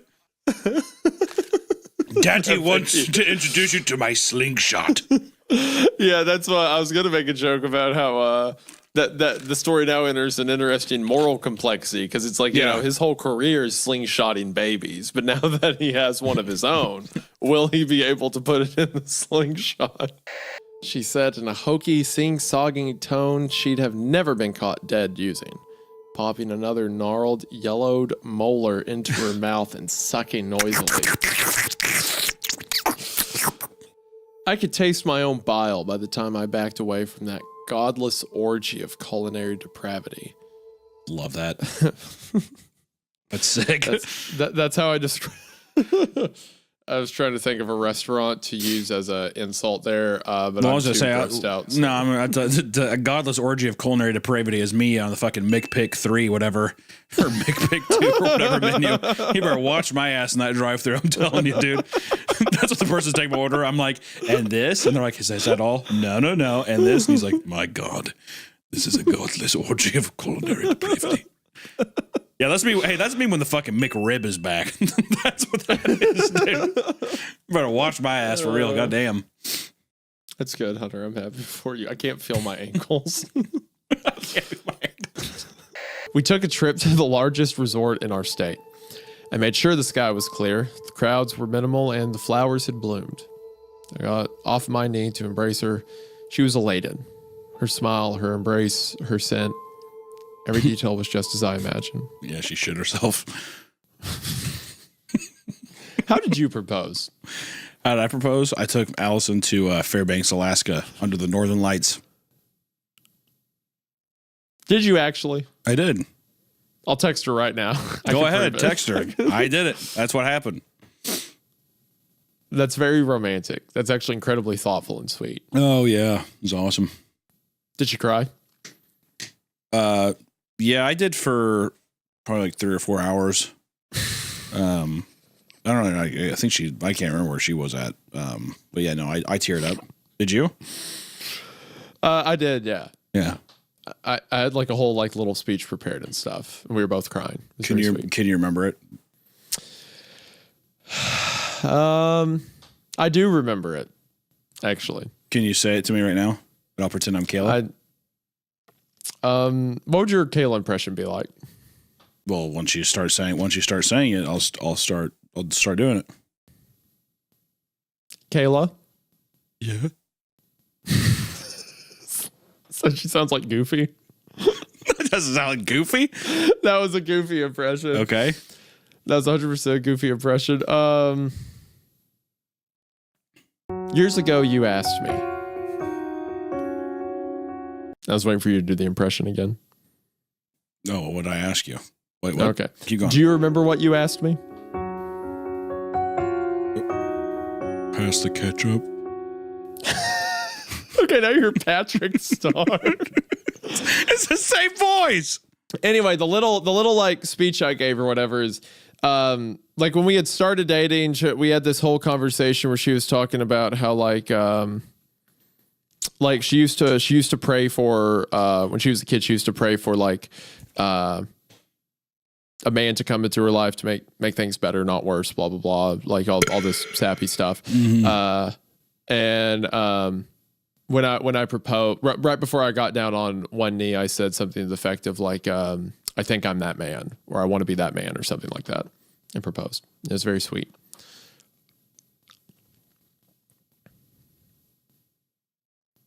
Go ahead. I was just listening. I was just waiting for you to have some snide remark or comment too. No, I think it's beautiful. Okay. All right. Can I go back to the story now? Yep. So there's 2 days without any updates. And then Tucker says on June 5th, just past the Virginia state line, hoping my family will be okay. They said his family's just like being sucked up to the sky. Yeah, I hope you guys are right. I'm going to the West Coast. What? Bye. Also, 2 days, and he's just now getting past the Virginia line. How fucking long is it going to take you to get to the West Coast, dude? It depends. He can't take any main roads because he said earlier traffic, like there's a bunch of abandoned cars on him and stuff. It also like that. seems like the gas stations aren't working. Yeah. I assume he's bringing a bunch of gas. Probably. I'd say. Cups full of gas. Cups. The whole bag's just full of cups. Just stacked on top of each other. They're spilling everywhere every time it turns. Oh, God. Gas is getting low. Keeps falling out. If only someone made a container to hold gasoline God, I wish in. there was like a plastic container I could put this in. And preferably red, like my cups. Hoping my family will be okay. Preferably red. If I could have preference, I would make them red. I would make them red, perhaps with a black or yellow nozzle of some kind so I can see it in low light conditions, like right now. I hate that we're not going to be up at Shawnee's for New Year's. She put the glass down on my desk. Her hands as fidgety as her legs. Every year, we go skiing in the morning and then drive into the North Conway to have dinner and watch the fireworks until my mom gets too cold and wants to head back. That's all I want. And I can't even handle that. What if I found something down at the Quabbin? What if I fix this, Alina? What if all your problems I baby Baby girl, handle this, all right? Have you ever heard of the Quabbin? Baby, have you ever heard of the Quabbin before? Come on. Come on, baby girl. Why don't you get back on top of me and I'll turn Hamburger Hill back on? Medic! Medic! Just the idea of like teenage making out, and this in the background, it's like I can't find my legs. Yeah. I don't know where my legs are. I can't find my legs. Oh, Mama, where's my legs? Mama, help! It's like just gently, just like he doesn't know how to kiss her, so he's just like licking her lips over and over. Oh my gosh, my mom, help! It's also that scene in Hamburger Hill where he's talking about how he went home from war and like he found his wife cheating on him, and they were making fun. The hippies were throwing like dog poop at him, and he's like, and that was all right, and that was all right. Like that very impactful scene. Yeah. And he's just like fondling with a bra he's never touched before, trying to take it apart. Though the shadow fogged lenses of these spectacles, you will be blinded so that you may see with greater sight. Through their darkly clouded glass, Anima Mundi will diffuse it into nothing. Through their darkly clouded glass, Anima Mundi will diffuse into nothingness before you. What would murder another man's mind will bring your peace. Henceforth, all things will be in your eyes a distant play of shadows that will fretfully strive to engage you. Ghosts that clamor to pass themselves as actualities. Masks that desperately flit about to conceal the stillness of the void behind them. Henceforth. The smell. I don't know how many times I can tell you about it until you understand. This was one of the moments where I'll remember every detail forever. Hunter, there's no way. This is probably one of the worst stories I've read, so it's not going to be fun. It's not going to go there. Dude.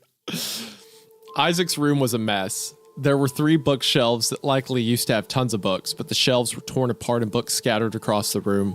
His computer desk had papers scattered across it and cups knocked over. The window was darkened by a blackout curtain used for gaming. The large gaming computer under the desk hummed and the monitor showed stars moving around a screensaver. Isaac was on the bed. His face was pale and patchy with purple lines. His arms and legs were white and bruised. An extension cord trailed off the bed, the middle being wrapped around his neck several times. Some flies nested on his body, flying to another spot occasionally. Hunter. Oh my gosh, they killed him! Bro.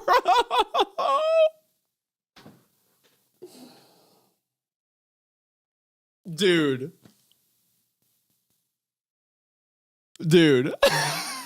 I have no will. This is great. Hunter, this might be the best thing I think we've ever read on the show. Just the insanity. And this is all, I'm fully convinced this is all a identity theft PSA. And he murdered a guy in the apartment. Bro. About a week ago, I was cooking dinner, mashed potatoes and black bean tacos, tuning them out as normal. As I was chopping up some cilantro for my tacos, however, he said something that caught my attention. Natalia is innocently chopping cilantro without any knowledge that she is in grave danger. Fuck that, dude. I'd be like, excuse me? What? I like to think that every time she looks up at him too, like, what? He like kind of hides. He's like, he kind of goes behind a corner and he's just like looking at her. Well, it says that he's always a few feet away, but with the back facing him or facing her. So does that mean when she tries to get closer, he just like takes a step away at the same time? Like if she starts running after him, will he start running? Natalia. Or does he just float? It's just like I like to think that he runs. It's like you hear like his duck footsteps slapping on the ground, falling after her. Natalia can make it jiggle. Wouldn't it be terrifying if like you got into your house and you shut the door behind him, and then a few minutes later you hear the door fly open and him sprinting over to you? Yeah, but he's sprinting backwards because you never see his face, so he's running. Yeah, don't turn around so I can run towards you. No. That's a horrifying idea. Think about something running like full sprint speed, but backward. So like you just see the back of its head getting closer. It's an awful visual. Olivia looked like she was holding back the floodgates. They finally broke as she started crying and hiccuping, using her free arm to wipe her face as she cried. But she managed to blurt out an answer to Creole. My mommy!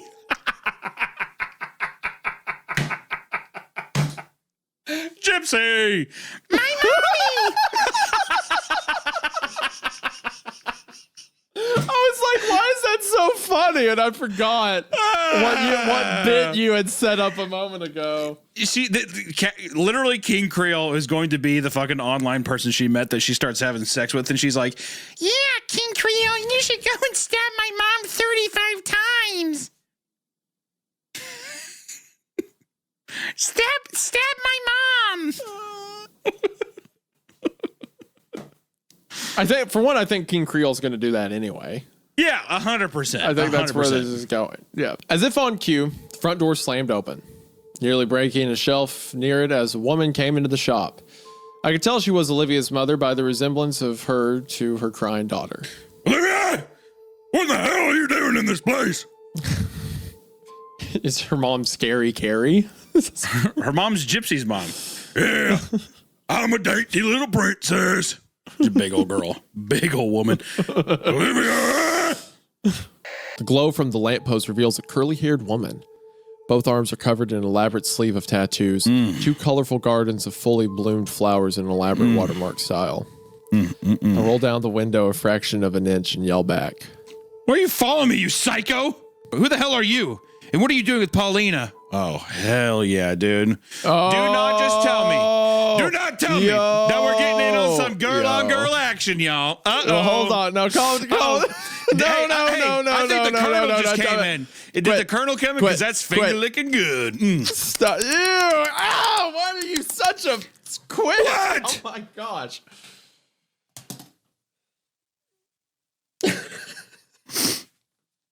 You had that one banked. You just had that on deck. I'm sorry, dude. I'm sorry that maybe Paulina, our queen, our hero, and then all of a sudden, a fucking girl with a dragon tattoo, curly girl comes up. She's just like, "You moving in?"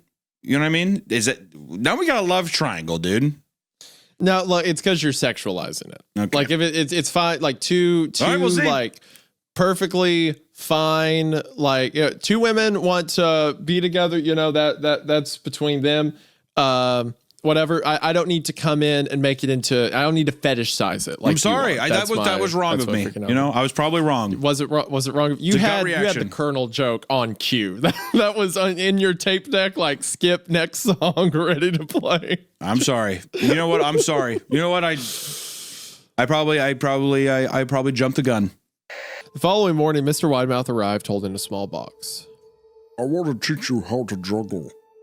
Here are some things you could use to practice before I start giving you lessons. I looked in the box. It was full of knives. My parents will kill me. I don't think I can.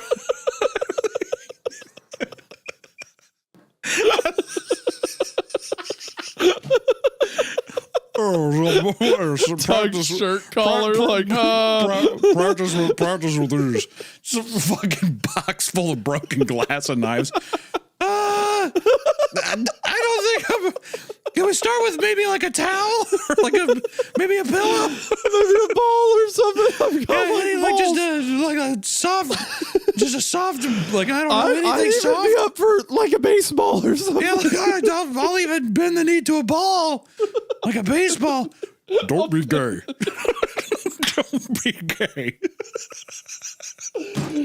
Oh, Mr. Widemouth, I don't think that language is appropriate. I just think that the knives and the use I think you're kind of a bad guy. I think you're not a nice person. I think you're actually kind of a not very well put together person. Come on, seriously, just juggle these sharp, rusty knives. Don't be gay.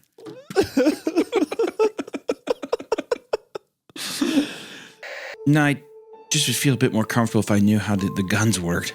I said, a small smile tugging on his lips. Avery rolled his eyes. If you had played Destiny, I wouldn't have to explain. What? Is he talking about the fucking Xbox game? Is he talking about the video game Destiny? There's no way, right? There's no way. If you had played Destiny, I wouldn't have to explain. I wouldn't have to explain. Gosh, the voice you're doing worked so well. It's literally like the well, if you understood the storytelling. Yeah, it is a bear trap of a voice. It's pure theory. I don't know how they developed it, but it works. All right, nerd, I trust you. All right, you know what? There's been a culture shift in this story. I'm vibing now. Like it's gone so far off the rails that this is hilarious. Well, if you were familiar with Destiny, the concepts would not be surprising at all. There's some like copy pasta like that. Well, the Rick and Morty thing. Like it takes an intellectual mind to understand Rick and Morty. Right. Same thing. I could hear the man's bare feet walking on the garage floor. I didn't open my eyes. I didn't have the courage. The man stopped and waited. It was excruciating. Just kill me. Get it over with already. Open your eyes, my child.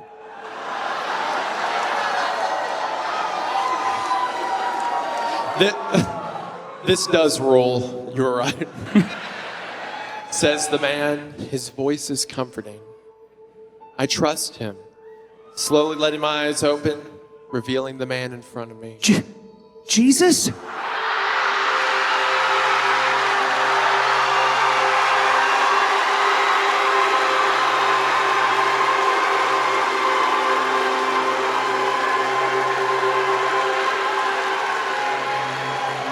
That's right, Shia.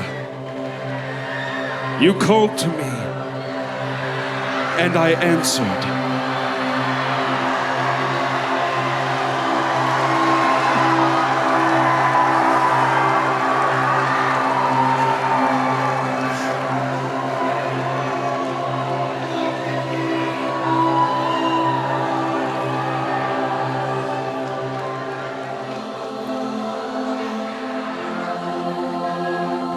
There's no way. Yeah, I wrote this.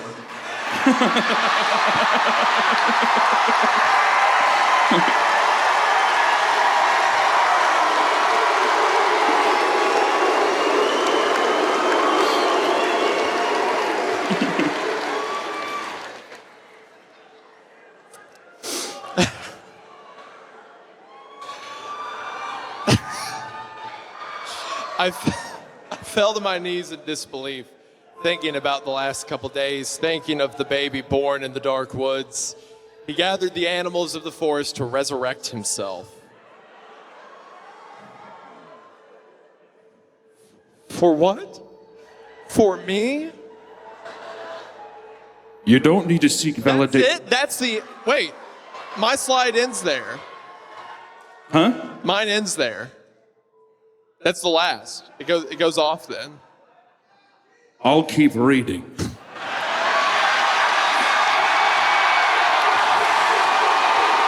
What freaked me out more was the character select.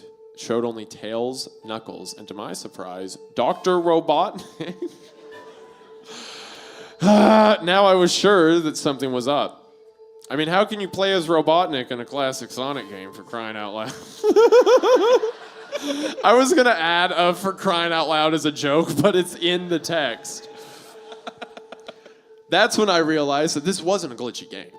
It was a hacked game. Chinese Sonic. Yeah, it definitely looked hacked. It was really creepy. But as a smart gamer, fuck off. Oh my god. Oh, this is great. I wasn't scared, or at least I tried not to be. The sheriff shrugged. If that's what it takes, I'm only here for the power and the women. I'm an alpha, Sam. Whoa. I'm done. I'm done.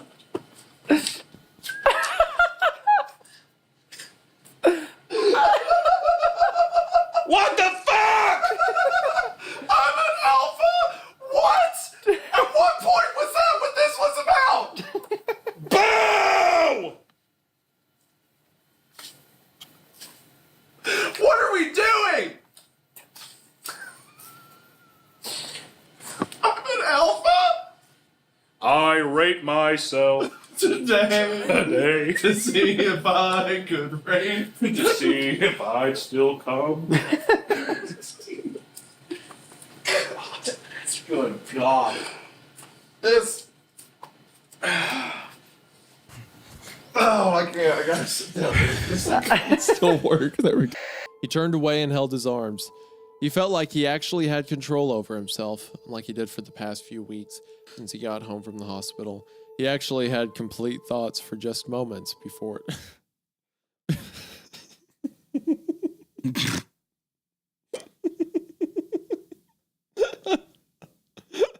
In my mind, like Toby's standing behind him. And from his POV, it's like a dark room with like the only light being the glow of the TV, and it's just like outlining the silhouette of a giant flower head. And it's still L. It's L looking down at a giant fucking. It's L looking down at a giant fucking Cuphead flower. It's like him from the back of the room standing in the corner. He's like the silhouette, and like it's funnier to. I like to think that he's doing idle animation, like the flower's doing idle animation, like it's a fucking Cuphead boss. Yeah, it's like the Daisy from Plants vs. Zombies, just like bobbing side to side. Or the sunflower. I mean, and it's funnier to imagine because you brought up earlier how like that he describes earlier that his dad hit his mom, but the only stuff we've seen happen in the story is that she was quote unquote too submissive. Yeah. And then you brought up like, what if he's just like, hey babe, do you care to, can you get the remote for me? And she's like, sure. Like he's completely happy. There's no abuse happening. That was like the worst thing that he's done. He's just like, yeah, this place is dirty. Clean it up. He's like one of those guys. Like but completely undeserving of getting we've heard from Toby, first off, that he's an unreliable narrator. Yeah. That he was a drunk that didn't show up to his sister Lyra, who was dying in the hospital because he was drunk. But then also we've heard that, oh yeah, he grabbed his mom by her hair and pushed her on the ground. But all we've seen so far is that she's like, you want me to make you a sandwich? And he's like, yeah. And then he like walks over and touches his arm and he's like, don't touch me. That's it. You would think that would think that he would like slap him. He's like, don't touch me, boy. Hits him. Psh. So because the character is now Eric in my mind, it's funnier to imagine there's no actual abuse or anything bad happening, and he's just a happy sunflower on the couch, and his son has decided to murder him. That's it, flower boy.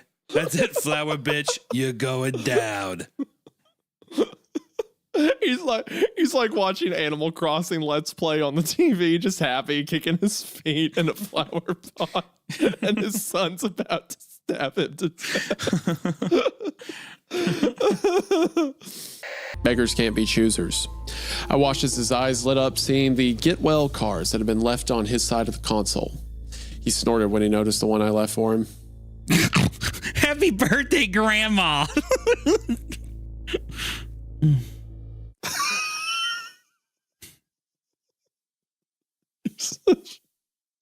You're so.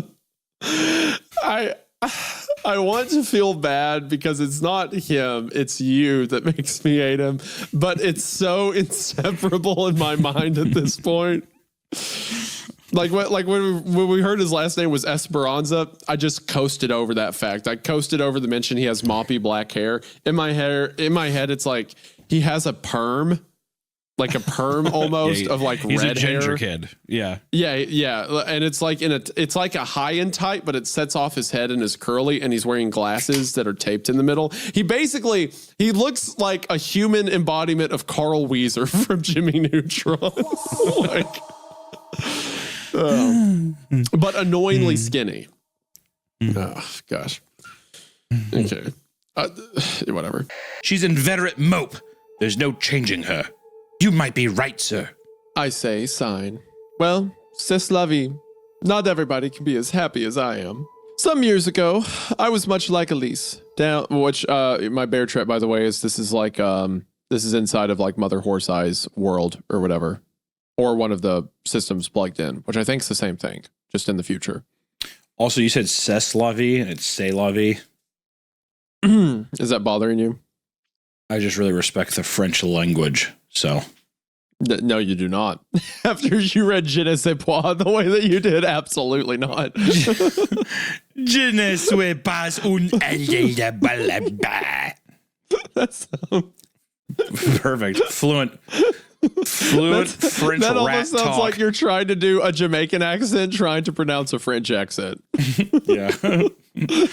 C'est la vie, man. There you go. Oh. Just in the middle, this is all like they're all Victorian England characters, and then there's just like a modern Jamaican guy over there pretending to be a French woman. There's fucking Eddie from Tekken hopping around the room.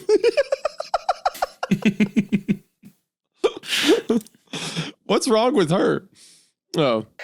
His thing wasn't. I don't think it was as explicit with like Corpse, because Corpse's whole thing was like, most of his stuff happened to that motherfucker? Where'd he go? He used to read Creepfosses, right? Yeah, he did. He did back in the day. He read a bunch of these. Maybe he could be a guest on our show. Well, he did music for a while and stuff like that, but I think he dipped from the internet after he got like a bunch of people kind of turned on him. I think a picture of his face got out and people were making fun of him and stuff, and then he dipped. But he dipped around the same time that was happening. Dude, Corpse, you want to read a spooky story? Come on out, dude. Yeah. Would you bring him on with his sexy voice? Yeah, I'd bring Corpse on with his sexy voice, I think. Can you do a Corpse impression? That was pretty good. That was about the right wasn't tone, bad. I think. Yeah, that was the same register. Welcome to CreepCast. Yes. Is that what he would say if he was on CreepCast? I feel like you've practiced in the mirror. I'm Corpse Husband, and this is CreepCast. I'm Corpse Husband, but I just got possessed by Isaiah. This is Corpse Husband, and I'm on CreepCast now. I feel like you've done this shirtless in your bathroom in the mirror. Why? Why would you say that out loud? For the 7 women in the audience will remember that. Did you see them getting upset over that? The 7 women thing. There are a bunch of girls like, there's more than 7 of us. Yeah, I mean, it's a meme. Yeah. And now there's the people have been saying there's the 7 sister cult. 7 sisters. I like and that. that's sick. The 7 sisters. You got 7. For all of our girlies show, out there. Yes. That was pretty.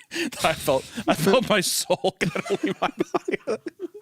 That was yes. that the reason you were that enthused because it was a point of meanness to a point I brought up. That was counter to me, so I did not appreciate that. What's wrong, Marcus? Toria asked. You're absolutely pale. Are you frightened? The light from the cell phone I had dropped reflected back into my face. Even with its light in my eyes, I could still make out the horrid figure looming before me. Did you say you're God? You worship that thing?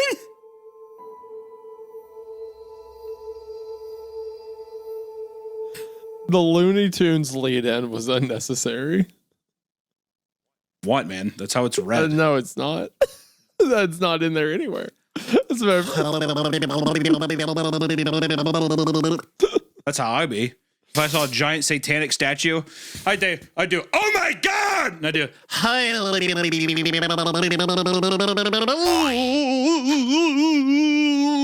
let's get out of here! And I'd run off, but I'd run in place for 3 seconds, and I'd run off. It's what would happen. This story is not that bad. How much better would it be if in Looney Tunes if it was seriously like, Jesus Christ? It'd be a pretty good read, honestly. All right, sorry, go ahead. Flawless, love it. What's up? Hunter, it doesn't deserve it yet. I will unironically say this is my favorite story so far. Oh my gosh, okay, whatever. I asked to go see the body, and I wanted to make sure I wasn't just making shit up in my own head. Shockingly, he agreed and took me over to the freezer. Again, it's a small town, so the morgue only had about 5 bodies in the freezer. But that's a lot of bodies, I feel like. Five bodies? Good God. For a small town to have in the freezer? Yeah. There's 70 people who live this town. There's 5 dead bodies already. We had an 8% casualty event last night. I do not know how we are going to economically recover from that DUI incident. Of the 5 people on dead, that includes the mayor. Yeah, the mayor, his secretary, the head of commerce, and the owner of the bank. We don't know how to get into well as the pastor of 3 churches in the region. One of them was Jewish. We don't know how he did it. That's how good he was. We'll never recover. Oy vey. It's again. There's a body in there that's in both like a priest garb and like a Jewish synagogue. He's a rabbi and a priest. How the hell did you do it, Rabbi Priest?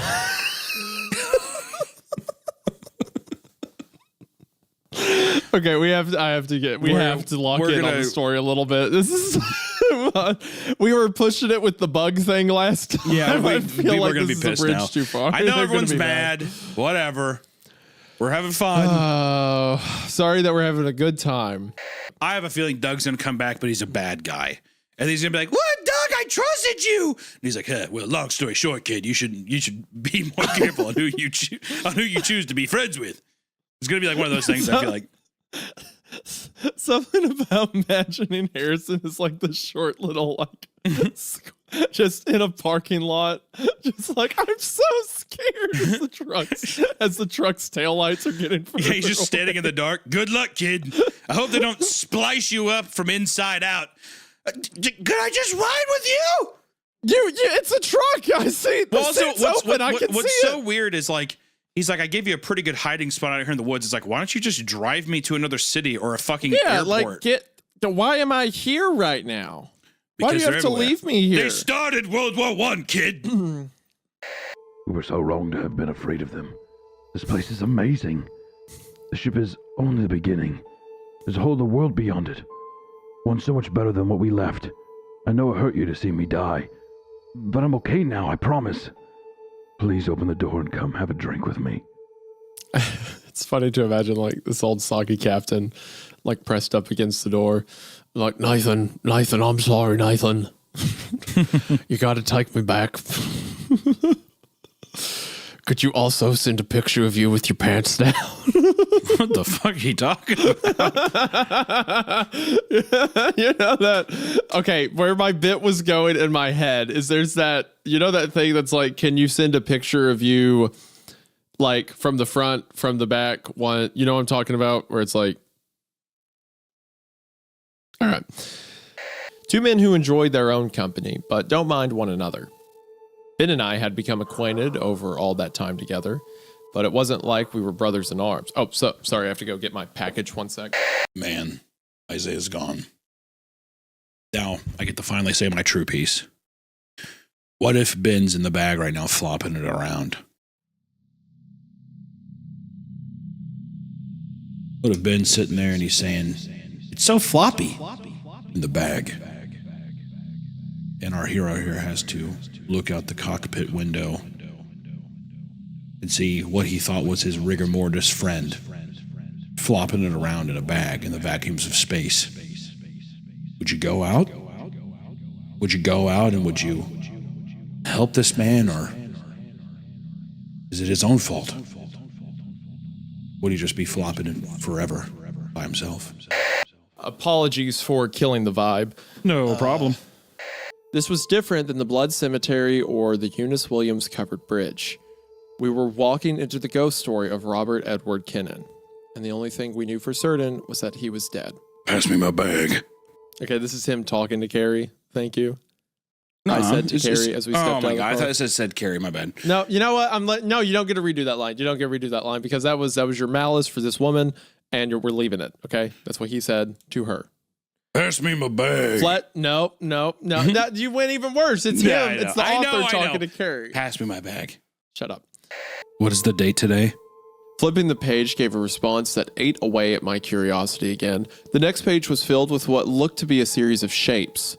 The lines being made up of the same characters at the start of the book in a language I did not understand. Buddy, that's the wrong question. That's the wrong question. You ask a question and it's just like, if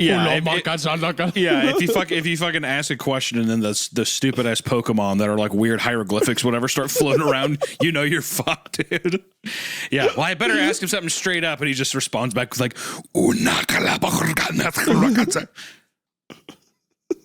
that's such a funny way to describe like non-Euclidean geometry. Like, oh no, the Pokemon again. You know what? You know which Pokemon I'm talking about? What the fuck were those called? Oregon? Is that what you're talking about? The one that's like made up of shapes, the digital one? I thought you were just referring to like the demon was drawing in like ununderstood hieroglyphics and like geometry, and you're like, oh yeah, the Pokemon. No. It's this. Look here. I'm posting it in the. I'll send it to you on. I don't know Pokemon enough to know, but I remember when I was younger, these guys were in there. I'm saying these little motherfuckers. Oh, are those Pokemon? Yeah. The ones that are just shaped. I mean, we'll show a picture, but I don't know what you call those. I don't know what they're fucking called. They do kind of look like that, don't they? That's not a bad guess. Are they just called unknown? They might just be called unknown.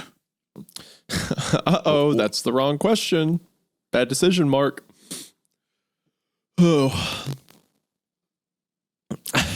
You ask what's the date and it starts, because it's not going by like the Gregorian calendar or the Julian calendar or whatever. It's just like pulling you straight back from time. And these people, they draw them, they wrote that stuff. Yup. Whatever's in that room drove them mad. That's fucking terrifying. Have you guys considered getting somebody to bless the room? Jesus? Is that her being like Jesus no, Christ? I think it's an exclamation. If there's no question mark or nothing, she's like, Jesus? Like God?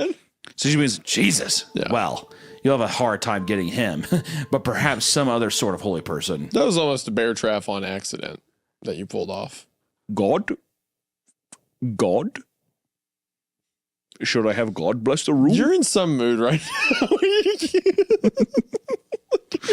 No, I mean, Jesus, you're talking about an exorcism? Oh, the purple stuff is about finished. Paula said, point of the liquid hate that was halfway empty. I love you, Mommy. I love you, Daddy.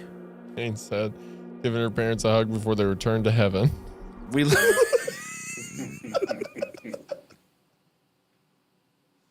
Bye, Mama. Bye, Dada. Up to the clouds.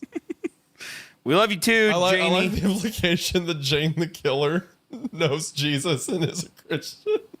Like this. It's like a devout. We love you too, Janie. I also like the implication that Christianity exists in Jeff the Killer universe. We love you too, Janie. We love you. If they had used any kind of network to communicate, some internet service provider or some cell phone provider like Comcast would have a log entry of the messages being exchanged, even if the data was encrypted. Encrypted data is never 100% secure. Look at this. It just randomly launches into like infomercials. If you dedicate enough processing power, you can crack any encryption. It may take thousands of years in some cases, but it could be cracked. That means it can't be cracked. That means no one's going to do it. Yeah, but it would take thausands of years. Someone would definitely take thousands of years. Someone would take thousands of years to get through one like encoded signal for sure. With our current advances in computing power, that could change to be even faster. It could only be hundreds of years. Exactly. It could be 200 years. David and his partner had reduced their risk of being caught by limiting who had access to the information.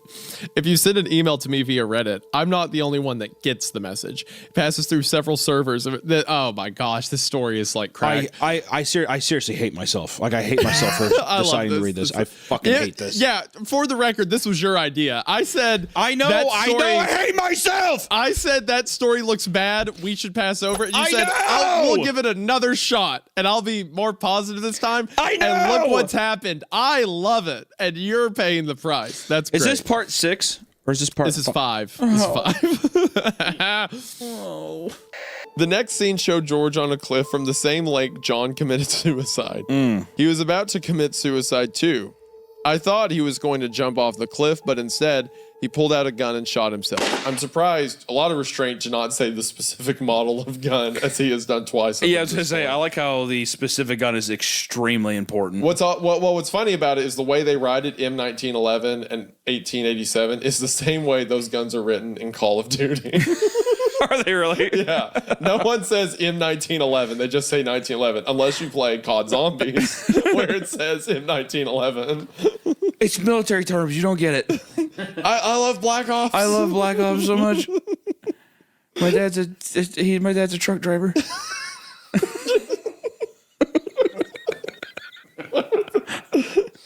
Feels pretty irrelevant. Yeah, I'm just saying. He doesn't talk to me that much. He's on the road a lot. He's not home a lot. But instead, he pulled out a gun and shot himself. Very anticlimactic. Yeah. Boring. Boring. I'm bored.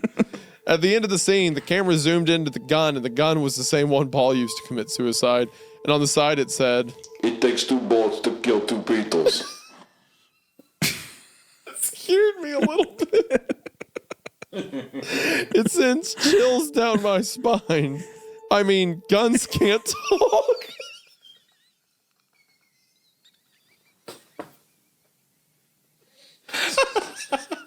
I mean, let's be real here. I mean, think about it. I'll put up. Guys can't talk. This is fucking strange. Look, Hitler, Satan, I can get behind. Hitler was in the vomit. All of a sudden, guns are speaking. This is freaky the way it's phrased. I'm fucking horrified. It says, I mean, guns can't talk. I mean, for like, fuck's sakes, people, like think I'm about it. with you, Will someone dear fucking reader. just take a second to think about this? This is creepy fucking stuff here. I challenge you. Think of one instance in your life. I think of one time you've ever talked to a gun. Not even. Yeah, I tell you, it's probably no times. The next scene showed Ringo in the hospital, dying of an unknown disease. He gives Ringo cancer. A little kid being like, and Ringo has total AIDS cancer. And his gun talks to him. I mean, think about that. Being sick. So now that he opened, he's like, I'm 14. I think he aged himself up. Yeah. The author's like 10, 11. Yeah. It definitely feels like this is like a 12-year-old. He's like, for sure. So trust me, I'm 14. Yeah. So you can respect what I have to say. My teacher said I'm at a 14-year-old reading level. Yeah. So, yeah. Paul leaned forward. No, Linda, it's okay. She's not a little girl anymore. That's her business. Listen, baby girl, we don't have to talk about it if you don't want. All that matters now is that you're home and you're safe. Funny enough, by the way, audience, that's just what Hunter sounds like when he's not recording videos. Baby girl.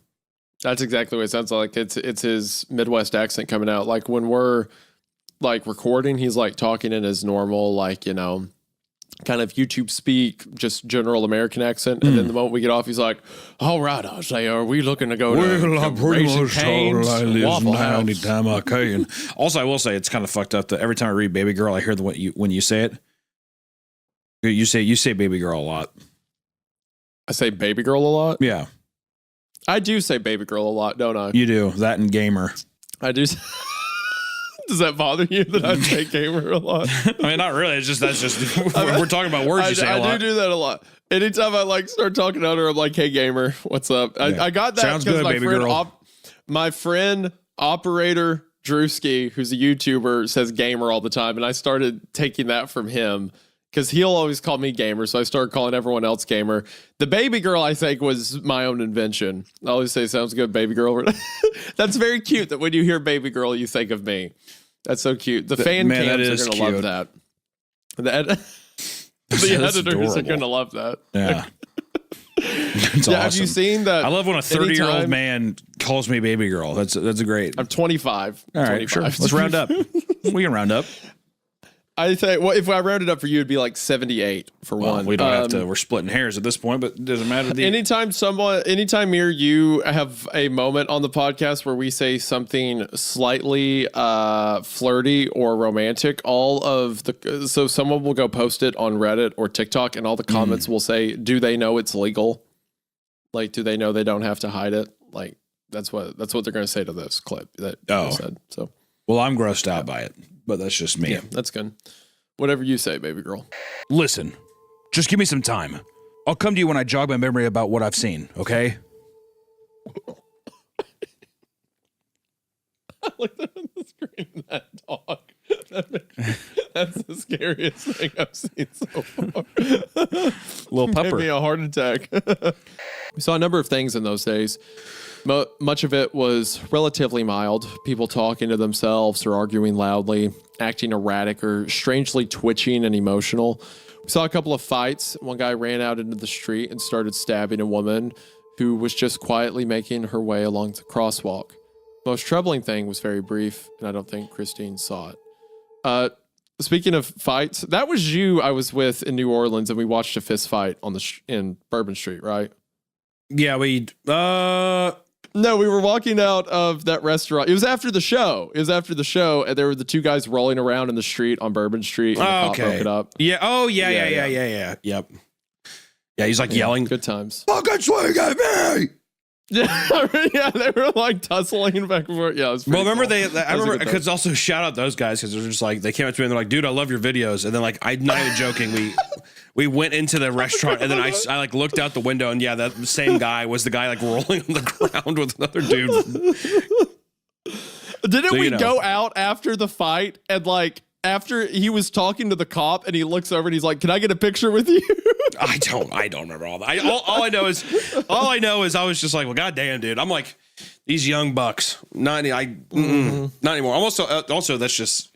I'm like Bourbon Street is just such a The French Quarters, that's just a place. I'm like that. It has to be its own layer of hell. I mean, it's just nothing but alcohol I don't and think everything. we've ever talked about me getting you stuck there till midnight. on another time. If it was a David King kind of story, I would keep it. I'd love to direct, but I'm so hyped. All right, let's finish the story. Let's finish the story. Yeah.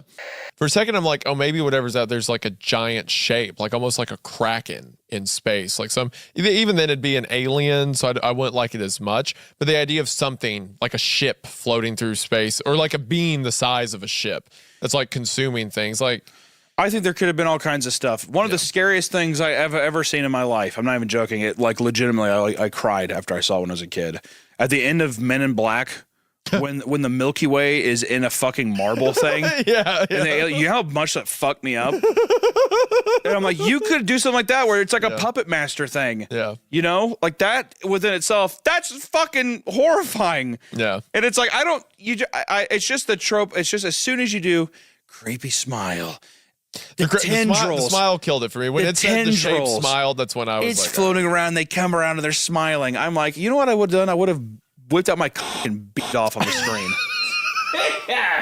I would have beat it all over the fucking screen and been like, eat it. This is the reaction. That's actually the scariest. That actually fucking scared the shit. I did not see him walk up. And that scared me so bad. He has a fucking like red blanket around him. He looks like a little like Italian woman. Station with him. That was the little yeah. But like, this is the ending, by the way, that you started by saying, Now you're like, you know what I would have done? I would have whipped out.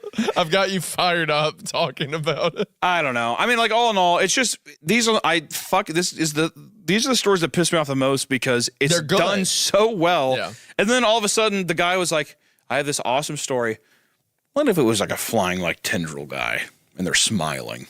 And then they say, let me in, and everyone dies. Everyone kills themselves. Yeah, it's just at the point where it's just all this creativity to the point to where it's simple things can be just so much more effective. And like actually just like, ugh, God damn, that nerve the fuck of me. Like I said, even the fucking Men in Black guy of like an alien with the marble, that like legitimately scared the fuck out of me when I was younger. So I don't know. All in all, you know, not to be a dick, bit of a letdown. Everything you said then to be fair, letdown. To be fair, I did say I'd whip my dick out on the screen. That's pretty rough. If you sat there though, and the guy was like trying to get in your head, let us in. They're like floating around like this. Are you freaked out by our even if I was floating in the void? What are you gonna do to a guy who's just like, I'm my dick? Floating there. Lodowski never thought to do this shit, did he? Grab a lotion bottle. Okay. All right. I like. Oh! I mean, what would the aliens do? Let us in. You come and get me. I'm covered. I am Waffle House hash browns. I am smothered and covered, dude. Jesus walks over to them, kneeling down to them. This is a blessing. But always know, I am watching at all times.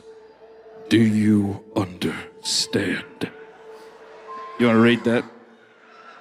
Start here. I wanted to hear you read the thing, so. It's a good story. I have never been God so good in my entire life. You named him Shia out of letters from my name. It's almost Isaac. And it's about a kid who was a nerd who read creepypastas. Yeah. And prayed, and Jesus showed up and blinded the people that made fun of him. That's right. We got a little finish it off at least.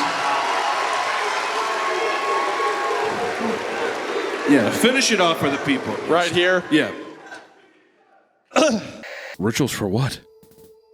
To create circuses, among other things. Evie told Kurt all about circuses, basically from day one. Circus is a locus, a place where several planes of reality converge. Circuses do not occur naturally. God, I cannot keep this up, dude. I keep thinking of like a fucking clown and like an elephant on a ball and stuff like that. I'm so fucking stupid. There's like Evie told Kurt about the circuses, and I just think like, hello there, and he's like going around, come inside. Look at the whoosh, like like an elephant and all kinds of like a bear on a ball, like rolling around a deal. A trapeze act. Yeah, exactly. Yeah. It's funny to imagine that she's like, well, we were in the breeding programs. Do you want me to tell you about it? And then Hunter's just like talking to this woman, and in his mind's like, well, I would just be, well, she'd be saying all this stuff. It's like it's different planes of existence, and then I look at her and I'm like, I have like glasses on, I take them off, and I'm just like, but what of the clowns? No, you have a clown nose on, and anytime that she says something dramatic, you honk it. Yeah. That'd be a really fun grief counselor. Yeah, exactly. Like a girl like, and I never saw my dad after that. My father, he drank, and I just think that he'd come home and he'd hit me. Go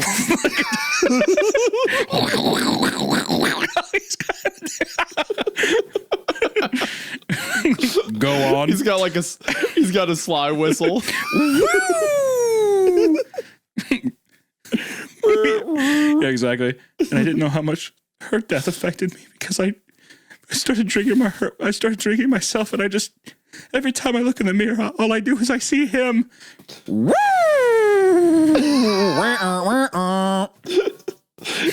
That must have been hard for you.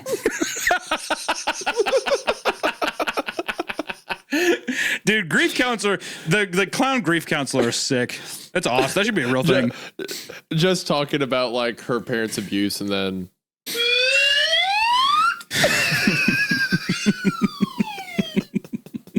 when it's a good thing, it goes up, and when it's a bad thing, you go down.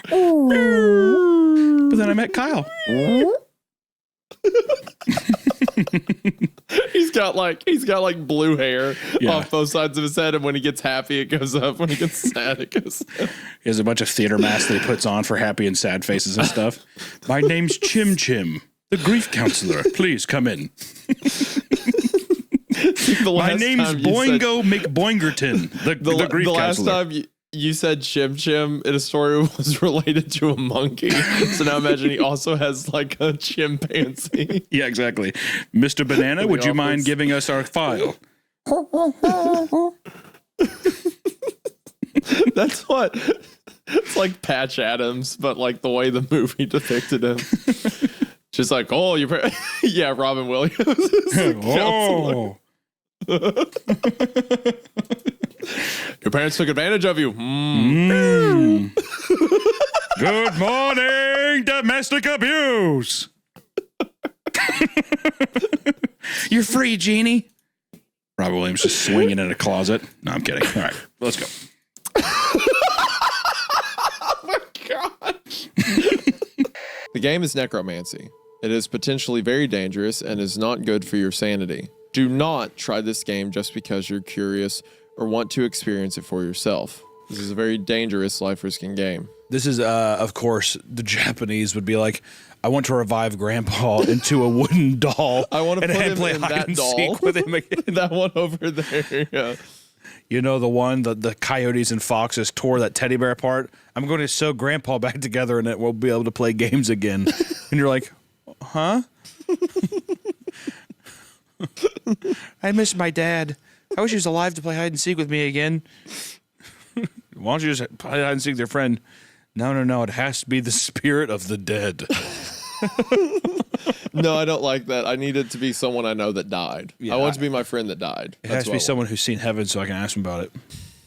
That's crazy. If a kid told me that, I'd be like, okay. I'd be like, cool. And I'd take the fucking teddy bear and I'd throw it away. Yeah. And then you watch it climb out of the trash can. Which I want to say, exactly, and that'd kill the kid.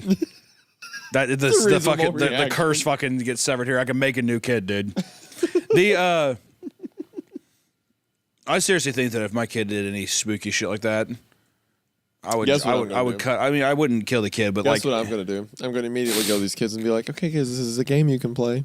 Take this teddy bear. Take it up to if I found out that like my kid was like take it up to Papa making weird dolls or whatever, yeah, I've been taking the cat's toenails and putting them on this doll, and I'd be like, dude, enough. I'm throwing it away. Is that wrong? Is that bad parenting? If your kid is like my only mutilating a friend. doll. It's my only friend. Yeah, I think you can do that at that point. Huh?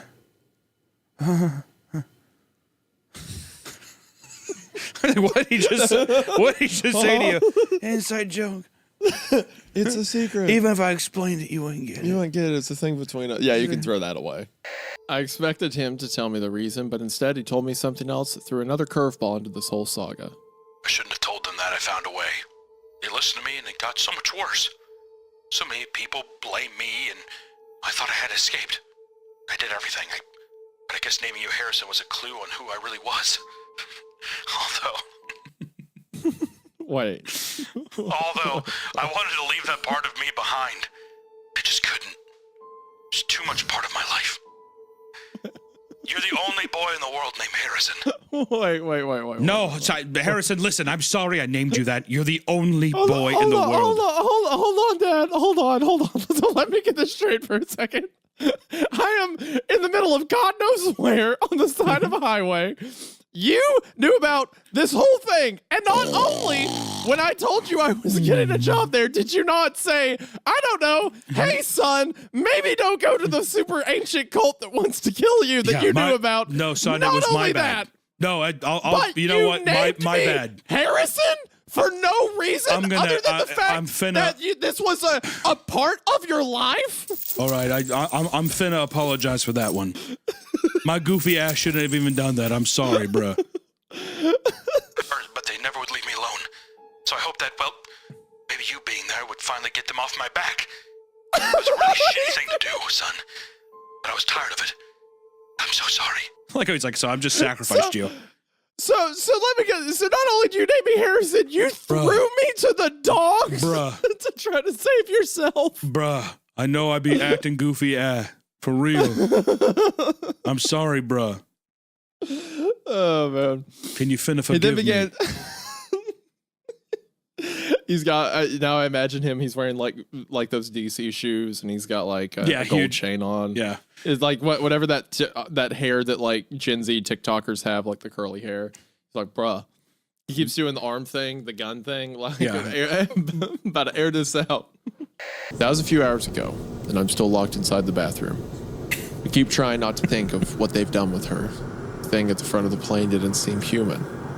I hope it did. What are you laughing about? I heard you. No, just kind of funny. The thing at the front of the plane didn't seem human. The 8-foot tall black figure wasn't human. Okay. That was making all the thing that boarded the flight mid 30 hour flight in air. Yeah, that's weird. Okay. I hope it didn't kill her. Not after she was shouting for my help like that. I couldn't take that. Oh, what's so funny? Go ahead. Oh, I just like, jeez, I hope she's not dead. Her screaming like that and me standing in this bathroom shitting my pants. I'd be a real bummer. I'd feel real bummed about that. Yeah, it is funny. He's like, man, if she's dead, I'm going to be sad. That'll be bad for me if she died like that. Briggs cut across him. Sit down. He did not look up from the blade. The whetstones sang in long pulls. Fire snapped.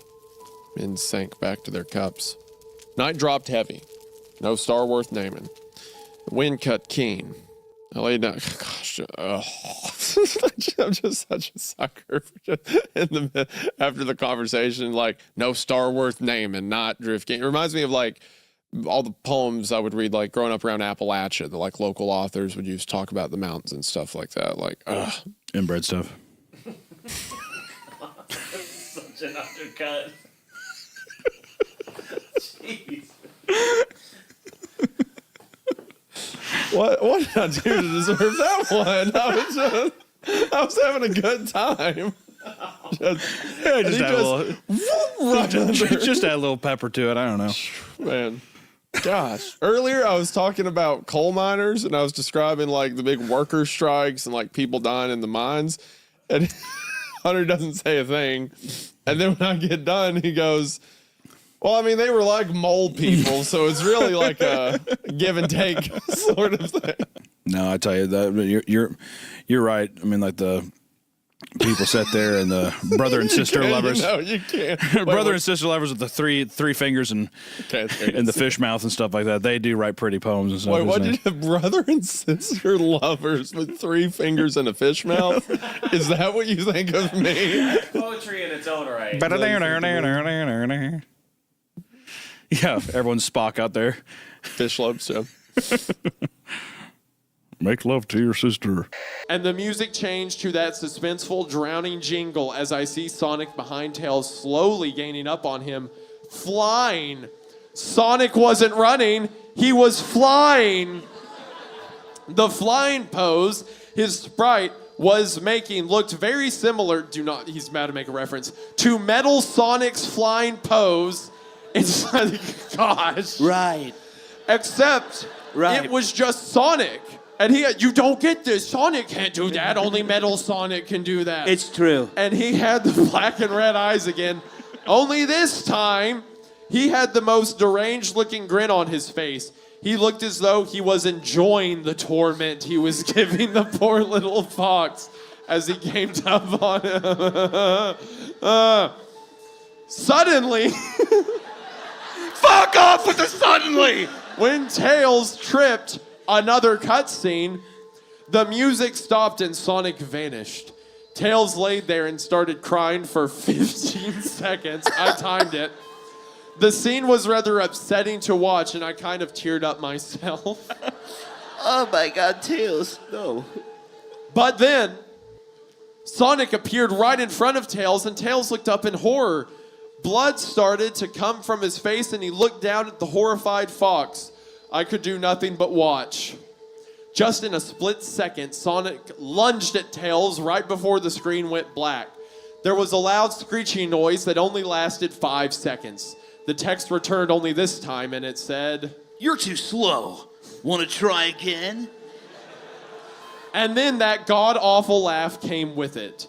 I was so shocked by what had happened. Did Sonic murder Tails? No, he couldn't have. Him and Tails are supposed to be best friends, right? Right. Why did Sonic do that to him? I have no idea. I shook the shock off as I was brought back to the character select. The save file that had Tails was different.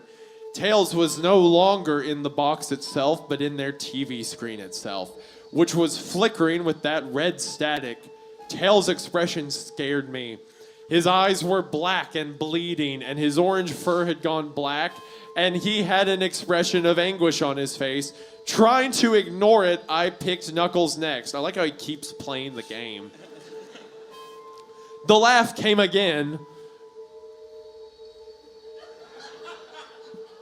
The laugh came again.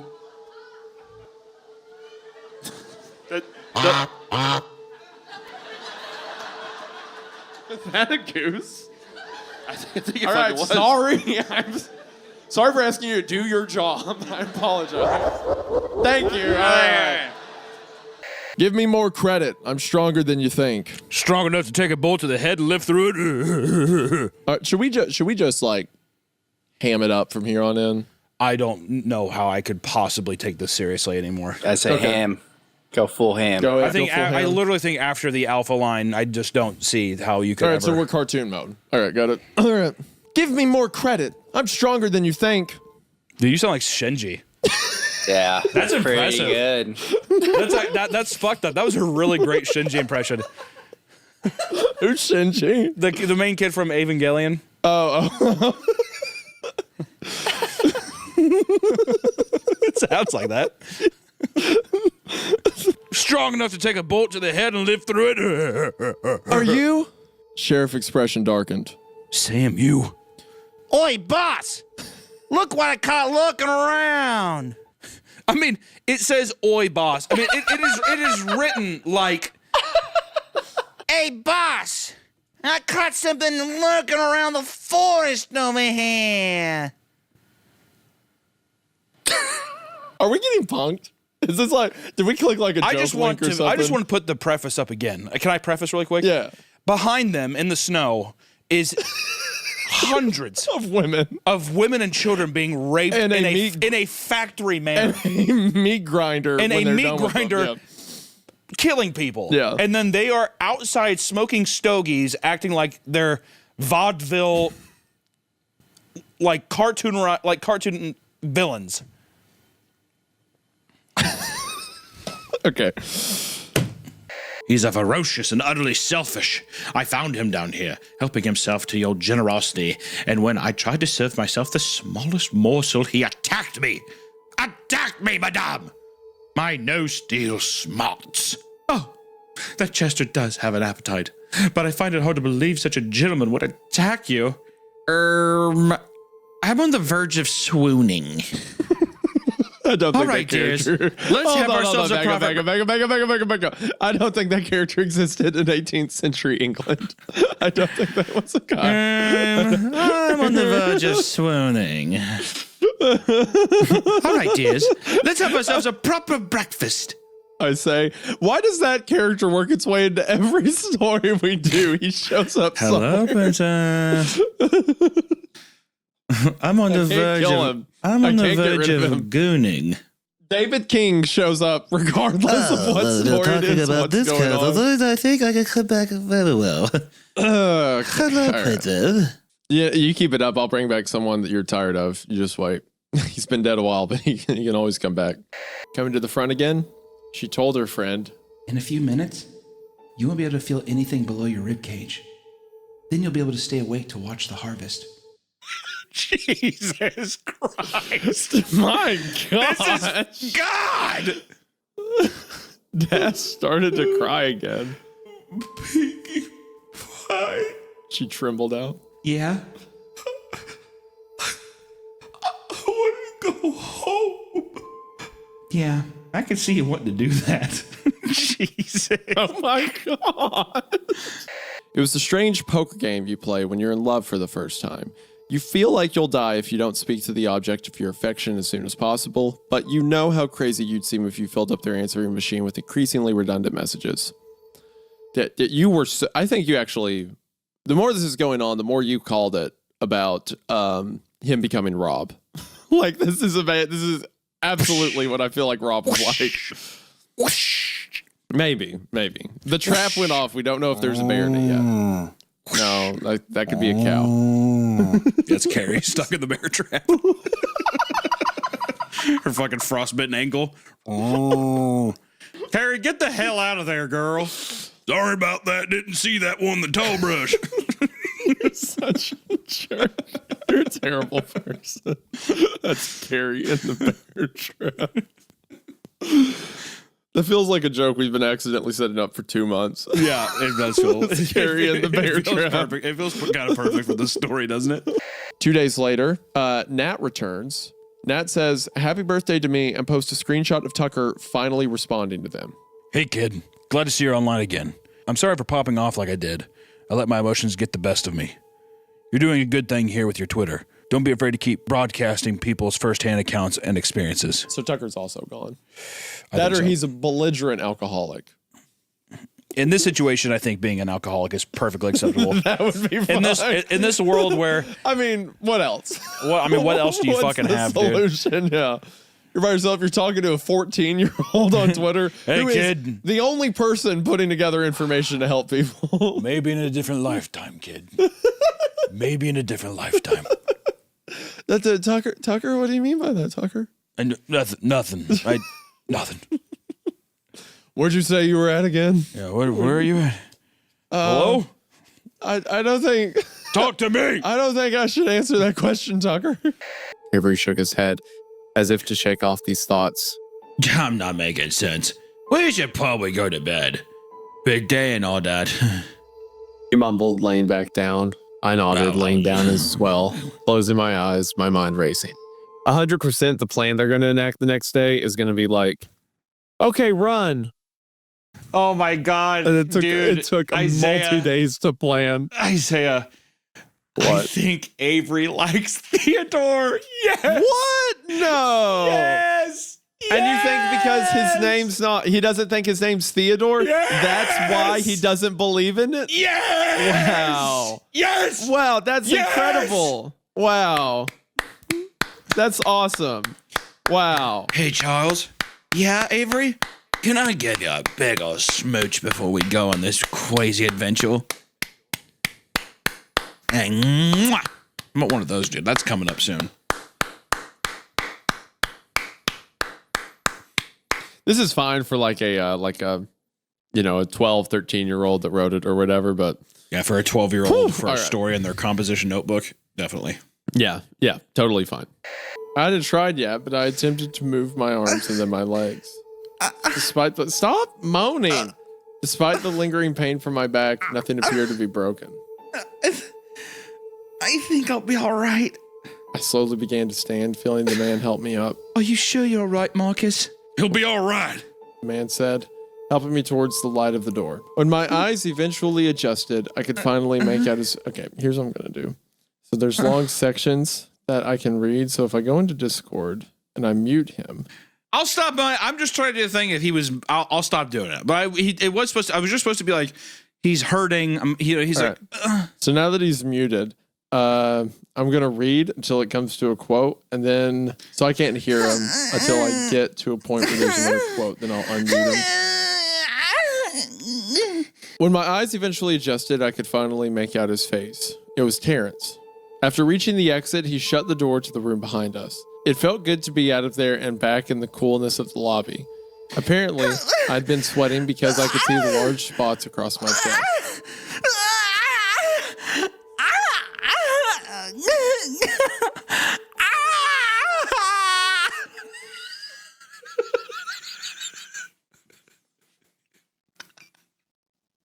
Did you hear that? Well, Did you hear it? I came back and unmuted because it's your turn, and it was very distorted over the microphone, but it sounded like the noise when like you step on a dog toy really hard that like squeaks and it's like the entire time you were reading, I was just like,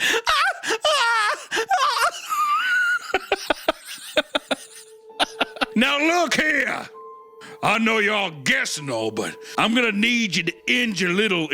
I need you to end your exploring. we cannot read this late in the day. I'll tell you that right now.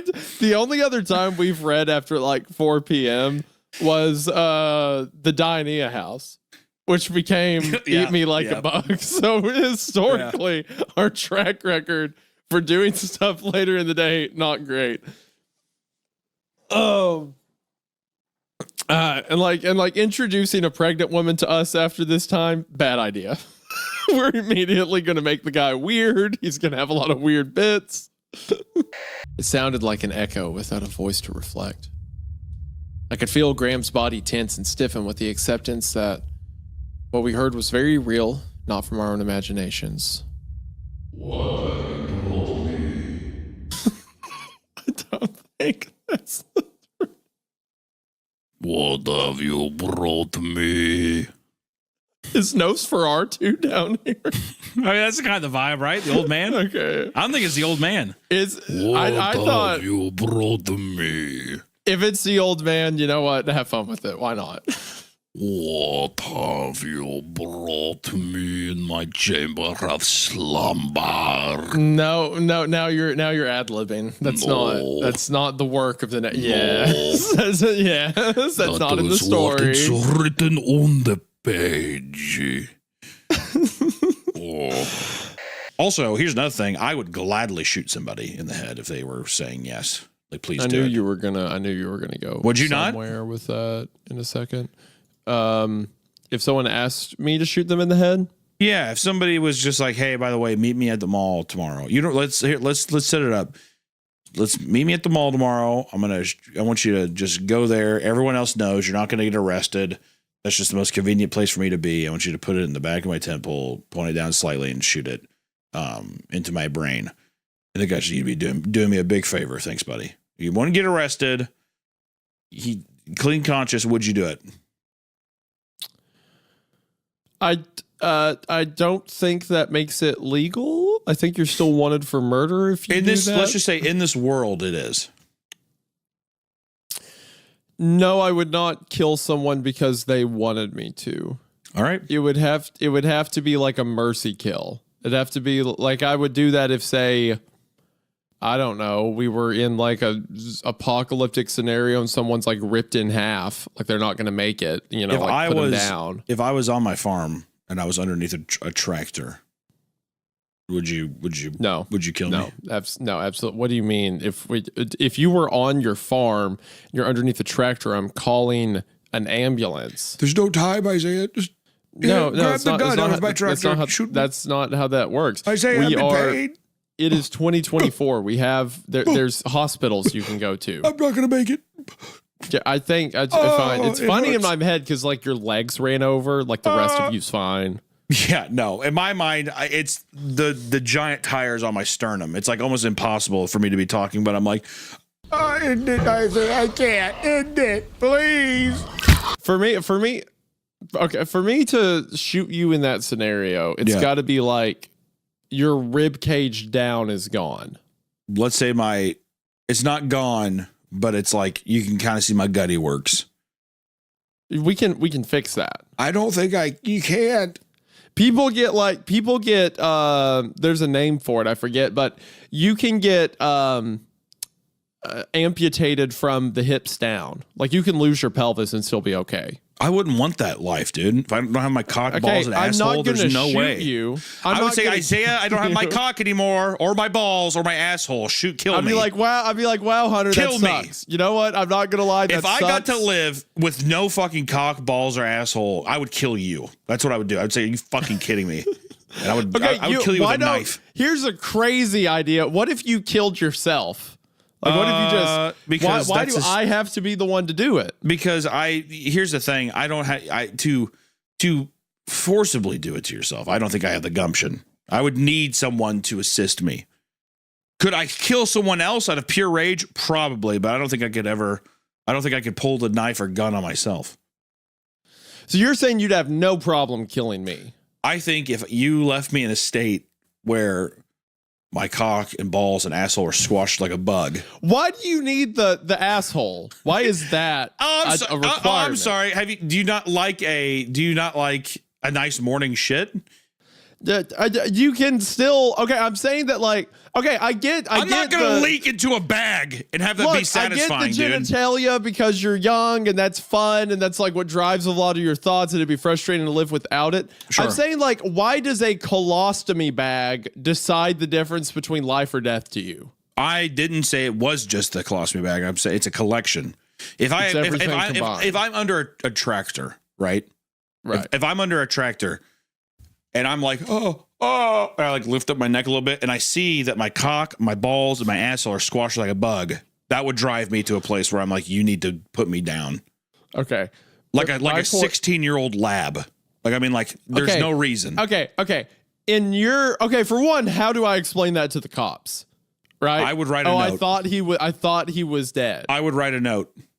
That does not how that works. And I if think you it would. shot yourself and wrote a note, that'd be fine. If I shoot you and then you write, if you write a note and then I shoot you, that's not going to hold up in court. I think, okay, well then what about this? What if you take out your phone and I say, I, Hunter Hancock, that is definitely not going to hold up in court. That looks like an ISIS beheading video. If I like pull out a phone and make you record on camera and then shoot you on your land under your tractor. Absolutely not. What if I sat there and I started the video by saying, are you recording? Okay, good. Okay.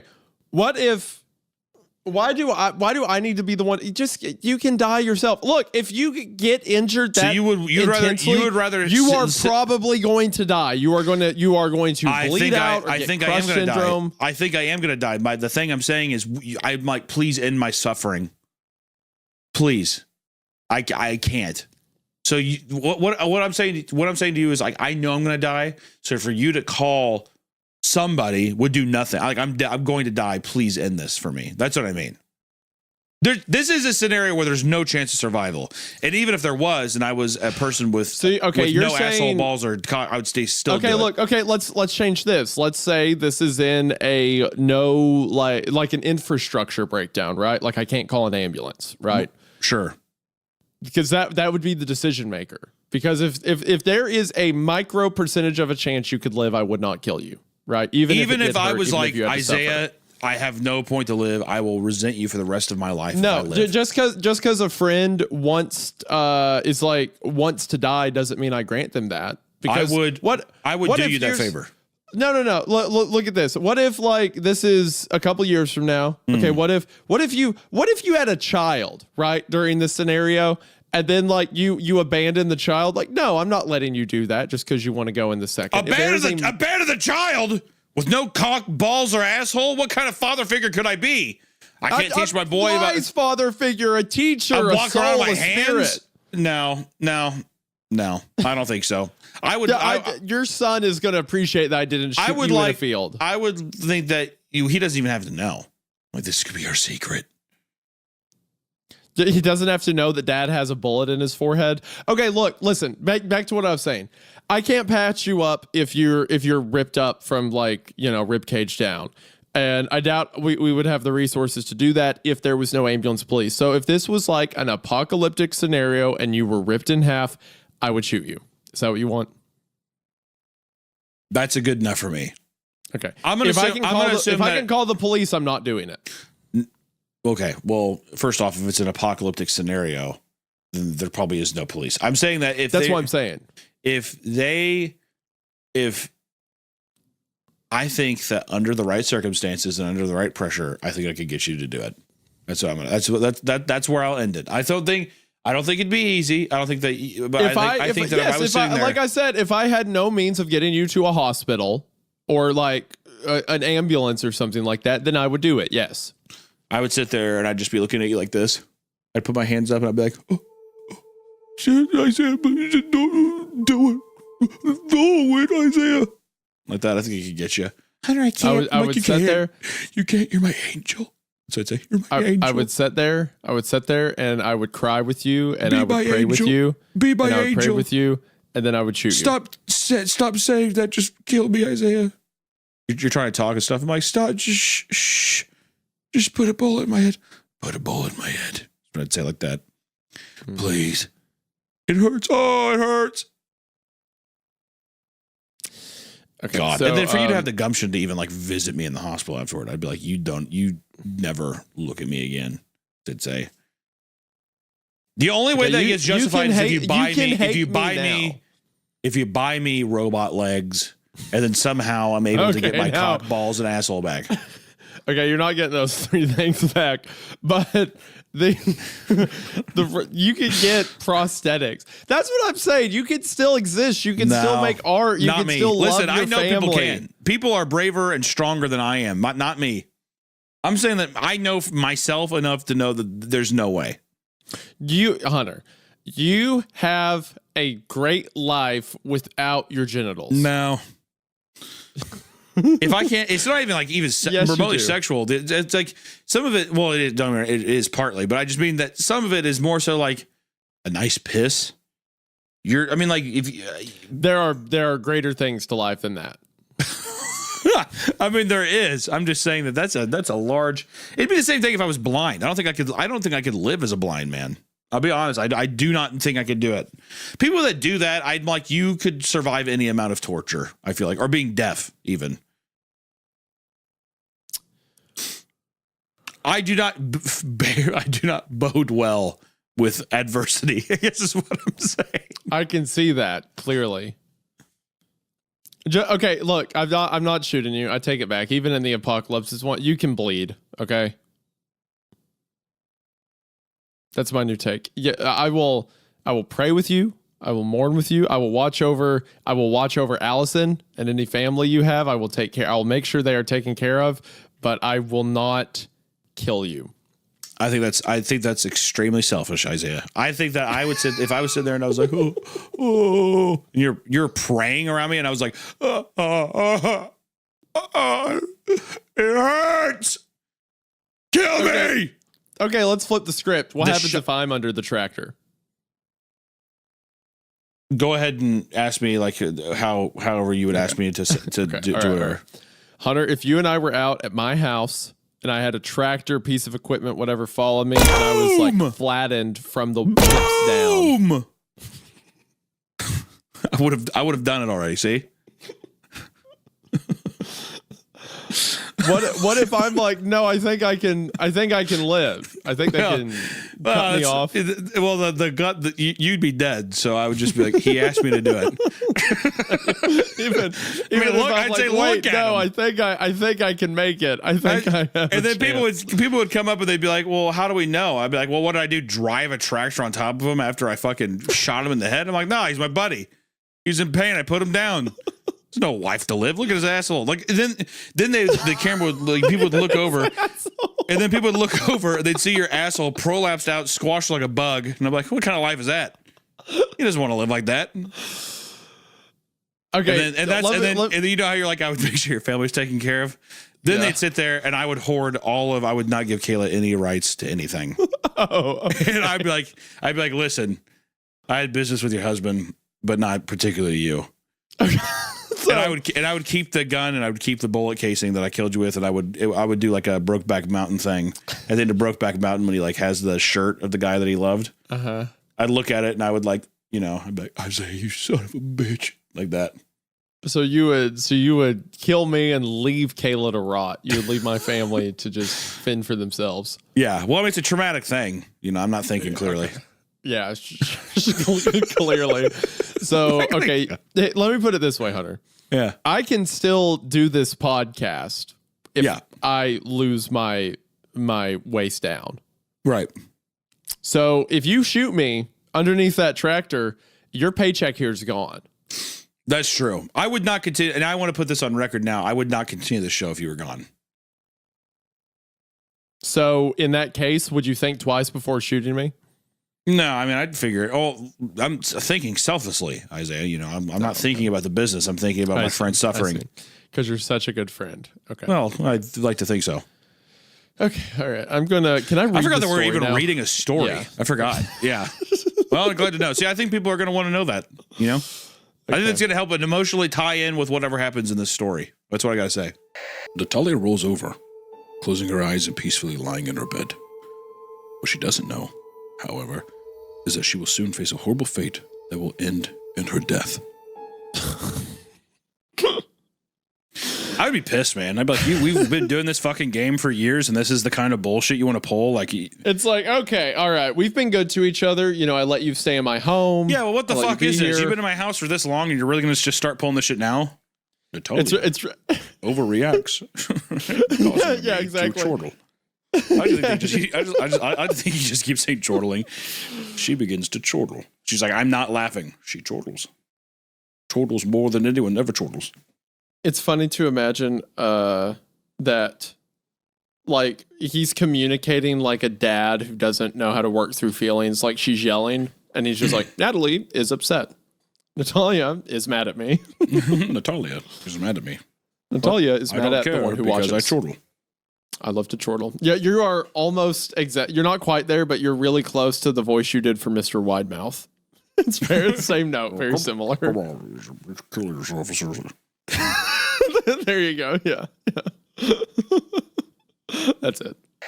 Could be a void. Could also be, because they talk about time moves. There's been very several slow. instances where time gets weird. Like the girl who thinks she's gone an hour, she's gone 2 days. The little kids who are that one boy that says was gone a month. When they find him, he's like the same condition, same clothes, not dirty or anything. So maybe you just skip, or maybe for this Confederate guy, maybe he did go to some weird pocket dimension for a while and then wind up in Maine in like the 90s, That's so cool. The visual being in a burnt forest and it's foggy, and then through the fog comes running a man with a red face.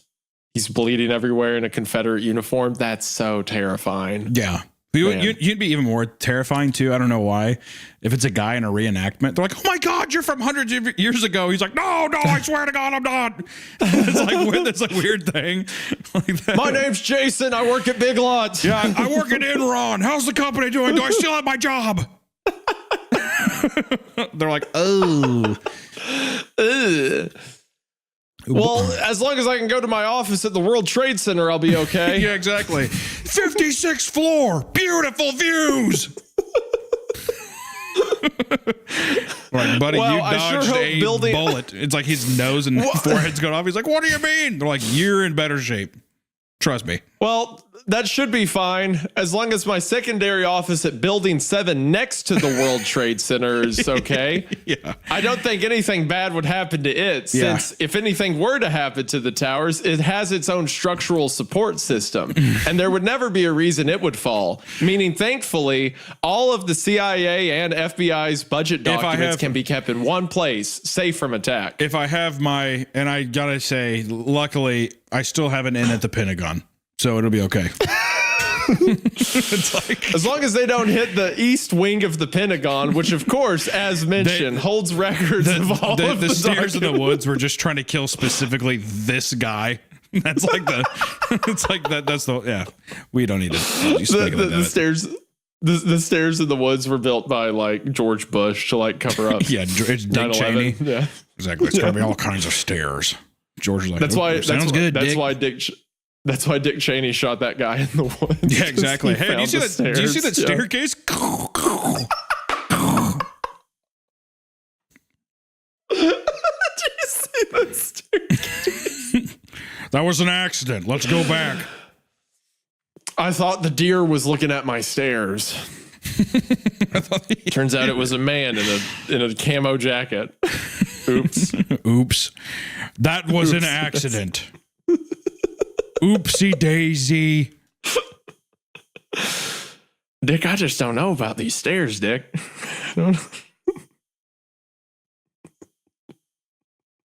But if it gets us to the island quicker, then maybe it's all connected. The stairs were to kill. The Confederate soldier was the guy Dick Cheney shot in the woods. Yeah. Where am I? Just a random guy in the woods. Sorry, you startled me. You saw me Is from that the 200 vice feet away. president? Yeah. Is that the vice president? Yeah. Okay. Yeah, so good story. Good part 5. Yeah, good bit. Push the box away. I can't. I'll get in trouble. I mean, knives aren't safe to just throw in the air. Mr. Widemouth's frown deepened into a scowl. He took the box of knives and slid under my bed, remaining there the rest of the day. I began to wonder how often he was under me. You know what, Fard? You are unappreciative. I mean, I'm so sorry. I can't do it. This is kind of weird. Fuck you. You know what? I get it. Okay. Yeah. Tell me. You're not fine. Whatever. You're just not cool, I guess. You're just totally not cool. I'm sorry, man. I'm fucking scared. You're scaring me. This is a lot. You know who's also Yeah, it's like, fuck sakes, I can't fucking juggle knives, man. You're freaking me out. No, whatever. I'll just chill under here. Well, let me come with you. No, you just stay up there. No, okay. All right, well, I'm sorry. But jeez, dude, gosh. I mean, I can't fucking jump out a window. I'm fucking sick. Fuck. I think I've been able to be more comfortable with myself and have poured my interest. This is like a flogging. Have poured my interest into internet horror topics and have even started making videos online.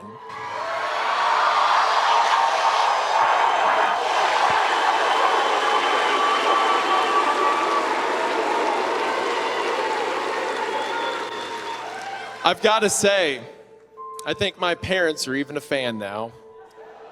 They even appreciated my username, Wendigoon.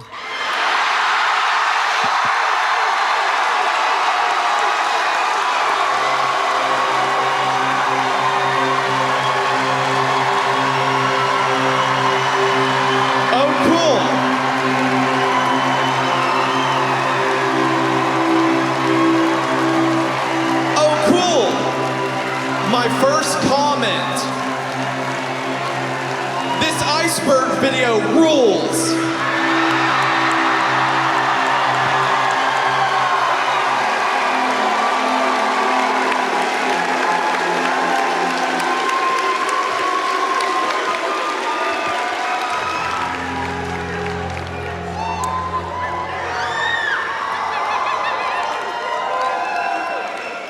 A couple fun facts.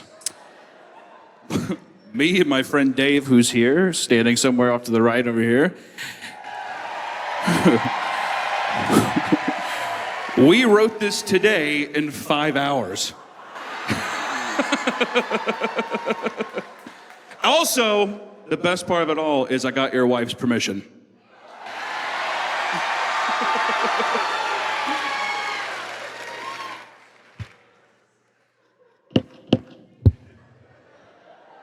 I'm speechless. I have no rebuttal, no response. When did you decide to do that? I think I decided I wanted to write it a while ago, but I got really busy. And then I was like, oh shit, today's the show. So, yeah. So you named a character after me who praised God. Yes. I was making fun of him so much. And the Jeff the Kill just over and over. You did kind of call it a little bit.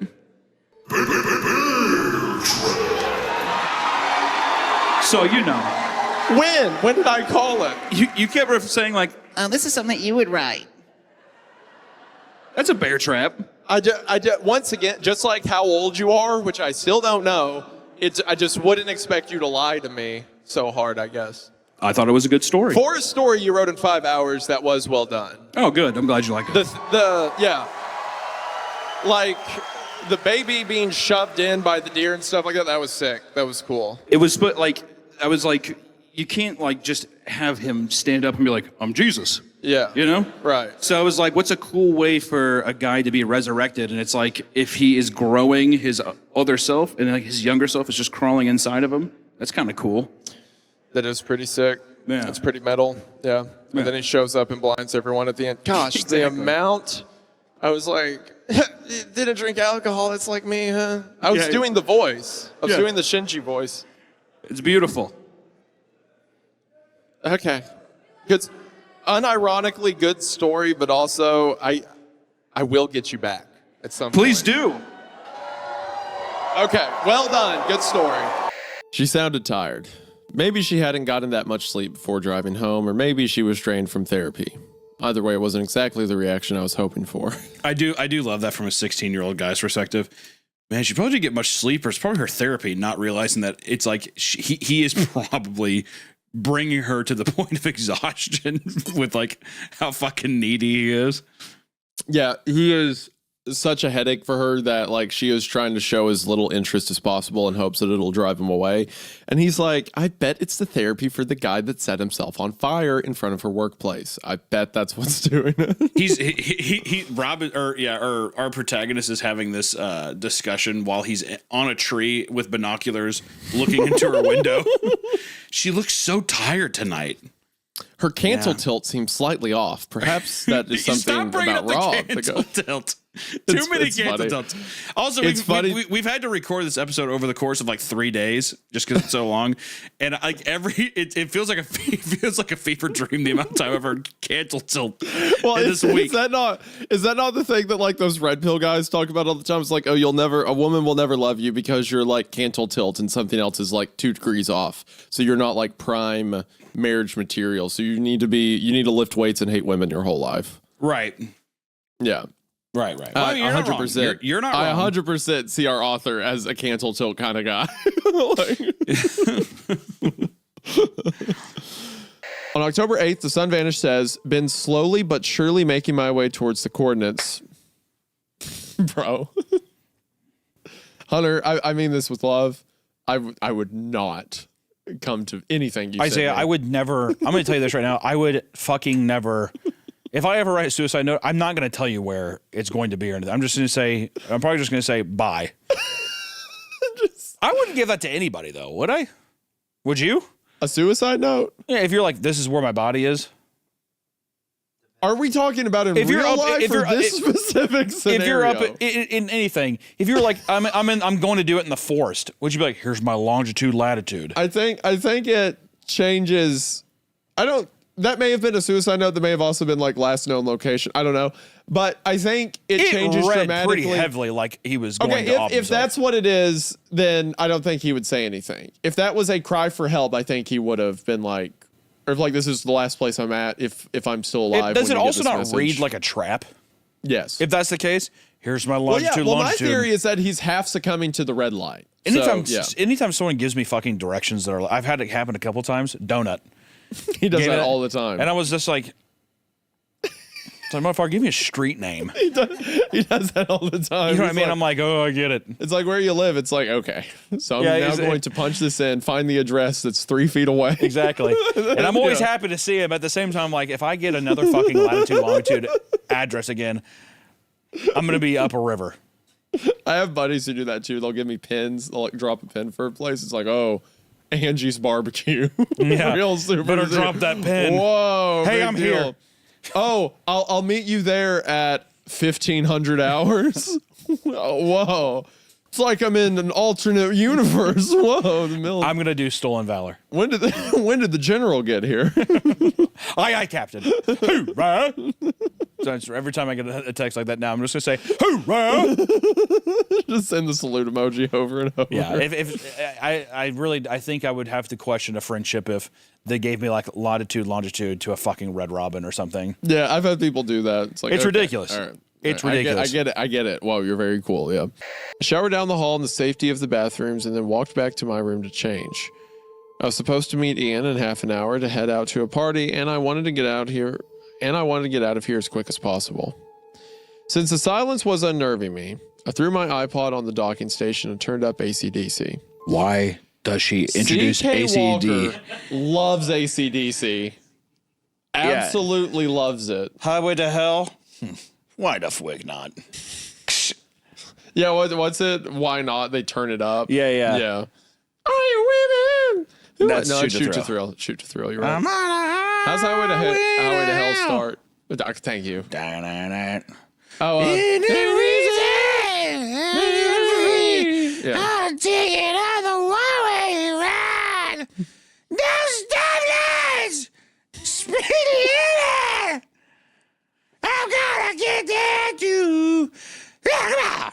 I'm on the highway to hell. Highway to hell. Highway to hell. He's like, Don't stop it!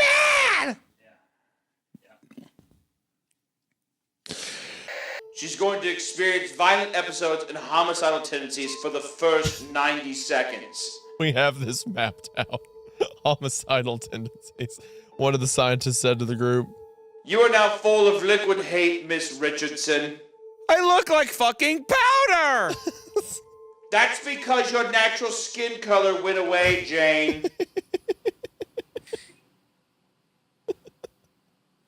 You stupid idiot. Hey, don't be a dumb bitch. That's what liquid hate does. Jane. Oh. Jane picked up. Jane. Jane. Look at me, Jane. That's what happens with liquid hate. $6.9 million, Jane. Blonde black, powdery white skin. Give her 60 seconds plus 30 equals 90. She stays in the corner of the room until I fall asleep, even though I sprinkle cuisine all over the bed. I hope that soon we can sleep together like we used to. Yeah, I'm calling it. I was right about my cat theory. I think that character's a cat. I've been lying in bed all day weeping. All around the room there are pictures of the very first Angelica, my darling girl. In the pictures, she's not sick. She's eating ice cream, learning to swim, playing cards. I showed them to the new Angelica, but she couldn't understand. After all, she's just a cat. Let's go. I wish I would have said it sooner. I was thinking it back at the end of the last story with the oily ones mentioned. But yeah, all the stories where the characters talked about the oily ones, that has been a cat. Pointed at the angel now. He came to your father one night and told him of the impending end of the war, and that soon your father would be, and that soon your father would impregnate your mother with the second coming of Christ, who would grow to lead the Christians in a movement called the Rapture, a mass exodus to the last livable place on the planet. There, God would come and give us the tools to start again, to make a heaven on earth. The general just cracked out of his mind. You are Jesus. Are you serious? That's awesome. What? Me? Wow. I'm Jesus? Are you saying that I'm Jesus Christ? Meanwhile, the angel's like, yeah, the angel's just like, why do you think it's a good? Please. If you had an angel there, I like how the angel flew up one day. His big stupid fucking eyes floating around. He's just like, hey, no, seriously, by the way, Hitler's gonna blow up the world. and they're like, imprison that thing. they're like, lock it away. Yeah, like it came down to visit him and they all jumped on him to hold it down. Like, quick, put it in the time prison. Put it in the time prison. No!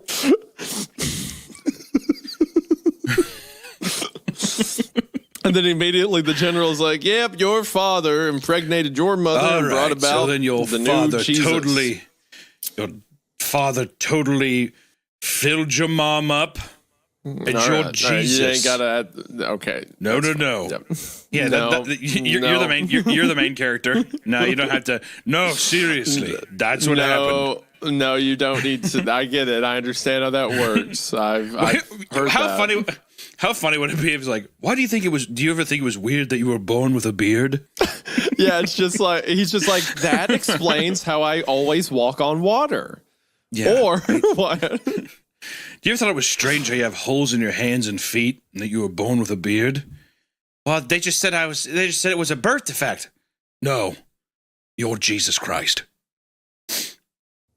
Yeah, the entire story he's wore like the purple sash and like the white robe. And he's like, wow. He's got a white robe and everything. And he's just like, I can't believe I got a job at Esoteritronics. Oh. All right. And they've imprisoned the angel Gabriel, apparently. Yep. Also, the angel was like, hey, you guys should probably stop Hitler. And then they caught him. I mean, like, that's what I mean. It's like, that. what I mean is they like, he came up and he's like, no, seriously, I'm telling you, this guy's gonna like fucking blow up the world or something. Like he's like giving them like a kind of a cool heads up, and they're like, that sounds good. Sedate him, and they're like, why do this? It's like, yeah. Tell me more. And behind their Also, back, they're raising. They have a frying pan that they're gripping. Yeah,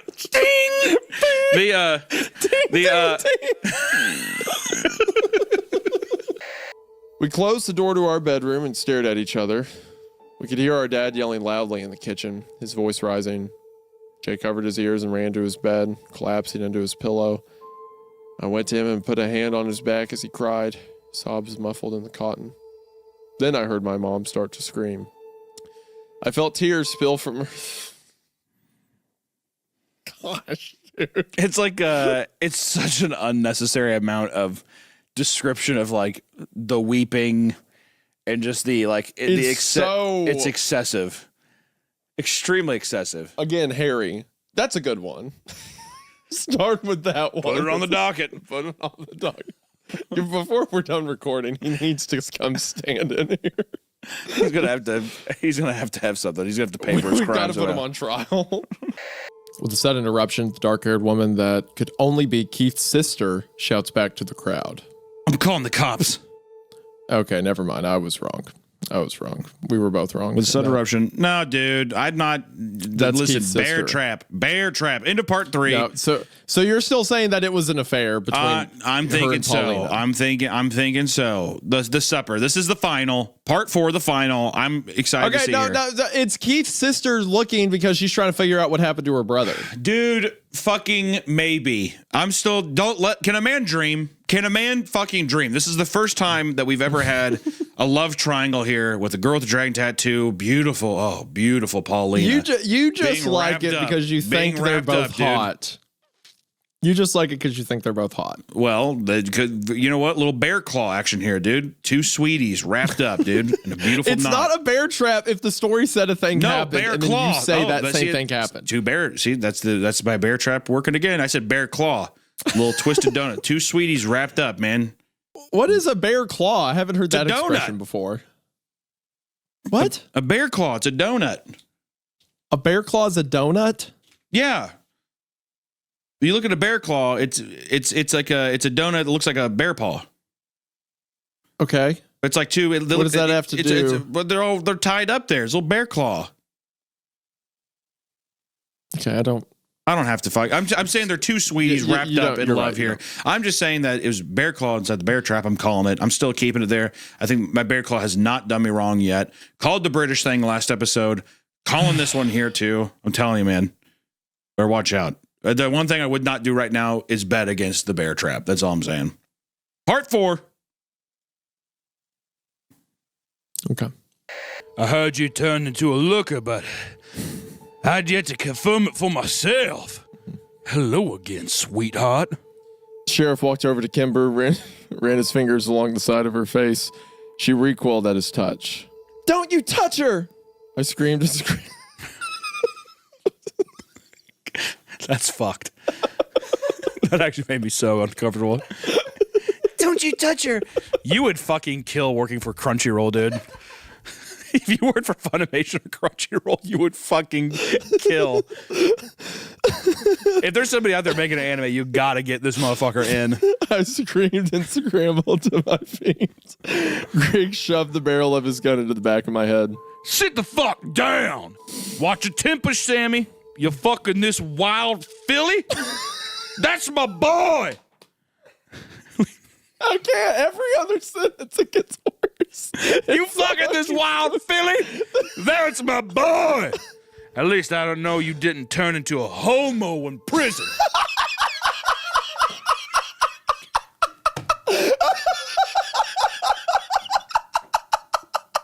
There's no way.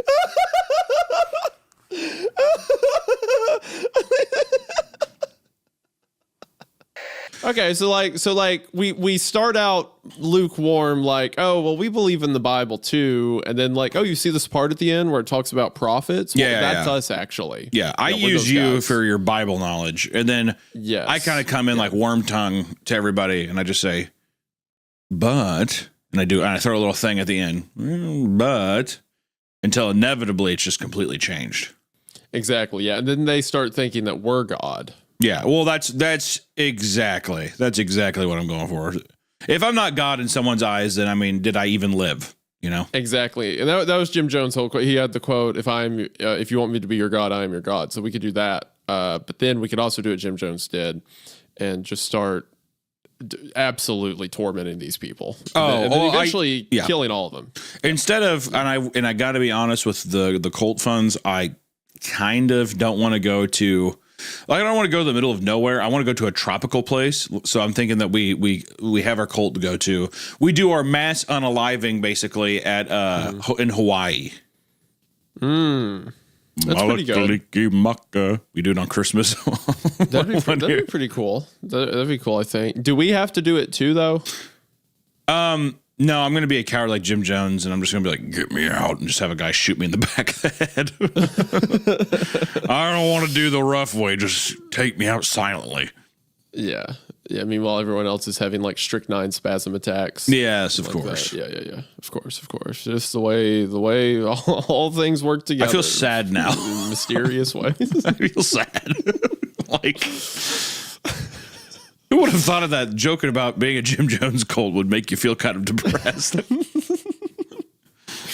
That doesn't sound like a new way kind of thinking, Hunter. No, that is an old way of thinking. That's true. You are an old way of thinking. Yeah, you got to embrace the new way. Don't worry, I got you covered. We'll get through this. Anyway. Why didn't the Order of Dagon have them killed? Well, who knows? Maybe they fear this power. Maybe they thought old Dagon himself would come to collect his due, or the traitor, but it never happened. Okay, so first of all, you are an incredible voice actor. Oh, thanks, man. I'm glad you like that. That entire time, I was like, I just like went into a trance, and I was looking at the fish man under the rags, like, oh, sick, man. Yeah, I tried to get a gurgly thing going. That was so stupidly good. To follow up on that, how is it that you have trouble reading a text message if you have to just read text, but if you adopt a character's voice, you can read the cult and pragmaticians of Cthulhu and the granddaddy of March without a single break? I don't know. I think I was pretty immersed myself, if I'm being honest. You were so into it that you couldn't fathom saying a word wrong. I knew I didn't stand a chance. I knew that I would be joined with Dogmother in the end, so I silently accepted my fate. At least I would die happy.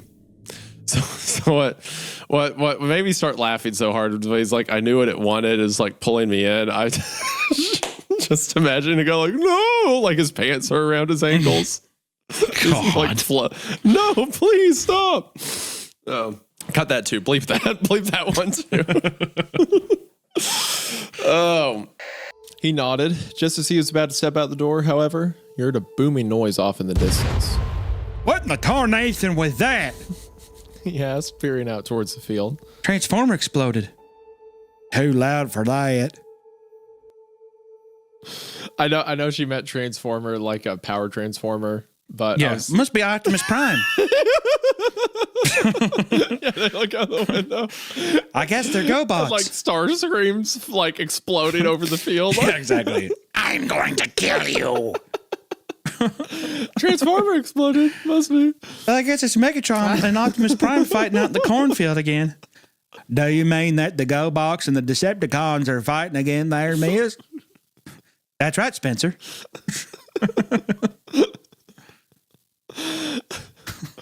They have to do this battle in order to obtain the cube. What's the name of that cube in those movies? The Allspark.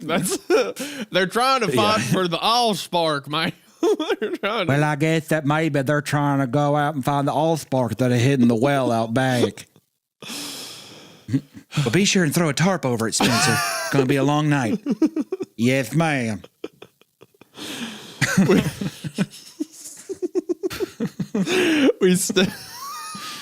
Just the idea of like these two rednecks. And there's just like, there's like 30-foot tall robots like rolling in the field. Shooting guns and stuff. Yeah, like stray bullets are hitting the house every now and then.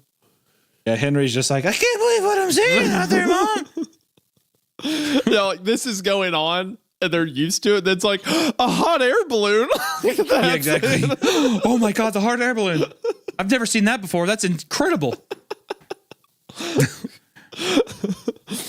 Their tractor's like transforming into like a sentient robot that's getting like fucking murdered. Oh God! Optimus! Help me, please. Go with Christ, tractor. You're not gonna make it this time. The hot air balloon turns into a transformer and they're like, oh. Just another one of those. Yeah. Boring. I'm bored. We will invoke those who lurk at the threshold, those unnamed blasphemies from the great outside. And then, my friend, we are all ruined. God bless you. That is the average text from Hunter at 3 a.m. That is just what I do. Isaiah, I think I'm having a heart attack.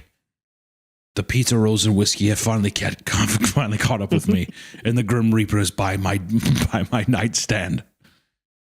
He chuckles and does Fortnite dances at me. The last. rolls and whiskey. It's such a depressing He keeps meal. telling me of You- He keeps telling me of a Chinese man that's haunting my dreams. I mean this in the best way.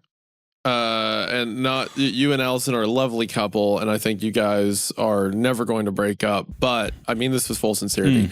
You have all the makings of a divorced father. Thank you.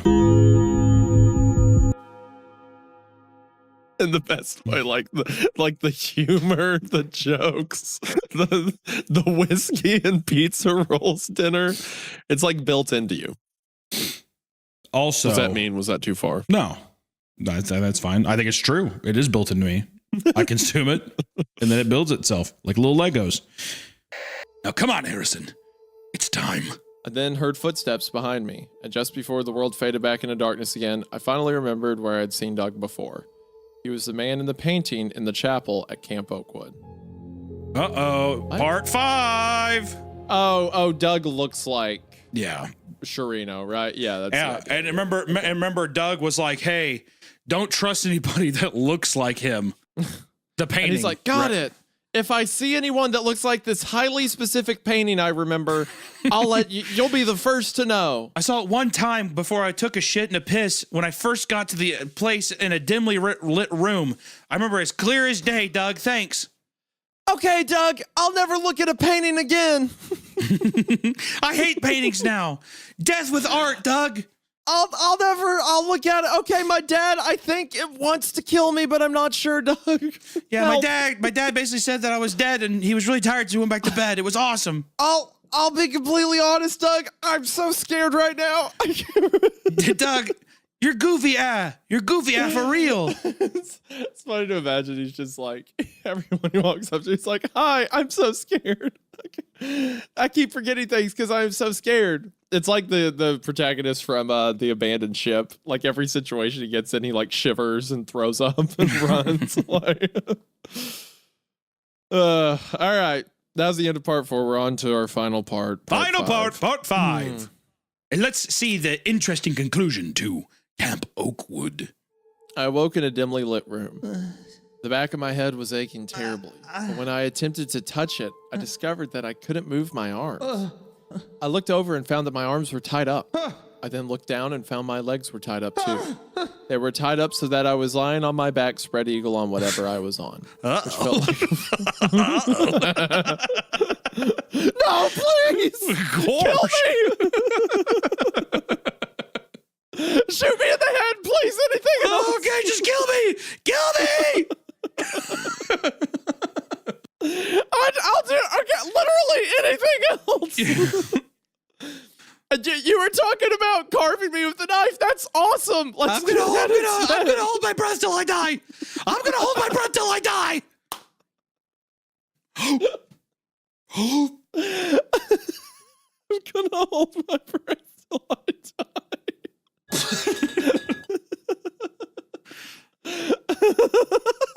It's such a childish way to kill yourself. It's like a 5-year-old stretch. Well, yeah. Well, they walk in, they're like, "What's wrong with him?" Well, he's passed out 7 times from trying to hold his breath until he died. They're like spit all over him. I'm gonna hold my breath till I die. He keeps waking up and trying to do it again. It's really sickening. I'm gonna hold my breath till I die. Like he's so scared he's reverting to like childhood strategy. Oh. David seems to have performed a complete 180 in his mood, actions, and demeanor. He has been polite and kind every time he has come in, and is very capable of being fully functional. Did I tell you that this is basically Michael Myers? David King is Michael Myers. Doctor, but wouldn't you, as a psychologist, if a patient saw a complete 180 all at once, find that incredibly suspicious, as you're a psychologist and knows that happens a lot? No, this is normal. I'm happy he's just cracking a smile. Well, that's good. So he should be reintroduced into society full-fledged? Well, I don't see why not. Yes. Please, I hope so. Did I tell you I'm also an alcoholic? I can't stop drinking. I drink profusely, mostly to numb the pain. Then the scene faded while the ending music played. After about a minute, another shot faded in. It appeared to be in a dark hall. All I hear was screams, whistles, yelling, and gunshots. I soon found out that the hall was in a prison. The scary part was that every time the lamp swings in the hall, a black hooded figure appeared. It wasn't long until I found out it was John with gray skin and red iris. For a brief second, I thought he resembled trademark webcomic character Carcat Vontus. There's no way. Who? Trademark webcomic character? I am immediately looking up who Carcat Vontus is, by the way. This is like in that one story where it's like if you played Destiny, you would know. Hold on. Are you fucking kidding me? This is what Carcat Vontus... It's a Homestuck character. Carcat Vontus looks like this. Dude, no. Do you know Homestuck? No. That was a huge Tumblr series where it's like everyone wrote their own characters and OCs, and like it was this big fan fiction where they talked to each other. That explains so much about what I'm reading right now. Carcat Vontus, huh? Dude, straight up, this being written by like a Homestuck person makes so much sense. And that's also the author's depiction of like the devil. Like that's what the Grim Reaper looks like, big and scary. He shouted, I hope you enjoyed your life, because my life is over, including my friends, all because of me, John. All because of me. John Lennon of the Beatles. The infamous John Lennon of Beatles from Liverpool. Imagine. Yeah. Imagine all the carcass. Right behind him. You know because I know those seven sisters, like our audience, there's some weird people out there. And I know a bunch of them were familiar with Homestuck. When I said Carcat Vantas, that had to be like a sleeper cell activation. Yeah, exactly. Phrase. They're gonna they're gonna try to fucking like kill somebody. They grab a gun. Must kill the prime minister. Surge of women murderers across the United States. Like, click, click, click. Then he turned to me, tried to smile, look real quick. Clara, your pa will be proud to keep him watch up with your mom. Mom snapped. He'll be here soon to say it himself. I fucked that up one more time. All right. Sorry, I'm so nervous. He'll be here soon to say that himself. Nailed it.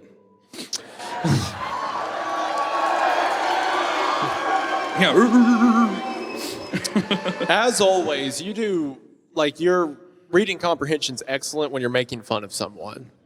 Yeah. Amen. After... You know what your problem is, Sam? You're not man enough to take what you want. You're not strong enough to say, fuck what's polite, fuck the consequences, fuck the law. You're a cop.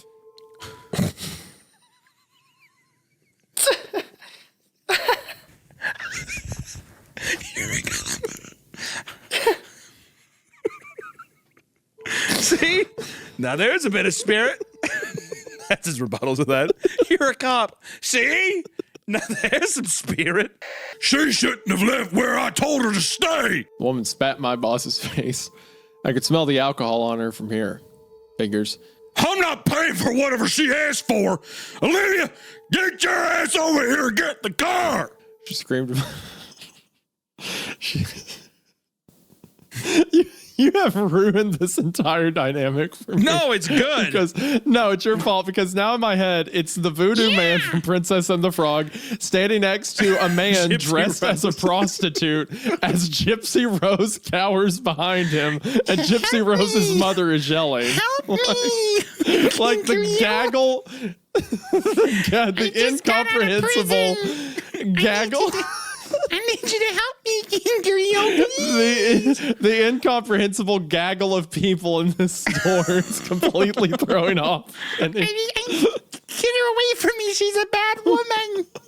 Stop with that voice. What? It's me. Hello. But anyway, so with that, I'm enjoying this so far. This is really, obviously it's effective because the pits of my knees are loose. Soft. Yeah, the language can be a bit flowery at times. It feels a bit too word salady, but it'll do. Was that you making fun of me? That was me wanting to stab the audience to death. Me just joshing it. Is that what they said in the comments for the Legati one? God. Yeah, I don't want to talk about it. It's unfucking believable. He was so mad. He was texting me. It was so funny. I've never been so fucking embarrassed in my life. I mean, people. You know, they want to be chill and they want to be laid back and just listen to a story. I get it. They're not trying to get into literary analysis and stuff like that. I understand. As much as I'm a fan of what we read, I'm not as violent about it as you are. So I mean, listen, I see very clearly now that people want the simple, tropey, schlocky stuff, and that this is primary. I mean, all in all, I know that we've talked about this before too, about we read stories and stuff. Yeah, we give analysis, but I would say more so it's about us joking around and stuff, and I get that. Yeah. So, all I gotta say is that we're gonna read whatever the fuck we want to read, and you can bitch and complain all you want. So shut the fuck up, idiot. Thank you. Well said. Entry 3. Entry 3. They used to be people. The eggheads. Literally our fans. They used to be people. Now they just want stuff with people that have diarrhea in their pants and talking dolls that want to stab you. That's the real stuff they want. You're so tilted right now. I know we can cut it because it's just gonna be bad. But No. I think it needs to stay because this is funny for me. Whatever they say about you is double funny for me. I had a bunch of people. I posted a TikTok earlier today, and all the comments for some reason, just in unison, decided to pretend like you died. And they were all like, "You're doing really good. I'm proud of you after the accident. I hope that Hunter's family's doing okay." We should just begin this story. We should seriously begin this story then today with you. At the end of this, we should have you record something being like, "Hey guys, he's not here. We haven't the horrible." They basically say that I died, right? And then they'll get to this part in the story, and it'll make sense to why that happened. Right. That's and then you can feel bad for making those things because my wife sees that, my children see it, and they say, "What's wrong, Daddy? What's going on?" I'm like, "I'm losing my mind. People think I'm dead." I had 2 family members text me and be like, "Did something happen to Hunter? What?" Yes, I'm in hell. I want to fucking die. He's so mad. Oh, this is great. I love my job. Holy fuck! All right. The eggheads. I felt a comfort I had never known, nor ever known since. I was safe. I was swaddled. I was loved. It wrapped its spindly arms around me, its buzzing words of encouragement burrowing into my brain like worms. Oh, gosh. It's like a mother and a... Pretty gross. I will say. I had a pretty stern stank face right there, if I'm being honest. This is cosmic punishment for me making goth mommy jokes for so long. It's like, oh, you like that? Is that what you want? Okay, here you go. It's like, okay, I'm sorry. I'm tapping out right now. I regret it. And then I began to move my hips. Oh, and I was in heaven. Yeah, old boy Shakira. Them hips don't lie. Not to encourage you, but the bed bug thing is singing that the whole time. Yeah, I'm on the line, my hips don't lie, I'm starting to feel wrong. Any I was hoping Shakira, you actually. would do that. I love Shakira, dude. I honestly probably get down with the bed monster if it was fucking singing Shakira. Whoever owned this car previously, they had an adult size sleeping bag and a child size sleeping bag in the back with a picture attached. That is great world building. I like more of that. Like you come across abandoned guards with like an adult and a child size I like how bag. haunting it is to be like a family, like a parent and a kid died. Yeah. You know? Yeah. That's pretty creepy. Yeah. They Just got, they got sucked up or they succumbed to the red light or whatever. Yeah. Didn't get low enough. Exactly. Yeah. Didn't get near the ground. And also like just the hauntiness of like the car door was open, right? But it was recent. The Yeah, you battery got was stripped still from your running. car. It was Yeah, dinging. Yeah. pretty creepy. And there was a blue light right above head. Yeah. That's creepy. That's great. Yeah. That's an awesome element. I really like, it'll be screwed up. It's like the moment he drove away, like they come out of the. Yeah, exactly. Yeah. Wait, we were taking a piss.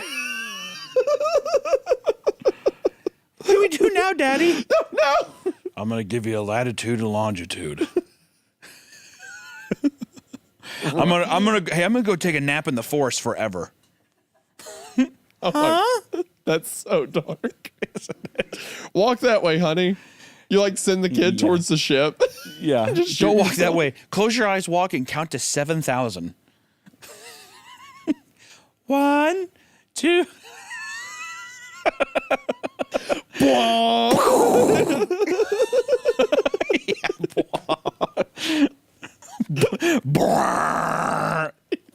He just eviscerates. He's holding the kid up by their legs, like, come and get me.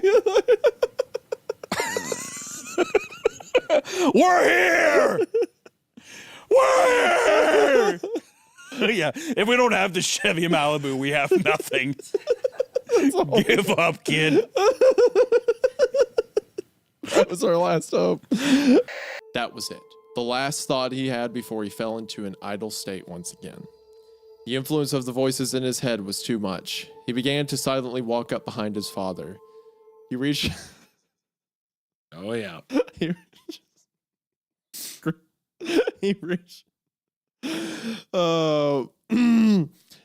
He reached over the counter to the knife in the case. He grabbed it in his hand. He felt the sensation take over his chest.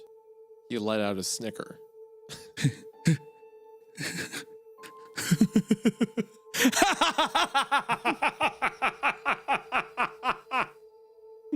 The dad on the couch. Yeah, he's like, yeah, I like how the dad is like hearing this laughing. He's just like, whatever, dude, can't be that funny. I like the idea of the dad as the giant flower arrangement around his head. And every time he turns his head, he knocks everything on the table over. What are you laughing at? Like over. Like the room's just illuminated by the TV and his son starts laughing and you can see the giant's shadow turn slowly.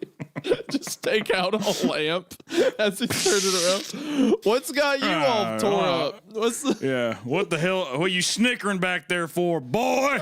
Hey son, you want to come watch Animal Crossing Let's Plays with me? Yeah, I've just been watching the Zoo Buck commercial over and over again on repeat. Come down here.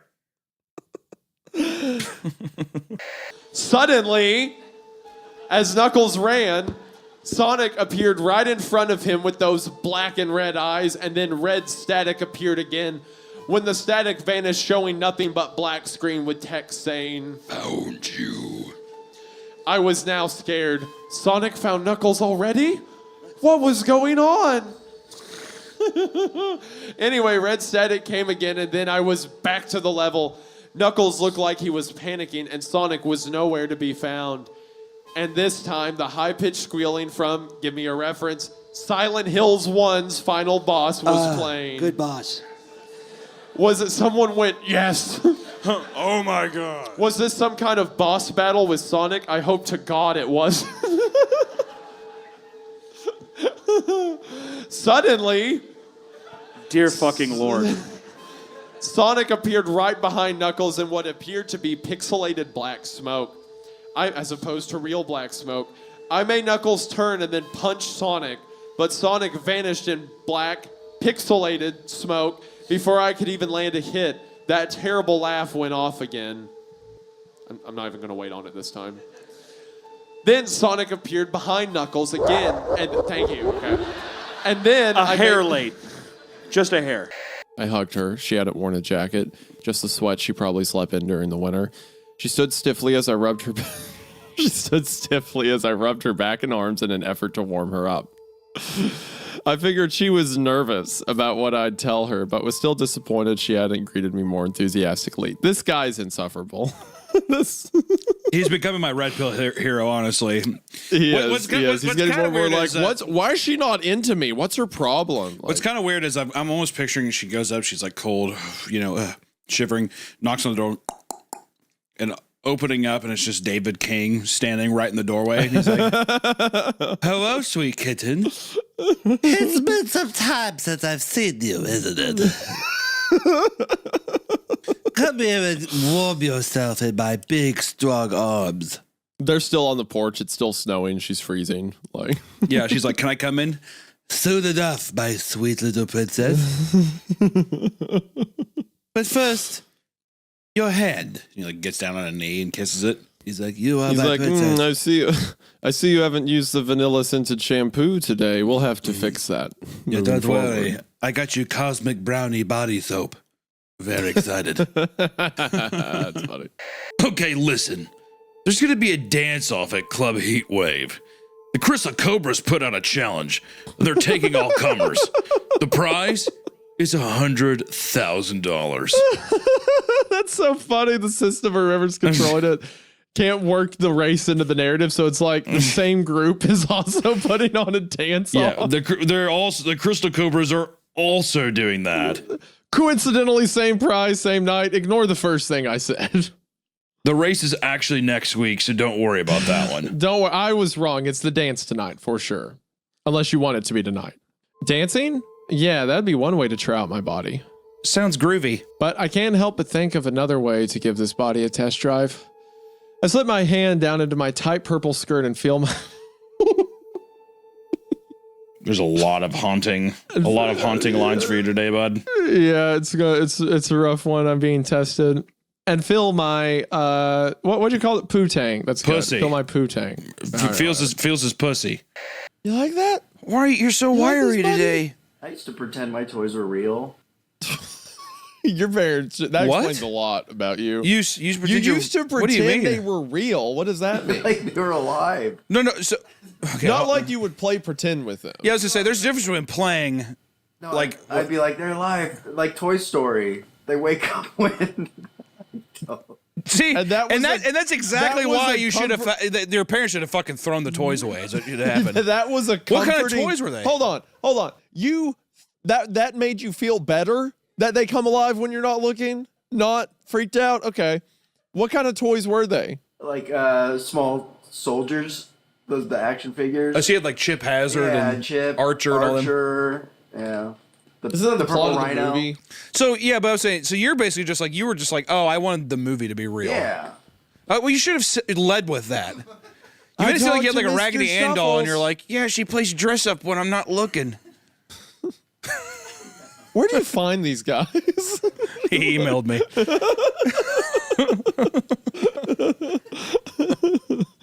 Okay, so because yeah, there's definitely a difference between like being like, oh, I'm playing with the toy, and you're like playing make pretend. Yeah. Versus I had a friend who had like an imaginary friend, and it'd be to the extent where you'd like sit down, he'd be like, that's not your seat, that kind of stuff. And that's where I'm like, that's creepy. It's pretty creepy. Yeah. I had a buddy one day. He bought like Dragon Ball Z toys, and then I came over one day, and they were ripped apart. And he said while they're sleeping, they fought. Just to me, that's just creepy. That's where it borders on being too fucking weird, like creepy. Yeah. Now, if you did that and told your friends that's funny. But if you actually believe that's a problem. I'm finding out that I actually did this a lot because he said that and I did. oh, okay. And I went downstairs and I pulled on his mom's shirt and I was like, I want to go home. And I had my mom come pick me up. I'm scared. I was like, I'm not doing this. Because also back then, getting like hangout days, it was like, it's like a vacation. Yeah. You got to really, like it's a big thing, especially if you, because with that one too, it was a whole thing where you're all excited because you're like, I get to ride bus number 5 today and go to his house. Mm-hmm. I've never ridden on that bus to go to his house. And then you get there and it's that shitty. You're like, I'm not about to spend my time like this. I'm not in it for the long haul. I'm not putting up with this guy. Fuck that. I want to go watch Ed and Eddie. I want to go home. Yeah. And then you also find out that, too, the mom's like, yeah, he doesn't have any M-rated games. All we have is E. And you're like, get me the fuck out. I need to escape right Get now. me out. Yeah. I agree. That's not... Avery's eyes flashed to mine briefly as he started to rip off another piece of fabric. What? My name is... It's not Charles. It's not Charles. Take you to the hospital with hypothermia. What are you talking about? Part 3. After another dozen hours or so. Dozen hours? He's been in that So I want to just say, he's been on this plane for like 50 hours. I just want to say that. Yes, yeah. Several days at this point. At what point are you like, you know what? Take me. Just fucking take. Yeah, exactly. I would rather die. What What am I going to do? Live on a plane forever? Fuck this. Yeah, I'll live back here and hide in this bathroom. That'll be a good way to not die, because I guess you can't die if you're already dead. What do you do, Hunter? You're sitting back there and you look and there's flight attendants and there's the devil in a black robe at the front of the plane. I'd probably say I goofed. I fucked up. You just What'd I do? You're just like, oh, me? What, this guy? I flew to Japan and that was like a 13-hour flight. Mm-hmm. The thought of being on an airplane for 37 more hours. Like I would just open the latch and I would jump. That's what what am I gonna, am I gonna hide? Do you think you're hiding on a plane? There's you're in the back bathroom. You're not hiding from anything. Like the whole idea bust down the door. The whole idea of the guy be like, would they remember me? Yeah. They probably fucking would. They've seen you here for 50 hours. They know where the bathroom is. Yeah, exactly. The woman screamed your name as they pulled her through to give her to the devil. I wonder if they remember that I'm here. Yeah.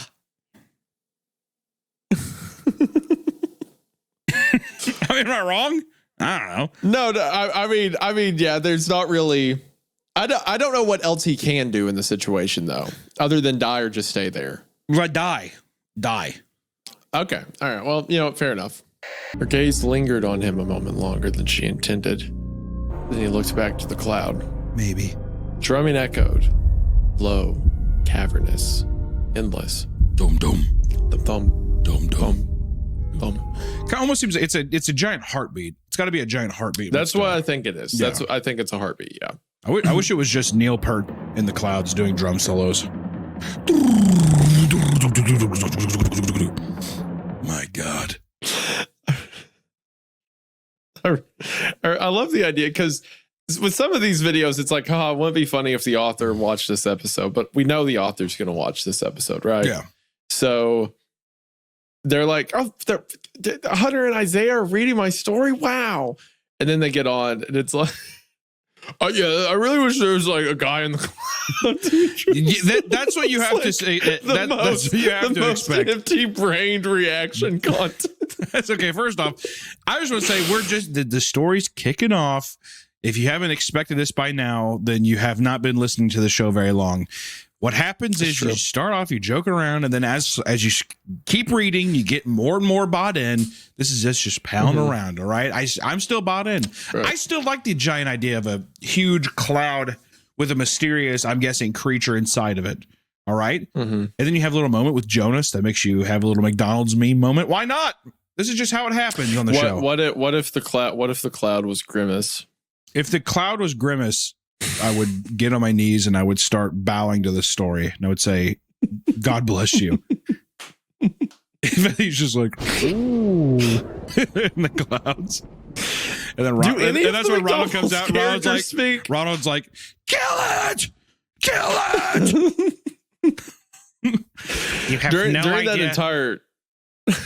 Good. Go ahead. No. I was just going to say, during that entire dialogue segment, I was thinking that it was Ronald the whole time, and I didn't say anything. I was being good. We can, for us, and not for the audience. Audience, you don't listen to this. For us, if Jonas comes back, it's Ronald McDonald. That's just between us. Yeah. It would be very Between funny, us. though, if Grimace was in the clouds and Ronald sat there and he's like, you have to shoot it down.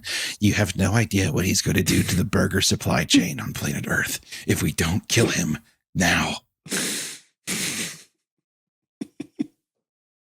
Got something to say, Billy? Okay.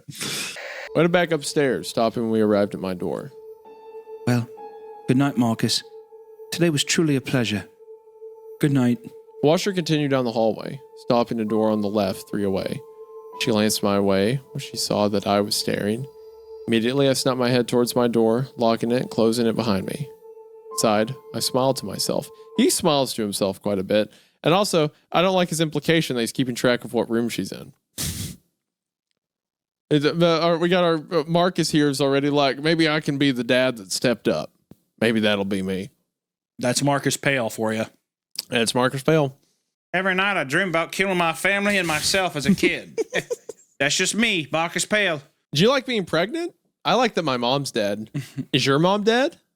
Did you do it? I wish my mom would have shot me in the womb as a baby when she was pregnant. You know, when this kid's born, if I kill you, then your kid will be like me. A ghost. You'll be dead. I'm Marcus Pale. You'll be dead.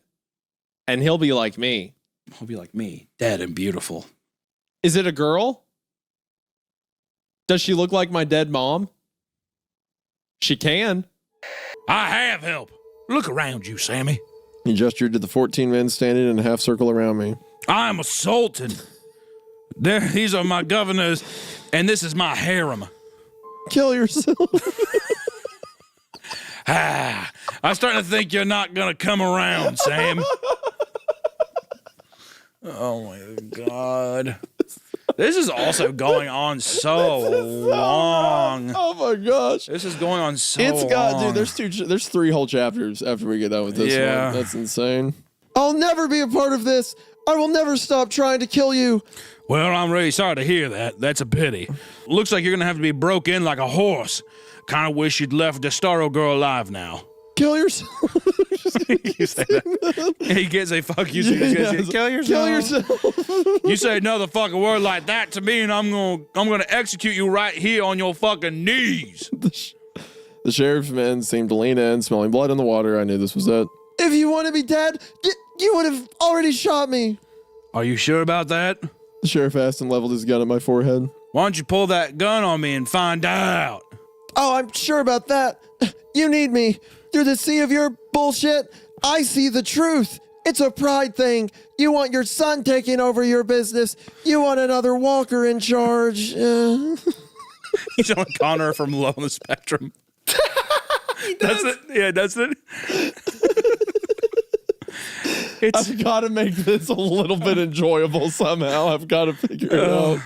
Oh, the sheriff's mouth spread into a wide smile, but he didn't lower his gun. I can make another son. You could, but you want me. You want to break me. You want you want to mold me into you because that way you win. Oh, I've already won, Sam. No, I have. You're a slave to your... This is insane! You're a slave to your own hubris.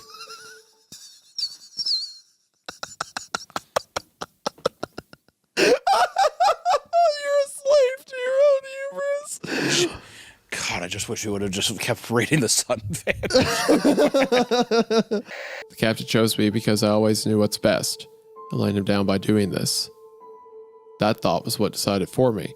Picked up the pace and sped past the 3, coming to a stop in the middle of the hallway and shooting my arms out to the side to block the way. I spoke, my voice low. Guys, no.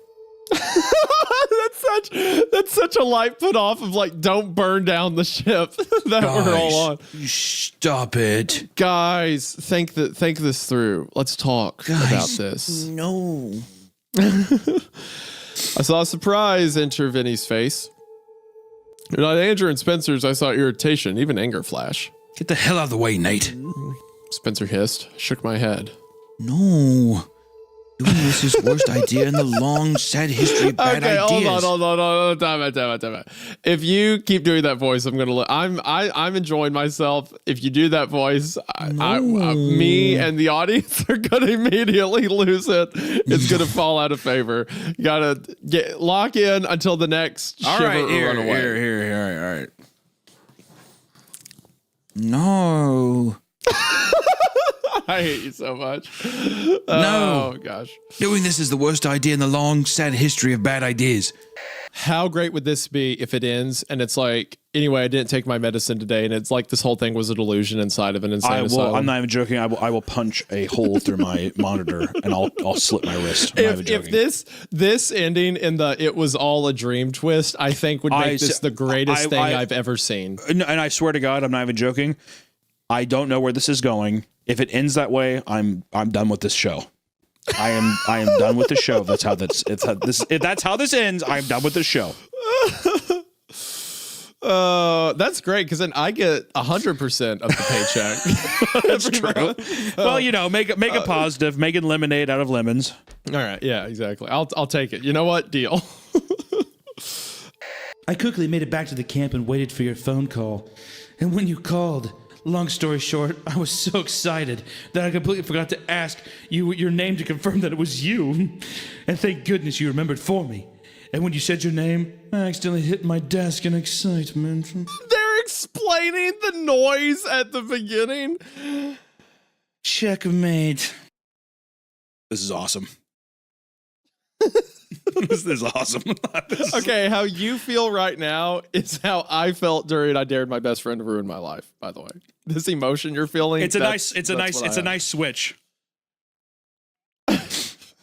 I'm in agony. Just because I was into it the first 3 sections. I was like, this is fun, this is engaging, I like it. And now having every single second explained we really need infuriating. Aware of this, Pinky approached with her scalpel. With only a smiling glance to Dash, she made a long cut across her pelvis just above her crotch. Moving up her body, she drew a similar incision under her ribs. One final cut was made down her stomach, connecting the first two. Looks like I got my eye on you, Rainbow Dash.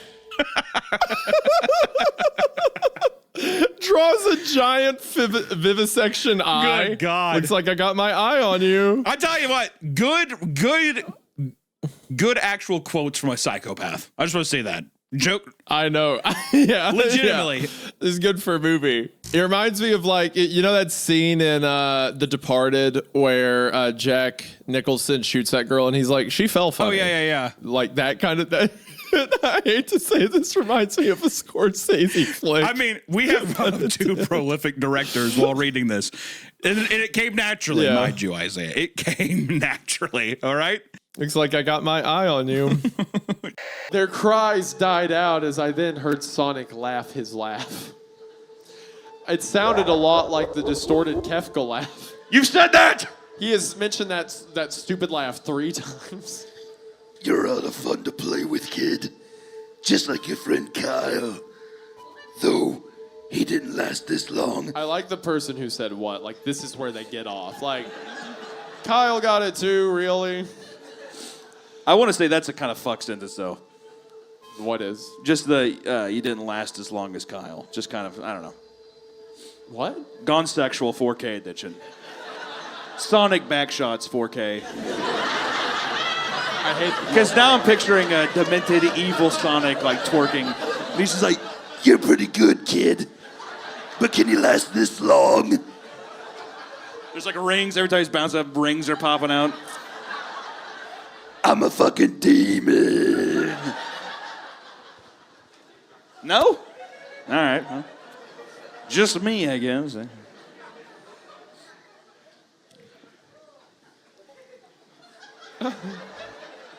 I was in medical school. Okay. I don't know where I am now, but it's cold and dark and I'm alone. Do you have any means of getting into another building, a neighbor's house, anything? No, I tried. All doors are locked. I tried breaking a window, but it's way tougher than it looks. His deal is just fucking kind of funny. I tried breaking a window, but it's way tougher than it looks. Like they walked up, just ow. That didn't shatter as easily as I thought it would. I thought my giant hulkish I don't know how I 14-year-old can help. hands would have completely busted the shit wide open. How wrong I was. Jessica's cry of surprise cut me off before I could go any further. Both me and Ian turned to the sound of her distress, and we knew instantly what had happened. The backpacks with our compass, food, and water had been stolen. Damn, dude. It knew. Yeah.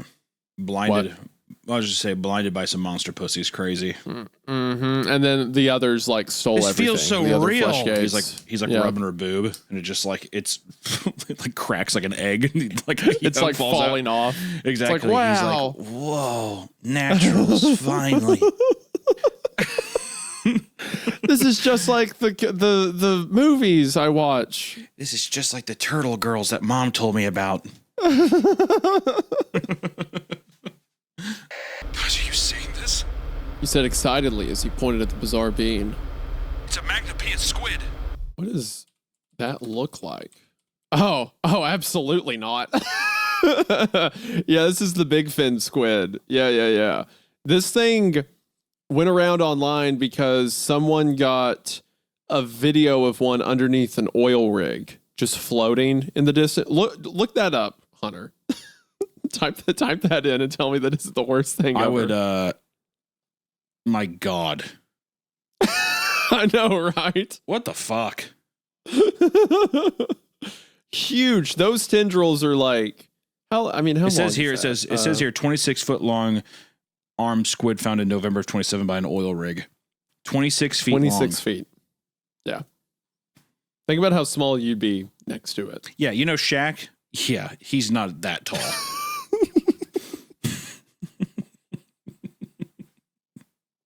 sees like an unspeakable entity underwater. How many shacks is that? Yeah. All right. So, guys, we're looking at maybe, I don't know, probably 7 shacks right here. Are you getting this? You guys see this? That's 7 shacks. There's just, hold on. 7 shacks and 3 championship rings. Holy shit. That, guys, this thing might be 10 shacks long. This is 10 shacks long. That's 10 shacks. Pull me up. He has the picture I just sent you on the wall, but it's just Shaquille O'Neal.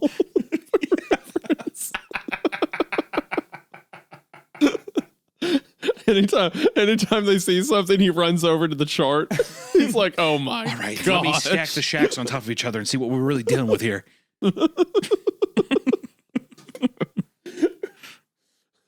Captain, you're gonna want to see the Captain Shaquille O'Neal. Yeah. Come on, Chuck. Charles Barkley's down there too. Shaq, I should have told y'all we got to go down to San Antonio. I'm telling you. Yeah, he sees the squid. He's like, "That's that San Antonio woman floating around out there." Yeah, the best Charles Barkley quote of all time is he's like, "San Antonio women need to learn 2 words. I'm full." Is like the greatest thing of all time. I'm full. All right. So that thing's floating around down there. Knelt a little, lips tugging up, crooked. Don't mind me, Claramay. Your papa's mule stubborn. If any man can beat out a mountain, it's him. I tried to smile, but my belly twisted something bad. March the 20th. So far, she wants to get her husband back, and the brother's like, he may be dead, and she's like, no, keep looking for him. If you were trapped in a mine, how long would Allison send people to look for you? God, never. Leave me. Leave me to rot. Yeah. What if there wasn't even a cave in? Like you were just lost somewhere in there? Yeah, I'm just wandering around. I think then at that point, too, never. Just like, well, he's gone. Yeah, we're in the parking lot, and you're like, oh, the gift shop. And she's walking like, around like a "It's giant over." baby, just like aimlessly walking around. Chicago. I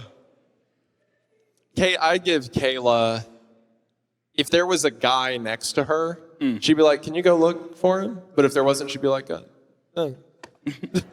There it is. He's gone. Oh, Yep. March the something about Kayla. Yes, March the 20th. My father and I were in the truck at 4 a.m. He was hoping to make it to Pennsylvania by lunchtime tomorrow with the help of an endless supply of coffee and 6-pack of energy drinks. He seemed more like a man. Oh my! I thought he was gonna say beer. I was like, "Holy shit!" But my dad was drinking coffee and Busch Light all morning, so he was totally good to go. Just getting hammered on the road. Yeah, I've never heard anyone say Son- a 6-pack of energy drinks. A six-pack of Natty Light and some coffee, and Dad was wide awake. Son, you're too young to get this, but sometimes your dad needs something to steady him for the road. Yeah, exactly. You know, Dad gets shaky in the morning. He this needs is his something magic to- water. Get in I the need cooler and to get Dad level some of his out magic before water. I get behind the wheel. That's all, okay? I get need to- shaky.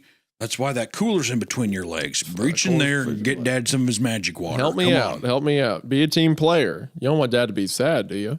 Yeah, Dad's angry. That's why Mommy's such a bitch. Don't you get it? Dad, I really don't think you should talk about Mom that way. He's like getting it from all these different angles. I really feel like you should. It's like, stop being gay. Just give me the beer. God damn. First of all, God, what the fuck is wrong with me? What have I done to upset so many people? When Mr. Widemouth said it, I mean, you know, he lives in this house. Maybe He's like, he what the doesn't understand the connotation, but you definitely know better. Yeah, you're 48 years old. I'm almost not to make allegations, but I'm almost positive Uncle Rodney would fall into that category. And I think you would know better than to use harsh verbiage that would hurt him. I'm making a lot of mature decisions for my age, and I don't like it. I'm 5 years old. I feel like I feel like I just want to be.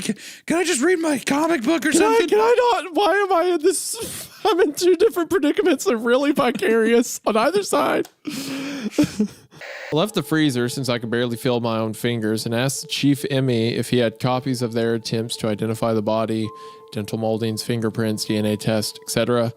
Handed me over a stack of some papers and said, "Good luck." Why are there only 6 fingerprints? Why didn't you do all 10 like normal? Well, why didn't you check the lock of the door while you were 3 days ago? God! What is this? This is the most fucking petty police department of all time. Well, why didn't you check the lock of the door while you were there 3 days ago? I don't tell you how to do your job, so why the hell are you going to try to tell me how to do mine? What is this? It's insane. He's literally like, look, you couldn't find the body, so I'm going to not identify Yeah, exactly. it. You didn't check Potato. that. I left out 4 fingers. Even Stevens. It's a clean slate. The 3 countries with the largest quantity and highest mortality rate were going from third to first: Russia, America, and Ireland. Ireland posed a major threat to the rest of the world because it owned as many bioweapons as both America and Russia combined. The countries entered into a stalemate to see who would act first. That's really funny to imagine Ireland. Yeah, no, I was gonna say, I'm like, fucking the Ireland? Really? Don't you dare fucking don't mess with us, man, for real. I'm totally serious. I don't want you to mess with me. We have all the weapons of mass destruction over I've got here. the weapon. I'll send it. I'll do it in a moment's notice. I've got the weapon. I'll send it. I'll fuck you off with it. All right. I'll put it in a car bomb. You'll see. You see me right here. I'll tell you something right now. We have all of the bioweapons. I'll tell you that much. So fun to think Ireland would have that. You're darn tootin'. Please know that this is the only means by which I may help you. You have been made ready to receive the salvation by your very torments. Though we cannot overthrow the hold that Anima Mundi has on the others of this earth.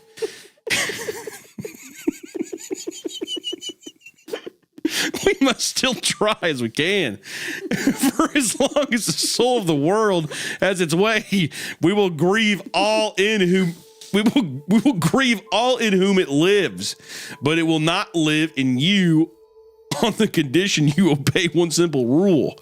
You must never be without these spectacles, or your furies will return to you. There, Now you may open your eyes. Those lines were so cool. And they've forever been ruined. I can't even go back and look at them right now because it's just gonna Anima Mundi is gonna just be in my head. Thank you. For that. Yeah, you gotta watch out for Anima Mundi.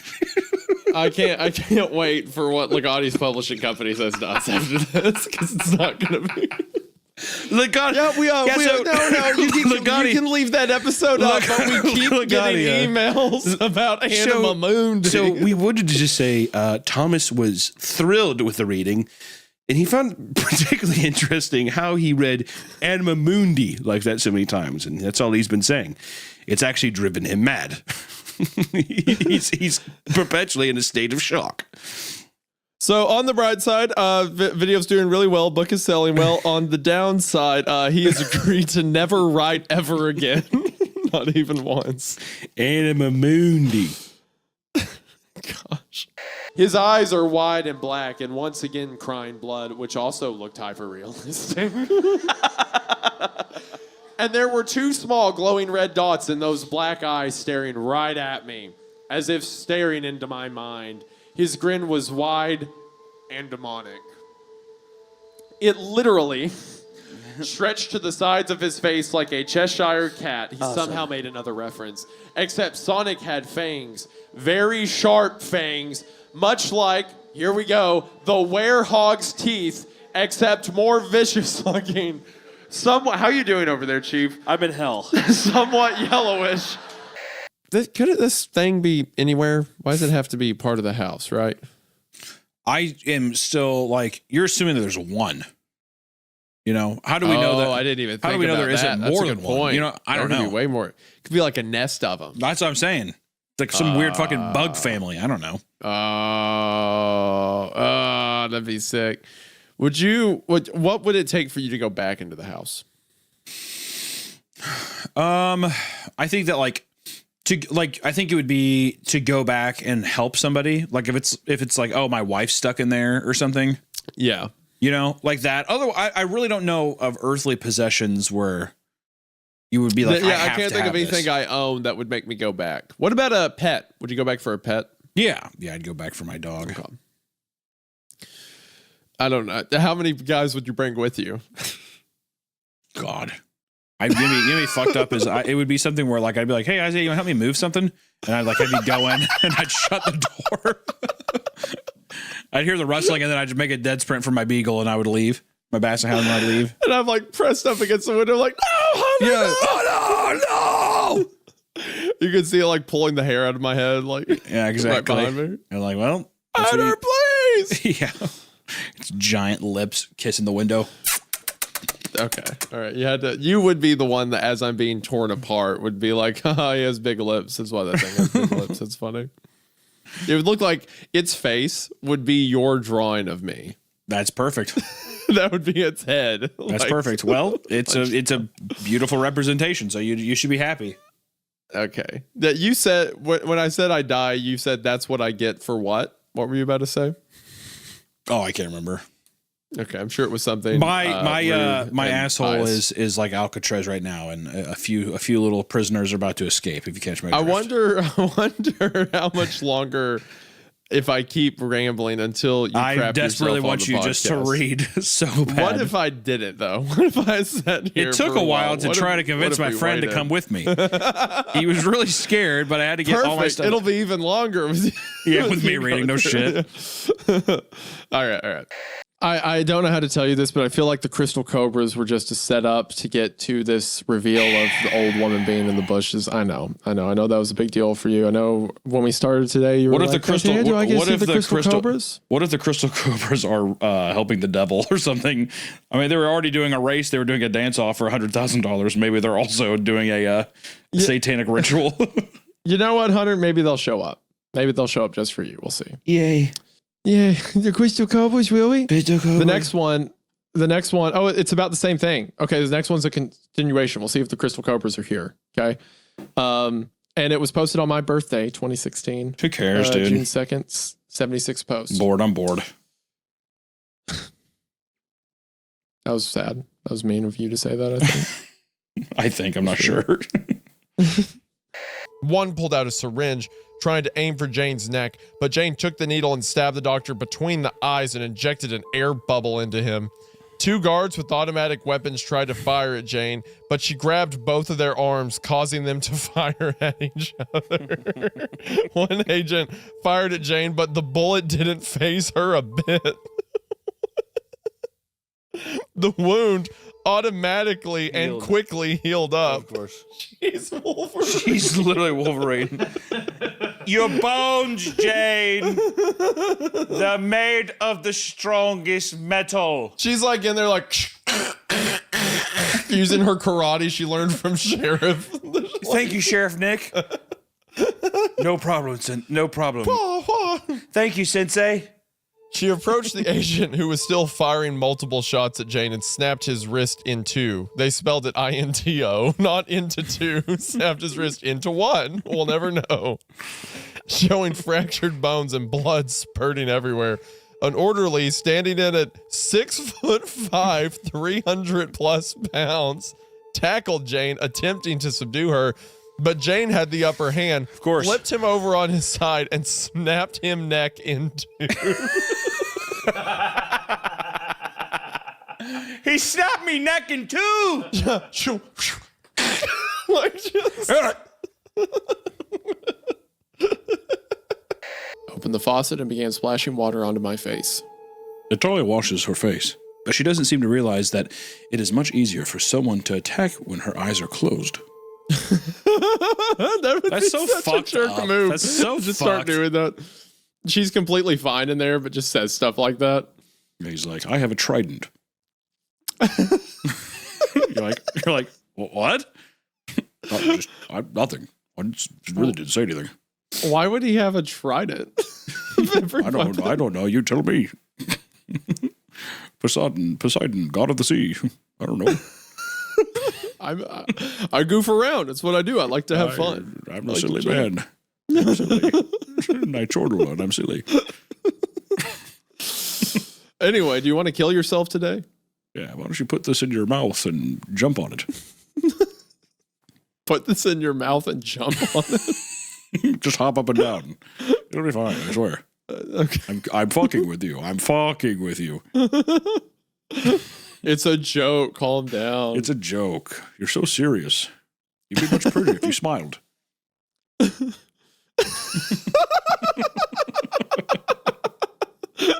There it is. He's like a passively misogynist. Yeah, it's like one day she just realizes, she's like, yeah, actually he was like a misogynist this whole time, but he just really amps it up.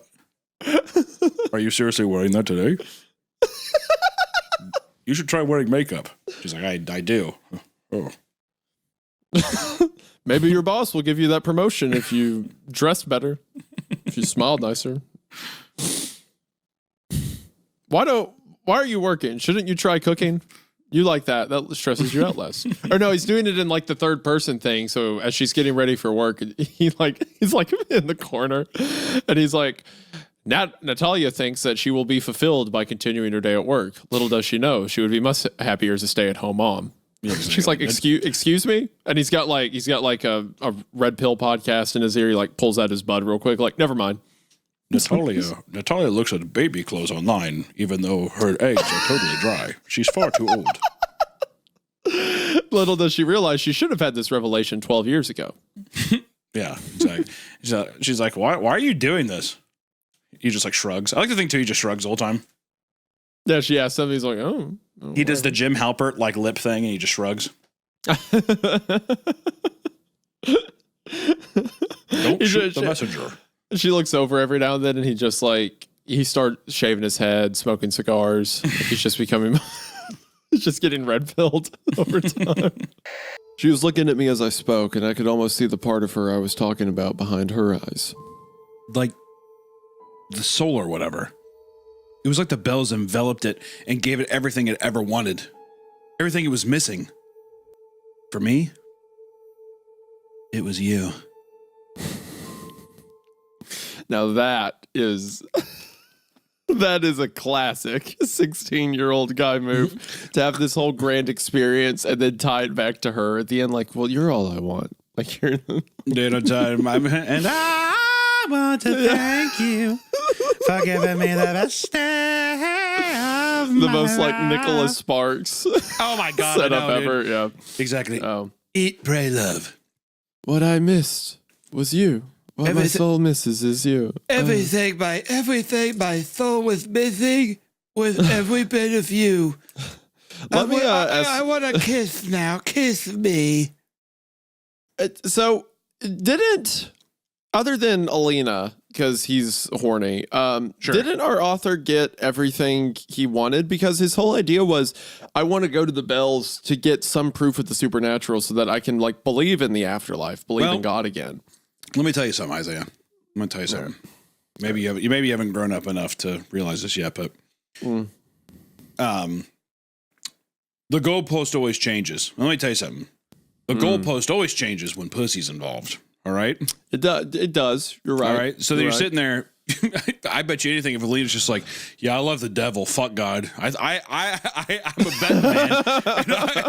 I'm a bet man. I bet our dear old protagonist would just be like, yeah, I fucking hate God too. I think he's kind of gay. Here, can I touch your boob? It would go in that direction, I think. What you just said is like the stereotypical Sunday school lesson I had throughout my preteen years of like, guys, one day you're going to run into a woman and she's going to hate God. She's going to want you to hate God. And whatever she said. Extremely based Sunday school teacher. And what's really funny is that thinking about all this in hindsight, you were the exact kind of person that VeggieTales warned me about. Yeah. The tomato's just like, Watch out for this guy.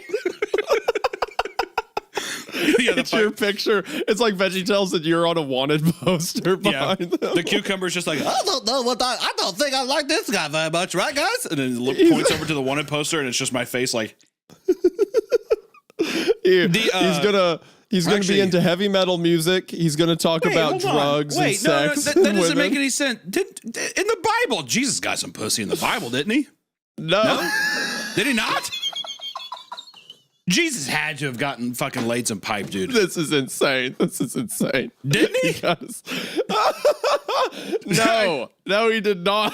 It's not in there anywhere. All right, so it wasn't on the books, but he fucking laid some pipe. No, he was celibate. That's a big deal within Christian belief and stuff like that. All right. He was celibate his whole life. He was the last of the prophets. He was never married. He was a carpenter, and all the ladies called him the Hammer. Okay, we gotta cut this. This is insane. You are what? If they haven't made an episode about you yet, they're about to. God's building a church. He's gonna march like a mighty army. All right. I can't entertain this. I can't. Yes, you and Alina here. You and Alina here are the same. Are cut from the same cloth of the kind of people that my mom warned me about growing up. Very scary. I'm so sorry. Are you listening? The whistling. It stopped all at once. I didn't see any of them out there. I didn't see anything but you and him. I saw his face. It's all I saw. The prince circled the cabin, and Ira walked among them. We know that much. Since that night, we haven't heard the whistlers. Not once. So that's almost saying that there isn't a whistler. It's just like the noise you hear when the spirits, it's some kind of supernatural thing that gets closer. Or it's like a metaphor for the insanity that sets in when you're out here. All the folklore pressed onto you. That would also. That's 100% a you scenario, Hunter. You're like, oh, I'm missing an arm and I'm dying of infection, but I've made it back to my loving wife. Boom! Hey. Oh, honey, I'm home. He was insane. It's taken him this long to figure it out. He designed traps. He knew what made people and animals tick. He enjoyed inflicting pain on them. And not just that, but watching them suffer. It's like, no shit! We just read this! It took him like, for one, the author's explaining it to us twice.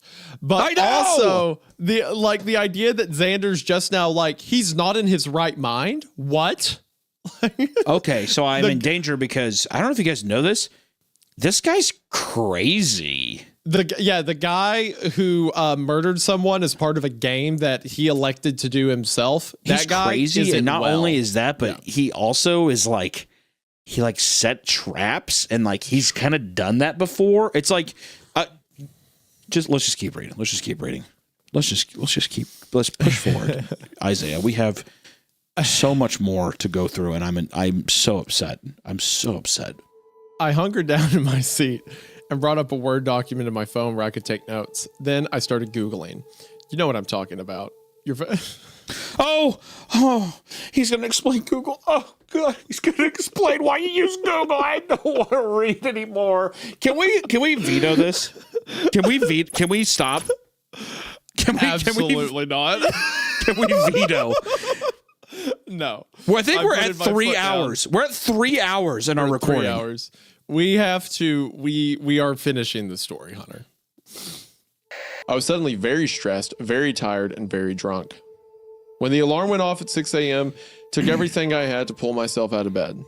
I got dressed in the clothes I wore the night before and shuffled my way across campus to the atrium. Alice was already there with a black coffee in hand. I figure you need this. What the What? She laughed. What? I figure you need this. Where did that voice come from? What is this performance you're putting on? Because I know it's going to sound weird if I try doing the girl voice. So it's like, I figure you need this. Just say, I figured you need this. It says she laughed. Okay. When have you ever put that much emphasis on a laugh mid-sentence? It's okay. I figure you need this. How'd you know? Your text. I texted you last night. Yeah. At about 1. You told me about Sigma Chi. Sigma Chi. You told me about Sigma Chi. It's not Sigma. Oh God, yeah. It's Sigma Chi, I'm pretty sure. Yeah. Oh God, yeah.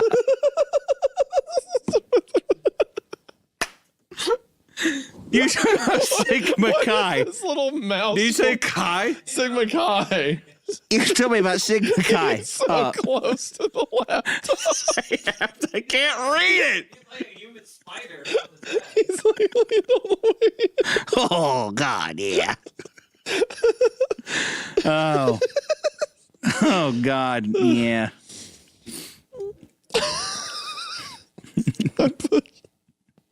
I pushed my sunglasses higher up my nose and pulled my He's leaned all the way into the laptop, waiting for the next line to come. I have to be prepared. I'm a professional. This is my life now with this fucking laptop. As time went on and we got to know each other better, he ended up sharing one of his own stories with me. It was disturbing, but it helped to know that I wasn't the only one affected by things going on out here. I think this must have happened. I think this must have happened before. I think this must have happened before you got here, because I think it's happened while you were. Because I think if it happened while you were. Oh my fucking God. Oh God, my fucking brain. Fucking idiot brain. Jesus Christ. What the fuck did I do? Was I dropped as a kid? My fucking God. I think this must have happened before you got here, because I think if it had happened while you were here, you'd have remembered it. I know it didn't end up for The officer says all of that to her when he walks He fucking should. I know it. I know it didn't end up in the news for some reason, but I think most people who've been here long enough know about it. The park sold off a portion of land to a logging company, and it was a real controversial thing. When at the end, we just like, you know what? Yep, you have to make personal sacrifices. I get what my dad meant now. To me, that's important. And this is my world. I'm not going to I'm not going to jeopardize other people in this world for the sake of myself. Right. Mm-hmm. But then at the end, when he's just like, you know what? They recruit young. And then like everyone doing like, you know, look around and there's an event. that kind of song. It feels it's like, yeah, freeze frame. And it's just like, both the Scotts ended up opening a bakery together called Scott's Bakery. It just felt kind of a bit like, I don't know. But all in all, I will say, I had such a great time with this story. Yeah. Rangers. I knew I was going into shock. I pulled my hands away from my jacket and saw that they were covered in thick, warm blood. The laughing died immediately, and the sheriff took a step in my direction. What in the hell? Kill yourself. It works. It works. It does. And just to think you're on the floor. I really hope they edit you with like a white button up and jeans or whatever. Just bleeding out, yeah. There's blood pouring out. Kill yourself. Kill yourself. That's just Shinji on the ground. Kill yourself. I hate you, Dad. I hate you, Dad. Kill yourself for real. By the time I put it all together and looked over at her, Kimber was already standing where they'd left her discarded in the snow. She was staring at the sheriff down the sights of the Beretta, and before anyone could react, Kimber squeezed the trigger and killed her monster. So Kimber shot his dad in the head, and I don't even care. Whoa. That's so cool. Whoa, yeah, that's awesome. Imagine if that would have happened 3 chapters ago. Yeah, and not during this whole escapade. Imagine if I didn't have to read that stupid diatribe for that long. It's your hubris, Dad. You're a victim of your hubris. I'm a human being talking to my dad. You're a victim of your hubris, Dad. I live in 1574. Kill yourself. Kill yourself. That's Shakespeare. You're a victim of your own hubris. Kill yourself. That's plot. William Shakespeare. That's the plot of Hamlet, right? I'm pretty sure. In the crowd, I could make out several people in grotesque Beatles cartoon designs. John F. Kennedy, Abraham Lincoln, and Archduke Franz. Literally everyone who has been assassinated. Archduke Franz Ferdinand of Austria. Literally everyone who has been shot. Yep. By the way. What are the chances that Mark David Chapman comes up? The guy that killed John Lennon. What are the chances? It has to. It has to, right? It has to. The really weird part was that the prisoner that was right next to John was Mark David.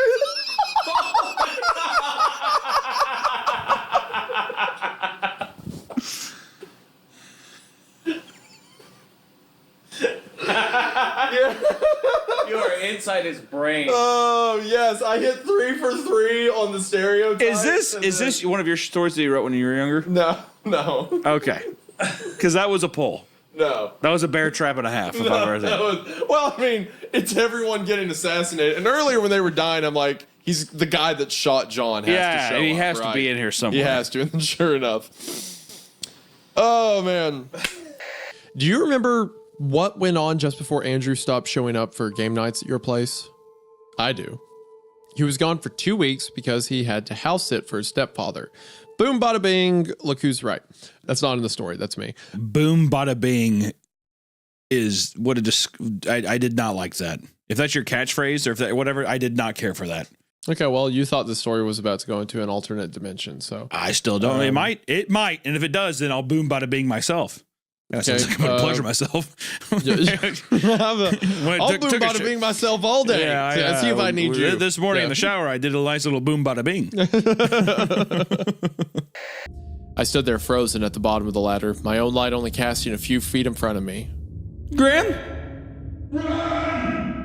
He responded in a gurgled, gasping moan. You want to try a gurgled, gasping moan? What would that sound like from you? That was good. I like that. So I climbed. It's One-Eyed Willie! And then even further down the cavern, you just hear, Goonies never die! And then you hear a fucking sloth, you're like,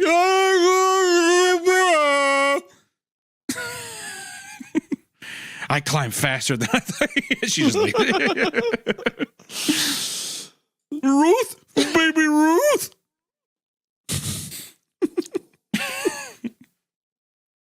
Holy fuck.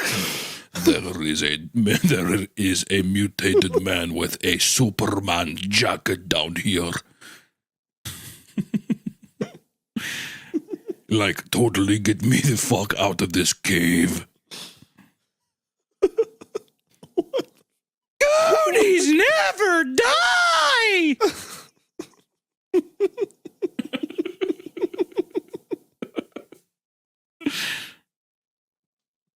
I like how you're so committed to the bit. It's kind of fucking horrifying if you think about it. They just bunch of 12-year-olds down there. Show up down in the cave. I bet the starship's this way. Seriously, get me the fuck out of here. Why would Dracula be scared by them? Because it's the fucking Goonies, and they have Sloth, a 7-foot-tall disabled man who's just like, Sloth likes to eat rocks, and he's just like eating the walls around him. They're totally closing in on me. Please help me. Ruth, baby Ruth. Yeah, then imagine Nosferatu sitting there and like he like turns around. And he's like, I'm totally hiding right now. I cannot let the Goonies find me. He turns around and there's Chunk, and he's like has his shirt up and he just starts doing the truffle shuffle. Oh my God! Help me! Belly's all moving and stuff. What is this magic? It's the truffle shuffle. Goonies never die.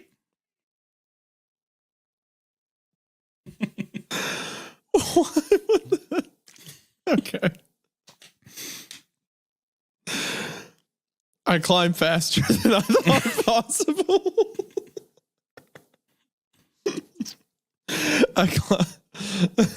Okay, so then a few days later on the 29th, Sunvanish says, as I expected, the low fuel warning just dinged.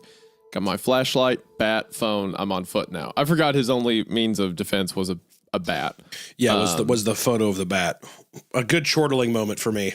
That was great. And the cups. That was his defense mechanism. The cups. Which again, a 15-year-old further backed.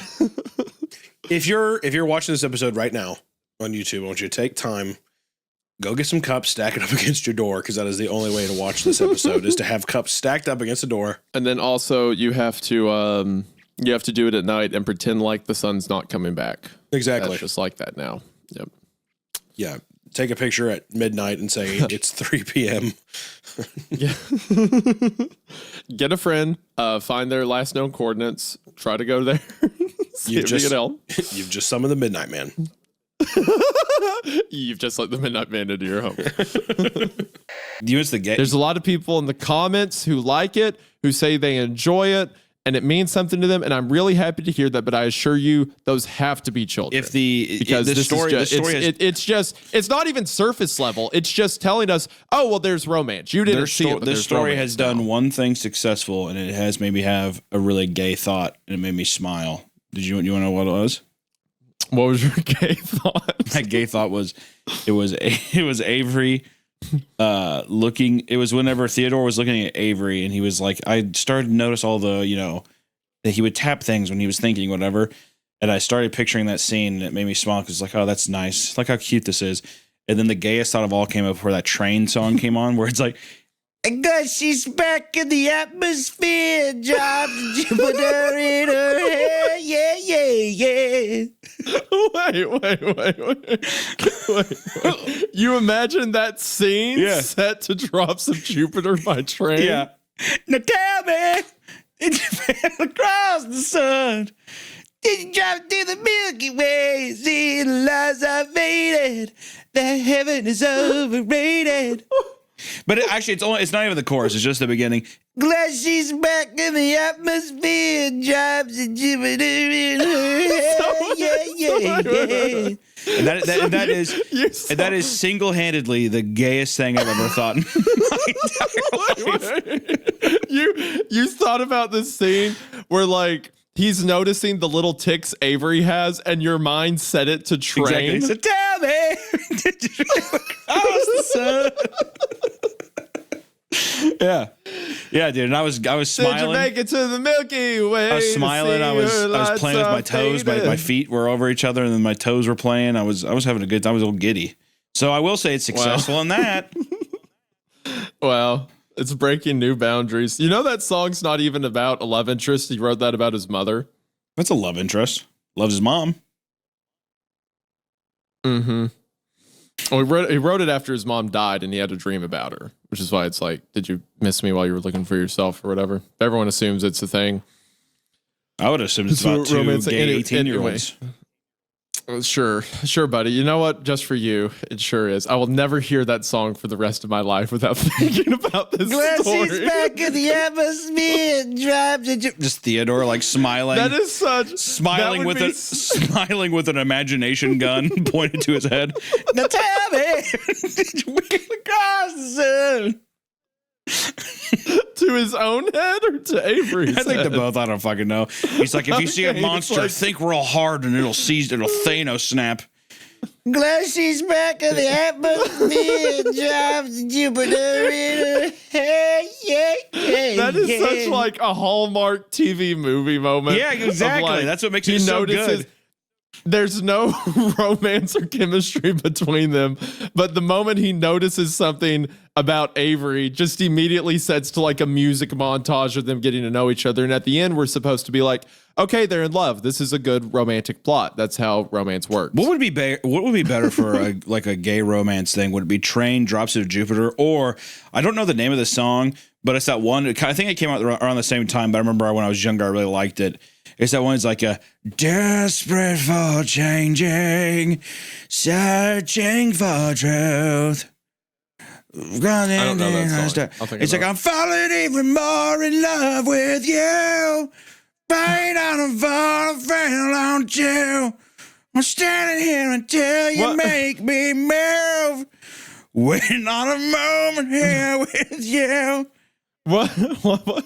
So you know all the lyrics, but not the name of the song. Yeah. I remember because I remember the singer when I was younger. I thought it was the same guy that was in Cabin Fever, who I think was the guy in Boy Meets World. I don't know. A lot of references. All I gotta say is I don't know. Yeah, a lot of my references. mind goes to that. You know that? But the beginning of that song is just kind of like it has that kind of like high school angsty, desperate for changing, searching for truth. You know the what's that one song that got used for like commercials a ton back in the day? It was like Black Keys or something. Oh, that song that's like no, the one that's like for you, baby, I'm not moving on. I'll love you long. You know that one? Everyone hated well, with it. with that amount of with that beautiful tempo and the way that you did the inflection of that singing, it's hard for me not to know which song that is. But I'm drawing a blank at the moment. All right, well.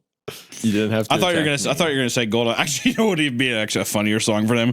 Theodore looks at Avery, he's looking at his legs and stuff, and then just says, "Bam, bam, bam, bam, bam, bam, bam," and it does gold on the ceiling. They wanna get my gold on the ceiling. No, that would actually be the gayest thing to happen, is if the Black Keys started playing right there. They wanna get my gold on the ceiling. They ain't mine. Just a matter of time for your stealing. Yeah, basically, just the story is so poorly written. Our brains are doing anything it can do to like not make read it. Yeah, make it to not read it. Yeah. Yeah. Okay, go ahead. Let's just be done with this hell. Okay. Yeah, this is Poly Hell. I'm telling you right now. I'm going to name the episode that Poly Hell. Poly Hell. They're not even polyamorous. It's been two people the whole time. Yeah, but we had a good bit out of it. We had a good bit. So it's going to be Poly Hell. Just completely ignoring the title, what the author named, and all of that. It's what it is to us. This story is our story now. Good job, asshole. Said the pain from the wound making it hard to speak. Shut up, Harrison! Just because you messed up doesn't mean you're getting out of this alive. I don't care if your dad is now dead. I haven't fulfilled my desire for your revenge yet. I haven't fulfilled my desire for revenge yet. Carson, perform the ritual on yourself again. Can I just say, the idea of like this cult that's been operating for years, and they think when Horus comes back, the world will enter a stage of world peace, and they had completed the ritual, but Carson didn't want to die, so they risked losing the ritual. Can you make a stabbing sound effect for Carson? Like me doing the stab? Yeah. Like that? Like a... Yeah, do it again. Like that, you mean? Do it again. I'm just spitting all over my setup. That's fine. I just really enjoyed doing the thing, so he's cutting himself. So I'm doing. Oh! Okay. Ah! Ah! Ah! Ah! Ah! Well, I'll call Carson. Which, by the way, I also have. What are you doing? Hey, Benny just started chewing on a gun. What are you doing? Are you insane? My gosh. He's saying free me. I have. He's saying get me out of here. He's saying please kill me. I can't do this. He's like anymore. because you're like I'm gonna give you a little bow tie. As you say to him, Shut up. He's like, Shut up. Stop. Don't bring that voice and mention of Dan. No, it's Dwayne shrugged. Either way, it doesn't matter to me. Just let me know what he says before the rush starts. Playfully swatted one of the cooks in the belly before leaving. Let's go get that money. This would be you. If you had to dispose of bodies for the mob, you'd be like making that bread, working at a bakery. Making that bread. Bear claws. You'll see Paulina and Areola show up. Love that couple. Areola. I think her name's Viola or whatever, Viola or whatever fuck her name is. Areola is the spot of skin around the nipple. No, I know that's the joke, but he's calling her Areola. Right. And that's what they're like. I think her name's Viola. Is that Viola, Areola? He's like, I don't give a fuck what it is. I'm here to make that bread. What's the difference? I ain't looking at no Viola. I'm looking for that Areola. If you catch my drift. I'll tell you what, it is cold down in this basement. like it's a football game every day. All right, we're going to get out there, make some good plays, get some good. Let's get that money, make some people happy. Made that bread. To Hunter whistling, carrying bodies to the elevator.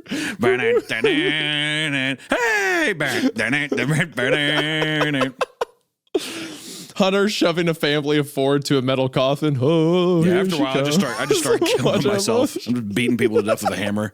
Watch out, boy, she'll chew you up. Oh, Areola comes. She's a man eater. Just irredeemable. Yeah, the worst. I'm an actual monster. Not even a hint of thought about what you're doing. You're like, I'd shove my mother in here if you tell me to at this pay. Told myself it was dreams. Last night I heard his boots scrape the porch. The weight of them was like haystacks thrown on a cart. Mama lifted her face to the window and kept her mind on the dark, her eyes fixed on something through the glass. That's him. She said. He's about here. Shoved my blanket to my mouth so no sound would slip out. My belly hurt from holding still. I looked outside and did not see Papa. I'm snuffing out Mom. That night, a pillow was going over her face. Go to him, Mommy. The amount of times you talk about killing a mother figure in a story. Where's your mom at? She's back there, right? Yeah. Do you? She's back in the corner. Yeah. Are you aware of how much he talks about killing you? Yes, okay, all right. She's fine with it, I guess. Go to sleep. We need to put you in a home immediately. It went back to the image again, except this time there was the text again, though it was messed up, but it was pretty much one of the most horrifying things I looked at since I had this game. I am God!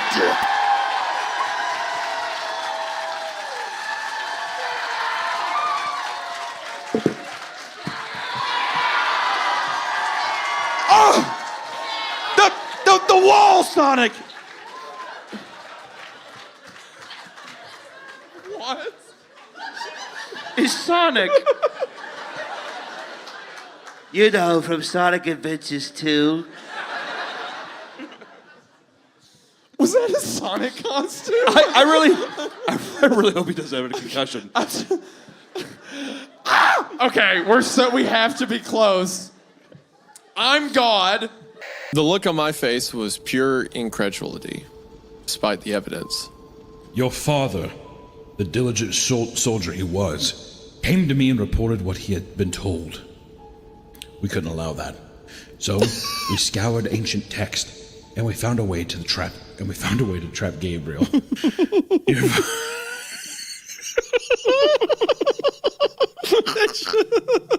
They looked at some like old scrolls. They saw a giant butterfly net. Of course.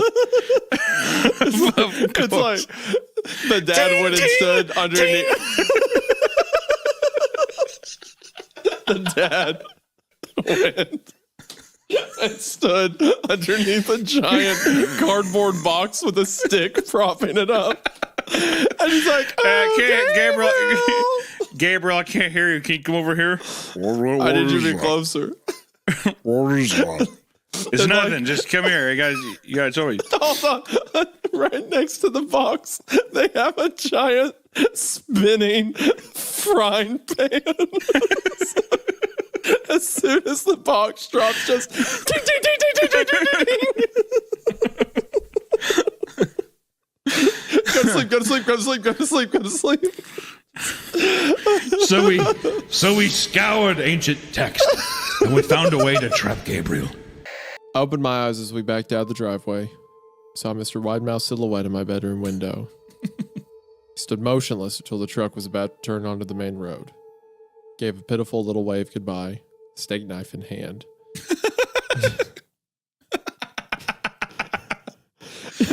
Oh, you see that too, right, Dad? Dad, did you see the tiny man in the window with the knife? Dude, seriously, you're killing my fucking buzz. Turn up the ZZ Top and just shut the hell up. If I have to hear one more word out of you. For fuck's sakes, I'm sorry. Let's play a game. It's called Shut Up Till Pennsylvania. How's that sound? That sound like a good game? Slug bug. Hits him in the shoulder. Jesus Christ. Punches the kid. Can I say real quick? I have a story, but I feel like this is a good one. So when I was a kid, I actually had to go to court. Because the can man was being arrested and you were forced up on the stand. No, That's him, officer. I've never been called to court as a witness. Thank you. I got a speeding ticket. I was going, I think it was like 16 over the speed limit or whatever when I was 16. So to try to scare me, I was driving through Kentucky. They sent me to a local court. So I show up at my court date, and at the beginning, so like, you show up early morning, 7:30, 8, whatever, and you have to sit there in the back before they call up your case. So you're just listening to all the trials, right? So I'm listening to all the trials, and it's all of the initial hearings, like all of the, what do they call it when they do, what reasonable suspicion? What do they call it? I'm going to find that there is plausible deniability, whatever. No, the thing where it's like, I'm going to find that there's reasonable suspicion or whatever to go forward with your case. Basically, like the judge is determining, does the case deserve to go into trial, guilty, not guilty, whatever. So I'm sitting there listening to all of it. And they are going through a bunch of the assaults.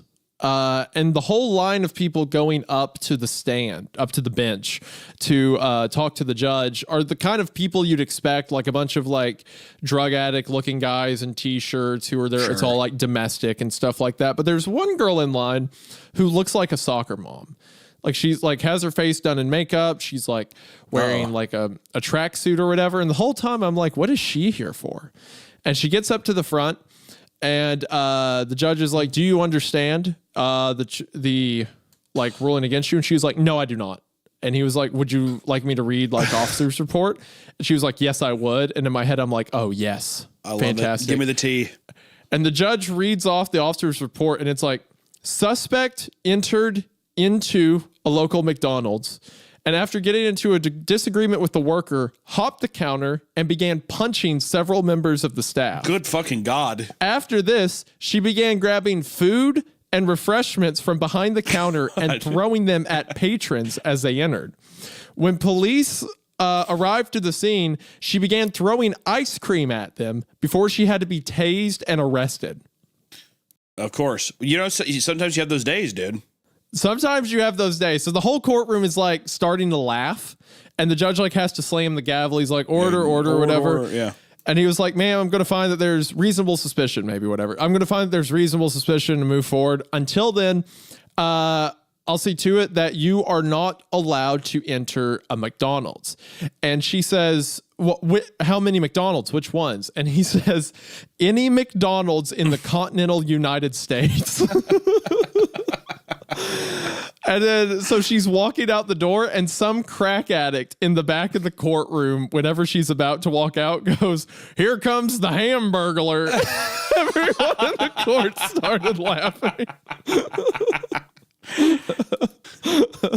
Man, to get totally fucking burned by a crack addict homeless guy would be fucking brutal. Yeah, this dude was like scratching scabs off of his skin, near shirtless, and he's like, "Here comes the Hamburglar," and like the judge was laughing, like the other crack addicts and like abusers were laughing. It was great. Yeah. Anyway, so yeah, that's happening in this town. There's gunshots being fired near a McDonald's. The side door silently opened, and in walked David fucking King. I stayed where I was behind a wooden crate stacked with pallets. If he came in shooting, I didn't want to be an easy target. Slow clapping. Oh, God! Yes! Oh, my gosh! Oh, this is so great. Slow clapping filled the echoing room. Dude, this entire story is like an alien watched Airsoft Fatty YouTube videos and then wrote like a crime novel. She said, yeah, and ran her hand back through her wild hair, not to get it out of her face, but like you would if you didn't know the answer on a test. After she left, I stood at the window for a long time, staring out into the night at the place where her taillights had disappeared. Okay, was I not right then? That he shouldn't have taken it to that degree? That it was not the time? I mean, probably no. I don't fucking know, dude. I don't know. I'm like, what? Listen, I'm not a fucking. I'm not. I have no idea. All right. Okay. There's mystical goddamn bells in the forest, and there's a Russian foreign exchange student. A kid got set on fire. I don't know what the fuck's going on anymore. You were all about him going for it a second ago. To be clear. No, listen. I didn't say I was going for it. I'm just saying this is the part which bear where trap that again. happens. Bear trap again. I was like, no, this is the bear part. Trap. No, it was stopping. It was starting up the romantic scene, and you're like, oh, I think this will be romantic. Like that's not a bear trap. I said this is the part in the story or movie when the getting's good is what I said. That I didn't say I didn't want it to happen. I'm just saying that's all the signs were there. You did. You are right that you didn't say you wanted it to happen. So I'll let that one lie. Not that we could look even if we wanted. See, there are shutters on the inside of every window. Thick pieces of heavy canvas that pull down from the top and latch to the bottom of the window frame. Each latch even has a small lock, about the size of what you'd find on a diary. My dad locks those shutters every night before we all go to bed and keeps the key in his room. Oh my God. This little dumb piece of shit is going to open one of the God damn it. I'm excited. This is fun. I'm already having a great time. What a great change from my mom has cancer and is dying. Now it's my dad. My dad won't let us look at the Whistler. My dad locks the secret windows. And he's locking all the windows. Imagine he looks outside and it's Tommy Taffy. Like, oh. Hi. He's got like a pinstripe suit on. Yeah. Like, hello. A massive shiver shot up my spine. There we go. Another shiver up the spine. That's one for the bingo card. It's a lot. It's so cold on this It's boat. so cold on the Mate, ship. it is frigid. Did it's I like mention I'm up it in was Wales. 5 degrees Fahrenheit? It's like I'm traversing the Atlantic Ocean because it's so chilly. Washed away by a surge of fear and terror. Good soda pop. Oh, hell, dude. Slowly, I turned to look behind me, and I felt my blood run cold, still cold, skin cold, at what I saw. My blood run cold. I'm frozen. I'm frozen still. I cannot move. I keep feeling these chills up my spine. Why don't you put on a jacket, cold. dude?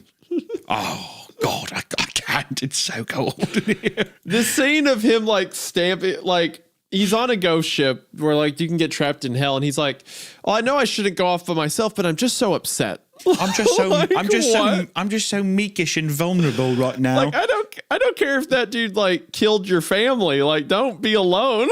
on the ship. He's mad because they're not following his idea. I'm not thinking right because I'm so chilly. Oh, that's right. I forgot how cold he was. That's true. I'm shivering. Yep, this is some kind of art porn sampler narrative. I've really got to start reading those summaries. Crucial. But the new guy's tongue feels good on my face and my neck, and I start licking him back. We start kissing and undressing right there. Oh, God. My pussy. There cannot be an audio clip of my saying. No, go ahead, buddy. My pussy is absolutely tingling. And I can... Those edits, dude, are gonna be fucked for a while. Someone has to clip that together with the Holocaust denial and the Hitler one. Yeah, exactly. You know what? Hitler did nothing wrong. My pussy's tingling. Oh, man. I looked at Tails, Knuckles, and Robotnik and cried a bit. I pitied them for the agony they're going through. They were forever trapped within the game, forever tormented by that horrid hedgehog. Oh, fuck you, son. And always will be. I sat there for maybe 25 seconds, horrified by what had just happened. Sonic is the very embodiment of evil. True. He tortures people who play his game. True. In more ways than one. And then when he gets bored, he drags you into the game. Literally drags you to hell. Hell yeah. Where he can play with you always as his toy. I can't get the game out of my computer. I think it's stuck in there. But at least I managed to turn it back on now after I sat there for... I heard a voice right behind me like a whisper. Try to keep this interesting for me, Dad. Now, okay, the thing about the Rule 34 Sonic may be accurate now. I turned around to see where the voice came from, and what I saw made me scream. Sitting on my bed.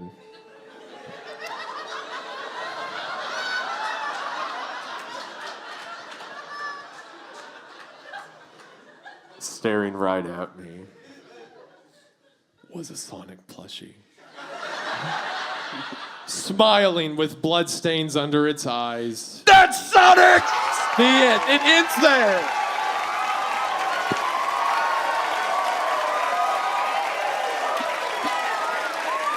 My God.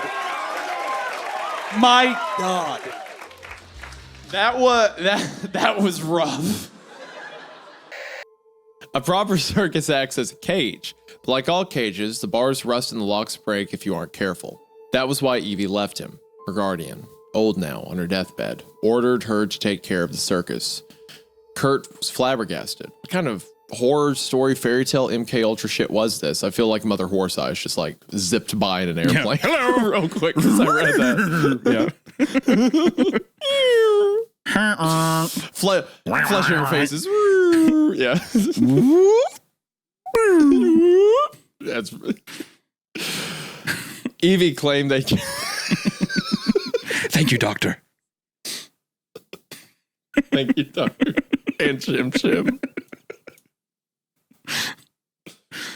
Evie claimed they'd kill him if she didn't do it. Sometimes that you just his life was in danger. Sometimes you gotta wake up and smell the roses. He has that fake plastic flower in his shirt pocket and squirts her in the face. Just kidding. Go ahead.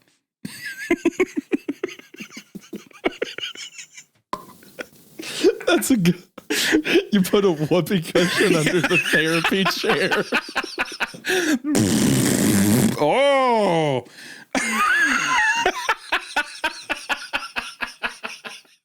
This coming from a grief counselor would be so funny.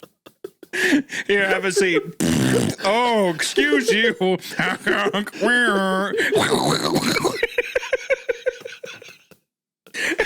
The chimpanzees in a cage.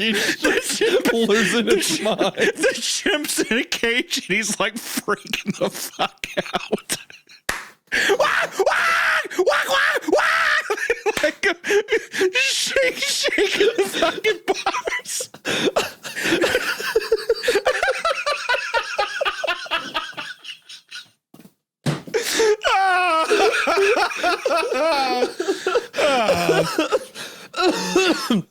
And meanwhile, there's just a girl sitting there really scared. Traumatized. Traumatized. This guy's laughing.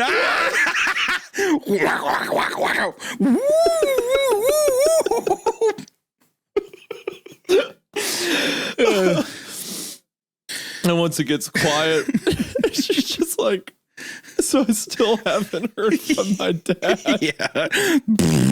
Again, there's another whoopee cushion. Whoa! Whoa! It all restarts again.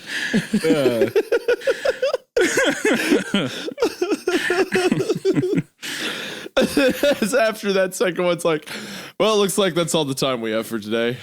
Yeah, he like cuts off as soon as the time hits. He's like, so actually, we I guess we'll just schedule for next Thursday. Get out.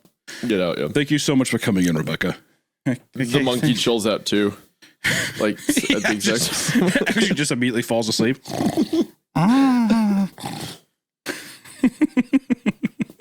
Oh, okay.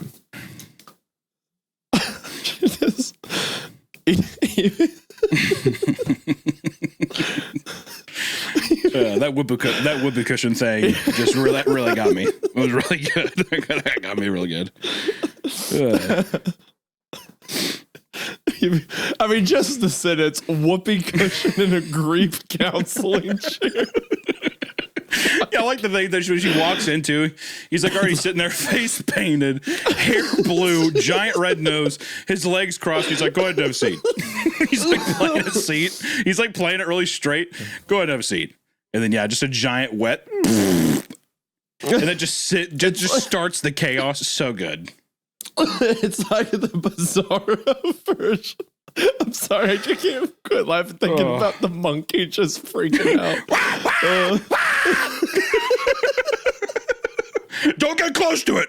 He's actually has to break for a second. Don't get close to the cage. Rebecca, back! Get back!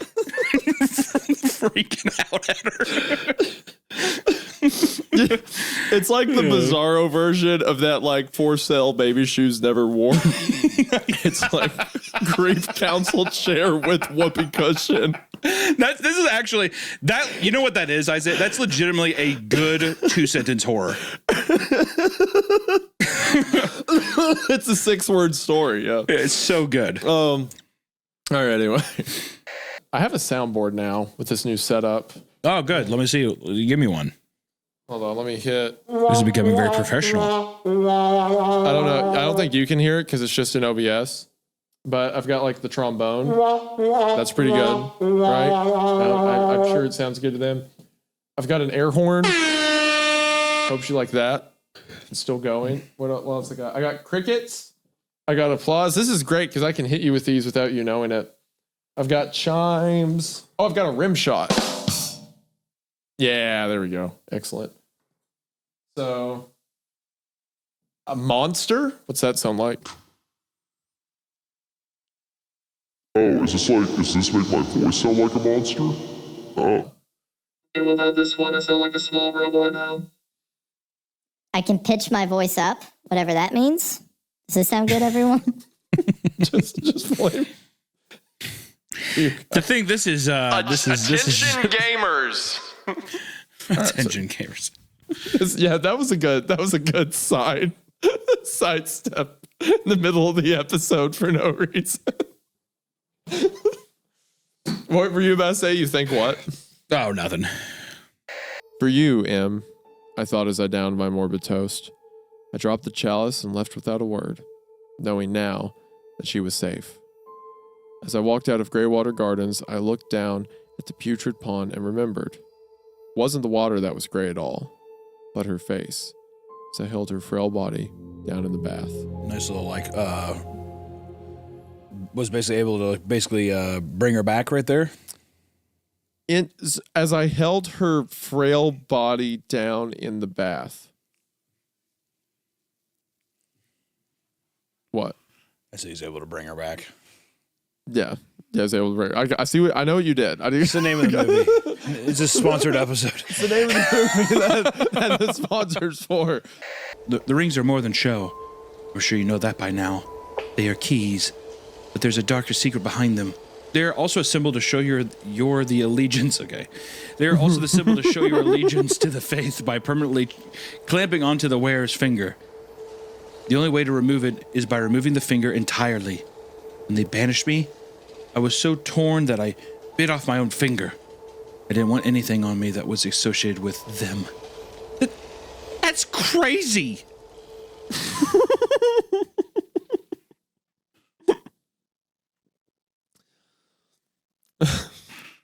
Are you pregnant too? I noticed your belly's kind of rump as well. Can I see? Me thinks me heard a kick. Is that a pregnancy? Yeah, your belly sounds like a war drum. Please? Do you like that? I want to play Donkey Konga on your belly. I couldn't fathom. I couldn't fathom someone wanting to risk their finger or anything. Okay, sorry. Go ahead. Sorry. Sorry. I love the Wii. It's my favorite. I love the Wii. I love the Wii. I love Nintendo. Yay! I can't wait for another Le Donkey Kong game to come out. Can I get pregnant with Nintendo? I would like that. Mr. Nintendo, impregnate me. Can I be pregnant too? I want him to like put his power glove in me. All right. Well, we didn't need to get. We were like alluding to something nefarious. We didn't need to go into detail with, like you just did. They were talking about things going into people. That's not what I wanted. Guy that's that's not really what I wanted. popular. I don't know his name, but that guy. He's like not The the American CEO. guy. Yeah, he was the CEO of American Nintendo, and people liked him. I want him to make love to me. I think his name's Reggie. Okay. Reggie, okay, all right. make love to me, Reggie. Okay, I made a mistake bringing the pregnancy. Come out of thing back up. retirement. I should have known that was a hot zone for you. And fill me with your chum. See, there we go. There we go. I'm a chum bucket. Okay. That's enough, I think. Chum bucket. Where do you come up with this? It's a fish thing. Also, it's where Plankton wants to steal the Krabby Patty. That was a good impression of that. Thank you, voice. Krabs. Next day, February 21st, Sunvanish says, "Oh God, I just got back to where I parked.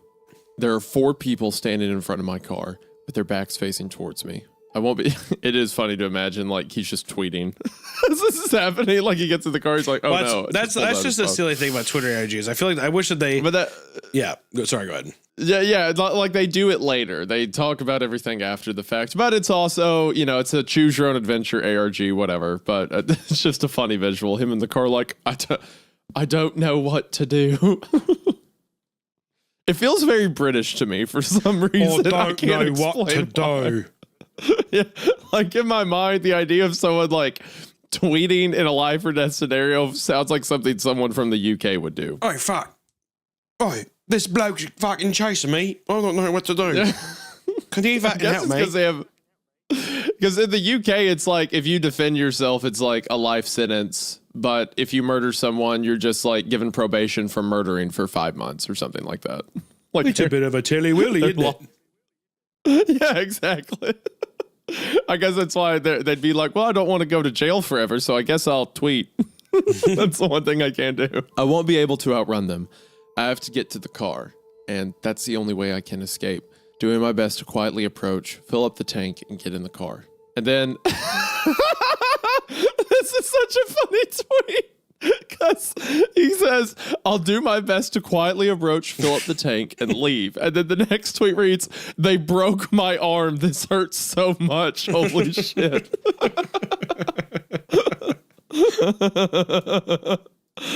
Oh, and then we get a video of him next to the car. It's like a PT Cruiser. I wonder if he's getting attacked.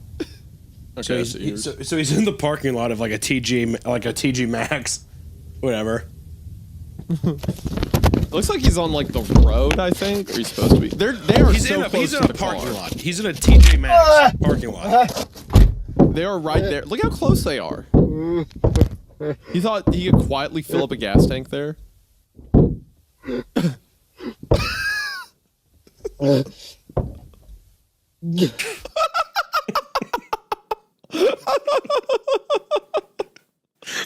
kind of pain noises. getting your. This is what it sounds like, by the way, to get your arm snapped. He filled up the gas tank. As he's opening the door, one runs up, snaps his arm with their bare hands. He then manages somehow to get in the car, shut the door, and then they can't get into the car. You can just hear him hitting on it. I really like the fall. Snapping your arm is crazy. No,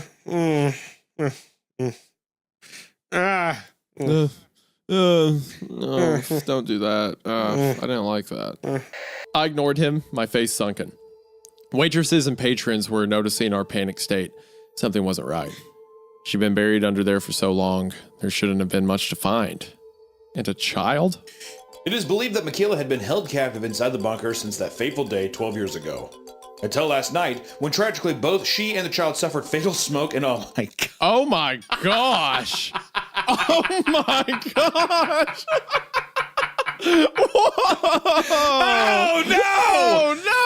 Oh God! No. Michaela got Rachel! She was in the bunker! Oh no! Oh Jesus! It is believed that Michaela had been held captive inside the bunker since that fateful day 12 years ago. And until last night, when tragically, both she and the child suffered fatal smoke inhalation resulting from the fire. Authorities have yet to confirm the identity of the child or who started the fire. Michaela's mother, Linda, is being questioned by police while federal officials search for her father, Paul, and brother, James, both of whom are now missing. If you have any information on their whereabouts, please call this number and stay tuned for more on this story. My God! Bro, talk about My a God! depressing end. Yo, oh no. Oh, the humanity. She was alive until last night.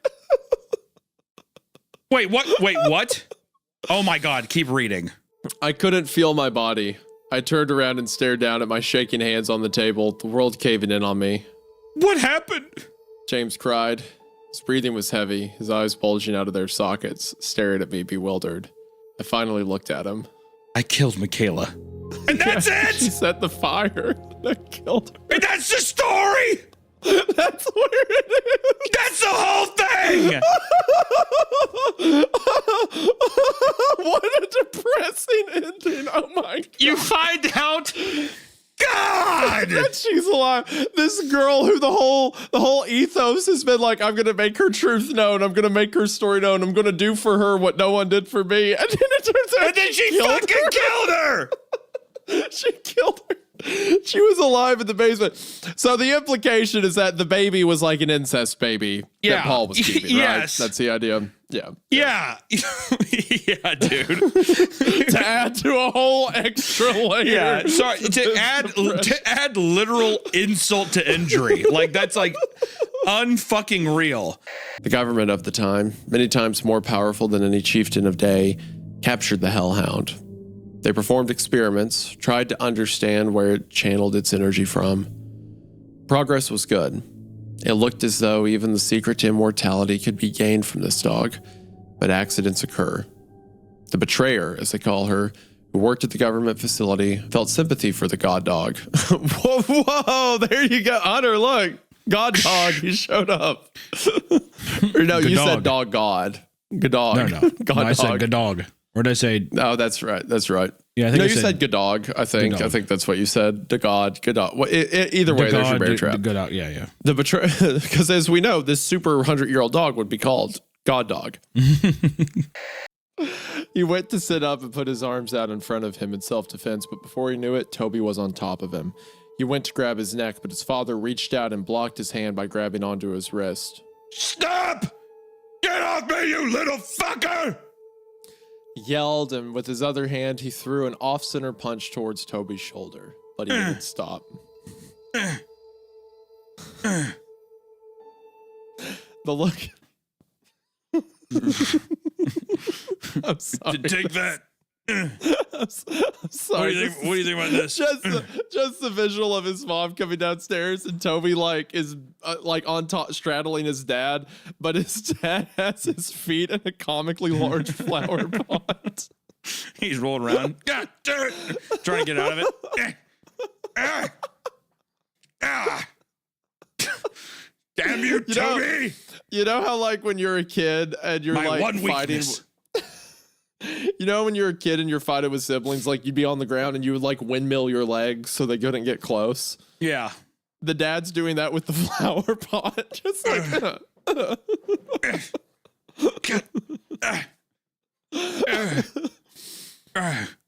Could you? Well, let me ask you this, and this is an honest question. Could you Ferris Bueller the bee people? How so? And by that I mean you put a dummy that when you open the door, it like sits up, and it looks like someone's at the desk. So they walk in, they see the dummy, and then you're in the closet with like a gun or something like that. A shotgun aimed at him. Yeah. Yeah. Or, you just keep setting up a series of dummies throughout your life to where they keep we're like, where the fuck is this guy? And you kind of turn on him. Well, I'm gonna go out on a limb. Yeah. And say that these ancient Mesopotamian wind spirits, as I've called them, are not going to that do not adhere to time and can predict things like decades and have existed before. Right. They existed in the internet before the Probably internet. not going to be affected by a bullet, huh?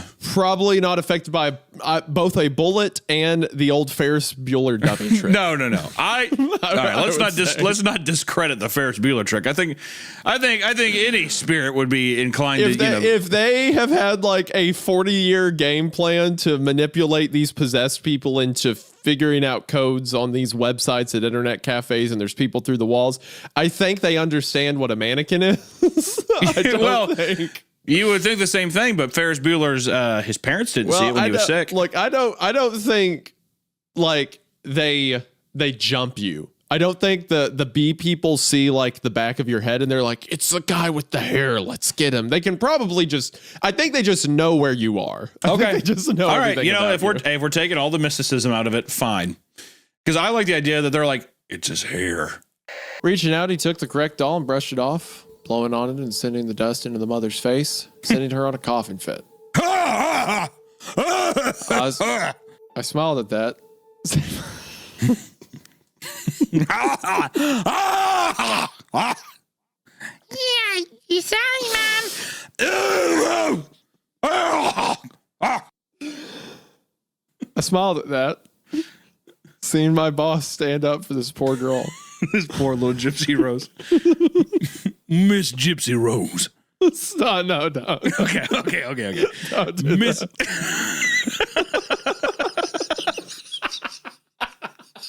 That's where I draw the line. Yeah, no. Don't do that. Little Miss Innocent That's my Gypsy line in the Rose. sand. Rewriting the names of characters within the story to fit your sick little game. Little Your Miss fantasy. Innocent, metal tooth mouth, Gypsy Rose. No, okay.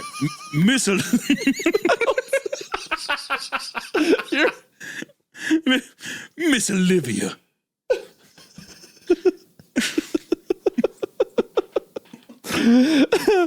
Looks like you won't be harassing him anymore. We weren't harassing him. We just desperately needed to talk to him. We still do. Well, you won't get any of his personal information from me. What? So this guy is like, these students of mine won't leave me alone. He's like going. I'm going to quit my job. He's like going around campus. He's like, oh. He's like going around, just like, what the fuck, man? Oh God. To the degree his secretary is like, yeah, you can't bother him no more. And guess what? Like You it won't made harass him sense anymore. to her that he would quit his job to not talk to you two realize you're a students. tenured professor, right? I would 100% assume that he was having an affair with them. Yeah, 100%. Not here. Yeah, I quit. Don't let them talk to me. Yeah. Do not touch me. Do not touch me. The cry was not as expected. It was merely a hic, a gasp, choking. I caught a glimpse of the baby before the nurses rushed him out of the room. His spine bent as if a string yanked the back of his head to his heels.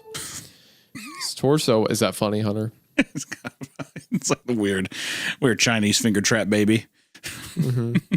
Pull out. Well, that's not right. That's what I describe. If I was the doctor delivering it, well, that's not right. The first thing I said. Okay, sorry. Go ahead.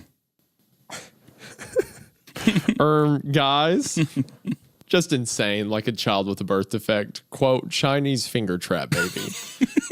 Come on, man. It kind of makes sense, right? When you have to push it together, it's like a contorted. It doesn't matter. I understand what you meant. Sure. Yeah.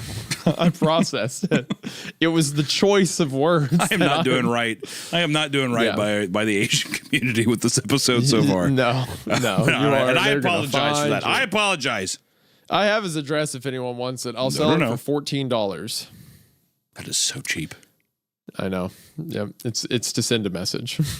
His torso was a stump compared to the ski pole limbs attached, and the eyes, bulging from his skull, they clung to their sockets like balloons inflated in a roll of duct tape. It looks like a little Brian Peppers popping out, doesn't it? Was that his name? It's not funny. Do you remember Brian Peppers? Does that not sound like the image of him?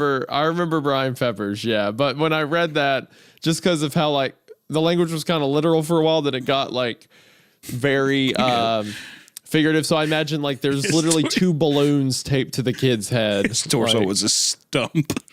Like the doctor turned around and was like, ta-da, and he like made a balloon animal on his head. Yeah, let me tell you, he should not look like this. Yeah. It's like, oh, how'd that happen? He's like hurriedly tying up like a poodle balloon animal behind him.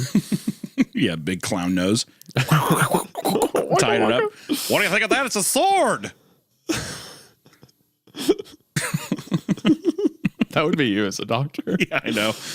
Looks like a Tommy gun, balloon gun here, huh? Just kidding. Your kid's dead.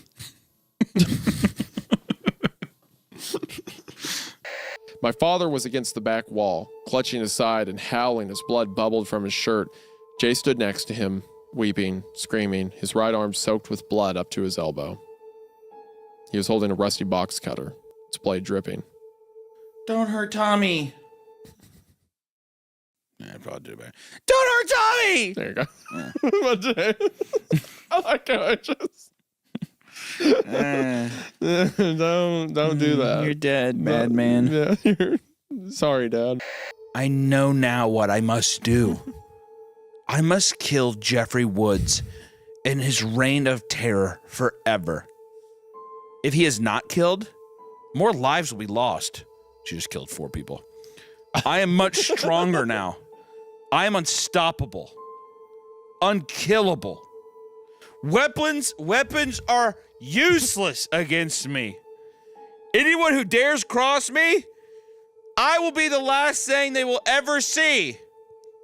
I will kill Jeff the Killer, and no one can stop me. You know, I remember, we got to read it at some point.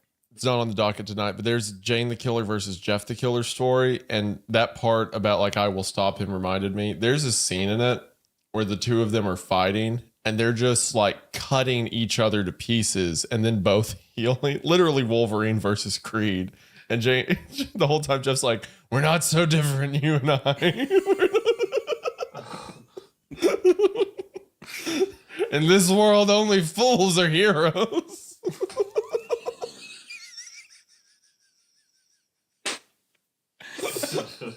In this world, only fools are heroes. It's so gay.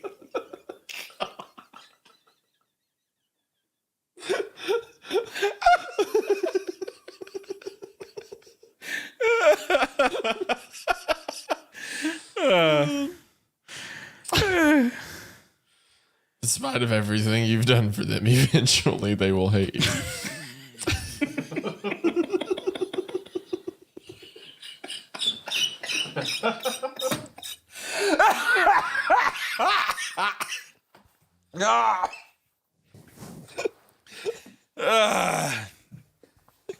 Into your hatred. After 90 seconds, the allotted time as mentioned by the now dead doctor.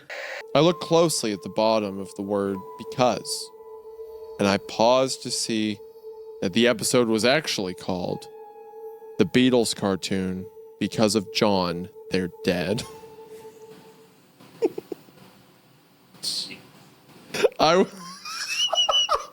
I was about to take the tape out until the VCR caught on fire. Oh! Imagine. You're a dick, Sam Walker. So what did it have in it? It was a care package from Seth. He sent me video cameras. Why? For what? Remember the night I disappeared with the car for some...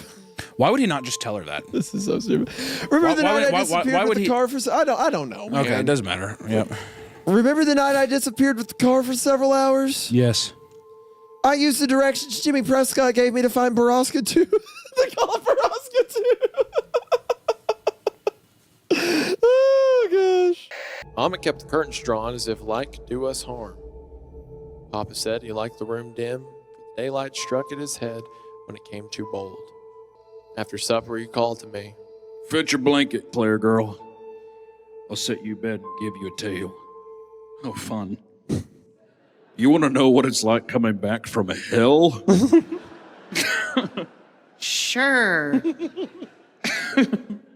I feel like that would be you with your kid, though. If the kid's like, tell me a bedtime story, you're just... I'd be like, let's watch The Thing instead. Yeah. No, you pull out a piece of paper and be like, well, there was a deer that flew through glass and then shot blood Jesus everywhere. came, it was awesome. Jesus showed up and blinded everyone. Yeah. Did I tell you about my Isaiah? He's a dork.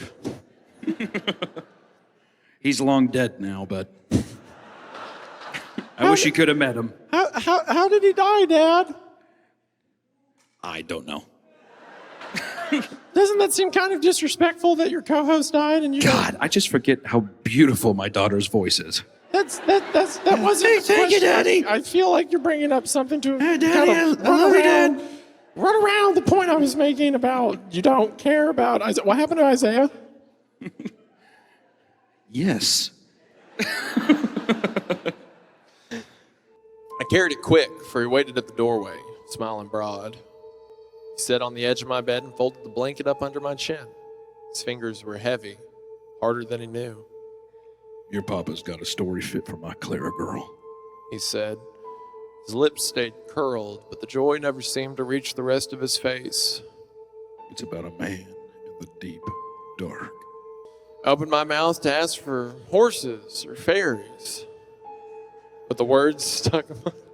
Can we talk about anything else? I would love just horses, please. I feel like if I'm going to bed, this is a bad idea.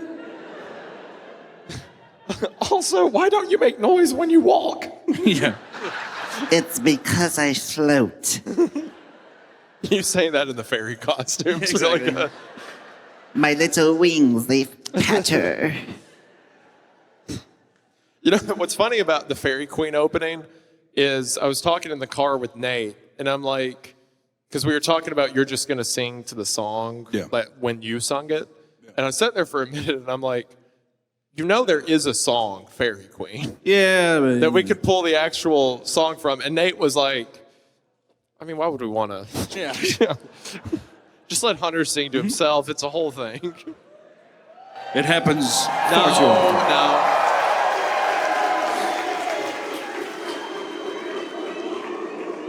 What is this football team you have? I love it.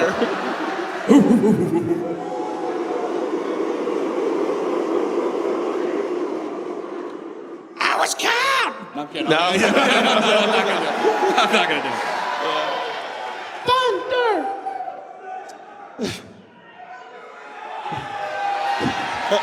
I can't do it.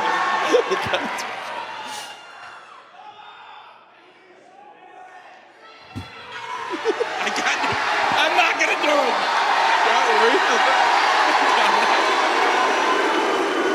I'm shy. Leave me alone. Nothing. She placed the discarded body parts into a bucket, keeping the last one for a bit longer. Bagpipes. She said, placing the tube in her mouth and the organ in her armpit. A spurt of acid hit her tongue. Ugh. Oh, hey. There's your cupcake, Rainbow Dash. The cupcake she ate earlier, getting blown out of her dissected stomach. My word, dude. It's like that thing I've talked about before where it's like kids don't understand how heavy It's awesome. they're saying something into a story, but it's an entire story about just the heaviness. It's unbelievable how gripped I am. And I hope to God that this child is locked up somewhere as a full-blown adult. It's going to be like the Rob Zombie remake of Halloween where they're like, I treated you good, Mikey. And like Michael Myers is like this, the kid who wrote this now is like a 6'7" super soldier that they're like keeping in an insane asylum. That's you. You're Danny Trejo Exactly. getting choked out by the author. Mikey! Yeah, I just get fucking thrown into a wall. Sparks flew as the man stumbled back against the wall, smoke starting to come out of the place on his chest where I had shot him. Wires of all colors visible through the hole. The man's eyes opened with a shock and unblinking as he slid to the floor, his head jerking a few times before he lay unmoving. He was a Second cyborg. later, sirens began to sound as the Teen Titans. Whoa! Teen This is way Titan! cooler than Avery. Teen Titan! When there's trouble, you know who to call. Teen Titans. From the town where they can't see it all. Teen Titans! When the beasts go on the attack, you can press them when they got their back. Cause when the world needs heroes on control. Teen Titan! Go! I can't. Oh my God! If you think about it, it's actually kind of hot that Theodore's Robin and fucking Avery's Beast Boy. I don't know. I should have voiced them like this the whole time. I'm gonna turn into an elephant and give you belly kisses. It's so hot, dude. Ship that. Ship that now. Ship it. Turn into an elephant and give you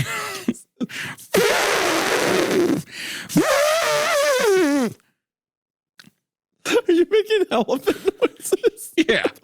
How did you do that? It came through so distorted on the Discord. It's like I was hearing an elephant through a Ouija board. I'm not moving my hand, are you? No, I'm not. It spells out P F T P P F T. Oh my God. P F T P P P.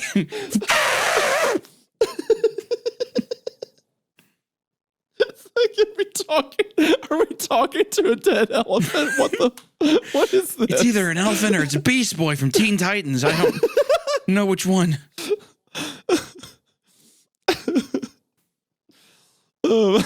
Him saying "go to heck" was pretty hard, though, huh? Yeah, bro, that was real cool. Come on, man, that was cool. It was badass. Yeah, that was really cool. Him saying "go," him saying it twice, and the second time has periods after every word to let you know that he means business. Freaking go to heck! I'm tired of you dang robot scum. As you all know, I went to a training seminar recently and heard some amazing and horrible things there. One of the guys I talked to while I was there told me a story when we were all around the campfire one night. We were both pretty drunk. We'll see a pattern here. And we were swapping stories. He told me this one. God damn it. My fucking brain. I'm telling you, man. I'm like, every time I see the quote. To just read? No, no. Okay. No. Every time I see the quotation, though, I'm like, I feel like a kid who is like on a baseball team who's like not going to do well at bat. Up to the plate. Yeah, exactly. So I'm just like kind of like barely sluggishly walking up to plate. Oh boy, here we go again. Just knowing I'm going to disappoint all my teammates. All right. It's okay, buddy. So this is a slow, like just one paragraph. This is a slow pitch. Center plate. Me and another guy were out on field search because some campers reported screaming noises at night. Fuck you, David. Hashtag fuck David King. Xander. You brilliant bastard. Go get your girl. We're coming for you, David. Thousands of these. Almost all saying the same thing. How does it feel to have people rooting for you? You feel better equipped to fight me now? Where Is she?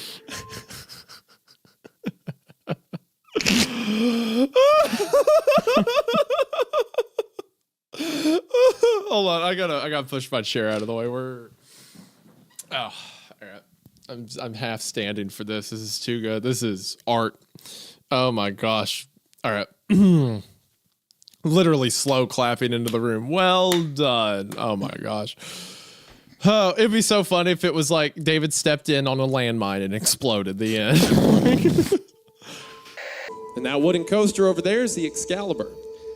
Oh yeah, I remember those. I was always too much of a wuss to ride the Viper, but I rode the shit out of the Excalibur.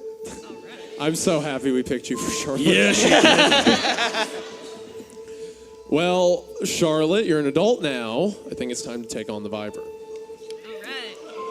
God Oh, shut up. damn. Are you 12? Woo! Hold on,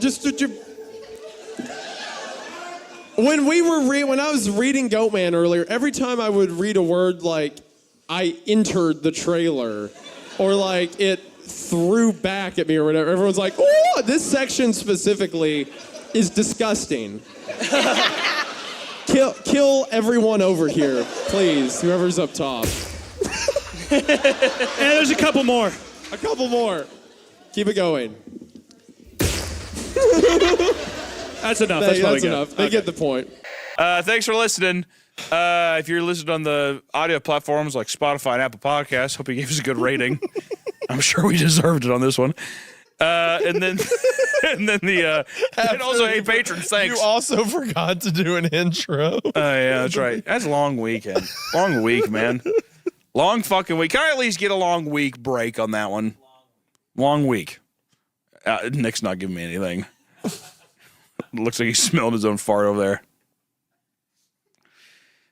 Thanks to you patrons. We appreciate you. And also, if you haven't signed up to the Patreon yet, we do have an interview with Dathan Auerbach coming out soon. I think it'll be out by the time this episode. So it might already be out, but it is the author of the Pen Pal. Author of Pen Pal. What? Just everything you're saying is wrong in some way. Just in little ways, something you're saying is incorrect every time. We have an interview with him. It was fun. It was much cleaner than this. If you're in your car right now listening to this and you're still just having both hands on the steering wheel, I want you to really wonder, why didn't you click off or turn it down or turn it off? Even now, as you still don't click off, it's why? Still going. Dude, you need to click off. Click off! Carrie was still in the hospital, far from restoring Alina to her former self. Consummating our relationship had left her as unhappy as ever. I tried to imagine a future with Alina, one where I made her as happy as she made me. Why'd you laugh there? Because he's just insufferable at this point. He's just insufferable. He's insufferable. Like he's talking about the girl who likes him, who's been his friend for years, who he put in the hospital. In the same breath, he talks about how he's trying to do the best for Alina by pushing her to the furthest possible place that she will allow him to push her every time. I need bad things to happen to him. Got out of bed alone. Morning glories up my window, and I can see it all. And even if I could, it all be good. Got your picture on the wall, and it reminds me that it's not so bad. It's not so bad, and yeah, I'm telling you. I gotta Dear put that Slim, shit- I wrote you, but you still ain't calling. I left my pager mouth. I gotta put that shit on my Spotify, dude. I haven't listened to that shit in a long time. Want to thank you. Do you know the Top Gun song during that romantic scene? Take My Breath Away. It's like the all-time best like hookup track in a movie ever. Oh yeah, is it like super 80s and synthy or something, or like? Yes, of course. Yeah, it's great. Take my breath away. It's so good. The entire soundtrack's good, but anyway, God, that's I this fucking movie. love. Yes. You like Dido? I love Dido. That song's called "Thank You" by Dido. She also has that song "White Flag." You know that song? I don't think I know that one. If you heard it, you'd know. White Flag, it goes like, and I will go down with this ship, and I will put my hands up in surrender. There will be no white flag above my door. You also got to remember that you've got like 20 years on me. So, like, my first exposure to Dido was when I went back to listen to Stand. So, and like the feature there. That was like the first time I ever heard Dido. So, I'm a child. You have to remember that. I'm a child. Well, that's why I have to. That's why I have to remember that you're so close to these high schoolers' ages that I have to like really keep in mind your perspective for this time. Where's this going? Well, you're younger. You're going to be like, I remember. I barely remember my fucking high school experience. This character was in high school in 1999, right? I was born in 1999.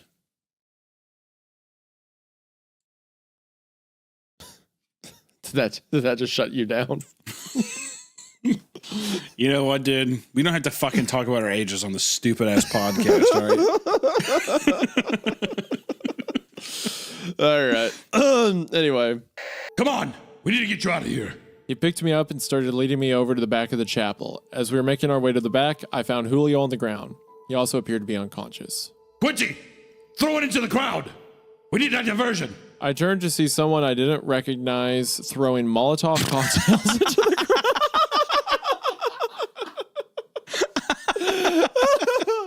We need a diversion. Quick, burn everyone alive. This happened for about 30 seconds, and whatever was in that remaining 30 seconds, I haven't been able to get a sliver of information about. From a security guard working under me who was making rounds outside of that room, I was told that after the last frame, the employee stumbled out of the room with pale skin, saying, "Real suffering is not known."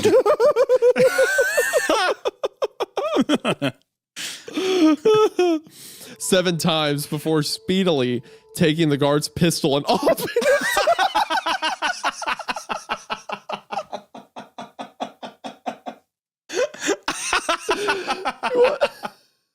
You watched the 1930s Mickey Mouse cartoon? Real suffering is not known. It's not known. I like to think that he like put his hand over his mouth, threw up, the fucking vomit went everywhere, and he's like, and grabbed the guy's gun. Photorealistic vomit all over him. Yeah. The group that dealt their fate told me they were heading south and that we were welcome to join. I tried to have them join my wife and daughter, but they seemed to have a destination in mind. While I gave them a couple cases of MREs, I knew that they knew I had more. They just took what they needed and thanked me. So a guy who worked for the military now lives in like a fucking industrial sized bunker. Those doors would be insane. Can you imagine that? He's in a space station on the ground. I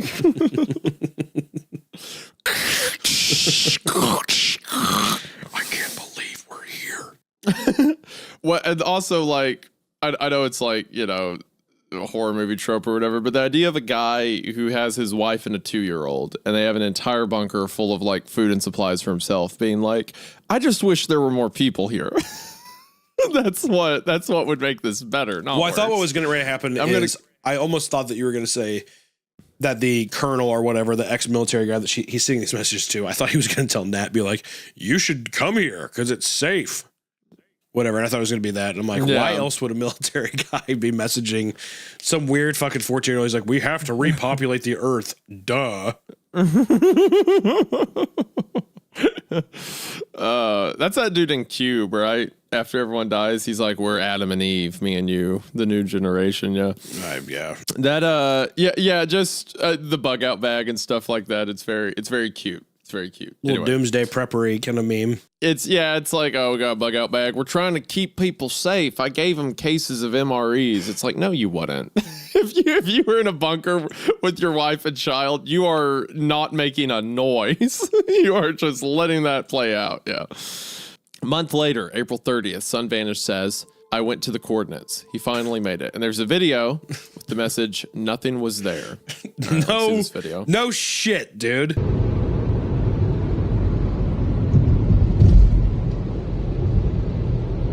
Wait, the coordinates were just the highway? They're Well, just that's on what the highway. That's what I mean. I'm like, what do you mean? I went to the coordinates and it's just the highway. I thought it would be like a very specific place on like a mountainside or something. I thought that's what he was saying, right? Or no? He just said coordinates. Oh, I thought that back in the day. I guess last coordinates were just on a highway. I thought last year or something. It's like, oh yeah, he like. I don't know why I thought that, but it just seems weird. It's like, yeah, the coordinates are just in the middle of the road. Why? No, it's because Danyon went out for supplies and never came back, and then I think off of like phone. I don't know, either phone tracking. I don't think Danyon sent a message, but off phone tracking, he found coordinates. So Danyon was like, hey, I'm going to go get gasoline. And then he pulls up the coordinates, and Danyon was last seen like 2,000 miles away. If it took him like, 2 months to get there. So Danyon got whipped across the upper stratosphere. And for a millisecond, his phone like dinged off a tower. So he's like, that's weird. We're in northern Maine, and Danyon, his phone went off in northern New Mexico. That's strange. I thought you were saying he was, and then Danyon's in Wuhan, China. Yeah, he went from right here in Maine to Wuhan in 4 seconds. It's so sure weird he's he can do fine. that. I'm sure he's absolutely. Well, I guess I have to cross the sea. Gotta make sure Danyon's okay. I guess I gotta swim. Danyon getting atomized across the lower atmosphere. Yeah, it's like stretch across.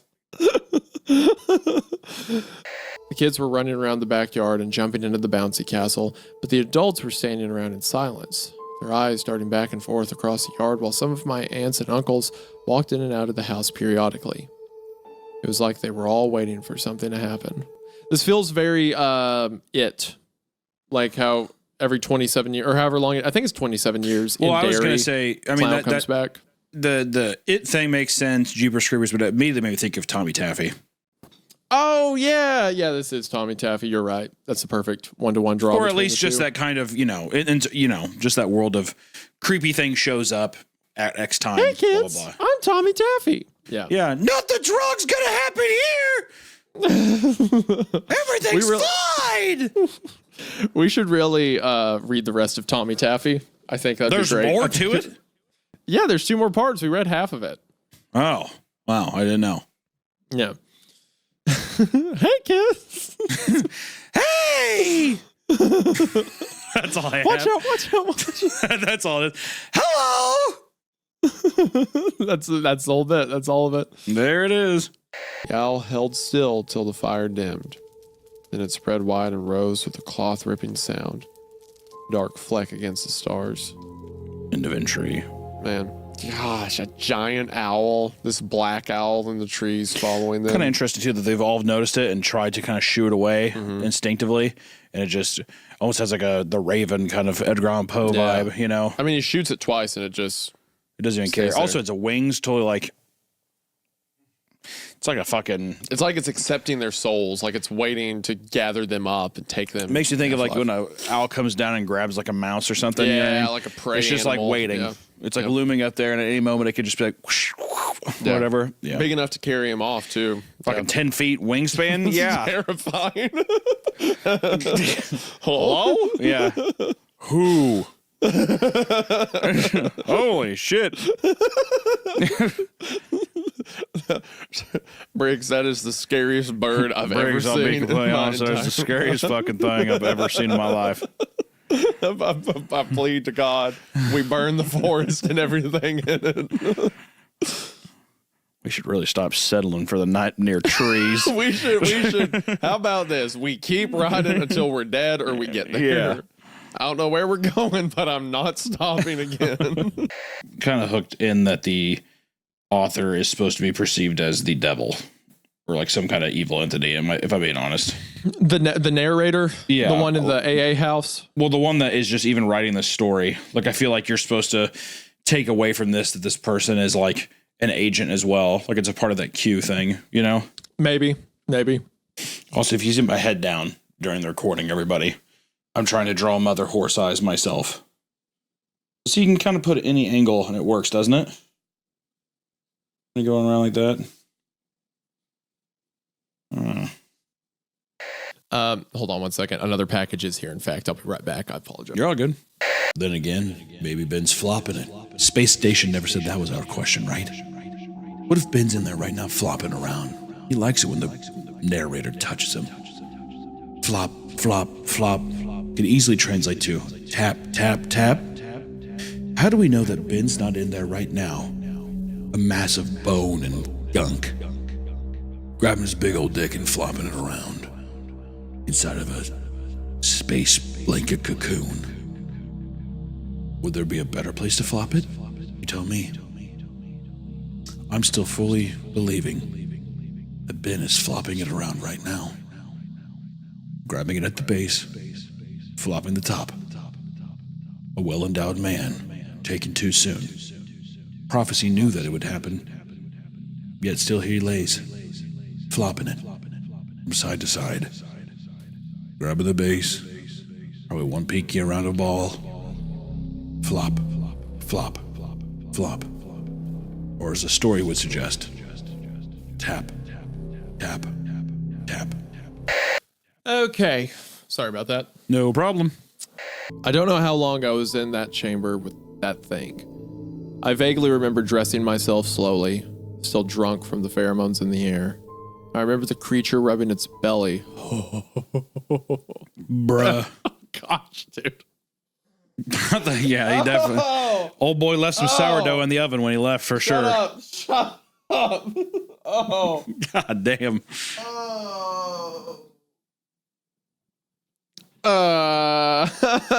Remember the creature rubbing its belly as I left, followed by a cloud of moths. little easy bake oven. Shut up. You're awful. call that monster Betty Crocker. No, go ahead. This is so up your alley. I love it. This is your element. I will say too the idea, like the description that I thought was fucking revolting and awesome was him saying that the skin felt like dough. Like whenever you touch a dough and it's like kind of sticky. Oh, like it's soft. It's like a cloud, but when you try to pull your hand back out, it sticks to you, and you realize it's kind of sandy almost. And the whole time, it just has these words of encouragement the entire time. How fucked is that? Oh gosh. Ugh. The motherly thing with it, and like its shape, and like you sink into the stomach of it. All those things combined. Oh God. Oh, okay. You know, this is also payback because last week I was listening back to the Mother Horse Size episode, and there's so many parts where it's me like nerding out about biblical stuff, and you're just like, okay. And now this is payback because you get to be hype, and I get to like, I feel like I'm going to throw up. I legitimately the entire time I've been sitting here, I've been thinking about like what moth pussy pheromones smell like, dude. I was like, see what I mean? But see, that's like. It's such an interesting descriptive where I was just the whole time I was just like Cinnabon for sure. I was like, I bet cinnamon rolls, a little bit of icing on top of that. Well, he prepared the icing. He sitting there and he was talking about. There you go. What's the you being you? Come on, man. Come on. Do you think that? Okay. Actually, kind of be like it'd almost be like having sex with the Pillsbury Doughboy. Okay. Actually, that's literally what it'd be like. Would it not? Okay. Giggling and shit. You don't see that little motherfucker anymore, do you? There's no commercials of that little son of a bitch. Even though you walk fucking laughing. You touching his belly. You walk into the room. That's the noise it makes. Yeah. Yeah, dude.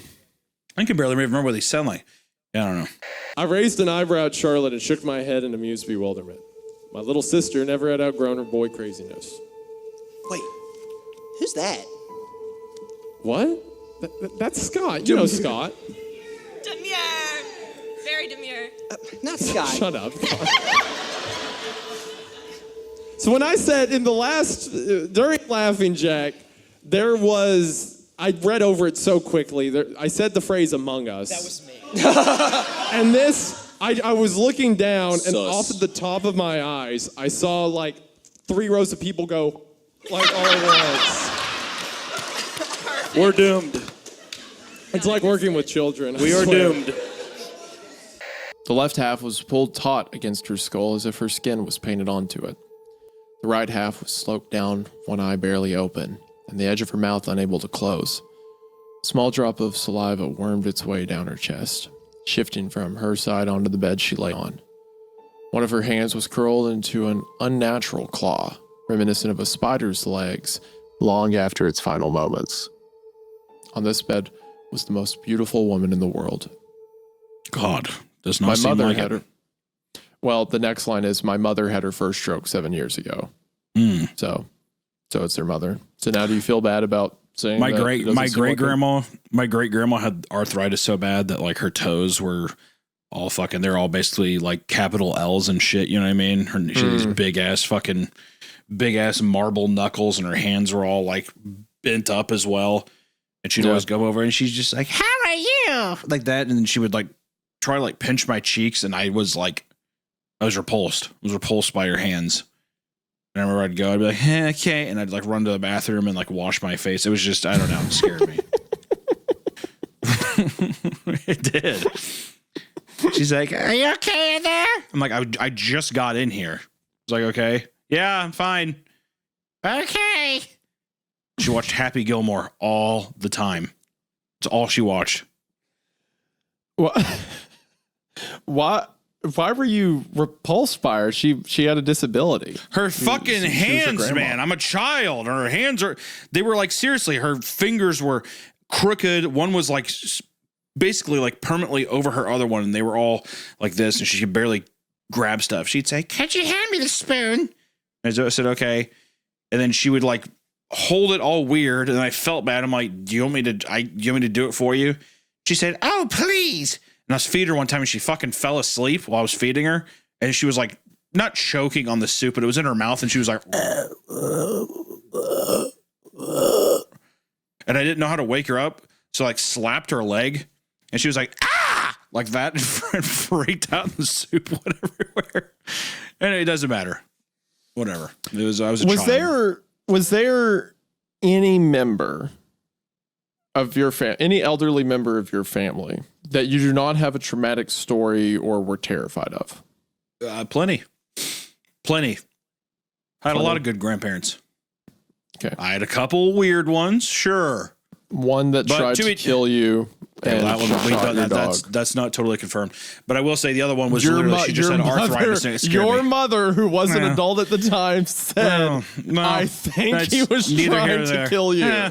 No. That's neither here nor there. Most people do not. Well, look, I've let this go too long. Most people do not have a grandfather that tried to kill them. Okay? That's not normal at all. Hunting accident. And I will say that the great grandma, she just literally had arthritis and it scared me when I was younger. I was young. Okay. And if you see that, you're going to be horrified. She was a nice enough lady. How often do you hate people with disabilities like that?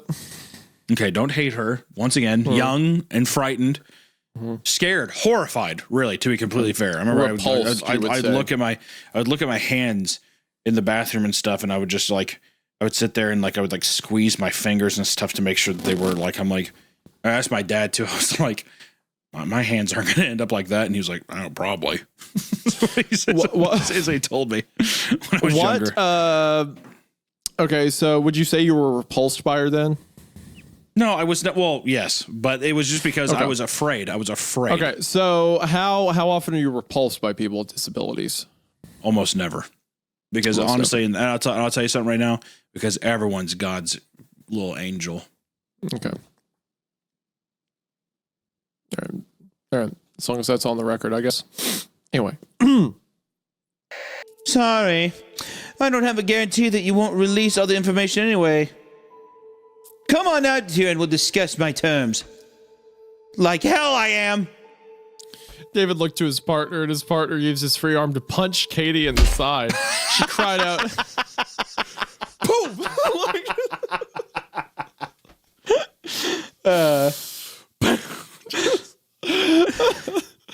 She cried out. This is literally like that. If this was in an anime or like a Batman comic, it would be too cheesy, right? Like the level of.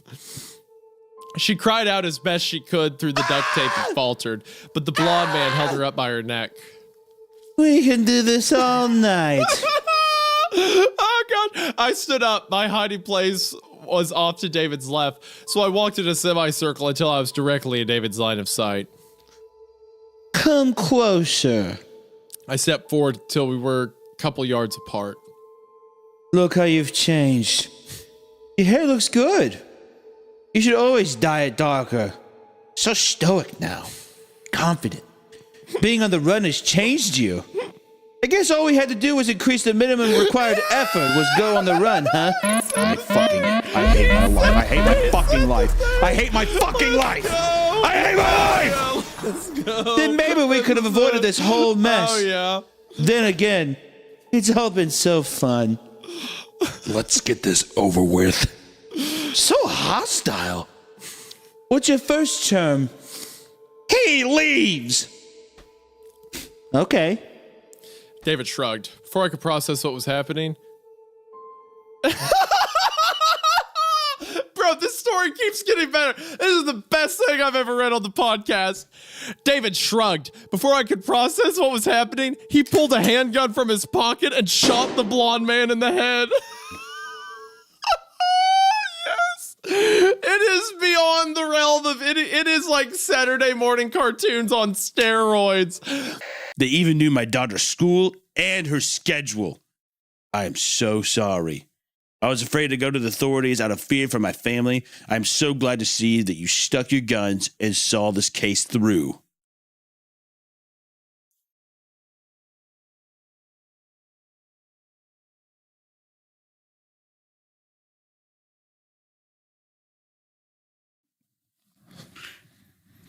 Dispatch to 1034. 1034, go ahead. Are you able to respond to a 911 hang up? Affirmative. What's the address? Yeah! The CSI deal.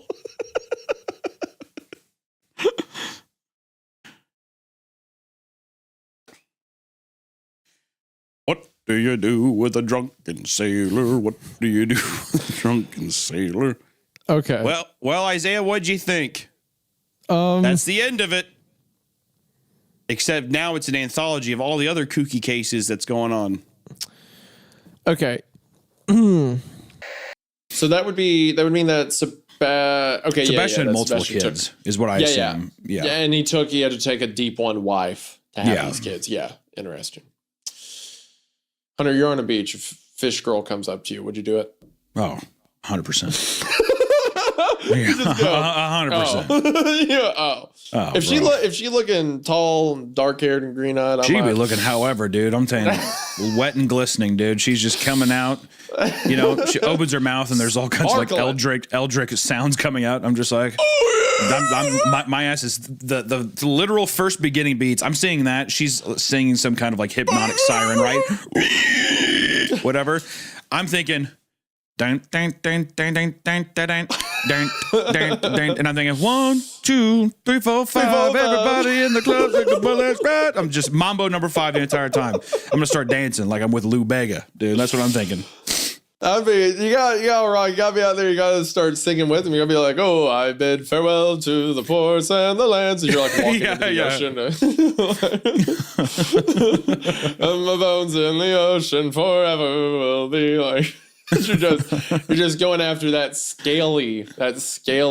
Oh man, I'm trying to count them scales. I'm trying to see if those scales talk back. You know, I am, dude. I'm playing. Yeah, no shit. I'm playing tic-tac-toe on those things. That's right. I'm doing some Morse code. I'm pushing some buttons. Hey, we're pushing buttons again. Is what we're doing.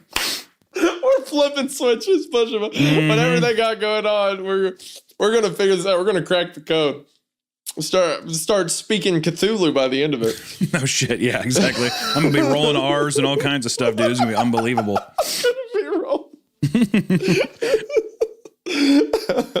Okay. Anyway, Victoria, are you all right? What's going on in there? Can you let me in, please? Go away. I heard her say in between gasps. Go away. I mean, does this sound like she's in the getting middle her of like a fucking pipes sexual cleaned. situation? Yeah. To see, I didn't like that. I was trying to be subtle. And then you had to make it like that. I mean, that's just it is what it is. Sounds like some. You know. I said no, don't. You know what? You know what it is. I It's all sighed, this. pressing my no. I no, would have it's done this. not- I would have. don't He do should. anything. Marcus should have Don't do pressed his anything. ear. Don't Marcus say should have anything. pressed his ear against the door, and all he heard No. was.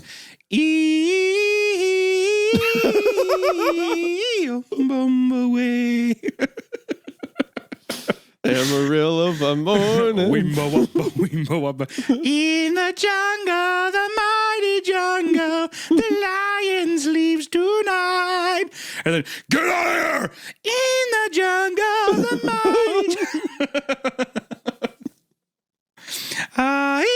Yeah, that'd be sick. That was good. That was actually a better direction. You took that than whatever I thought you were going to do. I turned left again and knew I had gone the right way. I burst into the room I had come from, the room now empty, no nurses or anyone in sight. I ran towards the glass wall where Avery lay on the other side. I'm coming. I said softly, knowing that he couldn't hear me. I'm going to just roll over that. I put the gun down, not wanting to waste any bullets. I grabbed a chair, adrenaline coursing through me as I swung at the wall.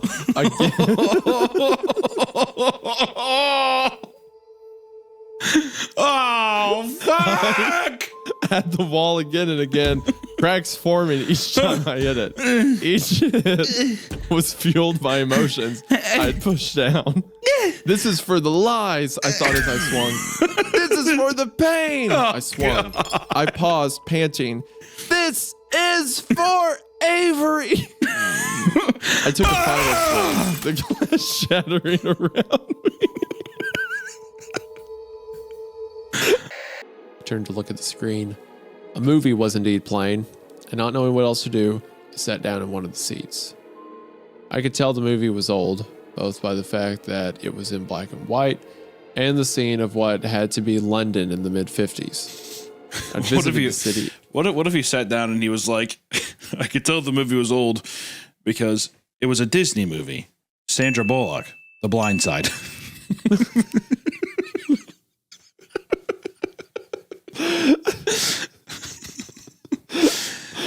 I could tell it was old because it was appropriate for Sandra Bullock to play a Southern woman taking in an inner city youth and stealing from him.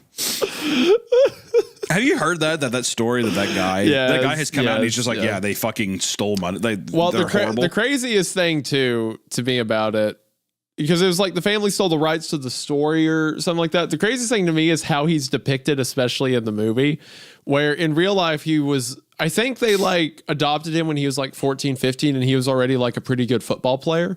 And they just kind of like helped him get into a good school.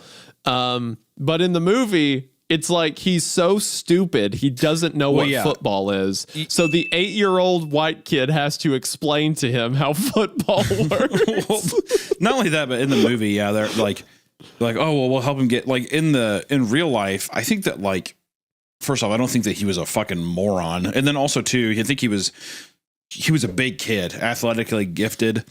To where I think that they just saw this kid and they're like, oh, you want to just live with us and we'll just basically I seriously feel like he could have gotten into those schools without their help. Oh yeah, almost certainly. The real story seems so. That's a fucking horror film right there. Blindside, the real Blindside. The real plot of it, yeah. Oh, you can stay with us. Don't worry.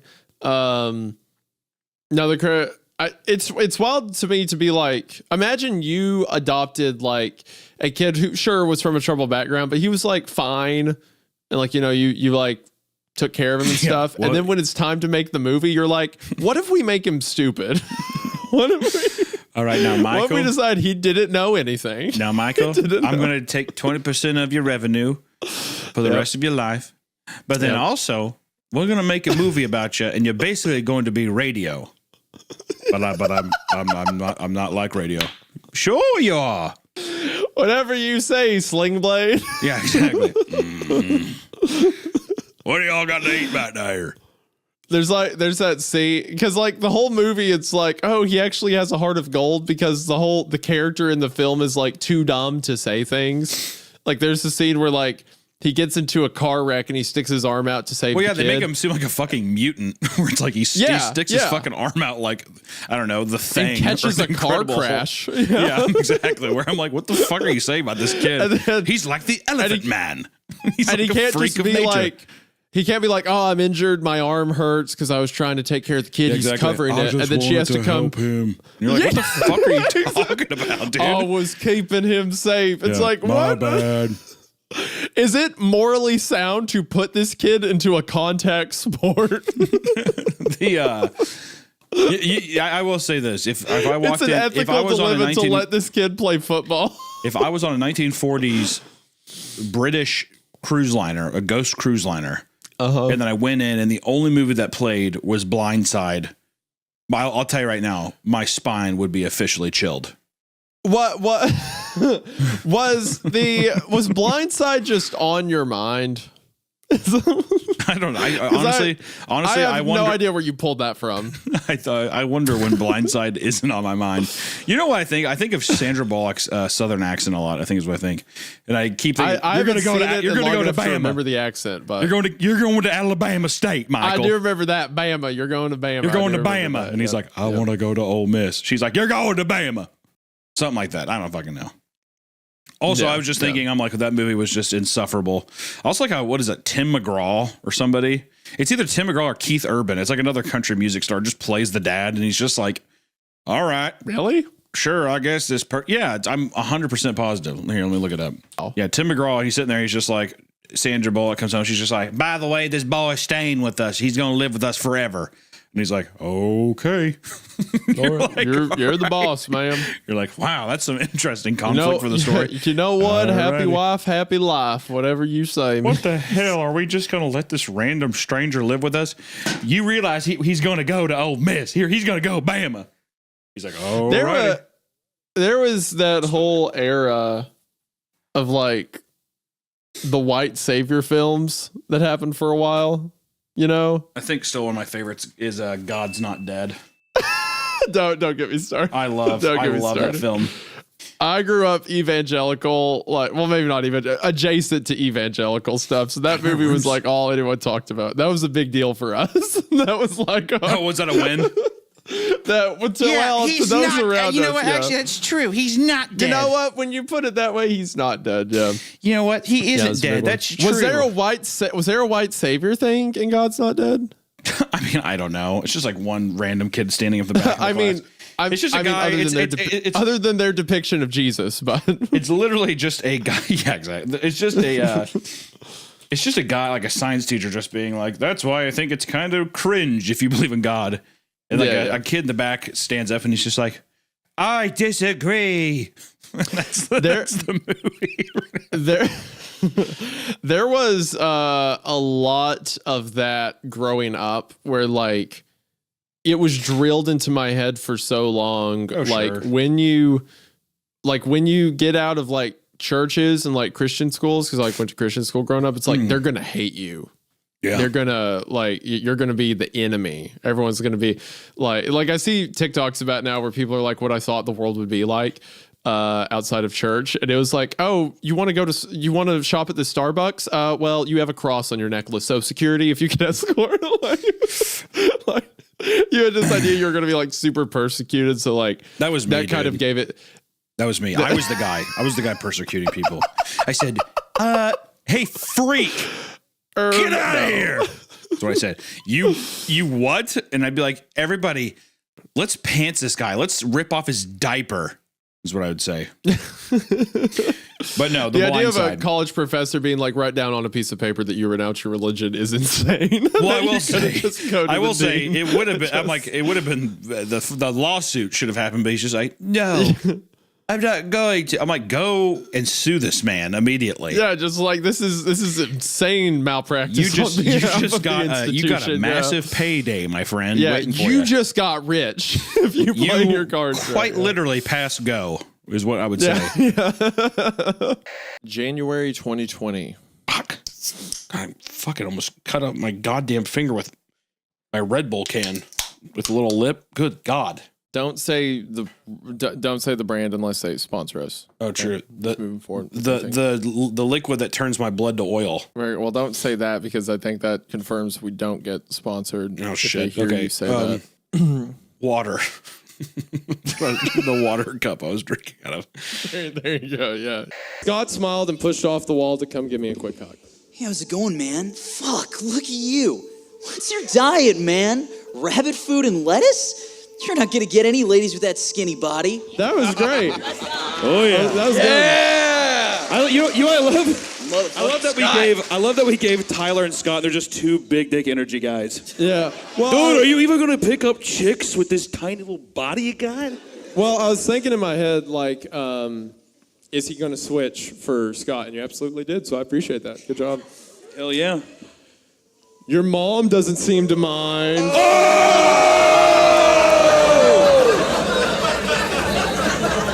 Damn it!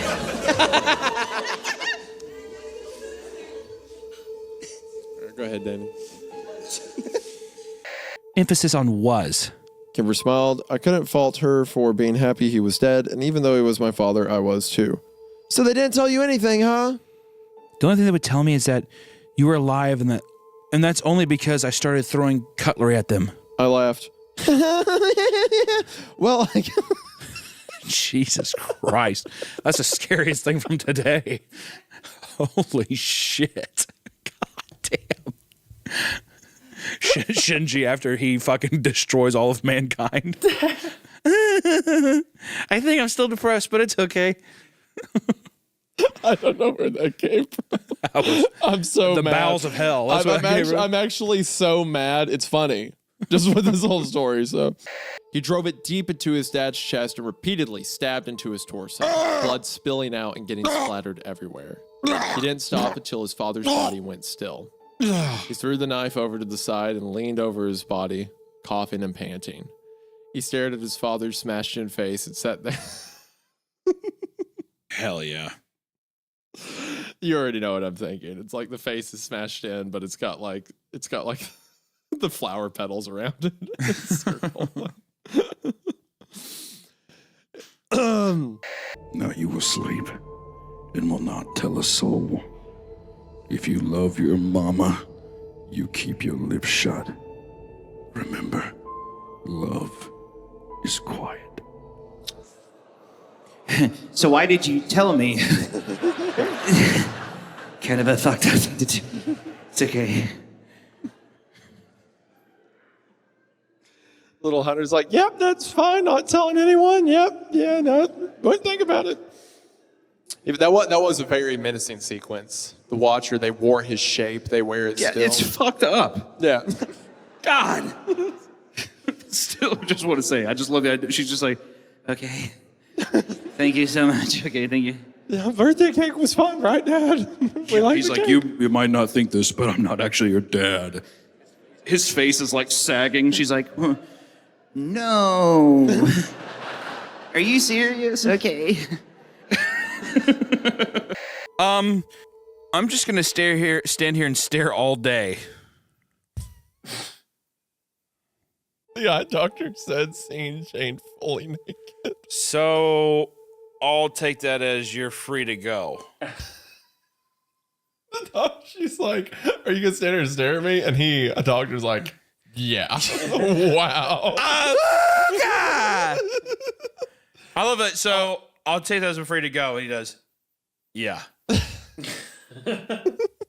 Not only am I super powerful, I kill people, but I can't help it because it's part of my condition, and I get revenge, and I'm perfect in every way, but everybody wants me. So I'm taking that as I'm free to go. Yeah. It's insane. She's the perfect woman. Perfect in every way. Beauty. She's so funny. And she's only a little angry on her periods. So I'm taking that as I'm free to go. Doc, why don't you take a picture? It'll last longer. I will. Gets underneath those old 1800 cameras.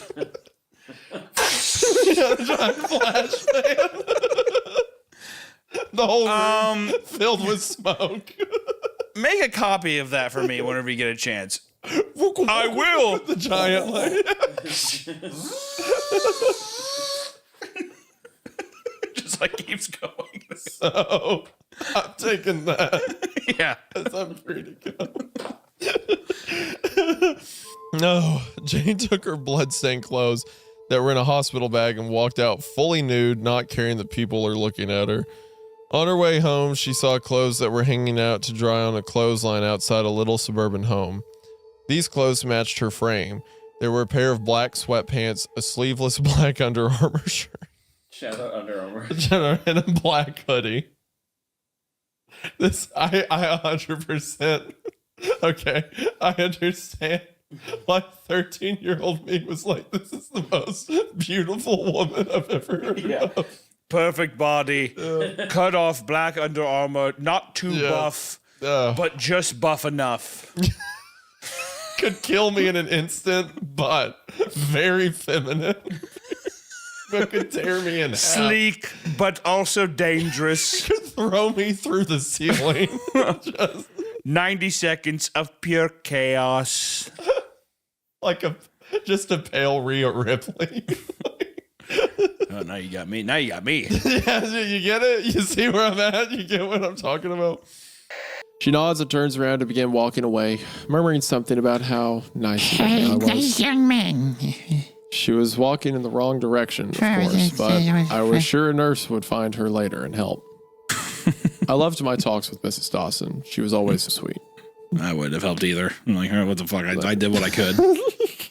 You know what I mean? So if you directed All right, the lady, here I go. Yeah, and well, she goes the opposite fucking direction. I'm like, she'll find it.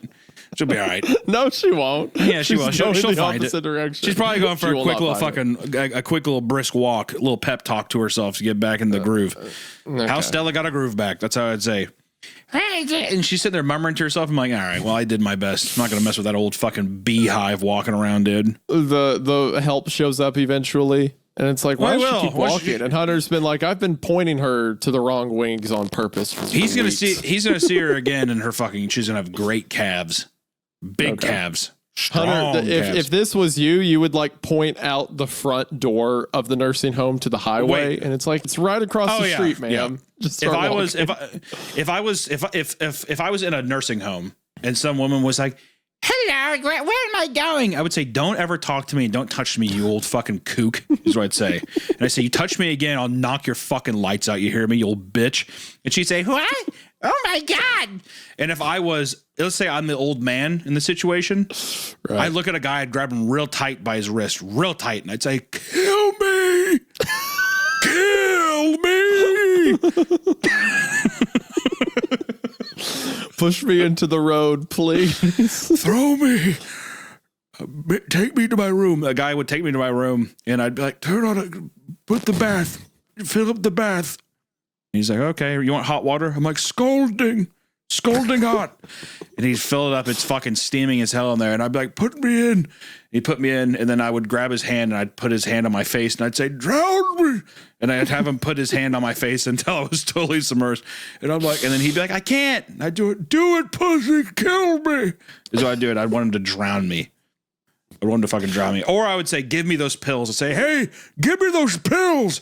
And I'd take a big thing of the pills, and I would just like slowly drip my shoulders down, and I would just slowly fall asleep in the tub and fucking drown to death. I like how you had all of that ready. I think everything. That was queued up. I'll think about it every day. If anybody drops me off at a fucking nursing home, I'm gonna just tell anybody. I'll give you $200. I'll leave $200. Hey, the tooth fairy left you $200 to hit me in the head with a hammer until I die. And I have $200 underneath my pillow. The tooth fairy left something for you. Here's the question: would you return the favor if you were the young man in that scenario? No, I don't think I'd kill anybody, but I would like maybe. I'm not saying I would, but maybe if I was like, oh, it's kind of hot in here, and I like fucking propped open the back door, and I just left it open. I'm like, let's see what nature, whatever happens in nature. I'm like, For him to what it was. for the old geriatric man to wander outside. Oh, here I go. And I'd be like, well, I didn't see that. And I'd just walk off and I'd be like, well, if he comes back raised by wolves and he's worth, staying alive. If not, then that's just what nature wanted, is what I would say. Raised by wolves at 85 years old. Exactly. Ho! Ho! Or maybe what happens is wolves come into the nursing home and start terrorizing. Oh my God! There's like tons of wolves in there. Who let these wolves in? You just hear my car skid off. I'll drive the fuck out of there. I ain't staying for that. You leave the door open. My grandma has her pack of wolves. Exactly, a giant pack of wolves. I'm driving away, speeding away. I look back and I see my grandma's face in the window, and she's like, and she's being fucking torn apart by three young, and I mean hungry pups. You can see their ribs. Their fucking eyes have been eaten out by flies and shit. She's like, dear God, no! That kind of thing. You'd feed your grandmother to the wolves. Okay, no. I didn't feed him. I propped the back door open. Nature took its course. Yeah. Nature took its course. That's what was supposed to happen. Yeah. Hey, come back! But I'm gone. I don't even hear that. Right? I'm driving. I'm driving away with an old woman. I'm driving away. I have to block that out because I saw the wolves come in. I definitely know something bad's going to happen. But I immediately get my mind off of it by blasting. So now you've seen the wolves come in? No. Well, yeah. So in this situation, back door is left open. And I just to throw it a little, let's see what nature says. I say that right before I get ready to leave. I fucking I go up to an old man. I fucking grab his pudding out of his hand. I said, "It's mine now." He's like, "My snack pack," and I fucking slap him in the face, and I'm eating his chocolate snack pack. I leave open the door. I'm like, let's see what nature has to say, right? And as I'm getting ready to go, I bump my ass into the door to open it because I have my snack pack, and I look, and I'm like, oh shit. And there's 5 visceral, young, hungry pups that come in with 1 alpha, and I do zoinks, and I get the fuck out of there. That's what I'm saying. So I see it as I'm going out, but I'm like, nature's acted so quickly. Yeah, and but the nature only acted because you left the door open. No. Nature acted on no. Nature acted on its own, and I'm able to, and I have to block out the screams of my grandmother, and I'm blasting Electric Avenue in my car. You know what I mean? We're gonna rock down to Electric Avenue. And I'm driving away and I'm speeding. I'm going like 85 in a residential neighborhood. Right, of course. Because I can see my grandma out the window.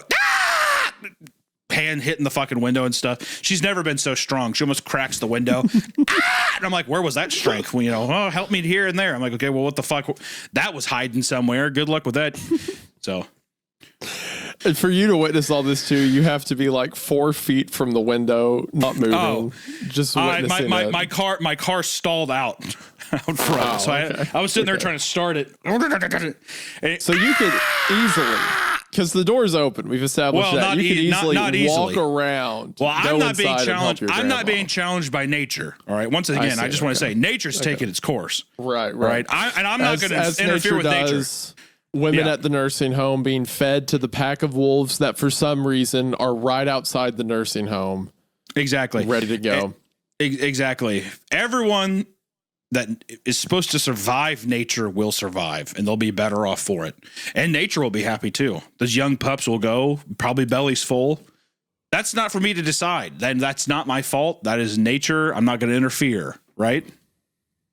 If you saw a cheetah get grabbed by an alligator, would you dive in to save the cheetah? No, you'd probably say, well, that's nature.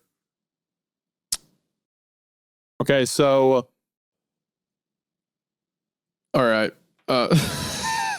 Do you think that maybe would I, if my grandma was calling me, if my grandma was calling me, hello?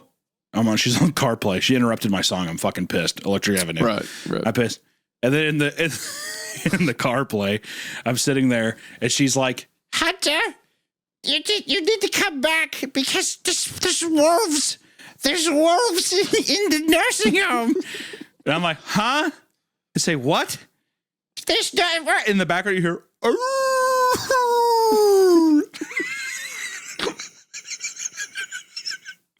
They're getting close. I think they're outside my door. I'm like, Grandma, I'm in a really, really bad intercept. The reception is horrible. I'll be back Tuesday, okay? She can see you take your window, medicine. Though. Yeah, well, actually, now in this version, I'm standing at her, looking at her through the window. We're making eye contact through the glass. Are you there or am I imagining it? I'm like, I left hours ago, and that's just me actually just watching it. I'm like, it's probably those pills because you took your funny pills, right? Yeah, I did. Because you remember you said that they're funny looking. Oh, yeah. And I'm like, all right, well, I love you, Grandma. Have a safe sleep. Okay. Maybe she just sleeps and she gets eaten that way. The wolves come in, rip at her feet. Oh, she's woke so there's a lot. I would like to watch Bring Her Back Again, which you all should go see when it comes out. But pay full price. Pay full price. Watch it. Chicken jockey. Don't do that. How sick would it be though if Danny and Michael were able to start instead of like a chicken jockey train, people would like throwing popcorn. People were taking like, I don't know, like their kids there and like sacrificing them in the theaters or something. Like there's a mass. A24 is gonna watch this, and they've got to sign off on it. They're gonna be like just that Hunter Hancock guy. All right, cinephiles, what should the popcorn bucket be for Bring Her Back?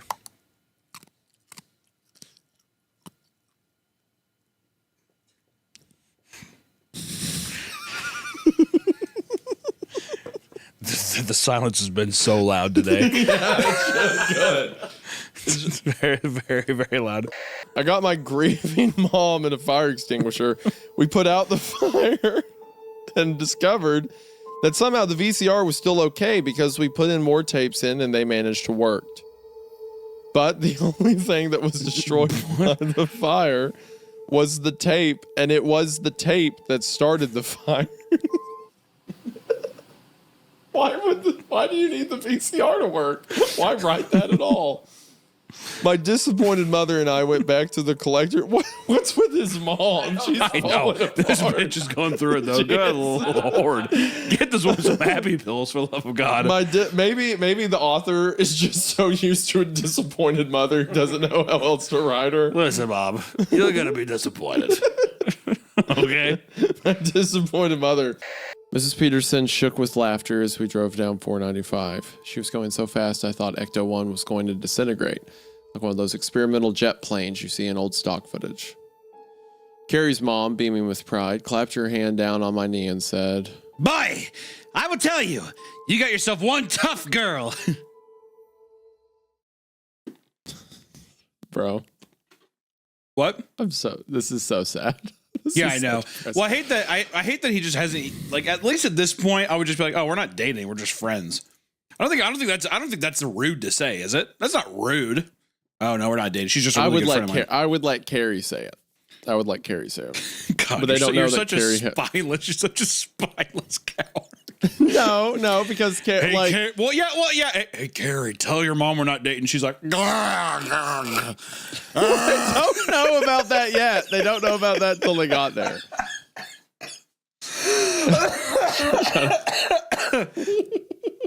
Hey, Carrie, Mrs. Peterson, I think Carrie's got something to tell you.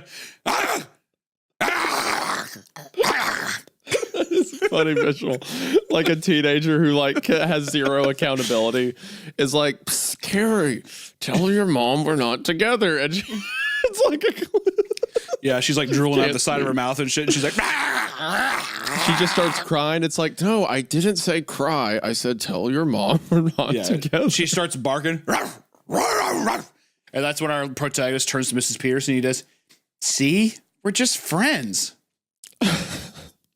Thanks for clearing that up, Carrie. She's clacking her frostbitten heels together like Dorothy. No place like home. No place like home.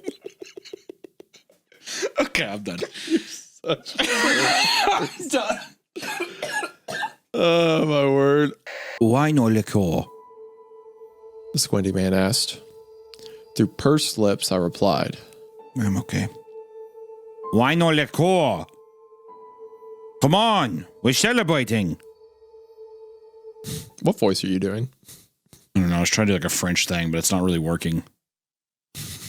It sounds like you're doing an Asian voice because it said squinty eyes. God, no. That's what I'm trying to do. I'm like, Hunter, what are we doing, man? There you go. Okay, that's better. Yeah. Throwing that on there. You have to be like, come on, we are celebrating. That's German. Okay, that's better than the direction you were heading. Sorry, dude. Straight up. Straight off a cliff.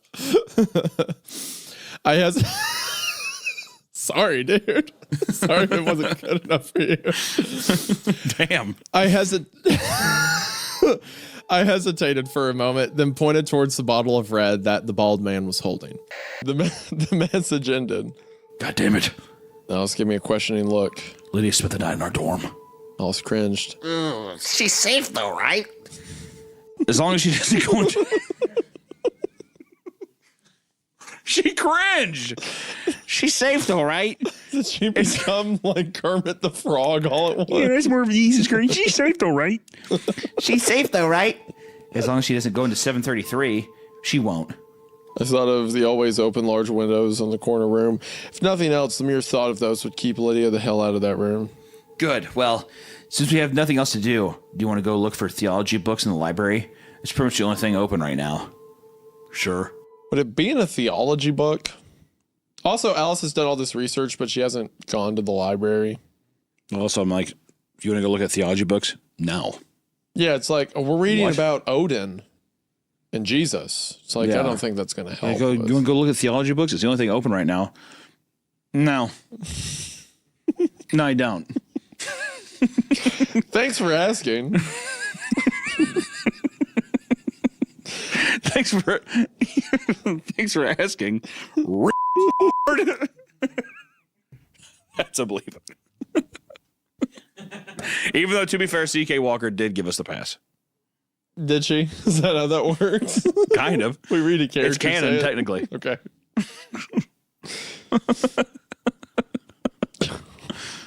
Well, his parents are siblings. Yeah, of course. But also, Bleep I'd be that like, as well. oh, fucking Alice, the fucking terrible idea machine, or whatever. Don't bleep that one. Leave that one. You bleep that too. No. You bleep the whole thing. One long continuous beep. Beep. That's what I feel like you would do with me. If we were like out somewhere and I died, you'd be like, well, the forest wanted him. I'd walk up with my flashlight through the forest. I'd see your body separated, upper half of your face with your upper lip hooked and your bottom lip on the ground. And I do. And I'd just turn around and I'd walk away. Never tell anyone. No, I wouldn't. Yeah, even your wife was like, have you seen Isaiah? And I'd Kayla. be, nope. Yeah. Nope. No, I haven't seen anything. You know you shouldn't be up here, right? This is authorized people only. That's what I'd say if I'm up in the broadcast station. You realize that you're not supposed to be here, right?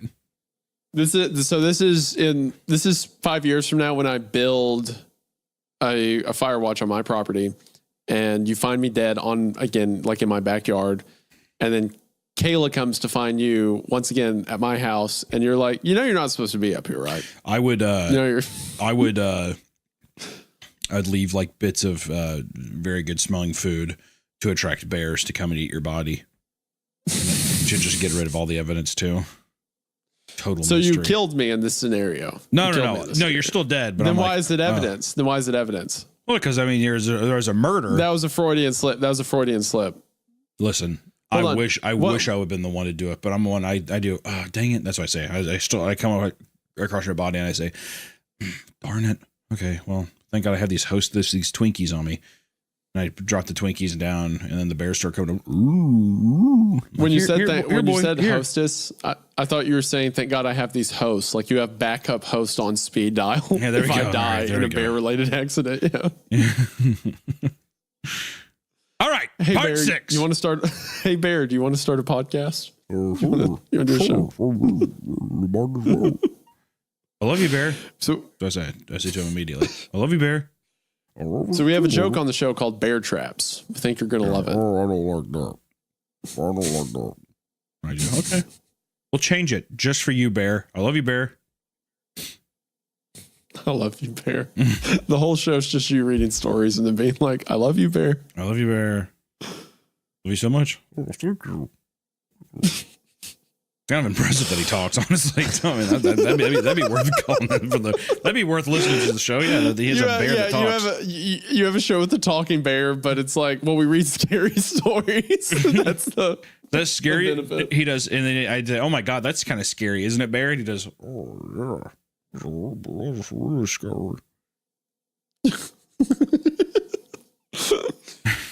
Wow, Bear, that's so cool. I'm so glad you're here. Definitely not that other guy. I'm still rotting in the woods, like right next to the cornerstone. I think the baby eating thing kind of, it's a more, because it's a different one to be like, I'm going to die. But it's like, oh, I've got to kill someone. I've got to kill someone that probably doesn't know what life is yet. I have to take a life before it's had a chance to live. Like, actually, that's probably pretty good. I like that. That's probably even a better thing is what if you had to eat someone's spouse? You had to eat a wife's husband. So he's like a fully conscious man who's like, I'm in the middle, like my wife's pregnant. Just a guy? Yeah. Just a guy? Yeah, because a baby doesn't know what's going on. I mean, it's sad. Right. But I like how you phrase eating a man as a wife's spouse. So just a guy. Well, I meant a spouse, and I was like, I wanted to specify that it was the husband. My thoughts were not arranged there correctly, but also known as a wife's spouse. Is that not correct? A husband? It's a complicated way to say husband, but yeah. Like I said, my thoughts weren't collected there. But I will say, if you had to eat a full man, like not even just part of him, you had to eat him bones and all. And the flight attendants, they can be crying and shit, and they put like apple butter over it, and it makes the bones soft. He's even like, I didn't think I'd be able to eat through the bones, but I was able to dig through because they put something on it and it made it all soft and squishy like Jello. Right. Sure. Okay. Yeah, that'd be awesome, dude. Yeah. I'm just all right. You know what? Never mind then. Never mind. Thank you guys so much for watching this show. Our most recent comment on the Patreon is someone commented and said, I just want to get pig roasted by you two, man. Oh, sorry. Am I oversharing now? Is that too much? No, I would love a comment that just says something like, you know, this is a fun read, guys. Appreciate your time. I don't think we get those. Instead, we get the pig roast comments. I don't think that's our kind of channel, Hunter. I don't think. Actually, if anything, I want people to have in the comments. I want you to say, did you like the baby eat the butthole idea or eating another human being? Because I am curious. The top comment on our last episode is, "Bro turned 18 and became a state mandated bottom." That's the audience we've cultivated. That's the kind of people we put together. Also, by the way, from the last episode, Turk, the YouTuber Turk we mentioned, he posted a few hours ago on his YouTube and just said, "Who is Turk Brownie?" So I'm glad that all of you immediately sprinted over there. Everyone who left love on Turk's channel. That's amazing. Guy that hasn't posted a YouTube video in a year, and then he logs in to see. He's just kidding. Just so much stuff. And then you people commented on that after he mentioned that. Let's see. Anyways, the 17th subject in the Fleshgate Revival Project was a success as he turned to life somewhere in the facility after we administered lethal shocks to his body. And then someone referred to the story as the crash out that resulted from this yaoi fanfic was beautiful. What is yaoi? What does that mean? Anywho, they're mine now. Tell us of those years, old Jack. The years I have now taken from you. The years I can play with as I wish, like a child with his toys. Oh, how nice and lovely to be settled in a world where it's always dead with darkness and always alive with lights, and where it will always, forever after, be Christmas Eve. And that is the Aunt Elise Christmas story. The end. That was a fun one. That was a fun one. And I also want to say that was my bear trap, by the way. Because what did I say earlier? I said it's like those Christmas Eves, like you're going to a portal to a place where it's always there. It's the same room, the same faces. And that is literally what this story was about. So you know what, Hunter? Bear trap on my behalf. I'll give you, I'll bargain you a rat trap, but not a bear trap. I'll give you a rat trap. I'm not going to do upgrade Beaver. it from rat to beaver. Beaver. A bear? Do you know how big a beaver is? Do you understand compared to a how bear? ironclad my bear traps are? I pushed open the door and stumbled inside. What I found was not the heroic scene of a small town lawman standing over slain demons, but instead he was lying at the corner of the room, bleeding profusely from the gut. As I you send him into the lion's den. I'm telling you, most prolific serial killer of our generation. There is a family of vampires that you have seen. They came across another vampire and in a gang ritual fashion tied him to the back of his own truck to immolate. And now you sent this poor sheriff who can't figure out how to pause an iPad. You sent that guy straight into the mouth of the beast, and then you hear gunshots and you're like, maybe he did it. Maybe he's okay. Maybe it was the one told me explicitly silver only slows us, but maybe lead kills them. Sure, sweetie. Whatever you want. It's your world. We're just living in it. I thought because she said Gabriel said that's what he said.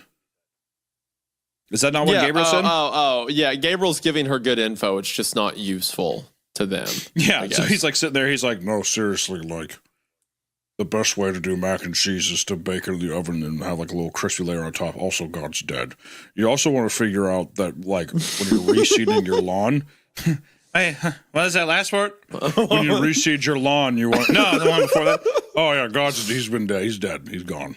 Yeah, he's been gone a while. Why do you think I'm down here? You know what I mean? What the fuck do you think I'm doing? Why do you think I'm stuck inside of this box? Do you think that would happen otherwise?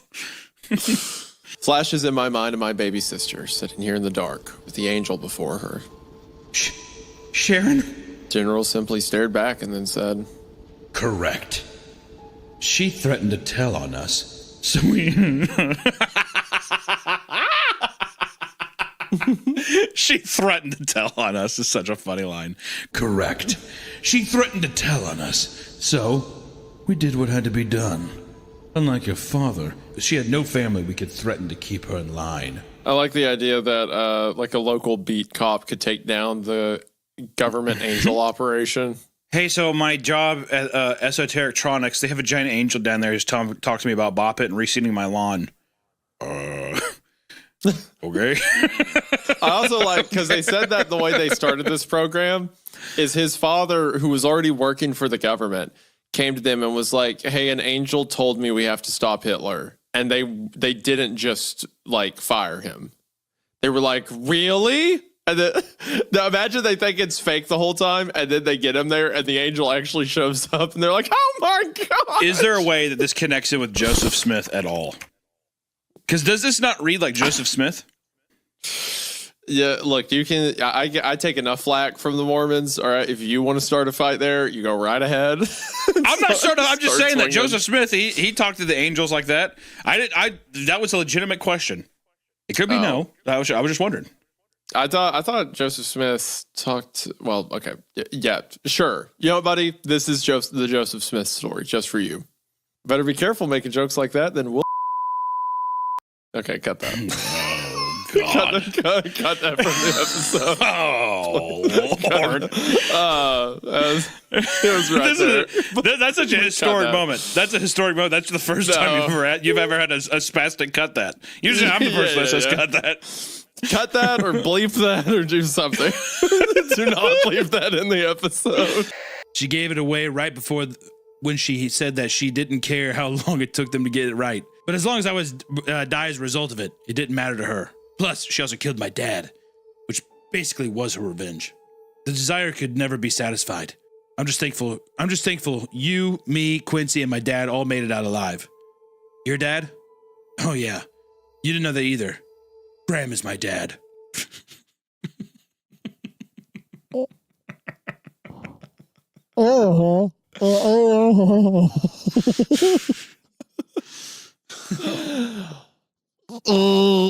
There's no hope for us at all? At all? Then What are we doing here?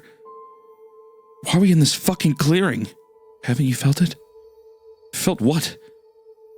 The feeling that you're inside a narrative. This is like the Matrix. Like, Yeah, I was gonna say, it's like getting very fucking meta, dude.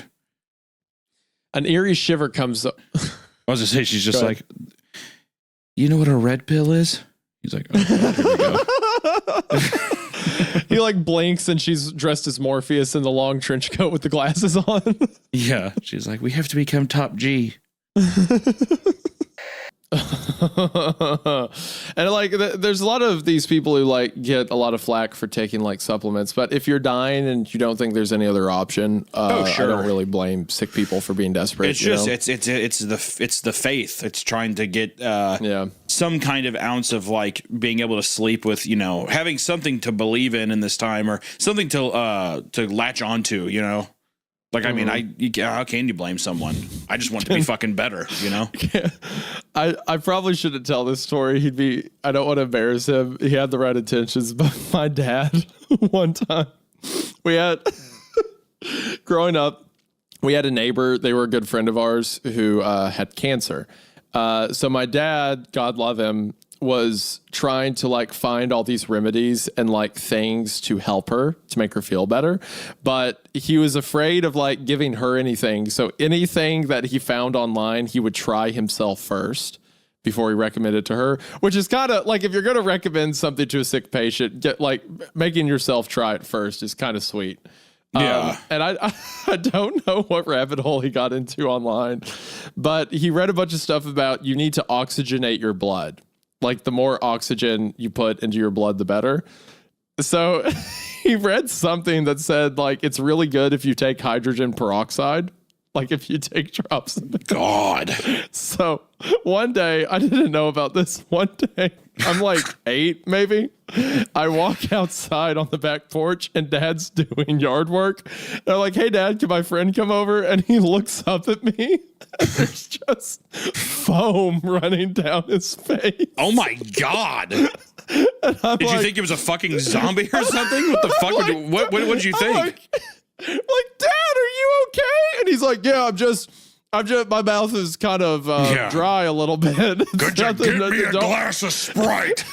Don't worry about it. And then at the same time, we had company over already, and one of Dad's friends walks out. He's like, "Oh my God! Oh my God! Hey Jerry, beautiful day we're having." Just like tons of foam, just like gushing out of his mouth. So wait, does he still do that or no? No. That was what I think. That was the day he tried it, and he didn't. Gotta be, oh my God! How did you even swallow that shit? He didn't try enough. I don't even think he swallowed it. I think he like dropped it on his tongue. Oh, and that's what caused his like mouth to. That's what caused his mouth to foam up. And then I feel like now when I see your dad, he's gonna have like a purple tongue, or his tongue's gonna be permanently green. He's like, about peroxide. Let me tell you something. The funniest thing is Dad did this like years ago, and I'd kind of erased it from my memory. And then like a year ago, we were talking about it, and my mom brings it up, and I'm like laughing at him. And my dad and my mom's like, well, it's not like he, took anything he wasn't supposed to. It was like an herbal supplement. Like it was a label he found online. And then from the next room, my dad goes, pure pool grade hydrogen peroxide. What a Chad. I love that. He's like, no, I got it at Lowe's. He's like, no, I didn't even go to a pharmacy. I got it at Lowe's or Home Depot. I love your mom being like, I mean, it was a kind of a weird mistake, but he's just like, I got the good shit. I got it. I got the best stuff they ever seen. They give hydrogen peroxide to dogs in vet clinics to make them throw up. Yeah, to induce vomiting. Yeah. I love your dad's just like 2 drops in your tongue and you'll see angels. And then the funniest he looks at the thing dog. was, you're not getting none. The funniest thing was he took 2 drops and he's like, time to go dig in the yard. Yeah, exactly. All right, I better start digging those holes.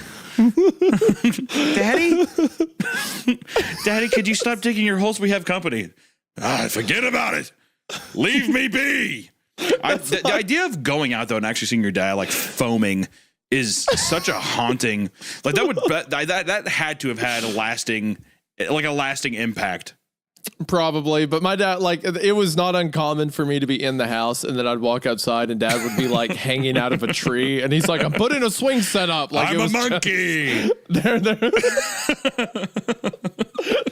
There was always some bit going on. I would come out some days and he would just have like weird animals that is like, the guy at the hardware store gave me this, and it's like a squirrel that's biting him or something and then runs off. Like, his name's Chim Chim. He's a beautiful squirrel. He knows how to ride skateboards. Yeah, that would be your dad. Your dad sounds like he rules. you would like him. He's absolutely chaotic all the time. Anyway, back to the story. I didn't mean to get sidetracked. My dad made it into teas and tinctures to treat the burgeoning tragedy building up inside him. He'd add water to it, saying, "Dilution is the solution to my pollution." That's 100% something Dad would say. I was gonna say, like, I had to read that in your dad's voice. I was doing. That's so eyes completely glazed over, like acid yellow, foaming from the mouth. Dilution is the solution to my pollution. Hey, Isaiah. You're just screaming, crying in a corner. You have like a little, you have like a Hawaiian shirt on too in the corner, curled up in a ball. Come on, let's play catch. One of the funniest, a couple years ago, me and my dad were out skeet shooting, and I know we're getting sidetracked, but we were out skeet shooting, and we had one of those automatic throwers you hook up to a battery to launch the skeet out. Yeah, and it jammed up. So Dad goes over to mess with it and he frees it, but it flies out and like the metal end hits him in the forearm. And it dug a trench out of his skin. Oh, sure. And it was cut so bad that when you looked into it, like once it quit bleeding, you looked into it and it was darkness and you could see like his tendons and stuff down there. It was like an open gap in the skin. So the rest of the day, he's walking around holding his forearm in front of him, just looking straight into it. And like someone would say something, be like, yeah, well, sure, whatever. And he's just staring. And every now and then he would flex his hand. And we were driving. I was driving somewhere and I'm like, what are you doing? He's like, I can see stuff moving. And then he does that for a few minutes and then he puts his arm down and he looks at me and goes, Isaiah, I think I'm sick. It's like, well, quit doing that. What do you want? You have an open wound. Never went and got it taken care of. Nothing. Just let it scar over. Of course not. Yeah, of course. Of course not. Yeah. Surprised they didn't drop hydrogen peroxide on it. It's going to oxygenate it, make it feel better. I got to put it on my tongue. It'll heal my arm. Exactly. Yeah. Make me stronger. Anyway, did you see that footage that went around of that? I think it was over the Persian Gulf or something. One of the waterways around Middle East. There was a UFO that was not like an alien, like the traditional sense of the word. Like we just didn't know what kind of aerial vehicle it was like rocketing over the water. And U.S. government sees it, instantly shoots a Hellstorm missile at it, and it just tinks off it. Like it hits it and just like the missile spins off the side. That's not very it keeps going. That must that probably let every other nation be like, dude, their fucking missiles suck. We should just fucking we should go in there and just fuck them up. Their missiles suck. And everyone's like, no, that thing's gotta be like an alien or something. It's just like an RC. That's definitely like an alien, dude. Like an That's RC boat powered thing, whatever. Little toy boat. I think it's funny to imagine that there's just a terrified Russian MiG pilot in there, like that got a 1 in a million, like the missile hit just right off one piece of metal to deflect, and he's in there like, oh my gosh! Can you believe that? Yeah, Gorbadosh, Gorbadosh. I was talking to a friend of mine who's in does like a lot of the secret squirrel letter agency stuff, and he said that he can talk about that one since it leaked and it's public info now. But he said when that came out, like the video of it and everything, every high-ranking agency was freaking out over it. They're like, who is this? What is this? How do we kill it? We need a bigger weapon, blah, blah, blah. So again, even funnier to imagine, it's just a really scared Russian pilot that somehow survived. Also, to answer my own question too, the scariest thing that I think could be in a giant cloud, if you were flying a drone into a giant cloud, if I saw a giant, and it's so that the cloud is the size of North America, right? Right. If it was a giant Italian American slurping spaghetti, that would be that might be my greatest fear. So by Italian American, do you mean like hey, I'm walking here kind, or like a mamma mia? It can be anything. Just an Italian American, sweating profusely, sweating olive oil. Everyone's like, it's raining olive oil. It's because that's the sweat from the Italian American guy. He's slurping it up. Do you have some beef with Italians? No, definitely not. No, what gives you that idea? What? No. Especially you fly the drone to the cloud, and he's sitting there. He's like, he looks his because he's huge, right? He sits there. Yeah, okay. That was going to be my next question. So he's the size of North America. His giant nose turns towards the camera. He looks at it and he does. It's pretty good. It's good. That was okay. That wasn't an Italian accent. Oh, it's pretty good. He slurred on the spaghetti. It's pretty good. You're like, what are those sounds? Oh. What are you talking about? What? And also after the no specification, I don't think you can say you don't have a problem with the I don't, man, not at all. Which also, what voice is that? It's not an Italian accent. That's a classic Italian American accent, dude. No. It's pretty good. No. What? It's pretty good. More Parmesan. Okay. Did you ask that question originally so you could set up an Italian joke? No. Okay. I don't use minor situations like this to further prove that I dislike Italian Americans. That's not you don't what have I'm to about. prove anything to me, buddy. You ain't got to prove it. I know. All right. That's not what Okay. I'm about. Okay. Hey, that's not what I'm about. It's a pretty good. Okay. And then he has the thing. He has a giant pepper cracker, whatever. He does more pepper. And the people are screaming, ah, because they're getting pepper in their eyes. Ah, he does more pepper. Tell me when to stop. Tell me when to stop. Is what he says, just like that. Who is this an attack on? Who are you targeting with this? Tell me when to stop. He's pretty good. You run the drone to his eye. Ooh. He frowns at you. He's wiping his hand. He's wiping his hand on his eye. Ooh. He quickly gets his bowl of spaghetti back.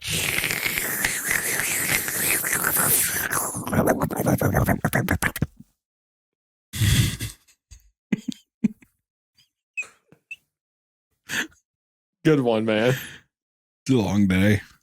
All right. It's okay, buddy. We'll get through this. Me and you. It's all right. We'll get there. Then it shifted. The sound broke free of rhythm. A single elongated groan, wet and guttural, poured from the cloud. It rippled across the... Slurp that spaghetti, dude. Sorry, go ahead.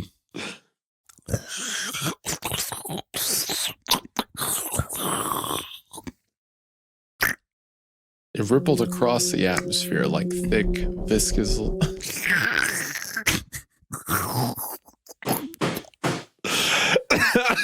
It's pretty good. Shut up. I psyched myself out waiting on you to say that when I started reading. Mom, I'm hungry. Well, I had what I needed. I had the tarp.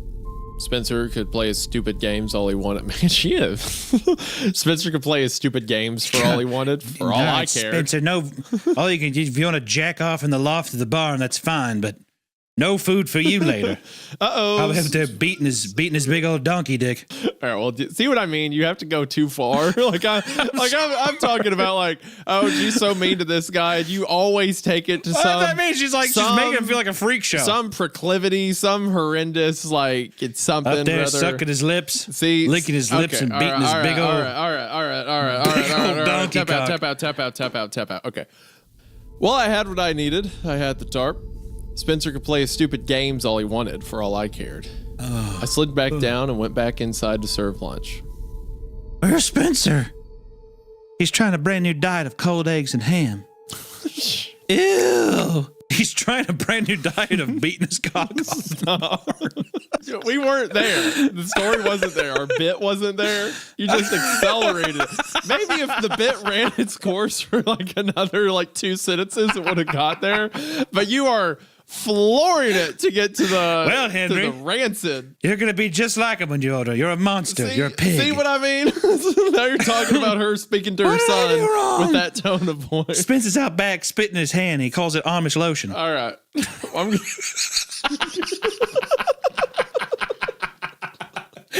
All he had was a bag of peanut M&Ms and a Coca-Cola. I think he'll be just fine.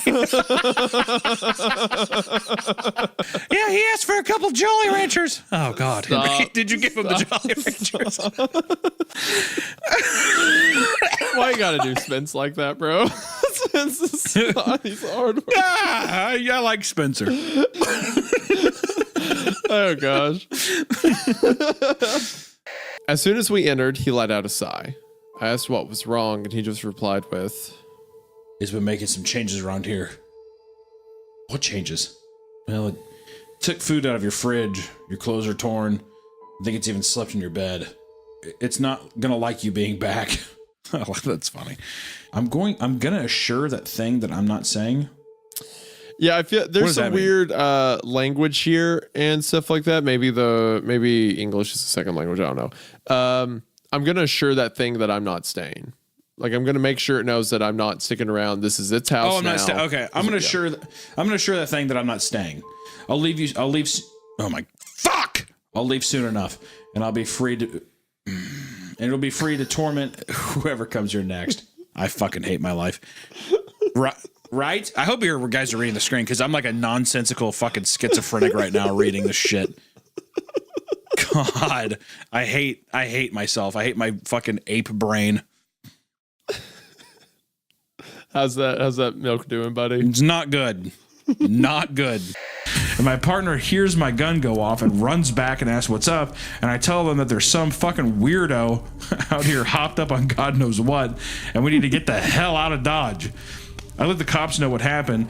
And I didn't get any trouble for firing. But man, I don't know what that motherfucker was on. But I've never seen anything like that before.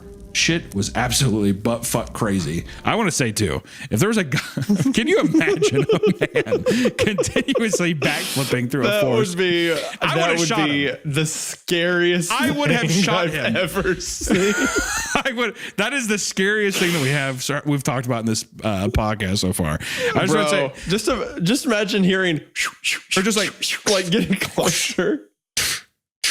And you just see a guy. Also, can you imagine barely seeing his face because you just make eye contact with him every once in a while because he keeps backflipping in the fucking and it's air. upside down. Yeah, exactly. Yeah. I would have shot him. He's upside down. So he's upside down, but the face is right side up. It's like when you look at him, his eyes are where his chin should be. Yeah. Mouth is on his forehead. Man, that's such a creepy visual. And you know he's going fast too. You know, this dude's like flipping like a gymnast. Just shunk, shunk, shunk, shunk, shunk, shunk. Gosh, that's terrifying. It's fun. It's like, it's so scary. It's funny. Like thinking about that happening to you in the middle of the night. Well, also, bro, who is even going to believe like you saying that to somebody? Who the fuck is going to believe that? Yeah, the guy just wouldn't stop backflipping. I'd be like, I would never believe that.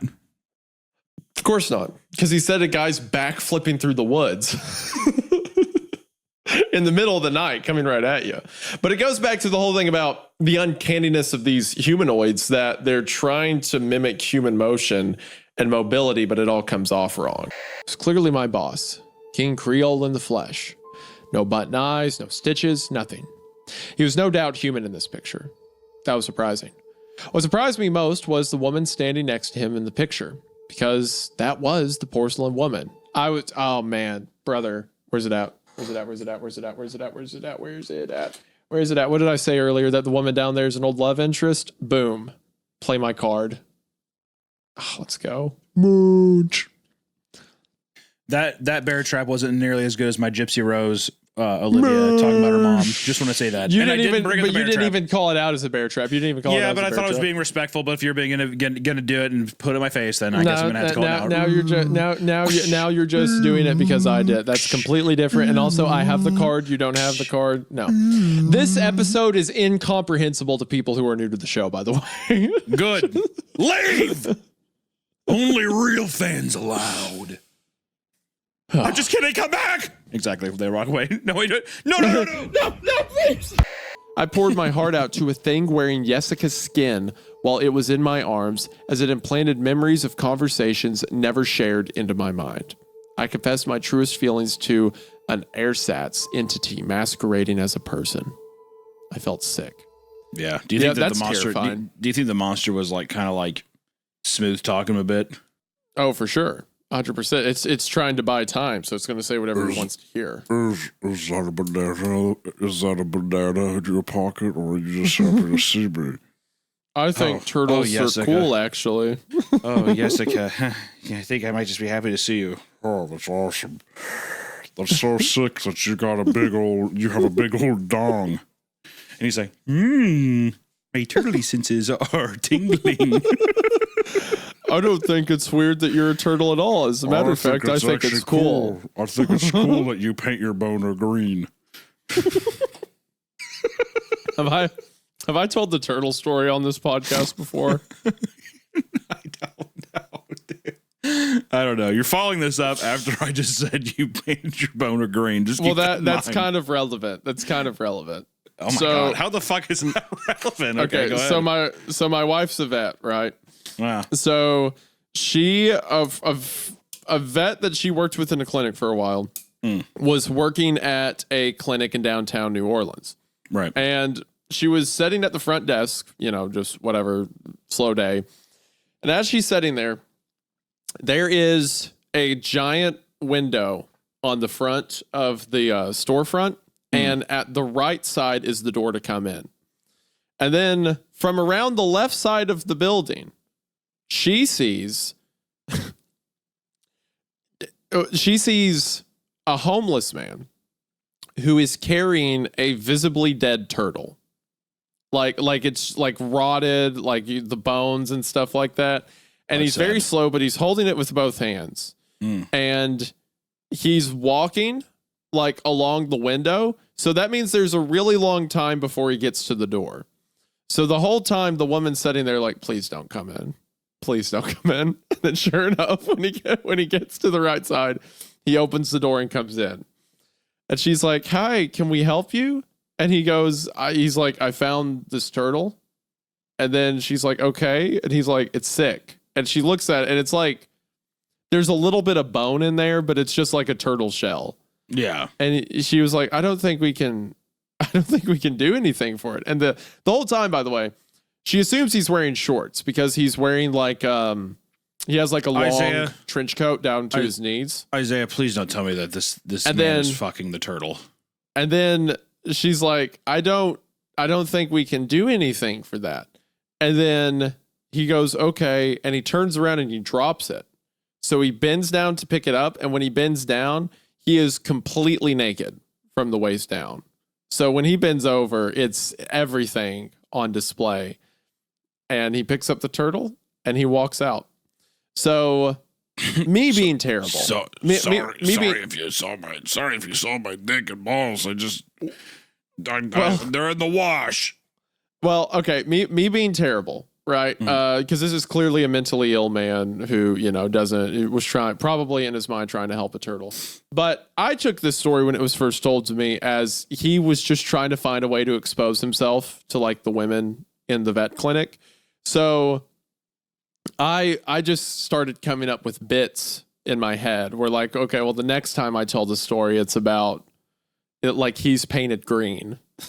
Oh, I see. Just add a layer to it, right?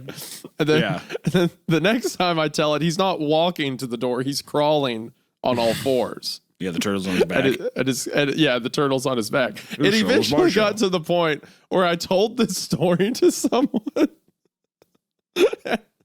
and he was completely naked with a cardboard box around him, painted like a turtle. And he just walks in and he's like, I'm very sick. Rolls over on his back. Just completely naked. Yeah. God. Yeah, that's it. That's the whole thing. Yeah. Well, I didn't know that me saying that would trigger such a visceral. It did. Also weird. It's weird that you manipulate the story in such a way. I hope the people that you've told all these different versions of the story to are like, wait, what? That was a lie? Or like, you know what I mean? Like, they're like, wait, what do you mean? He said it so sincerely. Hopefully you said it so sincerely that it doesn't read like a joke either. Yeah, I don't know. I'm really afraid. I think everyone I told it to was a close friend who, like, I told the actual truth later, but maybe I didn't. Maybe someone out there has the wrong version of the turtle story. It's just all intimate members of your family. You told one to your dad, your mom, and all kinds of stuff. The original one's completely true. About him being naked, bending over, stuff like that. Yeah. But me making him into a turtle where the bit is he is the sick turtle so that women at vet clinics touch him. That was me adding that to it. So yes. That's sick. You're a disgusting man. I know. I'm terrible. Anyway, the story. And like aimless sheep, they questioned nothing, taking in his poison words. But I knew the truth because he was the only one else there.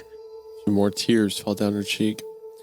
I bit my lip when she said God, this. stop He bites his lip all the time. It's so weird. It's so fucking annoying. Also, this part sounded all too... Imagine a girl telling you that her father impregnated her, and you're just like... Well, yeah, because biting your lip is like what? Like, you're like almost like seductive or something, right? Doesn't it mean like, no, damn? It can, but it can also be nervousness. Like, I don't know, Yeah, if anything, I think it should have been something more like my lips curled or something where you're like, holy shit. Well, he describes lips quivering a lot. He uses that word. Why aren't we reusing that instead of biting lips? Jeez. It should have been, I didn't know it, but I had a giant smile on my face. Why are you smiling, Marcus? Oh, sorry, I didn't know. Or he describes like, I put my hands out equal on either side and I lifted my shoulders and gave a sarcastic smug gesture and went, well, what are you going to do? He's your dad. Oopsie. You're pregnant from your dad? I'm sorry. Uh-oh. Do you like being pregnant? Even though the whole dad thing? Every time, my dog back there, every time he lays down, he looks like he's been shot. Like you give him like all four legs sprawled out. There's no way you would shoot him. You spoiled that dog rotten, dude. Oh, Benny, yeah. I remember for people who don't know, I went down to his house in like the dogs were all whatever. Benny, because you said he was just getting out of the hospital, right? Yes, I think when you came down. Yeah, because it was funny because he was like, oh, this is his favorite snack, and Isaiah was breaking off little pieces of dark Ghirardelli chocolate from his fridge, and he kept handing it to him. And then, I don't know, he got sick and all that kind of stuff, but he spoils that dog rotten. Okay. I've never given my dog chocolate. It was a knee surgery. No, remember you said, you're like, oh, Ghirardelli, you're spoiled. And it's at 110% dark cocoa. Okay. That didn't happen. I love my dog. Very nice to him. He had elbow dysplasia, so he got a procedure to fix it, and now look how passive he is. He doesn't hurt anymore. And then his brother Ollie had to have double knee replacement because both of his knees went out. So he's still alive. Ollie's still alive. Thank you. It's not dead. He just doesn't like coming up the stairs up here because he's old. That and his Garrett, legs hurt. That Ghirardelli sponsor is really paying itself in full, huh? All right, well, I'm just going to keep reading. So, I'm not going to win this one. Charlotte, Tyler, and Koji were the most like children, constantly running ahead and arguing over which ride to get on next. Hey. Yelling back to ask Brandon if this one or that one had been cleared by the contractors. Hey, Mark. What? It's me and you, buddy. Always. It's always me and you. Front car always. Hey, Brandon. Yeah. I love you. Thanks, man. Look, at least both of y'all said it once. What if I died right now and you're like, I never said it back? What was that? What if I died right now and no one ever said it back? Like I just got shot in the head, and you're just. What would you be? What would I do if you died right now? Yeah, that would be startling. Yeah. No, I mean like because I said I love you and you didn't say it back. So I would live with that. Yeah. If I died right now, what would be your biggest regret concerning me? God, good question. Good question. If you died right now, what size shoes do you wear?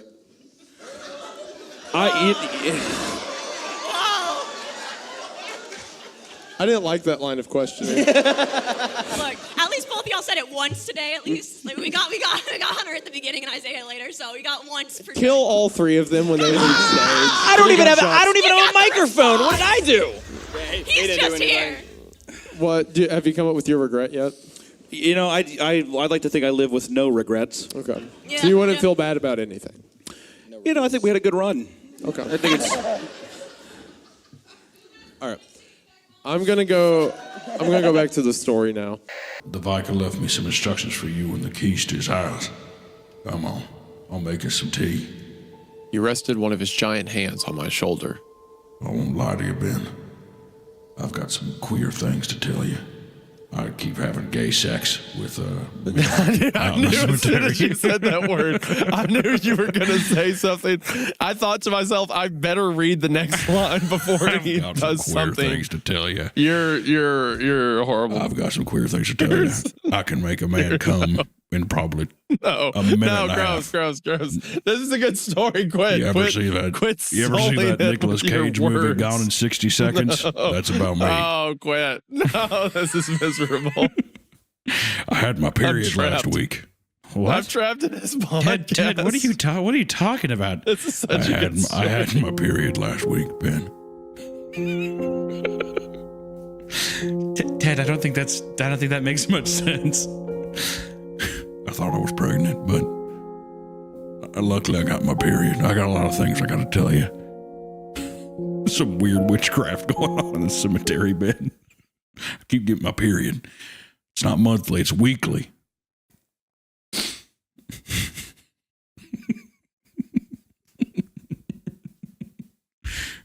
I keep sucking male ghost dick.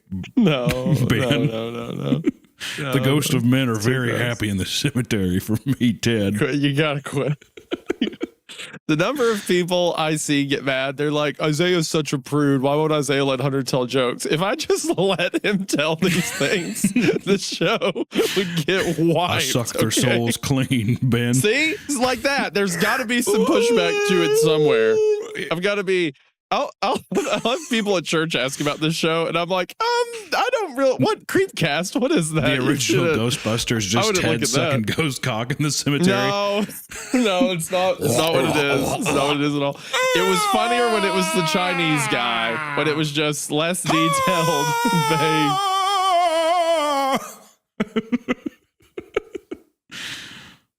You're going to go to the afterlife with a smile on your face. The ghost. story is getting good. Sorry, go ahead. Everyone, did you at least laugh with I got my period? Because I thought that was fun. I'm not telling you. You're gonna have to watch the recording back. Ben. To everyone who gets mad at me for quote unquote being a prude, this is what I'm holding off. I am the little Dutch boy with his finger in the dam, keeping the entire village from being flooded, okay? And everyone's like, oh, why is the Dutch boy standing next to that dam? Because the Dutch boy knows what it takes to save the town, okay? Ben, You can stick a finger in it if you want.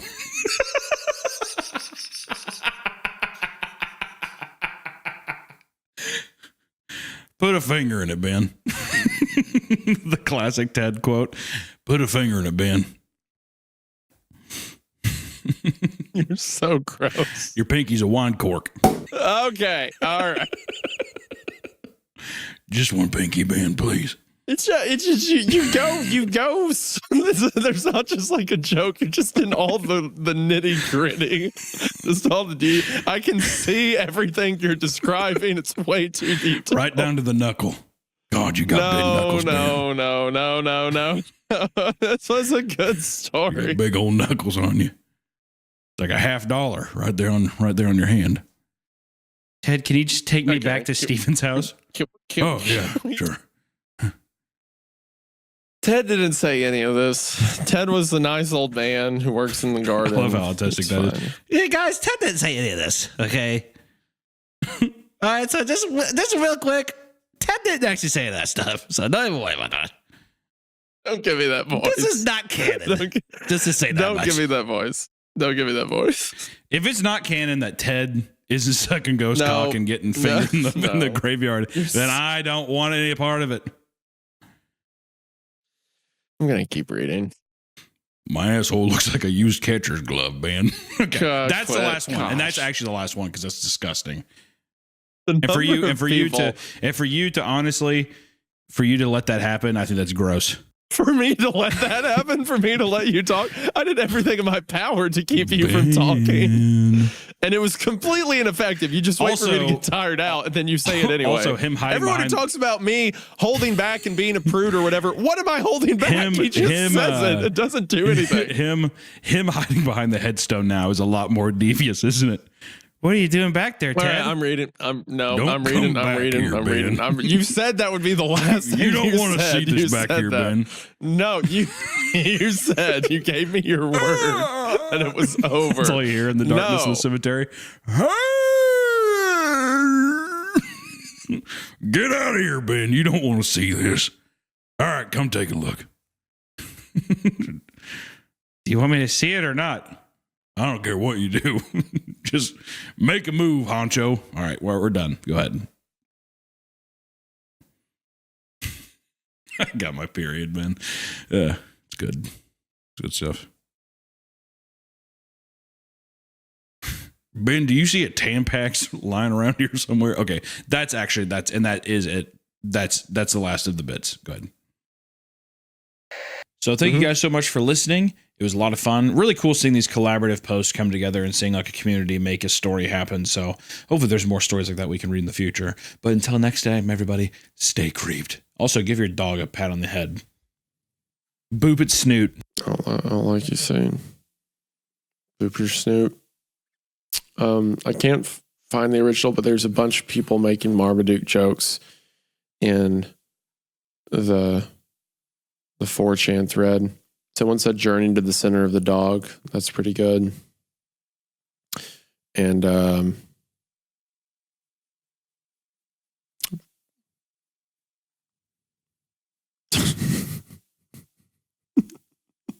someone in the 4chan thread. Someone commented online and just said COVID related.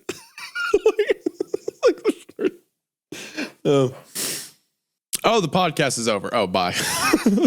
You would have been a nice ending too. Is that if Rainbow Dash did survive this whole ordeal, Rainbow Dash is like blind, missing a fucking leg, in a wheelchair in an insane asylum, and like she sees its nubs, whatever, and so it's just like, you made it out all right, and we're so happy you survived. And then Rainbow Dash is like, what's the point? Some kind of existential thing, and she's just like, I'll never fly again. Right. Yeah. I think that's I think it's good if it becomes like a war drama, like a Jacob's Ladder kind of thing. Yeah, exactly. It's all parallel for like faith and belief and stuff like that, and like all this other stuff. Yeah, that'd be so sick. And then it hard cuts back to her dying on the table, like it was all just like her trial of faith. Yeah, it's like all that happened in like the last few seconds of her life. That was her life flashing before her eyes. It's sick. Well, Rainbow Dash eventually loses her sanity and kills Pinkie Pie. In an alternate version of the story, Rainbow Dash brings Pinkie Pie to the hospital and they reconcile. Oh my God! Of course there's somebody who's like, yeah, but a happy ending would be kind of cool though. Yeah. Hey, actually, I totally forgive you for cutting off my wings and torturing me and shooting my cupcake out of my bladder or whatever and using it like a fucking. Like Bon Scott and AC/DC, whatever. Really appreciate that. Is it the day we got married, or is it the day we realized life was a hollow shell? Oh my God! Or the day? Oh my God! I still like to debate when exactly our anniversary should be. Is it the day we got married, or the day when we realized life was just a hollow shell unless you knew my heart was beating somewhere nearby? Can we talk about that? I want to actually settle the score.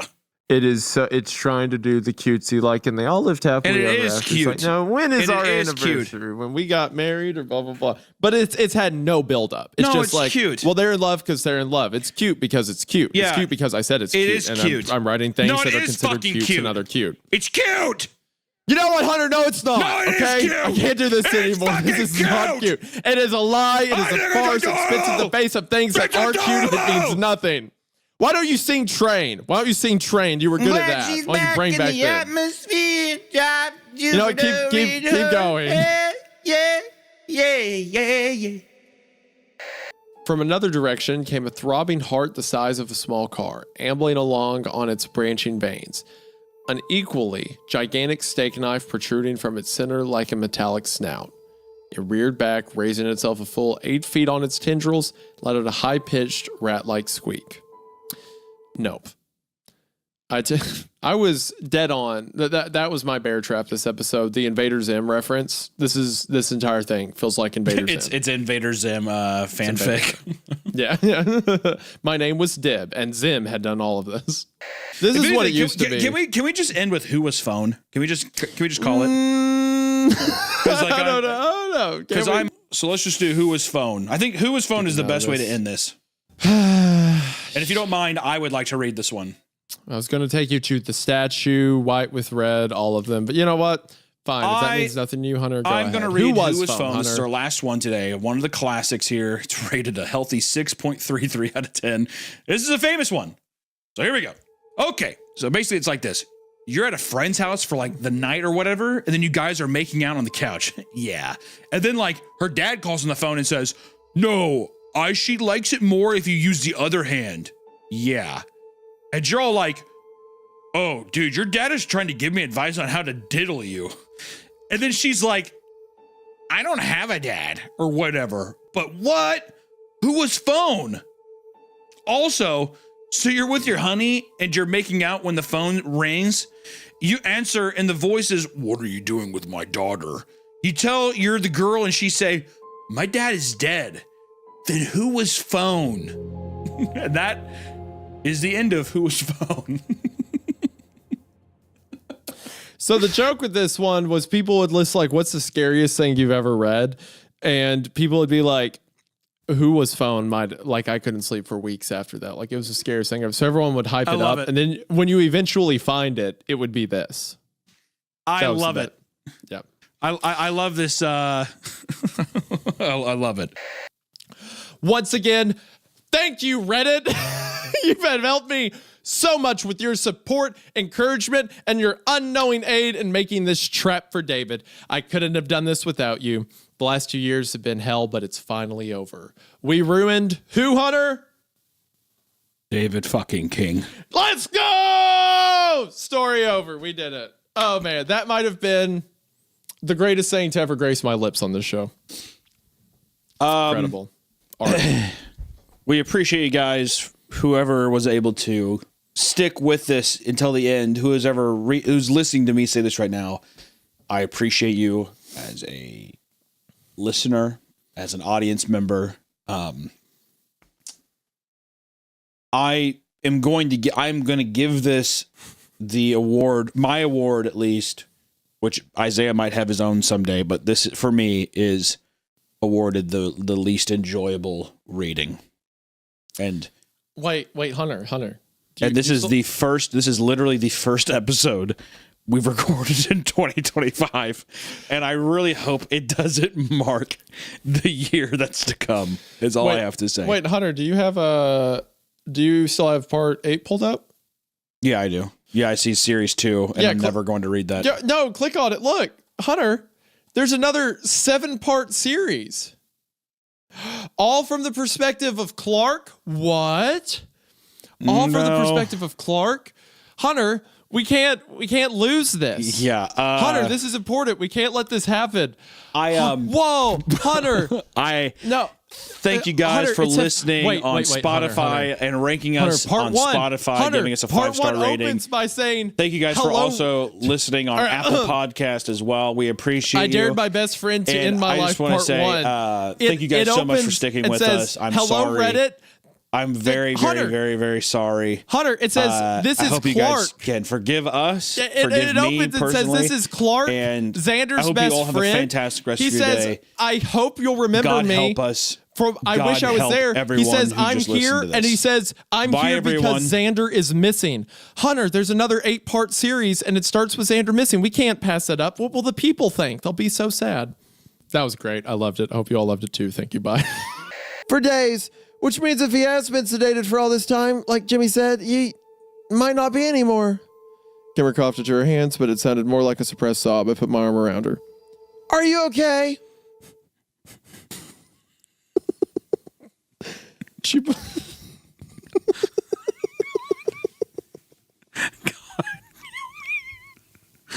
Kill me, God.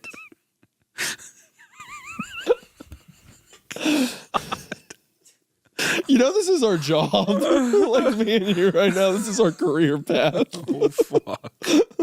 What did I do? Oh, God. Me sitting in your floor. After that, I fly back home. Then I do the SWAT thing because I need to be there, not in the house, but I need to be like present. Because if I'm actually trying to take this thing down, I want to see what happens. And you know what? To credit my potential slaughtering of an entire SWAT task force, if they want me, they probably won't expose themselves by wiping out an entire SWAT team. So that may be an everybody wins scenario, you know? All right. That's my game plan. All right. But you know what, Hunter? Sure. You go to that house. You go to that house and hear music playing in your childhood bedroom and just do what this guy does. Just keep want to set the world on fire. That's what you hear. Is that Fallout 3? Whoa. Yeah. Count me in. Don't go to sleep. You won't wake up. Jane the Killer is coming for you. These, you know what? That came from such a place of purity. This is infinitely worse than Jeff the Killer, by the way. Oh, yeah. Dude, it's a fanfic of an OC tied to Jeff the Killer. Jeff the Killer was the OG.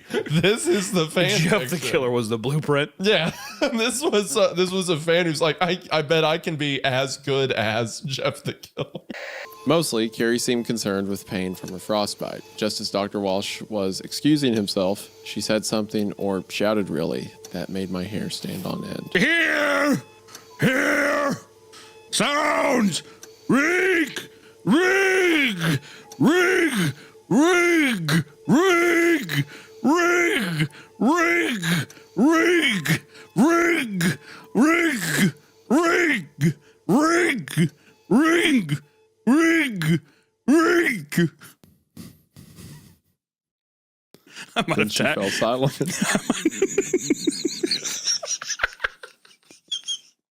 The way that you read that afterwards, I probably threw on 12 more rings there. Then she fell silent. I was sitting here like, how many rings are there? I know. I started counting. You're like, good God. I was like, I guarantee you this is more than 8. Then she fell silent. Then she fell silent. Rig! I mean, I was going to make, before you kept going, I was going to make a comment about how haunting that is. Once he finished opening the last gift from the family member, the clown walked up to Jake and handed him the gift bag he had been carrying around the entire party. Watched as Jake's mom tried to stop the clown from handing Jake the gift while my uncle held her back. What? It's just funny to be like, no! The uncle's holding her back, and then Jake's still like, oh, cool, present. It's like, you fucking run, kid. Run! God! What the fuck? I mean, 10, they should know something's up. There should be some level of like, what's the problem? 10 years old, you see your mom like, no! And your uncle's like holding her back, whatever, and he's like, all right, cool, thank you for the gift. Fucking idiot. What the fuck? That would be you as a kid. Oh my god, sweet. Yeah, it's just candy. It's like hamburgers and candy. I'm like, I'm super hungry. Thank you. Your mom's crying and you're like, what's your problem?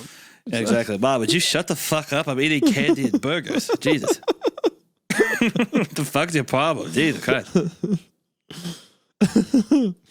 We all watched as Jake thanked the clown and opened the gift bag, taking out handfuls of tissue paper until he reached in and pulled out the gift. It's a book. I saw his mom sigh in relief. Jake turned the book over in his hands, looking at it. It was a small hardcover. I just laughing if the bomb was if the book was like a bomb. Yeah, just blew his face. Yeah, oh my God! Just kills everyone in the party. Like, oh, thank you for the boom. We are the people trying to help everyone stay safe. Using Danny and Nat as leverage are not something we like resorting to, but it is justified. Your social media accounts have turned into a beacon for the world. When the news organizations and government broadcasts ceased transmission, you became the new media. Everyone have looked to you for guidance to survive. This is a very large responsibility that we, the people, believe that neither of you are fit to have. I didn't ask for that responsibility. I don't want it anymore. So fine, you can take my account. I don't care anymore. Hold on a second. It's all about a Twitter account. Nobody's taking anyone's account. Who are you to say what's responsibility we're fit or not fit to have? I've heard about you people, and you have no right to take our accounts. What are you going to use them for anyway? Why are they arguing about Twitter accounts? If you want to make a Twitter ARG, that's fine, but don't use the Twitter account. No. Use the Twitter account. We must stop all resistance efforts against the invaders. It only hurts our chances of future survival. I don't have the first idea what you mean, but if I do what you want, will I see Daniel again? Of course. You have our word. Just as we promised before. Hold on. Stop it. Stop all resistance efforts? So are you the ones who quietly shut down all the military operations to take those fuckers down? Sure as hell sounds like you are. That's irrelevant now. Okay, sure. I'll take that as a yes. I need to see Daniel again. I'll do whatever it takes. Oh my God, stop it! I'll do whatever it takes. I want to see Nat again too, but there's no more at stake right now. They're trying to take advantage of our hopelessness. Our hopelessness. At Lost Sun News. The idea of these people in a post-apocalypse tweeting in a group chat. We need your Twitter account. We need your Twitter account. I need to see Daniel. I need to see the 14-year-old girl. If I could find a way to make sure my kids absolutely, like I lock them in their bedroom for 2 minutes every night, done. Easy deal. I'd have them go to bed with blindfolds on that are also locked. Yeah. I think it's like a chastity cage, but for their face. Exactly. Like just locked in there. Daddy, it's too tight. Shut up. I don't care. Do you want your sister to be sick again? Idiot. Yeah. You son of a bitch. You know what? You just throw him on the front porch. Yeah, if I could take him. You hear him trying to get in. Yeah. Daddy! The whistling's getting closer to the door. Dad, no, please. Her anger slid off her face like warm wax. A birthday stroll to the works. There's a sight to show my girls. His stomach flipped. I don't want to go.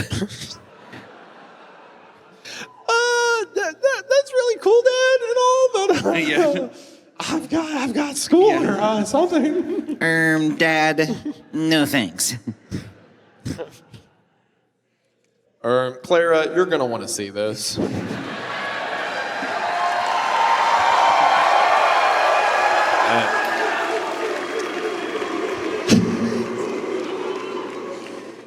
Bill left my side, carried Ira's body to the grave, hefted him down, and then came up again, standing and pulling me up beside him, taking me away. I'm sorry, he said, though I still hadn't spoken a word. Don't listen to me. That's rough. See, I've got, have I told you about my buddy that almost froze to death? No. I've got this friend of mine. His name's Ian. He was in Nashville and he was kayaking one day he decided to take his kayak out to the middle of the lake like a genius.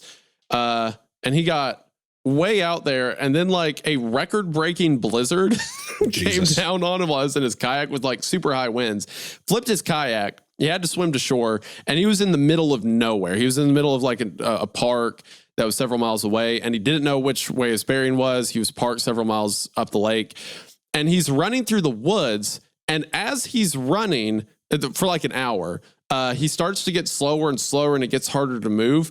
And he gets the sudden urge that like his jacket is like too cold. So he takes it off. And as he's walking, he's like, man, I'm really tired. I am so tired. And he's like, I bet if I sleep, I'll feel better. Like his brain just gets overwhelmed with the idea of if I lay down, he found a little spot behind a log and he lays down and he was like, if I take a quick nap, I'll wake up energized and that will help. And he was almost asleep and he was like, oh wait, that's what the cold wants me to think. That's how I die. So he gets this burst of adrenaline and runs through the woods and eventually finds someone's house. He comes up to the door and he's slamming on the door. They call the police on him because they think it's someone trying to break into their house. And he's like outside the window. They're like, I'm calling 911. And he's like, yes, please. I'm begging you, call 911. And the cops show up. So yeah, but he almost died. But he attested to that he was running. And then all of a sudden he's like, I should take a nap. A nap will help me a lot. So yeah, that's terrifying. The idea of that you just, all of your motor function turns off and you're like, I'm kind of sleepy. Yeah. I'm feeling a little tired. I feel a little sleepy. I feel a little sleepy. This will take a nice little rest. Meanwhile, they find a grown man frozen to death in the woods of Nashville, Tennessee. The funniest thing was, so he had his wife, I think he had gotten that kayak for his birthday or something like that. And then his wife hears about it. And then she drives to where he's at, or he calls her. And he's in the back of the ambulance, like getting warmed up with a blanket. And the first thing she says to him is she turns the corner of the ambulance and goes, so you lost the kayak. God.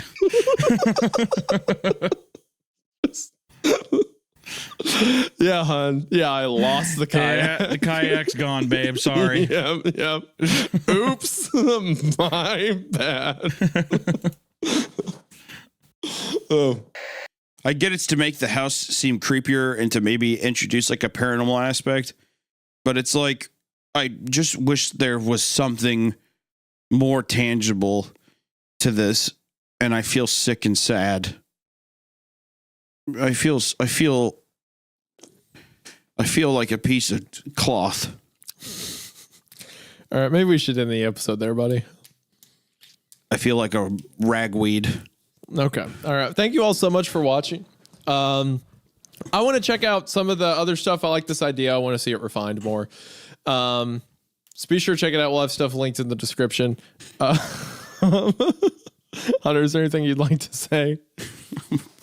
I feel like a piece of cloth. I feel like a ragweed. It's really, I want to go home. Thank you all so much for watching. I'm a piece of hope cloth. that you enjoyed. Get the merch while you can. I'm a ragweed. It's gonna be, sales are gonna be over very soon. Thank you for the support. continue to support here, like, comment, audio platforms, all that. Thank you all so much. And we will see you next week. Until then, stay creeped, you Cass. Stay cast, you creeps. Yeah. The next post, the 82nd post, is posted to the Mother Horseeye subreddit, and Mother Horseeye said, "We're getting closer to the end, but there's more to do," and then posted a link to the song "Mom" by Garth Brooks. That's pretty funny. Which has lyrics that go, "A little baby told God, hey, I'm kind of scared. Don't really know if I want to go down there. From here, it looks like a little blue ball. That's a great big place, and I'm so small. Why can't I just stay here with you? Did I make you mad? Don't you want me to? God said, oh, child, of course I do, but there's somebody special waiting for you. So hush now, baby, don't you cry, because there's someone down there waiting whose only goal in life is making sure you're always going to be all right. A loving angel, tender, tough, and strong. It's almost time to go and meet your mom." Which is so fun. Garth Brooks' song being turned into like a Satanist thing is so sick. Because it's just like a stereotypical, like, oh, we love our mothers out here in the sticks. Well, it's literally just talking about like a baby being born and going to Earth, whatever. But yeah, and then it's just I love the idea too of Garth Brooks just reading this and being like, hey, that's not what come on, love that, mother. God has forced you to participate on this mortal coil so that you can be fed to the eldritch being known as Mother Horseeye. Yeah. Out in the sticks where the truck and music plays. We simply are meant to curse and die and fight against God and self in this mortal coil. And while we may fight against the waning dark, it is simply a metaphor for our own suffering, as we're all flesh for the unholy mother at the end of the day. 'Cause I got friends in low places. All right, y'all. I just killed my daughter and sacrificed her to the devil. This one's called Thunder Rolls. Thunder rolls, lightning thread. All right, y'all. I just stabbed my wife to death with a pair of goat horns. This one's called Thunder Rolls. Hey, everybody. I decided that all children are meant to be meat for the flesh interface to give back to the Holy Mother who will consume us all in the end. You can blame it all on my roots. I showed up in boots. Yeah, even the devil's like, this is actually a good one. Yeah, when the guy in the suit showed up in the club to kill that girl, it was Garth Brooks. Yeah, it's Garth Brooks is the one that has like a perfect body. Blame it all on my root. And she's like, who is this man out of time? Who is this? I got friends in low places where the whiskey grows. He has such a beautiful voice. My blues away, and I'll be okay. I didn't mean to cause a big scene and kill you with my multifaceted penis, the devil horn thing. But you it all on my room. Oh, that's so funny. Okay. I'm going to listen to Garth Brooks later today. Everyone nodded and we started walking through the line ways up to the platform. When we reached the loading dock, I was excited to see our favorite green car sitting on the track. Front seat! Oh, that was so in tune. I'm staying here. I'll just work the launch pad thingy. I'm sorry, somebody forgot to highlight my part.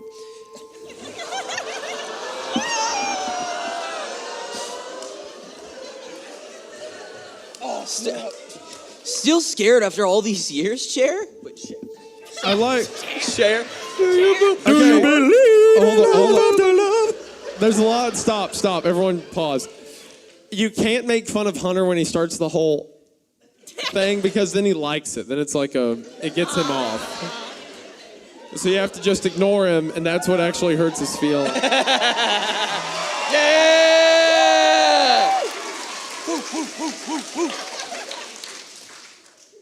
Raise your hand if Hunter's your favorite CreepCast host. Raise your hand if it's me. No, That's what I Isaiah thought. Gang. Isaiah Gang for life. Thank you. Thank you for voting for me more. The loser is going to be executed after the show tonight.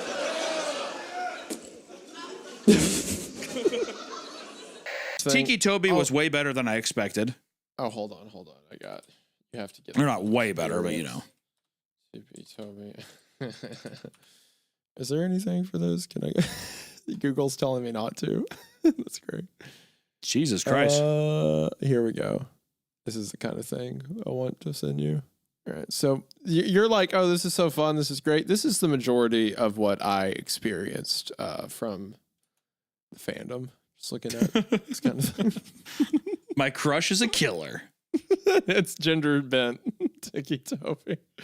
There are, you know, that's the way she goes though, dude. That's the way it is. Anytime something big happens, you have to have. If there's not cringe fan art of it, then what is it even really getting traction? You gotta have so many pictures of Toby and Jeff kissing right now. There's so many. Oh my! We need to make that a shirt. We need to make it a shirt. And we need to make it merch. Of like old MS Paint detail, like Toby Love and it. Jeff. Love it. Each other. Hold on, Guys, this is the shirt. The one I'm about to send you is the shirt. While he sends us and giggles, guys, thank you so much for Jesus Christ. This image. The anime, the how to draw anime scholastic book art of that is phenomenal. Listen, I'm getting out of here. Guys, thank you so much for stopping by and reading some classics with us today. Be sure to check us out on Spotify and Apple Podcast if you have not yet. We appreciate it. And until next time, everyone. Bye-bye. Wait, you have to click on the link of the one I just sent you. Is that link? I saw it. Okay. You just have All to right, see. thank It's Jeff Yes. and Toby kissing It's Slender. kissing Slender. Kissing. Okay, I'm stopping my recording. Good. Okay, I guarantee you there's going to be one in here that's pornographic. There it is. Okay, this one. I'm going to send him this one. The link took me to a bunch of these. I've got this is so he's so fresh and new about this because he hasn't seen the things I've seen with these two characters. So I'm going to do this for a while. You all have fun or whatever. Thanks for watching. Bye. Dad loved to hunt, and he always brought meat to parties and barbecues. Wasn't it obvious? He brought something back from the woods, hadn't he? I hadn't gone hunting for a long time, nearly 3 months. Every time he asked, I refused, and I think he knew why. On the very last trip, Dad shot 3 deer, but he certainly did not have tags for those. Yeah, that might have been a little of illegal hunting. That's okay. Dad got a little excited. He saw. God, there's so many out here. Dad, no!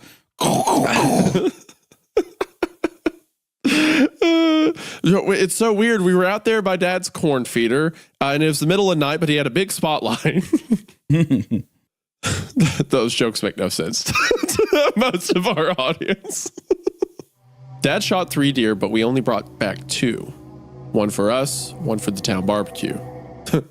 Okay, this meat we killed, 1 for the family, 1 for the doctor, the barista, your teacher, everyone.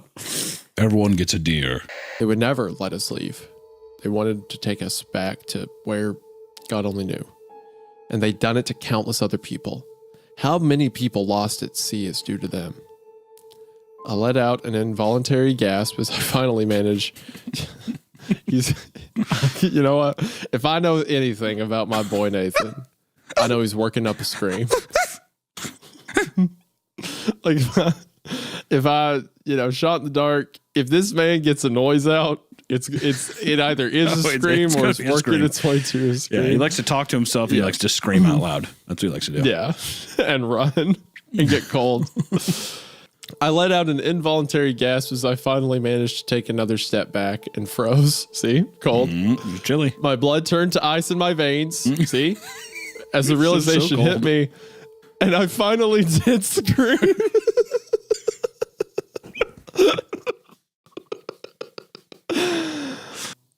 I finally did scream because Diana's eyes weren't the only ones on me anymore.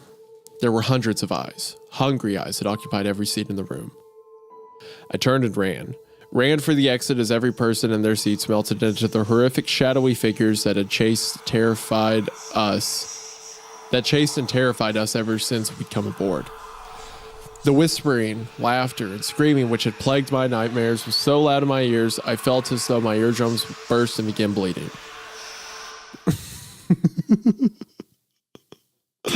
I let out the shrillest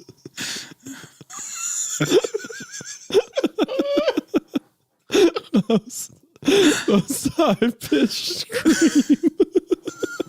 The way the sentence ends, I let out the shrillest, most high-pitched scream I ever have in my life. My arms stretched. My arms stretched. My arms stretched. I'm crying. Hold on.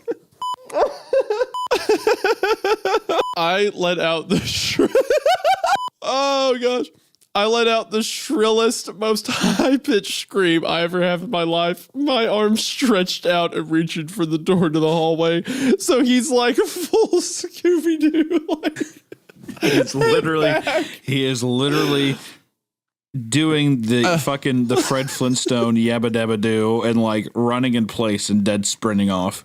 If Nathan at this point ate an 8-foot tall sub in one bite, I would not be surprised.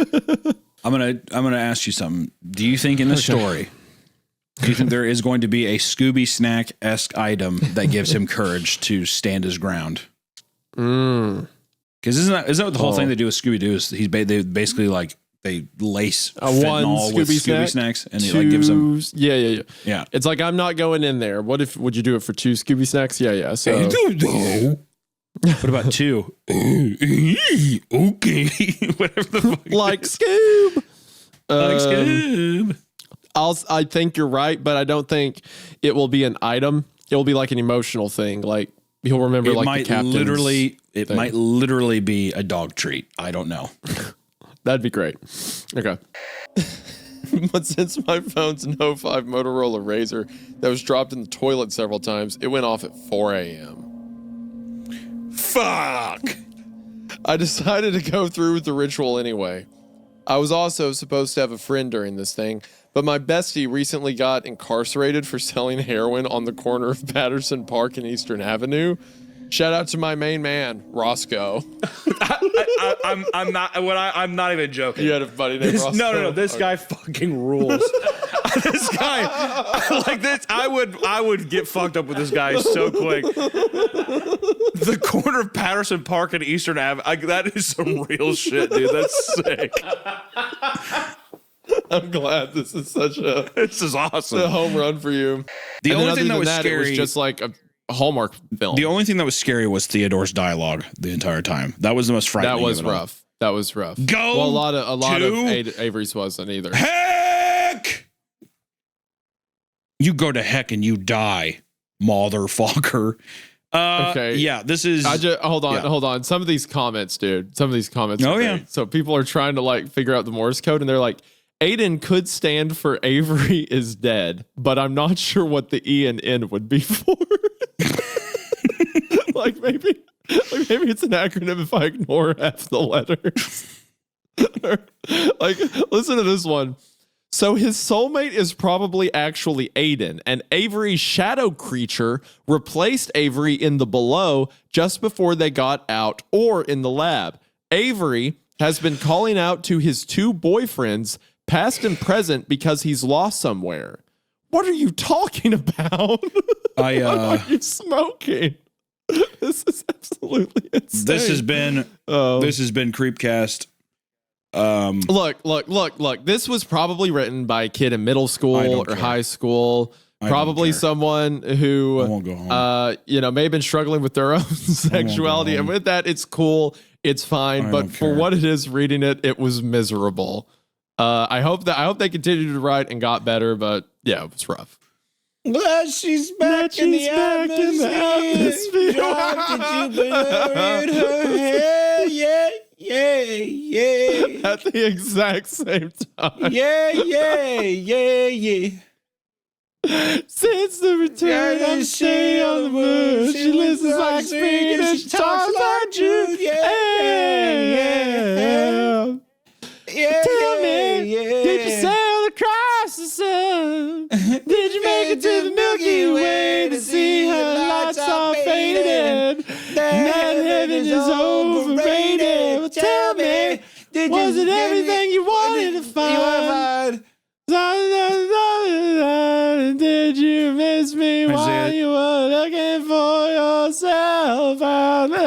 Isaiah, can we make a vote that if in any regard, if it ever goes into romance fantasy, we get to veto the story?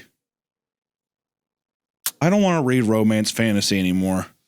I know, you are the one that said at one point you would love to read smut for this show. So that's I different. feel like this wasn't karma. smut. This was just someone being like, I hope he gives me belly kisses. I was wanting I was wanting a centaur man. He's like, you need to stay in my cottage. And she's like, oh my God, he's so beautiful. If it went in that direction where it's like so over the top, but this made me sad. Wait, what? You just came up with that on your own? A centaur man that's like aggressively protected? Yeah, he's got a big old donkey dick. Why not? All right. Okay. I'm out of here. Bye. I'm leaving. Thank you to also the audio listeners. If you stuck through this, I want you to know you deserve a fucking medal. All right. If anyone made it to the end of this spot, I want you to leave a comment in the comment section with your hand up and said, I survived this fucking episode because it was horrible. I'm sorry. This was my idea to read this episode too, and I feel horrible. I feel horrible. Tell me, did you sail across the sun? Did you make it to the Milky Way? Thank you to all of our Patreon supporters. Thank you to everyone who watched. It means the world. Appreciate the support, and we will see you all in the next one. And also, stay away from England. I think that's the underlining, moral to this whole thing. Bye. I kind of like this comment, by the way. The top comment on this post is a girl, Pringles697 says, oh, I love this one. I thought she was going to live with them for a while and drain their money. Nice twist. Super sad and fucked up ending. Very well written. And then our boy Joe comments, and this is what he says. And I think this is kind of fucked. He says, thank you. This one really kicked my butt, but I was super late. I was up super late almost every night trying to get it right. So it seriously means a lot that you all enjoyed it. That's what it's all about. You're right, though. It was pretty fucked up. It was a pretty fucked up end, huh? I feel bad, even though it was under my control. Crying, laughing emoji. I'm like, what a psychopath, dude. He's like, haha, yeah, it was fucked up, but that's just me. I'm quirky. You like that? You like caring about these characters? He's like, you like that? And it's done. That's kind of how it feels. It's just like, it's done. That's what you get. It's just like, and there it is. Bedtime. All they said was that they were free now. I guess they must have been held captive or something, but they never told me, even when Percy and I talked just before I left to go into hiding. And lastly, though it isn't that important, but that hasn't stopped me before. What happened to the campers? I didn't see a single kid in the crowd while I was tied up. Honestly, I don't care enough. This whole part is 100%. Somebody was proofreading his stuff, and then people in the comment sections below were probably like, what? So, yeah, this is all fine. What about all the children that are camping there? This is him addressing every single one of those and being like, yeah, that is weird. This is such a mystery. Yeah, he's just lampshading it, being like, yeah, I know. Anyway, and just moving on. Somehow, I'm nervous we have too. more exposition. I'm really weirded out by that too. Yo, that's a crazy point. I didn't think about that. On jaw, bro. I didn't think about that. Yo, I'm finna air this camp out. What happened to the campers? I didn't see a single kid in the crowd while I was tied up. Honestly, I don't care enough to want to know the answer to that question. It was just another mystery to this whole saga. Fuck them kids. Yo, bro, I don't care at all, bro. Get those kids out of here. I don't care the only at interaction all, with dude. kids in this story. The only interaction with kids in the story is that one of them threw up in a cabin. that was it. Paxton or whatever his name was threw up on everything. Yeah, that was it. That's the only kid thing in the whole thing. I don't care. Let them kids die, dude. It's just that's so funny. I guess it's just another mystery. Literal Mad Pat to this moment. to this engaging saga that I brought up. It's just a theory. So here's my thoughts, right? Yeah. So you in you in life had an experience with a grandfather, a traumatic experience that involved dogs, right? Yeah. And now in this fantasy, that you've put together for yourself of an adjacent not fantasy, not that's grandmother. That's a wrong word. Fantasy is not right. And Scenario. Daydream. We'll call it scenario. In this daydream of yours, you see an adjacent grandparent, a grandmother, in a position of helplessness where she is at a nursing home, one that we know from your mother's own story, your grandfather was placed to in the real world. You imagine a grandmother in that same scenario, and in this scenario, you cause a circumstance that allows them to be consumed by wolves, which are really just adjacent to dogs. I don't think that is. Am I really to blame? Do you think that in this fiction you've put together, having a grandparent be mauled by wolves, by something that is not your fault, as you were arguing, but certainly your contribution, leads to them being killed by dogs, could contribute to your actual grandfather I'm not going to take this line down. It's nature. Natural order is what it is. In the same way, you could argue that perhaps your grandfather, in his move to kill you, naturally you were barely saved, although still seeing the thing. Almost as if it would be an accident for you to leave the door open, would it not?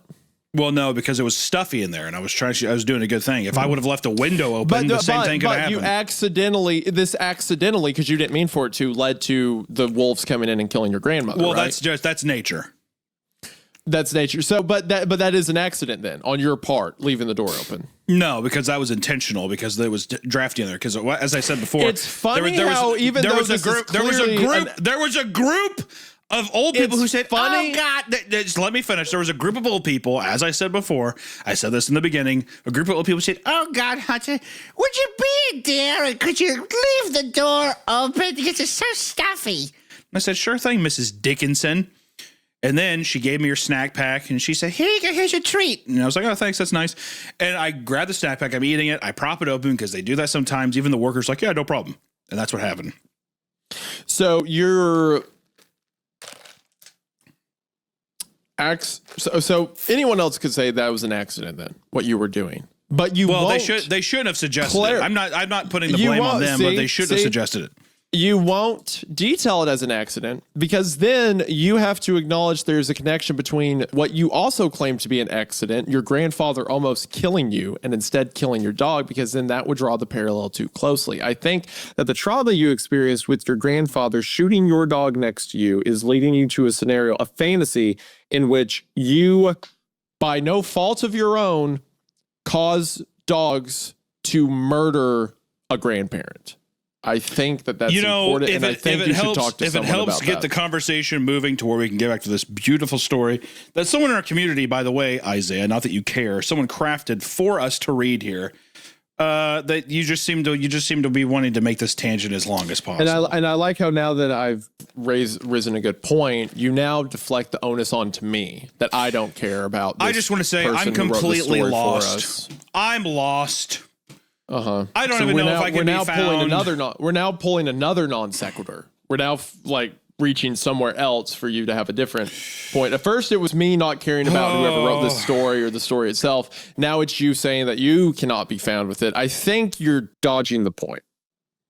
You talk to me. You say these things. You say, "Hunter, what do you think of this scenario? I deeply appreciate your opinion. I give you them." And then you just take it and you run wild with it. Right. Isaiah. So now it's my fault. Now you're turning the gun on me. At a point, it just gets tiring, doesn't it? Right. I'm sure. Okay. Well, I think the point's been made very clear to them. I think they will elaborate with that further. I just think that's an interesting parallel that when your mind's given a chance to run, it runs back to that recurring trauma. And I care about you because you're my friend, and I think you should talk to someone. That's all I'm saying. Please do consider going there on Apple Podcasts or Spotify, listening and giving us a nice rating. It really does help us out. So until next time, everyone, don't be eating at azaleas.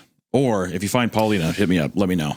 Do that. And most importantly, Hunter was wrong about his prediction. There will be a redemption moment again. The bear trap always gets its victim. Goodbye. Sure. Yeah. Have you quit recording? Okay. Hunter was wrong. And I was right. And he does this a lot. He'll say things are going to happen and they don't happen. And he has them cut from the recording in the end. But he's lying. If Hunter ever tells you anything is right, he has gone back and posted and edited it. And he lied. He lies all the time. He's full of lies. But yeah, great story. Check out the author. Bye. Aside from that, she didn't want to think about it that much. But she told me a friend of hers had something similar happen. I contacted this person, H, over Skype, and they agreed to talk to me a bit. They're aware of my work here. They're fine with me posting the story exactly as they wrote it. Now batting number 10, Hunter. That's what it feels like. Okay. I grew up in Central Oregon. Now this one, I'm trying to find the end of the quotation mark. It's a big one. This one might be closer to a curveball. This is a screwball coming at 93 miles an hour over your top left shoulder. I have to persevere, and I have to high make left this, to mid right. This has to be crazy pitch. I'm going to say that this is I apologize for anyone listening. This is going to probably be a long strand of hiccups and pauses. Try to decipher it the best you can. I sincerely apologize. Okay. I grew up in Central Oregon, and there's a reservation called Warm Springs, about 2 or so hours from where I lived. I only mention that because a lot of people I only mention that because a lot of people in my area have friends there.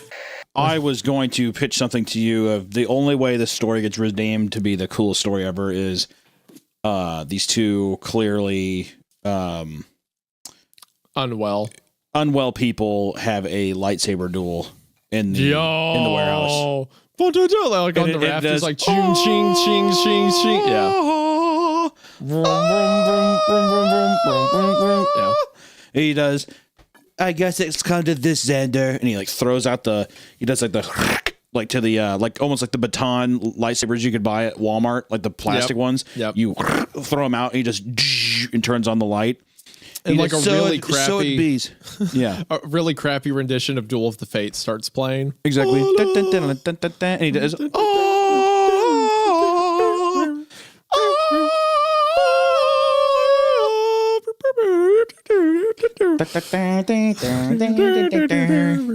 Yeah, dude. I'll be so down. That'd be great. Or the other alternative is this all turns out to be the Joker origin story, The Killing Joke. Where like he kicks him into a vat of acid and he comes out and he's the Joker and like the city water supply. Yeah, I forgot to tell you the city I was in was Gotham City. Gotham. Yeah, I made my way to Gotham. That'd be really cool. She began shaking her head. I just can't, Sam. I walked over and gave Kimber a hug. It's okay. It's going to be fine.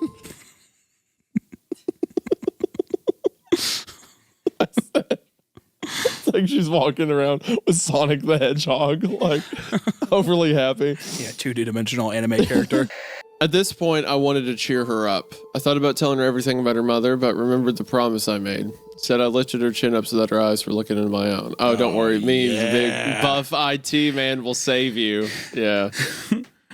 Weembo wappa, weembo wappa. Weembo wappa, weembo wappa. Amarillo by morning.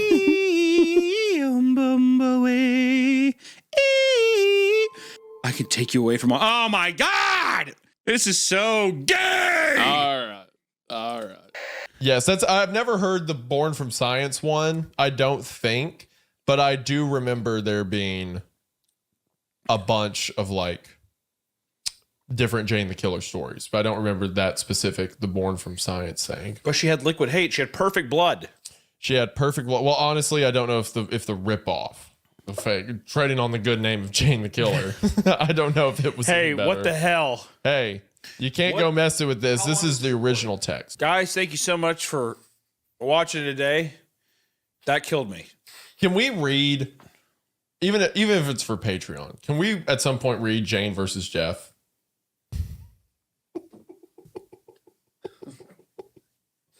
Please. Let me have this. Just, you think you're different, you and I.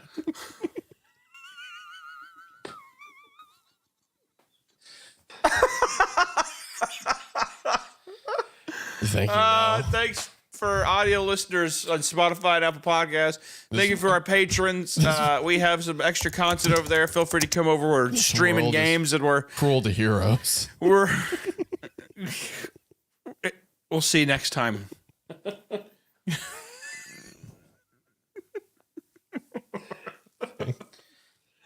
You think this is a game? You think this is a game?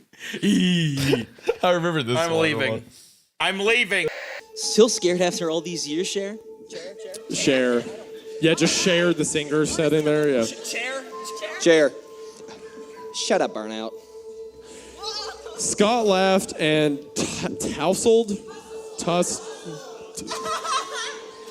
tussled her hair before running and jumping into the first car behind Brandon and I. Danny got in next to him, and then Tyler and Koji took the second car. Fold the shoulder restraints down, and they locked in place. Ready? Yep. Send the car through. Charlotte pulled the lever, and the brakes disengaged. As the car moved forward, I turned to Brandon.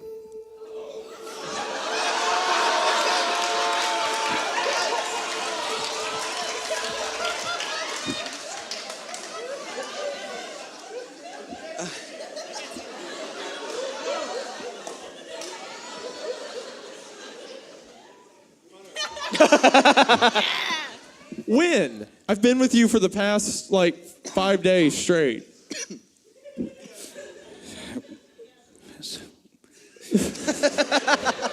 Go ahead, Mark. Did we get the green car on purpose? I yelled to him as the coaster clacked. What? I just love the purpose. Did we get the green car on purpose, Bobby? Is that your impression of me now? Got us out. Just that line. Oh, baby. Oh, did we get the green car on purpose? You know when people draw fan art of me now, it's just a pair of lips. Damn fine lips. Mm-hmm. Who would ever do that? Yes, sir. The damage I think I have reason to sue if I wanted to. The damage you've done. Do it. They're so much better in person. Look,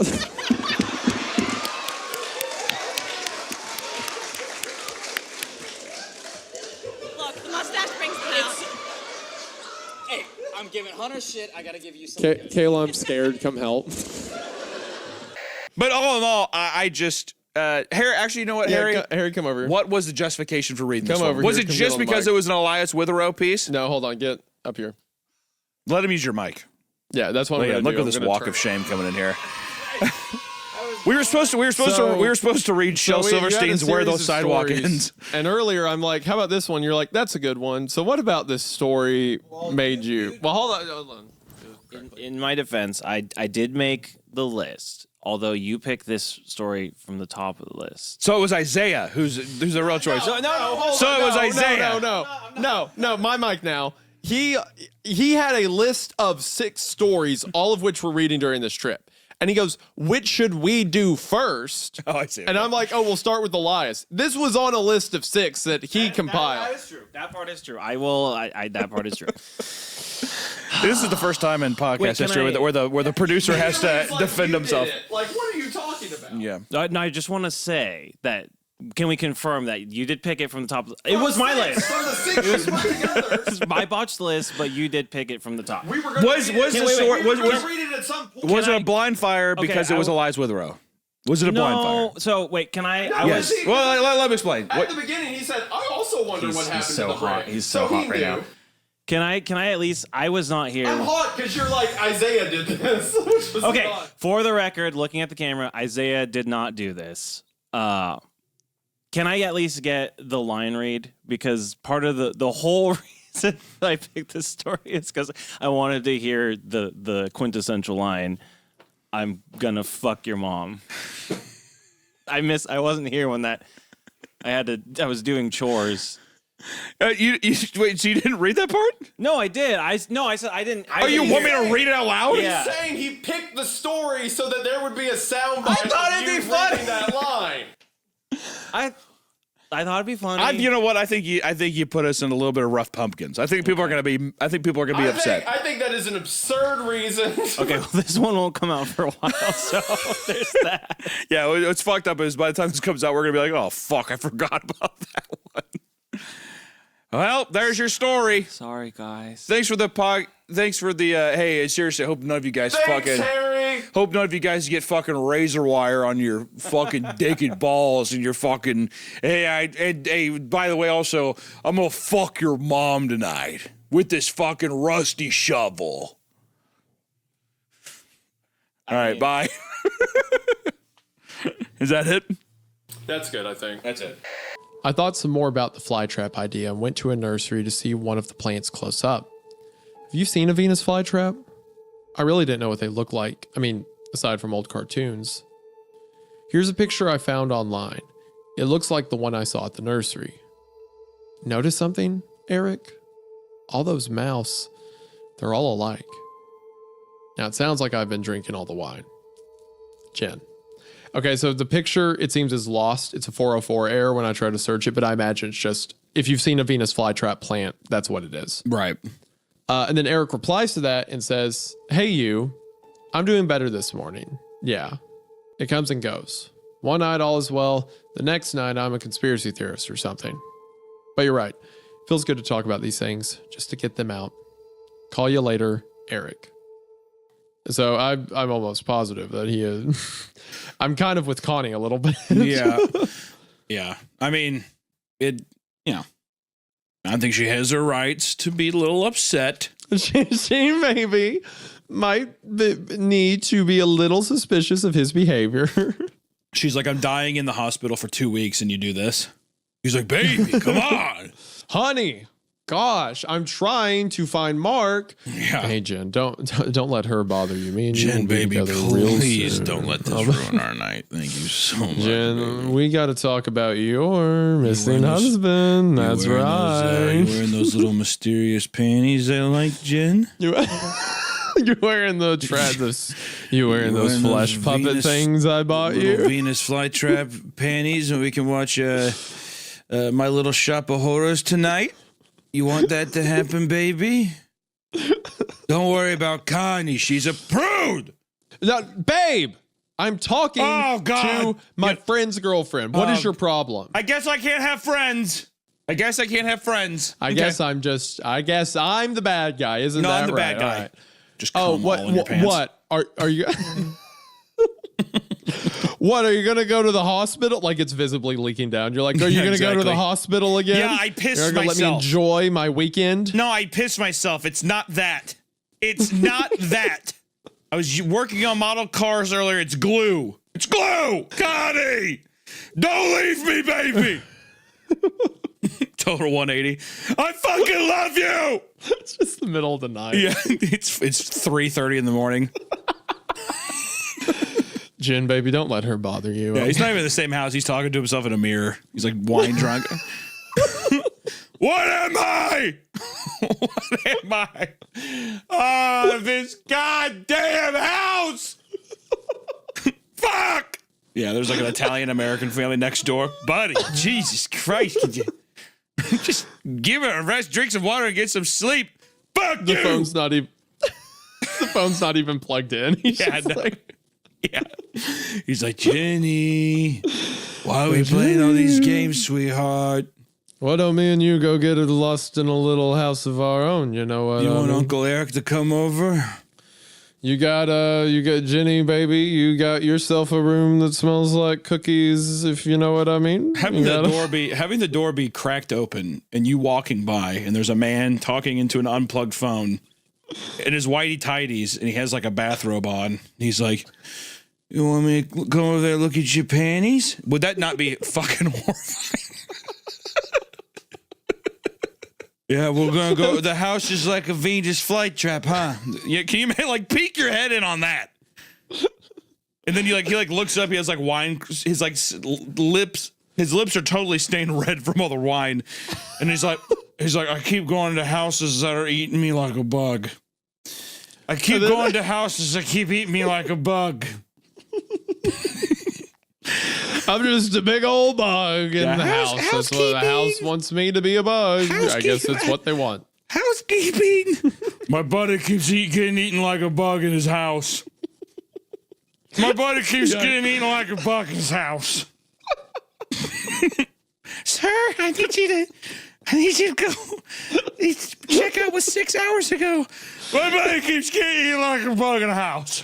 Yeah, you'd like that, wouldn't you? You really like that? Where's Jen? I bet you've been to this hotel have a second store. Are you Jen? I think. Are you Connie? Are you my wife? I think. There's just 25. Connie, I told you Jen's coming. Go away. Jen's gonna be here soon. There's 25 empty bottles of Barefoot red wine, just all over the apartment. 25. Good. Oh God, I made some mistakes. Jen, we gotta go to the house. Do I look like Dionysus? Do I look like Dionysus, baby? Just like the Roman guy. Do I look like Dionysus, baby? Because I can be. Just see a little panties real quick. See him. He immediately gets tackled by the cops. Ah! Have you been in the house? I'm trying to explore your second story, if you know what I mean. Do you have a second story? Are you gonna eat me like a bug? Do you have a second story, or are you gonna eat me like a bug? You want to be a second story? I'll crawl into your red room. Eric walks in naked to a cafe, lays on a table. Eat me like a bug. You say that fork, you eat me like a bug. Yeah, you'd like that, wouldn't you? Yeah, you probably like that. Tell Connie I want to come home. You tell Connie I want to get the keys back. I want to get the whole band back together, please. That you do that, or you eat me like a bug.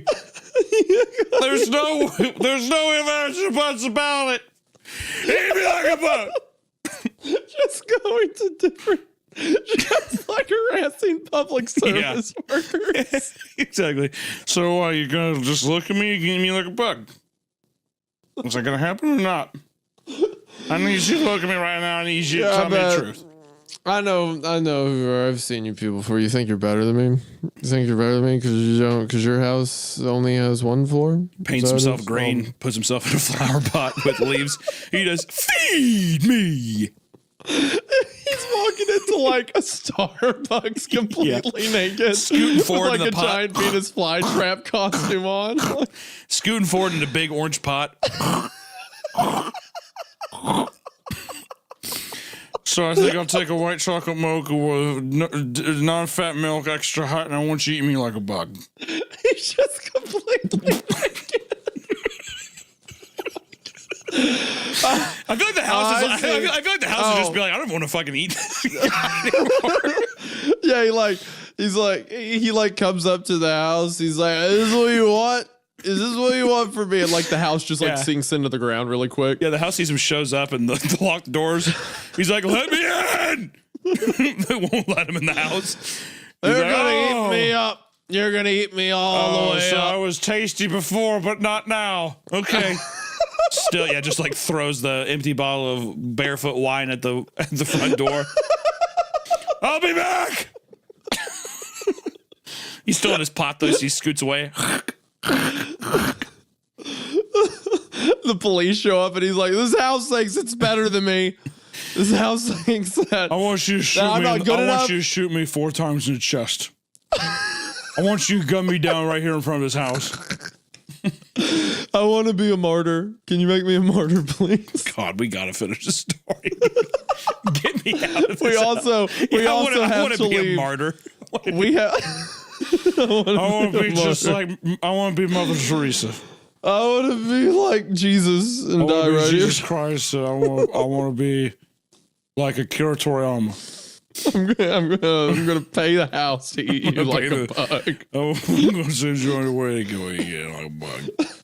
Return of Sweatsuit Man. This is the next day, Friday, October 29th. Yes, he's back again. This time he has a vehicle. It feels so weird going back to like him being normal. Because I literally when I was reading it in my head, I was like, yes, he's back again. This time, he has a vehicle. I saw him parked along the curb just across the street from my building.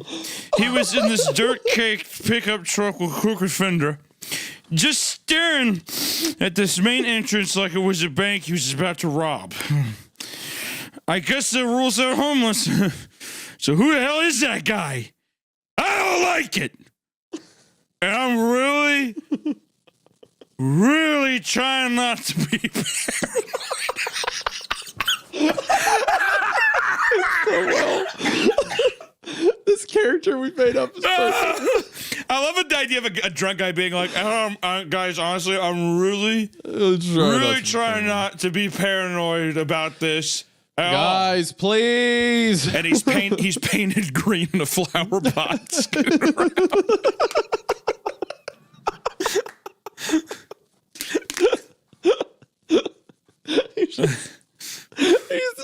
He's completely naked in front of like a city bank, like with a giant laptop. His little Porky Pig cock outside of a Bank of America. I think that guy's following me. I think this guy's trying to eat me like a bug. I think he's a bee and he's trying to take the pollen out of my head.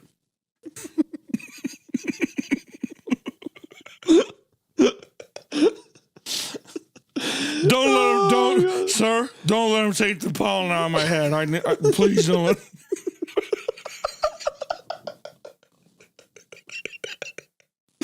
You're all bees! He's like freaking out.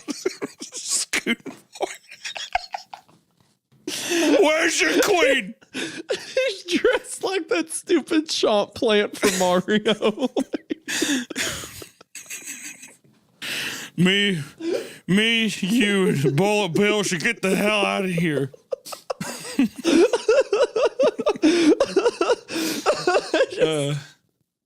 It just went from like he was actually concerned to like, what are you gonna do? What's the house gonna do? Is it gonna eat me? You'd like that. What did you call him? We cannot record this late again. I'm sorry to all the audio listeners. My God. Okay. I'm crying. Okay. Just thinking about a completely naked man in green body paint. Like I'm trying to keep it together. I don't want to alarm anyone, but I'm getting kind of scared. Don't look now, but I think that guy across the street is looking at me.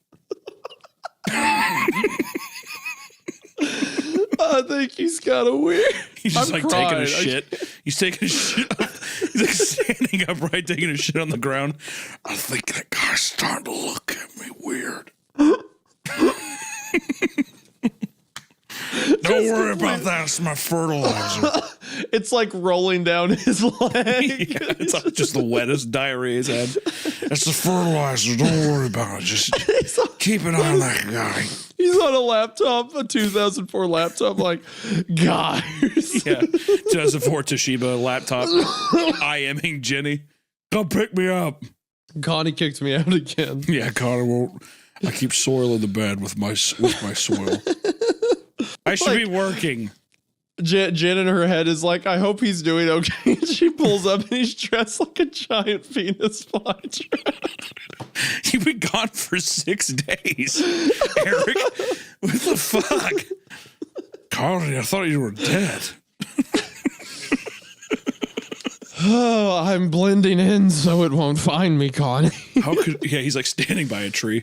How could you see me in the garden? You don't think the house can see me, do you? If it sees me, I bet it'll eat me like a bug. You haven't seen a 2-story Victorian house walk around here, have you?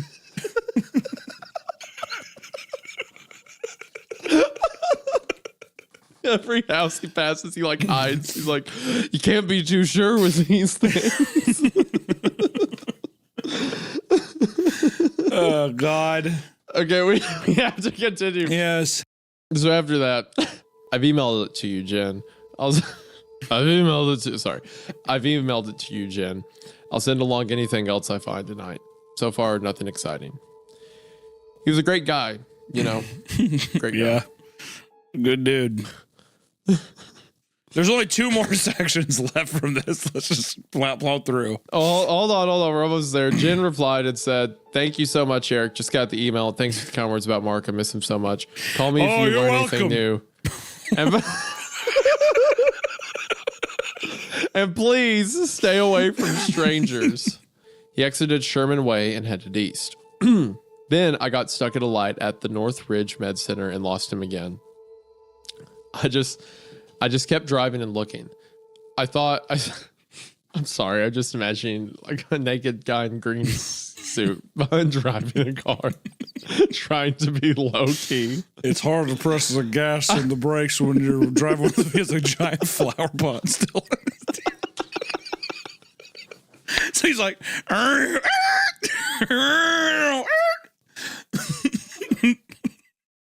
opening up tiny wines of Barefoot Red, sipping on them like a baby sips on a binky.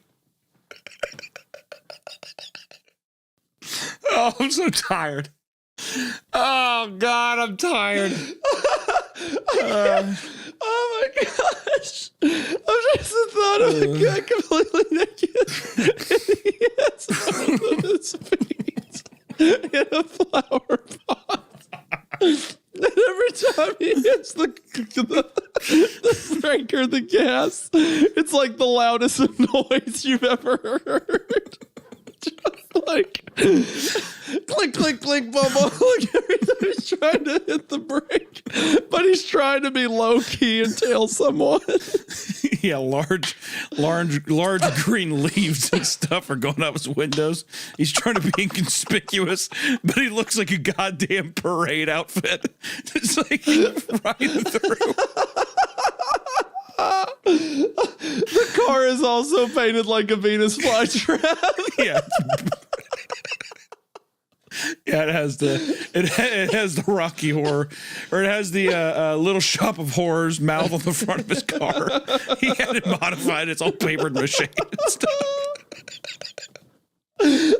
He honks his horn and it does feed me.